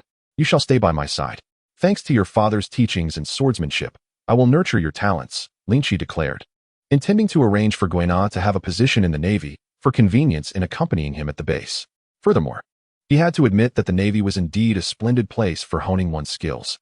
Goena was now 15, and in a few months, she would turn 16. If Luffy could embark on an adventure at 17 with nothing but a barrel, a precocious girl like her could certainly manage as well. As she watched Lynch's retreating figure, Goena's lips curled into a smile as she quickened her pace to catch up. Just you wait, Zoro. With Brother Lynch's guidance, the next time we meet, you'll be unrecognizable to your father. Unlike in the original tale, Goena, having consumed the peacock fruit, had never been surpassed by Zoro throughout their upbringing. Each challenge resulted in a resounding defeat for him. On their way, the duo encountered Smoker. Das bonus. Why have you changed your hairstyle and sword in just half a month? Smoker paused, a cigar in his mouth, looking perplexed at Goena behind Lynch. Goena, upon hearing this, crossed her arms defiantly, ignoring Smoker and hiding behind Lynch. What a peculiar old man. In this day and age, resorting to such outdated pickup lines? Lynch chuckled at the scene, realizing the mix-up. Goena indeed bore a striking resemblance to Daz. No wonder Smoker had confused them. If he were in Smoker's shoes, he too might have made the same mistake, as they appeared almost like twins. It had been a while since he last saw that little girl, and he was curious about the encounter between the two. Smoker pondered on Daz's peculiar behavior today, about to say more when a soft voice drifted from a distance. Admiral, long time no see. I heard you forgot something, so I brought it for you. Daz, carrying a long sword and documents, huffed to a halt. Smoker was bewildered. If you are Daz, then who is this? His gaze flitted between Daz and Goena, growing increasingly perplexed. Daz's father had entrusted her to him without mentioning a twin sister. It was understandable for Smoker to be confused. They looked far too alike, more like sisters than mere acquaintances. You are. Goena and Daz both realized each other's presence, their eyes widening in shock. Could she be our father's illegitimate daughter? He never mentioned I had a sister. They thought in unison. Are you not just a mere illusion conjured by a devil fruit? Goena suddenly reached out, gently pinching Daz's chubby cheek, gradually applying more pressure. Ouch! That hurts. Daz pouted, mumbling incoherently. You are real, Goena exclaimed, truly astounded. Should we go back and ask our father? Ha. Allow me to clarify, Lynch interjected. Having enjoyed the spectacle, you two merely resemble each other. It is an extraordinary coincidence. Smoker, finally finishing his cigar, realized they really do look alike. Goena and Daz remained in awe, gazing at one another, feeling as though they were staring into a mirror, as if confronting another version of themselves. Chapter 125, Enel. Who aspires to be an astronaut? If we set aside hairstyles and outfits, one could still discern the differences between the two with careful observation. For instance, the contours of Dasky's face appear to be somewhat softer than those of Goena. Moreover, Dasky's demeanor and movements often give off an impression of being easily bullied, which stands in stark contrast to Goena, who exudes an aura of competence and assertiveness. Observing their gazes, Goena's eyes shine steadfastly like torches, while Dasky's, shall we say, possess a charmingly naive quality. Of course, if one were not a close acquaintance scrutinizing them closely, it would be nearly impossible to distinguish between the two. All right, it seems you both have a great deal to discuss. Lynch chuckled. Tonight, let South gather at my place for a hot pot. You two can take your time to chat. Smoker, you should join us too. Ding. The system has detected that the little loli cultivated by the host has begun to provide feedback, and her loli cultivation has advanced to a higher level. Lynch felt utterly disinclined to engage with this mischievous system. Could it not be any more juvenile? On the Sky Island, you scoundrel Enel, I'm leaving now. Don't think of me when you're all alone on the Sky Island. Moria stood at the bow of a ship, bidding farewell to Enel on the cloud-covered shore. After years of honing their skills together, the two had reached the pinnacle of their strength, both experiencing a plateau. Remaining on the Sky Island would yield no further growth in power. Thus Moria resolved to return to the Blue Sea and seek revenge on Kaido. TCH, you damned shadow, who would miss you? Just get lost. Your presence irritates me. Enel crossed his arms defiantly, turning his head away in a haughty manner. How generous of me to come and bid you farewell. Don't be insincere. As Moria finished speaking, his expression suddenly shifted as he sensed the gathering electricity in the air. Damn it, Enel, don't discharge your lightning. My ship can't withstand it. After Moria shouted, he turned to the sailors, urging them, set sail quickly. This guy is getting angry. Watching the ship gradually fade into the distance, Enel dissipated the crackling electricity around him. Damn you, lightning. Let us meet again in the blue sea. Moria's voice echoed across the clouds. By the way, please tell Lynch that I owe him a significant favor and will surely repay it. Humph. Enel ignored Moria, taking a few steps away while muttering, if fate allows. We shall meet again. Boss, do you really have to be so mushy? Perona, dressed in a gothic long skirt, sat at the edge of the ship, swinging her feet. Hearing the playful banter between the two men made her feel a wave of discomfort. Could it be that the time spent on the Sky Island has altered the boss's orientation? Hee, little Perona, this is merely a bond of friendship among men.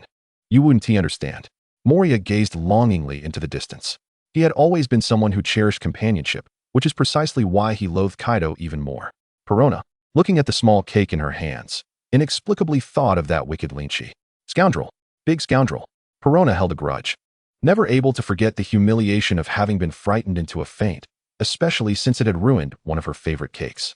Alone, Enel returned to the temple.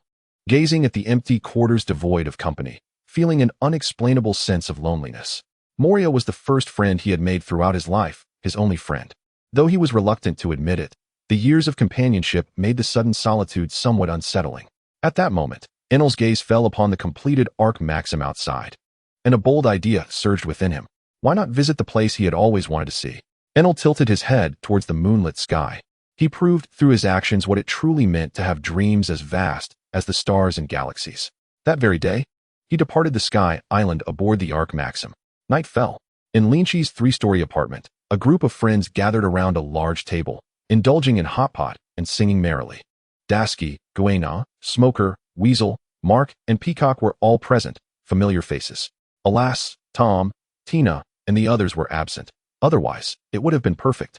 Drink up, don't hold back. Lynch waved his hand, encouraging everyone to eat meat and drink. What fine wine. Weasel downed a cup in one go, his face turning crimson. Then exhaled deeply, shaking off the day's fatigue.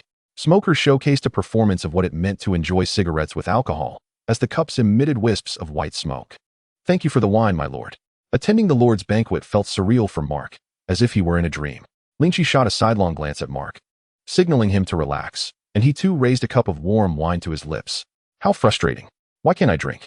It looks so delicious. Dasky gazed longingly at Lynch's wine cup, her mouth watering, while the mutton on her chopsticks suddenly lost its appeal, appearing rather foolishly adorable.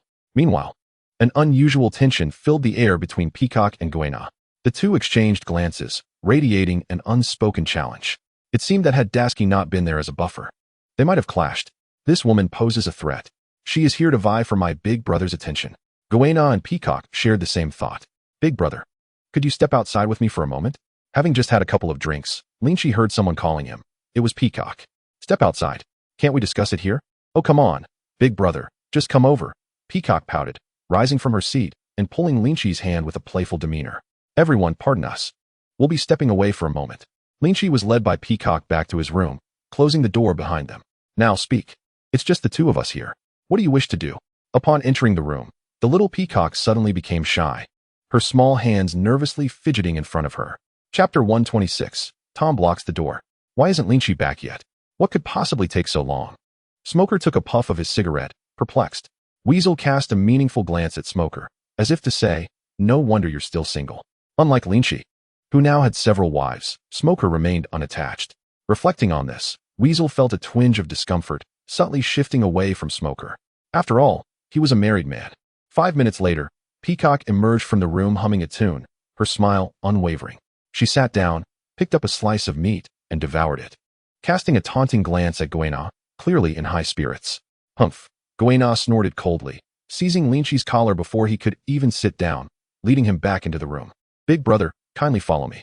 Wait, I haven't even eaten my meat yet. Lynch realized that this was merely a spat between the two girls, turning his presence into a battlefield. It was unfortunate that they were still too young.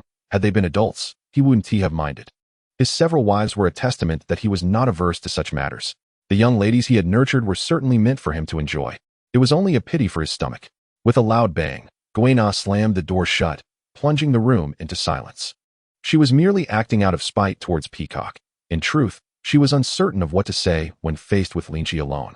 Moreover, prior to this voyage, her father had entrusted the village matron to enlighten her on matters between men and women, so Gona was no longer as naive as she once was. She understood everything now. A lone man and a woman, confined within the same room, made Goena's cheeks flush. Lynch observed Goena's adorably awkward demeanor, finding her utterly charming. After all, Goena was a sword fanatic, dedicating her days to sword practice in the village. In the grand scheme of things, she was likely among the most innocent souls in existence. Listening to the raucous sounds outside, Lynch sighed and initiated conversation. Zoro's hair is green, right? Huh. You know Zoro? Yes, his hair is indeed green. In my country, green is quite a magical color. There's even a song that goes, a beam of light atop your head, green enough to make you dizzy. And thus, the two engaged in conversation. After a while, they finally stepped outside, and Lynch was finally able to enjoy the hot pot he had been longing for. Goena resembled a victorious rooster, settling down to partake in a modest meal. The only one oblivious to the unfolding events was Dasky, who fixated intently on the meat recently placed in the pot. After several rounds of drinks and a delightful array of dishes, everyone returned home in high spirits. The peacock retired to its chamber for rest.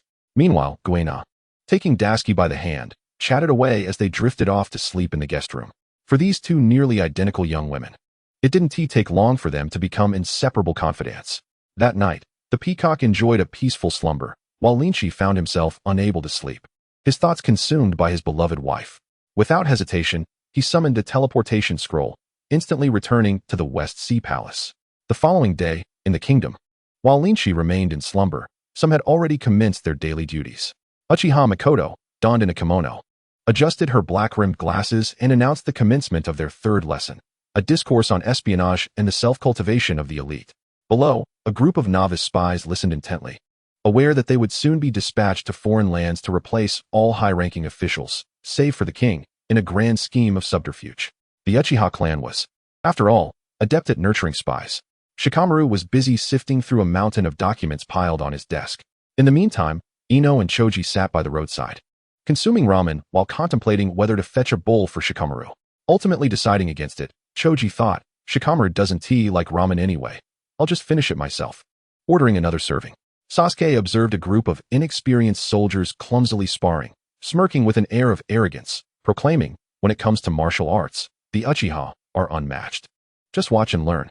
Beside him, Kabuto shook his head in resignation, reviewing the state of the armory. Tsunade made her usual rounds at the hospital, confirming the absence of patients before indulging in her daily gambling. Ha ha ha, today I shall surely win. Let us see who dares call me a big fat sheep. With unwavering confidence, Tsunade strode into the casino. As the sun rose higher in the sky, Robin suddenly awoke in Lynch's embrace, playfully hitting him. It's all your fault. At this hour, I should be attending to paperwork. Lynch gently caressed Robin's hair, grateful for her presence. You know it's true, considering I married you, she replied, hurriedly dressing and rushing off to work. Tina remained blissfully asleep, while Lynch used the teleportation scroll once more, instantly returning to the naval base, eagerly awaiting his arrival. Goena approached Lynch as he exited the room, requesting, could you take me to the naval training grounds? I wish to practice my swordsmanship. Lynch noticed Dasky, sulking with her lips pouted, and chuckled inwardly. This girl was not merely seeking a path. She desired his company for her training. He chose not to confront her feelings, as he had a leisurely day ahead. All right, you two, follow me. Meanwhile, far across the ocean, at Mihawk's residence, the feline pleaded. Are we truly going to challenge Hawkeye? Before the imposing castle, the mouse's stammering revealed its fright. Monet frowned, contemplating dissuasion. Hawkeye, akin to her young master, was one of the 7 warlords, possessing formidable strength. She acknowledged the cat's peculiar nature, yet could not fathom it being a match for Hawkeye. If Tom were to perish, how could he fulfill the espionage mission entrusted by the young master? After years of arduous travel, Tom had finally located Hawkeye's lair. Undeterred by the protests around him, Tom boldly pushed open the castle gates. "Alalala," Tom exclaimed, his tongue lolling as he shouted into the castle, yet received no reply. Perhaps we should leave? The mouse suggested, trembling as a chill breeze swept by. Tom glanced at the mouse, shaking his head in disappointment. It was far too timid compared to his old friend. After exploring the castle, Tom was surprised to find Hawkeye absent. He resolved to stay and await Hawkeye's return. Chapter 127, Tom vs. Hawkeye. At the 7th training ground, Lynch and the two girls were still some distance away when they heard a cacophony of noise emanating from within. They leaned in to listen. Wow. Vice Admiral Chibuta is practicing again. Didn't he only sleep for 2 hours last night? Is he trying to kill himself? One remarked. Ever since Vice Admiral Peach Rabbit got married, Chibuta seems like a completely different person. He hardly cares for his health anymore. Another added. It's even said that he talks to himself at night, as if he is losing his mind. You should have seen Vice Admiral Chibuta taking down pirates. It was terrifying, like witnessing a madman. Have you heard?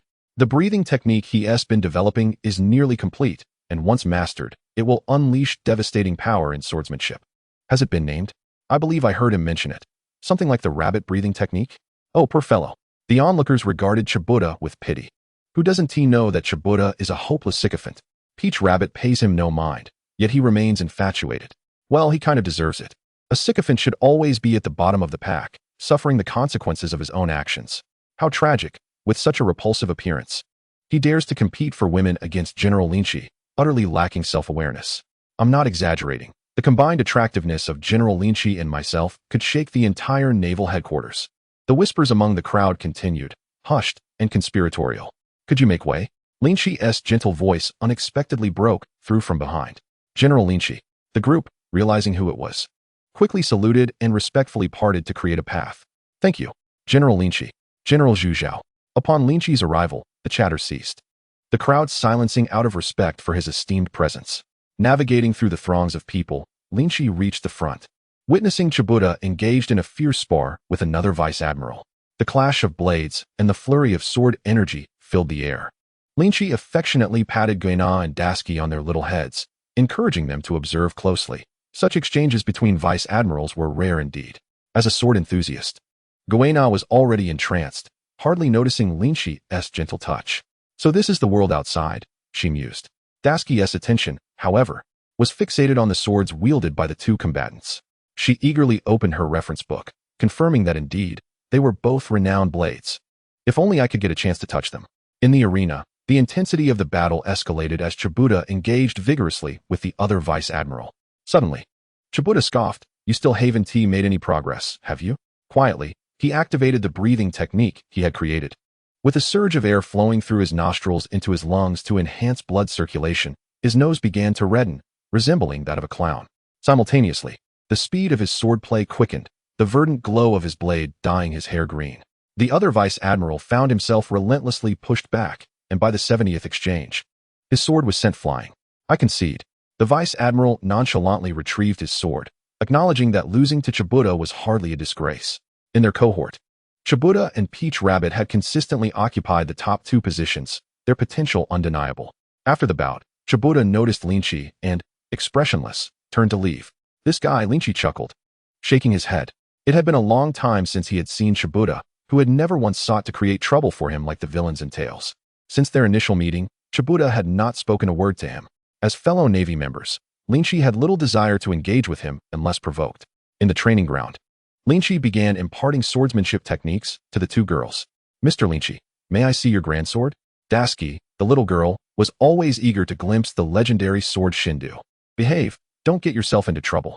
Meanwhile, Hawkeye returned to the island aboard his coffin-shaped ship, observing the scene before him with a furrowed brow. What had transpired in his absence?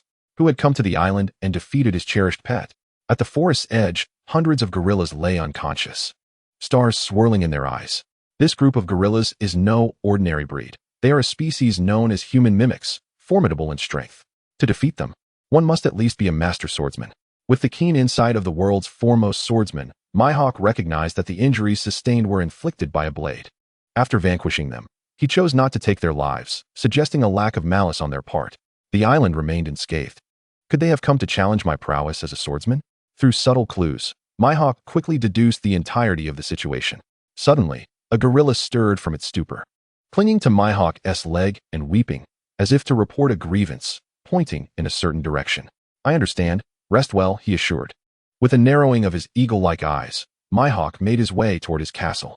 Meanwhile, the various creatures roasting marshmallows before the ancient fortress remained blissfully unaware of the impending danger. Master Cat is truly remarkable. You have bested such formidable gorillas, the mouse flattered. Witnessing Tom's triumph over the gorilla horde, the mouse's confidence in him swelled immeasurably. In that moment, He felt that compared to Master Cat, even Mihawk seemed less imposing. Roar. Two bears nodded in agreement, savoring their honey. Yet, only Monet kept her head bowed, distractedly gazing at the marshmallow in her hand. She had come to understand the true power of the 7 warlords through her master.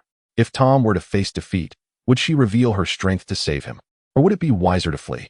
Abruptly, Tom sprang to his feet, turning toward the forest, as Mihawk emerged from the underbrush. A few little bugs have found you, he called. Meow, meow, meow. Tom spoke to the mouse, who acted as his translator. Ahem. Our Master Cat has declared a challenge. If you are afraid, kneel and concede. The mouse shouted, puffing up with false bravado. A question mark appeared above Tom's head. He merely wished for a challenge, yet the mouse was adding theatrics. Nevertheless, it mattered little, for a confrontation was imminent. Heh, is it you who dares to challenge me, feline? Mihawk inquired with keen interest. It was his first encounter with an animal swordsman.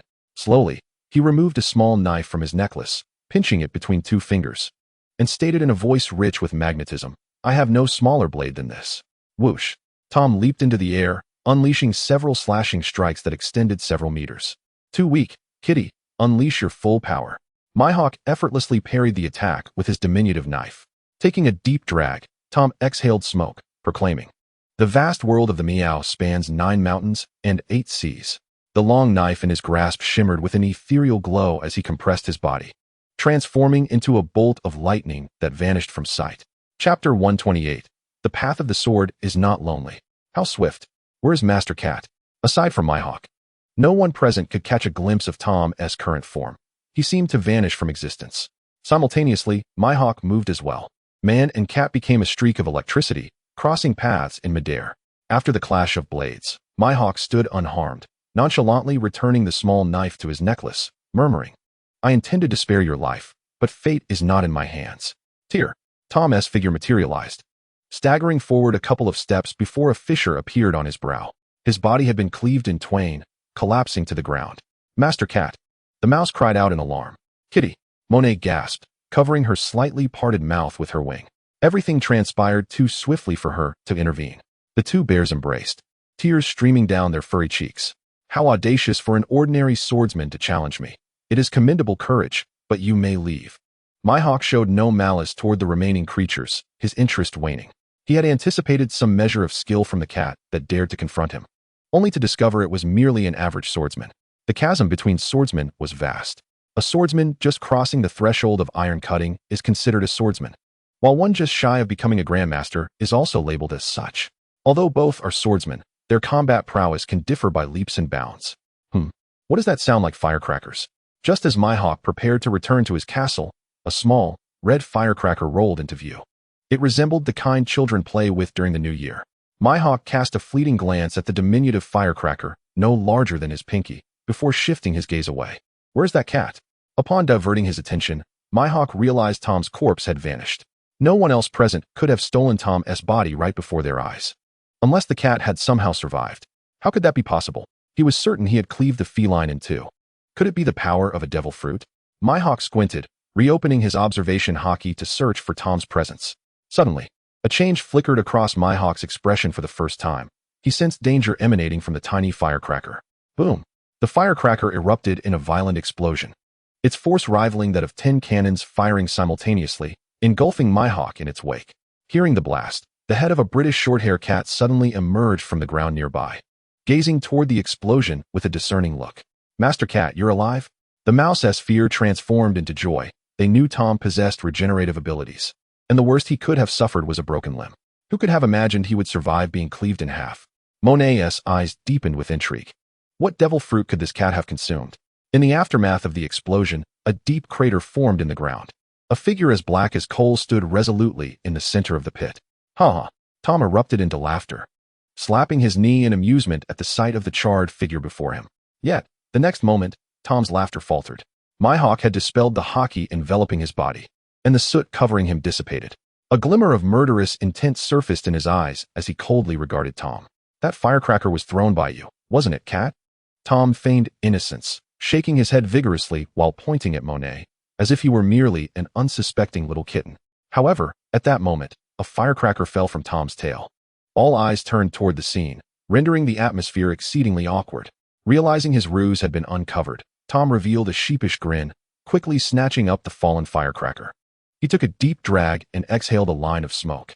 As a swordsman, is it not normal for me to carry a few firecrackers? Tom smiled innocently, and one might easily mistake him for a simple, unassuming kitten.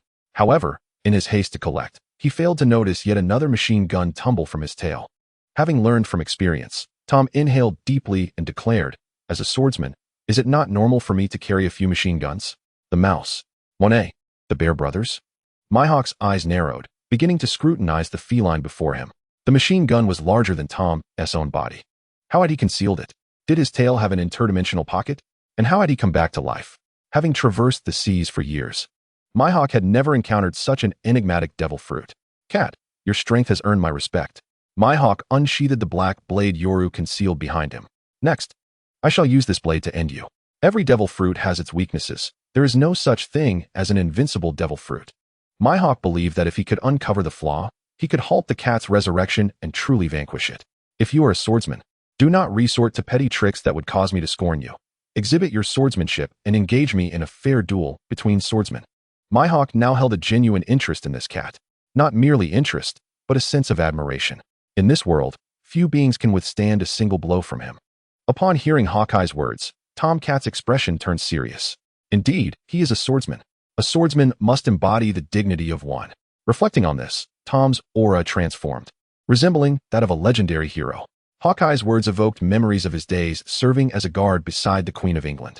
The tranquilizer he had just prepared was carelessly discarded into the bushes.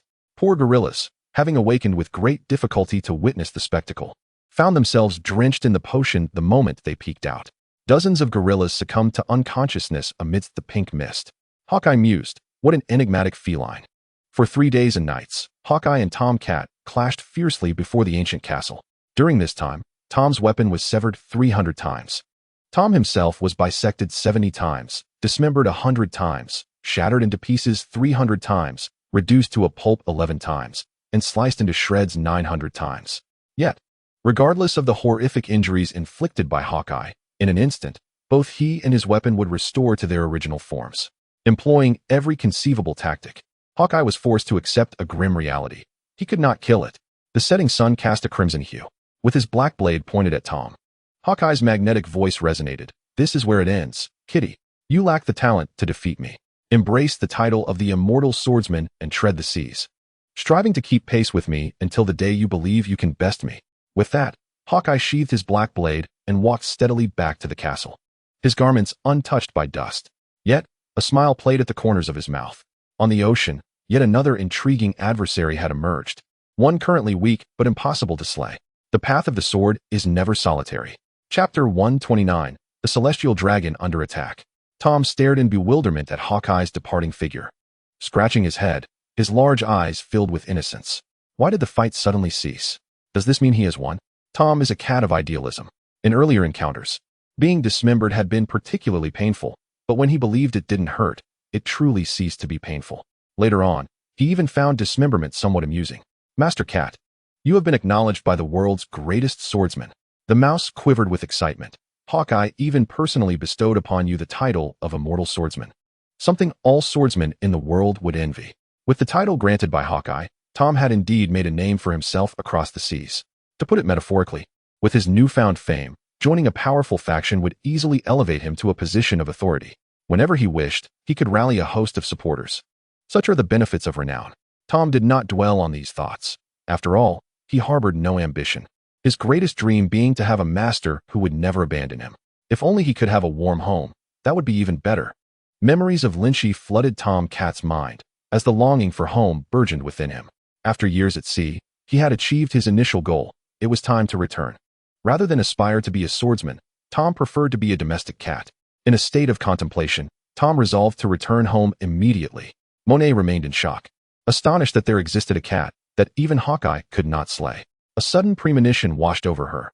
This undercover mission seemed destined for failure. They say pets resemble their owners, and from Tom Cat, Monet sensed Lynch's peculiarities. This undercover task could lead her into the jaws of a tiger. With her as the unsuspecting lamb, she found herself engulfed in deep hesitation. Should she request the young master to terminate this mission? Absolutely not. She must not betray the young master's trust. At the naval base, Lynchy lay in his backyard, perusing the day's magazine while a peacock draped in a bikini lounged half atop his legs, basking in the sun. The blue and white swimwear concealed her modesty, given her tender age, unlike Tina and the others who were more daring. Nonetheless, the swimsuit, while modest in coverage, left much of her form exposed, her flat abdomen, pristine skin, and smooth thighs. Were she on a beach, she would undoubtedly attract considerable attention.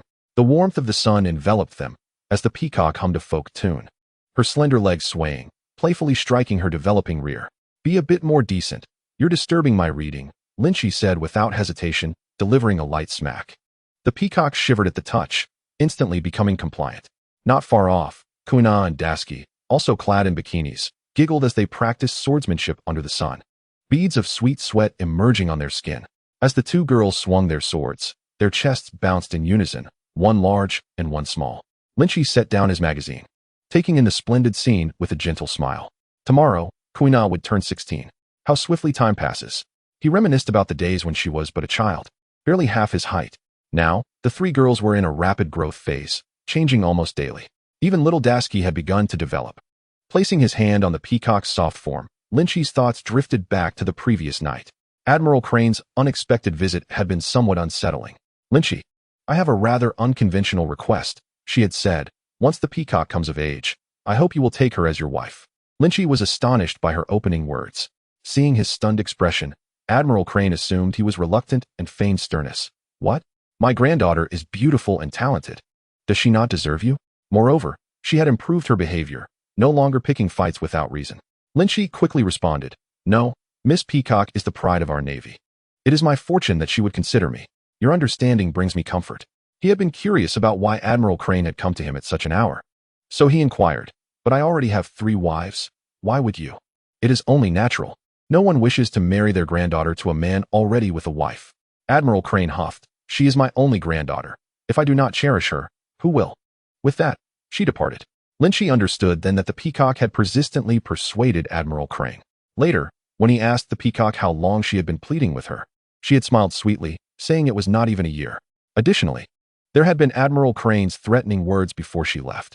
If you dare to act before the peacock comes of age, I will unite with Garp, Sengoku, and Zifa to have a serious discussion with you. Admiral Crane was a good grandmother, but her worries were unfounded. Lynchy liked girls, but not those who were underage. It was the matured ones who held the greatest allure. And at present, the peacock was still developing. He had not lost his mind to that extent. After contemplating all this, he felt parched and wished to call Tom for some shaved ice, only to recall that Tom had been at sea for several years now. That Tom. He wouldn't have run off somewhere to frolic with some young female cat, would he? Ding. Your pet Tom has gained recognition from Hawkeye. Rewards are being dispensed. Ding. Dispensation successful. Reward. Tom Cat Hawkeye template. 30-minute trial card. Lynchy was astounded. Indeed, Tom had dared to challenge Hawkeye. The crucial part was that he had succeeded. He needed to keep this Hawkeye trial card for a pivotal moment. It would be a formidable weapon. The strength of the world's greatest swordsman must surely be on par with an admiral. Otherwise, the title would be rather lackluster. Admiral Lynchy, are you home? The fleet admiral is looking for you. Suddenly, someone shouted from the front gate. You all continue. I will be right back. After changing his clothes, Lynchy went to meet Sengoku. Admiral. Ah, Lynchy, you've arrived. The Warring States era is renowned for its wisdom, rarely exhibiting the frantic urgency characteristic of the present. He crossed the table and approached Lynchy. The Sabaody archipelago has been beset by reckless pirates who dare to assault the celestial dragons. I need you to take care of this matter. Is it true? There are indeed foolish pirates who would attack the celestial dragons in the Sabaody archipelago? It is perilously close, akin to the celestial dragon's private garden. To launch an attack there is tantamount to seeking death. This particular band of pirates possesses formidable strength, and the local navy is unable to suppress them. Depart without delay. Where is Kizaru? Lynchy sensed something amiss. Among the admirals, Kizaru is the fastest, and he is typically the one dispatched for rescue missions. Alas, Kizaru has gone to rescue another celestial dragon. Sengoku is exceedingly troubled, wasting the Navy's top combatants day after day on rescuing those worthless beings. Lynchy furrowed his brow deeper, sensing something was not right. What a coincidence. 2 celestial dragons attacked simultaneously. There are no coincidences in this world. If there are, they are certainly orchestrated by human hands. Lynchy pondered. Chapter 130, The Puppet Master. Understood. Ultimately, Lynchy set off for the Sabaody archipelago. Sabaody archipelago. Ha ha ha. These celestial dragons are nothing to fear. The fearsome pirate laughed heartily, treading upon none other than a celestial dragon. Borsalino, adorned in the traditional garb of a celestial dragon, concealed beneath his voluminous attire a body equally ample. At this moment, beneath the circular glass dome, Borsalino was overwhelmed with tears and mucus, having soiled himself in terror. As a celestial dragon, when had he ever found himself in such a wretched state? Acutely aware of the horror of death, he disregarded his dignity and screamed at the surrounding navy. "You worthless fools! Hurry and rescue me! Damn it, shut your mouth!" The pirate, unceremoniously, struck him with a resounding slap, shattering the glass dome upon the celestial dragon's face, shards mingling with the roughness of his palm, striking heavily against the celestial dragon's visage. Crack! The celestial dragon's head nearly flew off, glass shards embedded in his face, blood gushing uncontrollably. With that slap, the celestial dragon's face had swelled at least twofold, cries of agony echoing. "Damn, still not learning your lesson, and you dare to scream?" Another slap fell, sending several teeth flying from the celestial dragon's mouth. This time, the celestial dragon had learned his lesson, stifling his cries in fear. Yet, unexpectedly, the pirate delivered another slap. Afterward, he grinned wickedly. "Damn, hitting a celestial dragon is exhilarating. I'm becoming addicted." In the eyes of the celestial dragon, the pirate appeared as a demon. His head tilted, succumbing to unconsciousness from fear. Even then, the pirate was unwilling to relent, spitting a mouthful of phlegm upon the celestial dragon's face. Cursing, "If it weren't for you celestial dragons, I wouldn't have become a pirate." In years past, the pirate was an ordinary man, until his mother, due to her pregnancy, failed to kneel before a celestial dragon in time and was subsequently executed by them. Everything changed. Soon after, his father succumbed to despair, and their wealth was seized by his uncle, leaving him cast out of his home. The surrounding navy, wary of the situation, dared not intervene. With the celestial dragon in the pirate's grasp, all they could do was encircle the area. This pirate, named Connor, bore a bounty of 530 million, demonstrating formidable strength. Otherwise, he would not have captured a celestial dragon. Strangely, this pirate, despite having ensnared a celestial dragon, neither fled nor killed him, merely waiting, as if expecting someone. In the next moment, Lynch descended with an icy demeanor. "Excellent, it is Admiral Kizaru. Admiral Kizaru has arrived. There is hope." All eyes turned to Lynch, their spirits lifted. I lack patience. You best state your demands quickly." With a sweep of his observation Haki, Lynch detected something amiss. The man appeared to be a devil fruit user, with a vine-like appendage coiling around the celestial dragon's heart. If the pirate were to be killed, the celestial dragon would be instantaneously crushed as well. In full view of the crowd, he could not act so brazenly. Maintaining appearances was paramount. Even if the celestial dragon were to perish, he must still uphold a semblance of decorum. Acting now would be too conspicuous. Moreover, it was his responsibility to eliminate the celestial dragon. Each celestial dragon represents an immense fortune to Lynch. Connor met Lynch's gaze, dark as an ancient well, an inexplicable unease washing over him. He felt an uncanny premonition, as though his clandestine intentions had been unraveled. Before this man, he felt utterly exposed, devoid of any secrets. He steeled himself, laughing maniacally, hoisting the celestial dragon's body as he retreated toward the shore, threatening, "Move, and I will kill him instantly." Once a safe distance from the crowd, Connor shouted again, "Admiral Kizaru, I would appreciate your cooperation. I am rather timid, so please refrain from any sudden movements, or else." Lynch, hands in pockets, followed at a leisurely pace, as though he were merely out for a stroll. This nonchalant demeanor only intensified the pressure on Connor. Upon reaching the shore, a coated vessel surfaced from the depths, evidently awaiting their arrival. Connor leaped aboard the pirate ship, gesturing for Lynch to join him. Lynch smiled with a flourish and boarded. The remaining navy were instructed not to follow, or he would immediately kill the celestial dragon. The vessel gradually departed from the Sabaody archipelago, the navy, under duress, refraining from pursuit. At this point, Connor sighed in relief, only for Lynch's voice to tighten his chest once more. "What if I were to kill you right here?" Connor's cold sweat erupted, soaking his entire attire. His instincts screamed that Lynch was not jesting. He was indeed capable of such an act. "You cannot do that. I have a hostage. If you kill me, he will die as well." In his overwhelming fear, the pirate unconsciously employed a respectful address. Since becoming a pirate, Connor had transformed into a callous individual. This was the first time he had shown such courtesy. "Foolishness, you kidnapped him. Why do you think you can use him to threaten me?" Lynch's words left Connor dumbfounded. What was this situation? It sounded rather reasonable. "No, That cannot be right. He must be saying this intentionally to disturb my composure. The admirals are mere hounds of the world government. They would never disregard the safety of the celestial dragons. Indeed, he must have anticipated my thoughts. Why would he still speak this way? Could it be that he truly dares to kill me? In the midst of these thoughts, cold sweat drenched the pirate's body. Lynch's image in Connor's mind grew ever more enigmatic. Do not be afraid. While I could do so, I have no intention of killing you. In mere moments, Lynch seized the initiative, firmly establishing control over the situation. Now, tell me, who is your master behind the scenes? What? Connor could hardly believe it. Lynch had even deduced this. What profound foresight. He became flustered, retreating until he collided with the railing, halting his escape. If I were to guess, who could it be? Initially, Lynch had merely speculated, but seeing Connor's reaction, he became convinced. Observing the pirate's stammering, Lynch chuckled softly. If you are unwilling to speak, that is fine, regardless. I must meet your master. The actions of the other party seemed too deliberate, directed toward him. If the puppet master remains unaddressed, it would surely lead to sleepless nights in the future.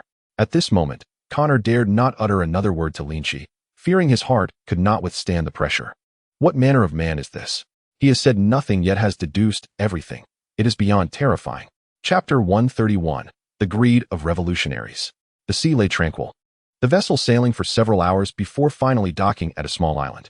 General Lynch, your presence is requested. As the ship approached the shore, a man of imposing stature, cloaked in a black robe, materialized at the water's edge with an almost instantaneous grace. Upon seeing the newcomer, Connor visibly exhaled in relief. It was the tyrant of the seven warlords, Bartholomew Kuma. The man had disguised himself expertly, but the Bible in his hand betrayed him, coupled with his exaggerated physique, leaving little to the imagination. Of course, this was due to Lynch's profound familiarity with Kuma. Kuma was a phantom, seldom seen. Only a handful had laid eyes on him. And within the Navy, only Kizaru had encountered him once. Other naval officers would struggle to recognize him. At this time, Kuma was entrenched with the revolutionaries and had yet to execute his future undercover mission, hence he was not concerned about being identified. Kuma was a prodigy, having developed the pawpaw fruit to such an extent that he could be considered a genius. This otherwise ordinary fruit had allowed him to manifest a conceptual form capable of expelling injuries and pain from a person's body. Occasionally, he even acted as a traveler. Clearly, Lynch's arrival had placed considerable pressure on the mastermind behind the scenes, prompting them to summon Kuma as a precaution. Let us proceed. Do not waste time. Lynch had already surmised the identity of the shadowy puppeteer. The adversary had first dispatched an agent to assail another celestial dragon, compelling the swift Kizaru to rush for reinforcements, and then targeted another celestial dragon. This line of action almost guaranteed that the admiral dispatched by the Navy was he. The remaining two admirals could not match the speed of Kizaru and Lynch. After navigating a convoluted route, Lynch was eager to discover the mastermind's intentions for summoning him. Kuma remained characteristically silent, offering no words as he guided Lynch and Connor deeper into the dense forest. Within the heart of the thicket, the thick canopy obscured the sunlight, while wild boars and leopards roamed the underbrush, punctuated by the occasional animal growl and bird call. Gradually, scattered figures emerged, their gazes toward Lynch suffused with wariness. We have arrived. You may enter. Kuma led Lynch and his companions to a hastily erected tent. Without a hint of trepidation, Lynch stepped inside, where the dimly lit room revealed Monkey D, dragon seated in a chair, the upper half of his face shrouded in shadow. Beneath the line dividing light and darkness lay his striking tattoos. Behind Dragon stood two familiar figures, both acquaintances of Lynch. Sabo, Carla, the 15-year-old Sabo, and the 16-year-old Carla. Meeting an admiral for the first time, felt an overwhelming surge of anxiety. Sabo clenched his fists, forcing himself to remain composed. He could not afford to bring shame upon Dragon. Meanwhile, Carla discreetly grasped the sapphire ring on her finger, a habit she had developed over the years. Whenever she felt nervous, her fingers instinctively sought the ring gifted to her by Nightingale. Gazing at Lynch's youthful and handsome visage, Carla suddenly thought that the legendary admiral did not appear as fearsome as she had imagined. From Lynch, she felt an inexplicable familiarity, as if she had encountered him before. No, that cannot be. How could I have met an admiral? Carla shook her head, dispelling the wandering thoughts in her mind. Greetings, young ones. Lynch smiled at Sabo and Carla, noticing the ring still adorning Carla's hand, a token from his childhood. It seemed that conversing with the famed admiral was not as daunting as anticipated. No, I must not be deceived by his appearance, the two young ones thought, sensing a warmth emanating from him. Dragon, it has been a while. You are indeed the mastermind behind the scenes. Lynch pulled out a chair and sat opposite Dragon. It has been quite some time, Lynch. No, rather, Admiral Candlelight. Dragon lifted his gaze, his expression complex as he regarded Lynch. When they first met, despite Lynch being merely a colonel, he was already a mythical Zoan. From that moment, Dragon recognized that this individual was destined for greatness. However, he never anticipated that Lynch would ascend to become the 4th Admiral of the Navy in such a brief span. The terrifying speed of his rise left Dragon, who had once served in the Navy, in awe. You have gone to great lengths to summon me here. What is it that you wish to discuss? The two men tacitly refrained from mentioning the celestial dragon, as if he were merely an inconsequential pig. You are a clever man. I enjoy conversing with intelligent individuals. Dragon waved his hand, instructing everyone in the tent to exit. Then, he cut to the chase. We, the Revolutionary Army, are in dire need of resources and funds to save other nations in the world. You control 1/7 of the West Sea, and I hope you can extend your support to us. Here is the list of supplies we require.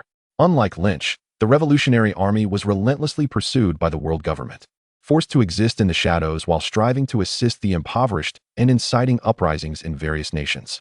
Food, weapons, winter clothing, bandages, and medicines were among the many necessities, all requiring a substantial amount of berries. Lynch, who had recently felt the pinch of lacking support from the Golden Emperor, was already impoverished. Yet the Revolutionary Army's financial situation was 100 times worse. They were standing against the entire world government with but a single individual's strength. You have even prepared a list of supplies. It seems you are quite confident in your strategy. Lynch chuckled lightly as he perused Dragon's list. Berries, 30 billion. AK-47, 30,000 units. Vulcan cannon, 300 units. Mysterious warships, 10 vessels. Bandages, 100 boxes. Below, a lengthy enumeration of items continued, totaling over 100 entries. This is merely the first batch of supplies. I trust that a dignified emperor such as yourself can procure these. Dragon's avaricious voice stirred something within Lynch. It appears you have thoroughly investigated my empire. The mention of AK-47s and Vulcan cannons did not sit well with Lynch. Anyone would feel discontent upon discovering that their empire had been under clandestine scrutiny for an indeterminate period. Although he had not concealed the names of these armaments, he had withheld the name of the Hades warship, as it was too sensitive a topic. Your Excellency Lynch, you flatter me. I hope you can gather this first batch of supplies promptly. Dragon's voice carried an edge of greed. People must pay the price for their avarice. Suddenly, flames ignited from Lynch's palm, incinerating the supply list entirely. Lynch gazed at Dragon, his laughter growing increasingly cold. I do not yield to threats. You have miscalculated. If necessary, we shall perish together. I do not know what leverage you hold over me, but I possess your vulnerabilities as well. Do not make yourself regretful. Outside the tent, Sabo felt a chill run down his spine as he heard Lynch's suppressed fury. Did not Lord Dragon assure us there would be no danger? Surely, they wouldn't come to blows. The consequences of a confrontation between two admirals would be catastrophic. At least half of the brothers on the island would perish. Chapter 132. Dragon. Sabo, what do you intend to do? Lord Dragon has commanded that no one may enter. Carla halted Sabo's advance toward the tent. I must go in to protect Lord Dragon. Fool, does Lord Dragon require your protection? A solid punch landed on Sabo's head, jolting him from his agitation.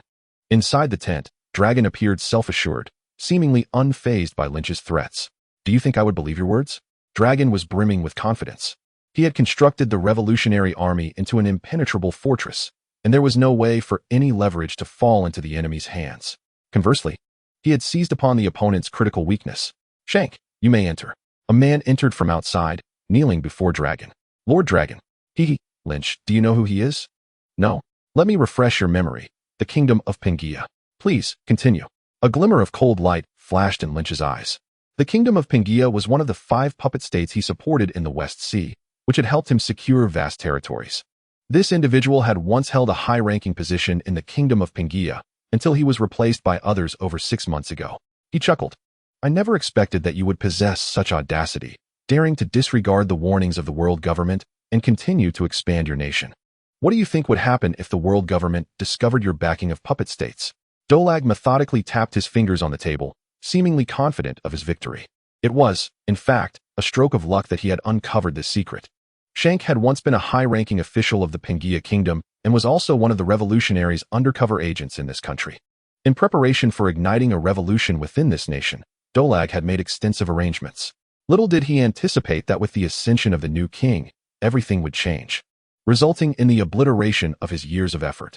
However, upon receiving news from Shank, Dolag quickly sensed something amiss. The entire upper echelon of the country had been replaced, yet all the faces were unfamiliar. His instincts told him that there must be a significant problem at play. Thus, Dolag dispatched individuals to investigate. To his surprise, the enemy had concealed themselves exceedingly well, leaving no trace, which left the Revolutionary Army fruitless in their search for over half a year. The high officials had indeed engaged in secret abductions, yet unbeknownst to them, their tongues bore a peculiar mark. Any attempt to divulge secrets would result in death. It was only recently, through a stroke of fortune, that they discovered a lead from one of the high-ranking officials. They followed that official day and night, finally seizing an opportunity during an eavesdropping session to overhear a conversation in which the other party communicated with someone via phone bug. In the dialogue, terms like empire and mission inevitably surfaced. Armed with substantial leads and targets, the Revolutionary Army swiftly directed their focus towards Lynch. They did not need absolute certainty. A mere 70 to 80% assurance would suffice. Revolutionaries were not the world government. Their lives were, in essence, a grand gamble. Faced with the choice between funding and offending a high-ranking general, they unhesitatingly chose the former. After all, they were enemies of the general, and that was simply a matter of course. Hee, do you suffer from delusions, my esteemed admiral? How could I possibly engage in such activities? Lynch replied with a laugh. Certain matters, regardless of whether they had been committed, must be firmly denied even when all parties were aware of the truth. Otherwise, with the phone bug listening in, they would be left with incriminating evidence. He had to admit that Dolag was a genius. In truth, if this information were to reach the world government, the consequences would not be particularly severe. At most, he would be demoted to vice admiral and the empire would face a blockade, but war was still far from imminent. However, this would greatly impact his subsequent plans, necessitating the elimination of any dangers. Little did he expect that Dolag's leverage would need to be employed so soon. Dolag, I shall overlook your nonsensical ramblings, but I indeed possess evidence against you, he stated. I am all ears, Dolag replied, his eyes flickering. Judging by the tone of his counterpart, it seemed he was not jesting. Lynch lowered his voice, compressing it into a thin line that only Dolag could hear. The Tyrant Bear is the undercover agent you intend to place within the world government, am I correct? Dolag's expression shifted. This was part of his forthcoming plan. How could the other party possibly know? And the kingdom of the Beastmen has also allied with you. It is one of your revolutionaries' most significant strongholds, am I right? Dolag's heart raced, and his narrow eyes shimmered with uncertainty. How could the other party be aware of the kingdom of the Beastmen, which had remained undisclosed for years? This was classified information within the ranks of the Revolutionary Army. Could there be a traitor among the high echelons of the revolutionaries? It was no wonder Dolag thought this way, for the revelations Lynch made were increasingly explosive. Dolag pondered in his mind who could possibly be the traitor. Subsequently, Lynch continued to reveal several key strongholds of the Revolutionary Army. Should these strongholds suffer a blow, it would be an unbearable loss for the revolutionaries. Boom. Dolag's eyes widened in fury, a potent aura of menace enveloping Lynch. These secrets absolutely could not be disclosed to the world government. In that moment, Dolag harbored murderous intent towards Lynch. Dolag's killing intent was palpable, manifesting as violent winds that tore through the tent, snapping trees outside one by one. Lord Dolag! Lord Dolag! The Tyrant Bear, Sabo, and Kella burst in together. Sabo was taken aback at the sight of the enraged Dolag. What could they have possibly said to provoke such a reaction from Lord Dolag? Dolag, do you truly believe you can stop me if I wish to leave? Once we engage, your subordinates will all perish. Taking a deep breath, Dolag calmed himself. Lynch was right. If the admiral truly intended to flee, he could not be stopped. The only viable course of action was to reach a consensus with the other party and stabilize the situation. It's fine. You all may leave, Dolag said sternly, dismissing everyone. What do you intend to do? Dolag's expression darkened. He had initially meant to extort the other party, yet it had taken a turn he had not anticipated. I have stated before, I have no intention of opposing the Revolutionary Army. As long as you do not provoke me, I shall not instigate anything against you. At present, the Empire was in dire need of time to develop. Once the Five Kingdoms had digested their gains, he could swiftly unify the West Sea. This was Lynch's primary objective. Beyond that, he genuinely did not wish to confront the revolutionaries. Allowing them to engage in a dog-eat-dog scenario with the world government was quite beneficial. The enemy of my enemy is my friend, after all. Furthermore, the revolutionaries were impoverished, lacking anything of value in his eyes. By the time Dolag had successfully relocated the areas he mentioned, he estimated he would have already unified the West Sea. At that point, he would no longer fear Dolag's threats. Moreover, he held a significant weakness of Dolag's in his hands. Chapter 133, Fishing in Troubled Waters. Coincidentally, Dolag was also in need of time. He required the swift relocation of the areas Lynch had mentioned. In doing so, even if the world government became aware, they could minimize their losses. Dolag readily agreed, assuring that he would not trouble Lynch any further. Lynch took this statement with a grain of salt. The animosity between the two had already been established. The other party's objective was to liberate the Four Seas before venturing to the Grand Line.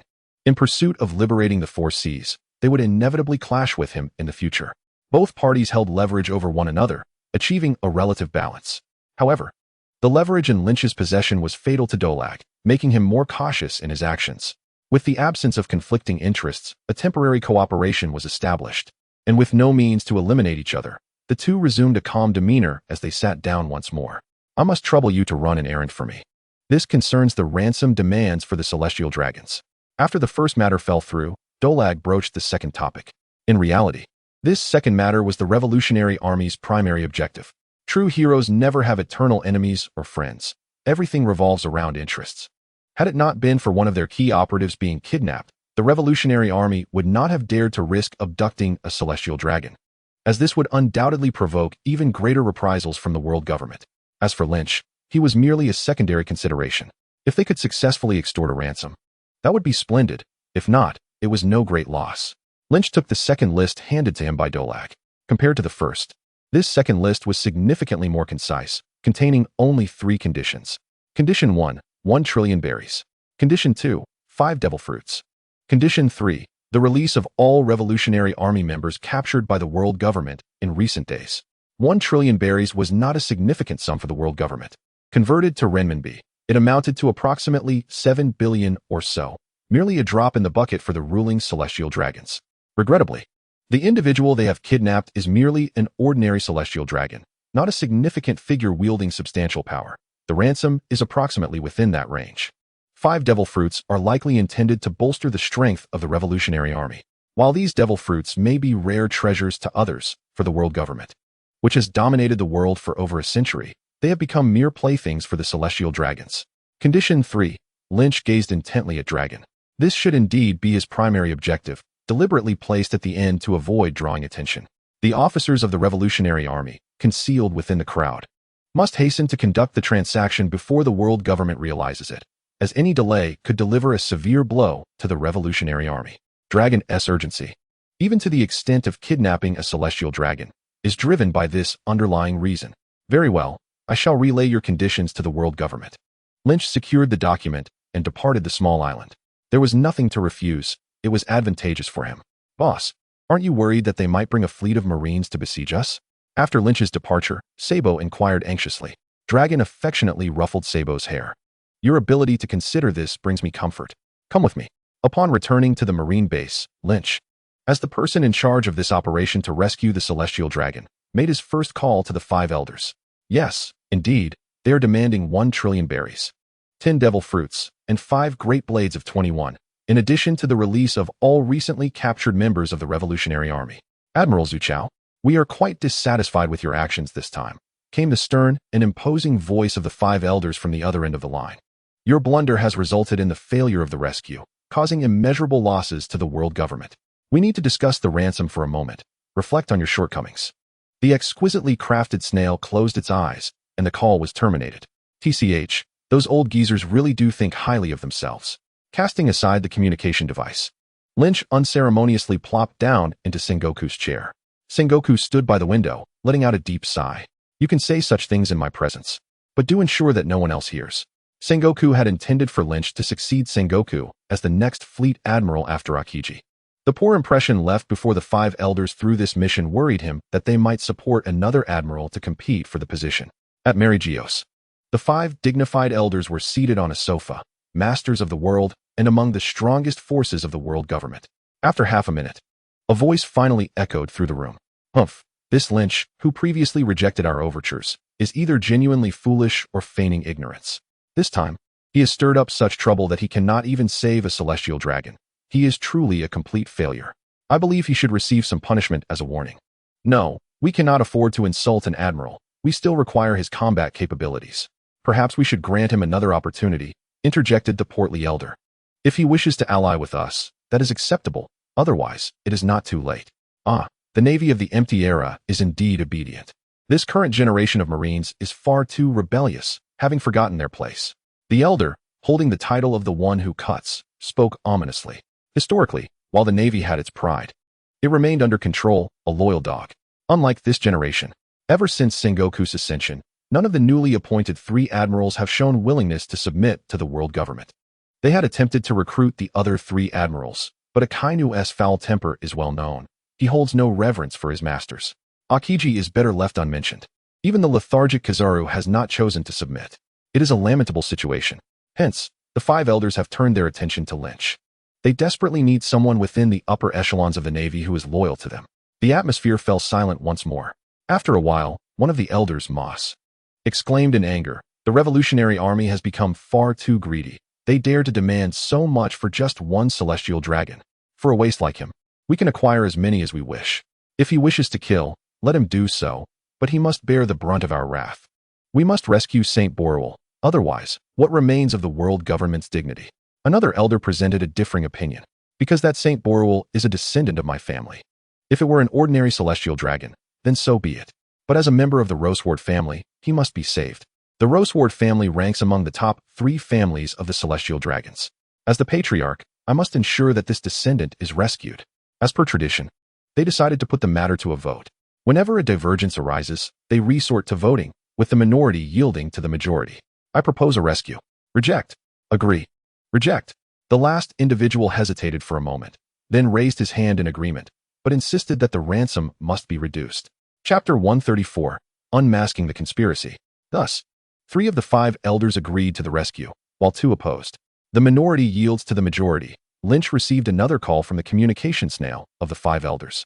"The revolutionary army demands too much. 1 trillion berries, 8 devil fruits, 1 great blade of 21, and the release of revolutionary army personnel. This is our final offer. We trust the revolutionary army will accept this price. You shall lead the operation." The tone of the 5 elders was not open to refusal. After terminating the call, a broad smile gradually spread across Lynch's face. "These 5 old geezers dare to oppose me. This is merely the first wave of fleece. Just wait and see." Heh. Lynch arrived at the port, awaiting the world government to deliver the supplies and captives.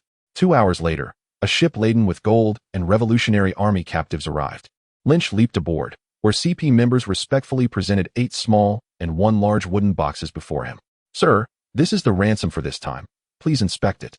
Lynch merely nodded and opened the 9 boxes before him, which contained the Zoan-type chicken fruit in its Kuan chicken form, the Zoan-type chicken fruit in its red-crested mountain chicken form, the Zoan-type mouse fruit in its sharp-toothed groundhog form, the Zoan-type mouse fruit in its gray-skinned flower rat form, the Zoan-type rabbit fruit in its long-eared rabbit form, the Zoan-type bull fruit in its algal bull form, the Zoan-type goat fruit in its flat-headed mountain goat form, and the Zoan-type horse fruit in its short-legged pony form. Good heavens, all are Zoan types. Kaido must surely be delighted. Lynch could understand that the devil fruits provided by the world government were not particularly powerful. He would likely do the same if he were in their position. To claim to offer 8 devil fruits, the weakest must still be considered. Yet, even the weakest are devil fruits, treasures of the sea. Opening another elongated wooden box, he found the great blade of 21, Qing Yin, resting quietly within. It is said that this blade can unleash powerful flames upon striking, boasting tremendous power. A fine blade. Lynch drew the sword slowly against the sunlight, as if the rays were being cleft in 2 by the blade's edge. The blade bore a pattern of azure flames, impeccably maintained and gleaming brilliantly. "Very well, I shall temporarily safeguard these items." With a grand gesture, Lynch stored the 9 items within his storage ring. "Sir." The CP member's expressions shifted. Lynch narrowed his eyes, exerting an imposing aura upon the CP members. "Is there something amiss?" "And no, nothing at all." The CP member hesitated, ultimately lacking the courage to voice their request.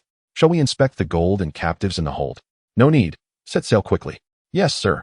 As the ship slowly departed over the shimmering sea, the sea kings swimming beneath seemed to forewarn that this journey would not be simple. With some distance remaining from Dragon, Lynch descended into the ship's hold. Disregarding the mountains of gold and the stacks of high-denomination banknotes, Within them were the revolutionary soldiers, shackled with sea stone handcuffs, imprisoned in their cells. "Oh, so it is you?" Lynch sneered, confirming his suspicions. The mere supplies were evidently not worth the risk of abducting a celestial dragon. In order to maintain their dignity, the Revolutionary Army would face even more severe repercussions after this incident. Everything the Revolutionary Army had done was merely for the sake of their commander, Belabedi.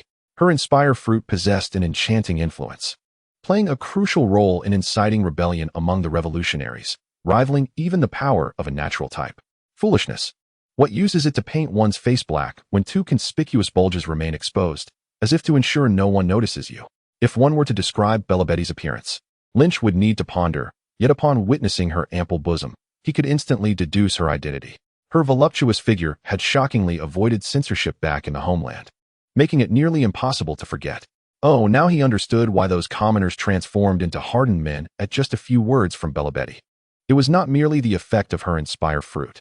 Faced with such an indecent display, it was difficult not to feel aroused. Thus, his secret appropriation of the Revolutionary Army's devil fruit became a source of comfort. "You, bring that woman to me."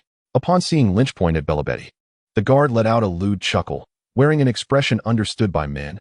"As you wish, my lord. Just wait a moment. The lord has taken a liking to you. Why aren't you coming out?" The guard opened the door, leading Belabedi, still shackled by sea stone, out. Unfortunately, with the sea stone handcuffs weighing her down, she was rendered powerless, forced to comply. "Damn it, let her go. Don't touch her, you bastard. Come at me if you dare."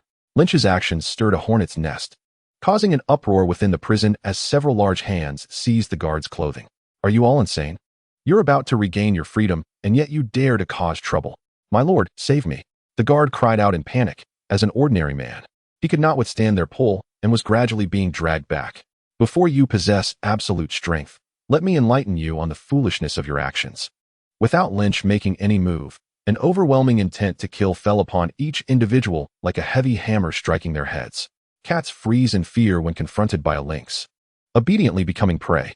Just as cats are the natural food of lynxes, the genes of fear are ingrained in their very bones. When faced with genuine terror, they lose their capacity for resistance. Humans, too, are animals bearing similar genetic traits. Unfortunately, the force of presence is an undeniable reality. Confronted by Lynch's murderous aura, the revolutionaries' pupils shrank to pinpricks, and they stood frozen in place, as though struck by a sledgehammer. Some collapsed to the ground, others trembled while clutching their heads, and a few even urinated in fright. The guard, not being the target, swiftly pulled Belabedi away, gazing at Lynch with admiration. Truly, Lord Lynch was formidable. Merely a glance was enough to instill fear in the masses. When Belabedi met Lynch's gaze, she felt as if she had fallen into an icy abyss. His eyes were devoid of any emotional fluctuation, resembling a deep well. "If you wish to live, come along quietly." Lynch reached out to pat Belabedi's ample bosom, causing it to jiggle uncontrollably. Without caring for her reaction, he turned and departed, indifferent to whether she followed. The sudden touch left Belabedi momentarily stunned. First, she felt anger, then fear, and finally regret. Gritting her teeth, she decided to follow. Men are all scoundrels. Did he discover her true identity? With this thought, Belabedi's face turned pale. That would be disastrous. Or perhaps he was merely interested in her body? That seemed even worse. Her heart was filled with both worry and trepidation. If he dared to lay a hand on her, she would certainly break his third limb and then bite her tongue to end it all. Belabedi chased after him. Chapter 135, A Two-Pronged Approach. In the dimly lit room, Belabedi and Lynch stood facing each other. Belabedi bit her plump red lips, remaining silent. "Miss, I believe you wouldn't want others to know about your involvement with the revolutionaries, would you?" Lynch smirked, pressing her against the wall. They were so close he could even smell her fragrance. "What are you talking about? I don't understand." Upon realizing that her identity had been exposed, Belabedi's heart raced. Yet she feigned calmness. "Is that so, Belabedi?" Lynch bluntly revealed her identity. "What exactly do you intend to do?" With her identity uncovered, Belabedi could no longer maintain her facade and demanded sharply. "Miss, you must understand your current position. I do not appreciate being spoken to in such a loud manner." Lynch lifted her chin with one hand and pushed her onto the bed. "You scoundrel! What do you want?" Bound by the sea stone handcuffs, Belabedi was utterly defenseless, her heart racing as she gazed at the advancing Lynch. "Damn, this guy must be harboring ulterior motives. He might even use me to gain credit." Belabedi quietly bit her tongue. For the sake of the revolutionary cause, and to avoid humiliation, she resolved that death would be preferable. If she survived this ordeal, She vowed never to go without a bra again. It was all due to her ample bosom that she had found herself in this predicament. Lynch understood that he had sufficiently subdued her pride. Diminishing her arrogance was essential for the ensuing conversation to proceed smoothly. Going too far would be counterproductive. Do not misunderstand. I harbor no ill will towards you. We can have a discussion. A flicker of hope crossed Belabetty's eyes. Perhaps a turning point had arrived. Why should I trust you? Lynch's expression turned serious. I am not lying. Let us speak honestly. As he spoke, he placed his hand upon Belabetty's soft, supple left breast. What kind of proof is this? Remove your hand. Belabetty's eyes blazed with fury. If she could, she would certainly strike Lynch dead. My dear, you cannot blame me. It is your ample bosom that prevents me from acting with integrity. Lynch, unflinching, continued to caress her conscience while speaking. In response to Belabetty's furious demeanor, Lynch sheepishly withdrew his hand. All right, as a guarantee, I will ensure your safe return to the Revolutionary Army without reporting you to the world government. Is that satisfactory? Conditions. Belabetty was well aware that nothing in this world comes without a price. Subsequently, the two engaged in a profound exchange within the room, successfully establishing a bond of trust akin to that of Guan Yu and Zhang Fei, and discussed matters pertaining to the Revolutionary Army. Once their discussions concluded and Belabetty departed, Lynch exhaled deeply. With the Revolutionary Army serving as a shield, his life would undoubtedly become much easier. The ships transporting supplies and captives moved at a pace that felt agonizingly slow compared to Lynch. The sun rose and set, finally bringing him back to the island where he had first encountered Dorag. However, the revolutionary soldiers had vanished without a trace, leaving behind only scattered smoldering campfires. The CP members of the world government surveyed the island's desolation, filled with confusion. Wasn't there supposed to be a revolutionary army? Where are they? A chorus of bewildered gazes turned towards Lynch. Suddenly, a towering figure appeared on the ship, startling the surrounding CP members into alertness. Mr. Lynch, Dorag instructed me to wait for you here. I hope you don't mind. The imposing Kuma, shrouded in a dark cloak, leaned down to whisper a few words in Lynch's ear. Dorag was cautious. Did he seem like someone who would summon the Navy to attack you? Lynch scoffed, ignoring the resentful glances of a certain CP member on the ship, and patted Kuma's shoulder. Hurry up. I won't hinder you. Kuma nodded and vanished from sight, reappearing in a concealed corner beneath the ship. Perceiving what others could not, the tyrant bear slowly removed his gloves, revealing his paw-like hands beneath. If you are to embark on a journey, where shall you venture?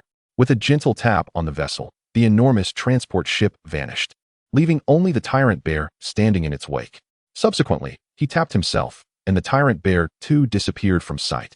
In the sky, bubble-like formations resembling bear paws enveloped the transport ship, streaking across the heavens like a shooting star. What manner of devil fruit ability is this? My heavens, it flies with such astonishing speed. Gazing down at the rapidly passing scenery, the members aboard the ship were left in awe. After half an hour of flight, the vessel thunderously descended upon the ocean's surface, surrounded by a new island. A multitude of revolutionaries converged, and the tyrant bear followed closely behind, stating, Mr. Lynch, Dracul is awaiting you on the island. Very well. Lynch cast a significant glance at the CP members on the ship, and shortly thereafter, he met Dracul once more. Compared to the previous temporary island, this one boasted a far greater number of revolutionaries, and Dracul had successfully transitioned from a tent to a cozy wooden cabin. Ha ha ha. General Lynch, do not take my suspicion amiss. Our revolutionary forces are in a precarious position, and I must remain vigilant. Dracul feigned a sigh as he welcomed Lynch inside, personally pouring him a cup of hot tea. This demeanor was indeed a marked improvement from their last encounter. The very fact that Lynch had returned indicated that the ransom negotiations had likely been fruitful. Dracul clapped his hands, and Connor seized the celestial dragon as though it were a mere chick, bringing it into the wooden house. Upon encountering Lynch, the celestial dragon burst into tears, exclaiming, Ah, you scoundrel, General Candlelight, why did it take you so long to rescue me? In the span of a single day, the celestial dragon had visibly lost significant weight, clearly having endured an unpleasant existence here. It was a sobering thought, for the revolutionaries were predominantly individuals oppressed by the world government, and had Dracul not intervened, they might have resorted to consuming the celestial dragon alive. After a brief moment of astonishment, it seemed Lynch's arrival had reinstated a modicum of confidence in the celestial dragon, who began to hurl insults at the gathered crowd. You filthy vermin lurking in the sewers, mark my words, for daring to assault a great celestial dragon. I shall see you all exterminated. And you, Lynch, the celestial dragon glared menacingly at Lynch. You worthless wretch, How could you take so long to come to my aid? When we return, I will ensure the world government punishes you severely. How dare you bark like a dog? Connor, the master of civilization, raised his hand, causing the celestial dragon to immediately hush in fear. After a day of torment, the countless slaps had left a considerable psychological shadow on the celestial dragon. Even now, his face remained swollen. The moment the celestial dragon fell silent, the world around them became eerily quiet, and both Dracula and Lynch cast appreciative glances towards Connor. Connor, bashfully scratching his head, felt an immense honor in receiving recognition from two formidable leaders. Chapter 136, A Heavy Burden. Dracula, your demands are excessive. The world government has not acquiesced to all of them. Lynch was the first to speak, causing Dracula to feel a surge of anxiety. If they could not secure Betty's release, what use were the other concessions granted by the world government? They did not agree to your demands regarding the devil fruit. But they have consented to the ransom and the release of prisoners, Lynch continued. Fortune smiled upon them, as Lynch's next words eased Dracula's anxious heart. Ultimately, the primary goal was to rescue Betty. The other conditions were merely embellishments. To mask any flaws in his argument, Dracula feigned a conflicted expression, taking a considerable time before reluctantly conceding. Very well, once we have accounted for the prisoners, you may take this foolish pig with you. At Dracula's gesture, Connor released the celestial dragon to demonstrate good faith. Dracula was confident. While he might not be able to stop Lynch here, he could certainly eliminate the celestial dragon at any moment. General Candlelight, it is your fault that I have suffered so greatly. The celestial dragon, having escaped the clutches of danger, walked towards Lynch while continuing to curse. A slight smirk graced Lynch's lips as he raised his palm. Boom! A terrifying bolt of lightning erupted from his hand, obliterating the celestial dragon into nothingness. The horrifying electric light enveloped him, leaving no trace behind. Dracula was taken aback, and Connor was left in shock. Ding! Congratulations! Host has gained 86 points. Apologies, everyone, Lynch said, shaking off the justice cloak draped over his shoulders. He placed his palm on his chest and performed a standard noble bow before vanishing from sight. Dracula, he is a general. Why would he kill the celestial dragon? Connor remained in a daze. Dracula's expression shifted between shades of green and black as he quickly pieced everything together. This man intended to make the revolutionary army the scapegoat. Dracula's resentment towards Lynch grew, yet he found himself powerless, as the leverage was firmly in Lynch's hands. It was easy to envision the massive burden this would place on the revolutionary army, undoubtedly striking a severe blow to the world government and humiliating the five elders. In the foreseeable future, the revolutionaries would face retaliation and intensified scrutiny from the world government, with their focus directed toward him. The situation on Lynch's side of the empire would remain untroubled, at least for the time being. Lynch, that scoundrel, dares to use me as a human shield. Dracula, we did not slay the celestial dragon. Cannot we explain this to the world government? Do you truly believe the world government would listen? Dracula scoffed in frustration. Lynch's actions were tantamount to placing the blame squarely on the revolutionary army. It was akin to having mud fall into one's pants. It was not just a mess, but a complete disaster. Ah, you revolutionaries, how dare you slaughter the noble celestial dragon? This is simply outrageous, Lynch shouted as he descended onto the transport ship. The CP members aboard were taken aback, their expressions one of shock. Bang! Suddenly, a massive hole burst open in the ship's interior, and a man with dark hair, appearing to be in his 50s, materialized on the deck amidst a whirlwind. Such audacity! The five elders were indeed correct. The revolutionaries harbor insidious ambitions, and today, I shall annihilate you. The man partially transformed, replaced by a fierce gust of wind, with azure light gleaming in his eyes. In that moment, he glared furiously, and two blades of wind shot forth from his pupils, swiftly decimating all the revolutionary members below deck. It was the former Marine Admiral, Hurricane Fast. Some of the CP members recognized the man, their eyes widening in astonishment. It's Admiral Blue Porpoise. Rumors had it that he had consumed the nature-type hurricane fruit, granting him the power to manipulate the wind. Others wondered why Fast, who was supposed to be retired, was present here. It seemed he had been covertly recruited by the world government.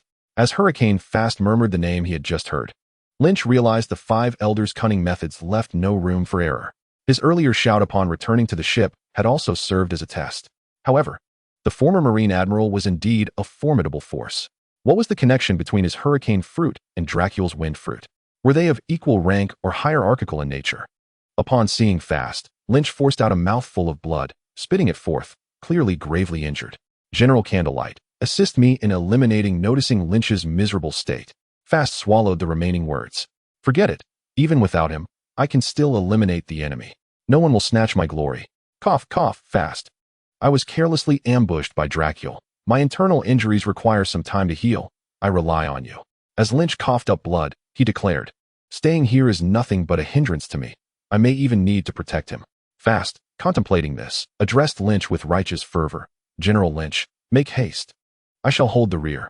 Thank you, esteemed elder.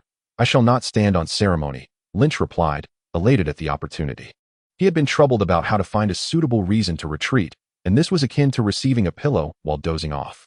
Observing Lynch's rapid departure, Fast sensed something amiss. It was Drag who had arrived. Drag, today, I shall present your head as an offering to the 5 elders. Fast's gaze crackled with intensity, a fierce whirlwind forming a tornado in his palm. That old fool, with 1 foot already in the grave, dares not to enjoy his remaining days, and instead emerges to fight. The revolutionary army suffered grievous losses under Fast's command, inciting Drag's wrath, which transformed into a tempest engulfing the nearby seas. Meanwhile, at a distant island, Lynch reclined on the sandy shore, sipping a beverage extracted from his storage ring. While observing the battlefield through binoculars, TSK, truly a former Marine admiral, he possesses considerable skill. Drag, what are you doing? Poke his eyes out. Yes. Kick him where it hurts, although it may be futile. What a fierce individual. When his arm says no, it means no. The nature type truly embodies defiance. Lynch watched with great interest, occasionally offering commentary and sharing his insights. There is an undeniable pleasure in witnessing others engage in combat. This time, not only did he acquire 8 devil fruits and a formidable blade, but he also ignited a conflict between the world government and the revolutionaries. Simply flawless. Why have they transformed into 2 whirlwinds? How am I to see now? In the distance, 2 whirlwinds, one deep and the other shallow, intertwined in midair, occasionally releasing wind blades that severed thousands of trees before dissipating. Chapter 137. The bewildered former Marine admiral. The 2 combatants alternated between elemental forms and human shapes, clashing with great intensity.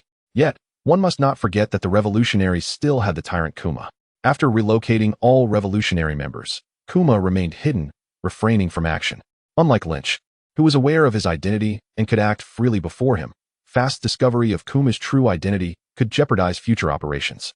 Thus, as long as Drag maintained the upper hand, Kuma would not intervene. Drag did not disappoint the bear, pressing Fast into a disadvantageous position. At this moment, Fast regretted allowing Lynch to depart first. Drag's strength had surpassed his expectations. An hour later, Fast found himself entirely on the defensive. 3 hours later, bloodied and battered, he was compelled to retreat. Drag, I shall remember this grudge. The mountain may not shift, but the water shall flow. Your head shall remain upon your neck for now. With that final bitter remark, Fast transformed into a whirlwind and vanished.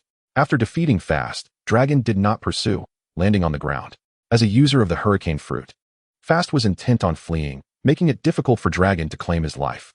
Furthermore, he needed to return to prepare for the world government's comprehensive retaliation. Kuma, we must depart. In the distance, Lynch lowered his binoculars, his gaze contemplative. Even an admiral cannot escape the ravages of time.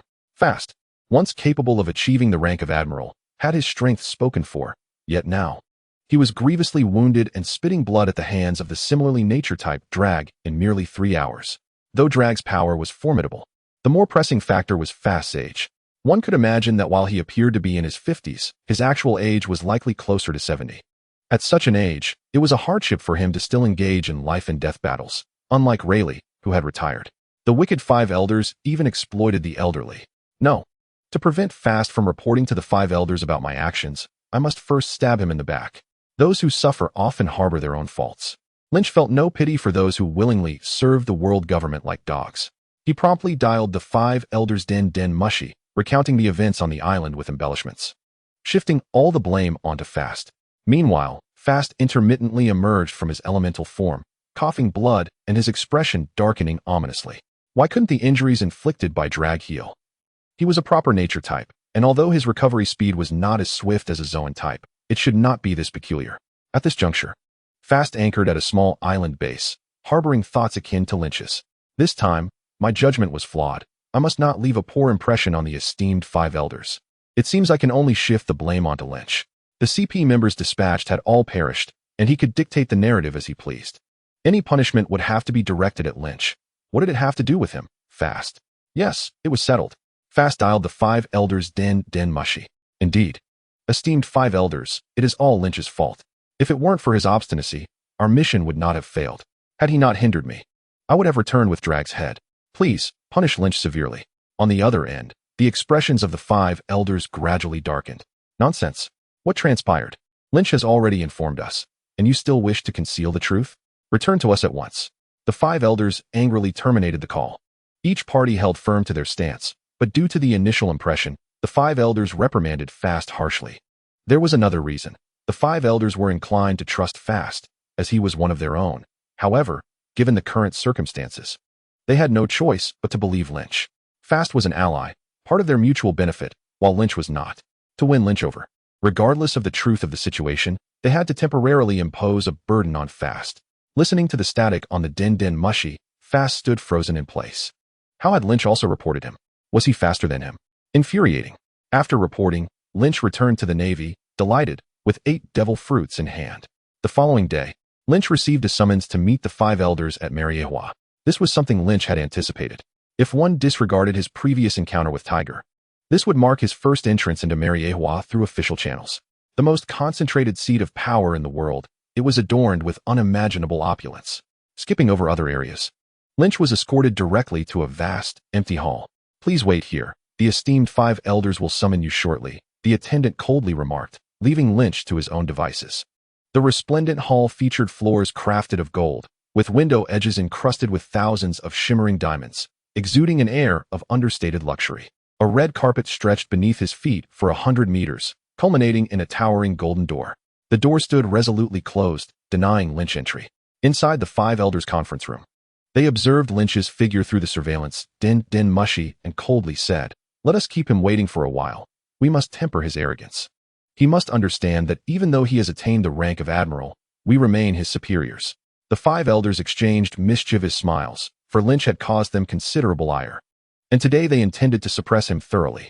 However, not long after half an hour had passed, the 5 elders could no longer remain seated. Report. Admiral Lynch has begun prying up the gold bricks from the floor. A CP member, drenched in cold sweat, rushed in. It must be noted that even in Mariehua, Lynch's position was among the most sacred. It was a vital path leading to the Void Throne. Those who had traversed it in the past did so with hearts filled with excitement and trepidation, fearing any hint of disrespect. Admiral Lynch, a figure of boldness, seems to treat this place as if it were his personal treasury. We have witnessed it all. The expressions of the 5 elders were exceedingly grim as they observed the footage from the surveillance. Lynch has now shifted from prying open gold bricks to excavating gemstones the size of pigeon eggs from the ceiling. Let not anger take hold. It is detrimental to one's health, and the only solace for the aggrieved revolutionaries, the 5 elders, is to suppress their rising blood pressure. Go, summon Lynch to me. He cannot be left unattended. He is nearly done excavating the floor tiles. While Lynch may appear excessive, he is, in fact, very measured. He has discerned the intention of the 5 elders to assert their authority over him. Passively waiting is not in his character, given his esteemed rank as an admiral. As long as he does not openly betray the world government, any transgressions he commits will merely warrant a scolding from the 5 elders. In fact, the future Akainu might even dare to argue with the 5 elders, disregarding their authority entirely. Moreover, under the current circumstances, even reprimands seem to be avoided. Chapter 138. Profound Thoughts? In ordinary times, he might have faced a reprimand, but now, as the 5 elders prepare to intensify their efforts against the revolutionary army, any sensible individual would seek to placate their most formidable asset. The 5 elders are of the same mind.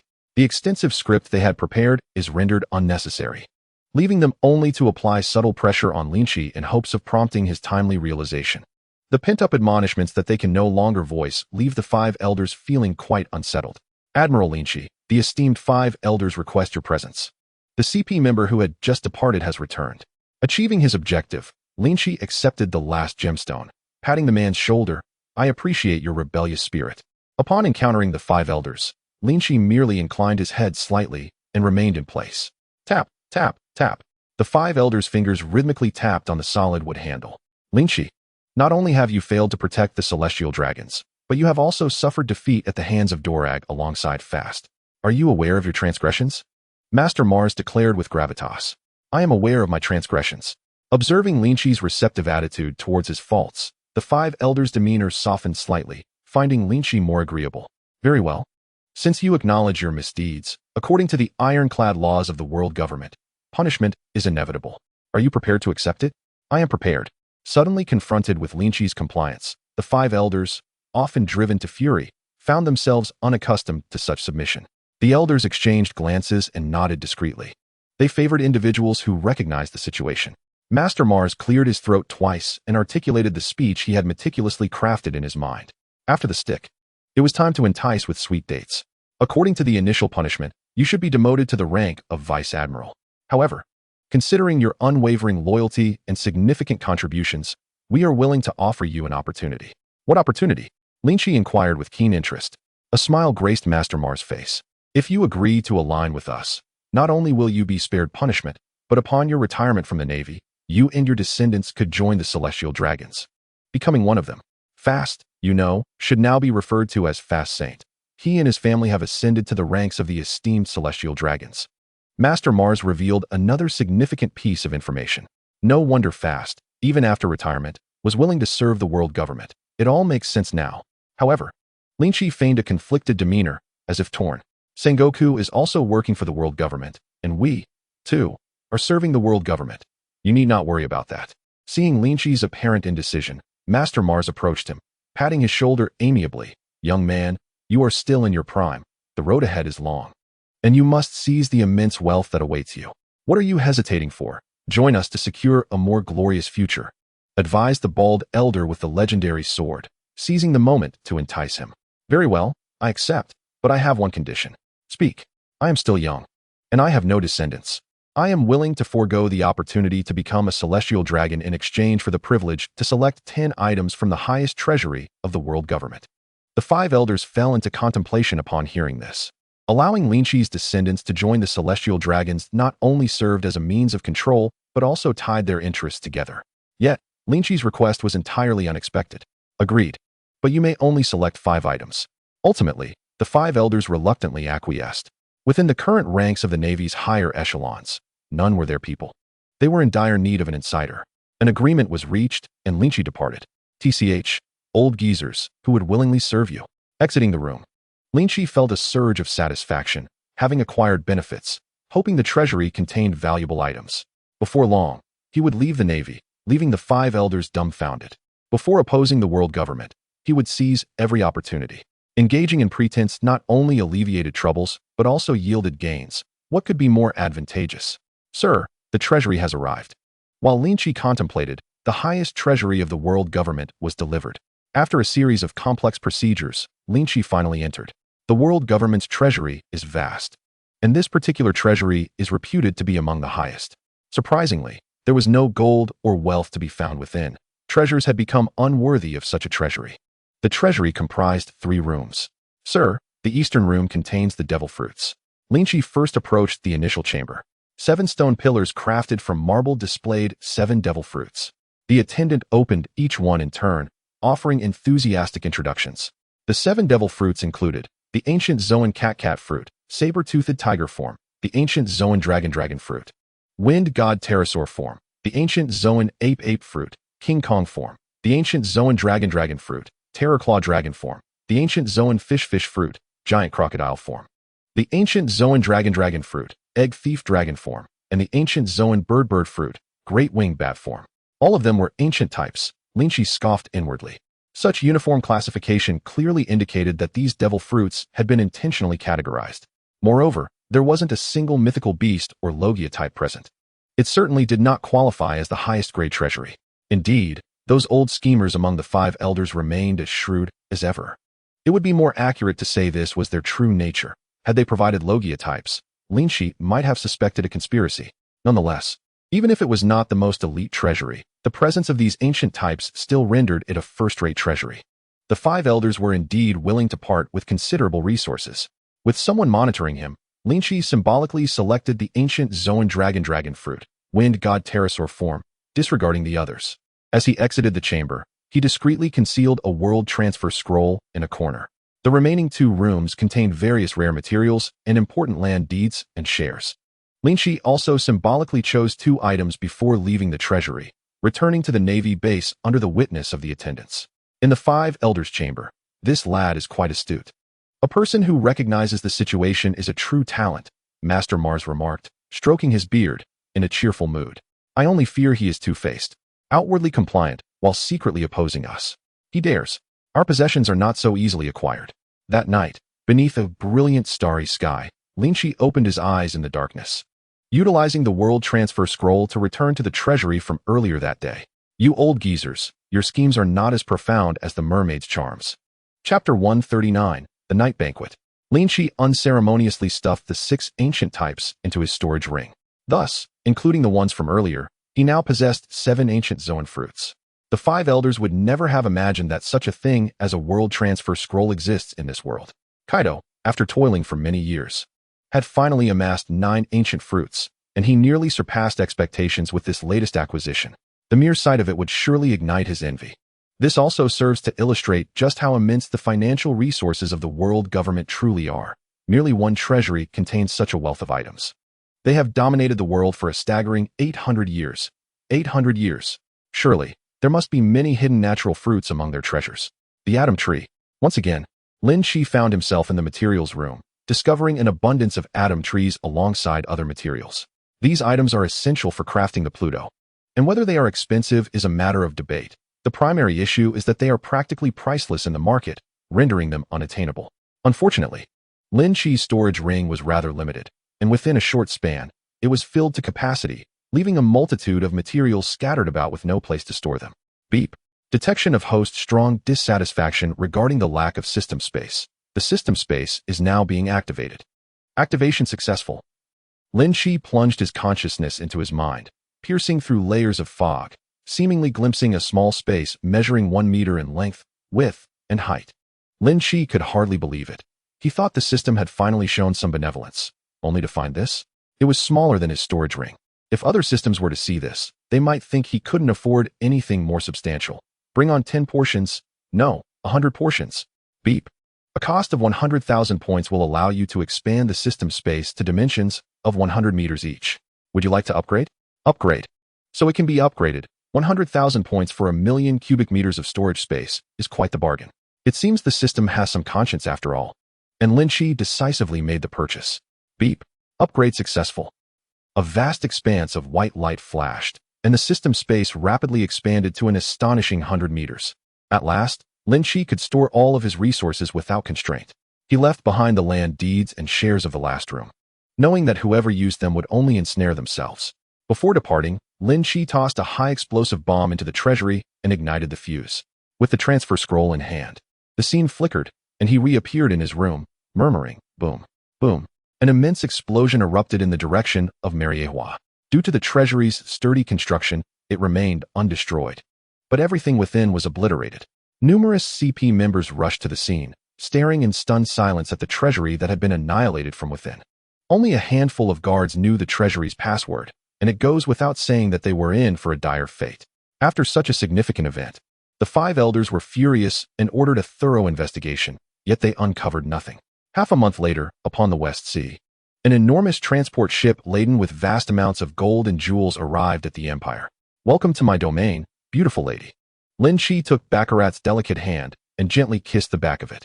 As the intermediary between the Golden Emperor and Lynch, Baccarat giggled, we meet again. Master Lynch. After nearly a month adrift at sea since leaving the Grand Line, Baccarat's figure appeared even more alluring than before. Clad in a tight-fitting mini-skirt and a crop top that accentuated her curves, her voluptuous figure created a striking S-curve, her sun-kissed skin adding a unique allure. This is the first batch of supplies, approximately 5 billion berries. More resources will follow in due course, the Golden Emperor assures you. Noticing Lynch's gaze, Baccarat smiled coyly, deliberately lowering her neckline and leaning forward, exposing her soft curves to Lynch's view, her voice laced with sweetness, to transport these goods. I have endured quite a bit of hardship. You mustn't neglect me. Ha ha ha. Indeed, please come ashore. That night, a grand banquet was held within the palace, attended by the kingdom's most significant figures. On the left side sat a row of beautiful women, Tina, Robin, Tsunade, Ino, Uchiha Mikoto, and the guest Baccarat. On the right were the men, Shikamaru, Karasuma, Choji, Kabuto, and young Sasuke. Lynch, as the host, occupied the central position of honor. The West Sea's unique delicacies were served by the maids, with over 100 delicious dishes wafting enticing aromas. The moonlit goblets were filled with sweet grape wine, and Lynch raised his glass. "Let us welcome our guests." "Welcome," the others echoed, raising their glasses and downing their drinks. "Thank you all. I hope you will continue to support me," Baccarat said with a radiant smile, standing to toast the room and similarly downing her wine. Beneath the lively banquet, each woman harbored her own thoughts. Ino, now 20, possessed a voluptuous figure and a captivating face that resembled a celestial being. Despite her flawless beauty, Ino had her own concerns as she poked at the broccoli on her plate with a fork, lost in contemplation. "I am already 21. In my previous world, I would have had a child by now. Where is my ideal husband?" Ino pondered, inadvertently sifting through potential suitors in her mind. Shikamaru and Choji were out of the question. She couldn't muster any interest in those two. Sasuke? No, not him either. He was even less appealing than the first two. Ino cast a glance at Sasuke, who still resembled a child, and sighed deeply. She was no longer a child herself. Even if Sasuke matured, she would not choose him. A woman marrying someone with Sasuke's temperament would inevitably find herself unhappy. What about Master Lynch? Ino's eyes sparkled with anticipation as she discreetly glanced in Lynch's direction. Her gaze filled with hope. For this evening's gala, Ino had gone to great lengths to adorn herself. Delicate fishnet stockings hugged her legs, accentuating her slightly plump calves like a work of art. Her golden hair cascaded down to her waist, partially obscuring her face and lending her an air of mystery. Adorned in a cropped top that accentuated her bosom, her skin was as pristine as snow. She had put considerable effort into her appearance primarily to catch Lynch's eye. In the West Sea, who didn't he know that Lynch was a good man, the object of desire for countless women? If one were to ask 100 women on the street whom they wished to marry, 99 would blush and proclaim their desire to wed Lynch. Ino, like any woman, harbored feelings for Lynch. But did Master Lynch feel the same about her? Gazing at his handsome face, Ino found herself smitten. However, despite her stunning appearance, why hadn't Lynch looked her way at the banquet tonight? Ino felt a pang of frustration. "What are you thinking, sister? Eat your food." Beside her, Robin smiled as she placed a piece of meat onto Ino's plate, her beautiful eyes sweeping over Ino's figure. If Lynch were to witness this scene, he would advise Ino to be cautious, for once Robin, the cunning seductress, displayed such an expression, it signified that someone was about to face misfortune.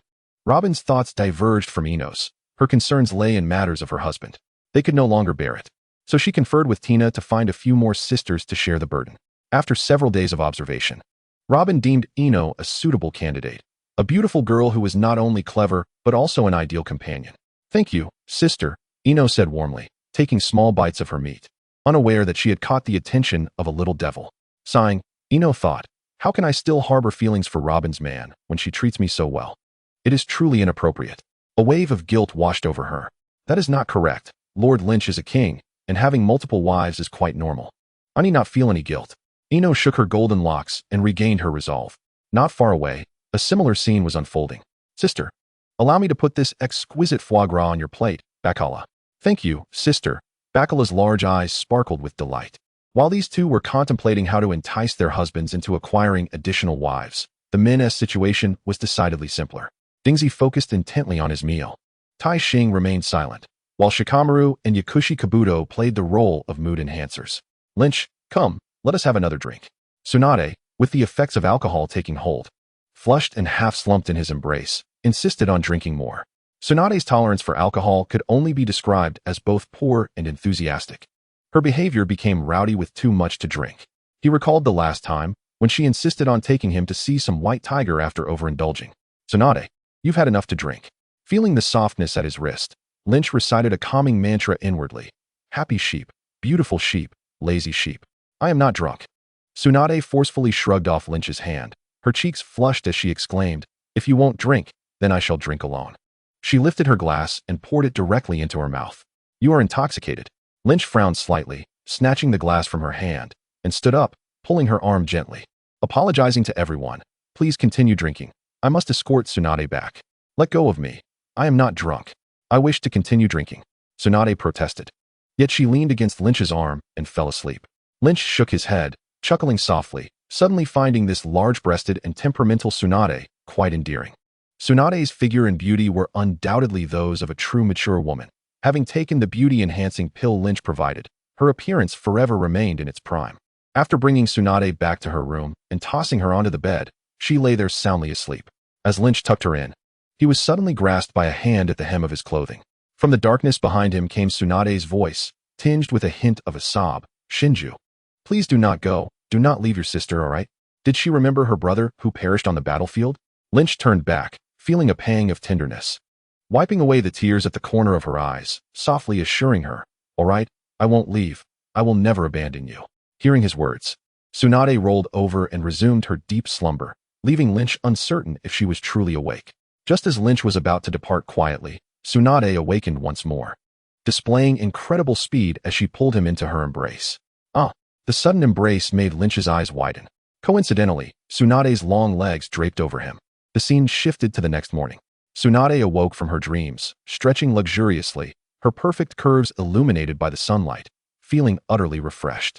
Tsunade, you are awake. Lynch's voice rang out from nearby, startling her into a tremor. She froze. Lynch, what are you doing here? As she recalled fragmented memories from the previous night, Tsunade clutched her head in pain. Her lips parted slightly, her pupils trembling. I need a moment of silence. Please step outside. Without a word, she pushed Lynch out of the room. Then she dove into her blankets, looking utterly defeated. If her memories were correct, it was she who had drunkenly seduced Lynch the previous night. How infuriating. Tsunade clenched her silver teeth. The consequences of her drunkenness seemed rather dire. Her virtue was completely lost. Upon returning to his room, Lynch encountered Tina and Robin, their knowing smiles rendering him unable to maintain his composure. You both know, don't you? Tina patted Lynch's shoulder with a gleam of pride. Well done, my husband. You have finally learned when to take action. Huh. The demeanor of the two women left Lynch perplexed. Why did they seem so pleased? Do not worry about the subsequent matters. Let Tina and Robin handle it. Tina and Robin entered Tsunade's room, and after an undisclosed conversation, they emerged in the evening, appearing as close friends. Lynch, we will rely on you for future support. Inside the room, Tsunade extended her hand toward Lynch, her head turned haughtily away, her meaning unmistakable. Lynch praised Tina and Robin, stepping forward to embrace Tsunade's voluptuous figure. Tsunade shivered but did not resist. Sister Tsunade, you ought to address him as husband, Robin teased from the side. He is still far from it. Tsunade's face turned crimson. Chapter 141, Buggy. In the 7th month of the year of the sea, 1514, an event shook the entire ocean.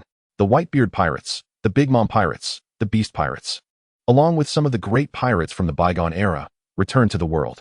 They appeared in the new world, seemingly in search of something, their intentions unknown. Wherever they went, numerous villages turned to dust, with pirates pillaging and slaughtering, leaving villagers dead or injured. We need to dispatch an elite team to investigate the pirates' motives. Who among you is willing to undertake this journey? In the conference room, Sengoku faced the gathered individuals with utmost seriousness. Logically, the Navy should not intervene in the affairs of the New World, but the commotion was far too severe, leaving Sengoku deeply anxious. There were only a handful of Navy personnel in the room, about a dozen, mostly admirals and vice-admirals. Oh, what a bother.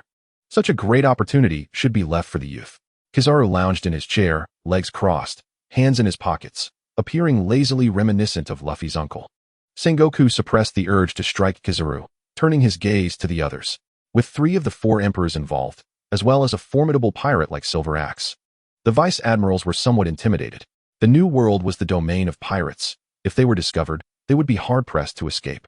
Sengoku sighed deeply, finally resting his gaze on Lynch. With Akainu and Akiji absent, only Lynch could shoulder this responsibility. Lynch met Sengoku's gaze and rubbed his hands together, implying, "What are the rewards?" Sengoku pointed at the sheer curtains by the window with his baton, raising his fist as if to say, 10 long-legged, black silk beauties. Lynch shook his head, signaling for more compensation. Sengoku, in a fit of frustration, shot Lynch a look that seemed to say, 10 more wives. This time, Lynch was satisfied. Standing up, I am willing to take on this mission for the fleet admiral, and no one else need accompany me. Ha ha ha, splendid. Admiral Lynch is indeed a pillar of strength. Sengoku expressed his relief, urging everyone to learn from Admiral Lynch's bravery and fearlessness. It is only right. It is all for the world government, Lynch proclaimed with righteous fervor. The vice-admirals regarded him with newfound respect. The New World was quite unfamiliar to Lynch. Fortunately, the pirates had been circling a large area for many days, seemingly searching for something. After 3 days of arduous travel, Lynch, with the directional pointer in hand. Arrived at his destination. Hovering in the sky, Lynch gazed down at the azure sea, momentarily perplexed. Sengoku's coordinates were accurate. It should be around here. Why can I not see a single pirate crew? Just then, a pirate ship bearing a red-nosed flag approached from the distance. Come on, crew, put your backs into it. The treasure must belong to your Captain Buggy. Buggy shouted from the bow of the ship. Yes, Captain Buggy. His underlings rowed vigorously below. After boosting morale, Buggy settled cross-legged on the deck, carefully retrieving the treasure map from behind him for another study. Damn it, where on earth did Captain John hide the treasure? The map indicates it should be nearby. Buggy's face contorted in frustration, clumps of hair falling away. Captain John, a maritime sovereign of a bygone era, was a prominent member of the notorious Rocks Pirates. He once shared a professional camaraderie with the likes of Whitebeard, Big Mom, and Kaido. At the time of the downfall of the Rocks Pirates, it was this individual who absconded with a substantial portion of their treasure. Following Captain John's demise, a treasure map pertaining to his riches began to circulate. The treasure of Captain John became, for a time, the most coveted prize among pirates, bar none. It is said that acquiring Captain John's treasure would enable one to establish a second Rocks Pirates crew. Recently, a plethora of treasure maps attributed to Captain John has surfaced, inciting a frenzy among numerous formidable pirates vying for the prize, including several remnants of the Rocks Pirates. Boss Buggy, is something falling from the sky? Mookie, in his naivete, gazed upwards at the shadow above. The sky? Buggy, perplexed, lowered the treasure map and raised his head. A dark silhouette was rapidly descending from the distance. Fool, run now? Buggy's expression changed dramatically as he executed a frantic roll forward. Boom. Just as Buggy vacated his previous position, a figure crashed down in his stead. The pirate ship rocked violently from the impact, nearly sending several pirates tumbling into the sea. Buggy, unsteadily rising to his feet, exclaimed, "Who dares to assault the great Buggy? Boss Buggy, allow me to deal with him." The beast tamer Mookie volunteered, directing his pet. "Go, Ricky, bite him to death." Whimpering, the great lion Ricky shrank into a corner, shaking its head like a frightened kitten. "What are you doing, Ricky? Hurry and bite him." Sachi angrily approached, kicking the lion. The beast's primal instincts sensed the terrifying aura emanating from Lynch, causing it to weep profusely as it swatted its owner away. "Ricky, you rascal." Sachi soared through the air, a beautiful arc marking his flight, landing painfully on the ground, bruised and battered. "Ha ha ha, Sachi, you useless fool, let me handle this." A swordsman, balancing on a unicycle, dashed forward. One sword-style circus.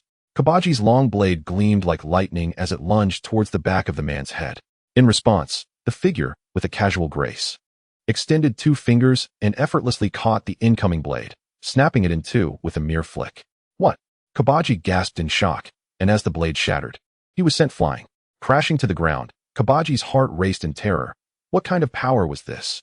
"Boss Buggy, please, you must avenge us." Witnessing the two formidable forces prove ineffectual, the remaining underlings knelt behind Buggy. "Who are you, daring to provoke our pirate crew?" Buggy declared with bravado. "Do you not recognize me? I am the illustrious Buggy the Clown." As he spoke, two small knives detached from his hands, stealthily appearing behind Lynch, poised for an ambush. "Clown Buggy?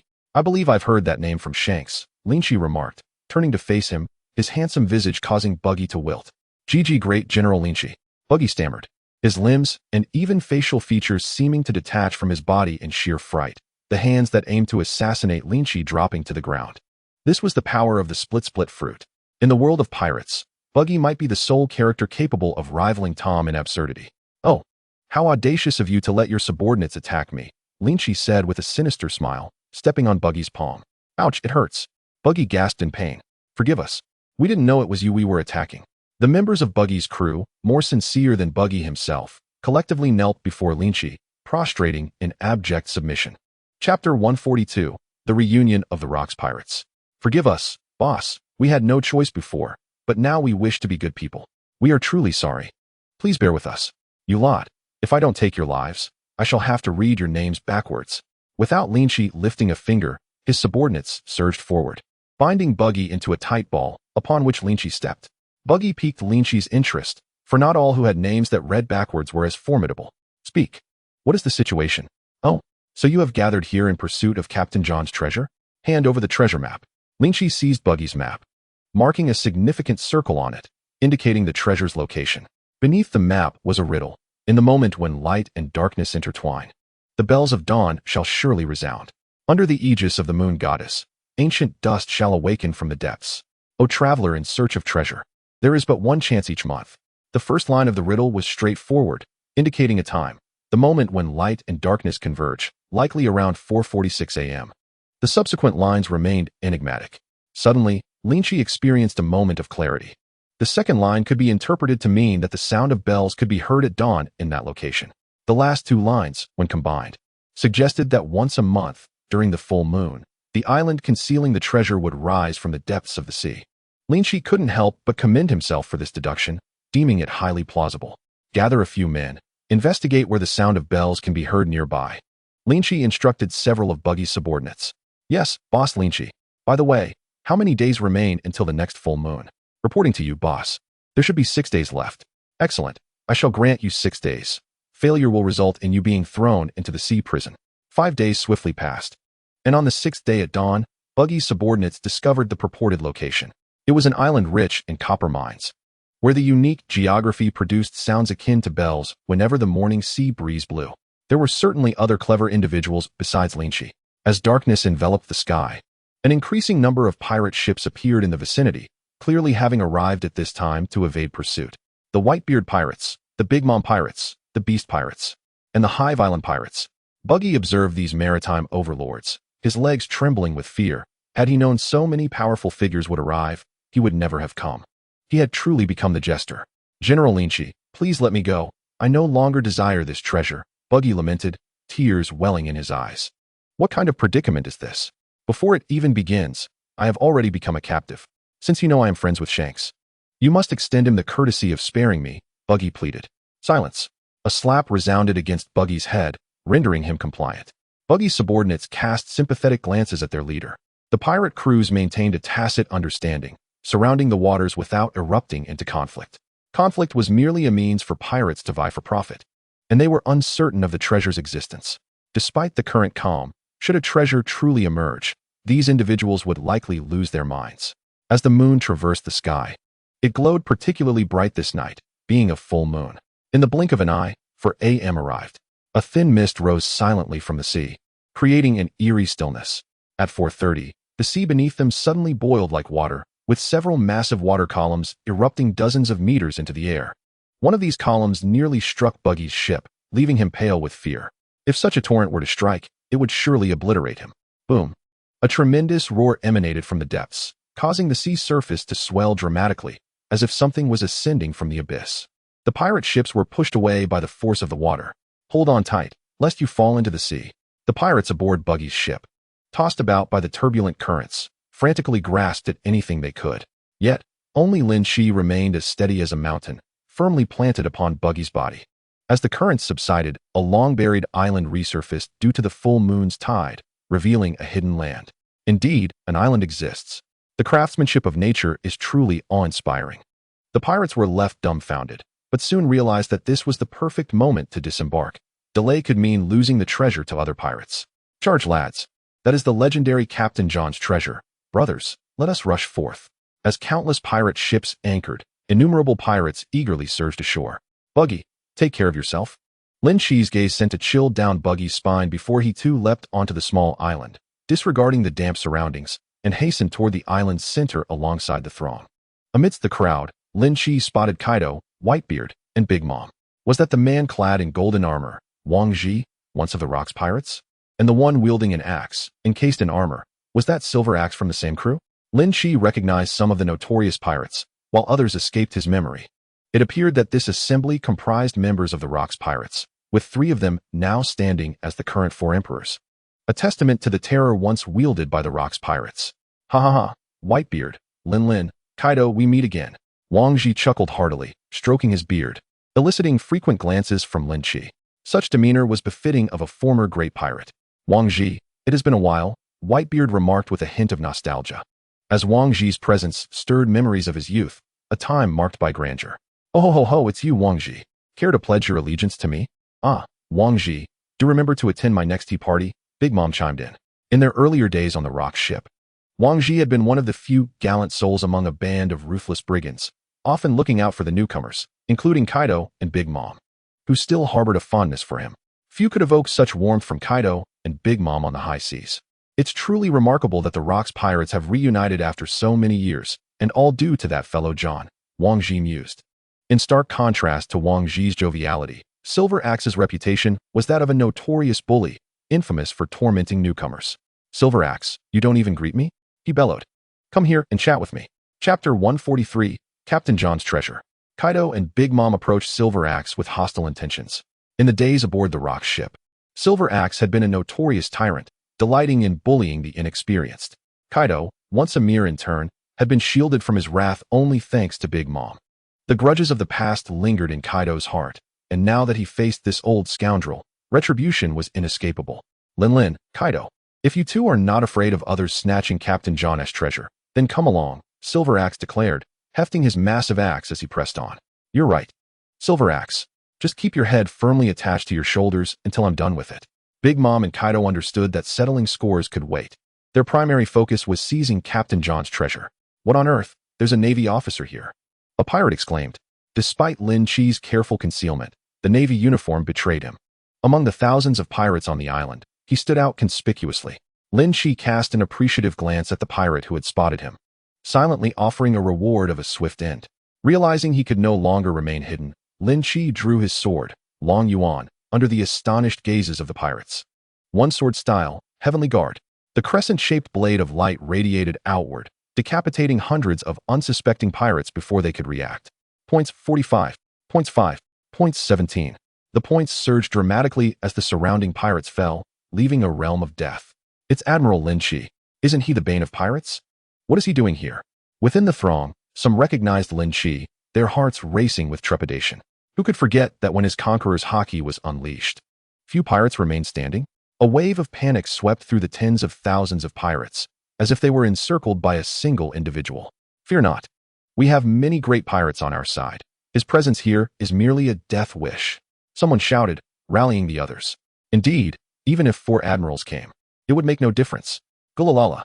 Lynch, you little brat, you better leave now, or you'll lose your life. Whitebeard, meeting Lynch for the first time in earnest, felt a sense of goodwill stemming from the events at Fishman Island. Oh ho ho, old man Whitebeard. Just take care of yourself first, Kaido replied, racing through the woods with his kanabo, glancing back at Lynch. Today, I'll let you off the hook. But don't block my path. Ah, Kaido, Lynch is my son-in-law. You best not lay a finger on him. Big Mom interjected. Kaido abruptly turned to her, as if to say, Big Mom, you've changed. You're no longer the sweet voice that once defended me.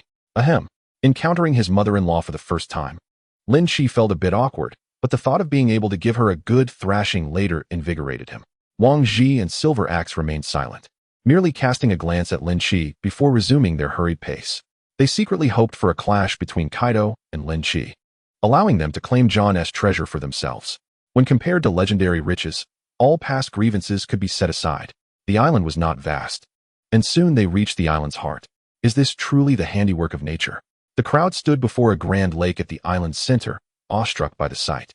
The ground at the lake's center split open like 2 great doors, the water being forcefully pushed aside, not a drop returning. Through the 100-meter-long fissure at the lake's bottom, they glimpsed natural caverns filled with treasures akin to mountains of gold. The legendary treasure of Captain John was indeed real. The pirates erupted in jubilant frenzy. How had Captain John discovered this place? Who cares? Charge, brothers. Seize the treasure, grab the gold and the devil fruits. As the lake's surface began to stabilize, countless pirates leaped eagerly into the fissure below. Ha! Follow me, lads. Kaido bellowed, leading the charge with Jack. Big Mom and Wang Ji followed closely behind. After confirming the absence of traps, Whitebeard and Silver Axe also jumped in. Men die for wealth, birds perish for food. Such is the way of the world. Lynch, sword in hand, leaped in as well. So much treasure. No one is allowed to take it from me. It's all mine, ah. You fool. Why would you try to steal from me? Do you think I don't know about your little affair with my wife? What? You scoundrel. The distance from the lake's bottom to the cavern floor was a daunting 100 meters, a challenge for those lacking skill. The cavern was vast. And as Lynch landed, he marveled at the sight of over 20 towering mountains of gold, each nearly 100 meters high. It was as if hundreds of 20-story buildings made of gold bricks were laid out before him. Even he, witnessing such a wealth of treasure for the first time, had to tilt his head in awe, nearly blinded by the brilliance. It was likely that the total revenue of the world government over the past decade would pale in comparison to this bounty. This is the terror that Captain John embodies. Having inherited the vast majority of the Rock's pirates' legacy, Lynch was profoundly shaken, not to mention the other pirates. They could hardly dare to imagine encountering such a plethora of treasures. They surged forward like dogs seeing excrement or wolves catching sight of meat, clamoring to seize the bounty. Ha ha, I've struck gold.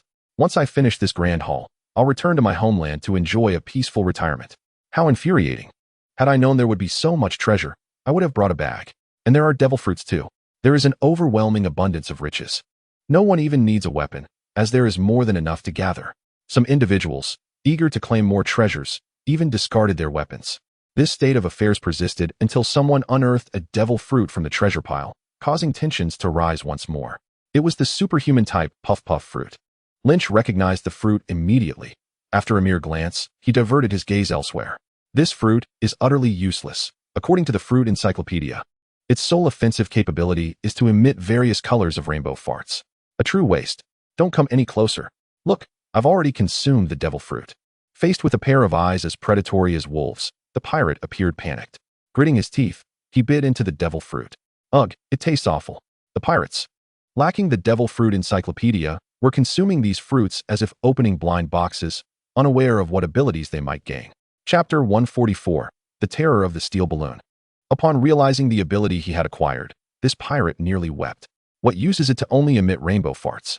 Not only is it useless, but it also rendered him incapable of swimming. The other pirates observed and silently mourned for him, acknowledging that one should never consume a devil fruit recklessly. At the very least, they should research the information first. While ordinary pirates scrambled for treasure, the likes of Silver Axe and Whitebeard remained still, surveying the surroundings from the center of the arena. For them, it was hardly worth the effort to snatch gold and silver personally. Such tasks were best left to their underlings. They needed to keep their eyes peeled for any valuable finds that might arise. The three emperors of the sea gathered in tacit accord, refraining from engaging in direct conflict, wary of allowing others to take advantage of them. An uncommon sight indeed. The one benefiting the most was undoubtedly Lynch. Being the only Navy member present made him a prime target if he drew attention. The peaceful atmosphere erupted once again with the appearance of another devil fruit. This fruit bore patterns resembling the earth, exuding an aura of great weight. The natural type earth fruit. Lynch's eyes lit up. Within the legacy of the Rock's pirates lay such a remarkable treasure. Indeed, Kaido's dragon fruit seemingly originated from the Rock's pirates. Not only Lynch, but the other notable pirates also recognized this distinct devil fruit. Ha ha ha, I've struck gold with a devil fruit. The pirate who unearthed it laughed triumphantly. But before he could revel in his fortune, his head was smashed to bits by a nearby Jack the Drought. Lord Kaido, I've snatched a devil fruit, Jack boasted, holding it aloft. At this moment, Jack was still quite young, merely 20 years old, brimming with youthful bravado more than ever. Good job, Jack. I'll come protect you. Kaido grinned widely, his long legs striding forward, smashing any pirate who dared to obstruct his path into pulp. Boom. Jack, still youthful, was ambushed from behind by Marco, who had been lying in wait, kicking him away and snatching the fruit for himself. Watch your back, you fool. Marco shielded the devil fruit with blue flames, not missing the opportunity to taunt him. The long-standing grudges among the four Emperor crews meant they would not let any chance to mock their opponents slip by.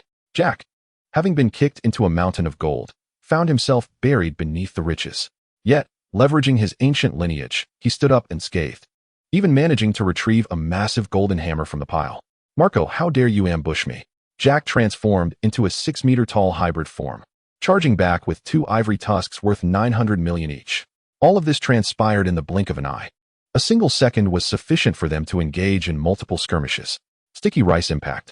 At this critical juncture, Katakuri made his move, closing his eyes and utilizing his foresight to predict Marco's next trajectory. He transformed his arm into sticky rice and flung it forward. The thick rice, bouncing several times off the ground, accurately snatched the earth fruit from Marco's grasp. Oh no! Marco's expression changed drastically. It was too late to stop it. Mommy, the devil fruit. Katakuri presented the earth fruit to Big Mom. Well done, Katakuri. You truly are my favorite child. Big Mom took the fruit from Katakuri's hands, casting a smug glance at Whitebeard and Kaido, as if to say, look how valiant my child is, unlike your 2 useless subordinates. Witnessing Big Mom's demeanor, Whitebeard and Kaido felt a twinge of discomfort. Had this been in Lean's youth, displaying such an expression would have been endearing, captivating countless suitors. Yet now, with Lin adopting this expression, it was rather off-putting. Whitebeard averted his gaze in dismay. Kaido's temper flared instantly. He extended his hand toward Big Mom. Lin, hand over the devil fruit to me. I have no desire to fight you. Get your filthy hands off me. Big Mom swatted Kaido's hand away without hesitation. To expect her to part with the freshly acquired devil fruit was nothing short of a dream. In that case, don't blame me for being impolite. Thunderbagwa. Kaido's temper shifted with astonishing speed, leaving everyone dumbfounded. One moment he was speaking amicably, and the next he had drawn forth his massive spiked club. Do you think I'm afraid of you? Napoleon. Coming, mommy. The hat atop his head spoke, transforming into a large sword that appeared in Big Mom's hand. Wielding the Emperor's sword, Big Mom clashed with Kaido's spiked club in midair, creating a shower of sparks. Katakuri felt the immense pressure from their clash, his expression twisting as he took 2 steps back to distance himself from the two. A red and black aura emanated, as if an invisible force field manifested during their collision, distorting the air in its wake. Lin, you still are as foolish as ever. Take this axe. Silver Axe suddenly appeared behind Big Mom, seizing the opportunity during the standoff with Kaido to launch a surprise attack, delivering a heavy blow to her back. Big Mom staggered, the earth fruit slipping from her grasp and into Silver Axe's possession. Lin, are you alright? Kaido quickly withdrew. In his mind, only he had the right to strike Lin. No one else was allowed. Of course, I'm fine. Big Mom merely shook herself and stood straight, having sustained not a scratch. The steel balloon is indeed terrifying. Witnessing this scene, Lynch furrowed his brow.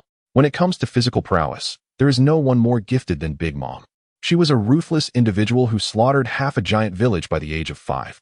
Given that giants possess the strength equivalent to that of a major general upon maturity, to chase down and kill giants of that caliber at 5 years old speaks volumes about Big Mom's terrifying talent. Her innate ability, the steel balloon, grants her unparalleled physical defense and strength. The blow from Silver Axe just now likely held the strength of an elite major general. Yet it failed to breach her defenses, an indication of her formidable nature. Lynch suddenly grew curious. With such formidable defense, how did her first husband manage to penetrate that barrier?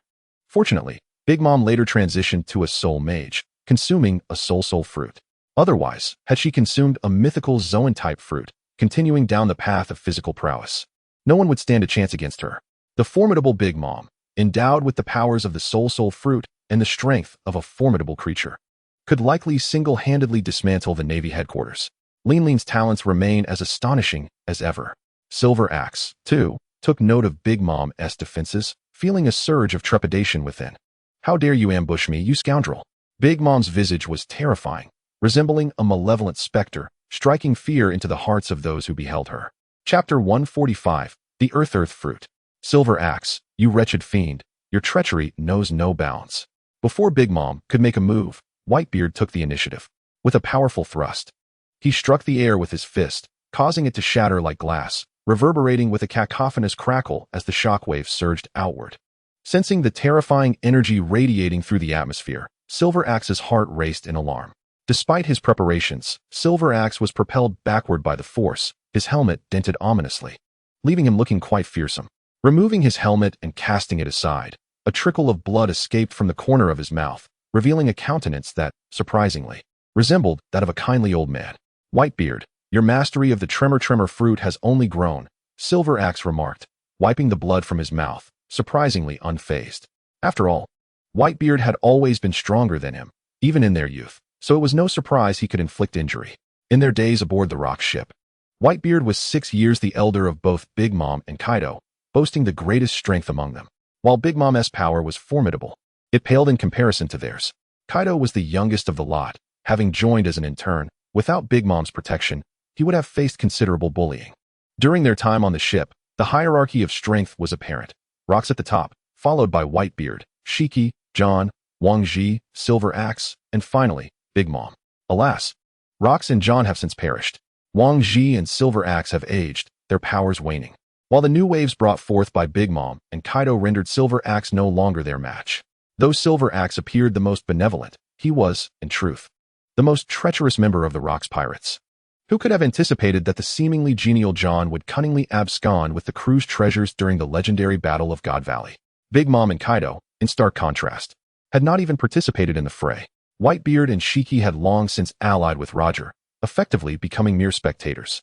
It was a tragic fate for Captain Rocks, who fell victim to infighting, his own crew abandoning him to face the likes of Garp and Roger alone. Wang Ji and Silver Axe were likely the only two who fought earnestly during the Battle of God Valley. Had they not withstood the onslaught of the celestial dragons, Rock's demise would have been even more catastrophic. In the aftermath, only Wang Ji emerged as an honest man among the crew. Poor Rocks, meeting an inexplicable end, could hardly comprehend how such a formidable assembly could falter, akin to a royal flush being bested by a mere pair of 2s and 3s. Silver Axe, you have grown old. For the sake of our past camaraderie, I shall spare you the devil fruit. You may depart, Whitebeard sighed. Oh, I never claimed I would let him go, Big Mom retorted, leaping over Whitebeard to bring her sword down upon Silver Axe.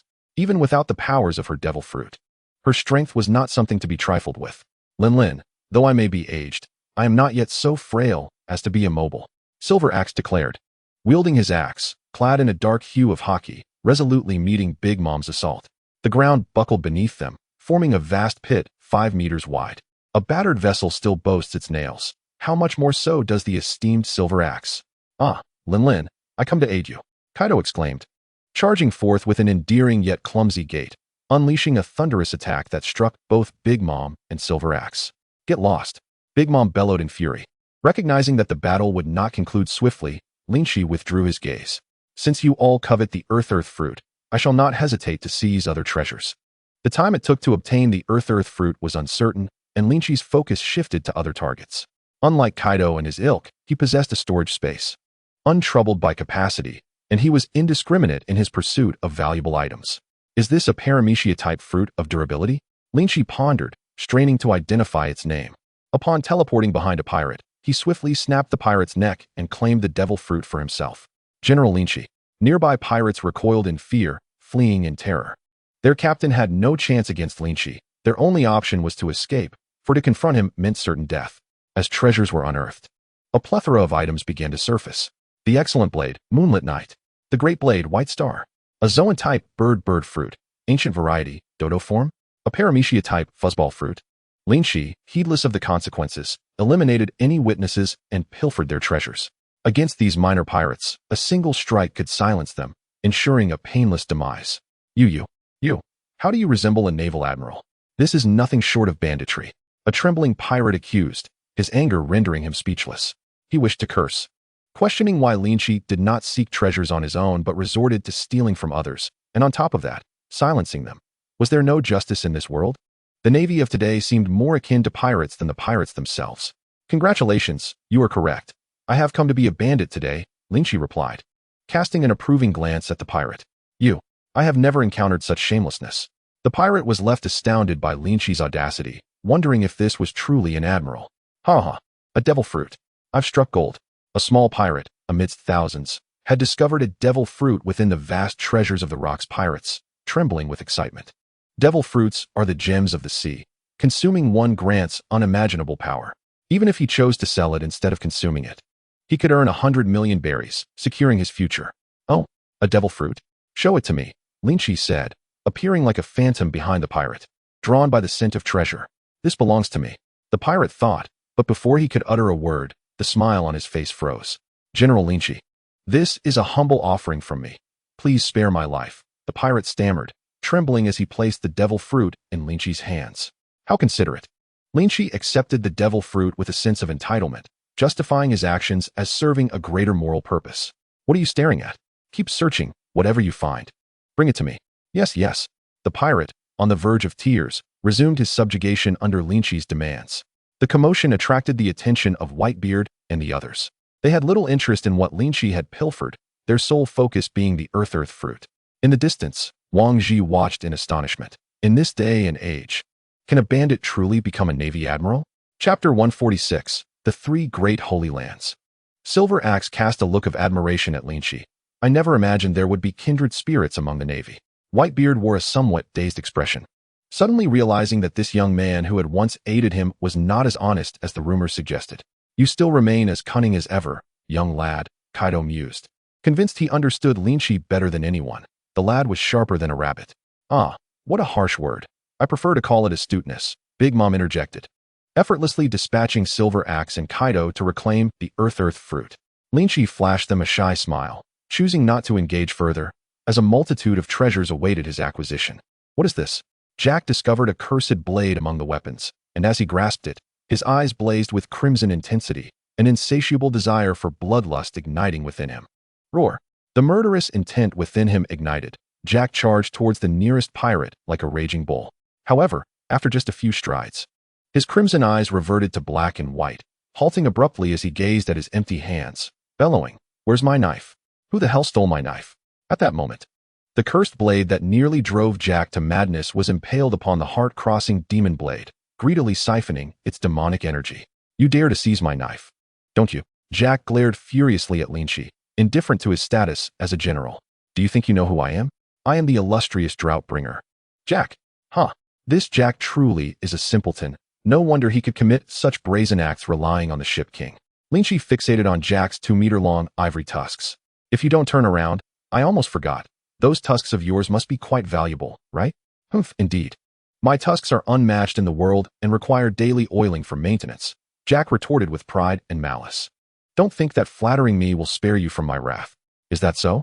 Then I have no reason to let you go." Lynch returned to his 6-meter height and swiftly pinned Jack down, forcing his head against the ground.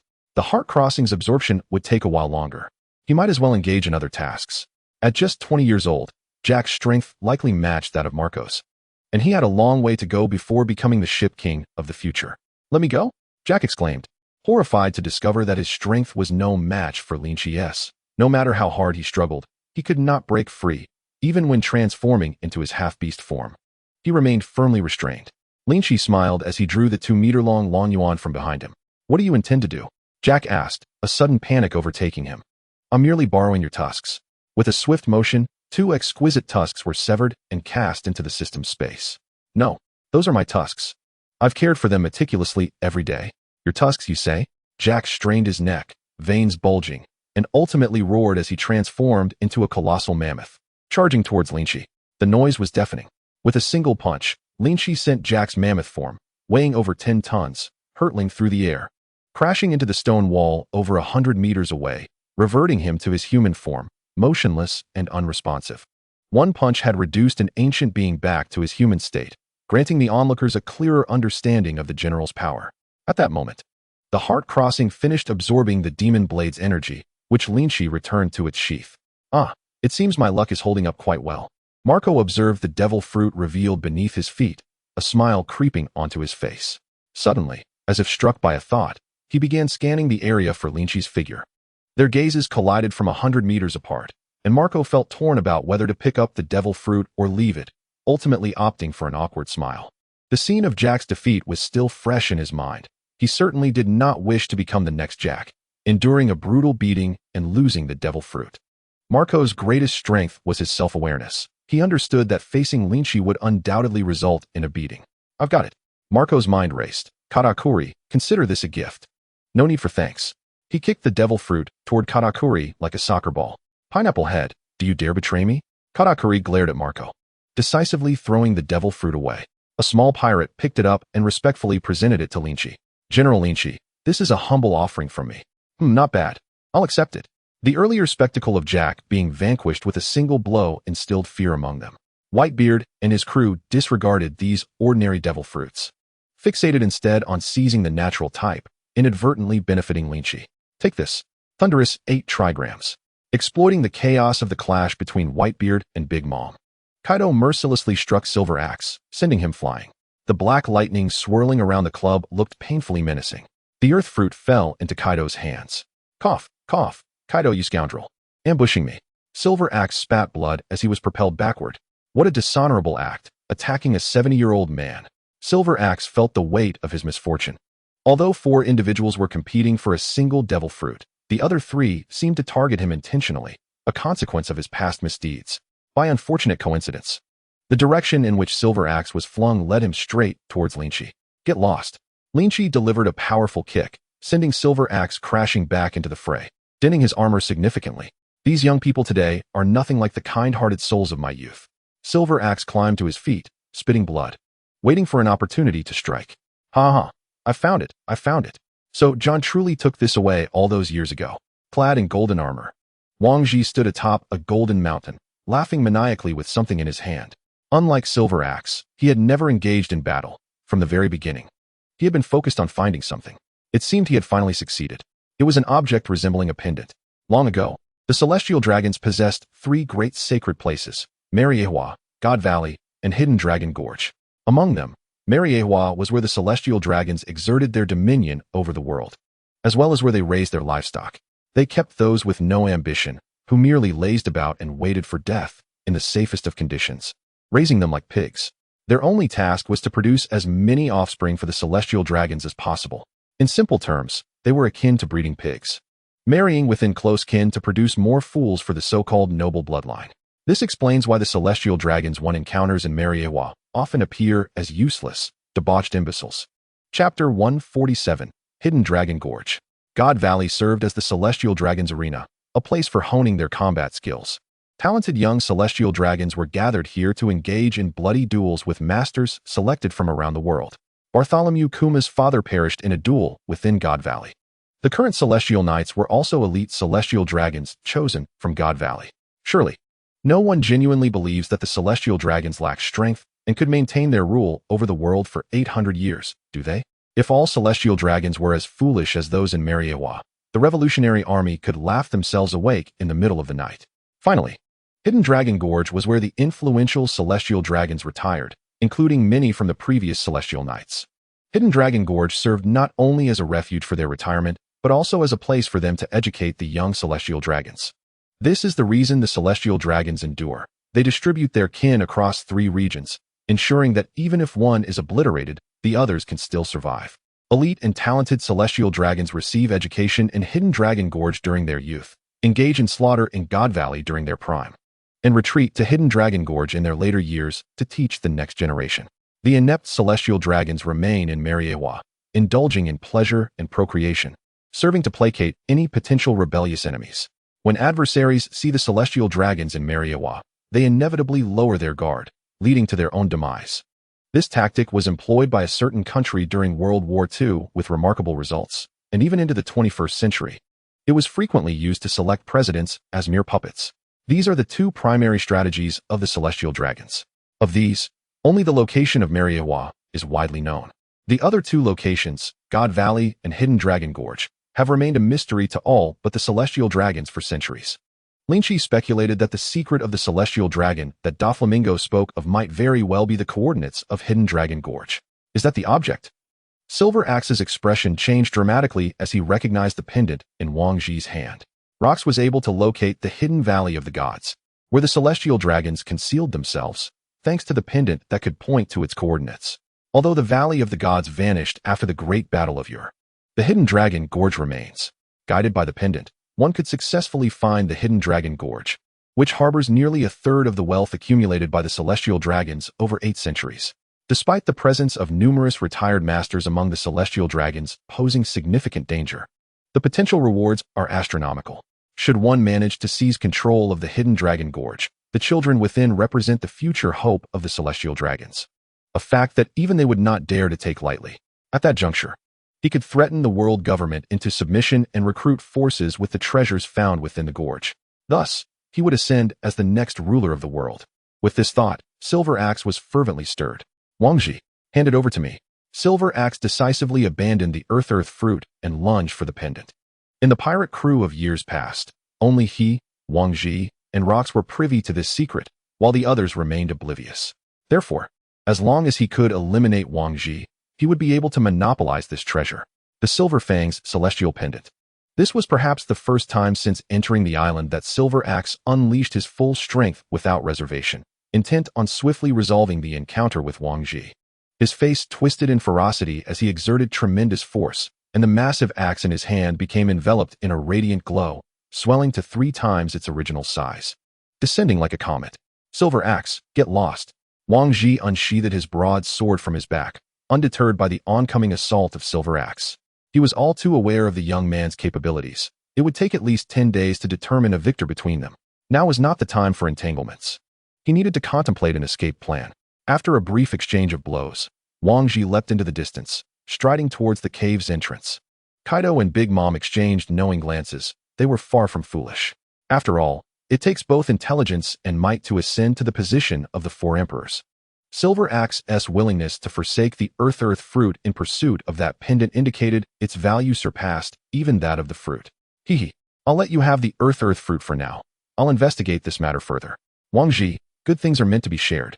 Kaido temporarily relinquished his pursuit of the Earth fruit, striding boldly to block Wang Ji's path, resembling an impenetrable gatekeeper. Kaido, I hope you can let me pass out of old friendship. Wang Ji took a deep breath, attempting to persuade Kaido while inwardly cursing Silver Axe. If it weren't for that fool's meddling, none of this chaos would have arisen. Have you lost your mind, Wang Ji? I'm a pirate, and you dare speak to me of friendship? Kaido retorted with a mocking grin. What value does friendship hold? Hand over what you have, and I might spare your life.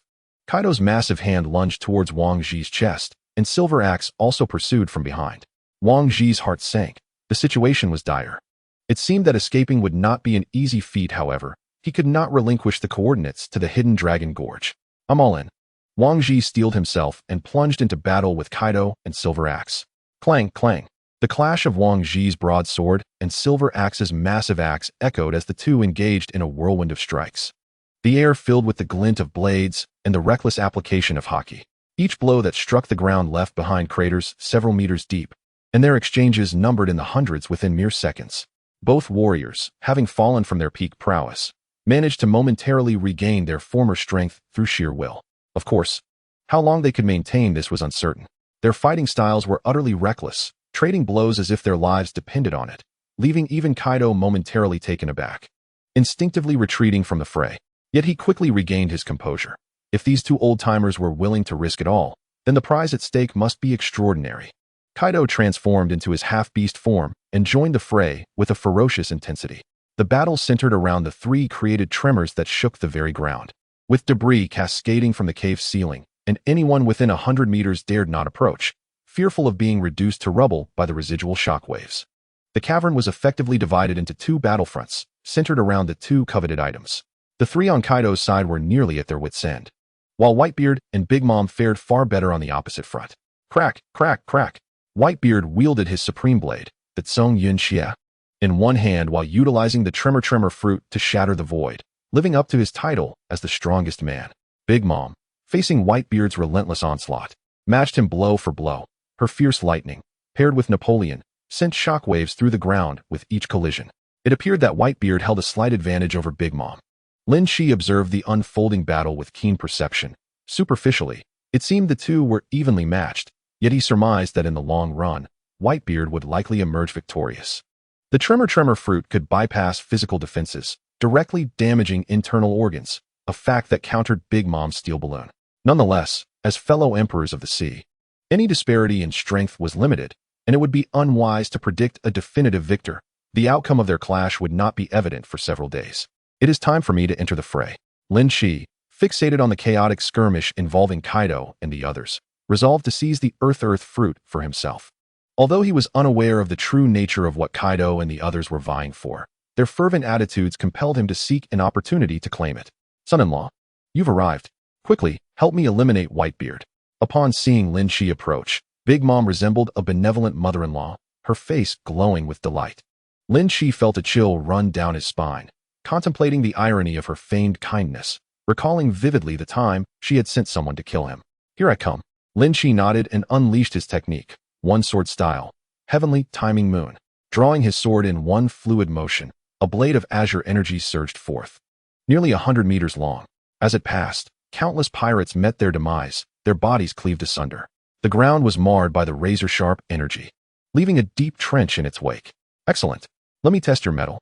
Whitebeard, akin to Roger, was an unyielding battle fanatic. Upon witnessing Lynch's assault, his eyes gleamed with excitement as he forcefully pushed Big Mom back to meet the attack head-on. Clang. In the nick of time, Whitebeard managed to raise the Zoan Mythical, channeling Haki into both the blade and his arms, placing it before him just in time for Lynch's sword energy to collide with it. Whitebeard's feet sunk into the ground, yet he was still shoved back several meters. As the energy of Lynch's strike dissipated, Whitebeard extracted his feet from the earth and, surveying the trench left in its wake, let out a hearty laugh. What a splendid General Lynch. Your strength is truly remarkable. Now taste my technique. Whitebeard thrust the Zoan Mythical into the ground, his body slightly bending as he gathered his strength, his right arm drawing back like a taut bowstring before unleashing a powerful punch. Crack, crack, crack. Each strike from Whitebeard shattered the surrounding space like glass. This time, the ferocity and speed of his attack transcended any previous effort, causing the massive lake above to tremble violently under the force. Should Whitebeard exert even greater strength, the lake water could very well breach the stone gates and flood down. The Tremor Fruit's offensive capabilities were undeniably the pinnacle of paramecia types, as even if one managed to block its attack with a weapon, the vibrations could still inflict damage upon the internal organs. Lynch, laughing heartily, planted his weapon into the ground, transforming into a 9-meter-tall half-beast form, and spread his arms wide. Let me test the might of the strongest man in history. Abandoning all defense since it would be futile against the impending attack, Lynch, like Kaido, possessed the confidence of a mythical beast. As Lynch felt his body shatter under the impact, he remained unfazed. This was merely an illusion brought on by the Tremor Fruit's power, for his body was intact, merely experiencing a visual distortion. Through the tremors, the surface of the body bore almost no wounds, yet the internal organs suffered considerable damage. A sharp pain seized Lynch's abdomen, causing him to spew a copious amount of fresh blood. Almost instantaneously, the injuries sustained began to mend. The power of the Tremor Fruit was indeed formidable, with aftershocks continuously inflicting harm on his insides, only dissipating completely 5 seconds later. Truly, the Tremor Fruit deserved its renown, or rather, it was Whitebeard who rightfully earned such accolades. Lynch did not hold back his admiration. It was Whitebeard who elevated the Tremor Fruit to the pinnacle of paramecia, rather than the fruit that forged Whitebeard's legacy. In this world, few could inflict wounds upon him for more than 3 seconds, and Whitebeard was one such individual. His numerous sea kings were not merely for show. Your regenerative prowess is indeed unparalleled in my lifetime, Whitebeard remarked in astonishment. I dare say, when it comes to recovery, Kaido may not match you. Such flattery, Lynch responded, feeling quite satisfied with his own regenerative abilities. He estimated that he could easily contend with any of the 4 emperors or admirals one-on-one, emerging victorious without a doubt. However, 2 would prove a different challenge. He believed that in these waters, no one would dare claim they could take on 2 emperors or admirals alone. But there was the Pirate King. He could take on 56 emperors. Ha ha ha, well done, my son-in-law. Truly worthy of my esteemed daughter. Help me defeat this Whitebeard, and I shall bestow 2 daughters upon you. Witnessing Lynch's current strength, Big Mom felt a surge of joy, her delight practically etched on her face. Marrying her daughters to Lynch seemed an exceedingly wise decision. Even if she could not alter his memories, having him as an ally would be advantageous. Big Mom's shamelessness was not lost on Lynch. Even Whitebeard felt a twitch of discomfort, internally baffled. Everyone at sea knows of your little affair with Lynch. How can you shamelessly call him son-in-law? Does it not make you feel uneasy? Moreover, your most beautiful daughter is already with him. Whether he desires the remaining less than attractive ones is another matter entirely. Lynch found himself equally intolerant of Big Mom's brazen behavior, though she appeared amiable given the chance. She might be the first to eliminate her own son-in-law. And let us not forget you. Hand over the devil fruit. Lynch's words elicited Big Mom's ire. What nonsense is this? My daughter is wed to you, and instead of assisting me, you seek to wrest from your mother-in-law? Then I shall take matters into my own hands. Lynch unsheathed his sword, Heart's Passage, and crossed it with Dragon Abyss before him. Dual blade style, Heavenly Guardian.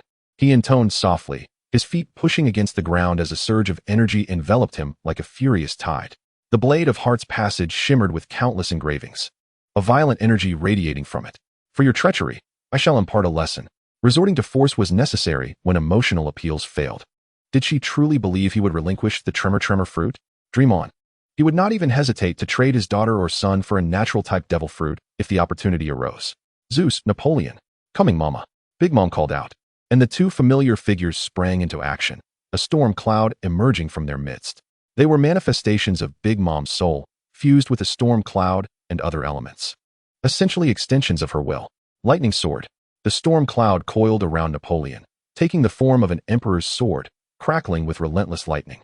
Its power rivaled that of Enel's Rumble Fruit. Chapter 149, The Silver Axe's Decline. With a deafening crash, the clash with the 4 emperors unfolded, starkly contrasting with years past, when he had barely stepped into the realm of admirals and faced Kaido. Back then, he had to retreat against the seasoned emperors, ultimately succumbing after a prolonged struggle. Now, he appeared to be on par with Big Mom, perhaps even gaining the upper hand. This advantage, whether manifesting in half a day or 2, could become a pivotal opportunity to defeat Big Mom. My, how swiftly you have grown, little rascal. The Emperor's sword and dragon abyss collided midair, neither yielding an inch, while Big Mom's visage became somewhat ominous amidst the flashes of lightning and brilliance. At this juncture, even her address for Lynch shifted.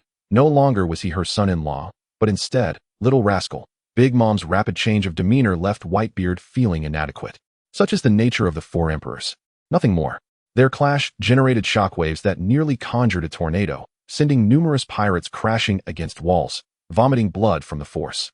Lynch let out a low roar, transforming into a 9-meter-tall hybrid beast form, his strength and speed surging dramatically. With both arms straining, he gradually forced Big Mom's Emperor's sword back. From his elevated position, he pressed down on her, forcing her to lean back. A flicker of change appeared on Big Mom's face. Such terrifying strength was indeed possessed by a human. Dragon Abyss. Suddenly, Lynch whispered, and Dragon Abyss morphed into a dark green dragon, swiftly darting into Big Mom's embrace while she was distracted, snatching the tremor fruit. Haha, well done. Lynch exerted force, pushing Big Mom's Emperor's sword aside and retreating. He had achieved both of his objectives for the day and saw no need to remain locked in combat with Big Mom. After all, she was not the only four emperor present. He must not forget the other four notorious pirates. His protracted struggle with Big Mom would only benefit the others. Especially with his status as an admiral, he needed to tread carefully in this pirate-laden environment. For the sake of balance, even if he had the chance to eliminate Big Mom, Kaido and Whitebeard would undoubtedly intervene. Through their recent confrontation, Lynch concluded that his current strength placed him among the top tier of admirals. Defeating a single emperor was well within his capabilities. What if Big Mom had yet to unveil many of her abilities? He too had his own secrets. With the tremor fruit now in hand, he would remain unyielding in the face of change. Ugh. The little dragon Abyss flew back to Lynch, nuzzling against his arm before depositing the tremor fruit into his palm and transforming back into a sword. Did you consume a mythical Zoan grade blade? Whitebeard marveled from the sidelines. How much wealth must one possess to afford such a treasure for their weapon? What astonished him further was the sheer might of this young man, rivaling even his own. This made Whitebeard's hands itch with the desire to engage in battle. If not for the timing, he would have relished a fierce duel with him. Little rascal, return my devil fruit. Big Mom had not taken the minor loss at Lynch's hands to heart.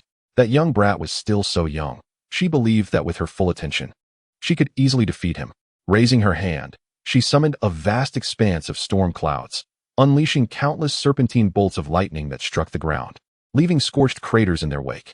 Having consumed the soul fruit, Big Mom could not only manipulate souls, but also command lightning and flames. One fruit is worth more than three. Save your breath. Rather than contend with me, you ought to pursue the silver axe. A black ring of fire appeared behind Lynch, swiftly propelling him beyond the confines of the cavern, allowing him to survey the scene below. Even if Big Mom could fly, her speed was derived from external forces, far inferior to Lynch's. Her long-range attacks were not particularly severe against him, leaving ample room for error. Such large-scale, powerful techniques were ones she dared not employ, lest she wished to bury the pirates within the cavern. As long as Whitebeard refrained from intervening, the likelihood of Big Mom wresting the tremor fruit from Lynch was virtually nil. If it were just him and Big Mom here, engaging in battle would not be out of the question, but with so many formidable adversaries present, avoiding conflict and preserving one's state is undoubtedly the wisest choice. That detestable brat. Big Mom seethed with rage, yet she found herself momentarily at a loss against Lin Chi. After a brief contemplation, Whitebeard resolutely abandoned the pursuit of the Tori no Mi and joined the fray for the pendant. This brought a sigh of relief from Lin Chi. Should the two of them conspire against him, he would have no choice but to flee. For now, while evading Big Mom's assault, he still had the leisure to observe the struggle for the pendant. The thunderous might of Kaido surged forth. Kaido exerted his full strength, unleashing a tempest of purple lightning from his kanabo, indicative of his use of Conqueror's Haki. With a mighty swing, before even making contact, the surrounding air erupted in a series of sonic booms. Time seemed to stand still. Even a deity would have no choice but to retreat from such an onslaught. The silver axe roared as it deflected Wang Ji's attack, only to be struck squarely in the chest by Kaido's blow, enduring a devastating hit. Splurt. This was likely the most severe injury the silver axe had sustained in a decade. He was sent flying, blood spewing forth as his armor shattered into hundreds of pieces, bones in his chest broken beyond count, his insides shaking violently as if they would shatter. The silver axe crashed heavily to the ground, the powerful tremor causing several towering gold mountains nearby to collapse, crushing numerous pirates beneath their weight. From the moment he entered the cave, he had been targeted relentlessly. And now, with Kaido's full-force strike, his vision flickered between clarity and haze, his head suffering from severe trauma. He struggled to rise, vomiting a mouthful of blood onto the ground. The silver axe could no longer endure. He was utterly overwhelmed. Why? Why had he been the target of so many since his arrival? From the earlier struggle for the Tori Tori no Mi, he faced 3 opponents to his 1. Now, in the battle for the pendant, it was 2 against him. In his current state, while not life-threatening, he was gravely injured, losing any chance of continuing the pursuit for treasure. Did they truly think him an easy target? I suffer, and none of you shall have it easy either. With a spirit of mutual disdain, the silver axe shouted towards Whitebeard and the others. You all hurry and seize the pendant. It holds the coordinates of the 3 sacred sites of the celestial dragons. Summoning the last of his strength to utter those words, he coughed up another mouthful of blood, his spirit waning rapidly. The silver axe's words were not in vain. Whether it was Kaido, Whitebeard, Big Mom, or Lynch, all their gazes fixated upon the pendant. Chapter 150, The Battle for the Pendant. Old Thief Silver Axe. Wang Ji roared in frustration, yet it was of no avail. Whitebeard, Kaido, and Lynch all charged towards him, joining the contest for the pendant. Even Big Mom forsook her pursuit of the Tori Tori no Mi to join the melee. Compared to the coordinates of Hidden Dragon Gorge, the Tori Tori no Mi paled in significance. Whoever could obtain the coordinates to Hidden Dragon Gorge and establish a foothold there would have the power to fundamentally alter the world's balance. Haha, go ahead and fight for it. If I cannot have it easy, neither shall you. The silver axe had completely lost his mind. Wang Ji, hand over the pendant, and I might spare your life. Whitebeard unleashed a punch from a distance, the shockwave forcing Kaido to momentarily retreat, providing temporary protection for Wang Ji. Snatching something from Wang Ji was far different from seizing it from Kaido. He could not allow Kaido to succeed. Old man Whitebeard, don't get in my way. Taking a hit from Whitebeard was nothing significant for Kaido, a mythical beast. He stomped the ground, creating a massive crater, and charged forward again. I, Wang Ji, am no ordinary foe. Those of you unafraid of death, come at me. Wang Ji declared fiercely. While Wang Ji was somewhat of a decent man among pirates, being good did not equate to lacking ambition. For his ideal goals, Wang Ji feared not death. How many pirates could expect a peaceful end? Dying on the path of progress would be worth it. Kaido, step aside. Wang Ji, come here quickly. I shall protect you. With Kaido closest to the silver axe, Whitebeard's punch could only delay him slightly. Big Mom was about to intervene to stop Kaido when an attack arrived even faster. One sword style, Shadow Blade. A ghostly voice echoed as Lin Chi sheathed Long Yuan and swiftly drew it again, executing a draw cut. The blade gleamed like a miniature sun rising within the cave, as Lin Chi surged ahead of Big Mom and Whitebeard, arriving before Kaido first. In the instant Long Yuan was sheathed, a line of blood suddenly erupted from Kaido's chest, a gruesome gash appearing on his torso. It had been quite some time since he had suffered such a grievous wound. The sudden injury momentarily stunned Kaido, his thoughts swirling. While his defenses were not as formidable as Big Mom's, they were still exceptionally robust. Even mid-admiral level foes would find it challenging to breach his skin. The last person to inflict such a wound upon him had been many years ago, Kazuki Oden from Wano country. You've grown significantly since our last meeting, brat. Regaining his senses, Kaido's massive hand lunged towards Lin Chi's head. However, Lin Chi's form suddenly shrank from 9 meters to 2, easily evading the attack. Your peculiar techniques remain as diverse as ever. Kaido, unfazed by the miss, especially upon feeling the pain radiating from his chest, erupted into laughter. Brat. While this isn't the time for invitations, would you care to join my beast pirates as my vice captain? The stronger Lin Chi became, the more Kaido admired him. This fondness for mythical beasts was perhaps something others could not comprehend. Lin Chi, sheathing his sword, cast a nonchalant glance at Kaido before rejoining the hunt for the silver axe. Wang Ji was hardly a threat. The real focus was on which of the 4 could seize the pendant first. Damn brat. Kaido seethed with anger upon noticing Lin Chi's disregard for him. Such a disobedient brat deserved to be captured and thrown into the mines for hard labor. Kaido found his new idea rather appealing. In the future, anyone unwilling to submit, or those who audaciously claimed they would be the pirate king, he would toss into the mines to toil away until they were willing to submit. Wang Ji, I respect you as a man. Join forces with me, and you shall have no worries. Lin Chi attempted to persuade Wang Ji, but to no avail. The latter had no intention of forming an alliance, merely seeking an opportunity to escape with the pendant. He likely understood that once surrounded by the four, the pendant would be impossible to keep. The only course of action left was to find an opportunity to flee to preserve a glimmer of hope. Lynch quietly released his grip on Long Yuan, the ink-green little dragon transforming into a streak of green light that vanished into the ground. One sword style, tornado. Lynch casually swung his sword, not targeting Wang Ji, but the space ahead. A master swordsman could conjure flames from thin air and summon fierce winds with ease, let alone someone of Lynch's caliber. The gale he unleashed swelled with the wind, and in an instant, a towering 100-meter tornado appeared before him. Were it not for the cave's height limit, the tornado's scale would have been even greater. Wind, there's wind. Run for your lives. Is there anyone who can pull me back? I'm being sucked in. The ferocious suction of the tornado spread outward, drawing numerous pirates and gold into its vortex, shredding them into a bloody pulp.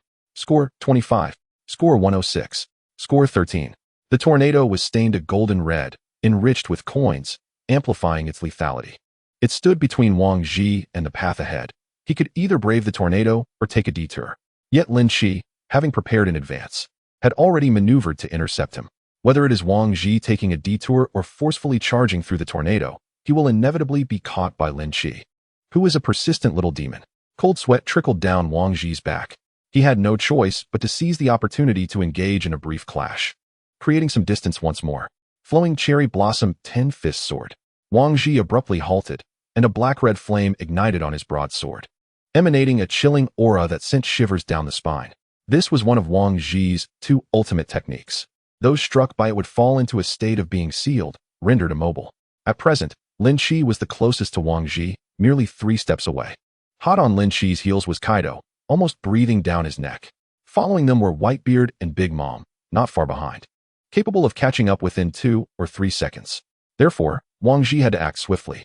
He must immobilize Lin Shi with a single strike and distance himself from the opponent. Die! The flames on the broadsword roared as they surged upwards, reaching dozens of meters high, as Wang Ji poured all his strength into a thrust aimed at Lin Shi. You finally willing to stop? The smile on Lin Shi's face filled Wang Ji with foreboding. However, the sword had already been thrust forward, and halting it now would not be easy. Forcibly retracting could potentially injure himself. Wang Ji's legs were firmly rooted to the ground like ancient tree roots, steady as a mountain. He was like an arrow drawn tight, compelled to release. Roar! At that moment, a dark green little dragon burst forth from the ground, seizing the pendant from his pocket, just as Wang Ji was unable to withdraw. Chapter 151, The Heart of Murder. Good. Seeing the successful theft, Lin Shi suddenly retreated. His withdrawal, however, allowed Kaido to surge forward and take his place. The broadsword, originally aimed at Lin Shi, struck Kaido instead.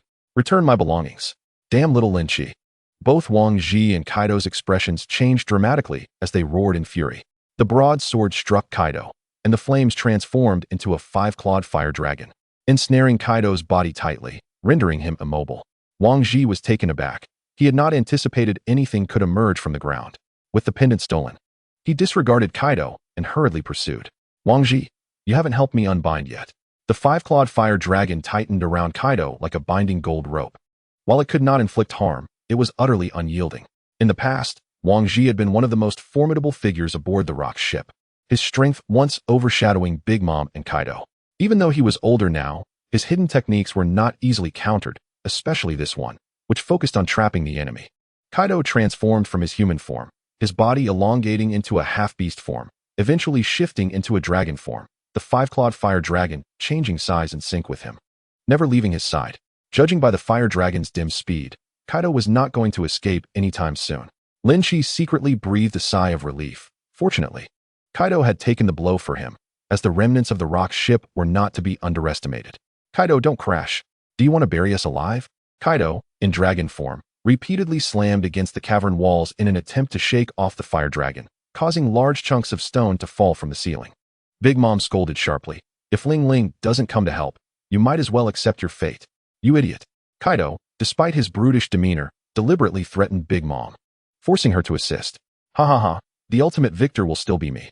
Suddenly, the silver axe, which had vanished moments ago, emerged from the ground, seizing the dark green little dragon. Woo woo woo. Long Yuan is trapped in the grasp of the silver axe and cannot escape, whining pitifully while refusing to relinquish the pendant. Damn it, let go. The silver axe delivered 2 resounding slaps, violently prying the pendant from the little dragon's mouth. Awu. With its mouth now free, the little dragon was not one to be trifled with. Apart from its master, no one dared to strike it. It opened its gaping maw and bit down on the silver axe's arm, injecting venom. Get lost. Feeling the pain in his hand, the silver axe violently flung the little dragon away. However, he soon realized something was amiss. Had he not been gravely injured, he might have sensed the danger early enough to prevent the little dragon's bite with armed color. But now, with his body severely wounded, his reactions were dulled, and he had been injected with a significant amount of venom. It was known that the little dragon's potent poison could even make Rayleigh think twice before confronting it. The silver axe's complexion changed visibly to a sickly green, and the blood he coughed up also turned green. This dragon is poisonous. The silver axe's eyes widened in horror. Thanks to his formidable vitality, he would not succumb to death immediately. But his internal organs felt as though they were being corroded with pain. If left unchecked, he might indeed perish from the poison. Silver axe. The yellow bird is not something just anyone can handle, and my belongings are not for just anyone to take. Lynch caught the flying long yuan, crossing two long knives before him, executing the dual-wielding technique, Divine Destruction. A powerful conqueror's color enveloped the armed blades as Lynch vanished from his original position, as if traversing through time and space. He appeared before the silver axe at a speed swifter than a shave, transforming his dual blades into lethal instruments aimed at claiming the silver axe's life. Cough, cough. I am the illustrious silver axe of the Rocks Pirates. How can I die here? The silver axe bellowed, summoning his utmost strength for a counterattack. His axe unleashing earth-shattering power. Boom. As their weapons clashed, it was as if an earthquake had erupted, causing the ground to tremble incessantly. Fissures several meters wide and kilometers long appearing on the island above. The pirates in the cavern were thrown off balance by this tremor, nearly toppling over. Could such power truly belong to mere mortals? Not good. The silver axe's pupils trembled violently, watching his weapon gradually fracture under the dual blades. Even armed color could not halt this momentum. The silver axe knew his life was on the brink of termination. Holding on, perhaps he could survive a little longer. But if he dared to relent now, he would be instantaneously slaughtered. In his final moments, the silver axe's expression turned nostalgic, as a lifetime of memories flashed through his mind. At the age of 7, he was sold by his father to a nobleman as a slave. At 9, unable to endure the noble's humiliation, he seized the opportunity under the cover of night to kill the man with a stone and returned home to slay the father who had sold him. From that moment, he understood that in this vast world, strength was paramount, and the only person he could trust was himself. The existence of others was merely to serve his own pleasures. The silver axe possessed great talent. By the age of 14, he was unmatched on their small island. On that island, any woman he set his sights on became his plaything, and those who displeased him met with death before amusement. Any man who crossed him was sure not to see the next day. Later, he became a wanted man and naturally evolved into a proud pirate. The silver axe believed he was born to be a pirate. With his overwhelming might, he killed when he wished, took women when he desired, and summoned wealth with merely a glance. He had betrayed countless individuals and had been betrayed in return, gradually carving out his reputation as the silver axe upon the seas. He thought his life would continue in this manner, until the day he encountered that person. Want to overturn the world? Then follow me. Rocks defeated the silver axe with a single blow, towering over him like a giant. In the days that followed, the silver axe naturally joined the Rocks Pirates. Though his nature was wicked and treacherous, he was unexpectedly loyal to Rocks, accompanying him to the very end. Perhaps someone like me, steeped in evil, was destined to die long ago. Captain Rocks, I have come to accompany you. This life has been worth it. Facing the impending death, the silver axe felt no panic, no fear. Instead, he calmly closed his eyes, confronting death with serenity. Captain Rocks was right. How many pirates could end their lives peacefully? At the very least, he had lived a splendid life, and that was enough. Crack. The silver axe shattered, its blade glinting as it severed the neck of a colossal head, which rolled away. Blood gushing from the severed neck like a fountain, soaring 10 meters high. The gentle visage of the silver axe closed its eyes forever. Once a key member of the Rocks Pirates, this formidable silver axe, which had once overwhelmed both Big Mom and Kaido, ultimately fell to the hands of Lynch. Chapter 152. John, the Silver Axe. Witnessing the demise of the silver axe, others felt a twinge of emotion, particularly Whitebeard and Big Mom.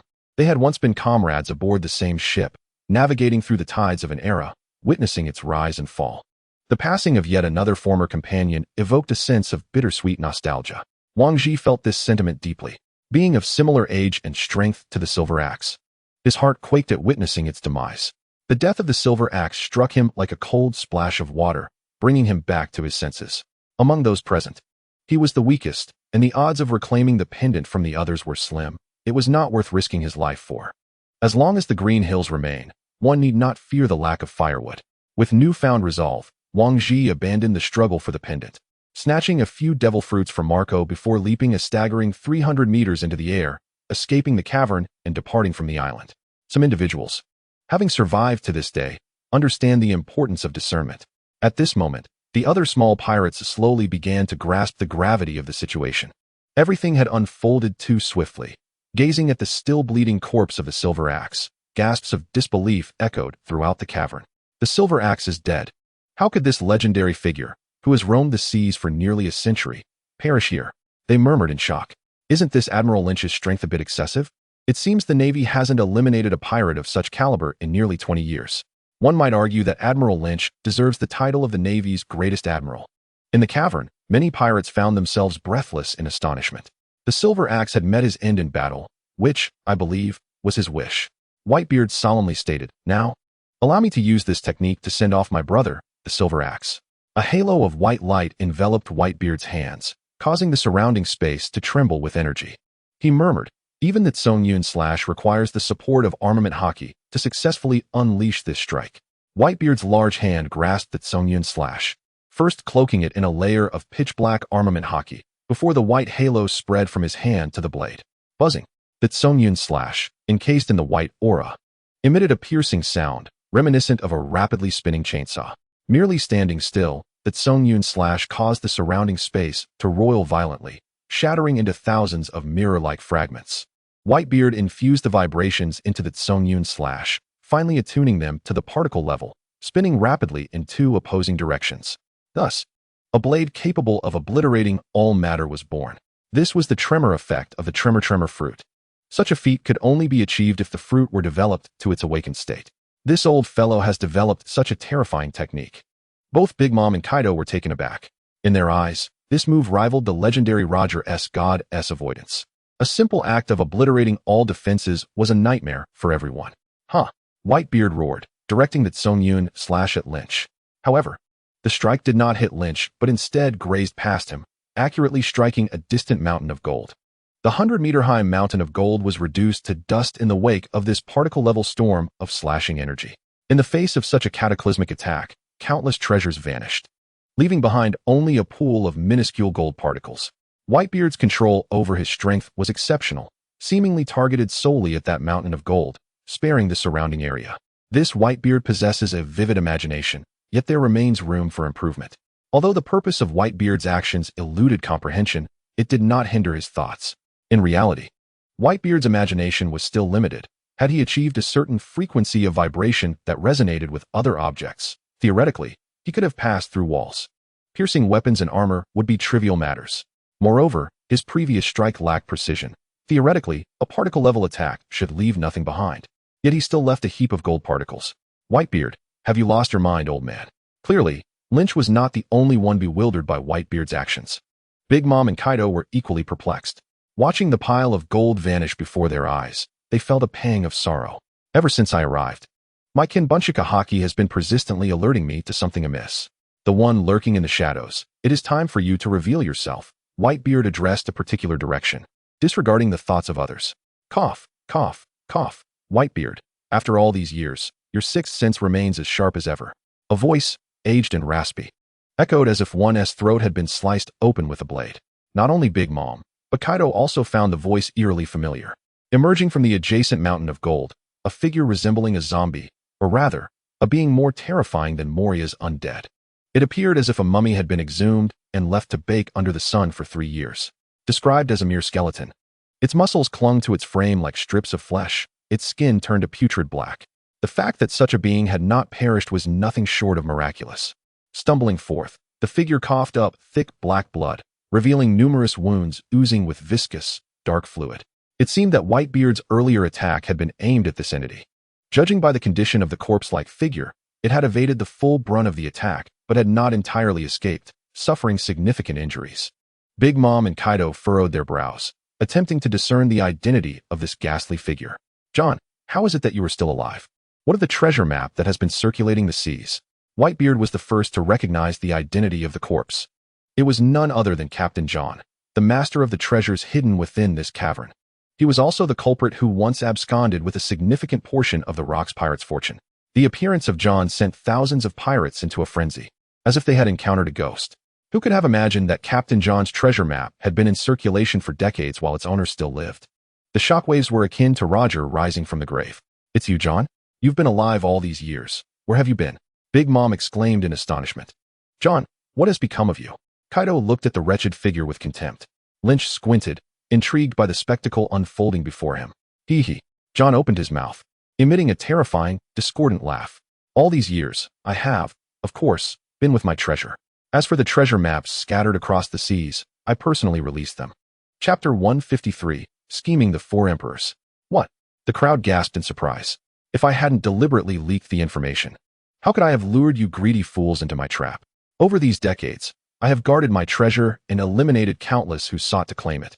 Now that I am old and nearing death, I wish to eradicate all of you before I depart. John cackled madly, his sanity seemingly unraveling.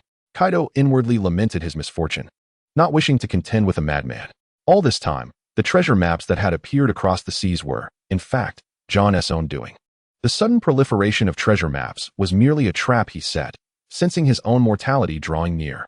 Perhaps John had succumbed to madness decades ago. After all, which sane individual would choose to spend half a lifetime in the company of a trove of treasures? While they undeniably cherished wealth, their true desire lay in utilizing it to amass followers. Yet John, alone for decades amidst his mountain of gold, could only be deemed a lunatic. Huh, John, do you truly believe you can kill us? Spare us your grandiloquence. A cough escaped his lips, the smile on his face taking on a sinister edge as he retrieved a button from his waist and pressed it. With a thunderous explosion, the two enormous doors above were obliterated by tons of explosives, unleashing a deluge of seawater into the chamber. The force was so immense, it resembled the celestial waters cascading down to the mortal realm. Since time immemorial, water and fire have shown no mercy. Even the so-called four emperors could do naught but flee in the face of such calamity. John, you truly are a scoundrel. Whitebeard seethed, his teeth clenched, fists cracking with fury. The onslaught of water, carrying the wrath of the heavens, would crush any ordinary person, reducing them to mere pulp. Moreover, this island had recently risen from the depths of the ocean. Whitebeard was certain the water was not fresh. Faced with the overwhelming tide, if they could not escape in time, all present, save for Kaido, who possessed the blood of a fishman, were doomed to perish. Those who had consumed devil fruits would find themselves rendered powerless upon contact with seawater, ultimately drowning here. If Aokiji were present, it would be a different story. Their devil fruits could only attack, offering no defense against the sea. John, as Whitebeard gazed upon his companions, all of whom were on the brink of death, his heart ached with despair, wishing to rend John limb from limb. Unlike the other emperors, he regarded every member of his crew as family. Now, he could only watch helplessly as they faced death. Curse you, John, how could you betray me? Big Mom suppressed her urge to kill John, stepping onto a thundercloud with Katakuri to ascend swiftly. She had no desire to perish here, leaving her thousands of pirates behind. The seawater would reach them in approximately 30 seconds. If they did not flee now, escape would soon be impossible. Old man, this is no time for hesitation. We must go, Marco exclaimed, rushing to Whitebeard's side in a frenzy. You speak the truth, let us depart. Gritting his teeth, Whitebeard seized Marco and vanished from sight. Ha! Do you think it will be so easy to escape? Come, join me in death. John pressed the button once more, this time triggering an explosion within the cave. The first bomb detonated beneath John's feet, killing him instantly. As countless explosives detonated in succession within the cavern, the cacophony of explosions was deafening.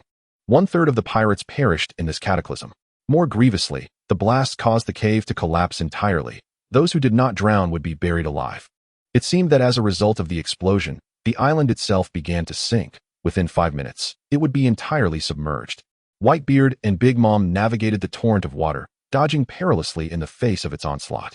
Should they be caught by the surging waves, they would find themselves utterly powerless, facing certain death. Boy, if you wish to live, surrender your belongings, and I shall allow you to leave. Kaido positioned himself before Lynch, opting not to flee. Perhaps he was the only pirate present unafraid. Possessing fishman blood, he could still breathe despite the water's numbing grip. He merely had to await his comrade's rescue. Come and take it, if you dare. Lynch darted upward with remarkable speed. What a swift little brat. Kaido, taken aback by Lynch's agility, leapt onto the ground, using its rebound to pursue him. In a long-distance chase, he might not have been able to keep up, but over short distances, he was confident. I don't know how you survived last time, but this time luck won't be on your side. Kaido raised his club, a hint of regret in his voice. If only it were possible, I would prefer not to kill you. Although Kaido was like a locust buzzing around Lynch, he was unable to land a blow. In such an environment, Kaido's relentless pursuit of Lynch was becoming increasingly troublesome. At the top of the cave, amidst the rushing waters, Whitebeard and Big Mom managed to escape just in time. Half a minute had passed, and the deluge surged downward. In an instant, it crushed 9/10 of the pirates. From tens of thousands, only 300 remained, clinging to life. Despite their considerable strength, they too were battered by the torrent, their bones shattering under the impact. Old man, are you truly abandoning us? Help! Kaido, save us! No, I refuse to die here. The pirates cried out in despair, weeping as they awaited their fates. Among the remaining 300, those who were physically robust and had not consumed devil fruits might yet have a chance at survival. Yet, from the multitude of pirates present, no more than 10 would likely emerge alive. Through his demise, John had orchestrated the downfall of the greedy, delivering a resounding slap to the faces of the 4 emperors.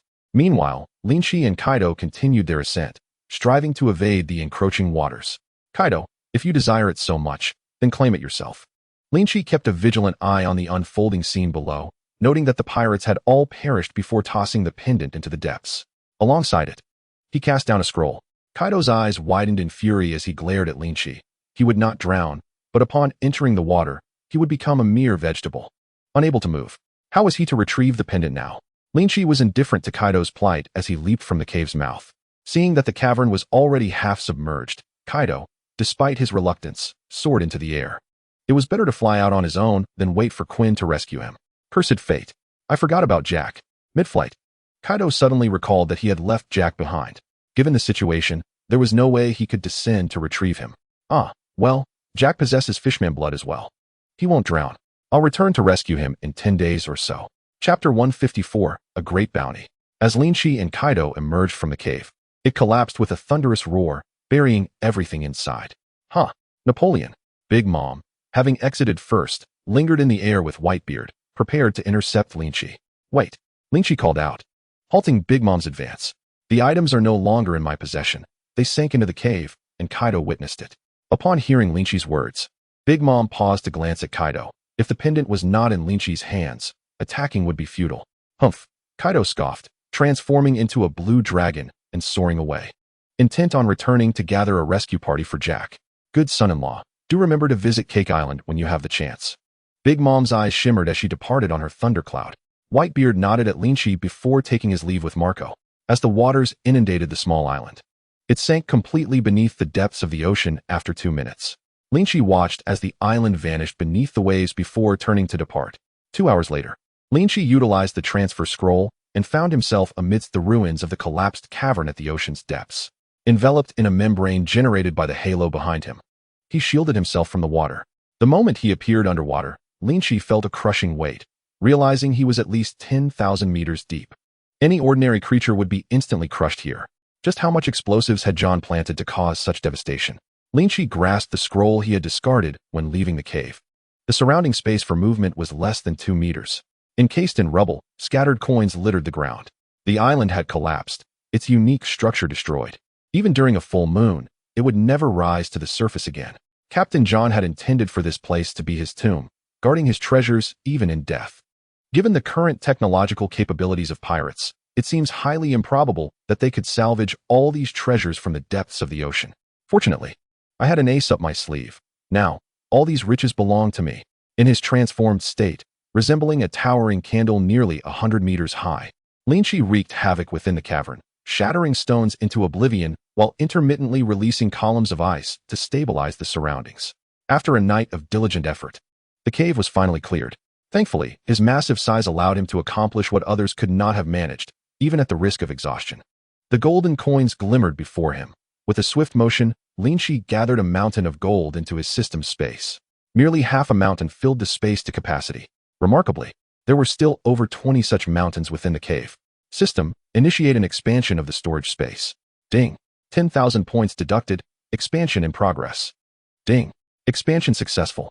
A flash of white light enveloped the area as the system's space rapidly expanded to dimensions of 200 meters in length, width, and height. Once the space was completely filled, Lynch grasped a teleportation scroll and returned to the kingdom of the West Sea. Fortunately, in his quest for ample provisions, he had constructed numerous colossal granaries within the kingdom. Otherwise, he would have been at a loss for where to store such an abundance of treasures. The royal treasury could certainly not accommodate it all. Standing within the granary, Lynch waved his hand once more, instantly filling the previously empty space. Tina and Robin stood by, utterly astonished, having never witnessed such a vast fortune. With mouths agape, they murmured, "So much gold." Lynch continued to traverse between the deep-sea caverns and the kingdom, collecting Captain John's treasure. This endeavor lasted an entire day and night, filling a total of 50 granaries to the brim. Who would have imagined that what should have housed grains was instead filled with gold coins? After thoroughly inspecting the cavern twice to ensure nothing was overlooked, Lynch finally returned to the kingdom. Before departing, he made sure to wreak a little havoc on the island, erasing any traces of his presence. At this point, Lynch likely ascended to become the third richest individual, second only to the world government and the Golden Emperor. Even combined, the Navy and the revolutionaries could not rival his wealth. Without the Golden Emperor's support, this fortune could sustain him lavishly for over a decade. Most importantly, his haul contained not only gold, but also devil fruits and other treasures. If Nami were present, she might very well believe she had arrived in paradise. "Darling, have you just robbed the world government?" Robin gazed at Lynch with wide, beautiful eyes. Inoue and Shikamaru were also left speechless for quite some time. This is far too much money. Ha ha ha, it's merely Captain John's treasure. Among those present, all were trusted confidants, and Lynch cautioned them against disseminating news of this treasure. "Captain John? Is it that Captain John? Darling, how impressive to have discovered Captain John's treasure. On the high seas, who doesn't know of Captain John's fabled riches?" Robin had grown up hearing tales of the legendary treasures of John. For decades, no one had managed to locate John's fortune, yet it had now been unearthed by her husband. What does this signify? It implies that he is a child of destiny, destined to overthrow the rule of the world government and become the new sovereign of the world. Clever, Lynch teased, gently pinching Robin's nose. He hastened to arrange for the Deadpool to tally the resources, assuring that while a slower pace was acceptable, confidentiality was paramount. The treasures left behind by John were far too numerous. Even with Robin and Shikamaru organizing manpower, it took a full month of round-the-clock efforts to account for everything. As for the gold, there was little to discuss. 50 granaries filled to the brim. Lynch turned his attention to the special resources listed. 1 devil fruits, a total of 137. Among them, 45 paramecia, 81 zoan, 7 ancient types, 3 special paramecia, and 1 logia. Just the devil fruits alone amounted to a staggering 137. With this cache of devil fruits, the deficiencies in the kingdom's foundation could be instantly remedied, allowing it to catch up with the world government. Each devil fruit could produce an elite warrior. Once these fruits are assimilated, the kingdom would not only boast top-tier combat strength, but also sufficient mid-tier power to rival other leading forces. Originally, the West Sea was at a disadvantage due to the scarcity of devil fruits. Now, with Captain John's treasure, the possibility of reconstructing the Rock's pirates became a tangible reality.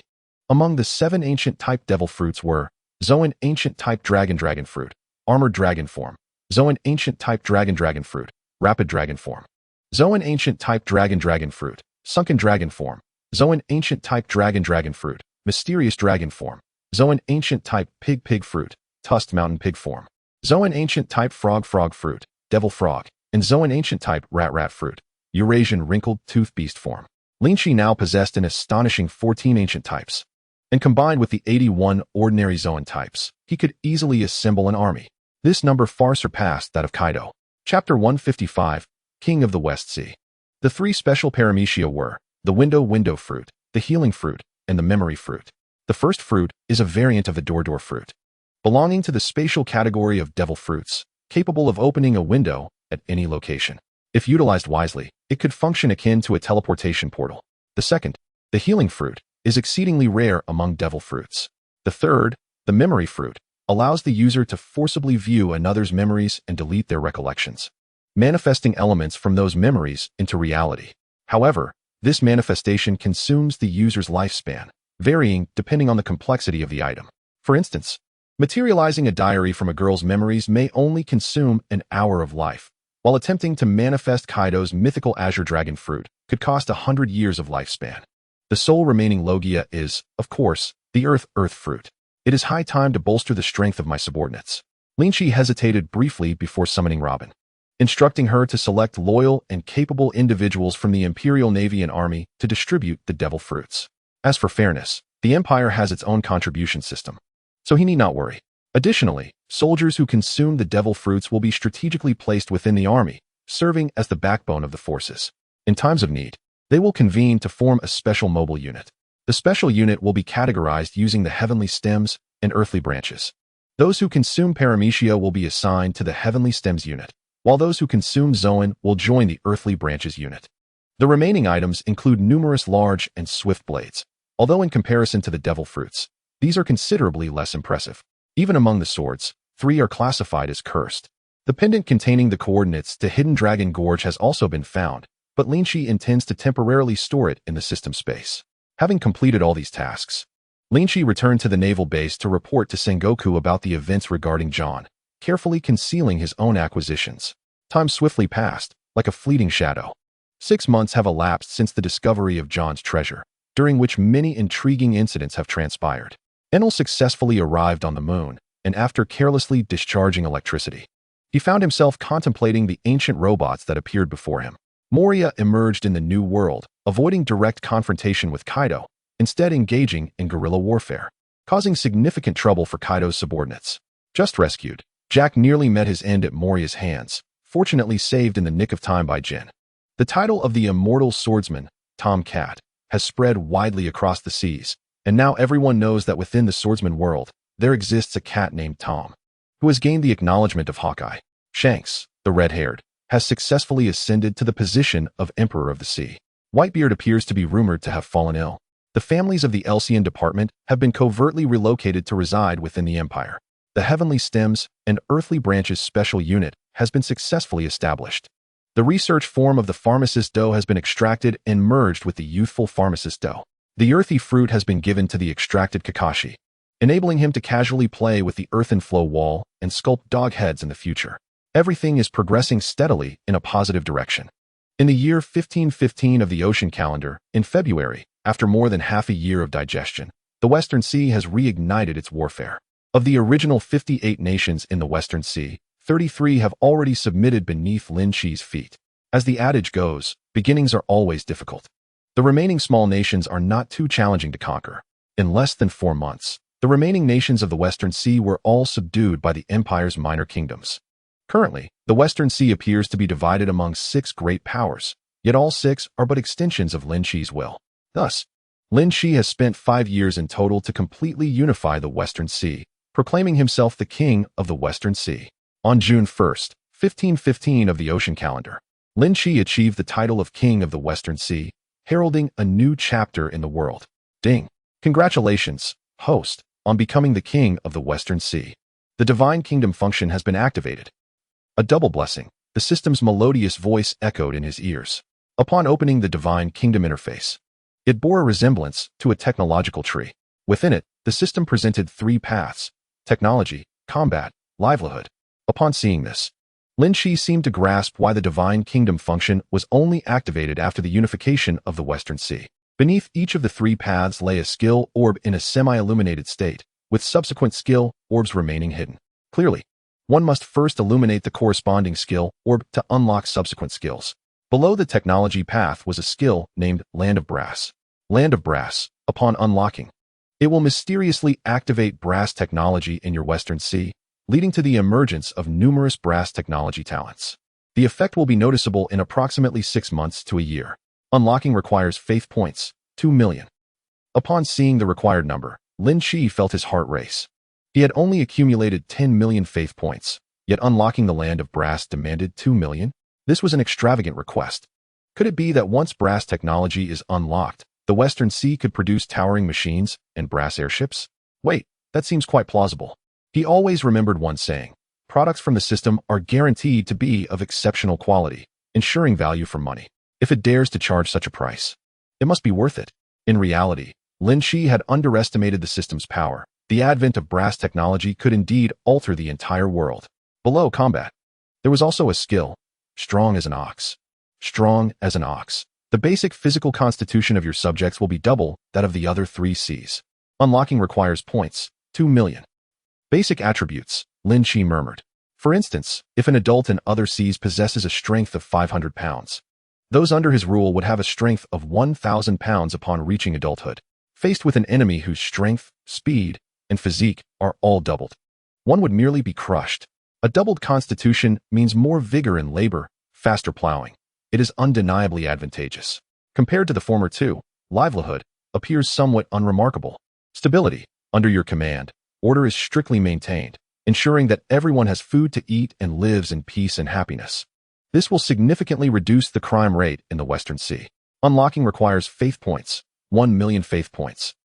Lynch spent 4 million faith points to unlock the land of brass and strong as an ox. The latter also had effects on Lynch, albeit marginally, as it enhanced an ordinary person's attributes, making it barely noticeable to him. However, for the other ordinary citizens, it meant a direct doubling of their physical constitution. Their combat effectiveness and work efficiency would increase exponentially. The moment he unlocked the land of brass, a surge of inspiration flooded Lynch's mind. As if strange ideas were sprouting, he hurriedly called someone to fetch a piece of bronze from the warehouse. Half an hour later, Lynch gazed in astonishment at the brass bird before him, capable of flying autonomously. He had never learned about such things before. Chapter 156, The Watchful Eyes of the 5 Old Stars. After unlocking Land of Brass and Strong as an Ox, new skill orbs were revealed beneath each. Behind Land of Brass was the Age of Steam. The Age of Steam. Upon unlocking, brass technology will merge with steam technology, unleashing incredible creativity. Note, the true effects will only be visible after 6 months to a year. Unlocking requires faith points, for million. Lynch's mouth fell agape, inexplicably reminded of the mechanical tyrant bear developed by the world government and the seraphs. The technological tree of this world was indeed becoming increasingly distorted. Behind Strong as an Ox was Imperial Warriors. Imperial Warriors, basic soldiers in the army, will regard you as the sun in their hearts, significantly enhancing their perseverance. Depending on the extent of their injuries, they will fight even more fiercely, potentially unleashing up to 150 of their strength. Unlocking requires faith points, 2 million faith points. How precious faith points seem in times of need. After unlocking the Age of Steam, Lynch resolutely closed the Divine Kingdom interface. He feared that if he continued to look, he would lose the remaining faith points as well. Meanwhile, after unlocking brass and steam technology, the manic researcher pharmacist Do laughed maniacally in a secret experiment. On the table beside him lay the blueprints for the production of the Hades battleship. Kakashi, who was sculpting dog heads with the earthy fruit, shuddered at the unsettling laughter. On this day, countless farmers, gazing at their hoes, entertained a bold idea. Could they create something that could cultivate the land autonomously? The disabled, looking at their severed limbs, pondered whether they could invent something to help them stand and soar into the sky. Soldiers, observing their AK-47s, wondered if they could devise a new firearm capable of carrying 100 rounds at once. Not only pharmacist Do and the farmers, but the entire empire was engulfed in a storm of contemplation. In the blink of an eye, another 6 months had passed. Arriving in January of the year 1516 of the ocean calendar, Lynch held the annual kingdom report in his hands, his eyes filled with nostalgia. Unbeknownst to him, he had transformed from an unremarkable youth, notable only for his looks, into the sovereign of the Western Sea, commanding a populace of 1.5 billion. With an impressive navy of 800,000 and an army of 300,000, the Western Sea had become the safest maritime region. The chaotic Western Sea had vanished without a trace. Over the past 6 months, the newly conquered nations of the Western Sea had been fully integrated, and Lynch had firmly established his position as the emperor. Furthermore, due to the emergence of brass and steam technology, the changes in the Western Sea were remarkable. Lynch opened the window, gazing out at the capital's scenery. Bronze carriages, billowing steam, swiftly carried passers-by away. Bronze electric lamps illuminated the streets, while clanking mechanical arms assisted shopkeepers in their business. Occasionally, one could spot pedestrians with mechanically augmented bodies. The advent of brass technology had endowed the disabled with the strength to tear apart fierce beasts. To undergo bodily modification necessitated the replacement of the original flesh. So aside from the disabled, few would choose to alter their bodies. In the army, Peculiar brass-crafted exoskeletons and mechas stood tall in the warehouses, awaiting the onset of war, ready to unsheath their swords. In the fields, farmers sat in brass steam harvesters, swiftly reaping wheat, accomplishing the work of 20 individuals in a single effort. At sea, steamships had been developed, eliminating the reliance on wind for navigation. Previously, ships had to depend on the wind to sail. Now, that was no longer necessary. The Empire had become the second force capable of sailing through windless zones, alongside the world government. Moreover, it remains uncertain whether it is due to the fact that Dr. Vegapunk, akin to Frankie, has perused the blueprints of the Pluto battleship that he was able to invent a transformation-capable warship reminiscent of Frankie's. One must admit, the technology in the world of pirates is truly peculiar. While they have mastered advanced weather weaponry and the art of replicating devil fruits, as well as manufacturing robots capable of emitting laser beams, they still rely on flintlock guns that require a pause to reload after each shot. Over the past 6 months, the changes have been profound. Brass and steam have seamlessly integrated into the foundations of the West Blue. A plethora of novel inventions dazzles the senses. In the military alone, dozens of different innovations are birthed daily. It remains a mystery which little genius, in a bid to uphold humanitarianism and mitigate casualties on the battlefield, had the audacity to invent the Gatling gun. Lynch finds it utterly incomprehensible that the Gatling could reduce harm. Gazing at the empire he governs, Lynch wears a satisfied smile. This surge of technological advancement, potent enough to propel the world forward, has inevitably attracted the scrutiny of the world government. In some respects, the empire's technology has already surpassed that of the world government. Although the world government can produce grotesque automatons like the Seraphim, they ultimately do not share a technological lineage with brass and steam. Each distinct technological lineage possesses its own advantages. Moreover, the emergence of brass and steam technology has only been a mere 6 months, and its current state already hints at immense potential. Lynch, when will you ever be willing to relinquish the technology in your hands to the world government? This is not a negotiation. The elders have dialed Lynch's phone for the 17th time. I will consider it, he replies. And, for heaven's sake, refrain from calling me in the dead of night. You single fellows have no wives, while I must attend to mine. Lynch hangs up the phone. In Mariewa, the elders were incensed to find that Lynch had dared to disconnect their call. Bang! St. Nasher's fist came crashing down upon the table. This fellow is growing increasingly audacious. Who does he think he is? Merely one of our lackeys. The expressions of the other elders mirrored his dark demeanor. They had grown weary of Lynch's insubordination over the past year, having taken their benefits, yet failing to perform any tasks for them. When had the esteemed elders ever suffered such indignities? Did he truly think he could toy with them as if they were fools? Over the course of more than a year, the elders' patience had been exhausted, and the facade was on the verge of tearing. Were it not for the consideration of the other party's admiral and king identity, they might have already resorted to force. One does not drink the toast, but instead the penalty. We must make him aware of the consequences of opposing us. If he willingly surrenders his technology, all will be well. Otherwise, he should not blame us for our lack of mercy. At this juncture, the elders finally resolved to sever ties with Lynch.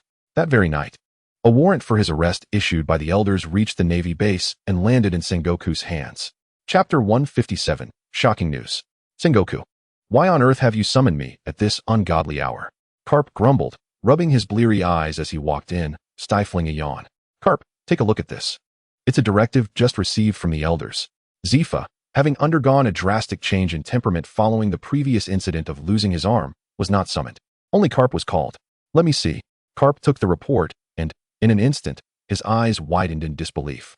What on earth are these old geezers thinking? They actually want to arrest Lynch. The report detailed 8 grave charges against Lynch. 1. Colluding with pirates, as evidenced by the attendance of 3 Empress crews at his wedding, indicating deep connections. 2. Repeatedly defying the orders of the world government, a capital offense. 3. As an admiral, neglecting his duties, resulting in the harm of celestial dragons. 4. Illegally releasing the pirate Redfoot Zephyr in the East Blue, violating military law. 5. Showing disrespect to superiors and contempt for the world government. 6. According to CP investigations, his kingdom is engaging in suspicious activities in the West Blue. 7. Illegally hoarding technology with the intent to oppose the world government. 8. As a high-ranking admiral, harboring the daughter of Emperor Charlotte Linlin. The Navy is to conduct a thorough internal purge and apprehend Lynch to face justice in Mariewa. The elders were not foolish. They understood that arbitrarily arresting an admiral would provoke widespread resentment within the Navy, as Lynch's popularity among them was exceedingly high. Such actions that would offend many were better left for the Navy to handle themselves. Additionally, they were concerned about Lynch's formidable strength, fearing their own personnel might become collateral damage. The death of a Navy admiral would not trouble them. After reviewing the report, Carp's brow furrowed, and he slammed the report onto the table. Sengoku, what do you think? If they make a move against Lynch, Zifa might very well resign from the Navy. And regarding these charges, let us not even mention Lynch. Which of the Navy's upper echelons hasn't committed 4 or 5 of these offenses? I, Carp, am friends with Roger. And my son is the leader of the Revolutionary Army. Fabricating charges, what are they thinking? What should we do? Let it be. Sengoku chuckled coldly. I plan to send this report to Lynch. Good idea. Carp gave Sengoku a thumbs up. If the elders were to discover the actions of these 2 old geezers, they would likely be furious. Sir, the number of world government spies within our empire has increased. We captured 32 spies just yesterday. Shikamaru knelt, reporting the recent developments. According to our interrogations, the spies revealed that the world government has discovered the connection between the Kingdom of Vedas in the West Blue and us. It is likely that within 6 months, they will uncover the remaining 5 kingdoms that also bear our influence. At that point, the truth will be laid bare. Please consider this, my lord. I understand. Take a look at this. Lynch handed Shikamaru the arrest warrant just issued by Sengoku. Lynch had anticipated the exposure regarding the West Blue. If the world government's spies had been conducting investigations for 4 years without yielding results, he would start to suspect a conspiracy was at play. Sir, looking at this report, Shikamaru's expression flickered uneasily. Lynch rose from his seat and patted Shikamaru on the shoulder. It seems someone cannot tolerate my existence. It is time to part ways with the Navy. Notify all parties to enter a state of readiness. Rather than allowing them to uncover our secrets and force us into a passive position, it is better to take the initiative and reveal our strength. The following day, news that shocked the world spread across the seas. Admiral Zhu Chao withdraws from the Navy, along with several hundred Navy personnel, including various officers. As soon as this news broke, the seas trembled, and speculation ran rampant about what had transpired. Pirates rejoiced, for the dreaded menace was finally gone. The morale of the Navy plummeted as they inundated Sengoku with inquiries, only to receive silence in response. The elders were enraged. According to insiders, the elders expressed their anger in rather unflattering terms that day. That afternoon, even more explosive news followed. The 7 kingdoms of the West Blue collectively acknowledge Lynch as their sovereign, unifying the West Blue. Lynch ascends as the emperor of the West Blue, ruling supreme. Compared to the previous news, this announcement was even more explosive, leaving countless individuals dumbfounded. Was Lynch truly intending to oppose the world government? The 4 seas were indeed the world government's backyard, and Lynch's actions had directly undermined a quarter of their foundation, more severe than the actions of the Revolutionary Army. The Revolutionary Army had ulterior motives, while Lynch had already succeeded in his ambitions. The elders were once again furious, labeling Lynch a mortal enemy of the world government. Dispatching several admiral-level forces towards the West Blue, vowing to eradicate Lynch's influence once and for all. At Navy headquarters, Sengoku and other high-ranking officials stared at the newly issued orders from the elders, rendered speechless. Lynch, he is far too audacious. Carp's voice echoed in the conference room. The Vinsmoke family, Germa's 66th kingdom. Sanji's father looked at the freshly delivered newspaper in his hands, his palm trembling slightly. His lifelong dream has been to reign over the North Sea once more, just as his ancestors did. Now, witnessing others accomplish this feat ahead of him, how could he possibly remain unmoved? Lynchy, I fervently hope you can endure the onslaught from the world government this time. Do not let me down. Father, everyone has been waiting for you in the laboratory for quite some time. I see you have been here all along. Leijio appeared at the doorway, and Jiaji seized his trembling hands, reverting to his usual solemn demeanor, acknowledging Leijio with a faint hum before exiting the room. After Jiaji departed, Leijio, lost in thought, picked up the newspaper from the table. Lynchy, Leijio surmised what her father had been contemplating moments before. He is quite the handsome fellow. May he not perish, she mused, extending her delicate tongue to moisten her lips as she whispered to herself. In the East Sea, the little thief cat Nami lounged lazily in Belmir's embrace, with a small pile of treasure recently pilfered from pirates at her feet. Her insatiable thirst for wealth had led Nami down a path of deceit and trickery, albeit solely targeting pirates. Belmir, do you think Big Brother Lynchy will be all right? Nami sighed, casting the newspaper aside. Why would you worry about him? He is a formidable lord of the West Sea, Nokigao retorted. You should be more concerned for your own well-being. Had those pirates not been wary of this being Arlong's territory, they would have rushed in and killed you already. Nami's thievery had drawn the attention of the very pirates she sought to rob. Ironically, the once brutal and fearsome Arlong had become a shield for Nami's family. Such are the unpredictable turns of fate. Do not fret. Lynch possesses genuine skill and will be fine, Belmere reassured, stroking Nami's vibrant orange hair. Her gaze drifted toward the sea, her eyes deep with contemplation. This man's ambition is boundless. Initially, it seemed the Admiral's might was his endpoint. Who could have imagined it was merely the commencement of his journey? Chapter 158. Oh, Tom. As the winds arose and clouds billowed, where can one find valiant warriors to guard the realm? Lynch stood atop the highest peak of the empire, surveying the sprawling capital below, suddenly inspired to recite the great wind song of Emperor Gaozu of Han. The gentle breeze was invigorating, and the sun shone brightly, a perfect day for an act of violence. Behind him stood the elite combatants of the empire: Tsunade, Shikamu, Ino, Mark, Iron Hammer, Peacock, Yao Shirdo, Ding Xiai, Kakashi, Robin, Tina, and Uchiha Mikoto. Additionally, there were hundreds of devil fruit users and the 9 mighty giants of the major general rank.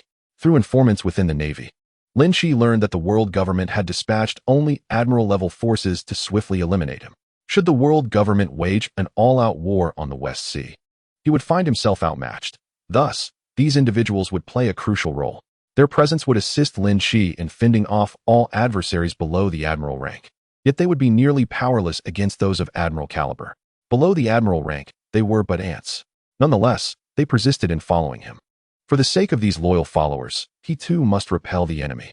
Suddenly, Lynch gazed toward a direction within the capital, feeling somewhat relieved. There are advantages to having admirals. At least the kingdom's soldiers would not suffer excessive casualties. As the sun reached its zenith, 3 figures appeared on the horizon. Though they were but 3, they emanated an overwhelming aura, akin to an army descending upon the land. Kizaru, Aokiji, and Fast. They have arrived. Those lacking strength should stay behind. They would only become a burden. Lynch flickered and appeared in the middle of the sea. The others hastily followed. And Kakashi combined Earth Release with the Earth Fruit to conjure a massive island several dozen kilometers wide for the battle, preventing the capital from being destroyed in the conflict. Once Kakashi completed this feat, he collapsed, drenched in sweat. Were it not for having consumed the Earth Fruit, he would have been unable to achieve such a feat meanwhile. A girl who had consumed the healing fruit extended her small hand to restore Kakashi's energy. Ignoring the still weak Kakashi, Lynch turned to the 3 who had approached, smiling.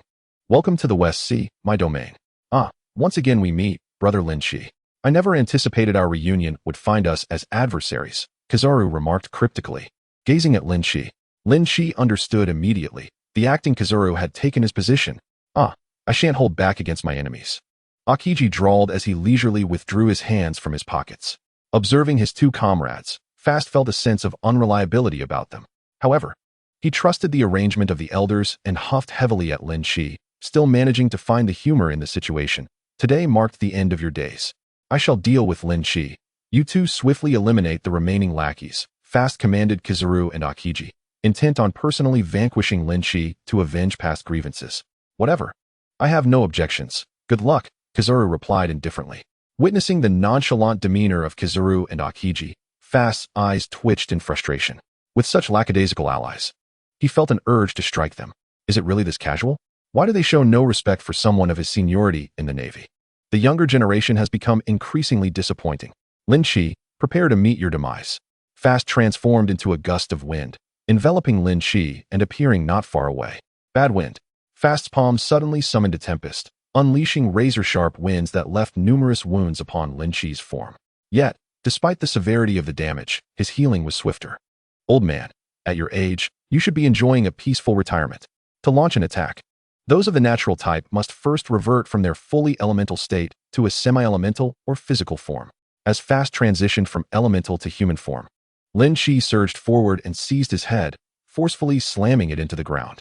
A tremendous crash resounded as half of Fast's body was driven into the earth. His legs straightened, and a 20-meter-wide crater formed beneath him. What a terrifying blow. It looks painful.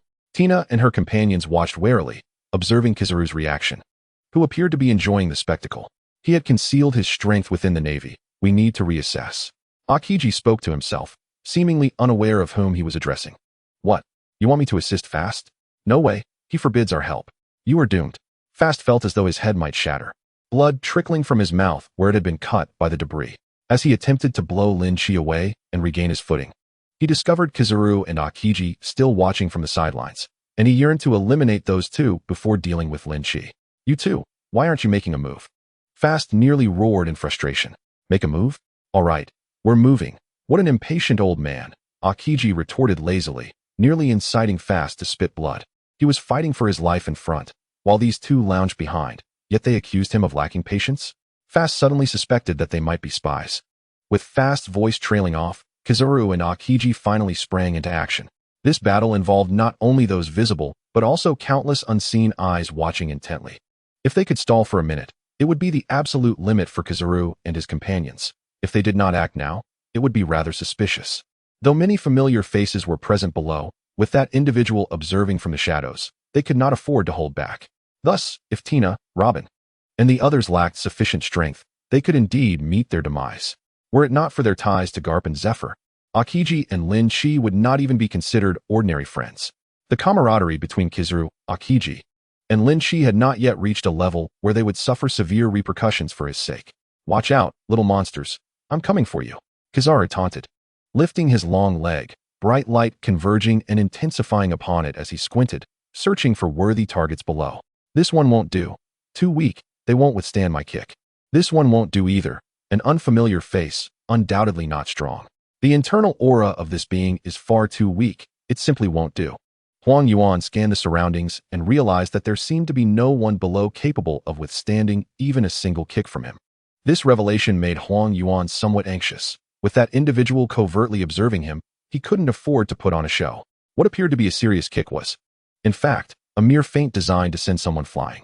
If he were to accidentally kick Lynch's wife to death, would that lad not pursue him relentlessly? After searching the air for a suitable target to kick for a while without success, Huang Yuan had no choice but to continue gathering energy for his ultimate move.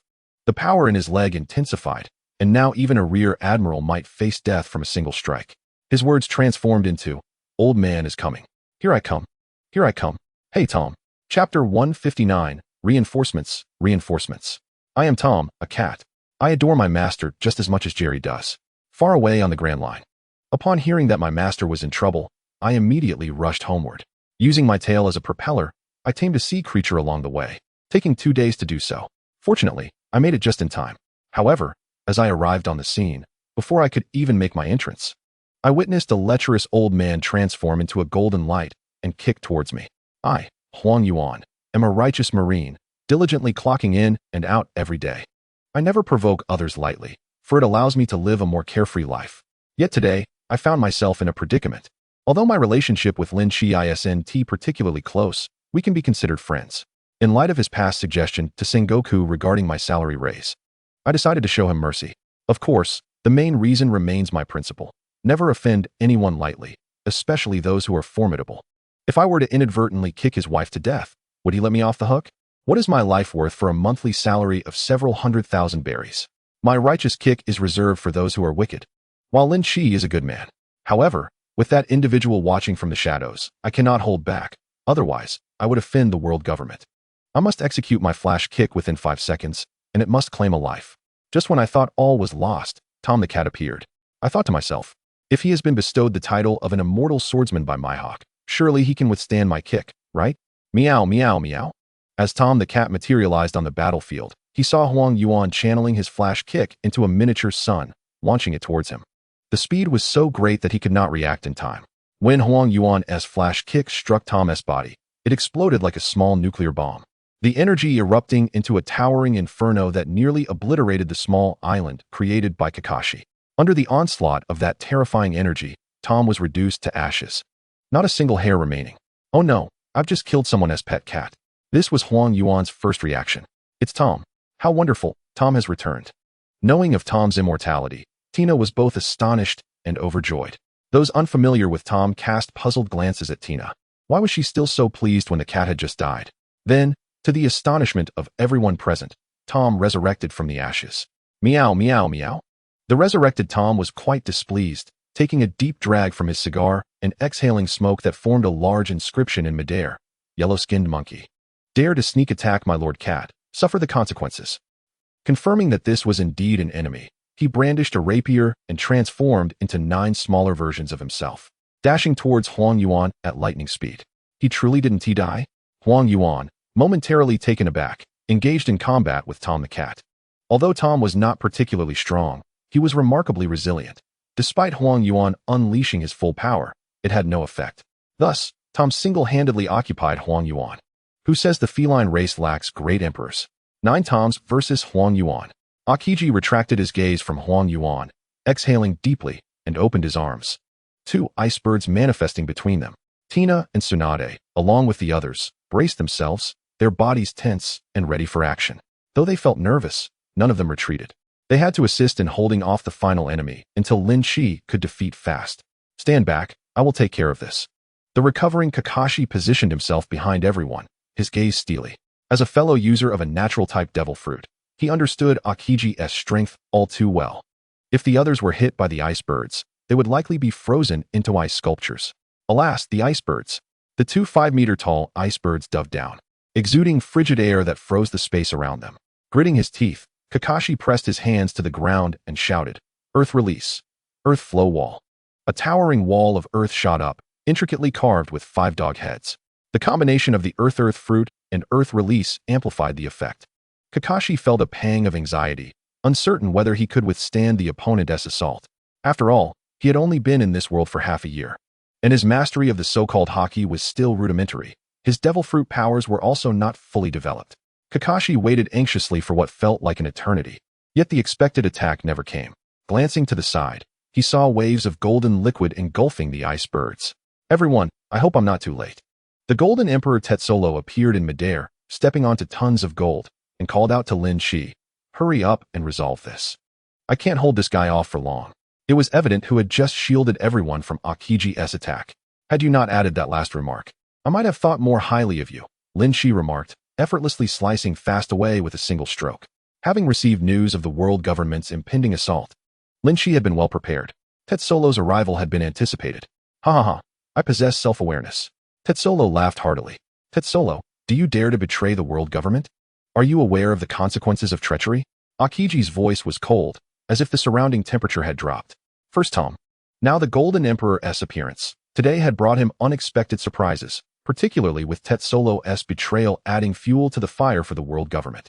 Just Tetsolo's annual contributions of heavenly gold to the world government were astronomical. The fact that the celestial dragons used to visit the Golden Giant ship, with admirals providing escort in times of danger, illustrated the world government's previous attitude towards Tetsolo. Now, with such a benefactor betraying the world government, one could only wonder how the Gorosei would react upon hearing the news. How can a sparrow comprehend the ambitions of a swan? Lynch thought to himself. I trust in people and will do everything I can to help him ascend to the throne of kings, then eradicate all celestial dragons. Tetsolo's gaze turned icy as he continued. And you, Akiji, as a dignified admiral, instead of protecting the innocent, you choose to aid the world government in its tyranny. Is this your sense of justice? You cannot possibly be unaware of the true nature of the celestial dragons, can you? Ignoring the world's cancer. You are unworthy of being an admiral. Akiji bore the brunt of Tetsolo's scathing remarks, his eyes flickering, yet he remained silent. Are you done? Once you're finished, you can go die? Akiji's face was inscrutable, but his actions spoke volumes. Ice time capsule. Akiji shot an ice spear from his palm, while Tetsolo raised his hand, summoning a vast expanse of golden liquid to form a wall for defense. As the ice spear struck the golden liquid, it connected with Akiji's palm. A chilling aura rapidly spreading across the surface, forming a layer of ice. Tetsolo attempted to manipulate the gold to break through the ice layer, but found it to be a challenging endeavor. Chapter 160, Saint Satan. From the very beginning, Akiji's target had been the several tons of gold beneath Tetsolo's feet. Drawing from his extensive combat experience, he swiftly concluded that without the ability to manipulate gold, Tetsolo was akin to a toothless tiger. What if the gold fruit had awakened? A small quantity of gold posed no threat to him. Given the time it would take for Tetsolo to hit the ground and alter the terrain, he had ample opportunity to eliminate him 10 times over. I truly underestimated you. After several attempts, the frozen golden liquid remained unable to break through Akiji's icy barrier, and in an instant, Tetsolo comprehended Akiji's intentions. He relinquished the trapped gold, allowing it to fall to the ground. Summoning forth a pool of gold from thin air, he shaped it into 7 golden needles, which he swiftly launched towards Akiji. Simultaneously, Taizolo utilized the remaining gold to create an impenetrable golden wall in midair, obscuring a vast expanse of vision, while he himself rapidly descended towards the island below. The disparity in skill between him and the admiral was far too great. Transforming the small island into gold through the awakening of his fruit might still afford him a fighting chance. Taizolo's prowess was merely on par with Doflamingo, perhaps even slightly inferior, making it entirely natural for him to find himself at a disadvantage against Aokiji in such a short span of time. This was a matter of substantial difference. Golden Emperor, surrender willingly. Is it not better to live? Aokiji merely waved his hand, and the chill emanating from him froze the incoming golden needles. He elementalized and bypassed the golden wall, landing before Taizolo with greater speed. As the natural elementalization indeed conferred a distinct advantage in swiftness. What? Taizolo gasped in shock as he beheld Aokiji directly beneath him, realizing he could not evade. Cloaked in black armament Haki, Taizolo could only pray that his defenses would withstand Aokiji's frost.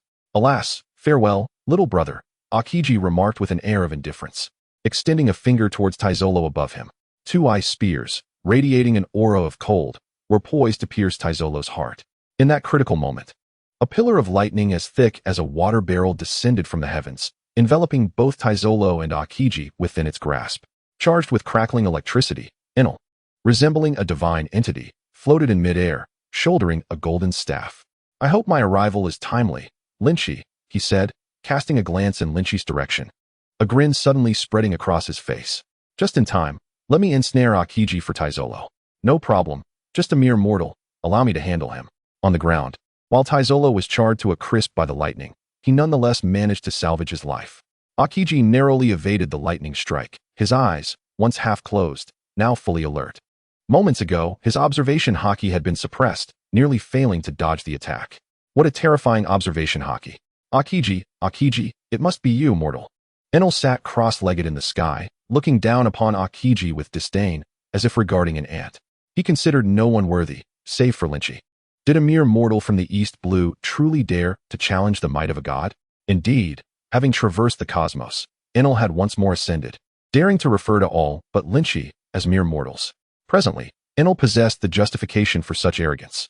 After mastering Haki and engaging in a prolonged duel with Moria on Skypiea, they had mutually nurtured each other's growth before venturing into space. Now, at the age of 33, Enel, wielding the fabled Rumble Fruit, renowned as the foremost of the Logia fruits, and possessing an abnormally potent observation Haki, had already stepped into the ranks of admirals. With merely a year or two of further honing, Enel would undoubtedly emerge as an unrivaled admiral-level powerhouse. The Rumble Fruit, lost for 4 centuries, sent alarm bells ringing in Aokiji's mind. It seemed there would be no room for complacency. Tremble, mortals! With a series of thunderous cracks, countless bolts of lightning cleaved through the sky, transforming the battlefield into a scene reminiscent of the apocalypse, as Enel and Aokiji clashed ferociously. The landscape of the island altered due to their encounter. 1/3 lay encased in ice, while snow continued to fall. Another third was subjected to a deluge of lightning, the ground riddled with craters from bombardment. The onlookers had no choice but to retreat to the remaining third of the island. Truly, when deities clash, mortals suffer.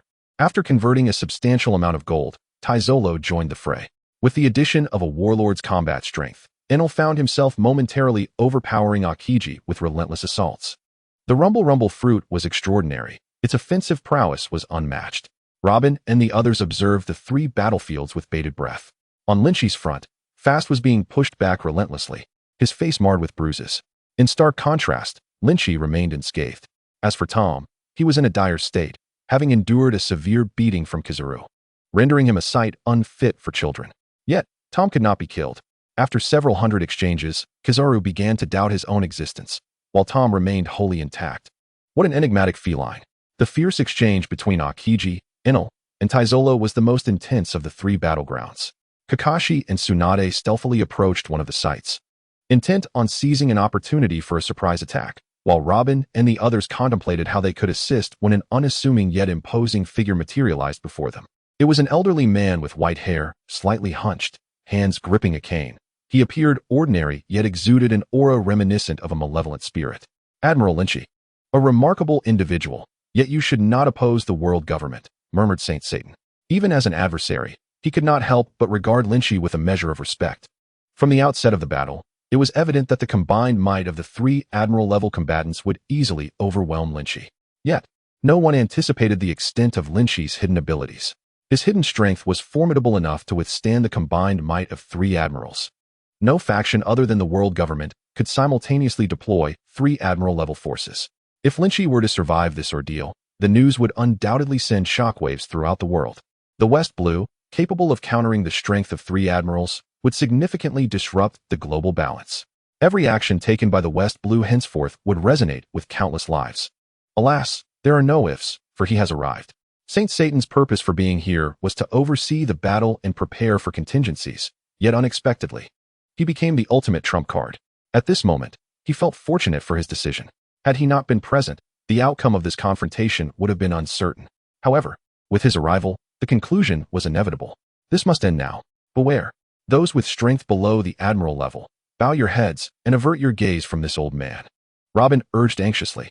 Suddenly, she recalled Lynchy's description of Saint Satan's appearance and abilities. Chapter 161, Magnificent. Robin's warning came too late. Several officers who had consumed devil fruits had their heads explode with a resounding pop, akin to watermelons crushed by a heavy truck. The remaining individuals hastily lowered their heads, narrowly escaping the same fate. With their vision obstructed and their observation Haki suppressed, this group was rendered akin to blind sheep awaiting slaughter. Only those with admiral-level strength could meet Saint Satan's gaze without peril. Hurry. If you remain, you will only meet a futile demise. Leave this place. Robin urged with urgency. Lynchy had previously informed her that anyone lacking sufficient strength who looked at Saint Satan would have their heads explode. However, Lynchy himself was unaware whether this ability stemmed from the Ushi Ushi no Mi or a unique variant of Conqueror's Haki. Buzzing. In light of this situation, Shikamaru had devised a plan in advance. A colossal window opened in midair, and a hand extended from within. Come quickly. This was the ability of the window fruit. The other side led to a safe location 100 kilometers away. Those below the admiral level began to leap through, escaping the peril. Originally, they intended to sacrifice their lives to buy time for Lord Lynchy. Yet now it seemed that those lacking sufficient strength were not even worthy of fighting for their lives. To cover their companions' retreat, Kakashi and Tsunade proactively launched an attack against Saint Satan. Kamui. Kakashi removed his forehead protector, revealing his Mangekyo Sharingan. Suddenly, her eyes widened in fury, and a stream of blood tears cascaded from the corners of her eyes. The eye technique activated, causing the space surrounding Saint Satan to appear distorted, spiraling inward like a vortex. Earth release, earth flow wall. Water release, water dragon bullet technique. Tsunade's hands flew through the hand seals with remarkable speed, and 3 earthen walls erupted from the ground, sealing off all escape routes for Saint Satan. At the same time, a roaring water dragon surged forth from the sea. This was Tsunade's trump card. Any devil fruit user would lose their ability to resist upon contact with seawater. Space fruit, water fruit. Saint Satan's heart sank in astonishment. Clearly, Kakashi and Tsunade's abilities had led him to misinterpret their powers. Though their abilities were formidable, the users themselves were too weak, with such slow attacks. Did they truly believe they could strike this old man? Humph, relying solely on his physical strength. Saint Satan shattered the earthen wall's obstruction and swiftly exited the range of Kamui's attack. Despite his elderly appearance, he had consumed a mythical Zoan fruit. And in terms of physical prowess, only Lynchy could rival him in strength at the scene. Saint Satan narrowly evaded, with only a corner of his garment being torn by Kamui's strike. The power was immense, but once the target was locked on, a delay was required to execute the attack, moving based on visual contact. What use was overwhelming power if it couldn't hit its mark? A cunning old fox. Saint Satan quickly deciphered Kakashi's ability. Water Dragon. It's still slower than the space fruit. With a gentle flick, he lifted a several-ton mass of earth from the ground, smashing the oncoming water dragon into oblivion. Damn it! Kakashi clutched his pain Sharingan, cold sweat streaming down his face, astounded that within a single exchange, he had unraveled the principles of Kamui. What manner of monster was this? Tsunade clenched her fists, sensing the overwhelming terror of their adversary. She and Kakashi stood no chance against him. Kakashi had only been in this world for half a year, though he had consumed the earth fruit. He was at best an elite vice-admiral. Meanwhile, Tsunade, now in her 20s and having completed her mastery of Haki, was also merely at the level of an elite vice-admiral. The disparity between 2 elite vice-admirals and a Saint Satan possessing the strength of a general was insurmountable. Killing you should make Lynchy lose some of his rationality. The murderous intent radiating from Saint Satan infused with the unique malice of the ox demon fruit, surged forth, locking onto Robin in the distance. Robin felt an icy chill in her limbs, as if plunging into an abyss, unable to move a muscle, suffocated by an overwhelming sense of dread. We must stop him from killing Robin. Tsunade unleashed the Een seal, dramatically increasing her speed, but it was still too late. Saint Satan took a step forward, crossing a distance of 60 meters in an instant, and thrust his armed cane towards Robin's heart. Move. Move now. Robin bit her lower lip until it bled, her pupils desperately struggling, yet she remained ensnared by Saint Satan's will. Bang. Mistress dodged. Just as Saint Satan's cane was about to pierce Robin's heart, a figure, summoning every ounce of strength, collided with her, impaled by Saint Satan's weapon. Number 2. Witnessing her comrade's heart pierced, the remaining 8 giants erupted in a frenzy, transforming into towering behemoths. The one who had pushed Robin aside was the armored giant among the 9 major giants. Mistress, flee. After uttering these words, Number 2's pupils dimmed rapidly. Succumbing to Saint Satan's hand, Robin, knocked to the ground, watched helplessly as yet another person died to protect her, tears blurring her beautiful eyes.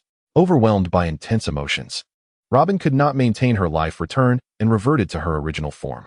Saint Satan withdrew his cane from Number 2's chest, shaking off the blood, and gazed coldly at the charging 8 giants.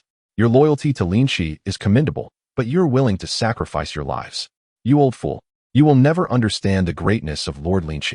For Lord Lynch. For Lord Lynch.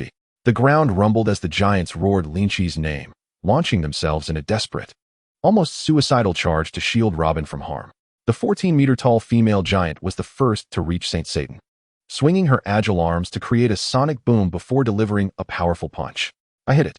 A massive crater formed in the earth, and Number 4 felt a surge of triumph, only for her expression to shift to horror as a pitch-black cane obliterated her skull. What gave you the delusion that you struck this old man? Saint Satan, leaping high above the 14-meter mark, crushed the female giant's skull, becoming drenched in blood yet indifferent, like a demon incarnate. Number 4. Old man die? Witnessing yet another longtime companion perish before her eyes, the remaining giants descended into madness, launching reckless attacks. The giant vice-admirals, colossal in stature and strength, managed to temporarily hinder Saint Satan's advance. Robin was swiftly rescued by Tina. Saint Satan's eyes turned icy. Since you are so eager to die, I shall gladly send you on your way.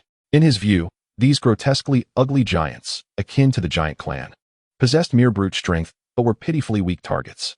Their immense size rendered it exceedingly difficult to evade attacks. Bang, bang, bang.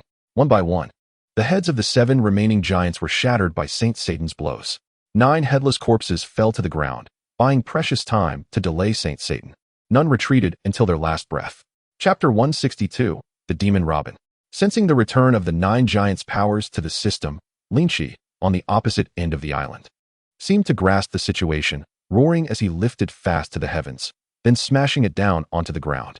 The resulting shockwave radiated outwards for 100 meters, causing Fast to taste blood in his throat, his body swiftly enveloped by a torrent of wind.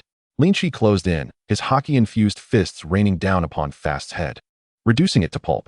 As Fast's head began to reform from its elemental state, it was again pulverized by countless blows. You've lost your mind.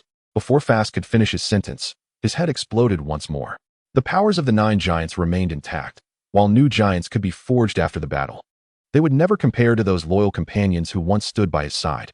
Confident of his victory, Saint Satan peeled away the clinging flesh and blood from his body, casually stepping through the pool of blood on the ground.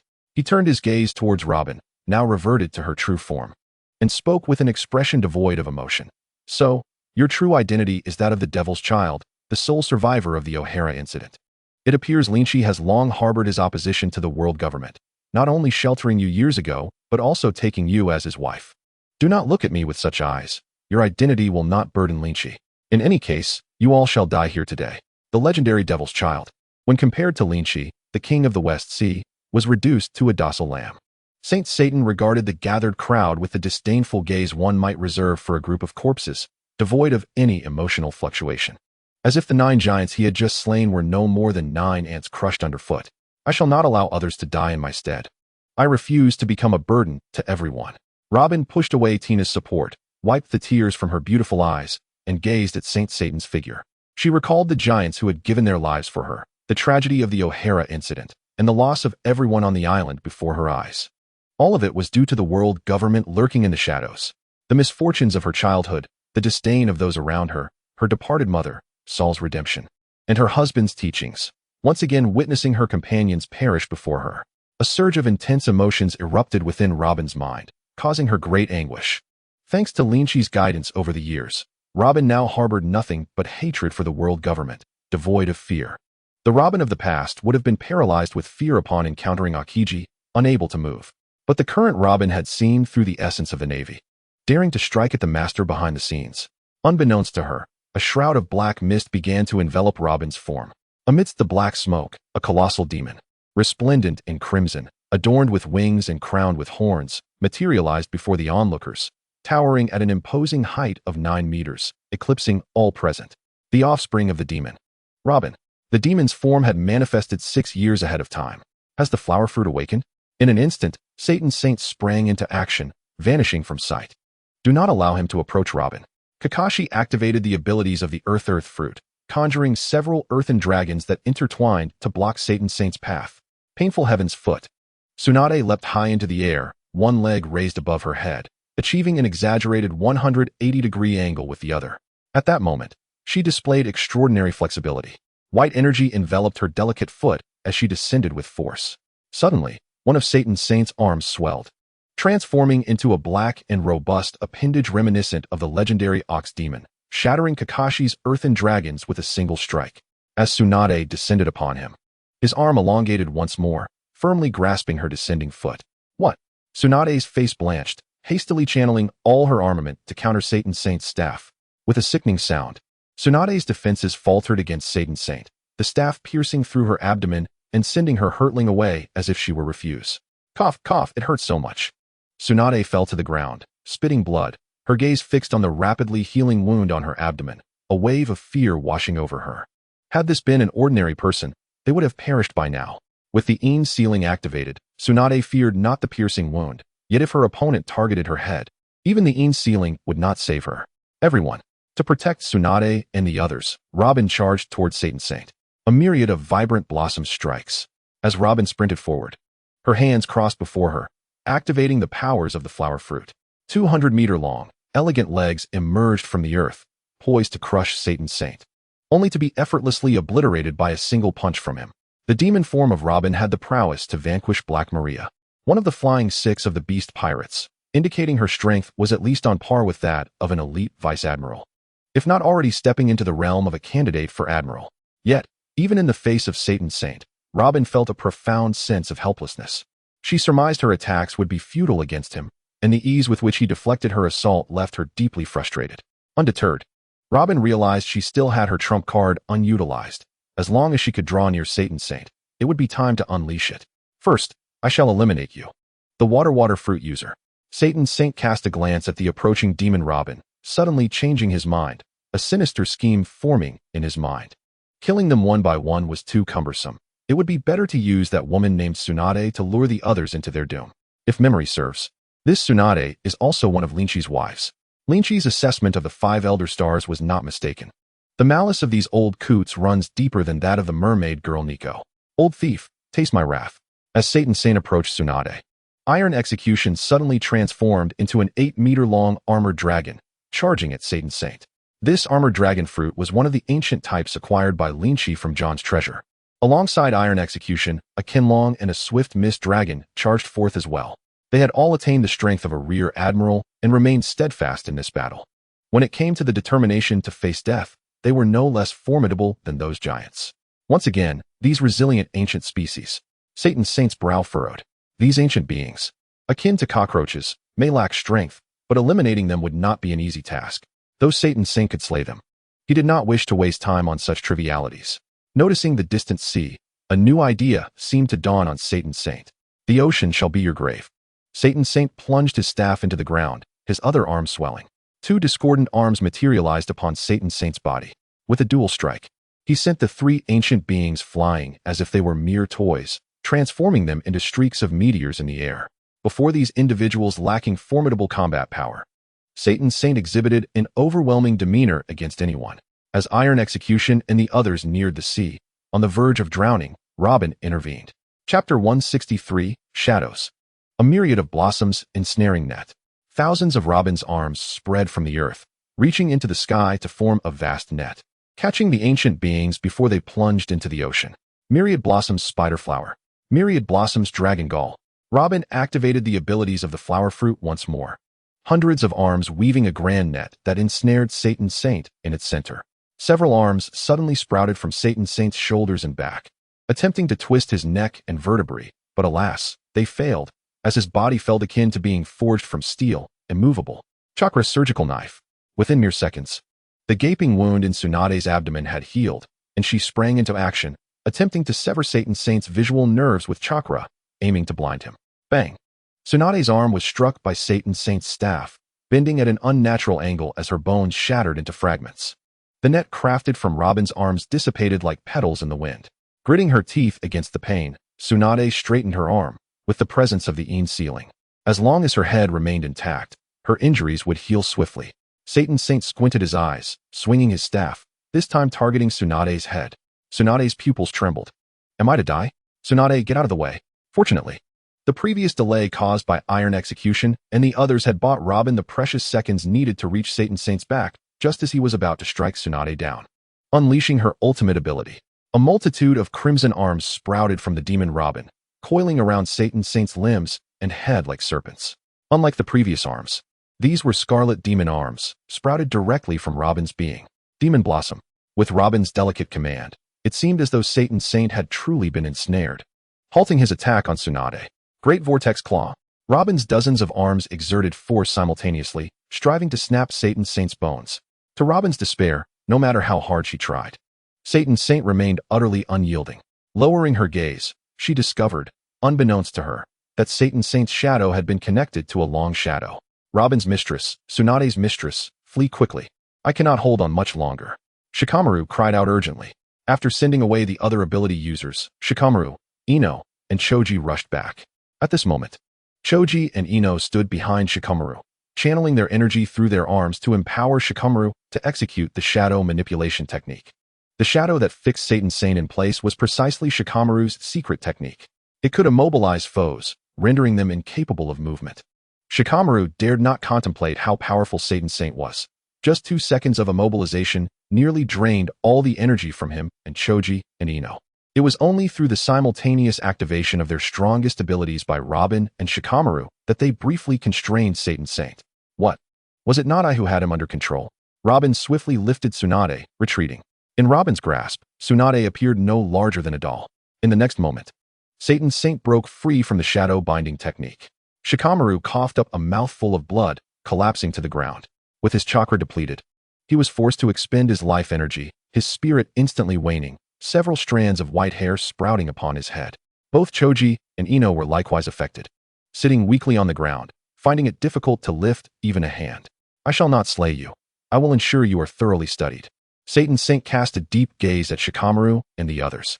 These individuals were undeniably weak, yet their abilities were exceedingly peculiar. The ability resembles the shadow fruit. Yet the fruit has already been consumed by Moria. What could possibly be the explanation? I trust that the interrogation department of CP will provide the answers. Kamui. After a brief respite, the pain in Kakashi's eyes subsided, and he utilized Kamui once more. The consecutive use of Kamui caused his eyes to bleed profusely, swelling as if they were on the verge of bursting. You pesky little insects are growing quite tiresome indeed. Saint Satan deftly evaded the reach of Kamui, approaching Kakashi's side. And with a colossal hand, he shattered Kakashi into oblivion. After Saint Satan departed, the spot previously occupied by him was engulfed by Kamui's spatial vortex. Leaving behind a gaping crater, Kakashi, who had just been shattered, took an agonizingly slow time to revert from his elemental state back to his corporeal form, as if hindered by some unknown force. I could crush you with the utmost ease, akin to squashing mere insects. It is time to bring this farce to an end. Just as Kakashi regained a foot, he was once again obliterated, the formidable nature of Saint Satan rendering him as insignificant as an ant. His body suddenly expanded, discarding his cane, towering at a terrifying 9 meters. Flames enveloped his neck, and a pair of towering bull horns sprouted from his head, transforming into the half-beast form of the mythical Zoan Bull Demon Fruit. Rise. Muscular arms plunged into the earth, and with a sudden exertion, Saint Satan revealed bulging veins. lifting a fragment of an island weighing over 100 tons. Fire! He uttered, igniting the island fragment in a raging inferno. Swiftly, Saint Satan hurled the massive island fragment towards Robin, Tsunade, and the others. The speed was akin to a meteor descending from the cosmos, ablaze, poised to annihilate everything in its path. There is no escaping this. Tsunade, take cover behind me. Robin's face paled. Fool, I cannot allow you to shield me. Tsunade resolutely positioned herself in front of Robin, her expression pale. Such a magnitude of assault would surely crush even one with a sealing technique. Blooming flowers of chaos. Robin crossed her delicate hands over her chest, summoning 1,000 hands from the ground in a semicircle to protect both of them. Tsunade and Robin huddled within the defense, their eyes tightly shut in fear. Whether they lived or died next was left to fate. He. It seems I have arrived late, accidentally crossing paths with Kaido. In the sky, thousands of shadowy bats surged forth, piercing through the 100-ton island with blazing flames. Following closely was a massive shadow net that obscured the sunlight, capturing the diminished fragments effortlessly. Moria landed gracefully. Hey, lightning bastard, long time no see. Though he did not spot Lynch, he was invigorated upon seeing Eneru, whom he cherished as a comrade. You tardy shadow, you arrived too late. Eneru's gaze towards Moria bore a hint of delight, but his words were sharp. Even the old granny from Sky Island is faster than you. If you don't hurry, I reckon Lynch is contemplating flaying you alive. Chapter 164, Tom Cat activates. 7 Warlords Moria, are you also opposing the world government? Saint Satan fixed his gaze upon Moria. He, foolish Gorisei. I am a pirate by nature. Moria, like lightning, split into a shadow mage, engaging in battle with Saint Satan without a moment's hesitation. A multitude of shadows surged from Moria's form, his body continuously swapping positions with the shadow mage, instantaneously appearing in various corners of the battlefield. Moria's strength was formidable. Having once battled fiercely against Kaido years ago, even after his defeat, he managed to escape Kaido's grasp, though he had wallowed in despair and his strength had significantly diminished.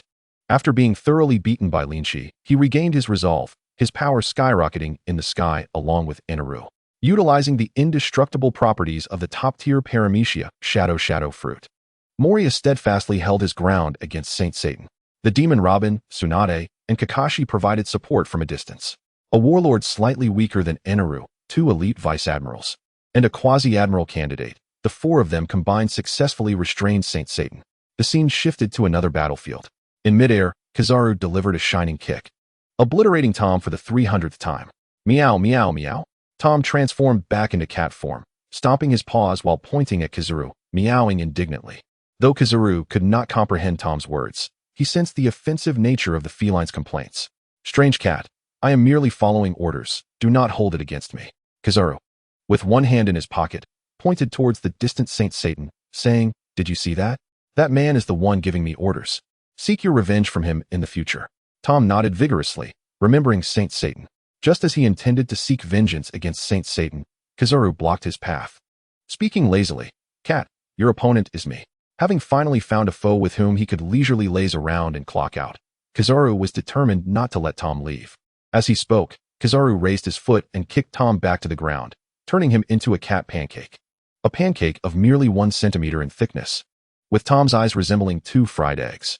Suddenly, a paw emerged from the pancake, feeling around until it located Tom's head, and with a casual tug, he returned to his original form as if reinflated. Kizaru, witnessing this spectacle, was unfazed, having seen such oddities before. He believed there would never be another creature quite like this in the world. Upon being pierced by laser for the 306th time, Tom could no longer endure it. Tom bared his pristine teeth, clenching his tiny fists, glaring towards Kizaru, feeling the temperature within him rising incessantly. Steam began to waft from his head, resembling a thermometer on the verge of exploding, glowing red and smoking. Tom was enraged, genuinely furious. This human named Kizaru was utterly despicable. Tom didn't mind being struck, nor did he care about Kizaru's lewd appearance. He simply couldn't tolerate being obstructed from aiding his master. Meow, meow, meow. Tom suddenly produced a card from his tail fur. The image of Mohawk on the card strikingly lifelike. The card in Tom's paws began to transform, emanating a kaleidoscope of colors. Tom inhaled deeply, puffing out a cloud of smoke that formed a large inscription in midair. Tom transforms. Tom swiftly reinserted the card into his tail, enveloping his entire form in a brilliant array of colors. Such powerful sword energy. Kizaru's expression shifted dramatically as he sensed an overwhelming sword intent emanating from that radiant aura. As the glow faded, Tom's appearance underwent another transformation. The supreme Great Blade, Black Blade Yoru, materialized in Tom's grasp as he donned a red and black coat. A crucifix necklace adorning his chest, and a red and black top hat perched upon his head. A pair of small mustaches sprouted on Tom's face, exuding the aura of an unparalleled swordsman. Mohawk. Kizaru lost his composure, his expression one of utter astonishment. Below, Tom bore an uncanny resemblance to Mohawk, almost indistinguishable. Furthermore, the Black Blade Yoru felt genuinely real to Kizaru. The terrifying aura unique to a grand swordsman was undeniable, rivaling even Mohawk himself. Kizaru's skin twitched, a sense of foreboding creeping in. Tom suddenly opened his eyes, a cold glint flashing through them. Clang! Tom sprang into action, gripping the Black Blade Yoru tightly, unleashing a slashing strike that sent a kilometer-long flying slash hurtling towards Kizaru at breakneck speed. In that instant, Kizaru's scalp tingled as he transformed into light particles and darted to the side. Boom! The kilometer-long slash traversed 4 battlefields, cleaving a massive island spanning dozens of kilometers in two. The final strike plunged into the ocean, cleaving it open to reveal an unfathomable abyss. The waves surged violently, the sea roiling as Tomcat's assault unleashed a towering tsunami that soared 100 meters high. Several passing sea kings met a gruesome fate, their dismembered bodies drifting upon the water, staining the nearby surface with crimson. Witnessing the devastation wrought by this blow, the yellow ape's previously languid demeanor evaporated, leaving him drenched in sweat as he realized he had underestimated the feline. With an attack power akin to that of an eagle-eyed warrior, boundless stamina, and an immortal physique, even the real Hawkeye would struggle to contend with this cat. What he had presumed to be the easiest target now revealed itself to be the most formidable adversary. The Hawkeye experience card that Tomcat utilized was a reward granted by the system after his previous challenge against Hawkeye. For half an hour post-activation, he would inherit the full might of Hawkeye. The prestige of the world's greatest swordsman is not to be underestimated, certainly placing him at a General S level. Before Shanks lost his arm, Hawkeye frequently sparred with him, and Shanks' swordsmanship had once dispatched the notorious Kid, who bore a bounty of 3 billion. After Shanks' arm was severed, Hawkeye, perhaps feeling it inappropriate to target a disabled opponent, ceased their duels. Yet, with Hawkeye's power now coursing through him, Tomcat proved even more formidable. For as long as he believed his stamina was limitless, it indeed was. If he believed himself invincible, then he was. If he thought he could walk upon air, he could do so. A swordsman excels in offense, requiring no defense, and with the undying endurance of Hawkeye. Even the mighty M would surely comply and relinquish his undergarments to Lynch upon encountering him. In this half hour, Tomcat was truly invincible. He took another deep drag from his cigar, exhaling a plume of smoke that formed the words in midair, "Depart now, and I may spare your life. Otherwise, those who obstruct my rescue of my master shall perish." After activating the Hawkeye experience card, Tomcat's demeanor had grown markedly fierce. The yellow ape, wishing for a different opponent, sensed that this was no mere skirmish but a life-or-death struggle. Why, with such ferocity, did he initially feign weakness? In an instant, the yellow ape felt utterly drained. He was but a cautious worker, after all. Chapter 165, Tom vs. the 5 Elders. Yellow ape, endure just a little longer. Once I defeat them, I shall assist you. The Saint of Satan exerted his strength, sending Kakashi hurtling away. Kakashi, having reached his limit, crumpled to the ground in unconsciousness. Nearby, Tsunade and Robin had also succumbed to their inability to resist, leaving only Moria standing firm. Utilizing the immortal traits and teleportation of the Shadow Master, Moria flitted about like a nimble fly, irritating the Saint of Satan to no end.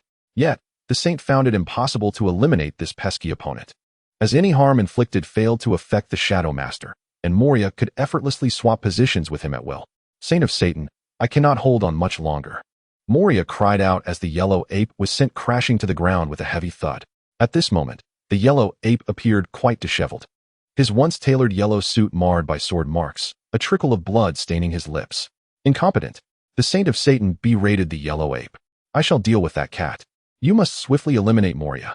The Saint of Satan could not fathom that a mere cat could prove so formidable. Casting aside the relieved yellow ape, he turned his attention to Tom. The prowess of his swordsmanship was astounding. Upon confronting Tom, the Saint recognized the cat's extraordinary nature.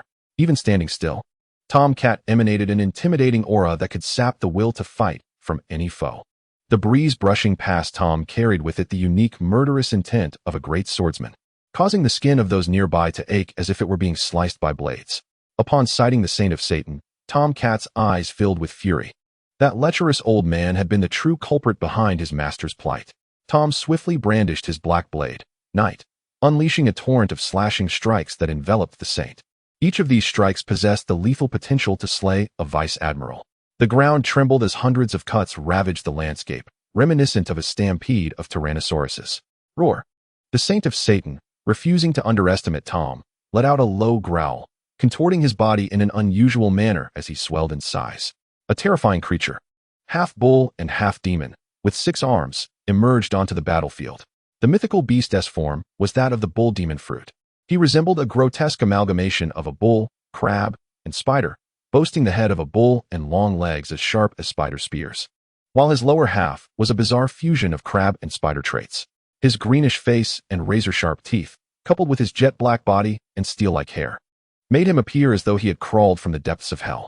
The Saint of Satan had no recourse but to endure the storm of blades, his massive form torn and bloodied, yet healing at an astonishing rate. Roar! The Saint of Satan could hardly recall the last time anyone had forced him into such a transformation. This cat was the strongest opponent he had encountered in 20 years. Truly a peculiar feline. His lantern-sized eyes gleamed with an eerie green light, fixated on Tom. The foolish cat was not even attempting to evade. He was surely doomed. The Saint of Satan's heart surged with elation. In the next instant, the curse of the bull demon activated, resulting in Tom Cat's head exploding. Ha ha! A beast is merely a beast. What does it matter if it possesses great power? The Saint of Satan's laughter abruptly ceased, and he stood in stunned silence. What was this? The cat's head, which had been obliterated, was regenerating? A profound fear gripped the Saint of Satan. What kind of devil fruit was this? Demon Slayer, Tom Cat proclaimed, cigar clenched between his teeth, coolly uttering the name of his technique. Unlike the brooding Hawkeye, who never announced his skills, leading others to mistakenly believe each of his great moves was merely a basic attack, Tom Cat relished the dramatic flair of declaring his techniques. Whoosh! The cerulean sword energy sliced through the air, its speed far surpassing that of sound. The Saint of Satan felt a sharp pain beneath him. One of his legs was severed. Tom unleashed another 5 strikes, lopping off the remaining 5 legs of the Saint of Satan. Without the support of his limbs, the Saint's massive body collapsed to the ground with a thunderous crash, sending up a cloud of dust. Cautious, Tom Cat refrained from approaching, instead wielding Knight to unleash hundreds of flying slashes into the cloud of dust. But that was not all. Tom then set aside Knight, retrieving 2 Gatling guns larger than himself from his tail fur, unleashing a barrage of fire into the smoke. He even infused each bullet with Conqueror's Haki. Before Tom, only one person in the world had managed to imbue bullets with Conqueror's Haki: Beckman, the vice captain of Shanks, the most intelligent man among pirates. Yet even Beckman could not achieve such a dense application of Haki upon bullets. Tom lay on the ground, manipulating the 2 Gatlings with his feet, as his hands delved back into his tail fur, producing a cannon that was 20 times his size. The yellow ape, who had been lounging nearby, was rendered utterly dumbfounded. Boom, boom. The cannon roared in tandem with the gunfire, while Tom occasionally tossed in a couple of firecrackers that had previously exploded upon Hawkeye. To an onlooker, it might have seemed as though 2 factions of 1,000 pirates were engaging in a long-range assault, when in truth, it was merely the work of Tom Cat alone. Satisfied with the chaos, Tom Cat discarded the Gatlings and charged into the smoke-wielding Knight. You foolish cat, I shall slay you. At the moment he entered the haze, the patiently lying in wait Saint of Satan lunged at Tom. In that instant, the Saint appeared quite pitiful, although his 6 severed legs had regrown. His body was pockmarked and oozing green blood from the wounds inflicted by the bombardment. No wonder he was so enraged. When had the lofty 5 elders ever been so humiliated? Melt beneath my venom. Closing in within 5 meters of Tom, the Saint of Satan suddenly opened his cavernous maw, spewing forth a web-like toxin. Venom, the most formidable attack of the bull demon, is lethal enough that a mere drop can extinguish the life of a sea king. Yet, the venom spewed forth by Satan's saint could annihilate 1,000 sea kings. In the face of this onslaught, Tom wore a devilish grin, disregarding the green venom as he summoned every ounce of strength to plunge the black blade, Knight, into Satan's saint's body. Roar, you mad cat. The entirety of Knight was embedded deep within Satan's saint, eliciting a roar that reverberated through the heavens. Tom, too, was reduced to a puddle of liquid by the descending spiderweb venom. Just when Satan Saint believed Tom had finally met his end, the puddle began to stir, coalescing back into Tom the cat. How on earth can you possibly be killed? Satan Saint bellowed in fury, feeling as though he were teetering on the brink of insanity. An indomitable foe, this must be a nightmare. He vowed never to lay eyes on a creature resembling a cat again. Tom leaped onto the bull demon, extracting night, and a torrent of green blood gushed forth. He then unleashed a barrage of strikes upon Satan Saint's back. In haste, Satan Saint enveloped himself in armament Haki. Yet the broader the coverage, the less potent each individual area became, resulting in a back riddled with punctures. Chapter 166, The Thunder Sovereign. Regardless of whether in bull demon form, human form, or half-beast form, Satan Saint was enraged to discover that he could not best this mere feline. How pitiful it was for a dignified elder star, a master of the world, to be outmatched by a small cat. Satan Saint could only rely on the vitality of his mythical beast lineage to endure under Tom's relentless assault. However, Tom was growing anxious. His current form could only be sustained for 30 minutes, after which he would revert to his original strength. Kizaru, you must hurry and assist me in dispatching your opponent. Satan Saint roared at Kizaru, having lost his composure. It was Kizaru's inability to defeat this cat that had led to his disgrace. My lord Satan Saint, I too wish to resolve this quickly, but this fellow is not so easily dealt with. As he spoke, Kizaru raised his hand and fired a laser at the shadow mage, who remained unscathed. As Moria, his opponent, continued to battle, he couldn't shake the feeling that Kizaru seemed to be an undercover agent planted by their side. At times, Moria found it hard to believe how lenient Kizaru was being. Fortunately, Satan Saint was too occupied with Tom to scrutinize Kizaru's actions. Incompetence. All of you are worthless. Satan Saint fumed, suddenly feeling a chill as Tom cleaved him into a Mediterranean hairstyle. Boom. A series of lasers shot from the sea, propelling both Kizaru and Satan Saint away. A colossal mechanical giant, towering over 70 meters, ascended from the ocean onto the island, its turbines whirring. Finally, reinforcements have arrived. Inside the cockpit, the inexperienced Dr. Ko was still mastering the controls of the mech, having taken half an hour just to mobilize it to the battlefield. The mechanical giant, with arms crafted from special brass, slowly raised its limbs, launching dozens of missiles. Whoosh! Dozens of lasers ignited the missiles mid-air. Leave this giant to me. My lord Satan Saint. Kizaru willingly took charge of Dr. Ko. Performing alongside Moria was exhausting. Two enemies were far more manageable, and the arrival of Dr. Ko was fortuitous. The mech operated by Dr. Ko bore resemblance to the designs of the Underworld King, making it appear in power, likely on par with a vice admiral to an elite vice admiral. However, modern weaponry held a distinct advantage in battles involving multiple foes. The battlefield between Aokiji, Enel, and Tazolo appeared to be the most intense on the island. A clash of two Logia users and one Paramecia awakened the forces. The earth beneath them formed a dividing line at their point of contact. One side was an icy expanse, while the other flowed like a sea of golden waves, with thunder continually crackling from above. Enel, Tazolo shouted. After a brief cooperation, they had developed a tacit understanding.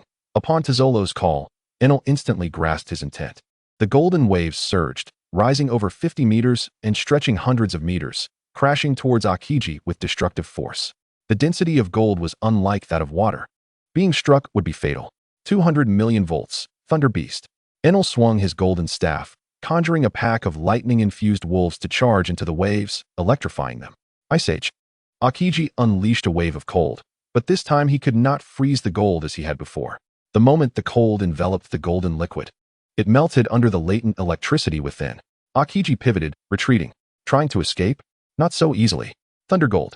Enel manipulated the lightning to shape the gold waves into several golden dragons crackling with electricity. The dragons accelerated, pursuing Aokiji. It was as if they sensed Aokiji's intention to elementalize early, circling around him without attacking. Enel tapped his finger against his temple. Foolish mortal. I have seen through your thoughts. Among Enel's 3 Haki types, only his extraordinary observation Haki surpassed Aokiji's, allowing him to hear Aokiji's inner voice. In terms of observation Haki, Enel's talent was not inferior to that of Red Count. Continuing in this manner was untenable. Aokiji had no choice but to risk being bitten by the dragon and withdraw from his elemental state. Ice Age. Crack. Aokiji unleashed Ice Age, successfully freezing all the gold. Yet he could not entirely evade the attack of the lightning-infused golden dragon, suffering a bite to his arm. The bone shattered instantly, blood dripping from his palm onto the ground. Although he sacrificed an arm, he had managed to eliminate a vast quantity of gold. The two adversaries' devil fruit abilities seemed like a match made in heaven, their synergy proving extraordinarily effective, much to Akiji's chagrin.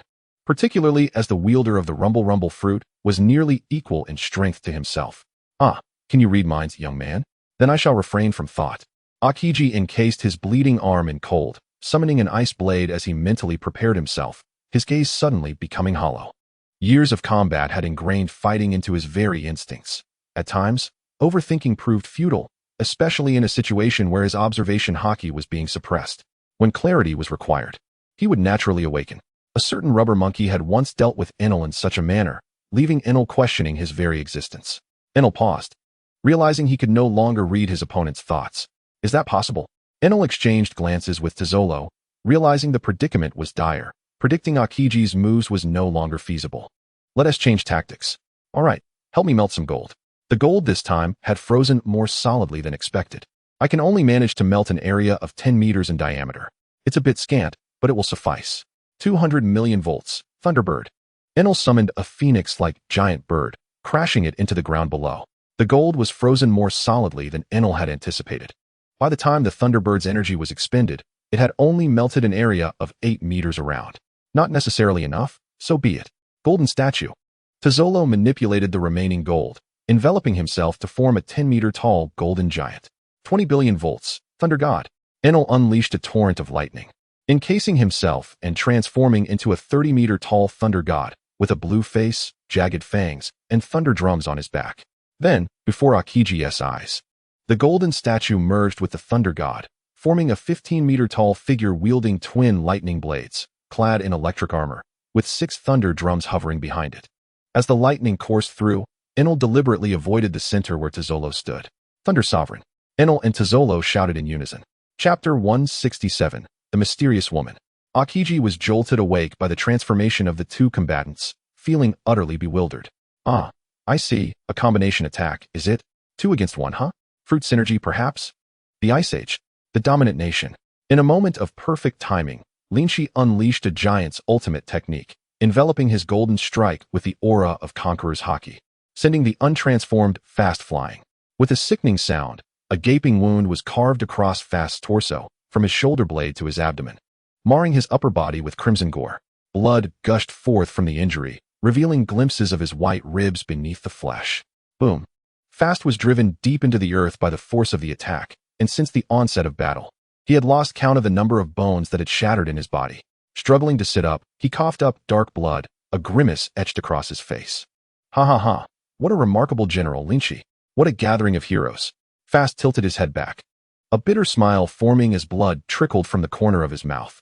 In that moment, Fast was a shadow of his former glory, resembling a beggar who had wallowed in the mire of war. His tattered clothing clung to him, soaked in blood, and he appeared utterly defeated, disheveled, and listless. Numerous wounds, accumulated since the battle began, bled profusely, while Lynch, on the other hand, had shed his outer garments, revealing a muscular physique unmarred by injury. His presence as fierce as it had been from the very start. Fast could hardly have imagined that he would be reduced to such a state in a mere half-hour.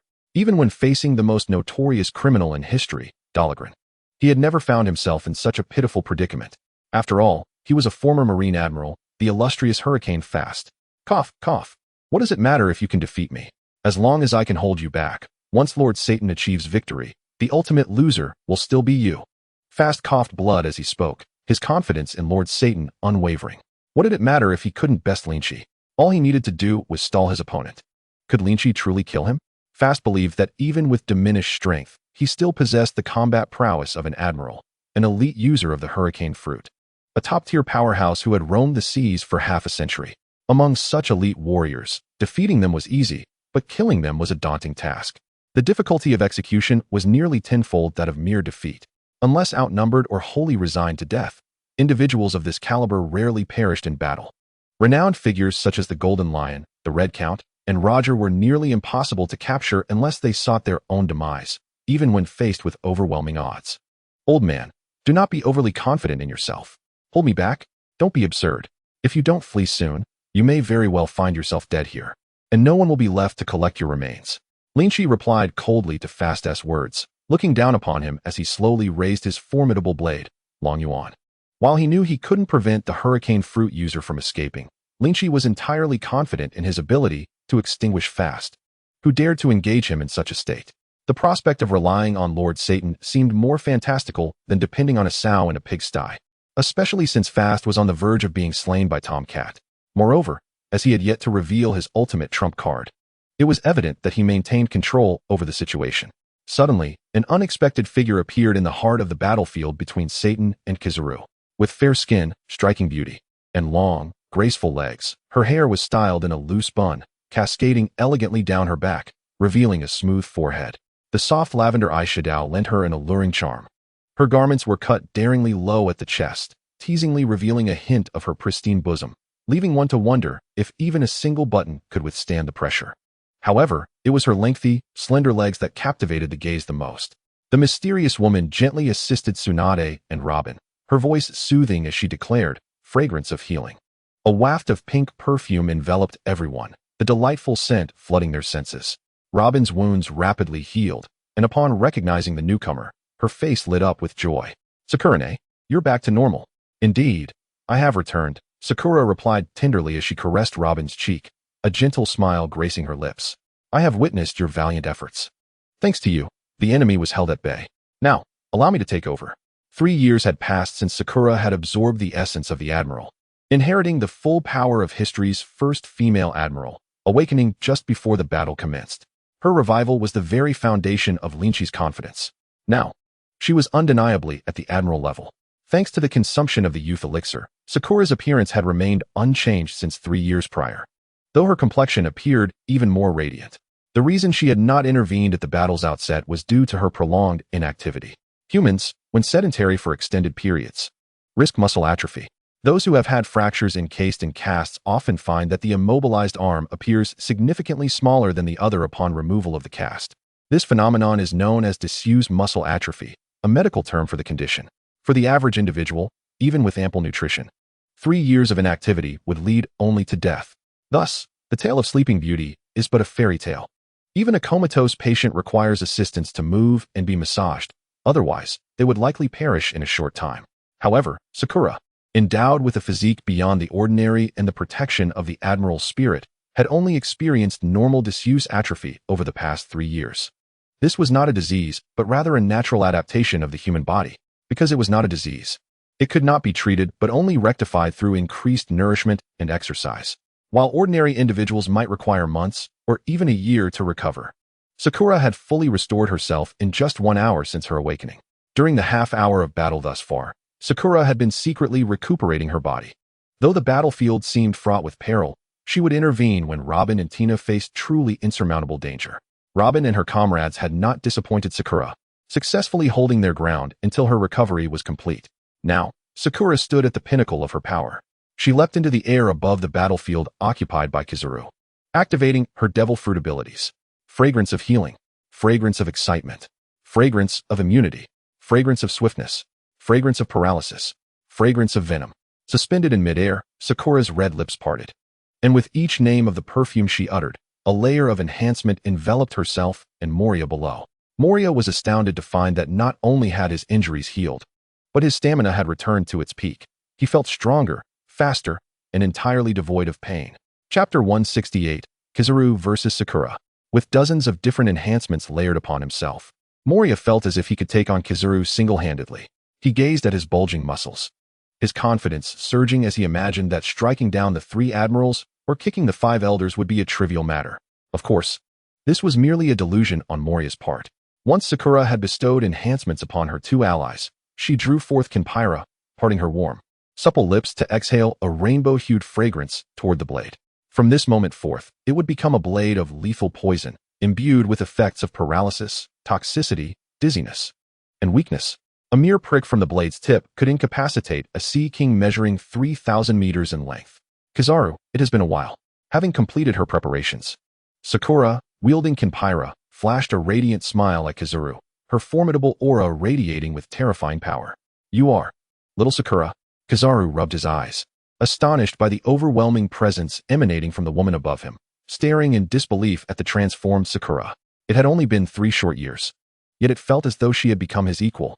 This world must be fundamentally flawed, First, a master swordsman in the form of a cat emerged, followed by the appearance of Sherhuan, possessing the strength of a general. It is as if, during his moments of idleness over the past few years, the world has undergone a dramatic transformation. Although I have no desire to engage you in combat, for the sake of my husband, I find myself reluctantly compelled to strike you down. As the words left my lips, Sherhuan instantaneously appeared before Kizaru, and with blinding speed, unleashed a strike with the blade. Kinbaira. The velocity was so astonishing that Kizaru, a user of the Pika Pika no Mi, barely had time to react. Aim no Mura Komo no Tsurugi. Kizaru swiftly summoned a sword of light with a flick of his hand, which collided with Kinbaira, sending a shower of sparks flying. Despite augmenting himself with numerous enhancements, Sherhuan managed to withstand the dual-handed assault of Kizaru wielding the Aim no Mura Komo no Tsurugi with just one arm, holding Kinbaira. Inheriting the prowess of the first female general in history, Sherhuan was, in every respect, on par with Kizaru. This was akin to a contest between two athletes of similar caliber, where one had been enhanced with performance-enhancing substances, resulting in a dramatic surge in capabilities. The unique Paramecia-type fruit granted Sherhuan a momentary physique rivaling that of ancient beings. Oh, what a terrifying little Sherhuan, Kizaru instinctively quipped, when suddenly, a delightful fragrance wafted through the air.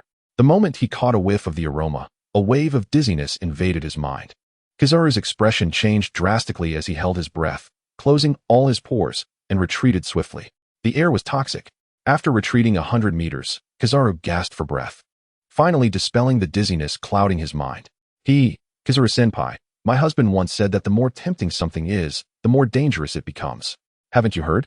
Sherhuan and Kizaru transformed into two radiant streaks of light, one white and one gold, engaging in a frenzied exchange of thousands of blows in mere seconds. Having experienced the might of Sherhuan's abilities, Kizaru dared not let the vibrant Kinbaira come into contact with him. Both combatants favored speed, taking their swiftness to unparalleled heights. Unlike other battlefields where each collision reverberated like a tsunami, their confrontation was characterized by a single word: speed. In a second, they exchanged hundreds of blows. On the ground, a bewildered Moria found himself utterly sidelined. With each clash, Kizaru was drenched in sweat, strength, swordsmanship, and then Haki. Finally, in the area he prided himself on, speed, his opponent was equally formidable. Are all the youngsters these days monsters? First it was Luffy, now Sherhuan, one after another, piling immense pressure on these old veterans. Yada no Kagami. After much contemplation, it seemed the only way to suppress his opponent was through the power of his Logia fruit. Kizaru decisively altered his strategy, soaring skyward after a collision, arms spread wide, as brilliant golden light coalesced before him. Boom. A hailstorm of golden orbs rained down from the heavens, enveloping the earth. To ensure he struck Sherhuan, Kizaru expended considerable stamina, blanketing an area spanning several kilometers. This iteration of Yada no Kagami was unlike any previous lackadaisical attempt. It was denser than raindrops and swifter than thunder.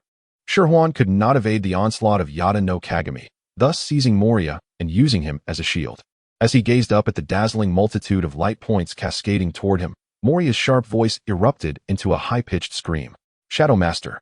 Moria activated his shadow fruit, swapping places with the Shadow Master, using him as a shield to protect both himself and Sherhuan. The bombardment of Yada no Kagami persisted for 5 minutes, annihilating several meters of island terrain in its wake. Trembling, Moria cautiously moved aside the Shadow Master, revealing the two unharmed figures within. For a fleeting moment, Moria genuinely feared the Shadow Master would be obliterated. Fortunately, the Shadow Master's indestructible trait held true. No matter how formidable the attack, it left no mark upon the Shadow Master. Indeed, you're somewhat useful, big guy. Sherhuan extended her hand to pat Moria's knee. In truth, despite Sherhuan's considerable height, she appeared almost childlike next to the towering Moria, who stood nearly 7 meters tall. Had it been anyone else who dared to use themselves as a shield, Moria would have scolded them vehemently. Yet, considering Sherhuan's identity and her strength, he found himself relenting, managing a grin as he said, "As long as you're happy." Sherhuan shot Moria an understanding glance before vanishing from sight, instantly reappearing before Kizaru. How terrifying! Upon seeing the unscathed Sherhuan, Kizaru was taken aback, soon realizing that it must have been the Shadow Master who saved her. Kizaru, my husband often says that one must reciprocate kindness. Receive my strike. Itoryu Boso Sekai.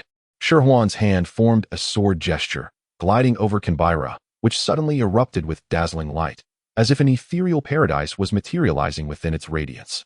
She reversed her grip on the sword, standing poised before her, with golden light illuminating her figure, exuding an aura reminiscent of a goddess. Kizaru felt his Kinbunshika Haki going haywire. Letting out a deep sigh tinged with melancholy, he remarked, "I truly wonder if I owe a debt to you two in a past life. Every time I encounter you both, it spells trouble. My back will surely ache tonight." Kizaru shed his outer garment, signifying his intent to fight with all his might, as the yellow light enveloping half his body was overtaken by darkness, transforming him into the epicenter of death. On the ground, Moria watched the clash between the two, swallowing hard. "All right then. I suppose I'm still a bit far from being able to take on the 3 admirals or kick the 5 elders. So, Kizaru truly becomes ferocious when serious." Moria estimated that had Kizaru fought with such seriousness against him, he would have been finished long ago. Until today, no one had witnessed Kizaru engage in battle with such earnestness, for those who had were no longer alive. Chapter 169, The Death of Fast. Lynch. Fast roared in fury, crimson blood spilling from his body, severe wounds causing his scarlet eyes to bulge. Noisy.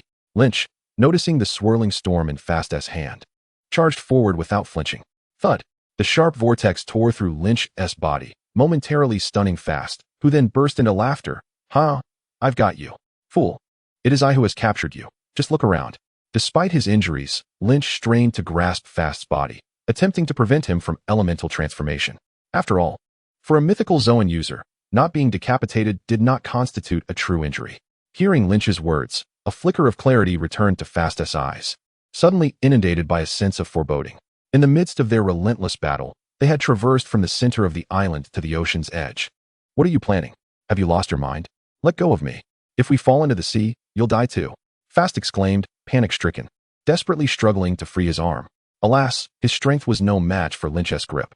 With his arm ensnared, both Fast and Lynch plunged into the ocean. From the outset, Lynch had contemplated how he would eliminate Fast. Faced with a seasoned user of a natural-type fruit, killing him was a formidable challenge. However, in the sea, it would become effortlessly simple. At the moment they splashed into the water, a black halo appeared behind Lynch, forming a membrane that enveloped his body, isolating him from the ocean. Plop! They sank into the sea. As Fast's body made extensive contact with the water, the fact that he was a devil fruit user rendered him utterly weak and incapacitated. After several futile struggles, he lost all ability to resist. He felt as if he had become a vegetable, unable to control his body, helplessly watching as he sank deeper beneath the surface. Am I to perish? How infuriating. I have only just become a noble celestial dragon. Water surged into his nostrils, flooding his stomach. As the specter of death drew near, Fast's pupils quivered violently, his heart brimming with unwillingness. He could scarcely fathom what madness had overtaken that young man. He would rather embrace death than let him go alone. Cursed be it. Cursed be it. Alas, I should have anticipated this fateful day long ago. If my descendants can ascend to the noble status of celestial dragons, then my demise shall not be in vain. As his brain faltered from oxygen deprivation, Fast unexpectedly found solace, closing his eyes and awaiting death. He understood that among those present, all were capable beings, and no one could rescue him. He was destined to perish here. The profound lack of oxygen dulled his senses to pain. No, even in death, I must witness that young man perish first. Fast's eyes flew open. Struggling against the encroaching darkness, he strained to find Lynch's figure amidst the azure sea. Suddenly, Fast's eyes widened in disbelief. What was this? That wretched young man was floating serenely in the water, showing no signs of impending demise. How could he possibly be unafraid of the sea? Fast was both astonished and terrified. As a wielder of a devil fruit, he showed no fear of the curse of the ocean. What manner of monster was this? My death is not in vain. With a swift snap, Lynch swam over and broke Fast's neck, watching as the man who had ruled the seas for half a century sank into the depths. This marked his first kill of a natural-type user, with many more to follow. The difficulty in defeating Fast stemmed from the fact that mastery of the devil fruit was not easily forgotten with age. Experts in natural types often emerged from battles unscathed, having evaded every attack through elemental transformation. Some might even finish a grand battle with merely dirty clothes. Fast had accumulated a lifetime of experience with his fruit, proving as resilient as an unkillable cockroach. It could be said that vanquishing Fast was easier than defeating Akiji. Yet killing him might be even more challenging. With a flourish, Tomcat wielded his supreme sword, exuding an air of arrogance, standing atop one of the 5 elders. In that moment, Saint Satan appeared pitiful, resembling a creature with more exhalation than inhalation. A news bird happened to pass by, capturing this scene with its camera.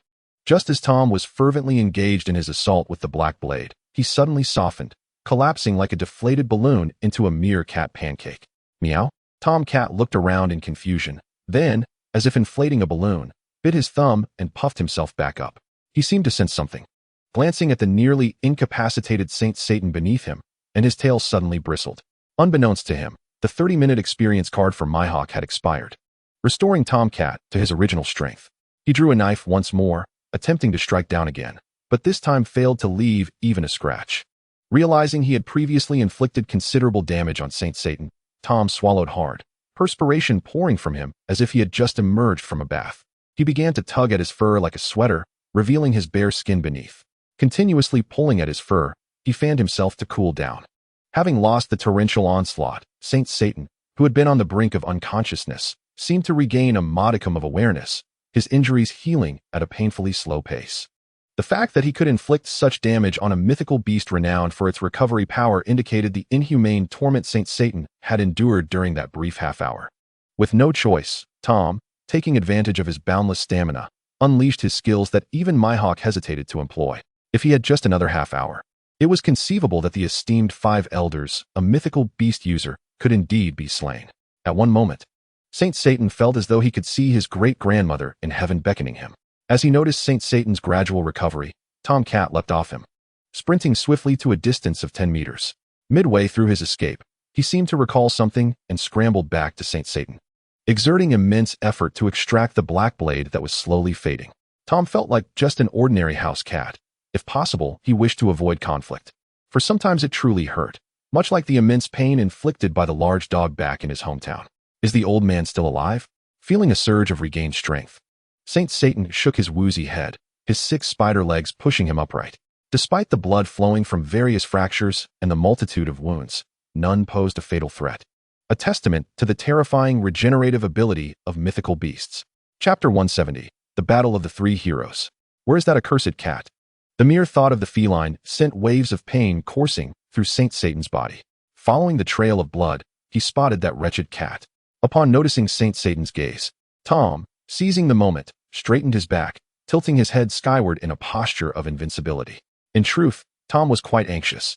If he failed to stop this man, enduring the beating would be the least of his concerns. He would feel guilty for causing trouble for his master. Saint Satan regarded Tom without rash action, silently mending his wounds while his mind raced. Why had that cat stopped? Moreover, the aura of a great swordsman that had enveloped it seemed to have dissipated. I knew it. That reckless state of unrestrained output cannot be sustained. That accursed cat must be out of energy. A flicker of hope ignited in Saint Satan's heart. If that were the case, the moment for his vengeance had arrived. He intended to slay that foul cat. As Saint Satan's massive form took a step forward, he suddenly noticed the smile at Tom's mouth freeze. No, something was amiss. This cat was far too powerful to make such a fundamental error. Observing Tom, who bore no signs of fatigue, a terrifying suspicion arose within Saint Satan. Could it be that the wretched cat was deliberately concealing its power, laying a trap for him to walk into for a fatal strike? The more he pondered, the more plausible it seemed, leading him to halt his advance and fixate his gaze on Tom. The earlier thrashing Tom had delivered had left a considerable psychological scar on Saint Satan. In his mind, Tom Cat had transformed into a hidden master of unparalleled skill. Thus, an unusual scene unfolded on the tumultuous battlefield. A monstrous creature towering several dozen meters in height stood face to face with a diminutive cat, both locked in a tense stalemate, neither daring to make a move. At this moment, Tom was thoroughly perplexed. Why had the old man ceased his attack? His eyes felt dry from the intensity of his stare. So there truly is a trap. Tom's demeanor only served to reinforce Saint Satan's suspicions. Thunderous hellfire. Amidst the most tumultuous part of the battlefield, the fusion of Enel and Tizolo formed a colossal thunder golden giant, exuding an aura reminiscent of a divine entity. The two thunder blades merged into a great sword in the hands of the 15-meter-tall Thunder Sovereign, while another fist, engulfed in flames and lightning, swelled dramatically before crashing down. Boom. Thunder and lightning ravaged the surroundings, serpentine bolts darting about, and hellfire blazed fiercely. The point of collision between thunder and gold erupted in a cataclysmic explosion. Half the area of the island, stretching over several dozen kilometers, was obliterated in a single blow, sinking into the ocean. Had it been a smaller island, it would have ceased to exist entirely. The deafening roar of the explosion shattered windows and homes along the distant coastline. Aokiji, having transformed into an element, managed to evade the onslaught. However, his massive size also presented a significant disadvantage, making his attack trajectory all too easy to predict, granting Aokiji a moment of respite from the oppressive pressure of observation Haki. The island has sunk, and the foothold has vanished, compelling the battlefield of the three to ascend from the ground to the heavens. Behind the Thunder Sovereign, a magnificent pair of wings made of lightning unfurled. However, these wings were not intended for flight, as Enel's electromagnetic force was sufficient to keep the giant suspended in midair. The crystalline wings stirred slightly, summoning the 8 thunder drums behind him. The thunder drums began to multiply in front of him. 8 became 16, 16 became 32, 32 became 64. 64 thunder drums floated in the air, filling the nearby sky. Enel extended his hand, and torrents of thunder surged from the wings into the drums, transforming the 64 drums from a state of half-illusion to a tangible reality, with each spike upon them appearing strikingly clear. The drums were distributed across the firmament, intertwining with lightning to create seamless purple walls of thunder, encircling the 3 men in a circular arena, akin to a gladiatorial cage. The domain of the Thunder God. Enel and Tezelo shouted in unison. Within this realm, even the air was suffused with minute sparks of electricity. In this domain, Enel stood as an invincible entity. The domain shifted alongside Enel, and the only way to escape was to defeat him. Just as Aokiji emerged from his elemental form, the surrounding air crackled with errant lightning, instantly coalescing into serpentine bolts that lunged toward him. Unless Aokiji maintained his elemental form without reservation, he would inevitably face the onslaught of these electric forces. Moreover, within the realm of thunder, Enel could absorb electricity to replenish his strength. It seemed that the only path to victory lay in swiftly defeating Enel. Hesitation would spell defeat. Realizing this, Aokiji relinquished his elemental state, enveloping his body in a layer of Haki to withstand the relentless electric strikes. He had merely delayed by a fraction of a second. Though he escaped injury, his hair had become a wild mess. 1 billion volts, beast tide. Enel perched at the center of the Thunder Sovereign's brow. With a mere thought, unleashed the 64 thunder drums to emit arcs of lightning, conjuring a vivid army of ferocious beasts in midair: tigers, lions, wild boars, leopards. Hundreds of colossal creatures composed of lightning roared, claws bared and fangs gnashing as they charged toward Aokiji. In the Thunder Realm, Enel's power approached that of an admiral. Any one of these beasts, if unleashed, could obliterate a pirate with a bounty exceeding 100 million. My aspirations remain unfulfilled. I cannot perish here, young man. Aokiji raised his hand and unleashed the Ice Age, encasing all the thunder beasts in ice. His power could freeze even lightning. Next, he resolved to settle the score with this technique. Ice God. Aokiji spread his arms wide, allowing the frigid air to envelop him, freezing the surrounding electrical forces as well. In an instant, Aokiji vanished from his spot, replaced by a 30-meter-long dragon-shaped monstrosity, its head resembling a human, its body a dragon. Aokiji materialized at the center of the ice dragon's head. Beside him stood a figure reminiscent of the legendary Snow Woman. The moment the ice god manifested, the temperature within the Thunder Realm plummeted from over 20 degrees to minus 30 degrees. This piercing coldness sent shivers down Tezelo, who was concealed within the Thunder Sovereign. Ha! A single strike to determine the victor? How fortuitous. Divine punishment of thunder.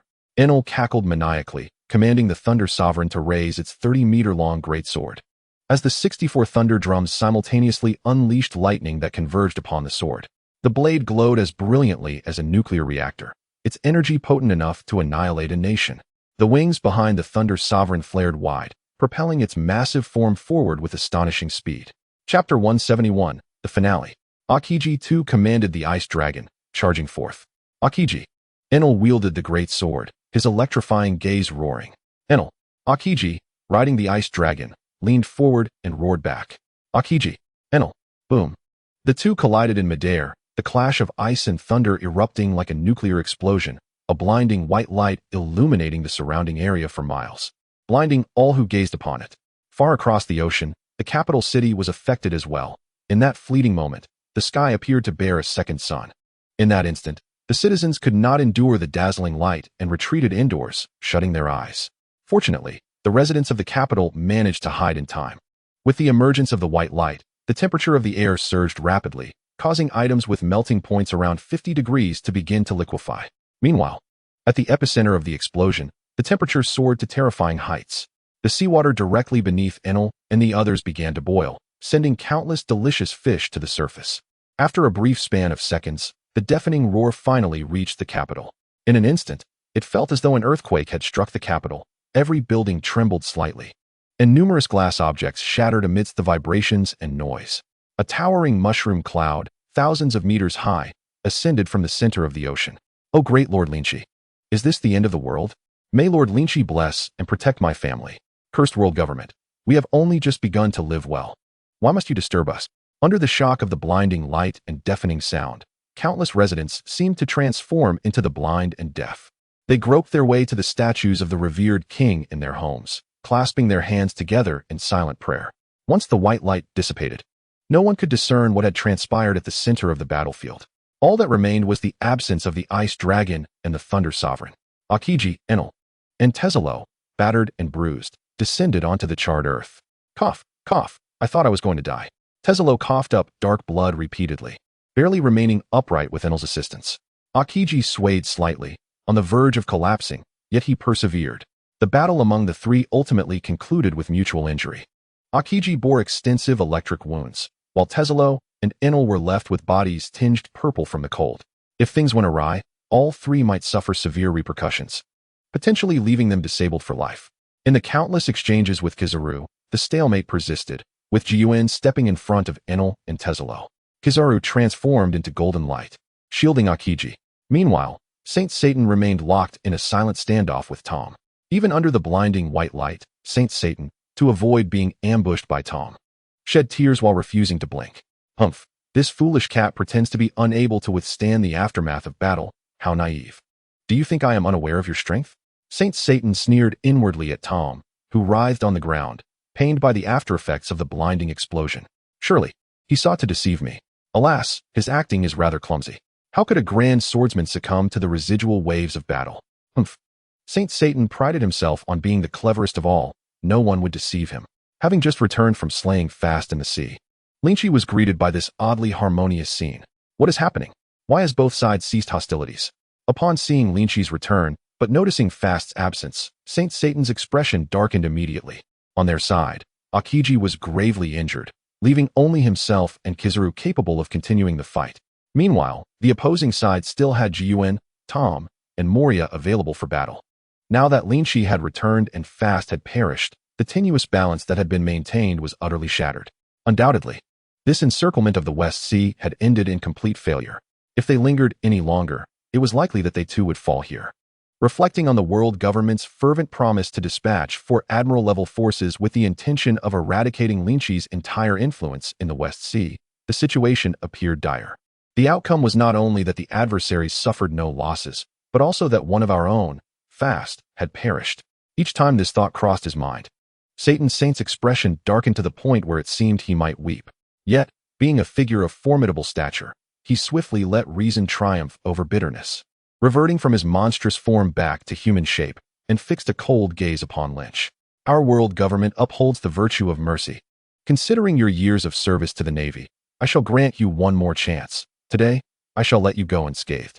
Tom, upon hearing this, widened his eyes in sheer disdain, as if to convey, I have never witnessed such audacity, where one who cannot prevail speaks so grandiloquently. Saint noticed Tom's exaggerated expression but, as a seasoned politician, quickly dismissed it. Old man, if you wish to slink away with your tail between your legs, just say so. Lynch smirked, looking down at Saint. What do you mean by letting me go? Is that a favor you wish to bestow upon me? Huh. Old man, Lynch is right. Why not just make yourself scarce? Moria chimed in. The 5 elders were about to retort, when suddenly, a communication device hidden deep within their ear emitted a distressing sound. Upon receiving the grim tidings, their faces transformed dramatically. Zephyr had led 3,000 soldiers from the Navy headquarters in a blatant rebellion, forming a new Navy, and prior to this defection, he had attacked the world government's research facility. With Kizaru absent to provide protection, no one could match Zephyr, resulting in the theft of vast amounts of advanced weaponry and research findings. The root cause appeared to be related to the world government's pursuit and aggression against Lynch. This revelation pushed the already volatile Zephyr to a point of complete disillusionment with the world government. This old fool. Upon hearing this, Saint's teeth nearly ground to dust. his wrath directed towards Zephyr, wishing to rend him limb from limb. It seemed his earlier decision to send Weeble to assault Zephyr was indeed justified. This old man had long harbored treachery. Indeed, the plot to send Weeble against Zephyr had originated from the five elders, who had promised that in a few years, Weeble would ascend to the position of warlord. This was solely due to Zephyr's immense reputation within the Navy, surpassing even that of Sengoku and Garp, with a significant portion of the Navy's high-ranking officers being his former students. A man without family, increasingly radical, and at odds with the world government. His every action could sway the Navy, which incited the five elders' apprehension. Maiming Zephyr was a calculated move to diminish his combat capabilities, ensuring he would obediently mold the world government's lapdogs, thus preventing any upheaval. Otherwise, how could it be merely coincidence that Zephyr encountered Weeble in the vast ocean? Only to be ambushed, Weeble managed to sever the arm of Black Arm Zephyr, nearly annihilating his crew, yet inexplicably spared Zephyr's life. Moreover, just a few years later, the world government, seemingly deranged, disregarded the enmity between Weeble and Zephyr and forcefully conscripted him, leading to Zephyr's defection from the Navy. Regrettably, Zephyr's severed arm had somehow been restored by that rascal Lynch. Chapter 172, Aftermath. The second piece of dire news was that Whitebeard had led his crew in an assault on the various kingdoms along the Grand Line, seizing the heavenly gold intended for the world government. Any one of these revelations was sufficient to inflict grievous harm upon the world government, leaving Satan Saint feeling as if the light had dimmed before him. At this point, he could no longer afford to dwell on Lynch's humiliation of him. With an angry huff, he declared, "Kizaru, Akiji, we depart." Kizaru supported Akiji as they gradually vanished into the sky. Before leaving, Satan Saint cast a deep gaze at Lynch and then turned his attention to Tom. He would remember today's grievances, and one day, he would exact vengeance upon the West Sea. "My lord, are we simply allowing them to escape?" Robin protested. "Now is not the time for bloodshed. Let them go." Lynch intervened, stopping those eager to pursue. The desperate counterattack from the three admirals had resulted in casualties that they could scarcely afford. The enemies of the world government were not limited to themselves. Why engage in such a thankless endeavor? The three admirals, in their dying moments, could at least take with them one or two of their own high-ranking combatants, thereby inciting the world government's furious retribution, which was hardly a worthwhile exchange. As they watched Kizaru and the others completely vanish from sight, the weight upon their hearts finally lifted, and Enel and Thatch collapsed onto the ground. "Ouch, that hurts." The pain surging through Enel's body made him gasp. Indeed, the Grand Line was teeming with formidable foes. Today, he had witnessed it firsthand. "Lynch, you were right. I was too narrow-minded before," he admitted. "Damn lightning. Wasn't Lynch supposed to have us just hold off the opponents? Why were you so reckless?" Moria grumbled, tenderly extracting a few shadows from himself and infusing them into Enel's body to alleviate his suffering. "By the way, Lynch, don't you have a healer? My entire left side is completely numb," Thatch lamented. Suddenly, a window opened in midair, and a team of doctors carrying stretchers leapt out, lifting Enel and Thatch onto the stretchers and transporting them to the hospital, where a healing fruit user would attend to their injuries. The others returned to the kingdom. At that moment, the kingdom was still in a state of panic due to the aftermath of Akiji's and Enel's battle. Lynch ordered the victorious news to be disseminated to soothe the populace. Approximately 10 minutes after the news was broadcast, Lynch sat within the royal palace, listening to the jubilant cheers erupting from the capital. "Long live Lord Lynch! Long live Lord Lynch! With Lord Lynch here, does the mere world government dare to overturn our West Sea? I heard the king even slain a former admiral. Well done. After all, he was merely a lapdog for the world government. With Lord Lynch here, we in the West Sea are not to be trifled with." On this day, the West Sea celebrated as a nation, festooned in lights and fireworks, the revelry rivaling that of the new year. As people cheered and celebrated, they also busied themselves mending the shattered glass. That night, all the high-ranking officials of the kingdom attended a grand banquet, except for Lynch, who had yet to arrive. He lay upon his grand bed, reflecting on the day's battles. The outcome was favorable, yet the risks had been immense. For instance, as Shizuka had relayed, there had been several perilous instances where she nearly could not refrain from intervening. The crux of the issue lay in the West Sea's inherent weakness. This time, successfully contending against the power of 4 admirals was already the limit for the West Sea. Considering the forces of the world government, 3 admirals, Sengoku, Garp, the 5 elders, and the Knights of God, there were nearly 15 admiral-level powers at play. This did not even account for the mysterious the commander-in-chief Sora, and the army under Sora's command, nor those celestial dragons who had retired to the hidden dragon abyss. This was the depth of the world's hegemony. the very foundation that allowed them to wield dominion over the world. The accumulation of 800 years of resources cannot be surpassed in a mere moment. Fortunately, the enemies of the world government extend beyond just themselves. The Revolutionary Army, the Whitebeard pirates, the Big Mom pirates, the red-haired pirates, the Beast pirates, the Seven Warlords. And indeed, all the pirates of the world, they are all foes of the world government. Establishing such a multitude of adversaries compels the world government to retain at least half of their combat strength to safeguard against potential betrayal. For instance, this time, with Kizaru reassigned for just a few days, the research division was ambushed by Zephyr. It is estimated that the world government's recent offensive was thwarted, leaving them humiliated. Thus, they are unlikely to mount another attack for the foreseeable future. With so many enemies, the loss of merely one fast is sufficient to cause the world government considerable distress. If they were to lose more, it would spell the end for them. The audacity of the world government to launch such a brazen assault on Lynch stemmed from their belief that he was the only admiral-level power present in the entire West Sea. For against one seemed an effortless endeavor. Little did they know, the West Sea had produced forces capable of matching four admirals.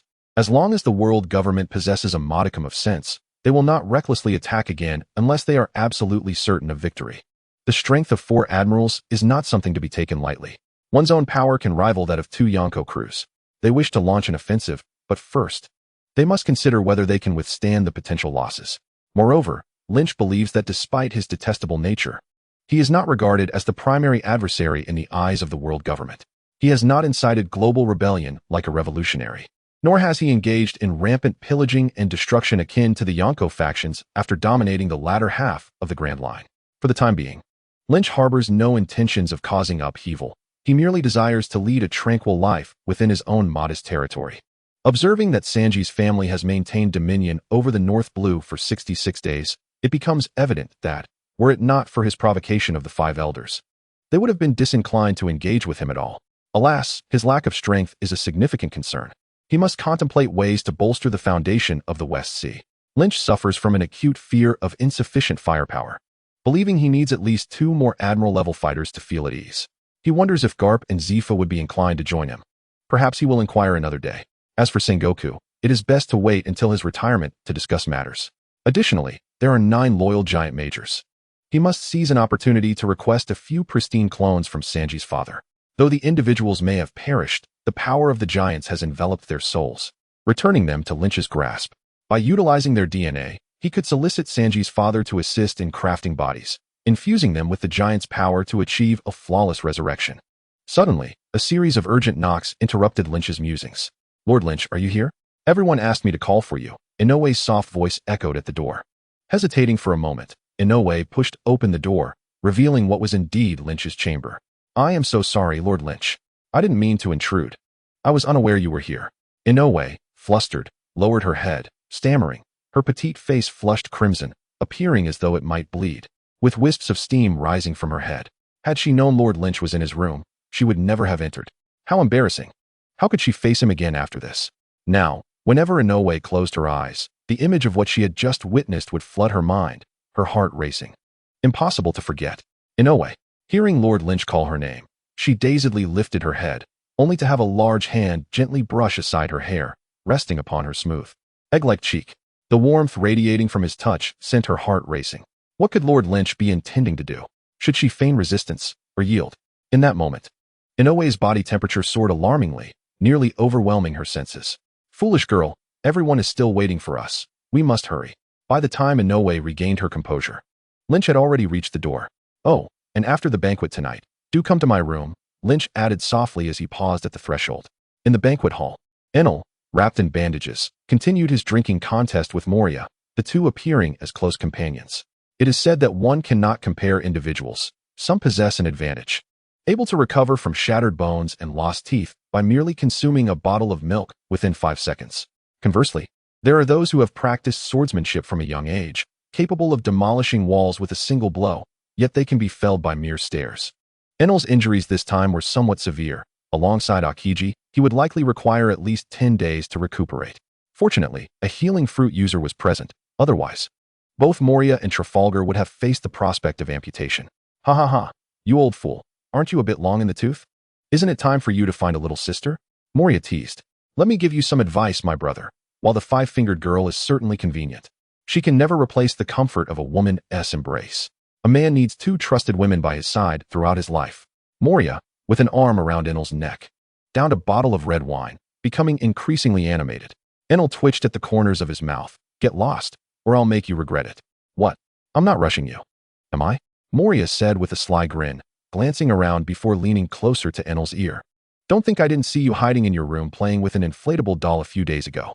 Speaking of inflatable dolls, I have a few of Ivankov's models. They are guaranteed to be thrilling. Would you like to try one? He was completely oblivious to the darkening expression on Enel's face. 30 million volts, Raijin. Enraged, Enel lifted his bandaged hand and unleashed a bolt of lightning, leaving Moria charred and trembling. As a god, would Enel stoop to explain that it was a robot brought back from the moon and not an inflatable doll? Absolutely not. Women? What is the point? Sitting in his golden wheelchair, Trafalgar drank alone, convinced that even if all the women in the world combined, they could not compare to one of his fingers. Drunkenly, Trafalgar recalled the lover sold to the celestial dragons. Each time he thought of this, his heart ached, intensifying his hatred for the celestial dragons and the world government. In the distance, the three young ones huddled together, pouting as they sipped juice. Stupid Lynch, it's all his fault. Not only did he prevent us from going to battle, but he also won tea, even let us drink beer. Exactly. He hasn't even fought me lately. It's so annoying. The trio of Dasky, Peacock, and Kuna were quite dissatisfied with their inability to assist. However, this was unavoidable. Kuna was only 17, and the others were about the same age. Sending them to confront an admiral would be akin to sending them to their doom. Among those present, the most jovial was undoubtedly Tom. Tom grabbed a roasted pig, demonstrating what it meant to devour it in 3 bites.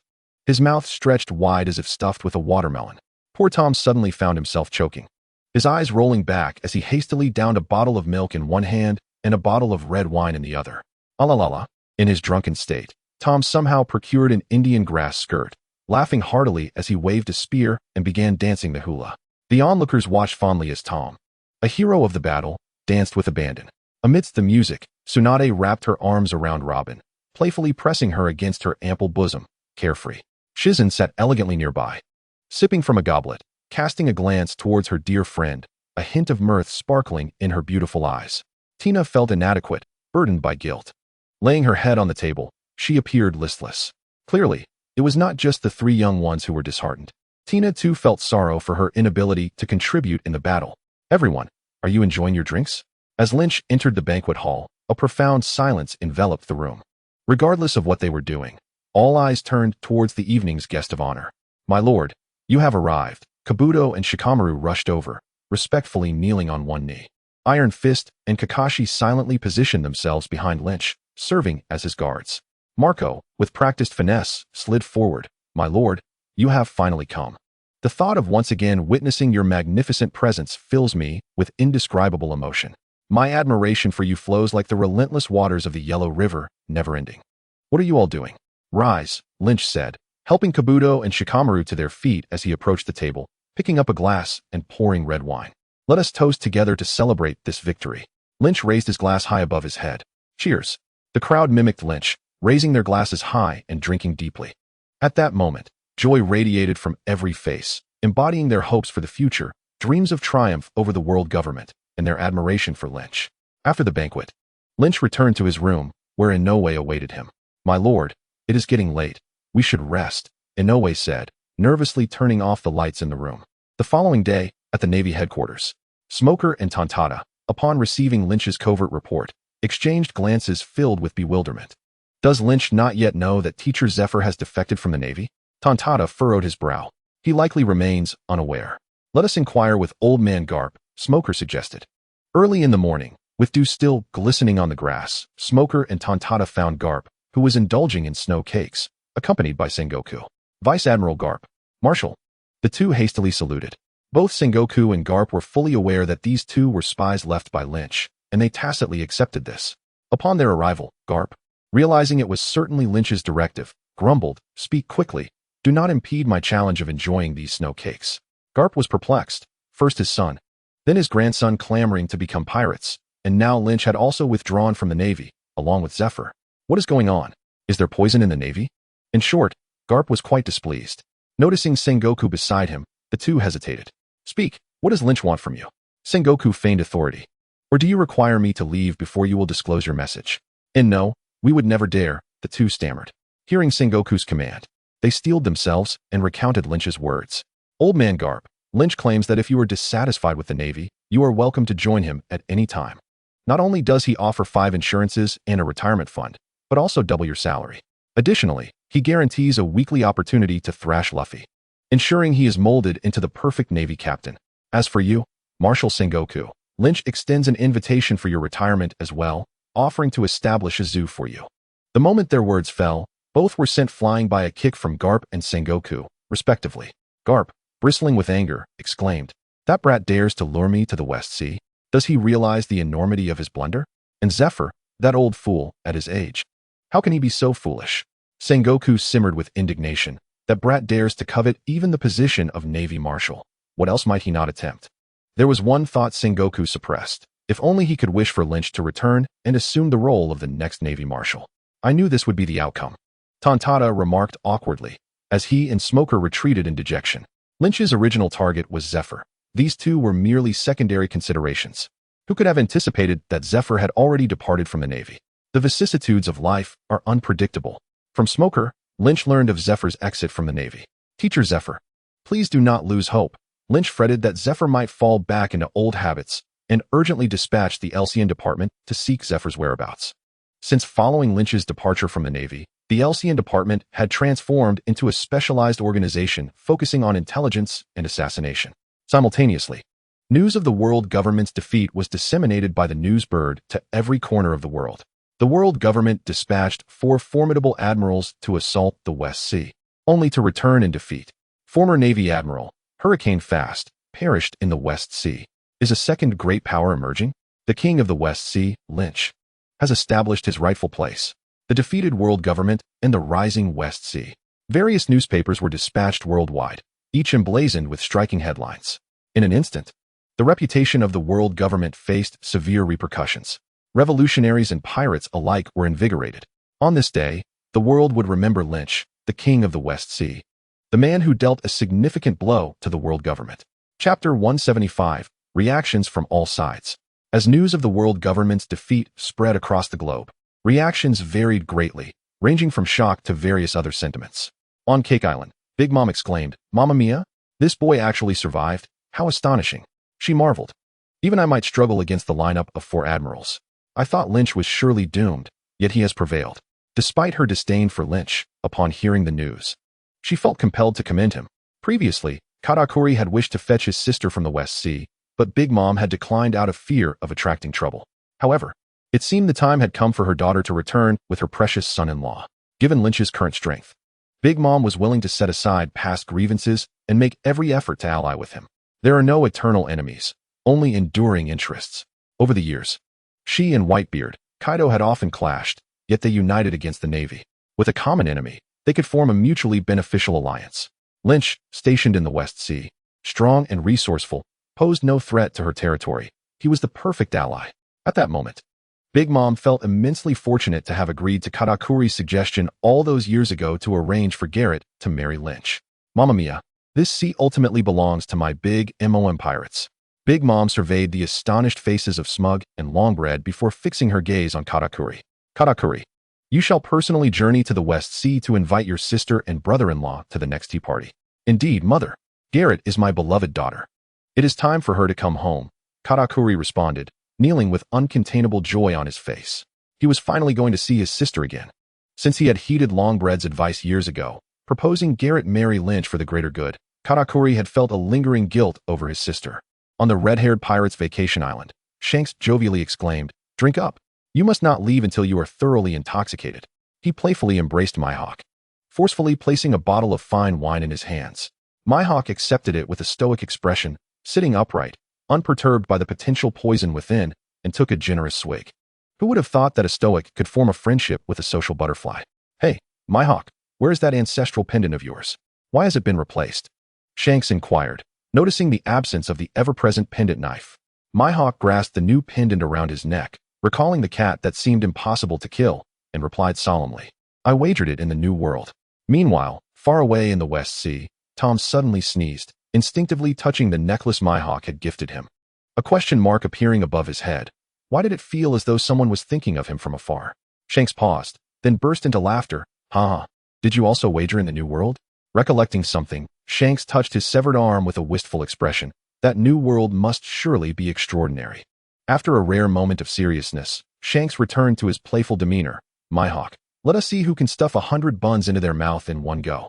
At that moment, a newsbird flew overhead, scattering a flurry of newspapers, one of which landed right before Shanks and Mohawk. Emperor Lynch, the world government's crushing defeat. Mohawk thought of Tom. Indeed, with such a pet, the master must be an extraordinary individual. Shanks, on the other hand, reminisced about their fateful encounter at sea years ago when Lynch was merely a lowly Navy colonel and he was an unknown pirate. From that moment, Shanks had assured his crew that there would be a place for that man in the future of the sea. Years later, his words proved prophetic. Lynch became the king of the West Sea, and he himself rose to become one of the 4 emperors. This guy is formidable. He even managed to kill that old fast. I hope we are not destined to be enemies in the future, Shanks murmured. He fondly recalled the days when he was pursued by fast aboard Roger's ship. As for Zephyr and Whitebeard, they remained unaware of the current state of the seas. One had assaulted the world government's research division, while the other intercepted the world government's celestial gold. These 2 individuals, one preoccupied with evading the relentless pursuit of the world government, and the other engaged in a fierce confrontation with it. In the Beast's pirates, stationed in Wano country, Kaido casually glanced at the newspaper on the table before suddenly seizing a wine jug and consuming several in quick succession, erupting into tears without warning, startling his companions. Queen and Jack, what has happened to our captain? Woe is me, my first mate has perished. Jack was perplexed by Kaido's reference to the first mate, but Queen understood. Glancing at the newspaper where bold letters caught his eye, defeated world government, the invincible Emperor Lynch. Suppressing his astonishment, Queen inquired, Captain, could it be that you misread? Lynch is not dead, is he? Fool! Kaido exclaimed, striking Queen down into the ground, leaving only his head visible. That Lynch was capable of repelling 3 admirals and even countering one. He certainly will not join our beast's pirates. I had once contemplated rescuing him when all his subordinates were slain and he was on the verge of death, hoping to win his gratitude and have him join me. But now it is all gone. Everything is lost. The world could never fathom the fervent obsession of a man aspiring to become a zookeeper towards the mythical Zoan fruits. Queen and Jack exchanged bewildered glances, clearly unable to grasp their captain's line of thought. Such reasoning seemed excessively abstract. You wish to save Lynch? He is up against 4 admirals. Do you not fear for your own life? Moreover, what was Lynch before? An admiral of the Navy. If he truly arrives, sleeping with closed eyes may soon become a luxury. At Fishman Island, mother, look! Lord Lynch has triumphed, Shirahoshi exclaimed, clutching a newspaper as she swam rapidly into the palace. As she passed a doorway, she miscalculated her speed and stumbled, landing with a thud several meters away. Though the fall stung, she refrained from crying, determined to share this joyous news with her mother. Are you hurt? Let me have a look. Queen Otoheim gently caressed Shirahoshi before taking the newspaper from her hand. Your brother Lynch is a hero of a century, destined to turn misfortune into fortune and achieve unparalleled victories. Chapter 176, Bounty. Recently, Fishman Island has seen an influx of CP spies. Remember not to mention your brother Lynch's name outside, Queen Otoheim cautioned earnestly. Yes, I understand. Shirahoshi replied with a sweet smile. Bang! The door burst open as the Shark Star brothers kicked it in with their tails. Father, look! Captain Lynch has won. He truly has triumphed. Ha ha ha ha. The Shark Star brothers entered, brimming with exhilaration. The notion of someone overcoming the world government was something they had never dared to imagine, yet Captain Lynch had accomplished it. The shock they felt upon hearing the news was beyond words. Truly, our captain is remarkable. I have told you countless times not to make noise in the palace. Neptune scolded, delivering a couple of swift punches that sent the 3 brothers tumbling to the ground. The little sister, previously unbothered by the commotion, now looked on with teary eyes. We are all fishmen. Why is there such a disparity? Neptune stroked his beard, nodding at the newspaper. To befriend the king of the West Sea is the greatest fortune for Fishman Island. Lynch's victory over the world government has stabilized the situation in the West Sea, rendering it unshakable. Neptune addressed the Shark Star brothers. In the future, when you visit Whitebeard, remember to bring gifts for Lynch as well. We must maintain a good relationship with the king of the West Sea. Who knows, one day we may need to call upon him. Without a powerful ally, Fishman Island cannot survive. The period without Whitebeard's protection was a dark time, plagued by rampant pirates and slavers.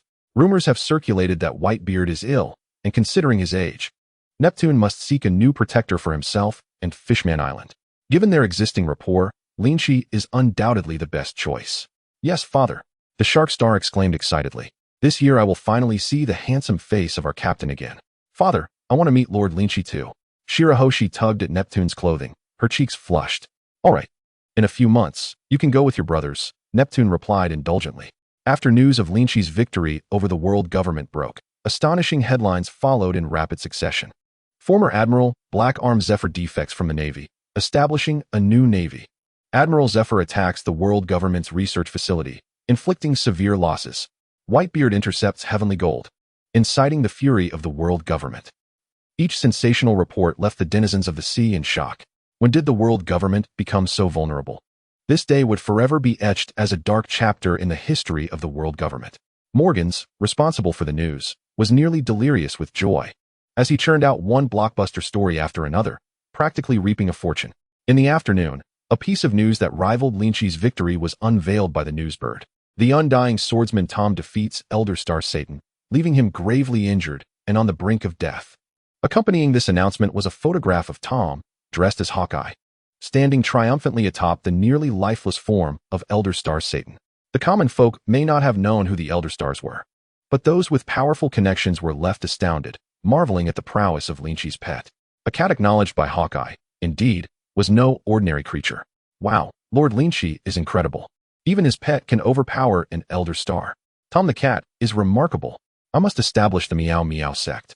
Bowing to Lynch, not only is he formidable, but even his pet is fierce. Ha ha, I can laugh at Elder Star Satan for 300 years, beaten by a cat. Hawkeye's eyes flickered slightly, realizing that the once weak little cat had grown so powerful. Shanks glanced at the newspaper photograph and then at Hawkeye, finally noticing a peculiar resemblance. How could this cat look so much like you? Look, it wields a black blade knight. The Tom in the picture exudes an aura of majesty, almost as if he were a replica of Hawkeye. The only difference lies in one being human and the other feline.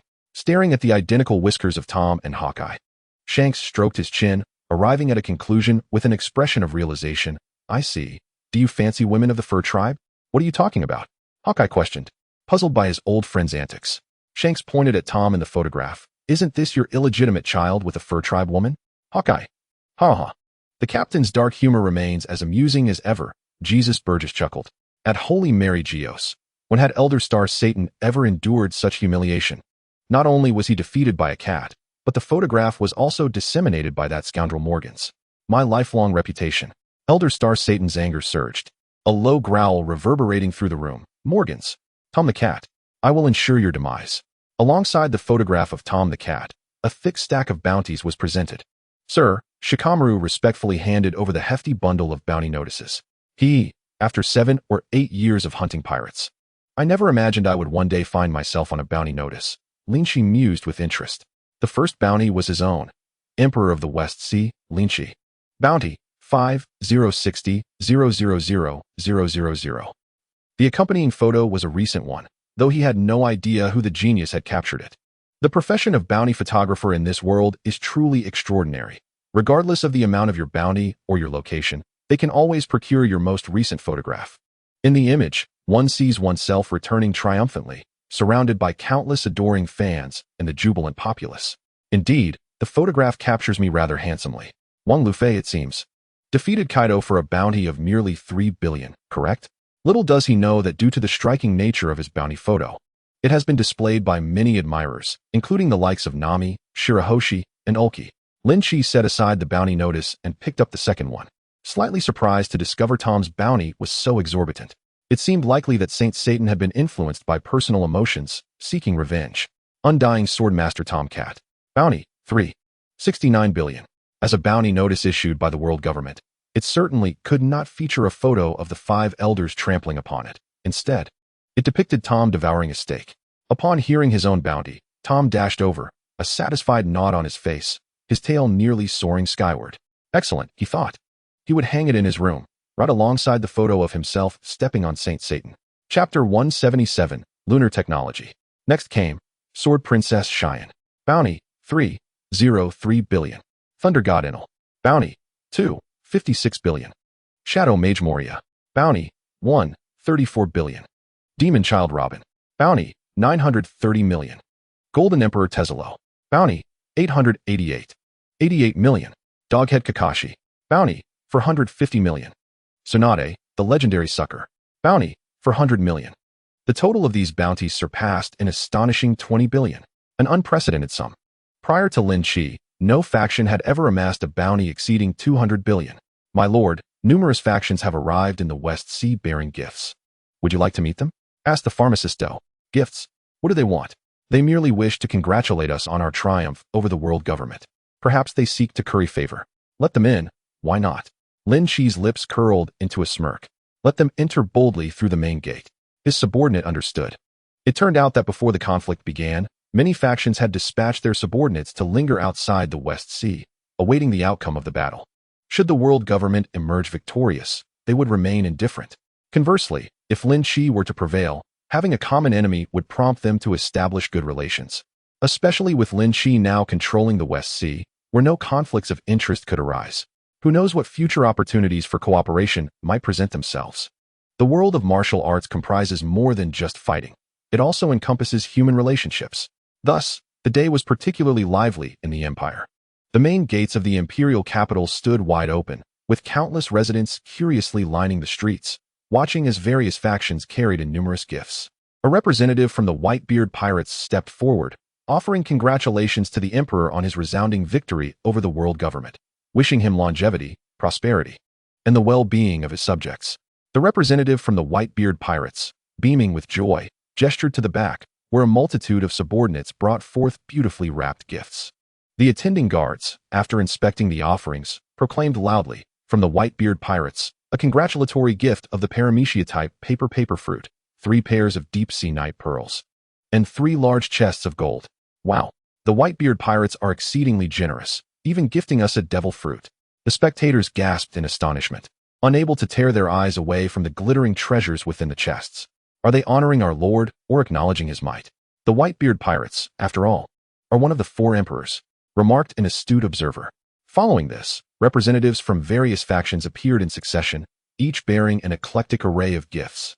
To the awe of the citizens, who became even more fervent in their admiration for Lin Chi. Within the palace, Lin Chi's faith value surged rapidly. The representative of the big MOM pirates congratulated the emperor on his tremendous defeat of the world government, wishing him eternal prosperity and steadfast dominion over the land. The representative of the red-haired pirates expressed their congratulations, wishing the emperor success and abundant fortune. The representative of the beast pirates lauded the emperor's conquering prowess, wishing him continued prosperity and remarkable advancements. The Vinsmoke family of the Germa kingdom congratulated the emperor on his triumphant return, wishing him unparalleled martial fortune and invincibility in battle. The representatives of the 6 great kings of the underworld congratulated the emperor on his victory, wishing him esteem and widespread renown. Doflamingo's representative offered his congratulations on the emperor's triumph over foes, wishing him well. The representatives of dozens of factions took a full 2 hours to enter the city, thrilling the onlookers. We are all beneficiaries of Lord Lin Chi's fortune. How could we in the West Sea ever have seen such illustrious figures before?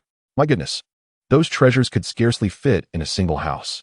Having our lord as king is truly a grand fortune for the West Sea. Long live our king. Long live our king. With faith and renown amassed, Lin Chi paid little heed to the envoys. What need had he to personally entertain such minor figures? With pharmacist Do assisting, it was more than sufficient. At that moment, Lin Chi was engrossed with Moria, Enel, and a group of researchers clad in white lab coats, examining the robots that Enel had brought back from the moon. Remarkable, indeed, these robots possessed intelligence rivaling that of humans.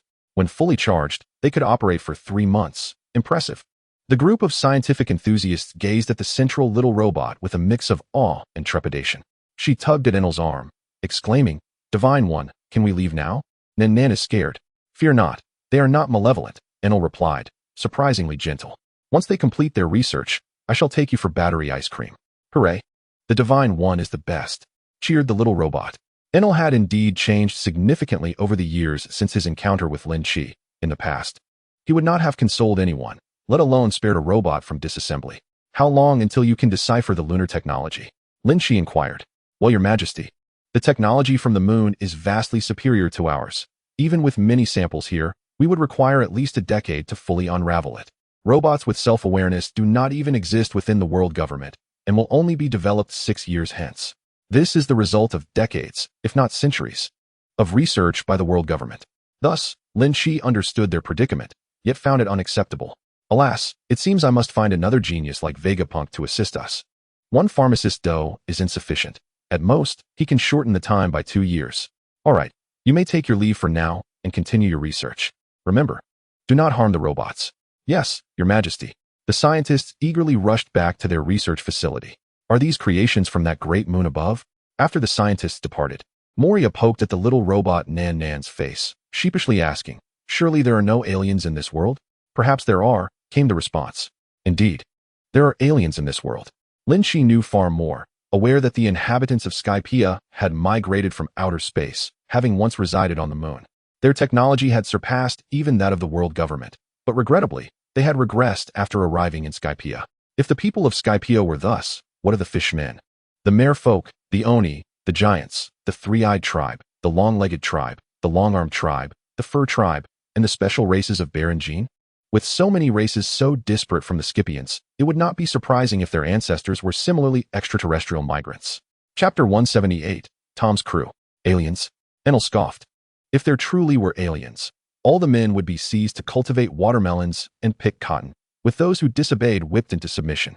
The women would all be retained. The less attractive would also pick cotton, while the beautiful ones would be distributed as rewards, 1 for each, no, 2 for each. Lynch gave Enel a thumbs up, acknowledging his ambition. Indeed, Enel proudly lifted his head. For the following week, the West Sea experienced an unusual tranquility. One day, Tom unexpectedly arrived with a mouse, 2 bears, and a birdman to introduce them to Lynch with great enthusiasm. Meow, meow, meow, meow. The presence of the mouse meant that Tom finally had a translator. As Tom spoke, the mouse translated for Lynch. Upon encountering the legendary figure of the West Sea King, the mouse respectfully bowed twice before tremblingly translating, "Greetings, Lord Lynch. We are members of Captain Tom's crew, part of the Beast Pirates. He wishes to be nothing more than a house cat, and as of today, the Beast Pirates are officially disbanded." What? The mouse suddenly realized, looking fearfully at Tom. The 2 bears, momentarily frozen in their actions of eating honey, clung to Tom's leg and began to weep. While crying, they held up a sign that read, "Captain Tom, you cannot abandon us. We'll manage with less food in the future." Tom shook his head, urging the mouse to continue translating. The mouse choked back tears, saying, "Please do not persuade me further. My aspirations are modest. My greatest dream is merely to remain by my master's side and have a warm little nest. You have been my companions for many years. I, Tom, am a cat who values loyalty and will not abandon you. I will arrange for you to have proper accommodations within the imperial capital. From now on, whenever I, Tom, have a morsel to eat, you shall have half. Woo-woo." Captain Tom. After the mouse finished translating, it could not help but embrace Tom and weep. "I am your loyal servant. I will go nowhere but remain by your side." Tom raised a hand to wipe the tears from the corner of his eyes. Really now, why does everyone cry so much? It almost makes him want to cry too.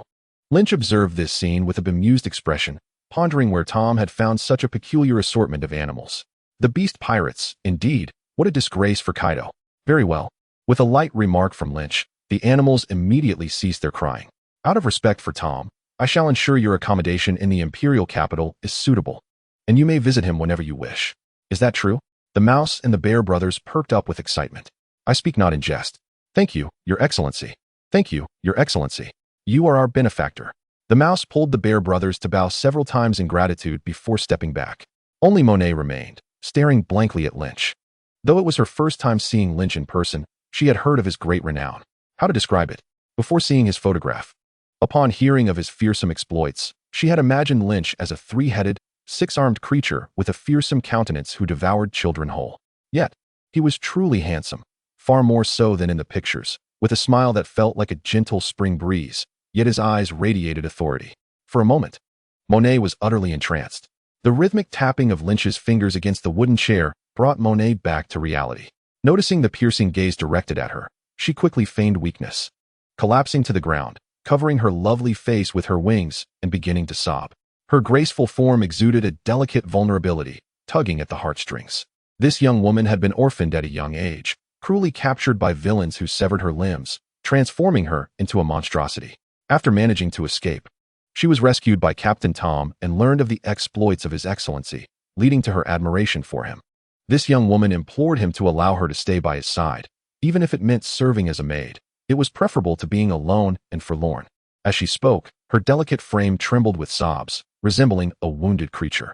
Had this been anyone else, they would have been utterly bewitched by Monet's heartfelt performance. Yet who was Lynch?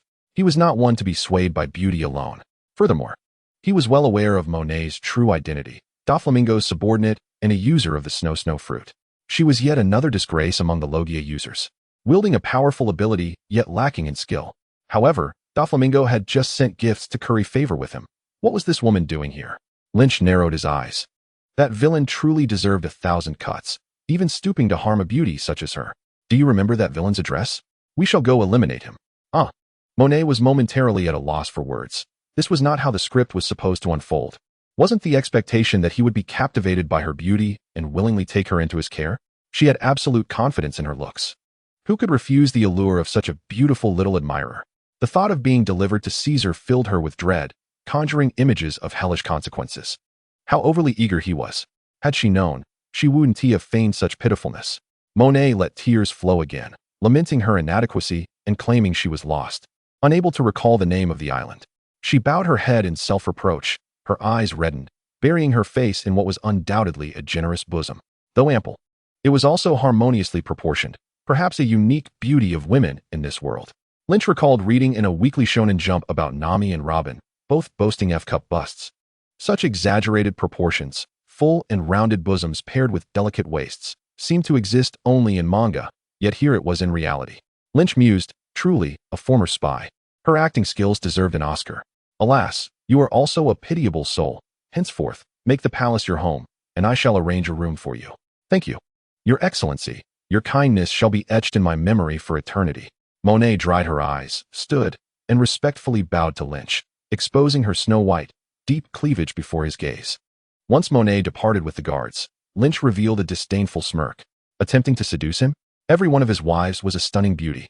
Shortly thereafter, Lynch summoned Mark, instructing him to take several members of the LCN to monitor Monet. Yes, my lord. Very well, be swift.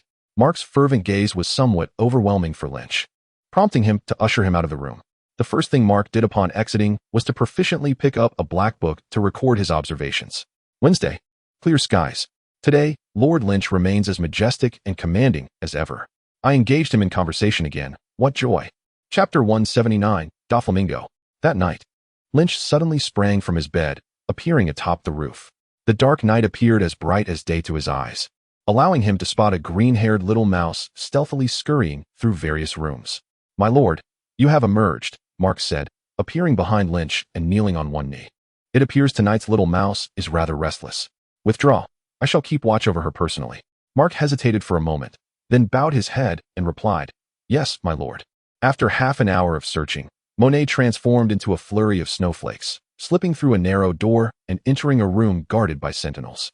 Upon discovering the room filled with books and work materials, her spirit lifted. Excellent. I have found this fellow's study. Now, let me see where he has concealed his secrets. With guards stationed outside, Monet dared not make a sound, instead navigating the shadows, bending low as she cautiously rummaged through a cluster of cabinets and bookshelves. Are you searching for this?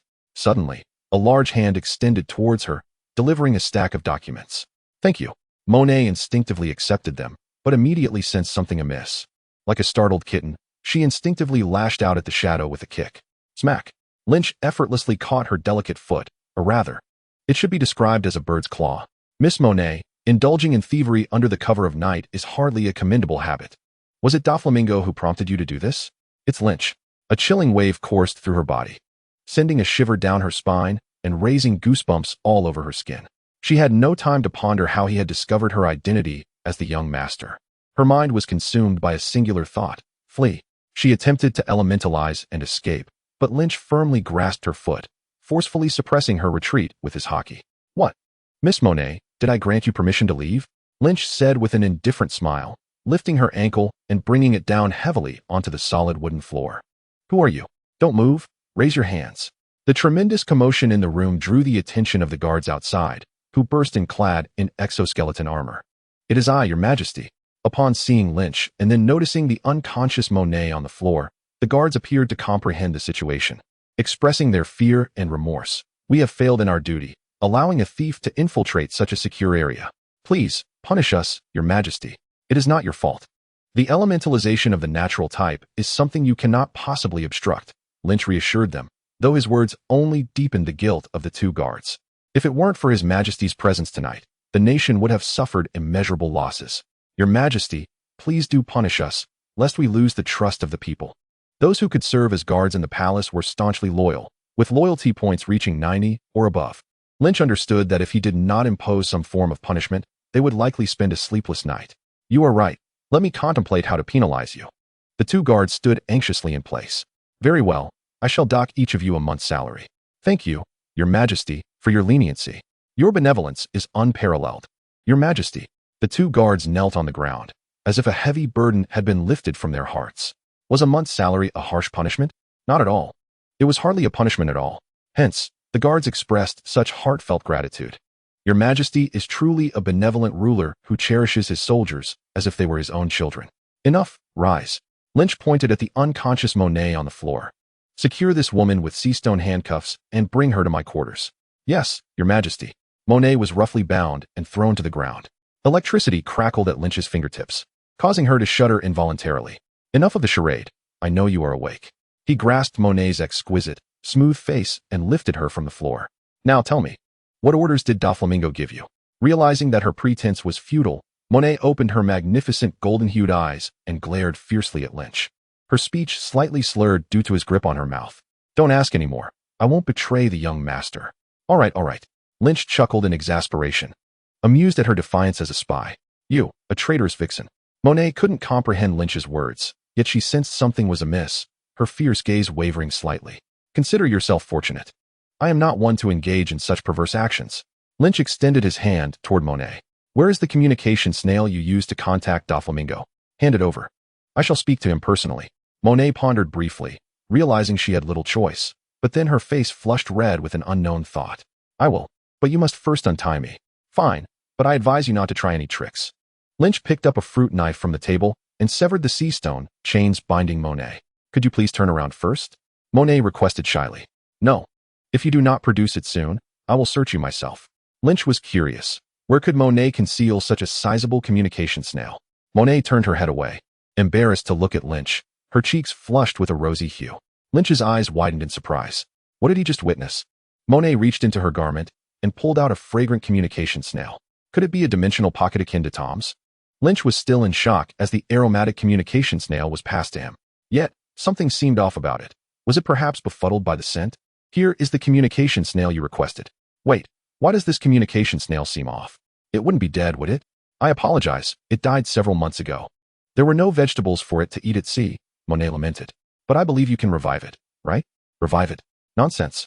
Even the most skilled cannot bring the dead back to life. Lynch was at a loss for words at Monet's unfounded confidence in him. Fortunately, a few days prior, a delegation representing Doflamingo had stayed at a hotel in the imperial capital and had yet to depart. Stating his intent, Lynch utilized their communication snail to dial Doflamingo's number. Watching the snail don sunglasses and adopt a smug expression, Lynch knew the call had connected. This popular figure, the Night Demon, seemed to regard Lynch with unusual respect. Mr. Lynch, it is an honor to receive a call from you. Truly, I am overwhelmed. Enough with the pleasantries, Doflamingo, Lynch replied curtly. You better explain what is going on with that woman named Monet. Monet? So she hasn't perished yet. To be honest, I had dispatched her years ago to infiltrate your ranks for a spy mission. I cannot be blamed. Your hands have reached too far into the black market. And it was only a matter of time before you crossed paths with us. Doflamingo, known as the Joker in the underground world, was a true emperor of the underbelly, engaging in both the black and white markets. Not only did he operate the human auction houses in the Chambord archipelago, but he was also involved in arms dealing across the global black market. It could be said that prior to Lynch's emergence, Doflamingo monopolized at least 70% of the arms trade. Even Kaido sought his assistance in selling weapons, raking in an immense fortune annually. However, with the influx of weapons from the West Sea into the black market, Doflamingo's arms business had declined year by year. There was little he could do. Even outdated weapons from the West Sea were sufficient to outclass those offered by Doflamingo, especially after unlocking steam and brass technologies. Many previously obsolete and useless equipment flooded the black market, yet demand still outstripped supply. With Lynch poised to seize the lucrative arms trade, How could Doflamingo not be enraged? And this was just the arms trade. The resources from the West Sea far surpassed Doflamingo's capabilities. Aside from the slave trade, which the West Sea did not engage in, there was nothing that the West Sea lacked, posing a severe threat to Doflamingo's business. In this world, the pie of interests is limited. Those seeking a share must carve it from others. Business has always been akin to warfare. Thus, there was a time when Doflamingo dreamt of eliminating Lynch. Later, upon hearing that Lynch had repelled the world government, I changed my mind. I intended to notify Monet to abort the mission, but regrettably, I could not reach her communication snail. We share a common enemy. Divided we fall, united we stand. Let us collaborate, Lynch. The enthusiasm in Doflamingo's voice was palpable. His greatest aspiration was to one day storm Mariawa and trample the celestial dragons, who were as foolish as pigs and dogs, underfoot, making them realize how foolish it was to abandon their family. Partnering with the king of the West Sea to dismantle the world government's reign offered a glimmer of hope. Doflamingo, some things, once done, cannot be undone. In our hometown, there exists a saying, if useful explanations are provided, what need is there for the police? Doflamingo's explanations were delivered with utmost sincerity, yet they cannot atone for the mistakes he has committed. The act of sending spies only to explain oneself upon capture is little different from the concept of delayed justice. He cannot fathom that if Monet had indeed acquired any secrets, Doflamingo would simply let them slip away. This is precisely why he found himself ensnared. Moreover, he harbors no faith in Doflamingo, nor does he require a Shichibukai who cannot even contend with Luffy in his fourth gear. As for fourth gear Luffy, facing him would be akin to a swift execution. Fufufu, do not be hasty in your refusal. I trust that the illustrious king of the West Sea possesses sufficient magnanimity. Do you not wish to hear the advantages of our potential collaboration? Speak, replied Lynch, who was notoriously terse with his words. Lowering his voice to a conspiratorial whisper, Doflamingo asked, have you ever heard of artificial devil fruits? If you ally with me and provide the materials necessary for their creation, I can offer you an endless supply of Zoan-type devil fruits.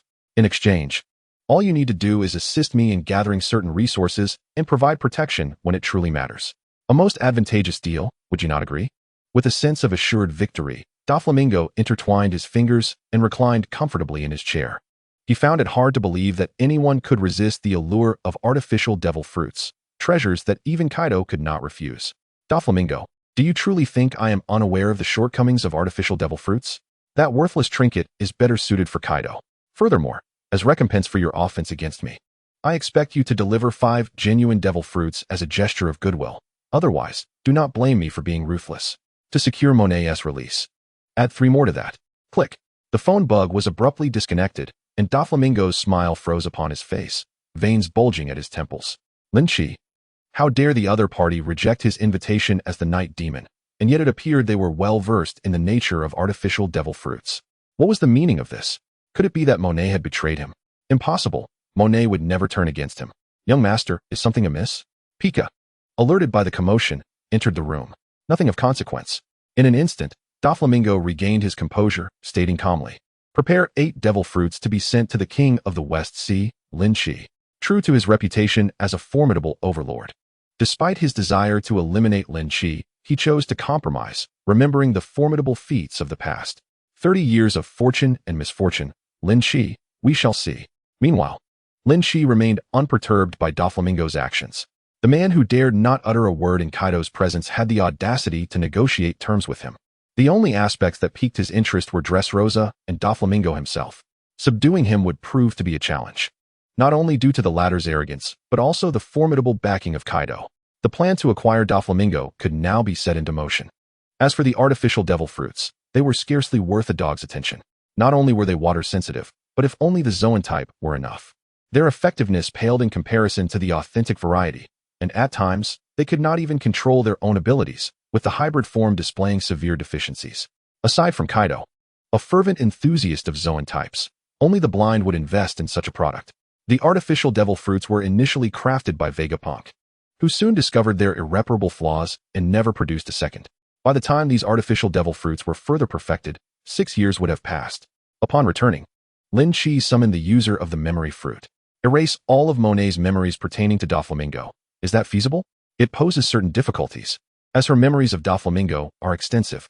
A complete erasure may risk damage to her cerebral functions. Do your best, Lynch encouraged, patting the user's shoulder. No, no, no. You cannot do this. I do not wish to forget my young master. Upon realizing Lynch's intentions, Monet struggled violently. Lynch rendered her unconscious. Gesturing for the user to proceed. The user reached out, extracting a stream of memories as one would unspool film from a reel. After a moment, the user reported, "Sir, I have fulfilled the task." Beads of sweat dripped down his brow as he collapsed onto the floor. Chapter 181, Zephyr's Arrival. How did I end up here? Monet awoke, bewildered, glancing around. You are Lynch? I cannot recall anything. Monet clutched her head in distress. Monet, you have lost your memory. Let us first descend to meet Sister Mikoto, Lynch said, helping her to her feet and signaling to Uchiha Mikoto. Uchiha Mikoto understood immediately. As a ninja, mind control was an essential skill. Villages would brainwash their ninjas, and clan leaders would brainwash their kin. Even among ninjas, subordinates and captives were subject to such manipulation. As an elite shinobi, Uchiha Mikoto was well-versed in the art of brainwashing. She took Monet's hand and said, "Sister, please follow me." Monet obediently followed Mikoto. It appeared the memory fruit user had not only erased her memories of Doflamingo, but had also removed many others. While it could externalize specific memories, it could not modify them like the memory fruit. It could only delete, not alter. A week later, when Monet reappeared before Lynch, she bore a strikingly different demeanor. "Lord Lynch," she said with a slight bow, "thank you for rescuing me from the clutches of that scoundrel Doflamingo. Alas, my heart remains in Kaido's grasp, and should Doflamingo threaten me with it again, I am uncertain whether I can continue to serve him." Monet grasped her chest, the soft flesh spilling from her fingertips, as if she could feel her hollow heart, a flicker of sorrow crossing her otherwise lovely visage. Currently, Monet was merely a bird-human hybrid, her limbs modified by law. While her heart remained intact, it was merely Uchiha Mikoto's illusion that made her believe it was absent. Alas, you will still have to feign compliance and return to Doflamingo's side. Lynch gently embraced Monet, reassuring her, "Do not worry, one day, I shall defeat Doflamingo and reclaim your heart." A shiver ran through Monet's delicate frame. "Thank you, my lord. I shall forever remember your kindness." "My lord, there is an urgent matter." At that moment, Kabuto suddenly entered, conveying something to Lynch. "I apologize, I must take my leave for a while." In the side chamber, a man in tattered, soot-covered naval attire clutched a clean package tightly, refusing to relinquish it upon encountering Lynch. "Are you the one sent by Teacher Zephyr?"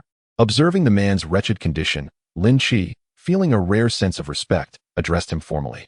He understood all too well the perilous journey one undertook to traverse the Grand Line to reach the West Sea, a journey fraught with danger. "It is Admiral Lynch. How wonderful. I have the fortune to see you once more."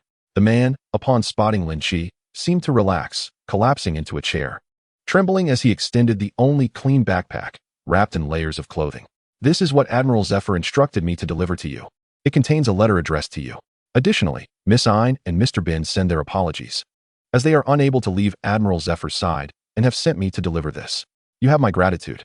Please, prepare tea for this hero." After issuing the command, Lynch opened the backpack. At the top lay a letter, its envelope inscribed with the words, "To my disciple Lynch." Breaking the wax seal, he drew forth the letter penned in Zephyr's own hand. "Do not worry about your master. I am doing quite well. Do not attempt to seek me out, for I shall not join you. Do not come to aid me. I would rather die than become your burden. I regret that I cannot be of assistance to you. It weighs heavily on my conscience. I understand that your journey has not been an easy one, so please do not expend your thoughts on this old man. As I approach my 70s, I have finally discerned my purpose in life, and I aspire to fulfill it within my remaining years. I firmly believe that, as long as I draw breath, there will come a day when we, as teacher and disciple, shall reunite once more. Furthermore, within the backpack lies a small item I stumbled upon, which I believe may prove useful to you. Zephyr." Closing the envelope, Lynch found himself in a state of deep contemplation. His mentor understood him far too well. Setting the envelope aside, he discovered within the backpack a thick volume of research data, detailed methods and steps for feeding objects with devil fruits, sea prism stone cutting techniques, techniques for vessels to evade sea kings in the calm belt, theoretical plans for living body modification, blueprints for mechanical creatures, research on giantization, and study of rare racial bloodline factors. Lynch carefully stored away these invaluable research results, obtained by Zephyr at great risk from the world government's research facility. "Bring this hero some rest, and treat him well," he instructed. Perhaps it was the influence of Zephyr's letter, but the shop today offered numerous exquisite items. Emu's original flavor black stockings. Price, 1,000 points. So exorbitant? For just a little more than 2,000 points, one could purchase the cheapest devil fruit. Are these stockings made of gold or silver simply because Emu wore them? Well, it seems that the black stockings worn by the alluring Emu might indeed be worth such a price. Premium tea is priced similarly. Devil fruit deletion device. Are you regretting having consumed the wrong devil fruit? The devil fruit deletion device can disperse the powers of the devil fruit within just 5 minutes, allowing you to consume a new one.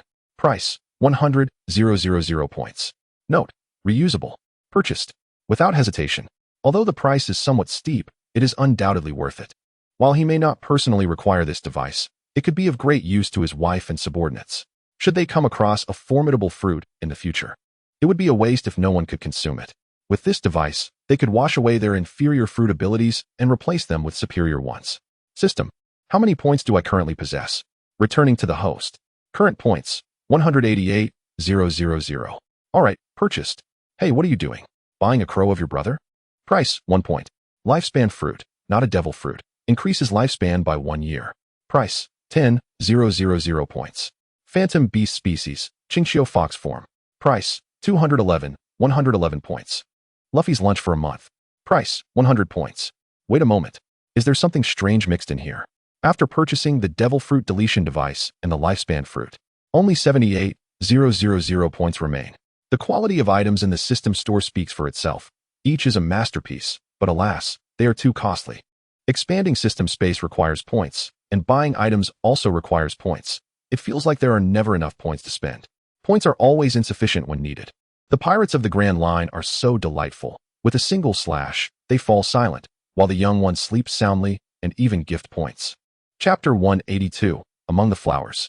A flash of brilliance illuminated the room as a white machine, over 3 meters tall and 2 meters wide, materialized. The devil fruit deletion device. Lynch immediately summoned Kuina. As the first candidate to use the machine, no one was more suitable than she. Years ago, he had given her the most ordinary animal-type peacock fruit merely to prevent her from being eliminated by the stairs. Indeed, it was proven that had Lynch not provided her with that fruit, Kuina would have been eliminated by the dreaded stairs. Later, Gung Shiro, filled with trepidation, ordered the strange staircase and the wooden house to be consumed by flames. Now, Lynch could effortlessly find her a superior devil fruit. Brother Lynch, I feel a bit apprehensive. The fearless Kuina, who feared nothing in the world, was suddenly engulfed by a terrifying sense of loneliness as she entered the machine, her small hand nervously clutching the corner of Lynch's garment. Fear not, dear one. Brother Lynch would never harm you, he reassured, gently ruffling her petite head. Buzz. The machine powered down, a deep rumble resonating as the interior illuminated with a bright light. Kuina felt a chill run down her spine, as though something was being extracted from her. Though she could easily punch through the machine if she wished, recalling Lynch's words, she restrained herself. 5 minutes passed in the blink of an eye. The machine's hatch opened, releasing a cloud of white smoke. Kuina staggered out, nearly collapsing to the ground, only to be swiftly caught by Lynch. Are you all right? How do you feel? In such close proximity, being held by brother Lynch made Kuina's cheeks flush with embarrassment as she struggled to stand, but her efforts were in vain. It feels as if something has been drawn from my body. My devil fruit ability is gone. Reflecting on that sensation, she realized she could no longer utilize the peacock fruit's powers. I shall carry you back to rest, and in a few days, I will find you some fitting devil fruits. No, please don't. Imagining herself being cradled like a princess, Kuina's face turned crimson. Just help me to a chair. I will be fine on my own shortly. That simply won't do. Lynch feigned seriousness. Your current weakness is my fault. I must personally see you back to ensure my peace of mind. With a firm grip, Lynch lifted her into his arms amidst Kuina's startled exclamations. Far away in the east blue, Zoro felt an inexplicable sense that his hair had become even greener today. Tom Cat, sprawled atop the piano, gazed at his master's retreating figure, suddenly overwhelmed with nostalgia. Reflecting on past days, if only he, Tom, had possessed such remarkable charm, he might have won over that lovely white she-cat. In truth, Tom's prowess in wooing was not to be underestimated. He had traversed flower beds, courting countless young she-cats. Had it not been for Jerry's meddling, he might have succeeded with the little white cat. As he reminisced about those glorious days, an air of melancholy enveloped Tom. He found himself inexplicably clad in a black tailcoat, sitting elegantly at the piano. Adjusting his tie, he lit a cigar and, with half-closed eyes, began to play the black and white keys, rendering the renowned Hungarian Rhapsody No. 2. The guards stationed outside the room, upon witnessing a cat performing a piano piece, wore expressions of disbelief, especially since he had practiced piano for 10 years and could not play as well as this feline. Ridiculous. Good morning, brother Lynch. Kuina, you too. Daisuke greeted them with a smile as she passed by. Encountering a familiar face and aware of the humiliating scene of being cradled, Kuina nuzzled into Lynch's embrace, wishing to disappear within it. So embarrassing. Good morning, Daisuke, Lynch replied with a grin. After escorting Kuina back to her room, Lynch commanded a pirate purging operation in the West Sea, with Shikamaru and Tsunade as the highest commanders. There was no ulterior motive. He simply needed points. As king, any villain slain by his subordinates would yield points back to him in a certain proportion, although he wouldn't earn as much as if he killed them himself. Little by little, it would accumulate. Pirates were like weeds. Once one batch was cut down, another would inevitably spring up the following year. Strangely enough, only Tom the cat would see 100% of the points gained from the pirates he took down returned to Lynch. Sanji's father, the formidable Vinsmoke judge, unexpectedly approached to propose a collaboration, accompanied by the Vinsmoke brothers.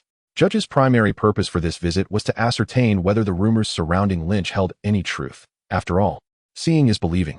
With the weight of what he was about to offer pressing on his mind, Judge found himself compelled to proceed with caution. From the moment he disembarked, he had lost count of how many times he had been astounded. The technological advancements in the West Sea had evidently surpassed those of the other 3 seas by centuries. The integration of technology into daily life was a testament to this progress, proving to be far more challenging than its incorporation into military applications. Frankly speaking, the West Sea had developed hundreds of years ahead of the other regions. Later, when he encountered Guion, a mere glance from her sent chills down Judge's spine.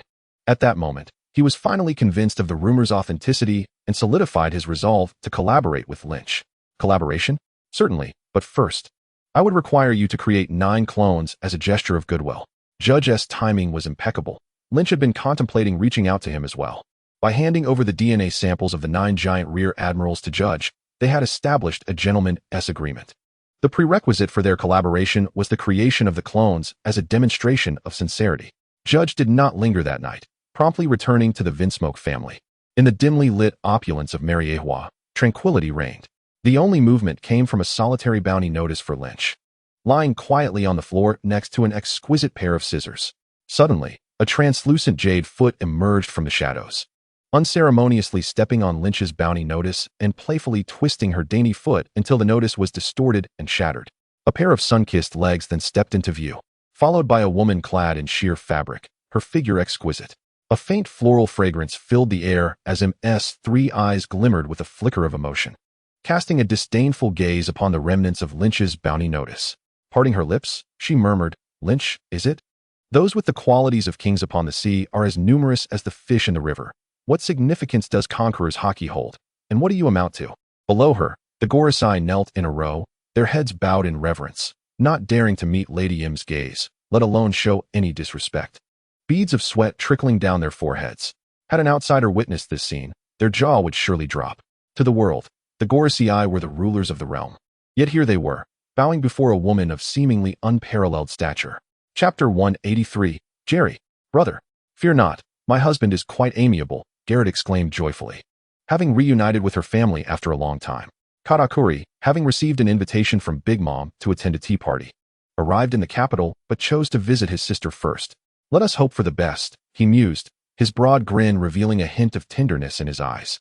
Although he was elated to see his sister, the thought of his brother-in-law, whom he had met only a few times, filled him with trepidation. In Katakuri's mind, Lynch was on par with the likes of Kaido and Whitebeard. His concern was not that Lynch would refuse to visit Cake Island, but rather that he might inadvertently neglect Garrett, leaving him, as her brother, at a loss. Seemingly attuned to Katakuri's worries, Garrett grasped his large hand and reassured him. "I am truly happy here. Do not fret on my behalf. I must also thank you for suggesting to Mother that I marry my husband." "Husband, you have arrived," she exclaimed as Lynch entered the room. "Katakuri, dear brother, long time no see. Indeed, it has been a while." Seeing Lynch's warm demeanor eased Katakuri's apprehensions, and he soon explained his purpose. "The tea party, then?" Lynch mused, pulling Garrett into an embrace, contemplating. "Very well, we shall attend the next tea party." "Excellent. I shall return to share this wonderful news with Mother. Farewell." Katakuri departed. Garrett was taken aback by her husband's unexpected agreement to return, especially since she had proposed it several times over the years without success. Each prior attempt had left her bedridden the following day. However, being a perceptive woman, she refrained from inquiring about the reason. Lynch's sudden acquiescence was prompted by the long-absent system making its reappearance. It was no wonder it had been quiet for so long. It had been harboring something significant. Ding! A new life choice has been triggered. Task Option 1. Head to Cake Island and defeat Big Mom. Reward: Mythical Zoan White Tiger Fruit. Task Option 2. Head to Cake Island and confront Big Mom. Reward: Paramecia Courage Fruit. Title: Big Mom Slayer. Task Option 3. Attend the tea party at Cake Island safely and return to the West Sea with valuable items assessed at over 500 by the system. Reward: Jerry from the Tom and Jerry universe. Upon seeing the first option, Lynch nodded in satisfaction. Perhaps he had misjudged the system's integrity after all. However, upon reading the second option, he promptly retracted his previous thoughts. He had overestimated the system's decorum.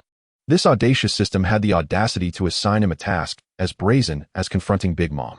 Had it been the Big Mom of his 18-year-old days, he might have considered it. Indeed, his earlier concerns had materialized. After a thorough reprimand of the system's conscience, he then turned to the third choice. Oh dear system, did my words sting? It is entirely the master's fault. You are truly a breath of fresh air among systems, incomparable to the other flashy and deceitful ones. Jerry. It's Jerry. The long-awaited Jerry was finally about to emerge. It is well known that Tom and Jerry together yield infinite possibilities. Just one Tom could leave even the likes of Hawkeye questioning his existence, while tackling Saint Satan among the Gorosei to the point of incapacitation. Now, with the addition of Jerry, Lynch could already envision a future where the Gorosei were being pursued by a cat and a mouse. Option 3. It must be Option 3. Anticipation for Jerry propelled Lynch to set off for Cake Island bright and early the next day, accompanied by Tom and Garrett. In addition to the pair, he took along a formidable fleet of 30 warships, with Mark and Iron Fist in tow. After all, he could not determine the exact value of the 500 mentioned by the system. Should he find the necessary items and be unable to bring them back to secure Jerry, it would surely be an awkward predicament. The remaining high-ranking combatants stayed back to guard, as this venture was not intended for a confrontation with Big Mom's pirate crew. He and Tom would suffice. To preempt any potential ambush by the world government during his absence, Lynch left several Den mushies with Guion and Enel, ensuring he could return swiftly if needed. As Lynch set sail from the West Sea, his departure caused quite a stir worldwide. Numerous newspapers clamored to report on the event. You claim to be visiting your mother-in-law? Arriving with 30 warships for a family visit? Who would believe that? Such a terrifying display of military might would deter both the Navy and pirates alike. Taking down 10 nations would be a walk in the park. Those in the know might think he was visiting family, while those unaware might suspect he was leading an army to attack Mariewa. In an instant, the global powers were on high alert. To this, Lynch, who was casually enjoying the sea breeze with Tom, feigned innocence. He truly was merely visiting family, and the warships were intended for transporting goods, with no intention of intimidation whatsoever. Unfortunately, in the face of the truth, not a soul believed him. What a world it was, where honesty went unacknowledged, while fabrications were readily accepted. A multitude of eyes fixated upon Lynch as the fleet of warships moved about, drawing scrutiny wherever it ventured. For there existed a palpable fear of being targeted. For those with guilty consciences, this was nothing short of torment. I have already dispatched 8 devil fruits. Lynch surely isn't here to assault me, is he? Doflamingo wiped the fine sheen of sweat from his brow. Ah, my esteemed son-in-law truly brings me honor. The ominous laughter of Big Mom echoed, while Katakuri interjected, seeking to alleviate any misunderstandings on her part. That brat dares to come to Wano? I'll crush him with a single blow, Kaido declared with brazen defiance. He resolved that from henceforth, anyone bold enough to proclaim themselves a king before him, be it the king of the West Sea or the pirate king, would be promptly subdued and cast into the mines for reformation. Quinn, his corpulent form drenched in sweat, hoped that by the time Lynch arrived, he could still maintain such a leisurely demeanor. Looking at the warships drifting overhead, Coloccus felt a surge of nostalgia. The boy who once begged him for a drink had blossomed into a formidable presence. Yet he hadn't even thought to pay a visit to his old drinking companion. Recalling the letters penned to him by Rayleigh and Jabba, Coloccus stifled a chuckle as he retrieved them to read once more. Coloccus, you old rascal, did you send Lynch here to give me a thrashing? That lad claims to be your friend, and I suspect this is your doing. Just you wait. Rayleigh, old dang. If you wish to beat Rayleigh, that's fine. But that brat turned around and made a fool of me. Just you wait. Next time we meet, I'll be sure to take a leg from you. Jabba. Reflecting on those cherished moments of your Kaloka smiled as he carefully stowed away the 2 letters. Witnessing his 2 old friends face adversity brought him more joy than 2 barrels of fine wine. In the year 1516 of the Sea Circle calendar, the king of the West Sea ventured east from the Red Soil continent, astonishing the world. Chapter 184. The White Squad blocks the way. Captain, come quickly. Our meals for this week might have hope. A pirate on a modest ship, manned by only 20 crew members, suddenly exclaimed with exhilaration while peering through a telescope. Previously, they had relied on plundering small merchant vessels for sustenance. However, this crew had fallen on hard times, having encountered no merchant ships for a full month since their last raid. The ship's provisions had been exhausted days prior, leaving the pirates famished. At this point, they would dare to seize not just small merchant vessels, but even large cargo ships. Hence, the lookout's excitement was palpable. Ha, well done. Hand me the telescope. I want to see where the ship is. The captain climbed to the lookout post, eagerly snatching the telescope from his subordinate, his anticipation palpable. However, upon gazing into the distance, he was nearly struck with terror. In the far-off horizon, as a singular vessel grew larger in his view, a multitude of massive ships came into sight, an iron fleet traversing the waters. This sight caused the captain to contemplate his very existence. Damn it! I asked you to find us a meal ticket, not a harbinger of doom. In a fit of rage, the captain kicked his subordinate off the lookout post. Steer the ship. Turn it around. We must flee this place, he shouted to his crew, who were keenly aware of the proximity to the formidable fleet. He had no desire to be ground to dust by those iron vessels. Captain, your command seems somewhat belated. I believe you ought to lower the telescope and observe our own situation. Hearing his crew's voices, the pirate glanced down, only to be overcome with shock. He was oblivious to the fact that a group of unfamiliar individuals had boarded his ship. His crew was quickly subdued, blades pressed against their necks, tears pooling in their eyes. When he looked up again, he was met with an enormous shadow cast upon him. As a colossal ship resembling a smiling whale loomed behind their vessel, the Whitebeard pirates. With a crack, the telescope slipped from the pirate's grasp, shattering upon impact. Meanwhile, Lynch was on the phone with an elderly gentleman at the naval base, patiently explaining, Yes, indeed, I am not here to instigate a terrorist attack. Why must you be so distrustful? I wouldn't dare assault the naval base. After all, I have many devoted admirers there. Yes, rest assured. I shall get around to shearing your goat when the opportunity arises. Bah. The sound of a goat panic-stricken against the telephone echoed before the call was abruptly terminated. Lynch chuckled, shaking his head, realizing that Sengoku must be under considerable stress lately. It was rumored he had even gone gray. He never anticipated receiving a call from the other party.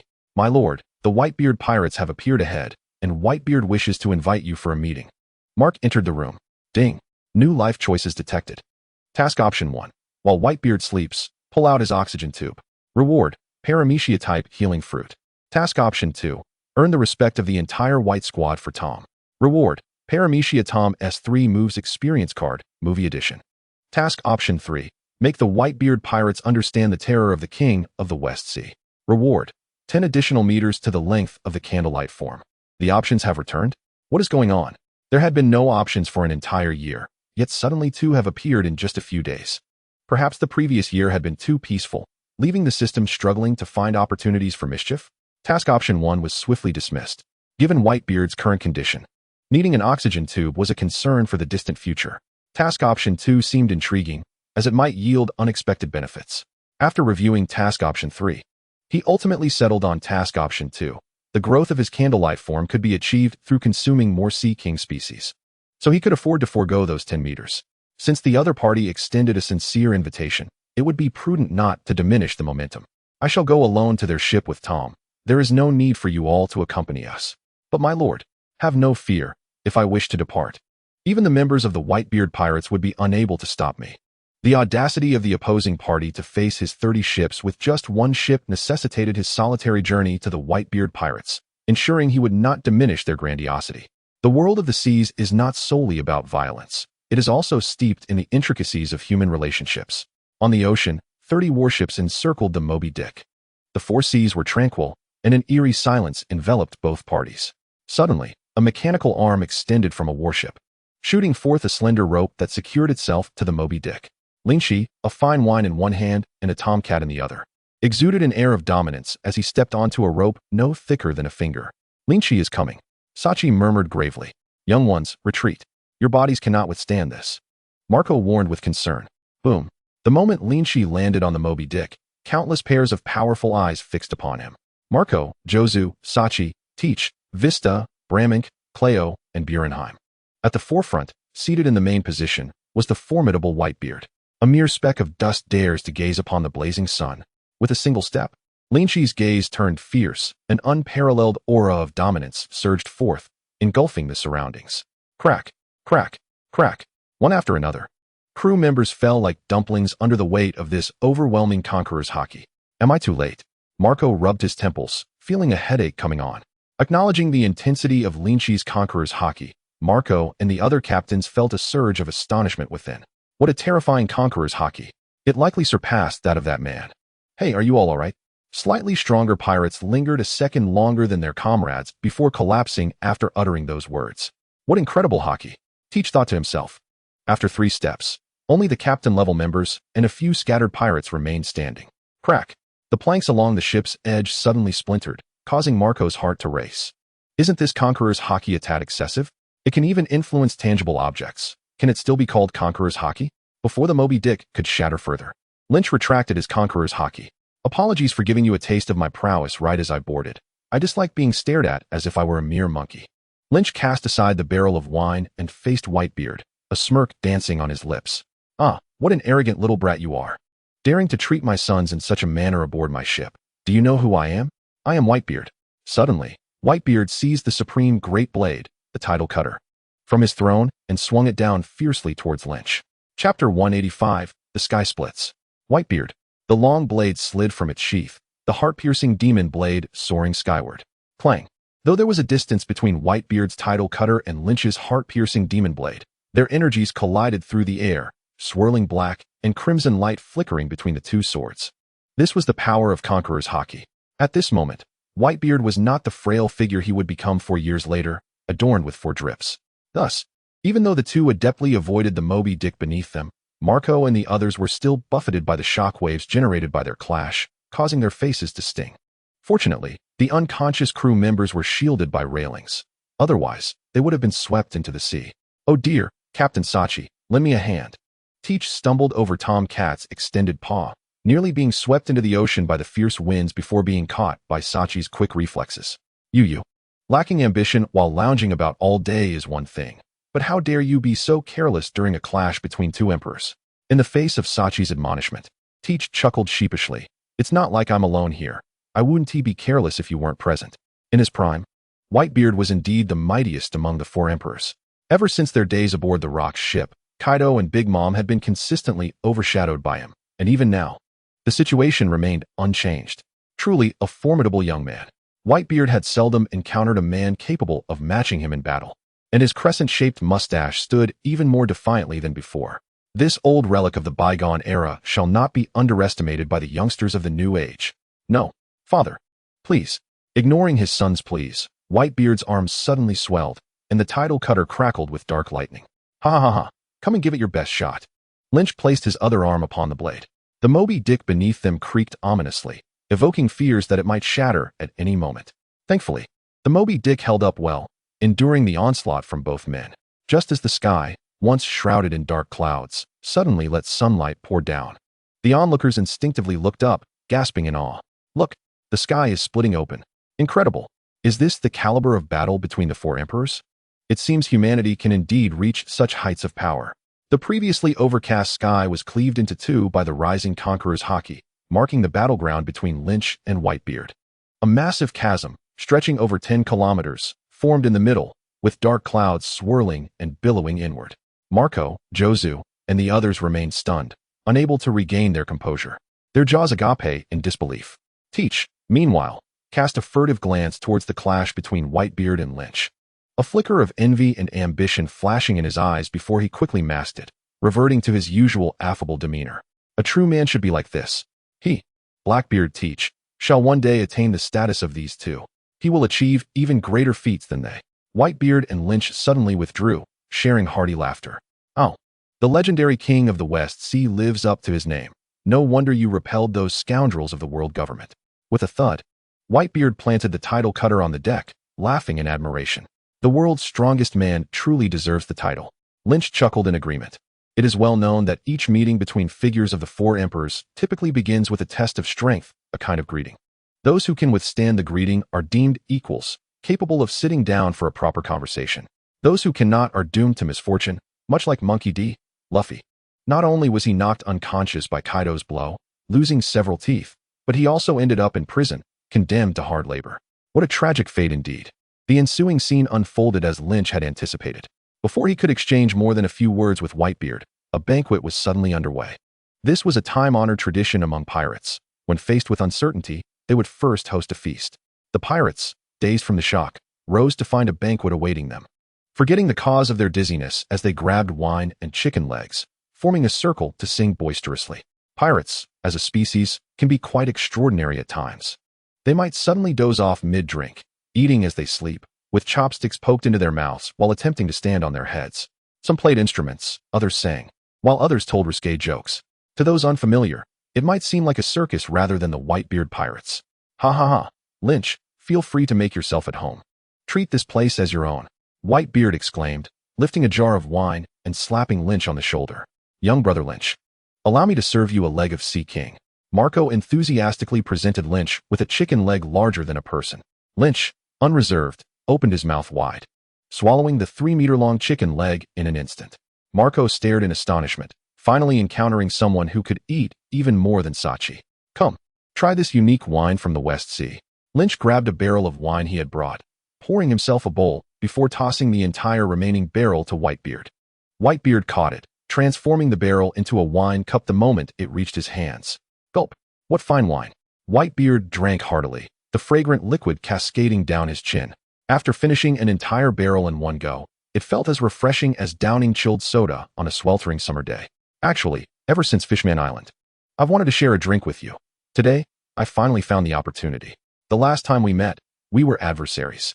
This time, having finally escaped the clutches of the world government's lackeys, I must invite you for a few drinks. We shan't leave until we're all drunk. Whitebeard reminisced, setting down the barrel. Exactly. Marco interjected indignantly. All we did was take a tiny bit of their heavenly gold.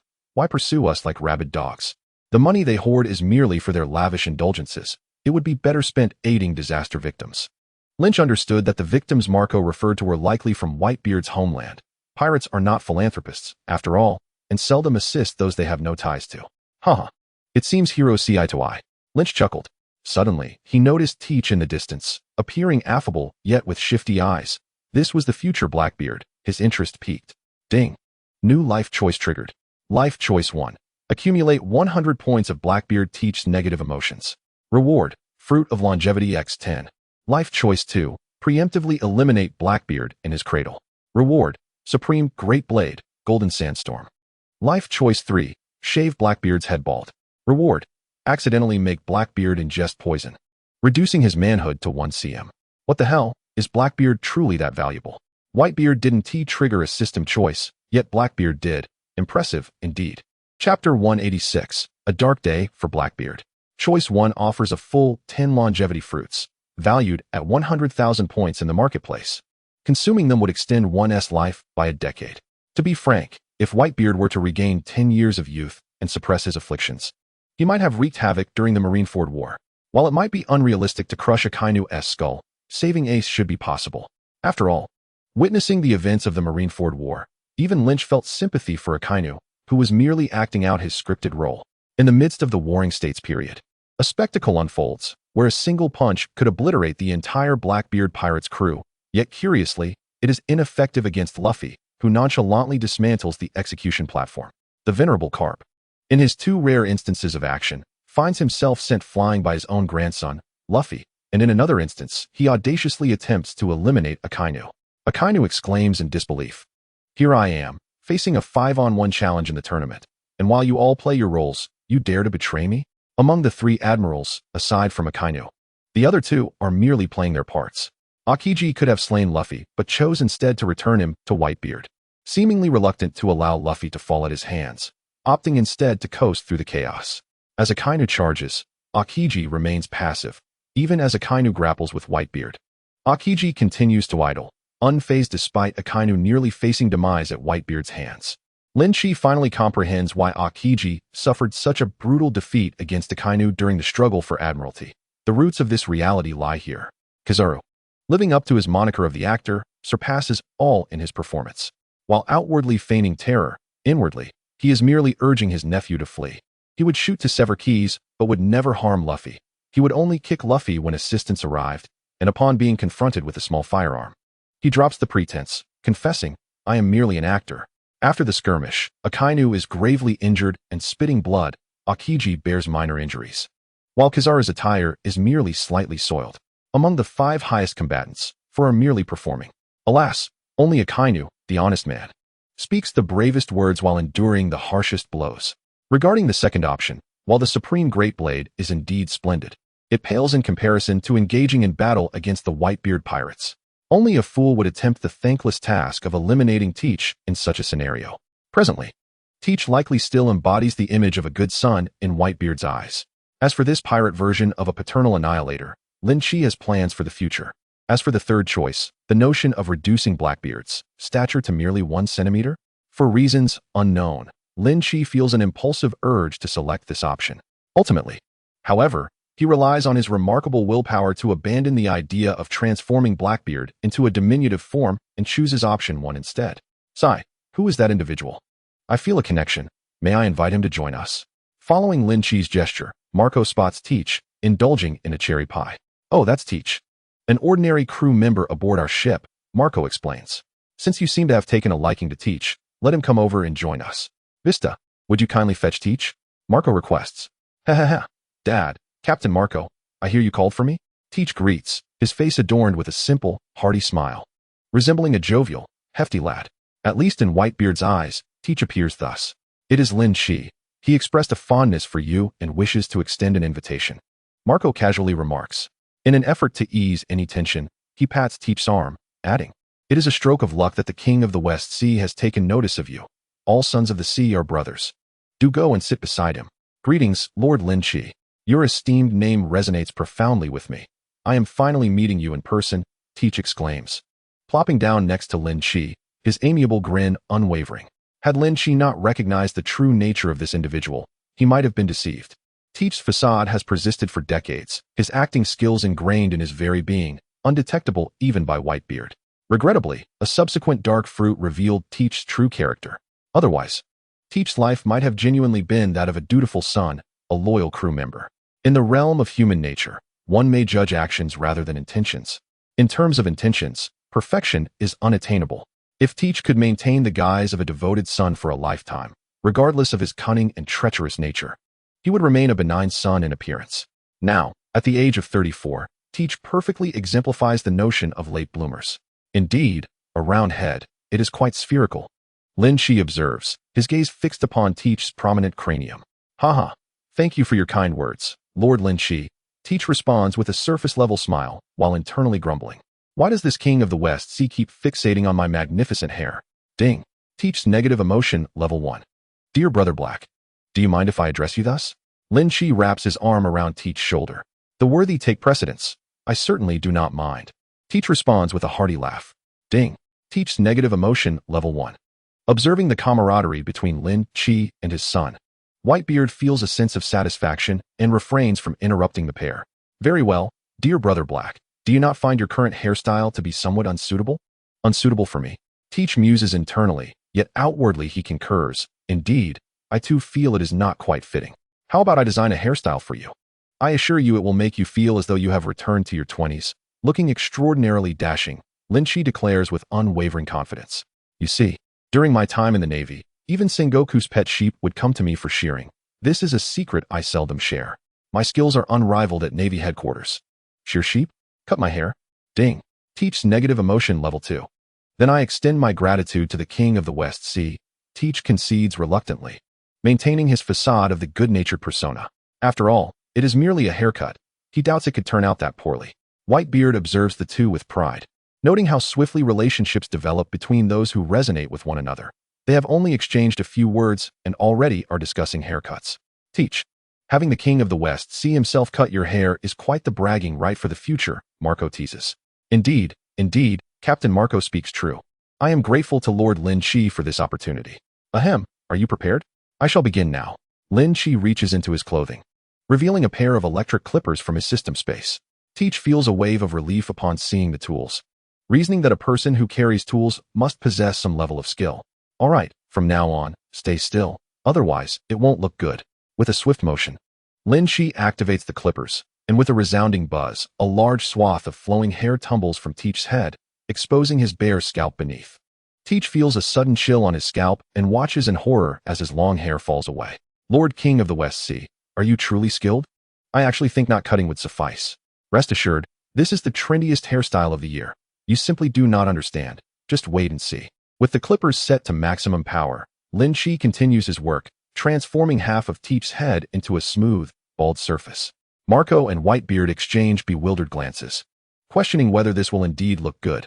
It appears as if Teach is about to be taken for a ride. Lord King of the West Sea. My scalp feels rather chilly. Ding. Teach's negative emotion level 6. Do not panic. I guarantee you will be overjoyed in a moment. Lynch scrutinizes Teach before resuming his labor. After a diligent effort, Teach's head is successfully shorn. Both sides are entirely bald, save for a narrow strip of hair left in the center, creating a comically absurd appearance, as the gleaming surfaces of his head nearly reflect light. All right, perfection. Come take a look at your new look. Lynch retrieves a mirror from Marco and presents it to Teach. In that instant, Teach's previously amiable smile freezes. What is this? It is abominably hideous. He anticipated an unflattering outcome, yet never expected it to be this egregious. Ding. Teach's negative emotion level 55. Ha ha ha ha. I apologize. I simply cannot contain myself. Jozu ultimately succumbs to laughter. That hairstyle resembles a wild boar from my hometown. Ha ha ha, Teach. I assure you, your rate of turning heads on the street will be 100%. Marco exclaims, reveling in Teach's misfortune. Whitebeard's expression twitches violently. My dear, lovable, hefty lad, how have you transformed into this ridiculous sight? The other crew members aboard erupted into uproarious laughter, with Tom's mirth being the most exuberant, rolling on the deck in fits of giggles. Oh, Lord of the West Sea, do you truly find this amusing? Teach lamented, caressing his bald head as his heart bled. His once flowing mane of hair was gone, utterly vanished, having always been rather unattractive. He mused that now even a dog would turn tail and flee at the sight of him. Ha ha, rest assured, I guarantee that this hairstyle will captivate countless maidens. Lynch huffed onto Teach's bald crown, wiping it clean until it gleamed. Do you really not feel a pang of conscience in saying that? Ding. Blackbeard's negative emotions won. I believe, Lord of the West Sea, that you are quite adept at shearing sheep, but you still need to practice on giving haircuts. Teach replied with a hint of sorrow. His reflection in the mirror resembled a deflated egg, an unpalatable sight indeed. Do not focus on the details. This is my first time cutting hair for someone. After a few more attempts, it will surely improve. Another time? I would prefer to pass. The thought of Lynch wanting to cut his hair again sent Teach scrambling to change the subject. Isn't that the infamous swordsman Tom, with a bounty of 3.69 billion? I've long heard of his reputation. Might we witness his prowess? Suddenly, all attention shifted to Tom, who was laughing heartily. Tom's laughter ceased, and he felt an inexplicable twinge of anxiety. Why are you all staring at me? Indeed, Lynch, if it is convenient, let this feline master showcase a skill or two. Marco chimed in, equally intrigued by Tom's prowess, given that his bounty was nearly double Marco's own. Not just Marco, but every member aboard the ship was enamored with curiosity about Tom's abilities. The infamous image of him standing atop the fallen Satan saint was well known to all present. They had long admired this enigmatic feline master. Lynch recalled the recent encounter with a man who claimed to be a disciple of the Meow Meow cult, venerating none other than Tom. Remembering that there was a task involving Tom, he readily declared, very well, since everyone is eager to see Tom display his skills. Let him do so. Upon hearing his master's words, Tom appeared momentarily dazed. Is this a joke? Without the experience card from Hawkeye, I am merely an ordinary swordsman kitten at best. Considering the array of formidable talents aboard Whitebeard's ship, including those capable of defeating him in an instant, how could he easily concede without tarnishing his reputation? Despite a flicker of trepidation within, Tom puffed out his chest, adopting an air of bravado. He raised a sign, declaring, engaging with you would be akin to bullying the weak, and it would tarnish my reputation as an immortal swordsman. How about this? You may have 300 strikes at me. Only those who can injure me are worthy of my counter. Tom's proclamation was met with resounding applause. Bravo! The legendary immortal swordsman should indeed possess such gall. Eager to test the skills of the immortal swordsman, the crowd of pirates trembled with excitement at the prospect of engaging with the tomcat, whose bounty reached 69 billion. Step aside, step aside. Tom is not someone you minor players can challenge. Jozu pushed through the throng, his imposing figure standing before Tom. Tom, I beg your pardon, he said, bowing respectfully. Tom gestured for Jozu to proceed. Huh, Jozu shouted, enveloping half his body in a layer of dense diamonds, and launched a powerful punch forward. Faced with the legendary Tom, who had triumphed over Satan's Saint, Jozu held nothing back, unleashing his full power. As a user of the diamond fruit, the force of his blow could easily demolish a mountain. Boom. In full view of the crowd, Tom's head was obliterated by Jozu's punch. Jozu was taken aback. He envisioned countless outcomes, yet this was the last he expected. The Tomcat, who had defeated the 5 elders and Satan's Saint, could not have been felled by a single strike. Is the esteemed Tomcat dead? This cannot be. The other crew members aboard gazed in disbelief at the scene, questioning whether the earlier news had been false. Marco and Sachi anxiously watched Lynch, fearing that he might unleash his wrath upon the Whitebeard pirates. Do not rush. Who says Tom is dead? Lynch reassured them confidently. They should observe Tom closely. After a few seconds, Tom's headless form did not collapse. Instead, his hands began to move. First, he patted his neck, finding no head. Then he grabbed a wooden barrel and placed it atop his shoulders. Perhaps finding it ill-fitting, Tom cast the barrel aside. Suddenly, a light bulb appeared above his head, as if an idea had struck him. He felt around his neck and, as if pulling a radish from the ground, produced a new head. In an instant, the eyes of the Whitebeard pirates widened in shock, as if they had seen a miracle. Chapter 188. The esteemed Tom showcases his skills. The Tomcat's head had clearly been pulverized by Jozu's strike. They had witnessed it firsthand and could not fathom how he could survive. Yet, there it was. Tom had regrown a new head. Could it truly be that the immortal swordsman could not be slain? Step aside, I do not believe this. Let me have a go. Vista, skeptical, pushed through the crowd and bowed to Tom. Tom, I beg your pardon. Tom, hands behind his back, nodded with a smile, maintaining the demeanor of an unparalleled master. With that, Vista no longer hesitated and struck decisively. A flurry of flowers fell from the air as Vista's sword light cleaved through the atmosphere, creating a barrage of strikes akin to raindrops. Swish, swish, swish. The Tomcat was cleaved into hundreds of pieces, sprawled across the ground. Observing this, the crowd was filled with both trepidation and uncertainty. They feared Tom might perish here, yet also dreaded the prospect of him surviving, sending them into a state of mental disarray. I struck true. Surely this will finish him? Vista, staring at the scattered remnants, could not bring himself to believe. This was the first time in his life he faced such a daunting trial, questioning whether his dismembered opponent was truly dead. Lynch. Seeing Lynch's expression, Marco instantly understood. Well, it seems Tom is just fine. Sure enough, every fragment of Tom's broken body sprouted a pair of tiny hands and feet. The scattering of pieces began to reassemble. Oddly, it appeared that Tom had never bled nor possessed any internal organs, raising suspicions about where his sustenance had gone. Truly a peculiar little cat. Then, as if reassembling a puzzle, he grasped the fragments and pieced them together. 2 seconds later, a perfectly intact Tomcat stood once more, with his hands in his pockets. He wore the demeanor of one who felt invincible, with few challengers to be found. Tom, I concede. Vista knelt, genuinely bowing to Tom. Before this moment, he had never respected anyone as much as he did Tom, aside from his father. To stand there unmoving, impervious to his own strikes, what a formidable master. Vista feared that even with a lifetime of effort, he would struggle to catch up to Tom's shadow. Upon hearing the concession, Tom beamed widely, patting Vista on the shoulder while a plume of cigar smoke formed grand letters in the air. You are impressive as well, but compared to my old friend, you still fall short. Little Black, what say you?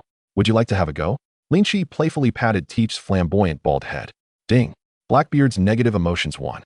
That wouldn't be wise. What if I accidentally finish off Lord Tom? Teach feigned hesitation. Ha ha ha. Teach, you are truly amusing. Have you not seen Vista and Jozu struggle to even scratch the immortal swordsman? Do you really think you could bring him down? Marco's arrogance was evident. It's fine. If it comes to it, I'll take the blame, Lynch reassured him. Great. That's precisely what I was waiting to hear. Blackbeard reveled inwardly. Don't you dare compare me to those muscle-headed fools like Jozu and Vista. I, Teach, am the man who can leave 3 scars on the face of the red-haired emperor. How dare you make my hair look so atrocious?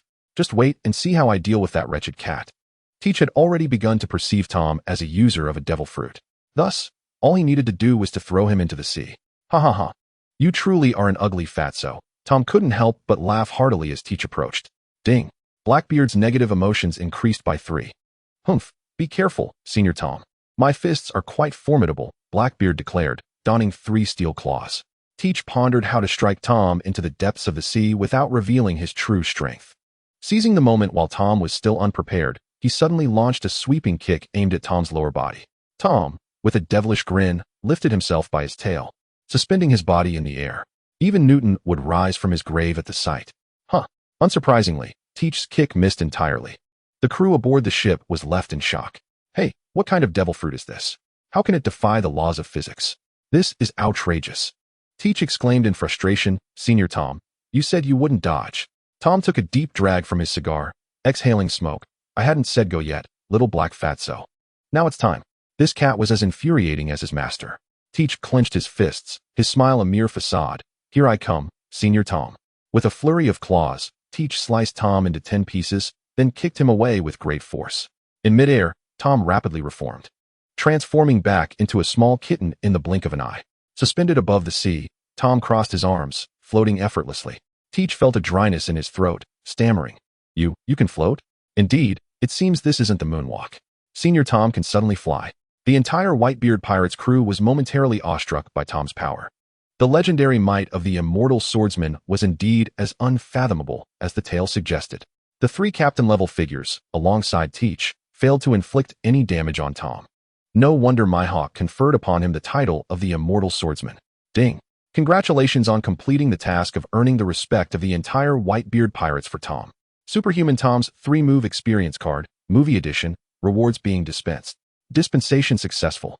In midair, Tom was reminded of something and, as if suddenly recollecting, he covered his eyes with his hand, afraid to look down, while his paws searched below for a place to land. Thud! Tom sensed something was amiss, swallowing nervously. He looked down to discover there was nothing beneath him, and he plummeted as if stepping into an abyss. Tom remained that idealistic cat. He believed he could float, and upon realizing there was nothing below him, he thought he could no longer float, and thus he could not. Roar! A sea king suddenly emerged from the depths, swallowing Tom whole. Senior Tom. Senior Tom. The expressions of the Whitebeard pirates shifted dramatically. A devil fruit user cannot touch seawater. If that sea king drags him to the depths, it would spell doom. As everyone held their breath for Tom, a crimson beam of heat pierced through the body of the sea king like a laser. The massive sea creature, over 1,000 meters long, died instantly. The heat ray that had slain the sea king, against all odds, landed squarely on Teach. Father, save me. Senior Tom, please show mercy. Teach. Chapter 189, Cake Island. Teach was sent flying, feeling as though his body would be pierced by the heat ray. Had it not been for the Sea King blocking the blow, he would have likely sustained severe injuries. Teach's body traced a graceful arc in midair before plunging into the distant sea. Whoosh! A lightning-fast figure burst forth from the Sea King's body, hovering in the air. Looking down at the crew with a disdainful expression. Mr. Tom? The crew was stunned at the sight of Tom, clad in a black bodysuit. His muscles bulged with power and beauty.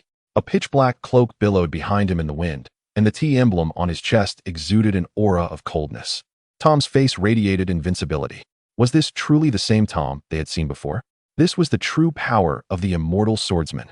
Mr. Tom, please, go save Teach. He was accidentally injured by your attack.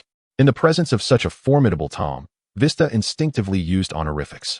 Tom said nothing, merely nodding indifferently before vanishing like a streak of black light. In the blink of an eye, Tom returned with the drenched Teach. Thank you, Mr. Tom. Thank you, Mr. Tom. The crew was again astounded by Tom's speed. It was astonishingly fast. On board, only Lynch and Whitebeard truly perceived Tom's silhouette. Marco and the others could only catch fleeting glimpses. Sachi nervously supported Teach, admonishing, "You said you would go easy on Mr. Tom, and yet here he is saving you. Shouldn't you express your gratitude?" Sachi was concerned that Tom might be angry with Teach due to the earlier incident. Judging by Tom's speed, no one on the ship, save for their captain, stood a chance against him. Ha ha ha. Wasn't it Senior Tom who told us to go all out? The drenched Teach chuckled at Tom. Thank you for your assistance, Senior. I shall repay you in the future. Beneath his outward grin, Teach's heart sank. The disparity between himself and such top-tier experts was insurmountable. Darn it. One day, he vowed to become strong enough to crush Tom beneath his heel. Ding. Blackbeard's negative emotions increased to 66. Ding. Congratulations, host. Task completed. Blackbeard's negative emotions have exceeded 100 points. Rewards being dispensed. Ding. Dispensation successful. 10 lifespan fruits have been placed in the system space. Tom returned from his superhuman cat state. From the moment of the heat ray to its conclusion, Tom had used only one move. If he had not ceased his assault, he could have maintained that form indefinitely. After a raucous banquet, Lynch and the Whitebeard pirates parted ways. The sea forgets not the passage of time. A month later, Lynch's fleet finally entered the territory of the Yonko Big Mom. From afar, they could see banners adorning the islands they passed. Welcome home, dear daughter Charlotte. Welcome home, son-in-law of the Charlotte family, Lynch. Welcome, Emperor of the West Sea, Lynch. To the tea party. Whether it was an illusion or not, the moment Lynch stepped into Big Mom's domain, he felt the air was saturated with an overwhelming sweetness, as if even the atmosphere were made of sugar. Absurd. Thankfully, the people in this world had robust constitutions, and diseases like diabetes did not exist. Otherwise, Big Mom would surely be the first afflicted. Along the journey, they passed dozens of islands, most of which were anything but normal. Some islands were dotted with chocolate fountains, with rivers flowing with chocolate. Others were filled with pudding-shaped houses and buildings that resembled giant puddings. Some islands are even more outrageous. Both the houses and the land are crafted from a delightful mixture of cookies and chocolate, rendering the entire island edible. It is truly astonishing. One can hardly fathom how, under such circumstances, the matriarch manages to maintain her territory without it crumbling. It seems that aside from indulging in feasts, everything else must be acquired through thievery. Does it not? Suddenly, Lynch caught a whiff of a sweet and tangy fruit juice aroma. Looking down, he was astonished to see that the sea had inexplicably transformed into fruit juice. Just how much would it cost to produce such an ocean of juice? What a wasteful matriarch. Charlotte stood at the bow of the ship, arms outstretched to embrace the sweet sea breeze, her face adorned with a radiant smile. Chocolate Island, Pudding Island, Juice Island, Bread Island, Tart Island, Candy Island, Baking Island. With each location they passed, Charlotte effortlessly named them all. This was her childhood home, a place where she had grown up. Despite her mother's shortcomings in their relationship, Charlotte still cherished this land, for it housed her beloved family. After many years, returning to her homeland filled Charlotte with joy. Are you happy? Lynch inquired, as he gently wrapped his arms around Charlotte's slender waist. Very happy, thank you, my husband. Charlotte planted a kiss on Lynch's cheek. Cake Island. In preparation for the upcoming tea party, nearly everyone on the island had become busy. This gathering promised to be the most extravagant in a decade, not merely because it had invited the 6 great kings of the underworld, but also due to the imminent arrival of the most formidable son-in-law in the history of the Charlotte family, Lynch, the king of the West Sea. To this end, the Charlotte family had begun preparations over a month in advance. Let us get moving, everyone. The matriarch was in an unusually cheerful mood today, her face beaming as she directed the bustling crowd of workers. With an ever-growing array of food before her, she could hardly contain her excitement for the tea party.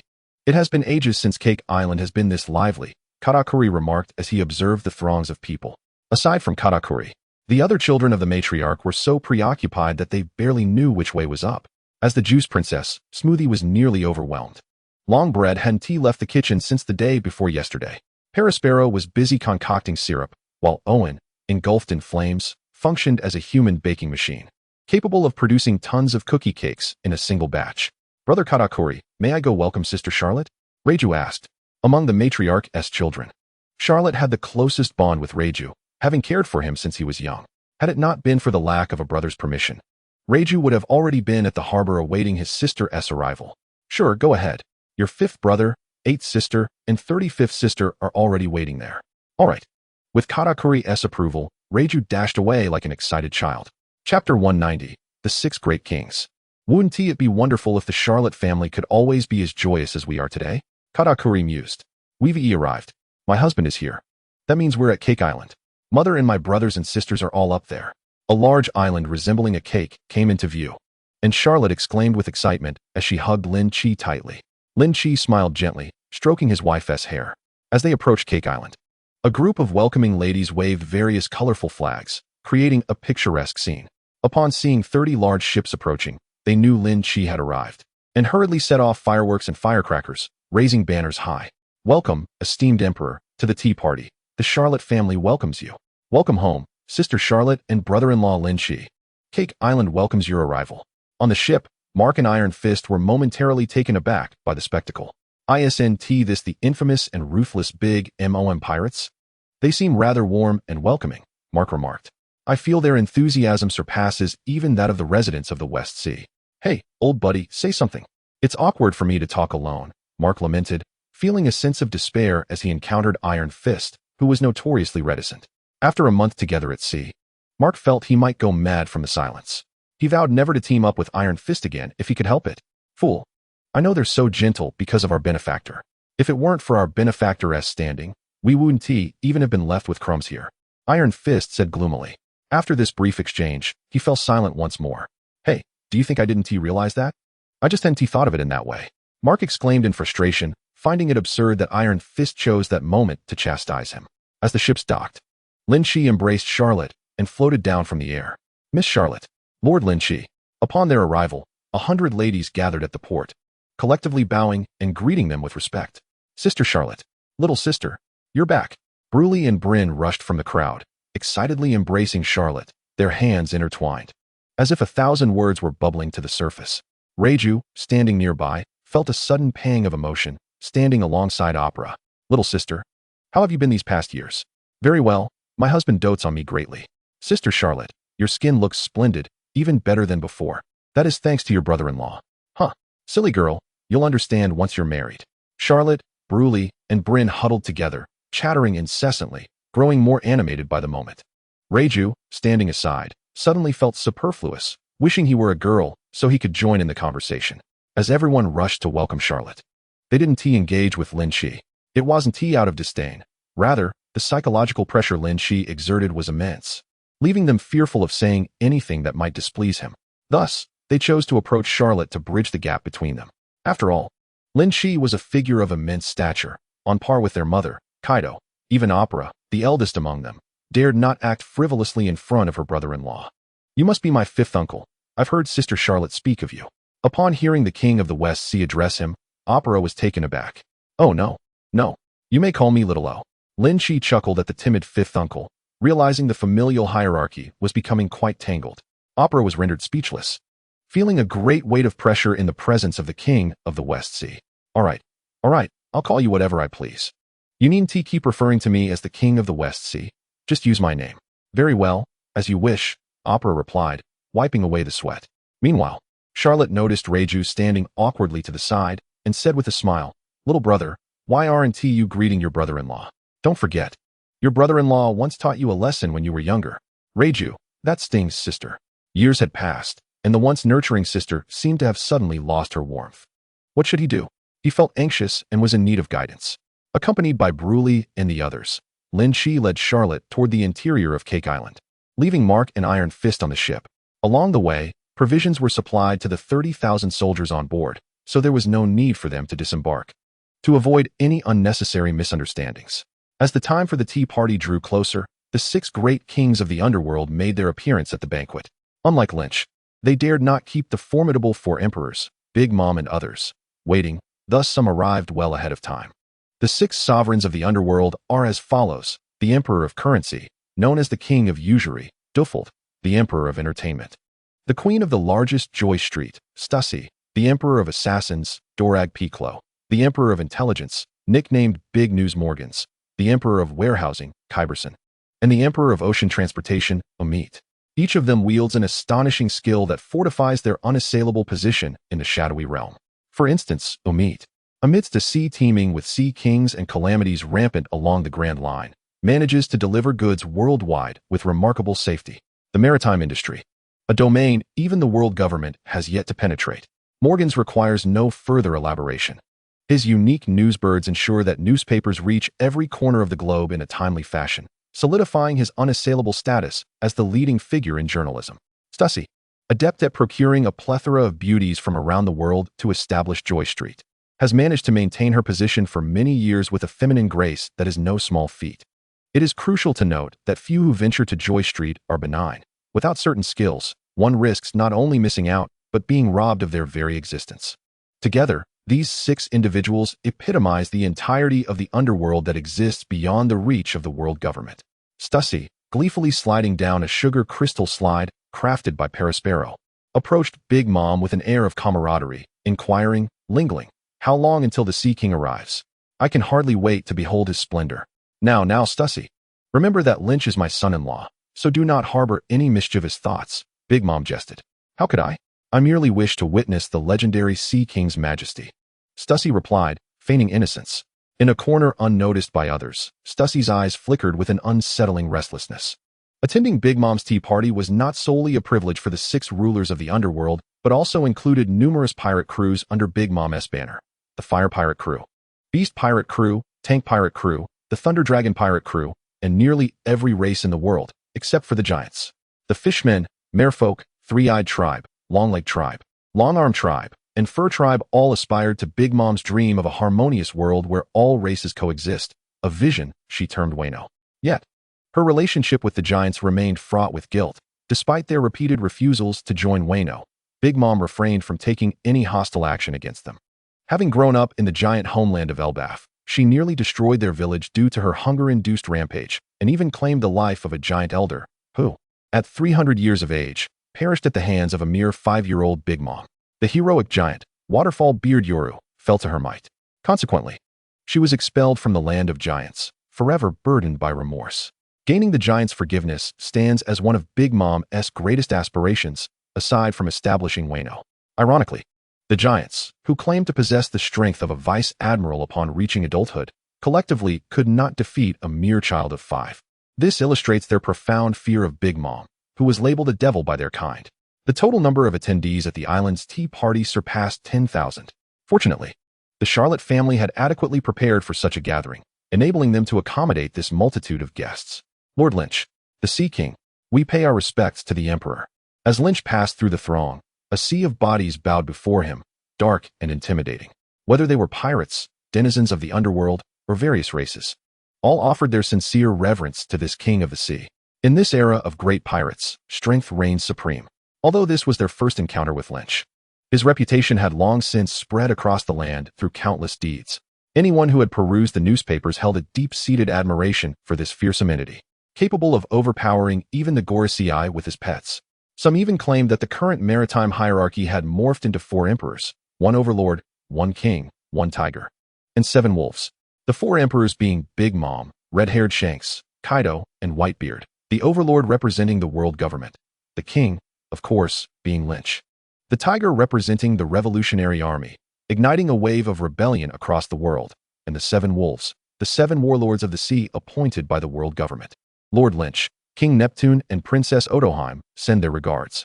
A blue whale shark fishman emerged from the crowd. Lynch recognized him as Jinbe. In light of Big Mom's invitation, Fishman Island dared not take chances and dispatched Jinbe to represent them. Ah, Jinbe, it has been quite some time. The other races around them looked on with envy as Jinbe conversed with Lynch. If they could forge a connection with Lord Lynch, their races would thrive unimpeded. Free from threats, a conflicted expression crossed Jinbe's honest face, as he seemed to grapple with whether to voice his next words. Such a disgraceful matter weighed heavily on his principled heart. Lord Lynch, the 3 princes have asked me to convey that they have prepared 27 methods of abduction. Although 7 have failed thus far, there are still 20 options available. They are determined to assist you in capturing Miss Charlie. Upon finishing, Jinbe's blue visage flushed crimson. How embarrassing. His 3 princes were willing to forfeit their dignity for the sake of apprenticeship, constantly devising schemes to abduct little Charlie. How utterly mortifying. Lynch was taken aback, then burst into laughter. Ha, Sharkstar hasn't forgotten about this matter. Very well, I shall await their arrival with Charlie in tow. As Lynch's figure receded from view, the crowd gazed upon him with admiration and reverence. Regrettably, due to their status, they were unable to attend the central tea party and could only remain behind, deprived of the opportunity to further admire Lord Lynch's grandeur. Only Jinbe followed closely behind. Lynch, hand in hand with Carrot, entered the heart of the tea party area. Instantly, the bustling crowd fell silent, all eyes fixed upon Lynch, as if he were the true host of the gathering. Ah, my dear daughter, my beloved son-in-law. You have finally arrived. Come, let mother embrace you. Big Mom exclaimed, beaming with joy as she approached, causing the ground to tremble with each step. Upon reaching them, she bent down and enveloped Lynch and Carrot in her embrace. Mother Carrot was taken aback, tears streaming down her face uncontrollably. Throughout her life, her mother had never embraced her in such a manner. This was the maternal love she had longed for, day and night. Lynch's expression twitched slightly, feeling a peculiar sensation as though he were at a disadvantage. How remarkable it is that she has risen to the status of an emperor, possessing formidable prowess. Big Mom had contemplated ending his life on multiple occasions, and he had inflicted significant losses upon her. Yet, despite this, she willingly lowered herself to draw closer to Lynch. Perhaps Big Mom is not as mindless as she appears. This level of grace far surpasses that of Blackbeard. Big Mom understands that there are no eternal enemies, only perpetual interests, and Lynch is well aware of this truth. He silently adjusted his height, attempting to extricate himself from her embrace, but alas, she held on too tightly. With a smile, he remarked, "Carrot has been longing to return these past few years. It is my fault for being too busy and lacking the time." "Indeed, Garrett. Did you not bring a gift for your mother? Why not present it?" Unlike Aunt, Lynch lacks such audacity and refrains from addressing her as mother-in-law. Considering he once nearly laid waste to her, it is uncertain how things will unfold in the future, but should he aspire to unify the world, it is likely he may need to administer a beating. Upon Lynch's reminder, Garrett recollected the gift she had brought for her mother. With utmost care, she retrieved from her handbag a scarf she had meticulously knitted, voicing her uncertainty. "I wonder if mother will like it?" Chapter 192, Tea Party. "Good daughter, mother adores it." Aunt took the scarf knitted by Garrett and immediately donned it around her neck, her joy reminiscent of a child, leaving Garrett profoundly touched. This foolish girl remains oblivious to the fact that Aunt's kindness stems from her affection for Lynch. Perhaps she has an inkling, but chooses not to dwell on it. Lynch shook his head slightly, producing 2 devil fruits from his storage space as gifts. For someone of his stature, ordinary devil fruits hardly qualify as treasures, as he could effortlessly amass dozens. Aunt clasped the hands of both individuals and led them to the seat of honor, signifying her esteem for them. "Let us all warmly welcome our most distinguished guest today." Upon Aunt's cue, a throng eager to forge connections with Lynch eagerly sprang forth. "I have encountered Lord Lynch before. I pay my respects to the Emperor, my lord." "Lord Lynch, we are old acquaintances," Morgans grinned. The first to step forward were the 6 kings of the underground world, their expressions oozing flattery, devoid of any semblance of authority. As Lynch reigns over the West Sea, they must endeavor to appease this sovereign of the waters if they wish to retain their business interests, much like they do with Aunt. The 6 rulers of the underground world, after all, must bend to the whims of others. This must be the Emperor, indeed a case of seeing is believing. I never expected him to be such a striking young man. Suddenly, a delicate hand rested on Lynch's shoulder. Who was this, with such a provocative voice? Before Lynch could turn, he was captivated by a fragrant scent wafting from behind, a rarity among women, reminiscent of the legendary fragrant concubine, exuding an alluring aroma. However, it seemed more likely to be some perfume designed to entice men. At that moment, a radiant and charming face leaned close to Lynch's, playfully winking at him. "Lord Lynch, I am Stussy, pleased to make your acquaintance." With a beaming smile, Stussy cast a flirtatious glance at Lynch and boldly presented herself before him. Beneath her floral hat lay a face as smooth and pale as an egg, clad in a pink dress and a white shawl. Her petite frame stirred a protective instinct in men. Her high-heeled shoes displayed long, soft legs, slightly plump, enticingly revealed from her fishnet stockings. Her delicate fingers, adorned with vibrant nail polish, complemented her dazzling golden curls, while her blue eyes seemed to speak volumes. For any male of wavering resolve, a mere glance would surely ensnare his soul. The lipstick she wore did not render her gaudy. Instead, it imbued her with an air of untainted innocence. Having encountered many women, Lynch deemed her beauty to be among the elite. Yet, he understood that the most alluring women often harbor perilous intentions. Lynch was acutely aware of Stussy's extraordinary background. Seemingly the queen of the largest pleasure district, she was, in fact, a member of the government SCP organization, primarily engaged in infiltration and intelligence gathering. To maintain her close friendship with Aunt, her methods must be quite sophisticated. Lynch also recognized her deeper identity. Hidden beneath her affiliation with the CP government, she was a clone created by Vegapunk. For Vegapunk's sake, she would even betray the world government. Stussy was a product of Vegapunk's cloning of the genes of Bakken, the mother of Whitebeard too. It is said that Bakken, in her youth, was a beauty of unparalleled caliber, far surpassing Brulee and Smoothie. Alas, time has not been kind, and without any beauty elixirs, the years have left their marks, transforming her into a frail old woman in her 60s or 70s. In her youth aboard the rock ship, Bakken was indeed quite intimate with Whitebeard, often frolicking on his back as if they were lovers. Given this, one could speculate that Whitebeard too might genuinely be Whitebeard's biological son. Due to her status as a clone, Stussy would not age, and no one knew her true age. To the eye, she appeared no older than 20, somewhat resembling Lynch. However, while Lynch has consumed beauty elixirs, she is merely a clone. "Hello, Stussy." Lynch raised his hand to gently shake hers. Hee hee, Lynch, my handsome young man. It's a pity that Lingling 1T allow me to vie for men with her daughter. Otherwise, my door would be wide open for you tonight. Still standing beside them, Stussy playfully traced her finger across Lynch's palm before darting away. This woman dares to entice me? Lynch smiled faintly, averting his gaze. Disappointed by her failure to captivate Lynch, Stussy pondered how to make him consume the drug-laced food. With ulterior motives, Stussy made her way toward the kitchen. Welcome home, Sister Garrett. Everyone has missed you. Sister Garrett, did you not once have a fondness for jewelry?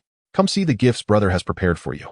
Confronted by her beaming siblings, Garrett suddenly realized they seemed like entirely different individuals.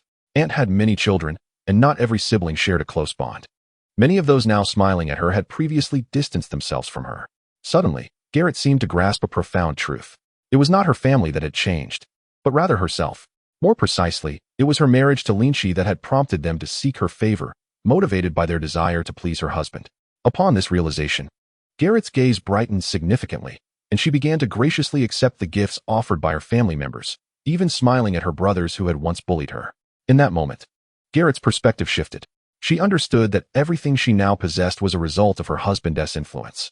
Garrett began to distance herself from her family, wholeheartedly adopting her husband's viewpoint, contemplating matters from Lynch's perspective. The leaders of various pirate crews bowed and scraped in greeting, requiring no response from Lynch. Merely speaking with him was a privilege they greatly cherished. Lynch, thank you for taking care of my sister all these years, Katakuri sincerely expressed. Oh, they say we are all family. Do you not agree, dear uncle? Lynch, would you care for some juice? At that moment, Smoothie approached Lynch, offering a glass of freshly squeezed juice. Lynch cast a glance at the distant beauty, turned to a desiccated corpse, and decisively declined. No, I'm refraining from juice. Chapter 193, Poison. Smoothie was indeed a true juice princess. She could extract juice from any living being as if they were fruit, with the consequence being that the juiced individual would invariably become a mere husk. Since Lynch has arrived, let us commence today's tea party. With that, Aunt produced a 10-meter-long machete from beneath her seat, eagerly anticipating the moment to slice the cake. Bring forth the offerings, Katakuri commanded. The array of pastries and cakes, meticulously prepared in advance, was elegantly presented by the attendants. A tea party, as the name suggests, is a gathering for indulging in afternoon tea and engaging in delightful conversation. Hence, the banquet lacked substantial fare such as hearty meals or steaks. Instead, it was adorned with an overwhelming display of thousands of confections and an assortment of teas. Matcha crispy tarts, nutty milk chocolate, strawberry matcha cupcakes, buttery floral pastries, and osmanthus soft candy pudding were among the offerings. Smuggy picked up a matcha-filled towel roll, delicately scooping a small spoonful to savor. The silky, delicate cream mingled with the aromatic essence of matcha, evoking a blissful squint from Smuggy's eyes. In the domain of the matriarch, one could relish the finest sweets in the world. Lynch had never encountered such a vast variety of desserts. It seemed as though the matriarch had gathered confections from every corner of the globe. He scanned the surroundings, taking a tentative taste of a sour plum pudding. The sweet and tangy flavor combined with the bouncy, refreshing pudding was perfectly aligned with his palate. Please, everyone, do not be shy. Indulge yourselves. This tea party has prepared an abundance of treats, the matriarch exclaimed, animatedly gesturing with a large knife, while tossing generous portions of sweets into her mouth. With the delicious treats consumed, her spirits soared, and her anticipation grew for the grand finale, a colossal cake. The atmosphere buzzed with excitement as guests mingled, enjoying desserts while engaging in hearty laughter. The cacophony of voices from the crowd of thousands was truly vibrant. Suddenly, a cart, comparable in size to a camper van, was wheeled in, bearing a monumental cake measuring 10 meters wide and 15 meters tall. Two burly men strained to push the cake into the venue. Oddly, it was customary for the long bread to make its appearance at this juncture of the tea party. Why the delay this time? Katakuri muttered, dismissing the thought. In his own stronghold, he believed that nothing could possibly go awry due to the long bread's prowess. Meanwhile, the matriarch was already preparing to slice the cake. With a gulp, she gazed longingly at the cake she had yearned for, unable to resist cutting a large piece and devouring it. An indescribable wave of ecstasy surged through her mind. No one could fathom the sheer joy experienced by the matriarch, who had an insatiable appetite in that moment. After a couple of bites, she neglected utensils altogether, resorting to using her hands to grab large chunks of cake, resembling a wild beast, terrifying and grotesque. No one dared to interrupt. At such a moment, to do so would be perilous. In a short span, The towering cake had already disappeared into the matriarch's belly. Only then did she seem to regain some semblance of awareness, gesturing to share the remaining cake with the guests. Another 15 minutes passed, and suddenly, a guest collapsed, frothing at the mouth. It was a member of the Flame Pirates. What had happened to him? The symptoms suggested poisoning, but how could that be? Poisoned. The realization struck. Someone had introduced poison into the food at the matriarch's tea party, which was a grave matter, indicating that the food served might be tainted. Upon receiving the news, Katakuri rushed over with several siblings. What transpired? Did anyone witness what he consumed? Katakuri interrogated the surrounding pirates. He didn't seem to eat much, just a few biscuits scattered around. Oh, he did have a small piece of cake sent over by the matriarch. Cake. A flash of realization struck Katakuri's mind as he hastily abandoned his siblings and rushed towards the matriarch. It couldn't be as he feared. The long bread, responsible for the kitchen, had yet to appear, and the bizarre symptoms compelled Katakuri to consider the worst. As he hurried back, more and more individuals succumbed to the poison. Those with weaker constitutions collapsed on the spot, while the stronger ones were also frothing at the mouth, teetering on the brink of death. All who had partaken of the 15-meter-high cake were affected. The previous Flame Pirates member, being the weakest, succumbed to the poison first. This was dire. Who was it? Who had infiltrated and poisoned the food? Katakuri could no longer deny his fears. It had come to pass. The food at this tea party had been poisoned. To eliminate the long bread without warning, it had to be someone familiar. Who was the spy? Everyone, remain vigilant. Do not consume anything. The food is tainted. The entire cake island is now on high alert. Katakuri shouted, prioritizing the immediate need to prevent the situation from spiraling further out of control. A single bite of cake could prove fatal for an elite member of the pirate crew. The matriarch had consumed the majority of that towering cake. What could have happened to her? Katakuri was beside himself with worry. In contrast to the matriarch, Katakuri embodied the role of the Charlotte family patriarch. Yet, his actions were too late. In truth, by the moment he discerned the poisoning, the situation had already reached a point of no return. The food had been absorbed into the bodies of those present, leading to their poisoning. As the first to collapse were those who had consumed the giant cake. Even those who had merely indulged in ordinary pastries began to fall ill. The colossal cake was laced with potent toxins meant for the matriarch, while the other desserts and even beverages had been infused with a slow-acting poison developed by the world government, colorless, tasteless, undetectable, and gradual in effect, yet capable of rendering one defenseless once it took hold. Those attending the matriarch's tea party, as well as the pirates on the island, had all unwittingly ingested some tainted food. People on Cake Island fell like wheat under the scythe, clutching their stomachs in agony. It hurts. It hurts. I feel like I'm dying. Why? Why would you poison the food? Does the matriarch wish to kill us? Help. I feel as though I'm going to die. Someone save me. Katakuri had no time to explain, his focus solely on reaching his destination amidst the chorus of wails. Suddenly, a sharp pain gripped Katakuri's heart, nearly causing him to plummet. The poison within him began to take effect. His body transformed into a mochi-like state, and a piece of darkened mochi fell from him, representing the toxins expelled from his system. Chapter 194, The Plot Unfolds. As a mochi fruit user, Katakuri could transform his entire body into mochi, achieving a form of elementalization akin to that of a Logia user. Though it could not compare to the effects of true elementalization, it possessed unparalleled advantages, such as the ability to expel toxins from his body. When Katakuri finally returned to the center of the tea party, he was met with a heart-wrenching sight. Almost all his siblings lay poisoned on the ground. Among the hundreds of high-ranking family members present, only a handful remained standing. Most had suffered some degree of poisoning, but their robust constitutions allowed them to endure. Galette expelled the toxic butter from her body, purging the toxins within. Meanwhile, Smuggy, Cracker, Oven, and Perispero were still standing. Yet all had succumbed to significant poisoning. Daifuku and Jinbi were fortunate, as they were among the only two individuals present who had not consumed any food. The matriarch and Lynch stood as if untouched by the chaos. Seeing that his mother and Lynch were unharmed, Katakuri felt an immense sense of relief. As long as those two were present, no storm could brew. Mother, are you all right? Someone has poisoned the food at the tea party. We must arrange for swift medical assistance for the island's residents. Katakuri urged, his anxiety palpable. Ha ha ha ha. The matriarch's laughter turned manic, the air around her chilling to a frosty temperature. I see you, Katakuri. Regardless of who is causing trouble at this tea party, I shall ensure their demise without a trace. Cough cough.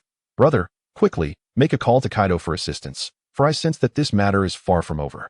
Krija spat out a copious amount of black blood, weakly stating, I feel the same, brother. I believe the true danger has only just begun. Snag activated the abilities of the Fry fruit, attempting to eradicate the toxins within his body through extreme heat. Though the perpetrator has yet to appear, they would not let such a splendid opportunity slip away. The only comfort for everyone was that Big Mom had already eaten her fill. Otherwise, the tea party would be ruined, and her hunger pangs would lead to unimaginable consequences. Katakuri silently nodded in agreement, clearly sharing the same sentiment.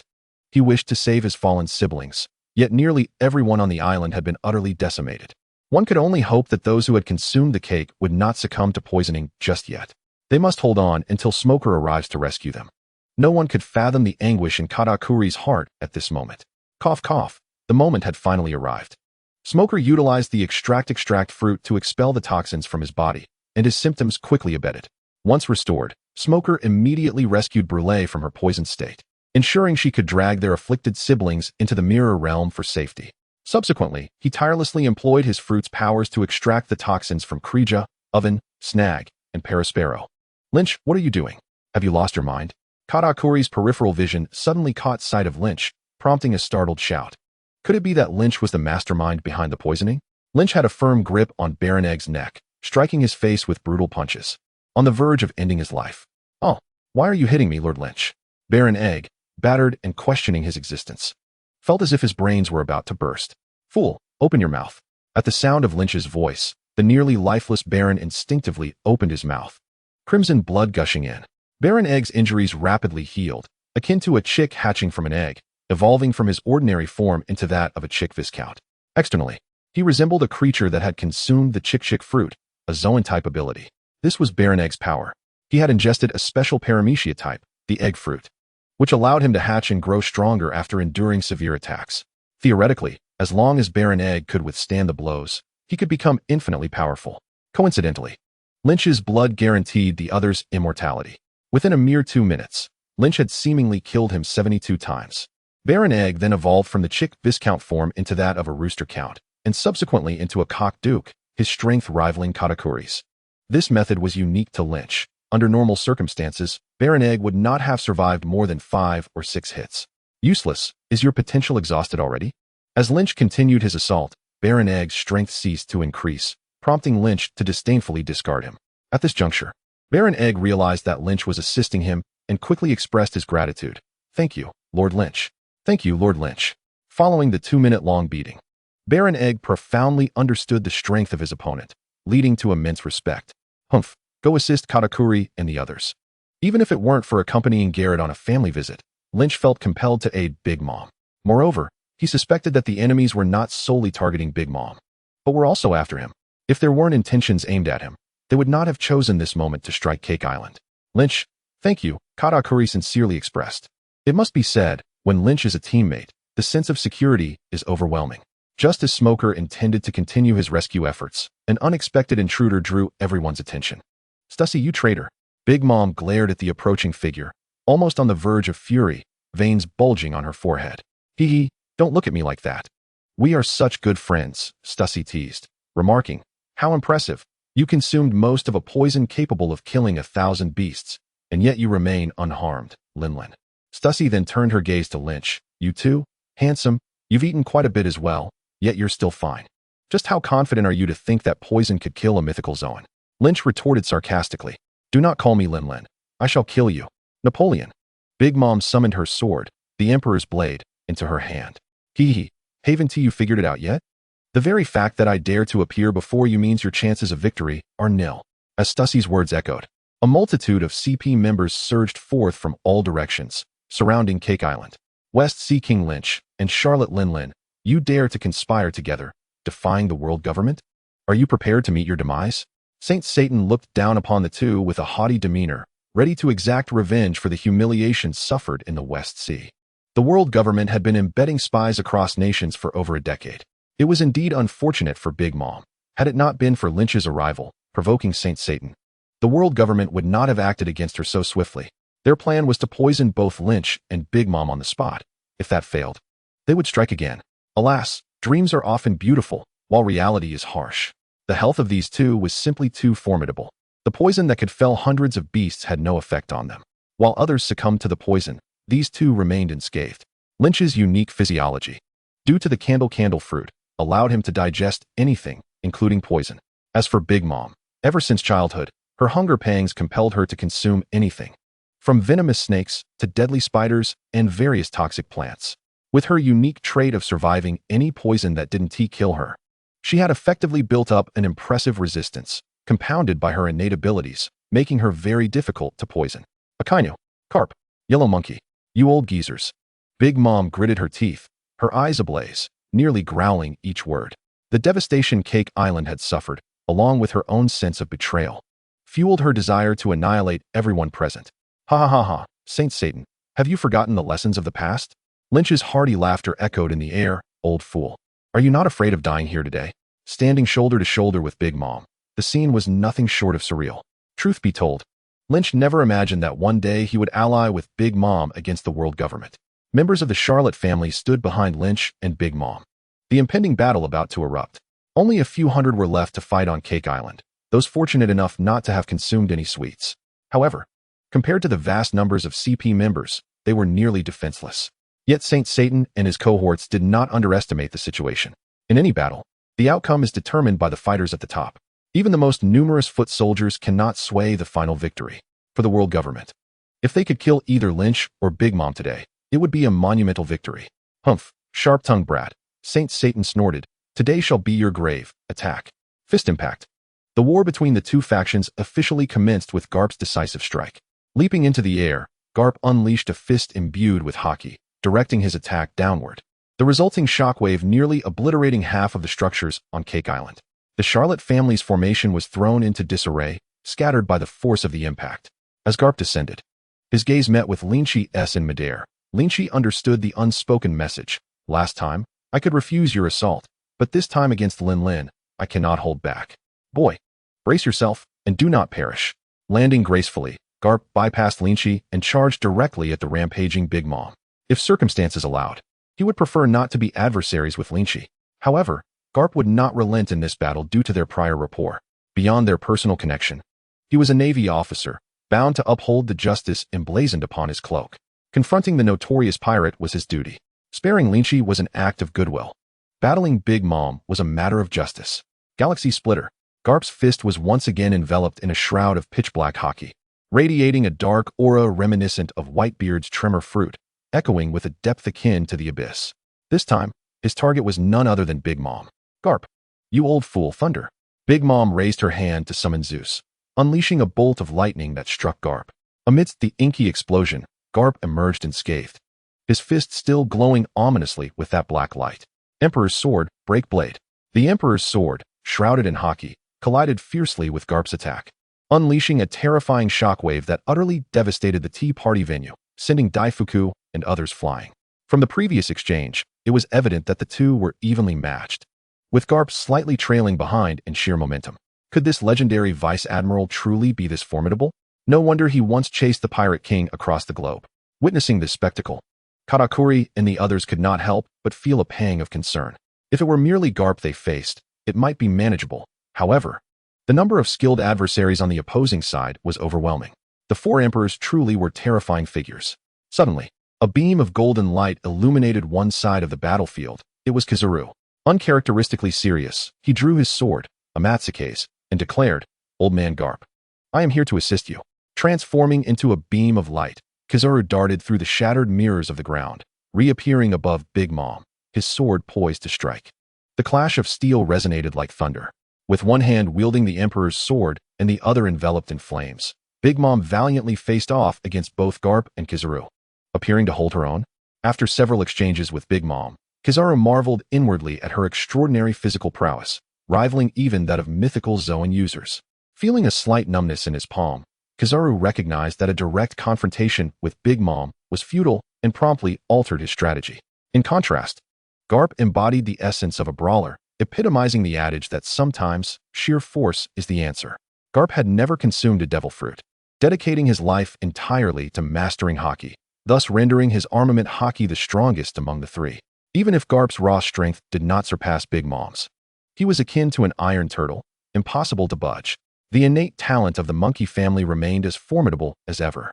Coupled with Kizaru, who maneuvered like a slippery eel, they only served to further aggravate Big Mom.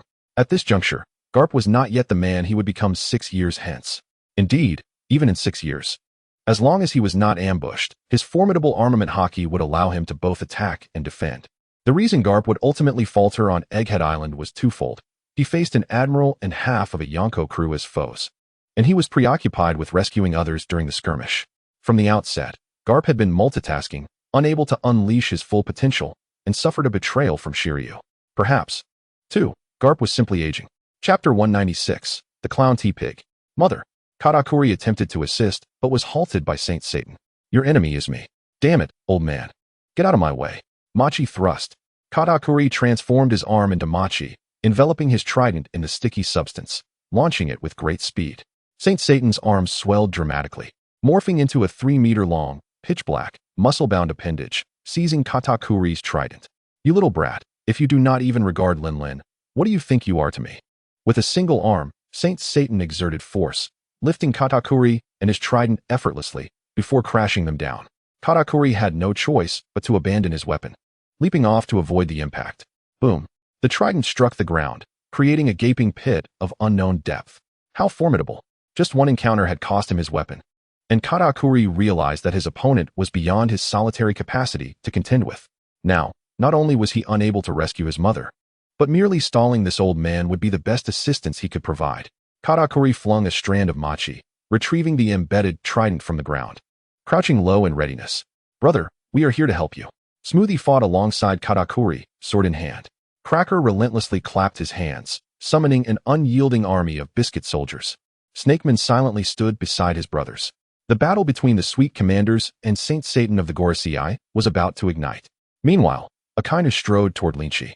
Half of his body transformed into molten magma. With each step, pools of lava dripped onto the ground, emitting a terrifying heat. Should I address you as Admiral Kizaru or the King of the West Sea? Akainu's gaze fixed on Lynch, exuding confidence. Ever since you were appointed Admiral in the Navy years ago, I have yearned for this confrontation, but opportunity eluded us. Today, I shall be your opponent. In truth, within the Navy, Akainu held a disdain for the other admirals, save for himself. After all, Akiji represented the pacifist faction, perpetually clashing with his hawkish ideals. Kizaru's laid-back demeanor and Lynch's leisurely approach were all the more infuriating. He and Akiji toiled like dogs, while Kizaru seemed to enjoy a leisurely pace. Now, with an opportunity finally at hand, especially with Big Mom preoccupied, Akainu wasted no time targeting Lynch. Oh, it appears you are quite confident, Lynch replied with amusement. Lynch, I concede you are indeed a remarkable individual, but your perspective is too narrow.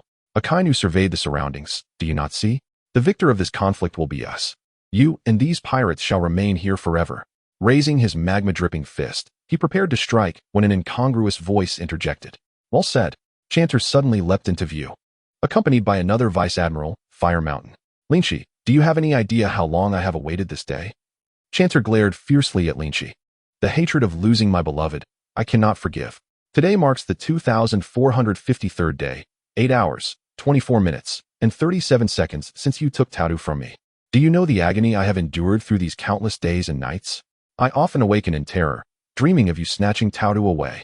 I scream in horror, tears streaming down my face, trying to hold on to the dream of her, while everyone thinks I have gone mad. But I know I am not insane. Not insane. I would gladly devour your flesh and wear your skin. Previously, we were both Navy, and I could not lay a hand on you. But now, you foolishly opposed the Navy, and at last, I have found my chance to kill you with my own hands. T-Pig delivered a fervent and impassioned speech, leaving Lynch utterly speechless. Akainu and Fire Mountain felt an overwhelming sense of shame, wishing they could kick this unambitious fellow to oblivion. Did he not consider the gravity of the moment? While 6 or 7 formidable generals were battling fiercely on the battlefield, he stood there lamenting his romantic woes. Moreover, who was unaware of your notorious reputation as a sycophant, T-Pig? Back in the Navy headquarters, you professed your feelings for Peach Rabbit hundreds of times, only to be met with her unwavering rejection, nearly prompting her to report your harassment. In the end, Peach Rabbit sought to avoid you at all costs. After all these years, you have yet to even hold her hand. How do you have the audacity to claim she has stolen your woman? It is clear that your own mind is troubled. Your infatuation with the goddess turned into a profound hatred for Lin Chi upon her marriage. Akainu could hardly bear to witness this fool, as the searing magma swelled around his fist, ready to erupt. His punch exploded forth like a volcano.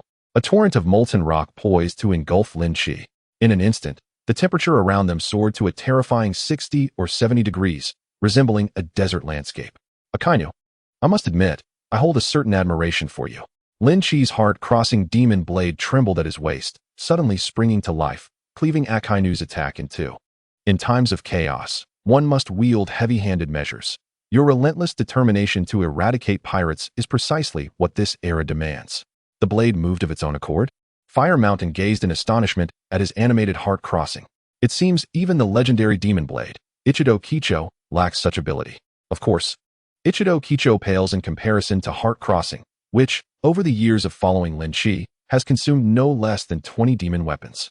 Heart crossing has evidently developed its own intelligence, much like Long Yuan. Divine weapons choose their masters. Indeed, all fine blades possess a degree of wisdom.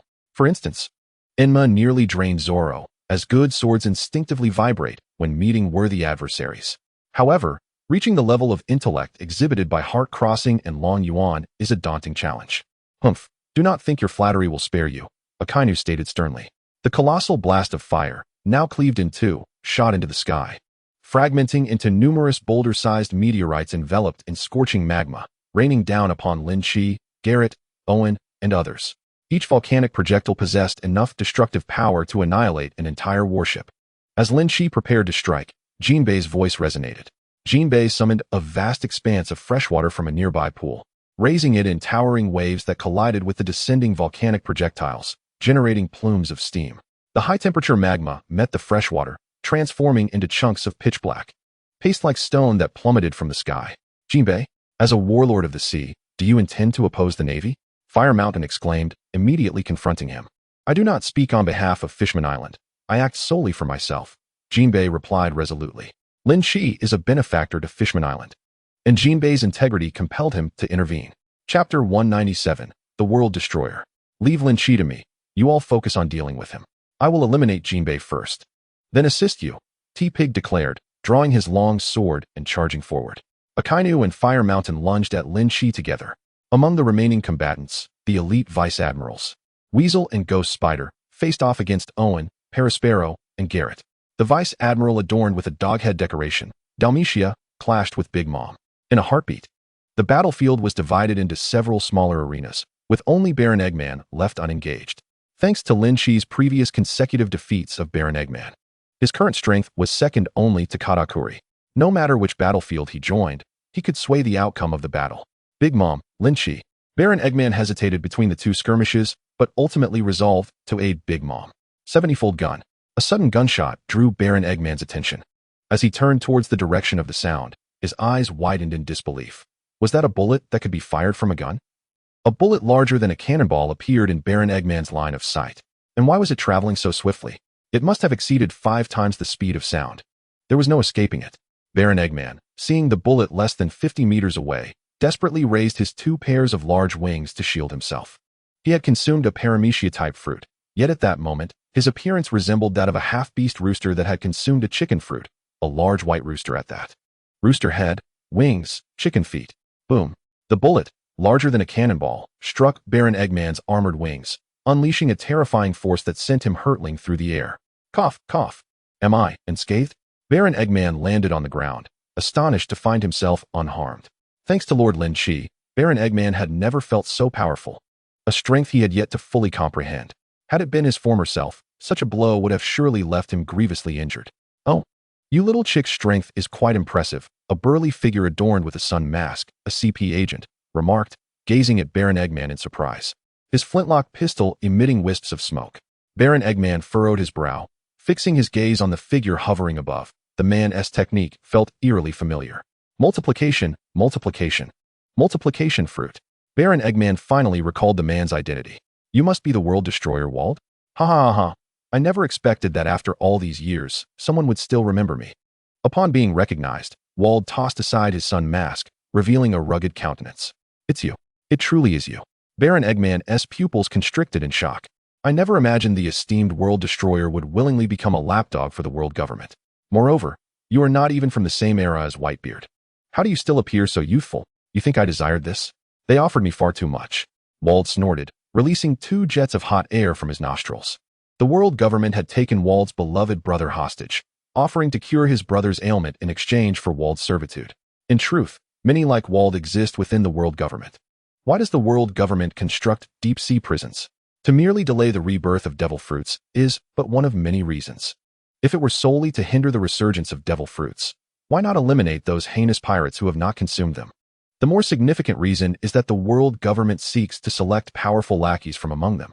As long as you are willing to serve the world government, no matter the sins committed in the past, all punishments can be absolved, allowing one to become a proud member of CP. Of course, this only applies to powerful individuals like Wald. Those without abilities or strength are either turned into playthings for the celestial dragons or worked to death in the deep-sea prisons. As for why Wald appears to be in his prime, it is because he was frozen for over 20 years. This, he would never disclose to others. Humph. How disappointing that you still consider yourself a pirate elder, squandering your title as world destroyer. Prepare to meet your end. Baron Eggman suddenly propelled himself off the ground, soaring like a cannonball to the same height as Wald. Benediction leg. He centered his upper body and spun both legs rapidly. Baron Eggman, like Smoker, belonged to the long-legged tribe, possessing legs twice the length of an average person, granting him a natural advantage in kicking techniques. The audacity of the young rascals in this post-era is truly remarkable. Momo. 100-fold increase in slashing power. Wald drew his hand axe from his waist. The 1-meter-long weapon instantly transformed into 100 meters in his grasp. The colossal axe cleaved through the howling winds, descending with immense force, igniting the air into flames through friction and producing a deafening roar. With a sickening thud, Baron Egg was cleaved in two at the waist. Though a normal person would have perished, his skin shattered like an eggshell, and the yolk spilled forth, forming a new Baron Egg. Such strength! I am utterly incapable of landing a blow on him. Baron Egg fell back to the ground, finding Wald's prowess quite formidable. He sensed that his opponent's physical attributes seemed rather lacking. However, the fruit's abilities were disturbingly overpowering. Ha ha ha, little chick, taste my technique. 100-fold increase in firepower. After reloading, Wald once again pulled the trigger of his flintlock against Baron Egg. This bullet possessed even greater might than the last, leaving a cannonball-sized wound on Baron Egg's wing. With blood gushing forth, Wald's ability to carve out his own name amidst the chaotic era of rocks, when admirals were plentiful and vice-admirals roamed freely, attests to his formidable skills. He was even compared to Whitebeard and Roger, a man who instilled fear in the world government and the Navy. The title World Destroyer was bestowed upon him by the world government itself. In the future, during the incident of Blackbeard's massacre at the 6th level of Impel Down, his ability to emerge unscathed from the 6th level without joining Blackbeard's crew would further testify to his strength. He is the kind of man who could effortlessly sever celestial dragons and their ships in half. He is the kind of man whom the world government urgently summoned the 7 warlords to combat upon his reawakening. Yet, he was defeated by Luffy, who had just learned to harness Haki. Chapter 198, In the Name of Tom. The last man the world government felt compelled to urgently summon the 7 warlords against was still Whitebeard. This speaks volumes of Wald's extraordinary power. The fact that Luffy, who had barely mastered Haki, could vanquish such an enemy is indeed a revelation. It was utterly inadvisable for Wald to stir trouble in the movie adaptations. In those films, not even Wald would stand a chance. Even the Gorosei would have to endure a slap from the great Luffy to depart. Alas, Wald's innate strength was too feeble. His entire might relied on the amplification from his fruit. Had the doubling fruit been consumed by Garp, amplifying the force of his fist 100-fold, he could likely single-handedly take on one of the 4 emperors. If one were to categorize Wald's strength, he would rank slightly above Vice Admiral Yellow, yet weaker than an admiral, burdened by the critical flaw of his own frail physique. Baron Egg had acquired power that was not rightfully his due to Lynch, yet he had yet to adapt. Unless he could devise a way to approach Wald's physical form, he would find himself in peril. Meanwhile, on the shores of Cake Island, the 30,000 Marines brought by Lynch were likewise besieged by the CP organization. These fully armed soldiers, clad in exoskeleton armor and equipped with the finest weaponry from the West Sea, were able to repel the CP members, who found it nearly impossible to close in, thanks to the high-tech armaments aboard their warships. Hurry up. At last, I have the opportunity to test the Empire's newly developed mech. Bring me my Gatling gun, Mark exclaimed, his excitement uncontainable as he beheld the swarming CP organization. Suddenly, steam erupted from the deck of the warship, splitting open a hatch, and a resplendent crimson mech ascended from within. Mark eagerly leaped inside, gaining piloting rights through fingerprint verification. As the wings unfurled, releasing torrents of steam, Mark piloted the mech into the air. The shoulder compartments opened, launching 6 small missiles that ignited in fiery trails, striking the ground below with a series of explosions. The Gatling gun in his hands whirled at 5,000 RPM, unleashing a rain of bullets downward. Once the ammunition was expended, the Gatling transformed into a large sword forged from a special alloy, and Mark descended, wreaking havoc. Iron Punishment morphed into an 8-meter-long armored dragon, rampaging across the battlefield. Meanwhile, Tom sat atop the main cannon of the Pluton battleship, each shot capable of leveling a mountain, reveling in the chaos, his tongue flailing in delight. The over 30,000 soldiers aboard the warship transformed into precision machines, operating hundreds of secondary cannons and numerous machine guns to unleash a fierce barrage upon the enemy below. Countless bullet trajectories intersected in the air, saturating the battlefield. Shells were unleashed with reckless abandon, effectively creating a bombardment upon the opposing shore. The attacking CP members suffered grievous casualties, momentarily left dazed by the onslaught. They recalled how their previous foes wielded flintlocks, weapons of meager power that required reloading after each shot. When had they ever encountered such overwhelming firepower? This was madness. Where did they acquire such weaponry? Damn it, who do you expect me to ask? Has the West Sea's armament advanced to this extent? The attacking CP members felt as though they were the ones being besieged. Looking at their flintlocks and long swords, they were suddenly overwhelmed with a sense of despair. In the face of the CP members' cries for mercy, all they received in return was an even fiercer barrage. A smile crept across Tom's lips. My friends, the times have changed. Perhaps for those of admiral caliber, firearms may hold little value, but in this large-scale conflict, they are truly effective. We cannot allow this to continue. Witnessing the scene, Rear Admiral Rudolph sprang into action. During the Demon Slaughter Order incident, Rudolph had been saved by Lynch, but he felt no gratitude for it. As a disruptor placed within the Navy by the world government, Rudolph believed Lynch's crimes warranted 100 death sentences. One sword style, Snow Country. Rudolph swiftly drew his long sword, unleashing a flurry of snowflakes that fell from the sky, cleaving Mark's mech in two at the waist. Ah, my beloved mech. You old fool. How dare you damage my beloved Ikoin? Mark tumbled from the cockpit of the mech, his eyes turning crimson upon witnessing its destruction. Mark, I advise you to retreat while you still can. Before Rudolph could finish his warning, Mark transformed into a furious Triceratops and charged at him. You insolent wretch. Rudolph cursed as he engaged in fierce combat with Mark.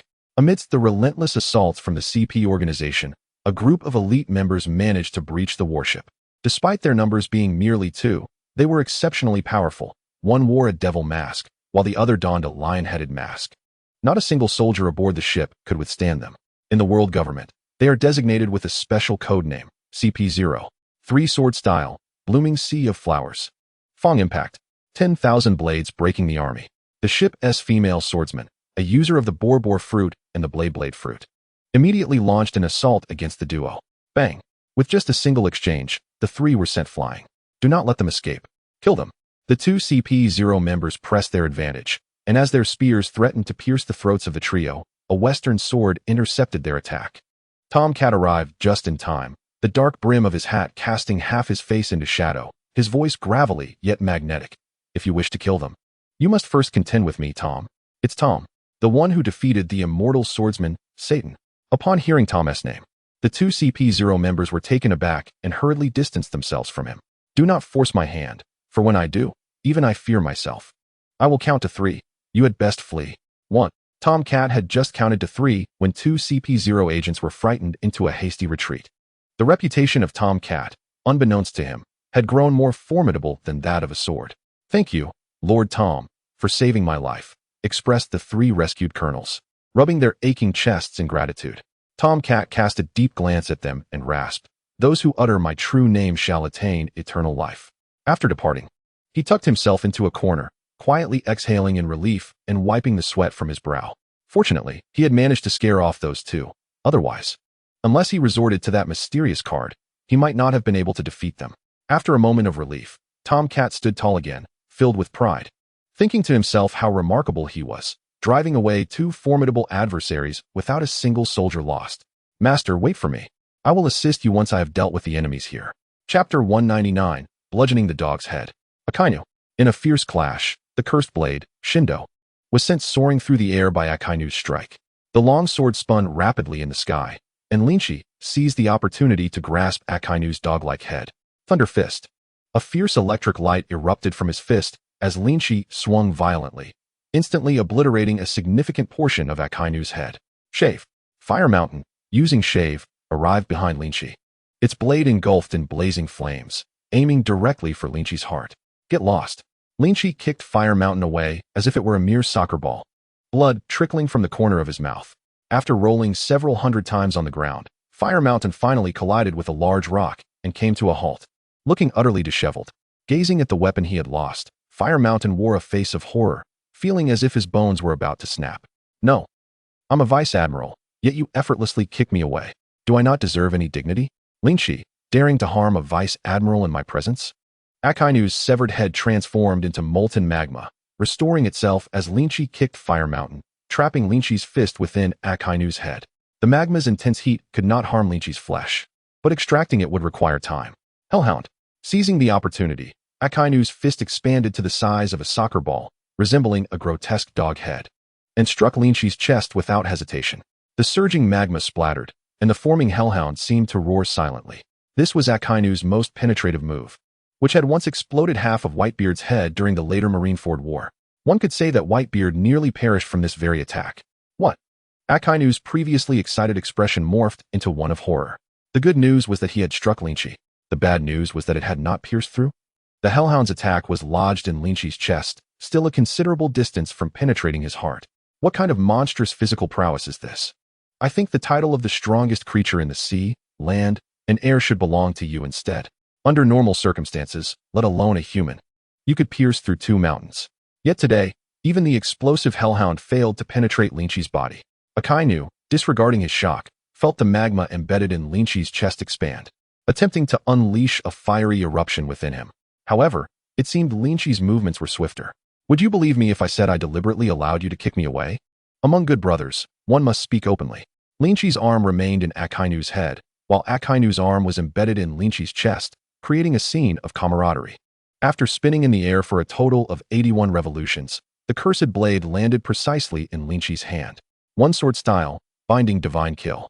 Cackling with joy, Lynch swung the cursed blade, his laughter echoed by the grotesque face upon it, seemingly thrilled at the prospect of consuming a powerful soul.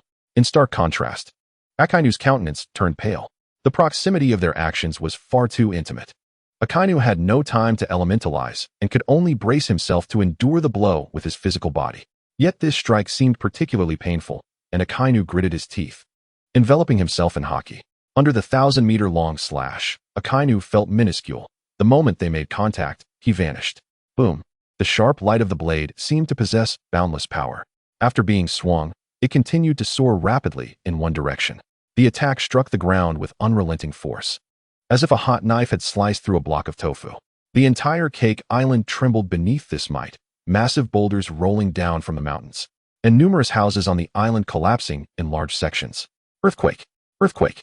Countless CP members engaged in battle fell to the ground, following the thunderous roar. A bottomless pit over 5,000 to 6,000 meters deep appeared at the site. Gazing down, it was a dark abyss, at least a kilometer deep. Looking down was akin to staring into the void. A chilling breeze wafted up from the depths of the chasm, causing everyone to shudder collectively and silently distance themselves from Lynch. It was fortunate that Cake Island was vast. Had it been a smaller island, it would have surely sunk into the sea by now. Damn! Upon witnessing this scene, Fire Mountain fearfully touched the spot where Lynch had kicked him. Thank you, Admiral Lynch, for sparing my life. Is this truly a power that a mere human can possess? The injuries on his chest were visibly healing at an astonishing rate. Lynch crouched at the edge of the fissure, shouting down, "Hey, Akainu, are you dead? If you're dead, give me a sign. Are you dead? If you're dead, give me a sign. Are you dead? If you're dead, give me a sign. Give me a sign. A sign." Only Lynch's voice echoed in the dark abyss, indicating that Akainu's situation was dire. Alas, Akainu, you were indeed a notable figure. Standing at the cliff's edge, Lynch sighed deeply. Do not worry. I shall take care of your wife and daughter. Meanwhile, significant changes unfolded on several other battlefields. Yada no Kagami. Kizaru soared into the sky, arms outstretched, unleashing countless shimmering light bullets upon Big Mom. Without making any defensive maneuvers, the explosive sounds rang out continuously. Yet Kizaru's Yada no Kagami failed to inflict even a scratch on Big Mom. Despite knowing the terror of Big Mom's defenses, Kizaru remained astonished. The relentless barrage of light bullets amounted to little more than a few needle pricks to Big Mom. Your defense remains as fearsome as it was years ago, Linlin. Come down here, little bug. Light of the sun. At Big Mom's command, the sun Hazmi enveloped the tip of the Emperor's sword, while the top of the blade pierced through the thunder Hazmi, forming an energy ring. Swinging the Emperor's sword, the energy ring launched a high-density laser straight at Kizaru. Fistbone shock. Yada no Kagami. Standing on the ground, Garp would not allow Big Mom to attack Kizaru unchecked. His fist glowed with black light once more. With a seemingly ordinary punch, he sent Big Mom sliding back several meters. Seizing this opportunity, Kizaru utilized Yada no Kagami to escape. Evading the attack range of the light of the sun boom, the light of the sun descended, piercing through 100 miles of clouds, leaving a long trail in the air. What a terrifying attack. Kizaru instantly teleported beside Garp, lazily remarking, "Thanks, old man Garp." Bang! Garp delivered a no-nonsense punch to Kizaru's head. In the face of such a formidable foe, you need to get your act together. Cough, cough, my apologies, my apologies. It's just a habit. Kizaru awkwardly raised his hands from his pockets.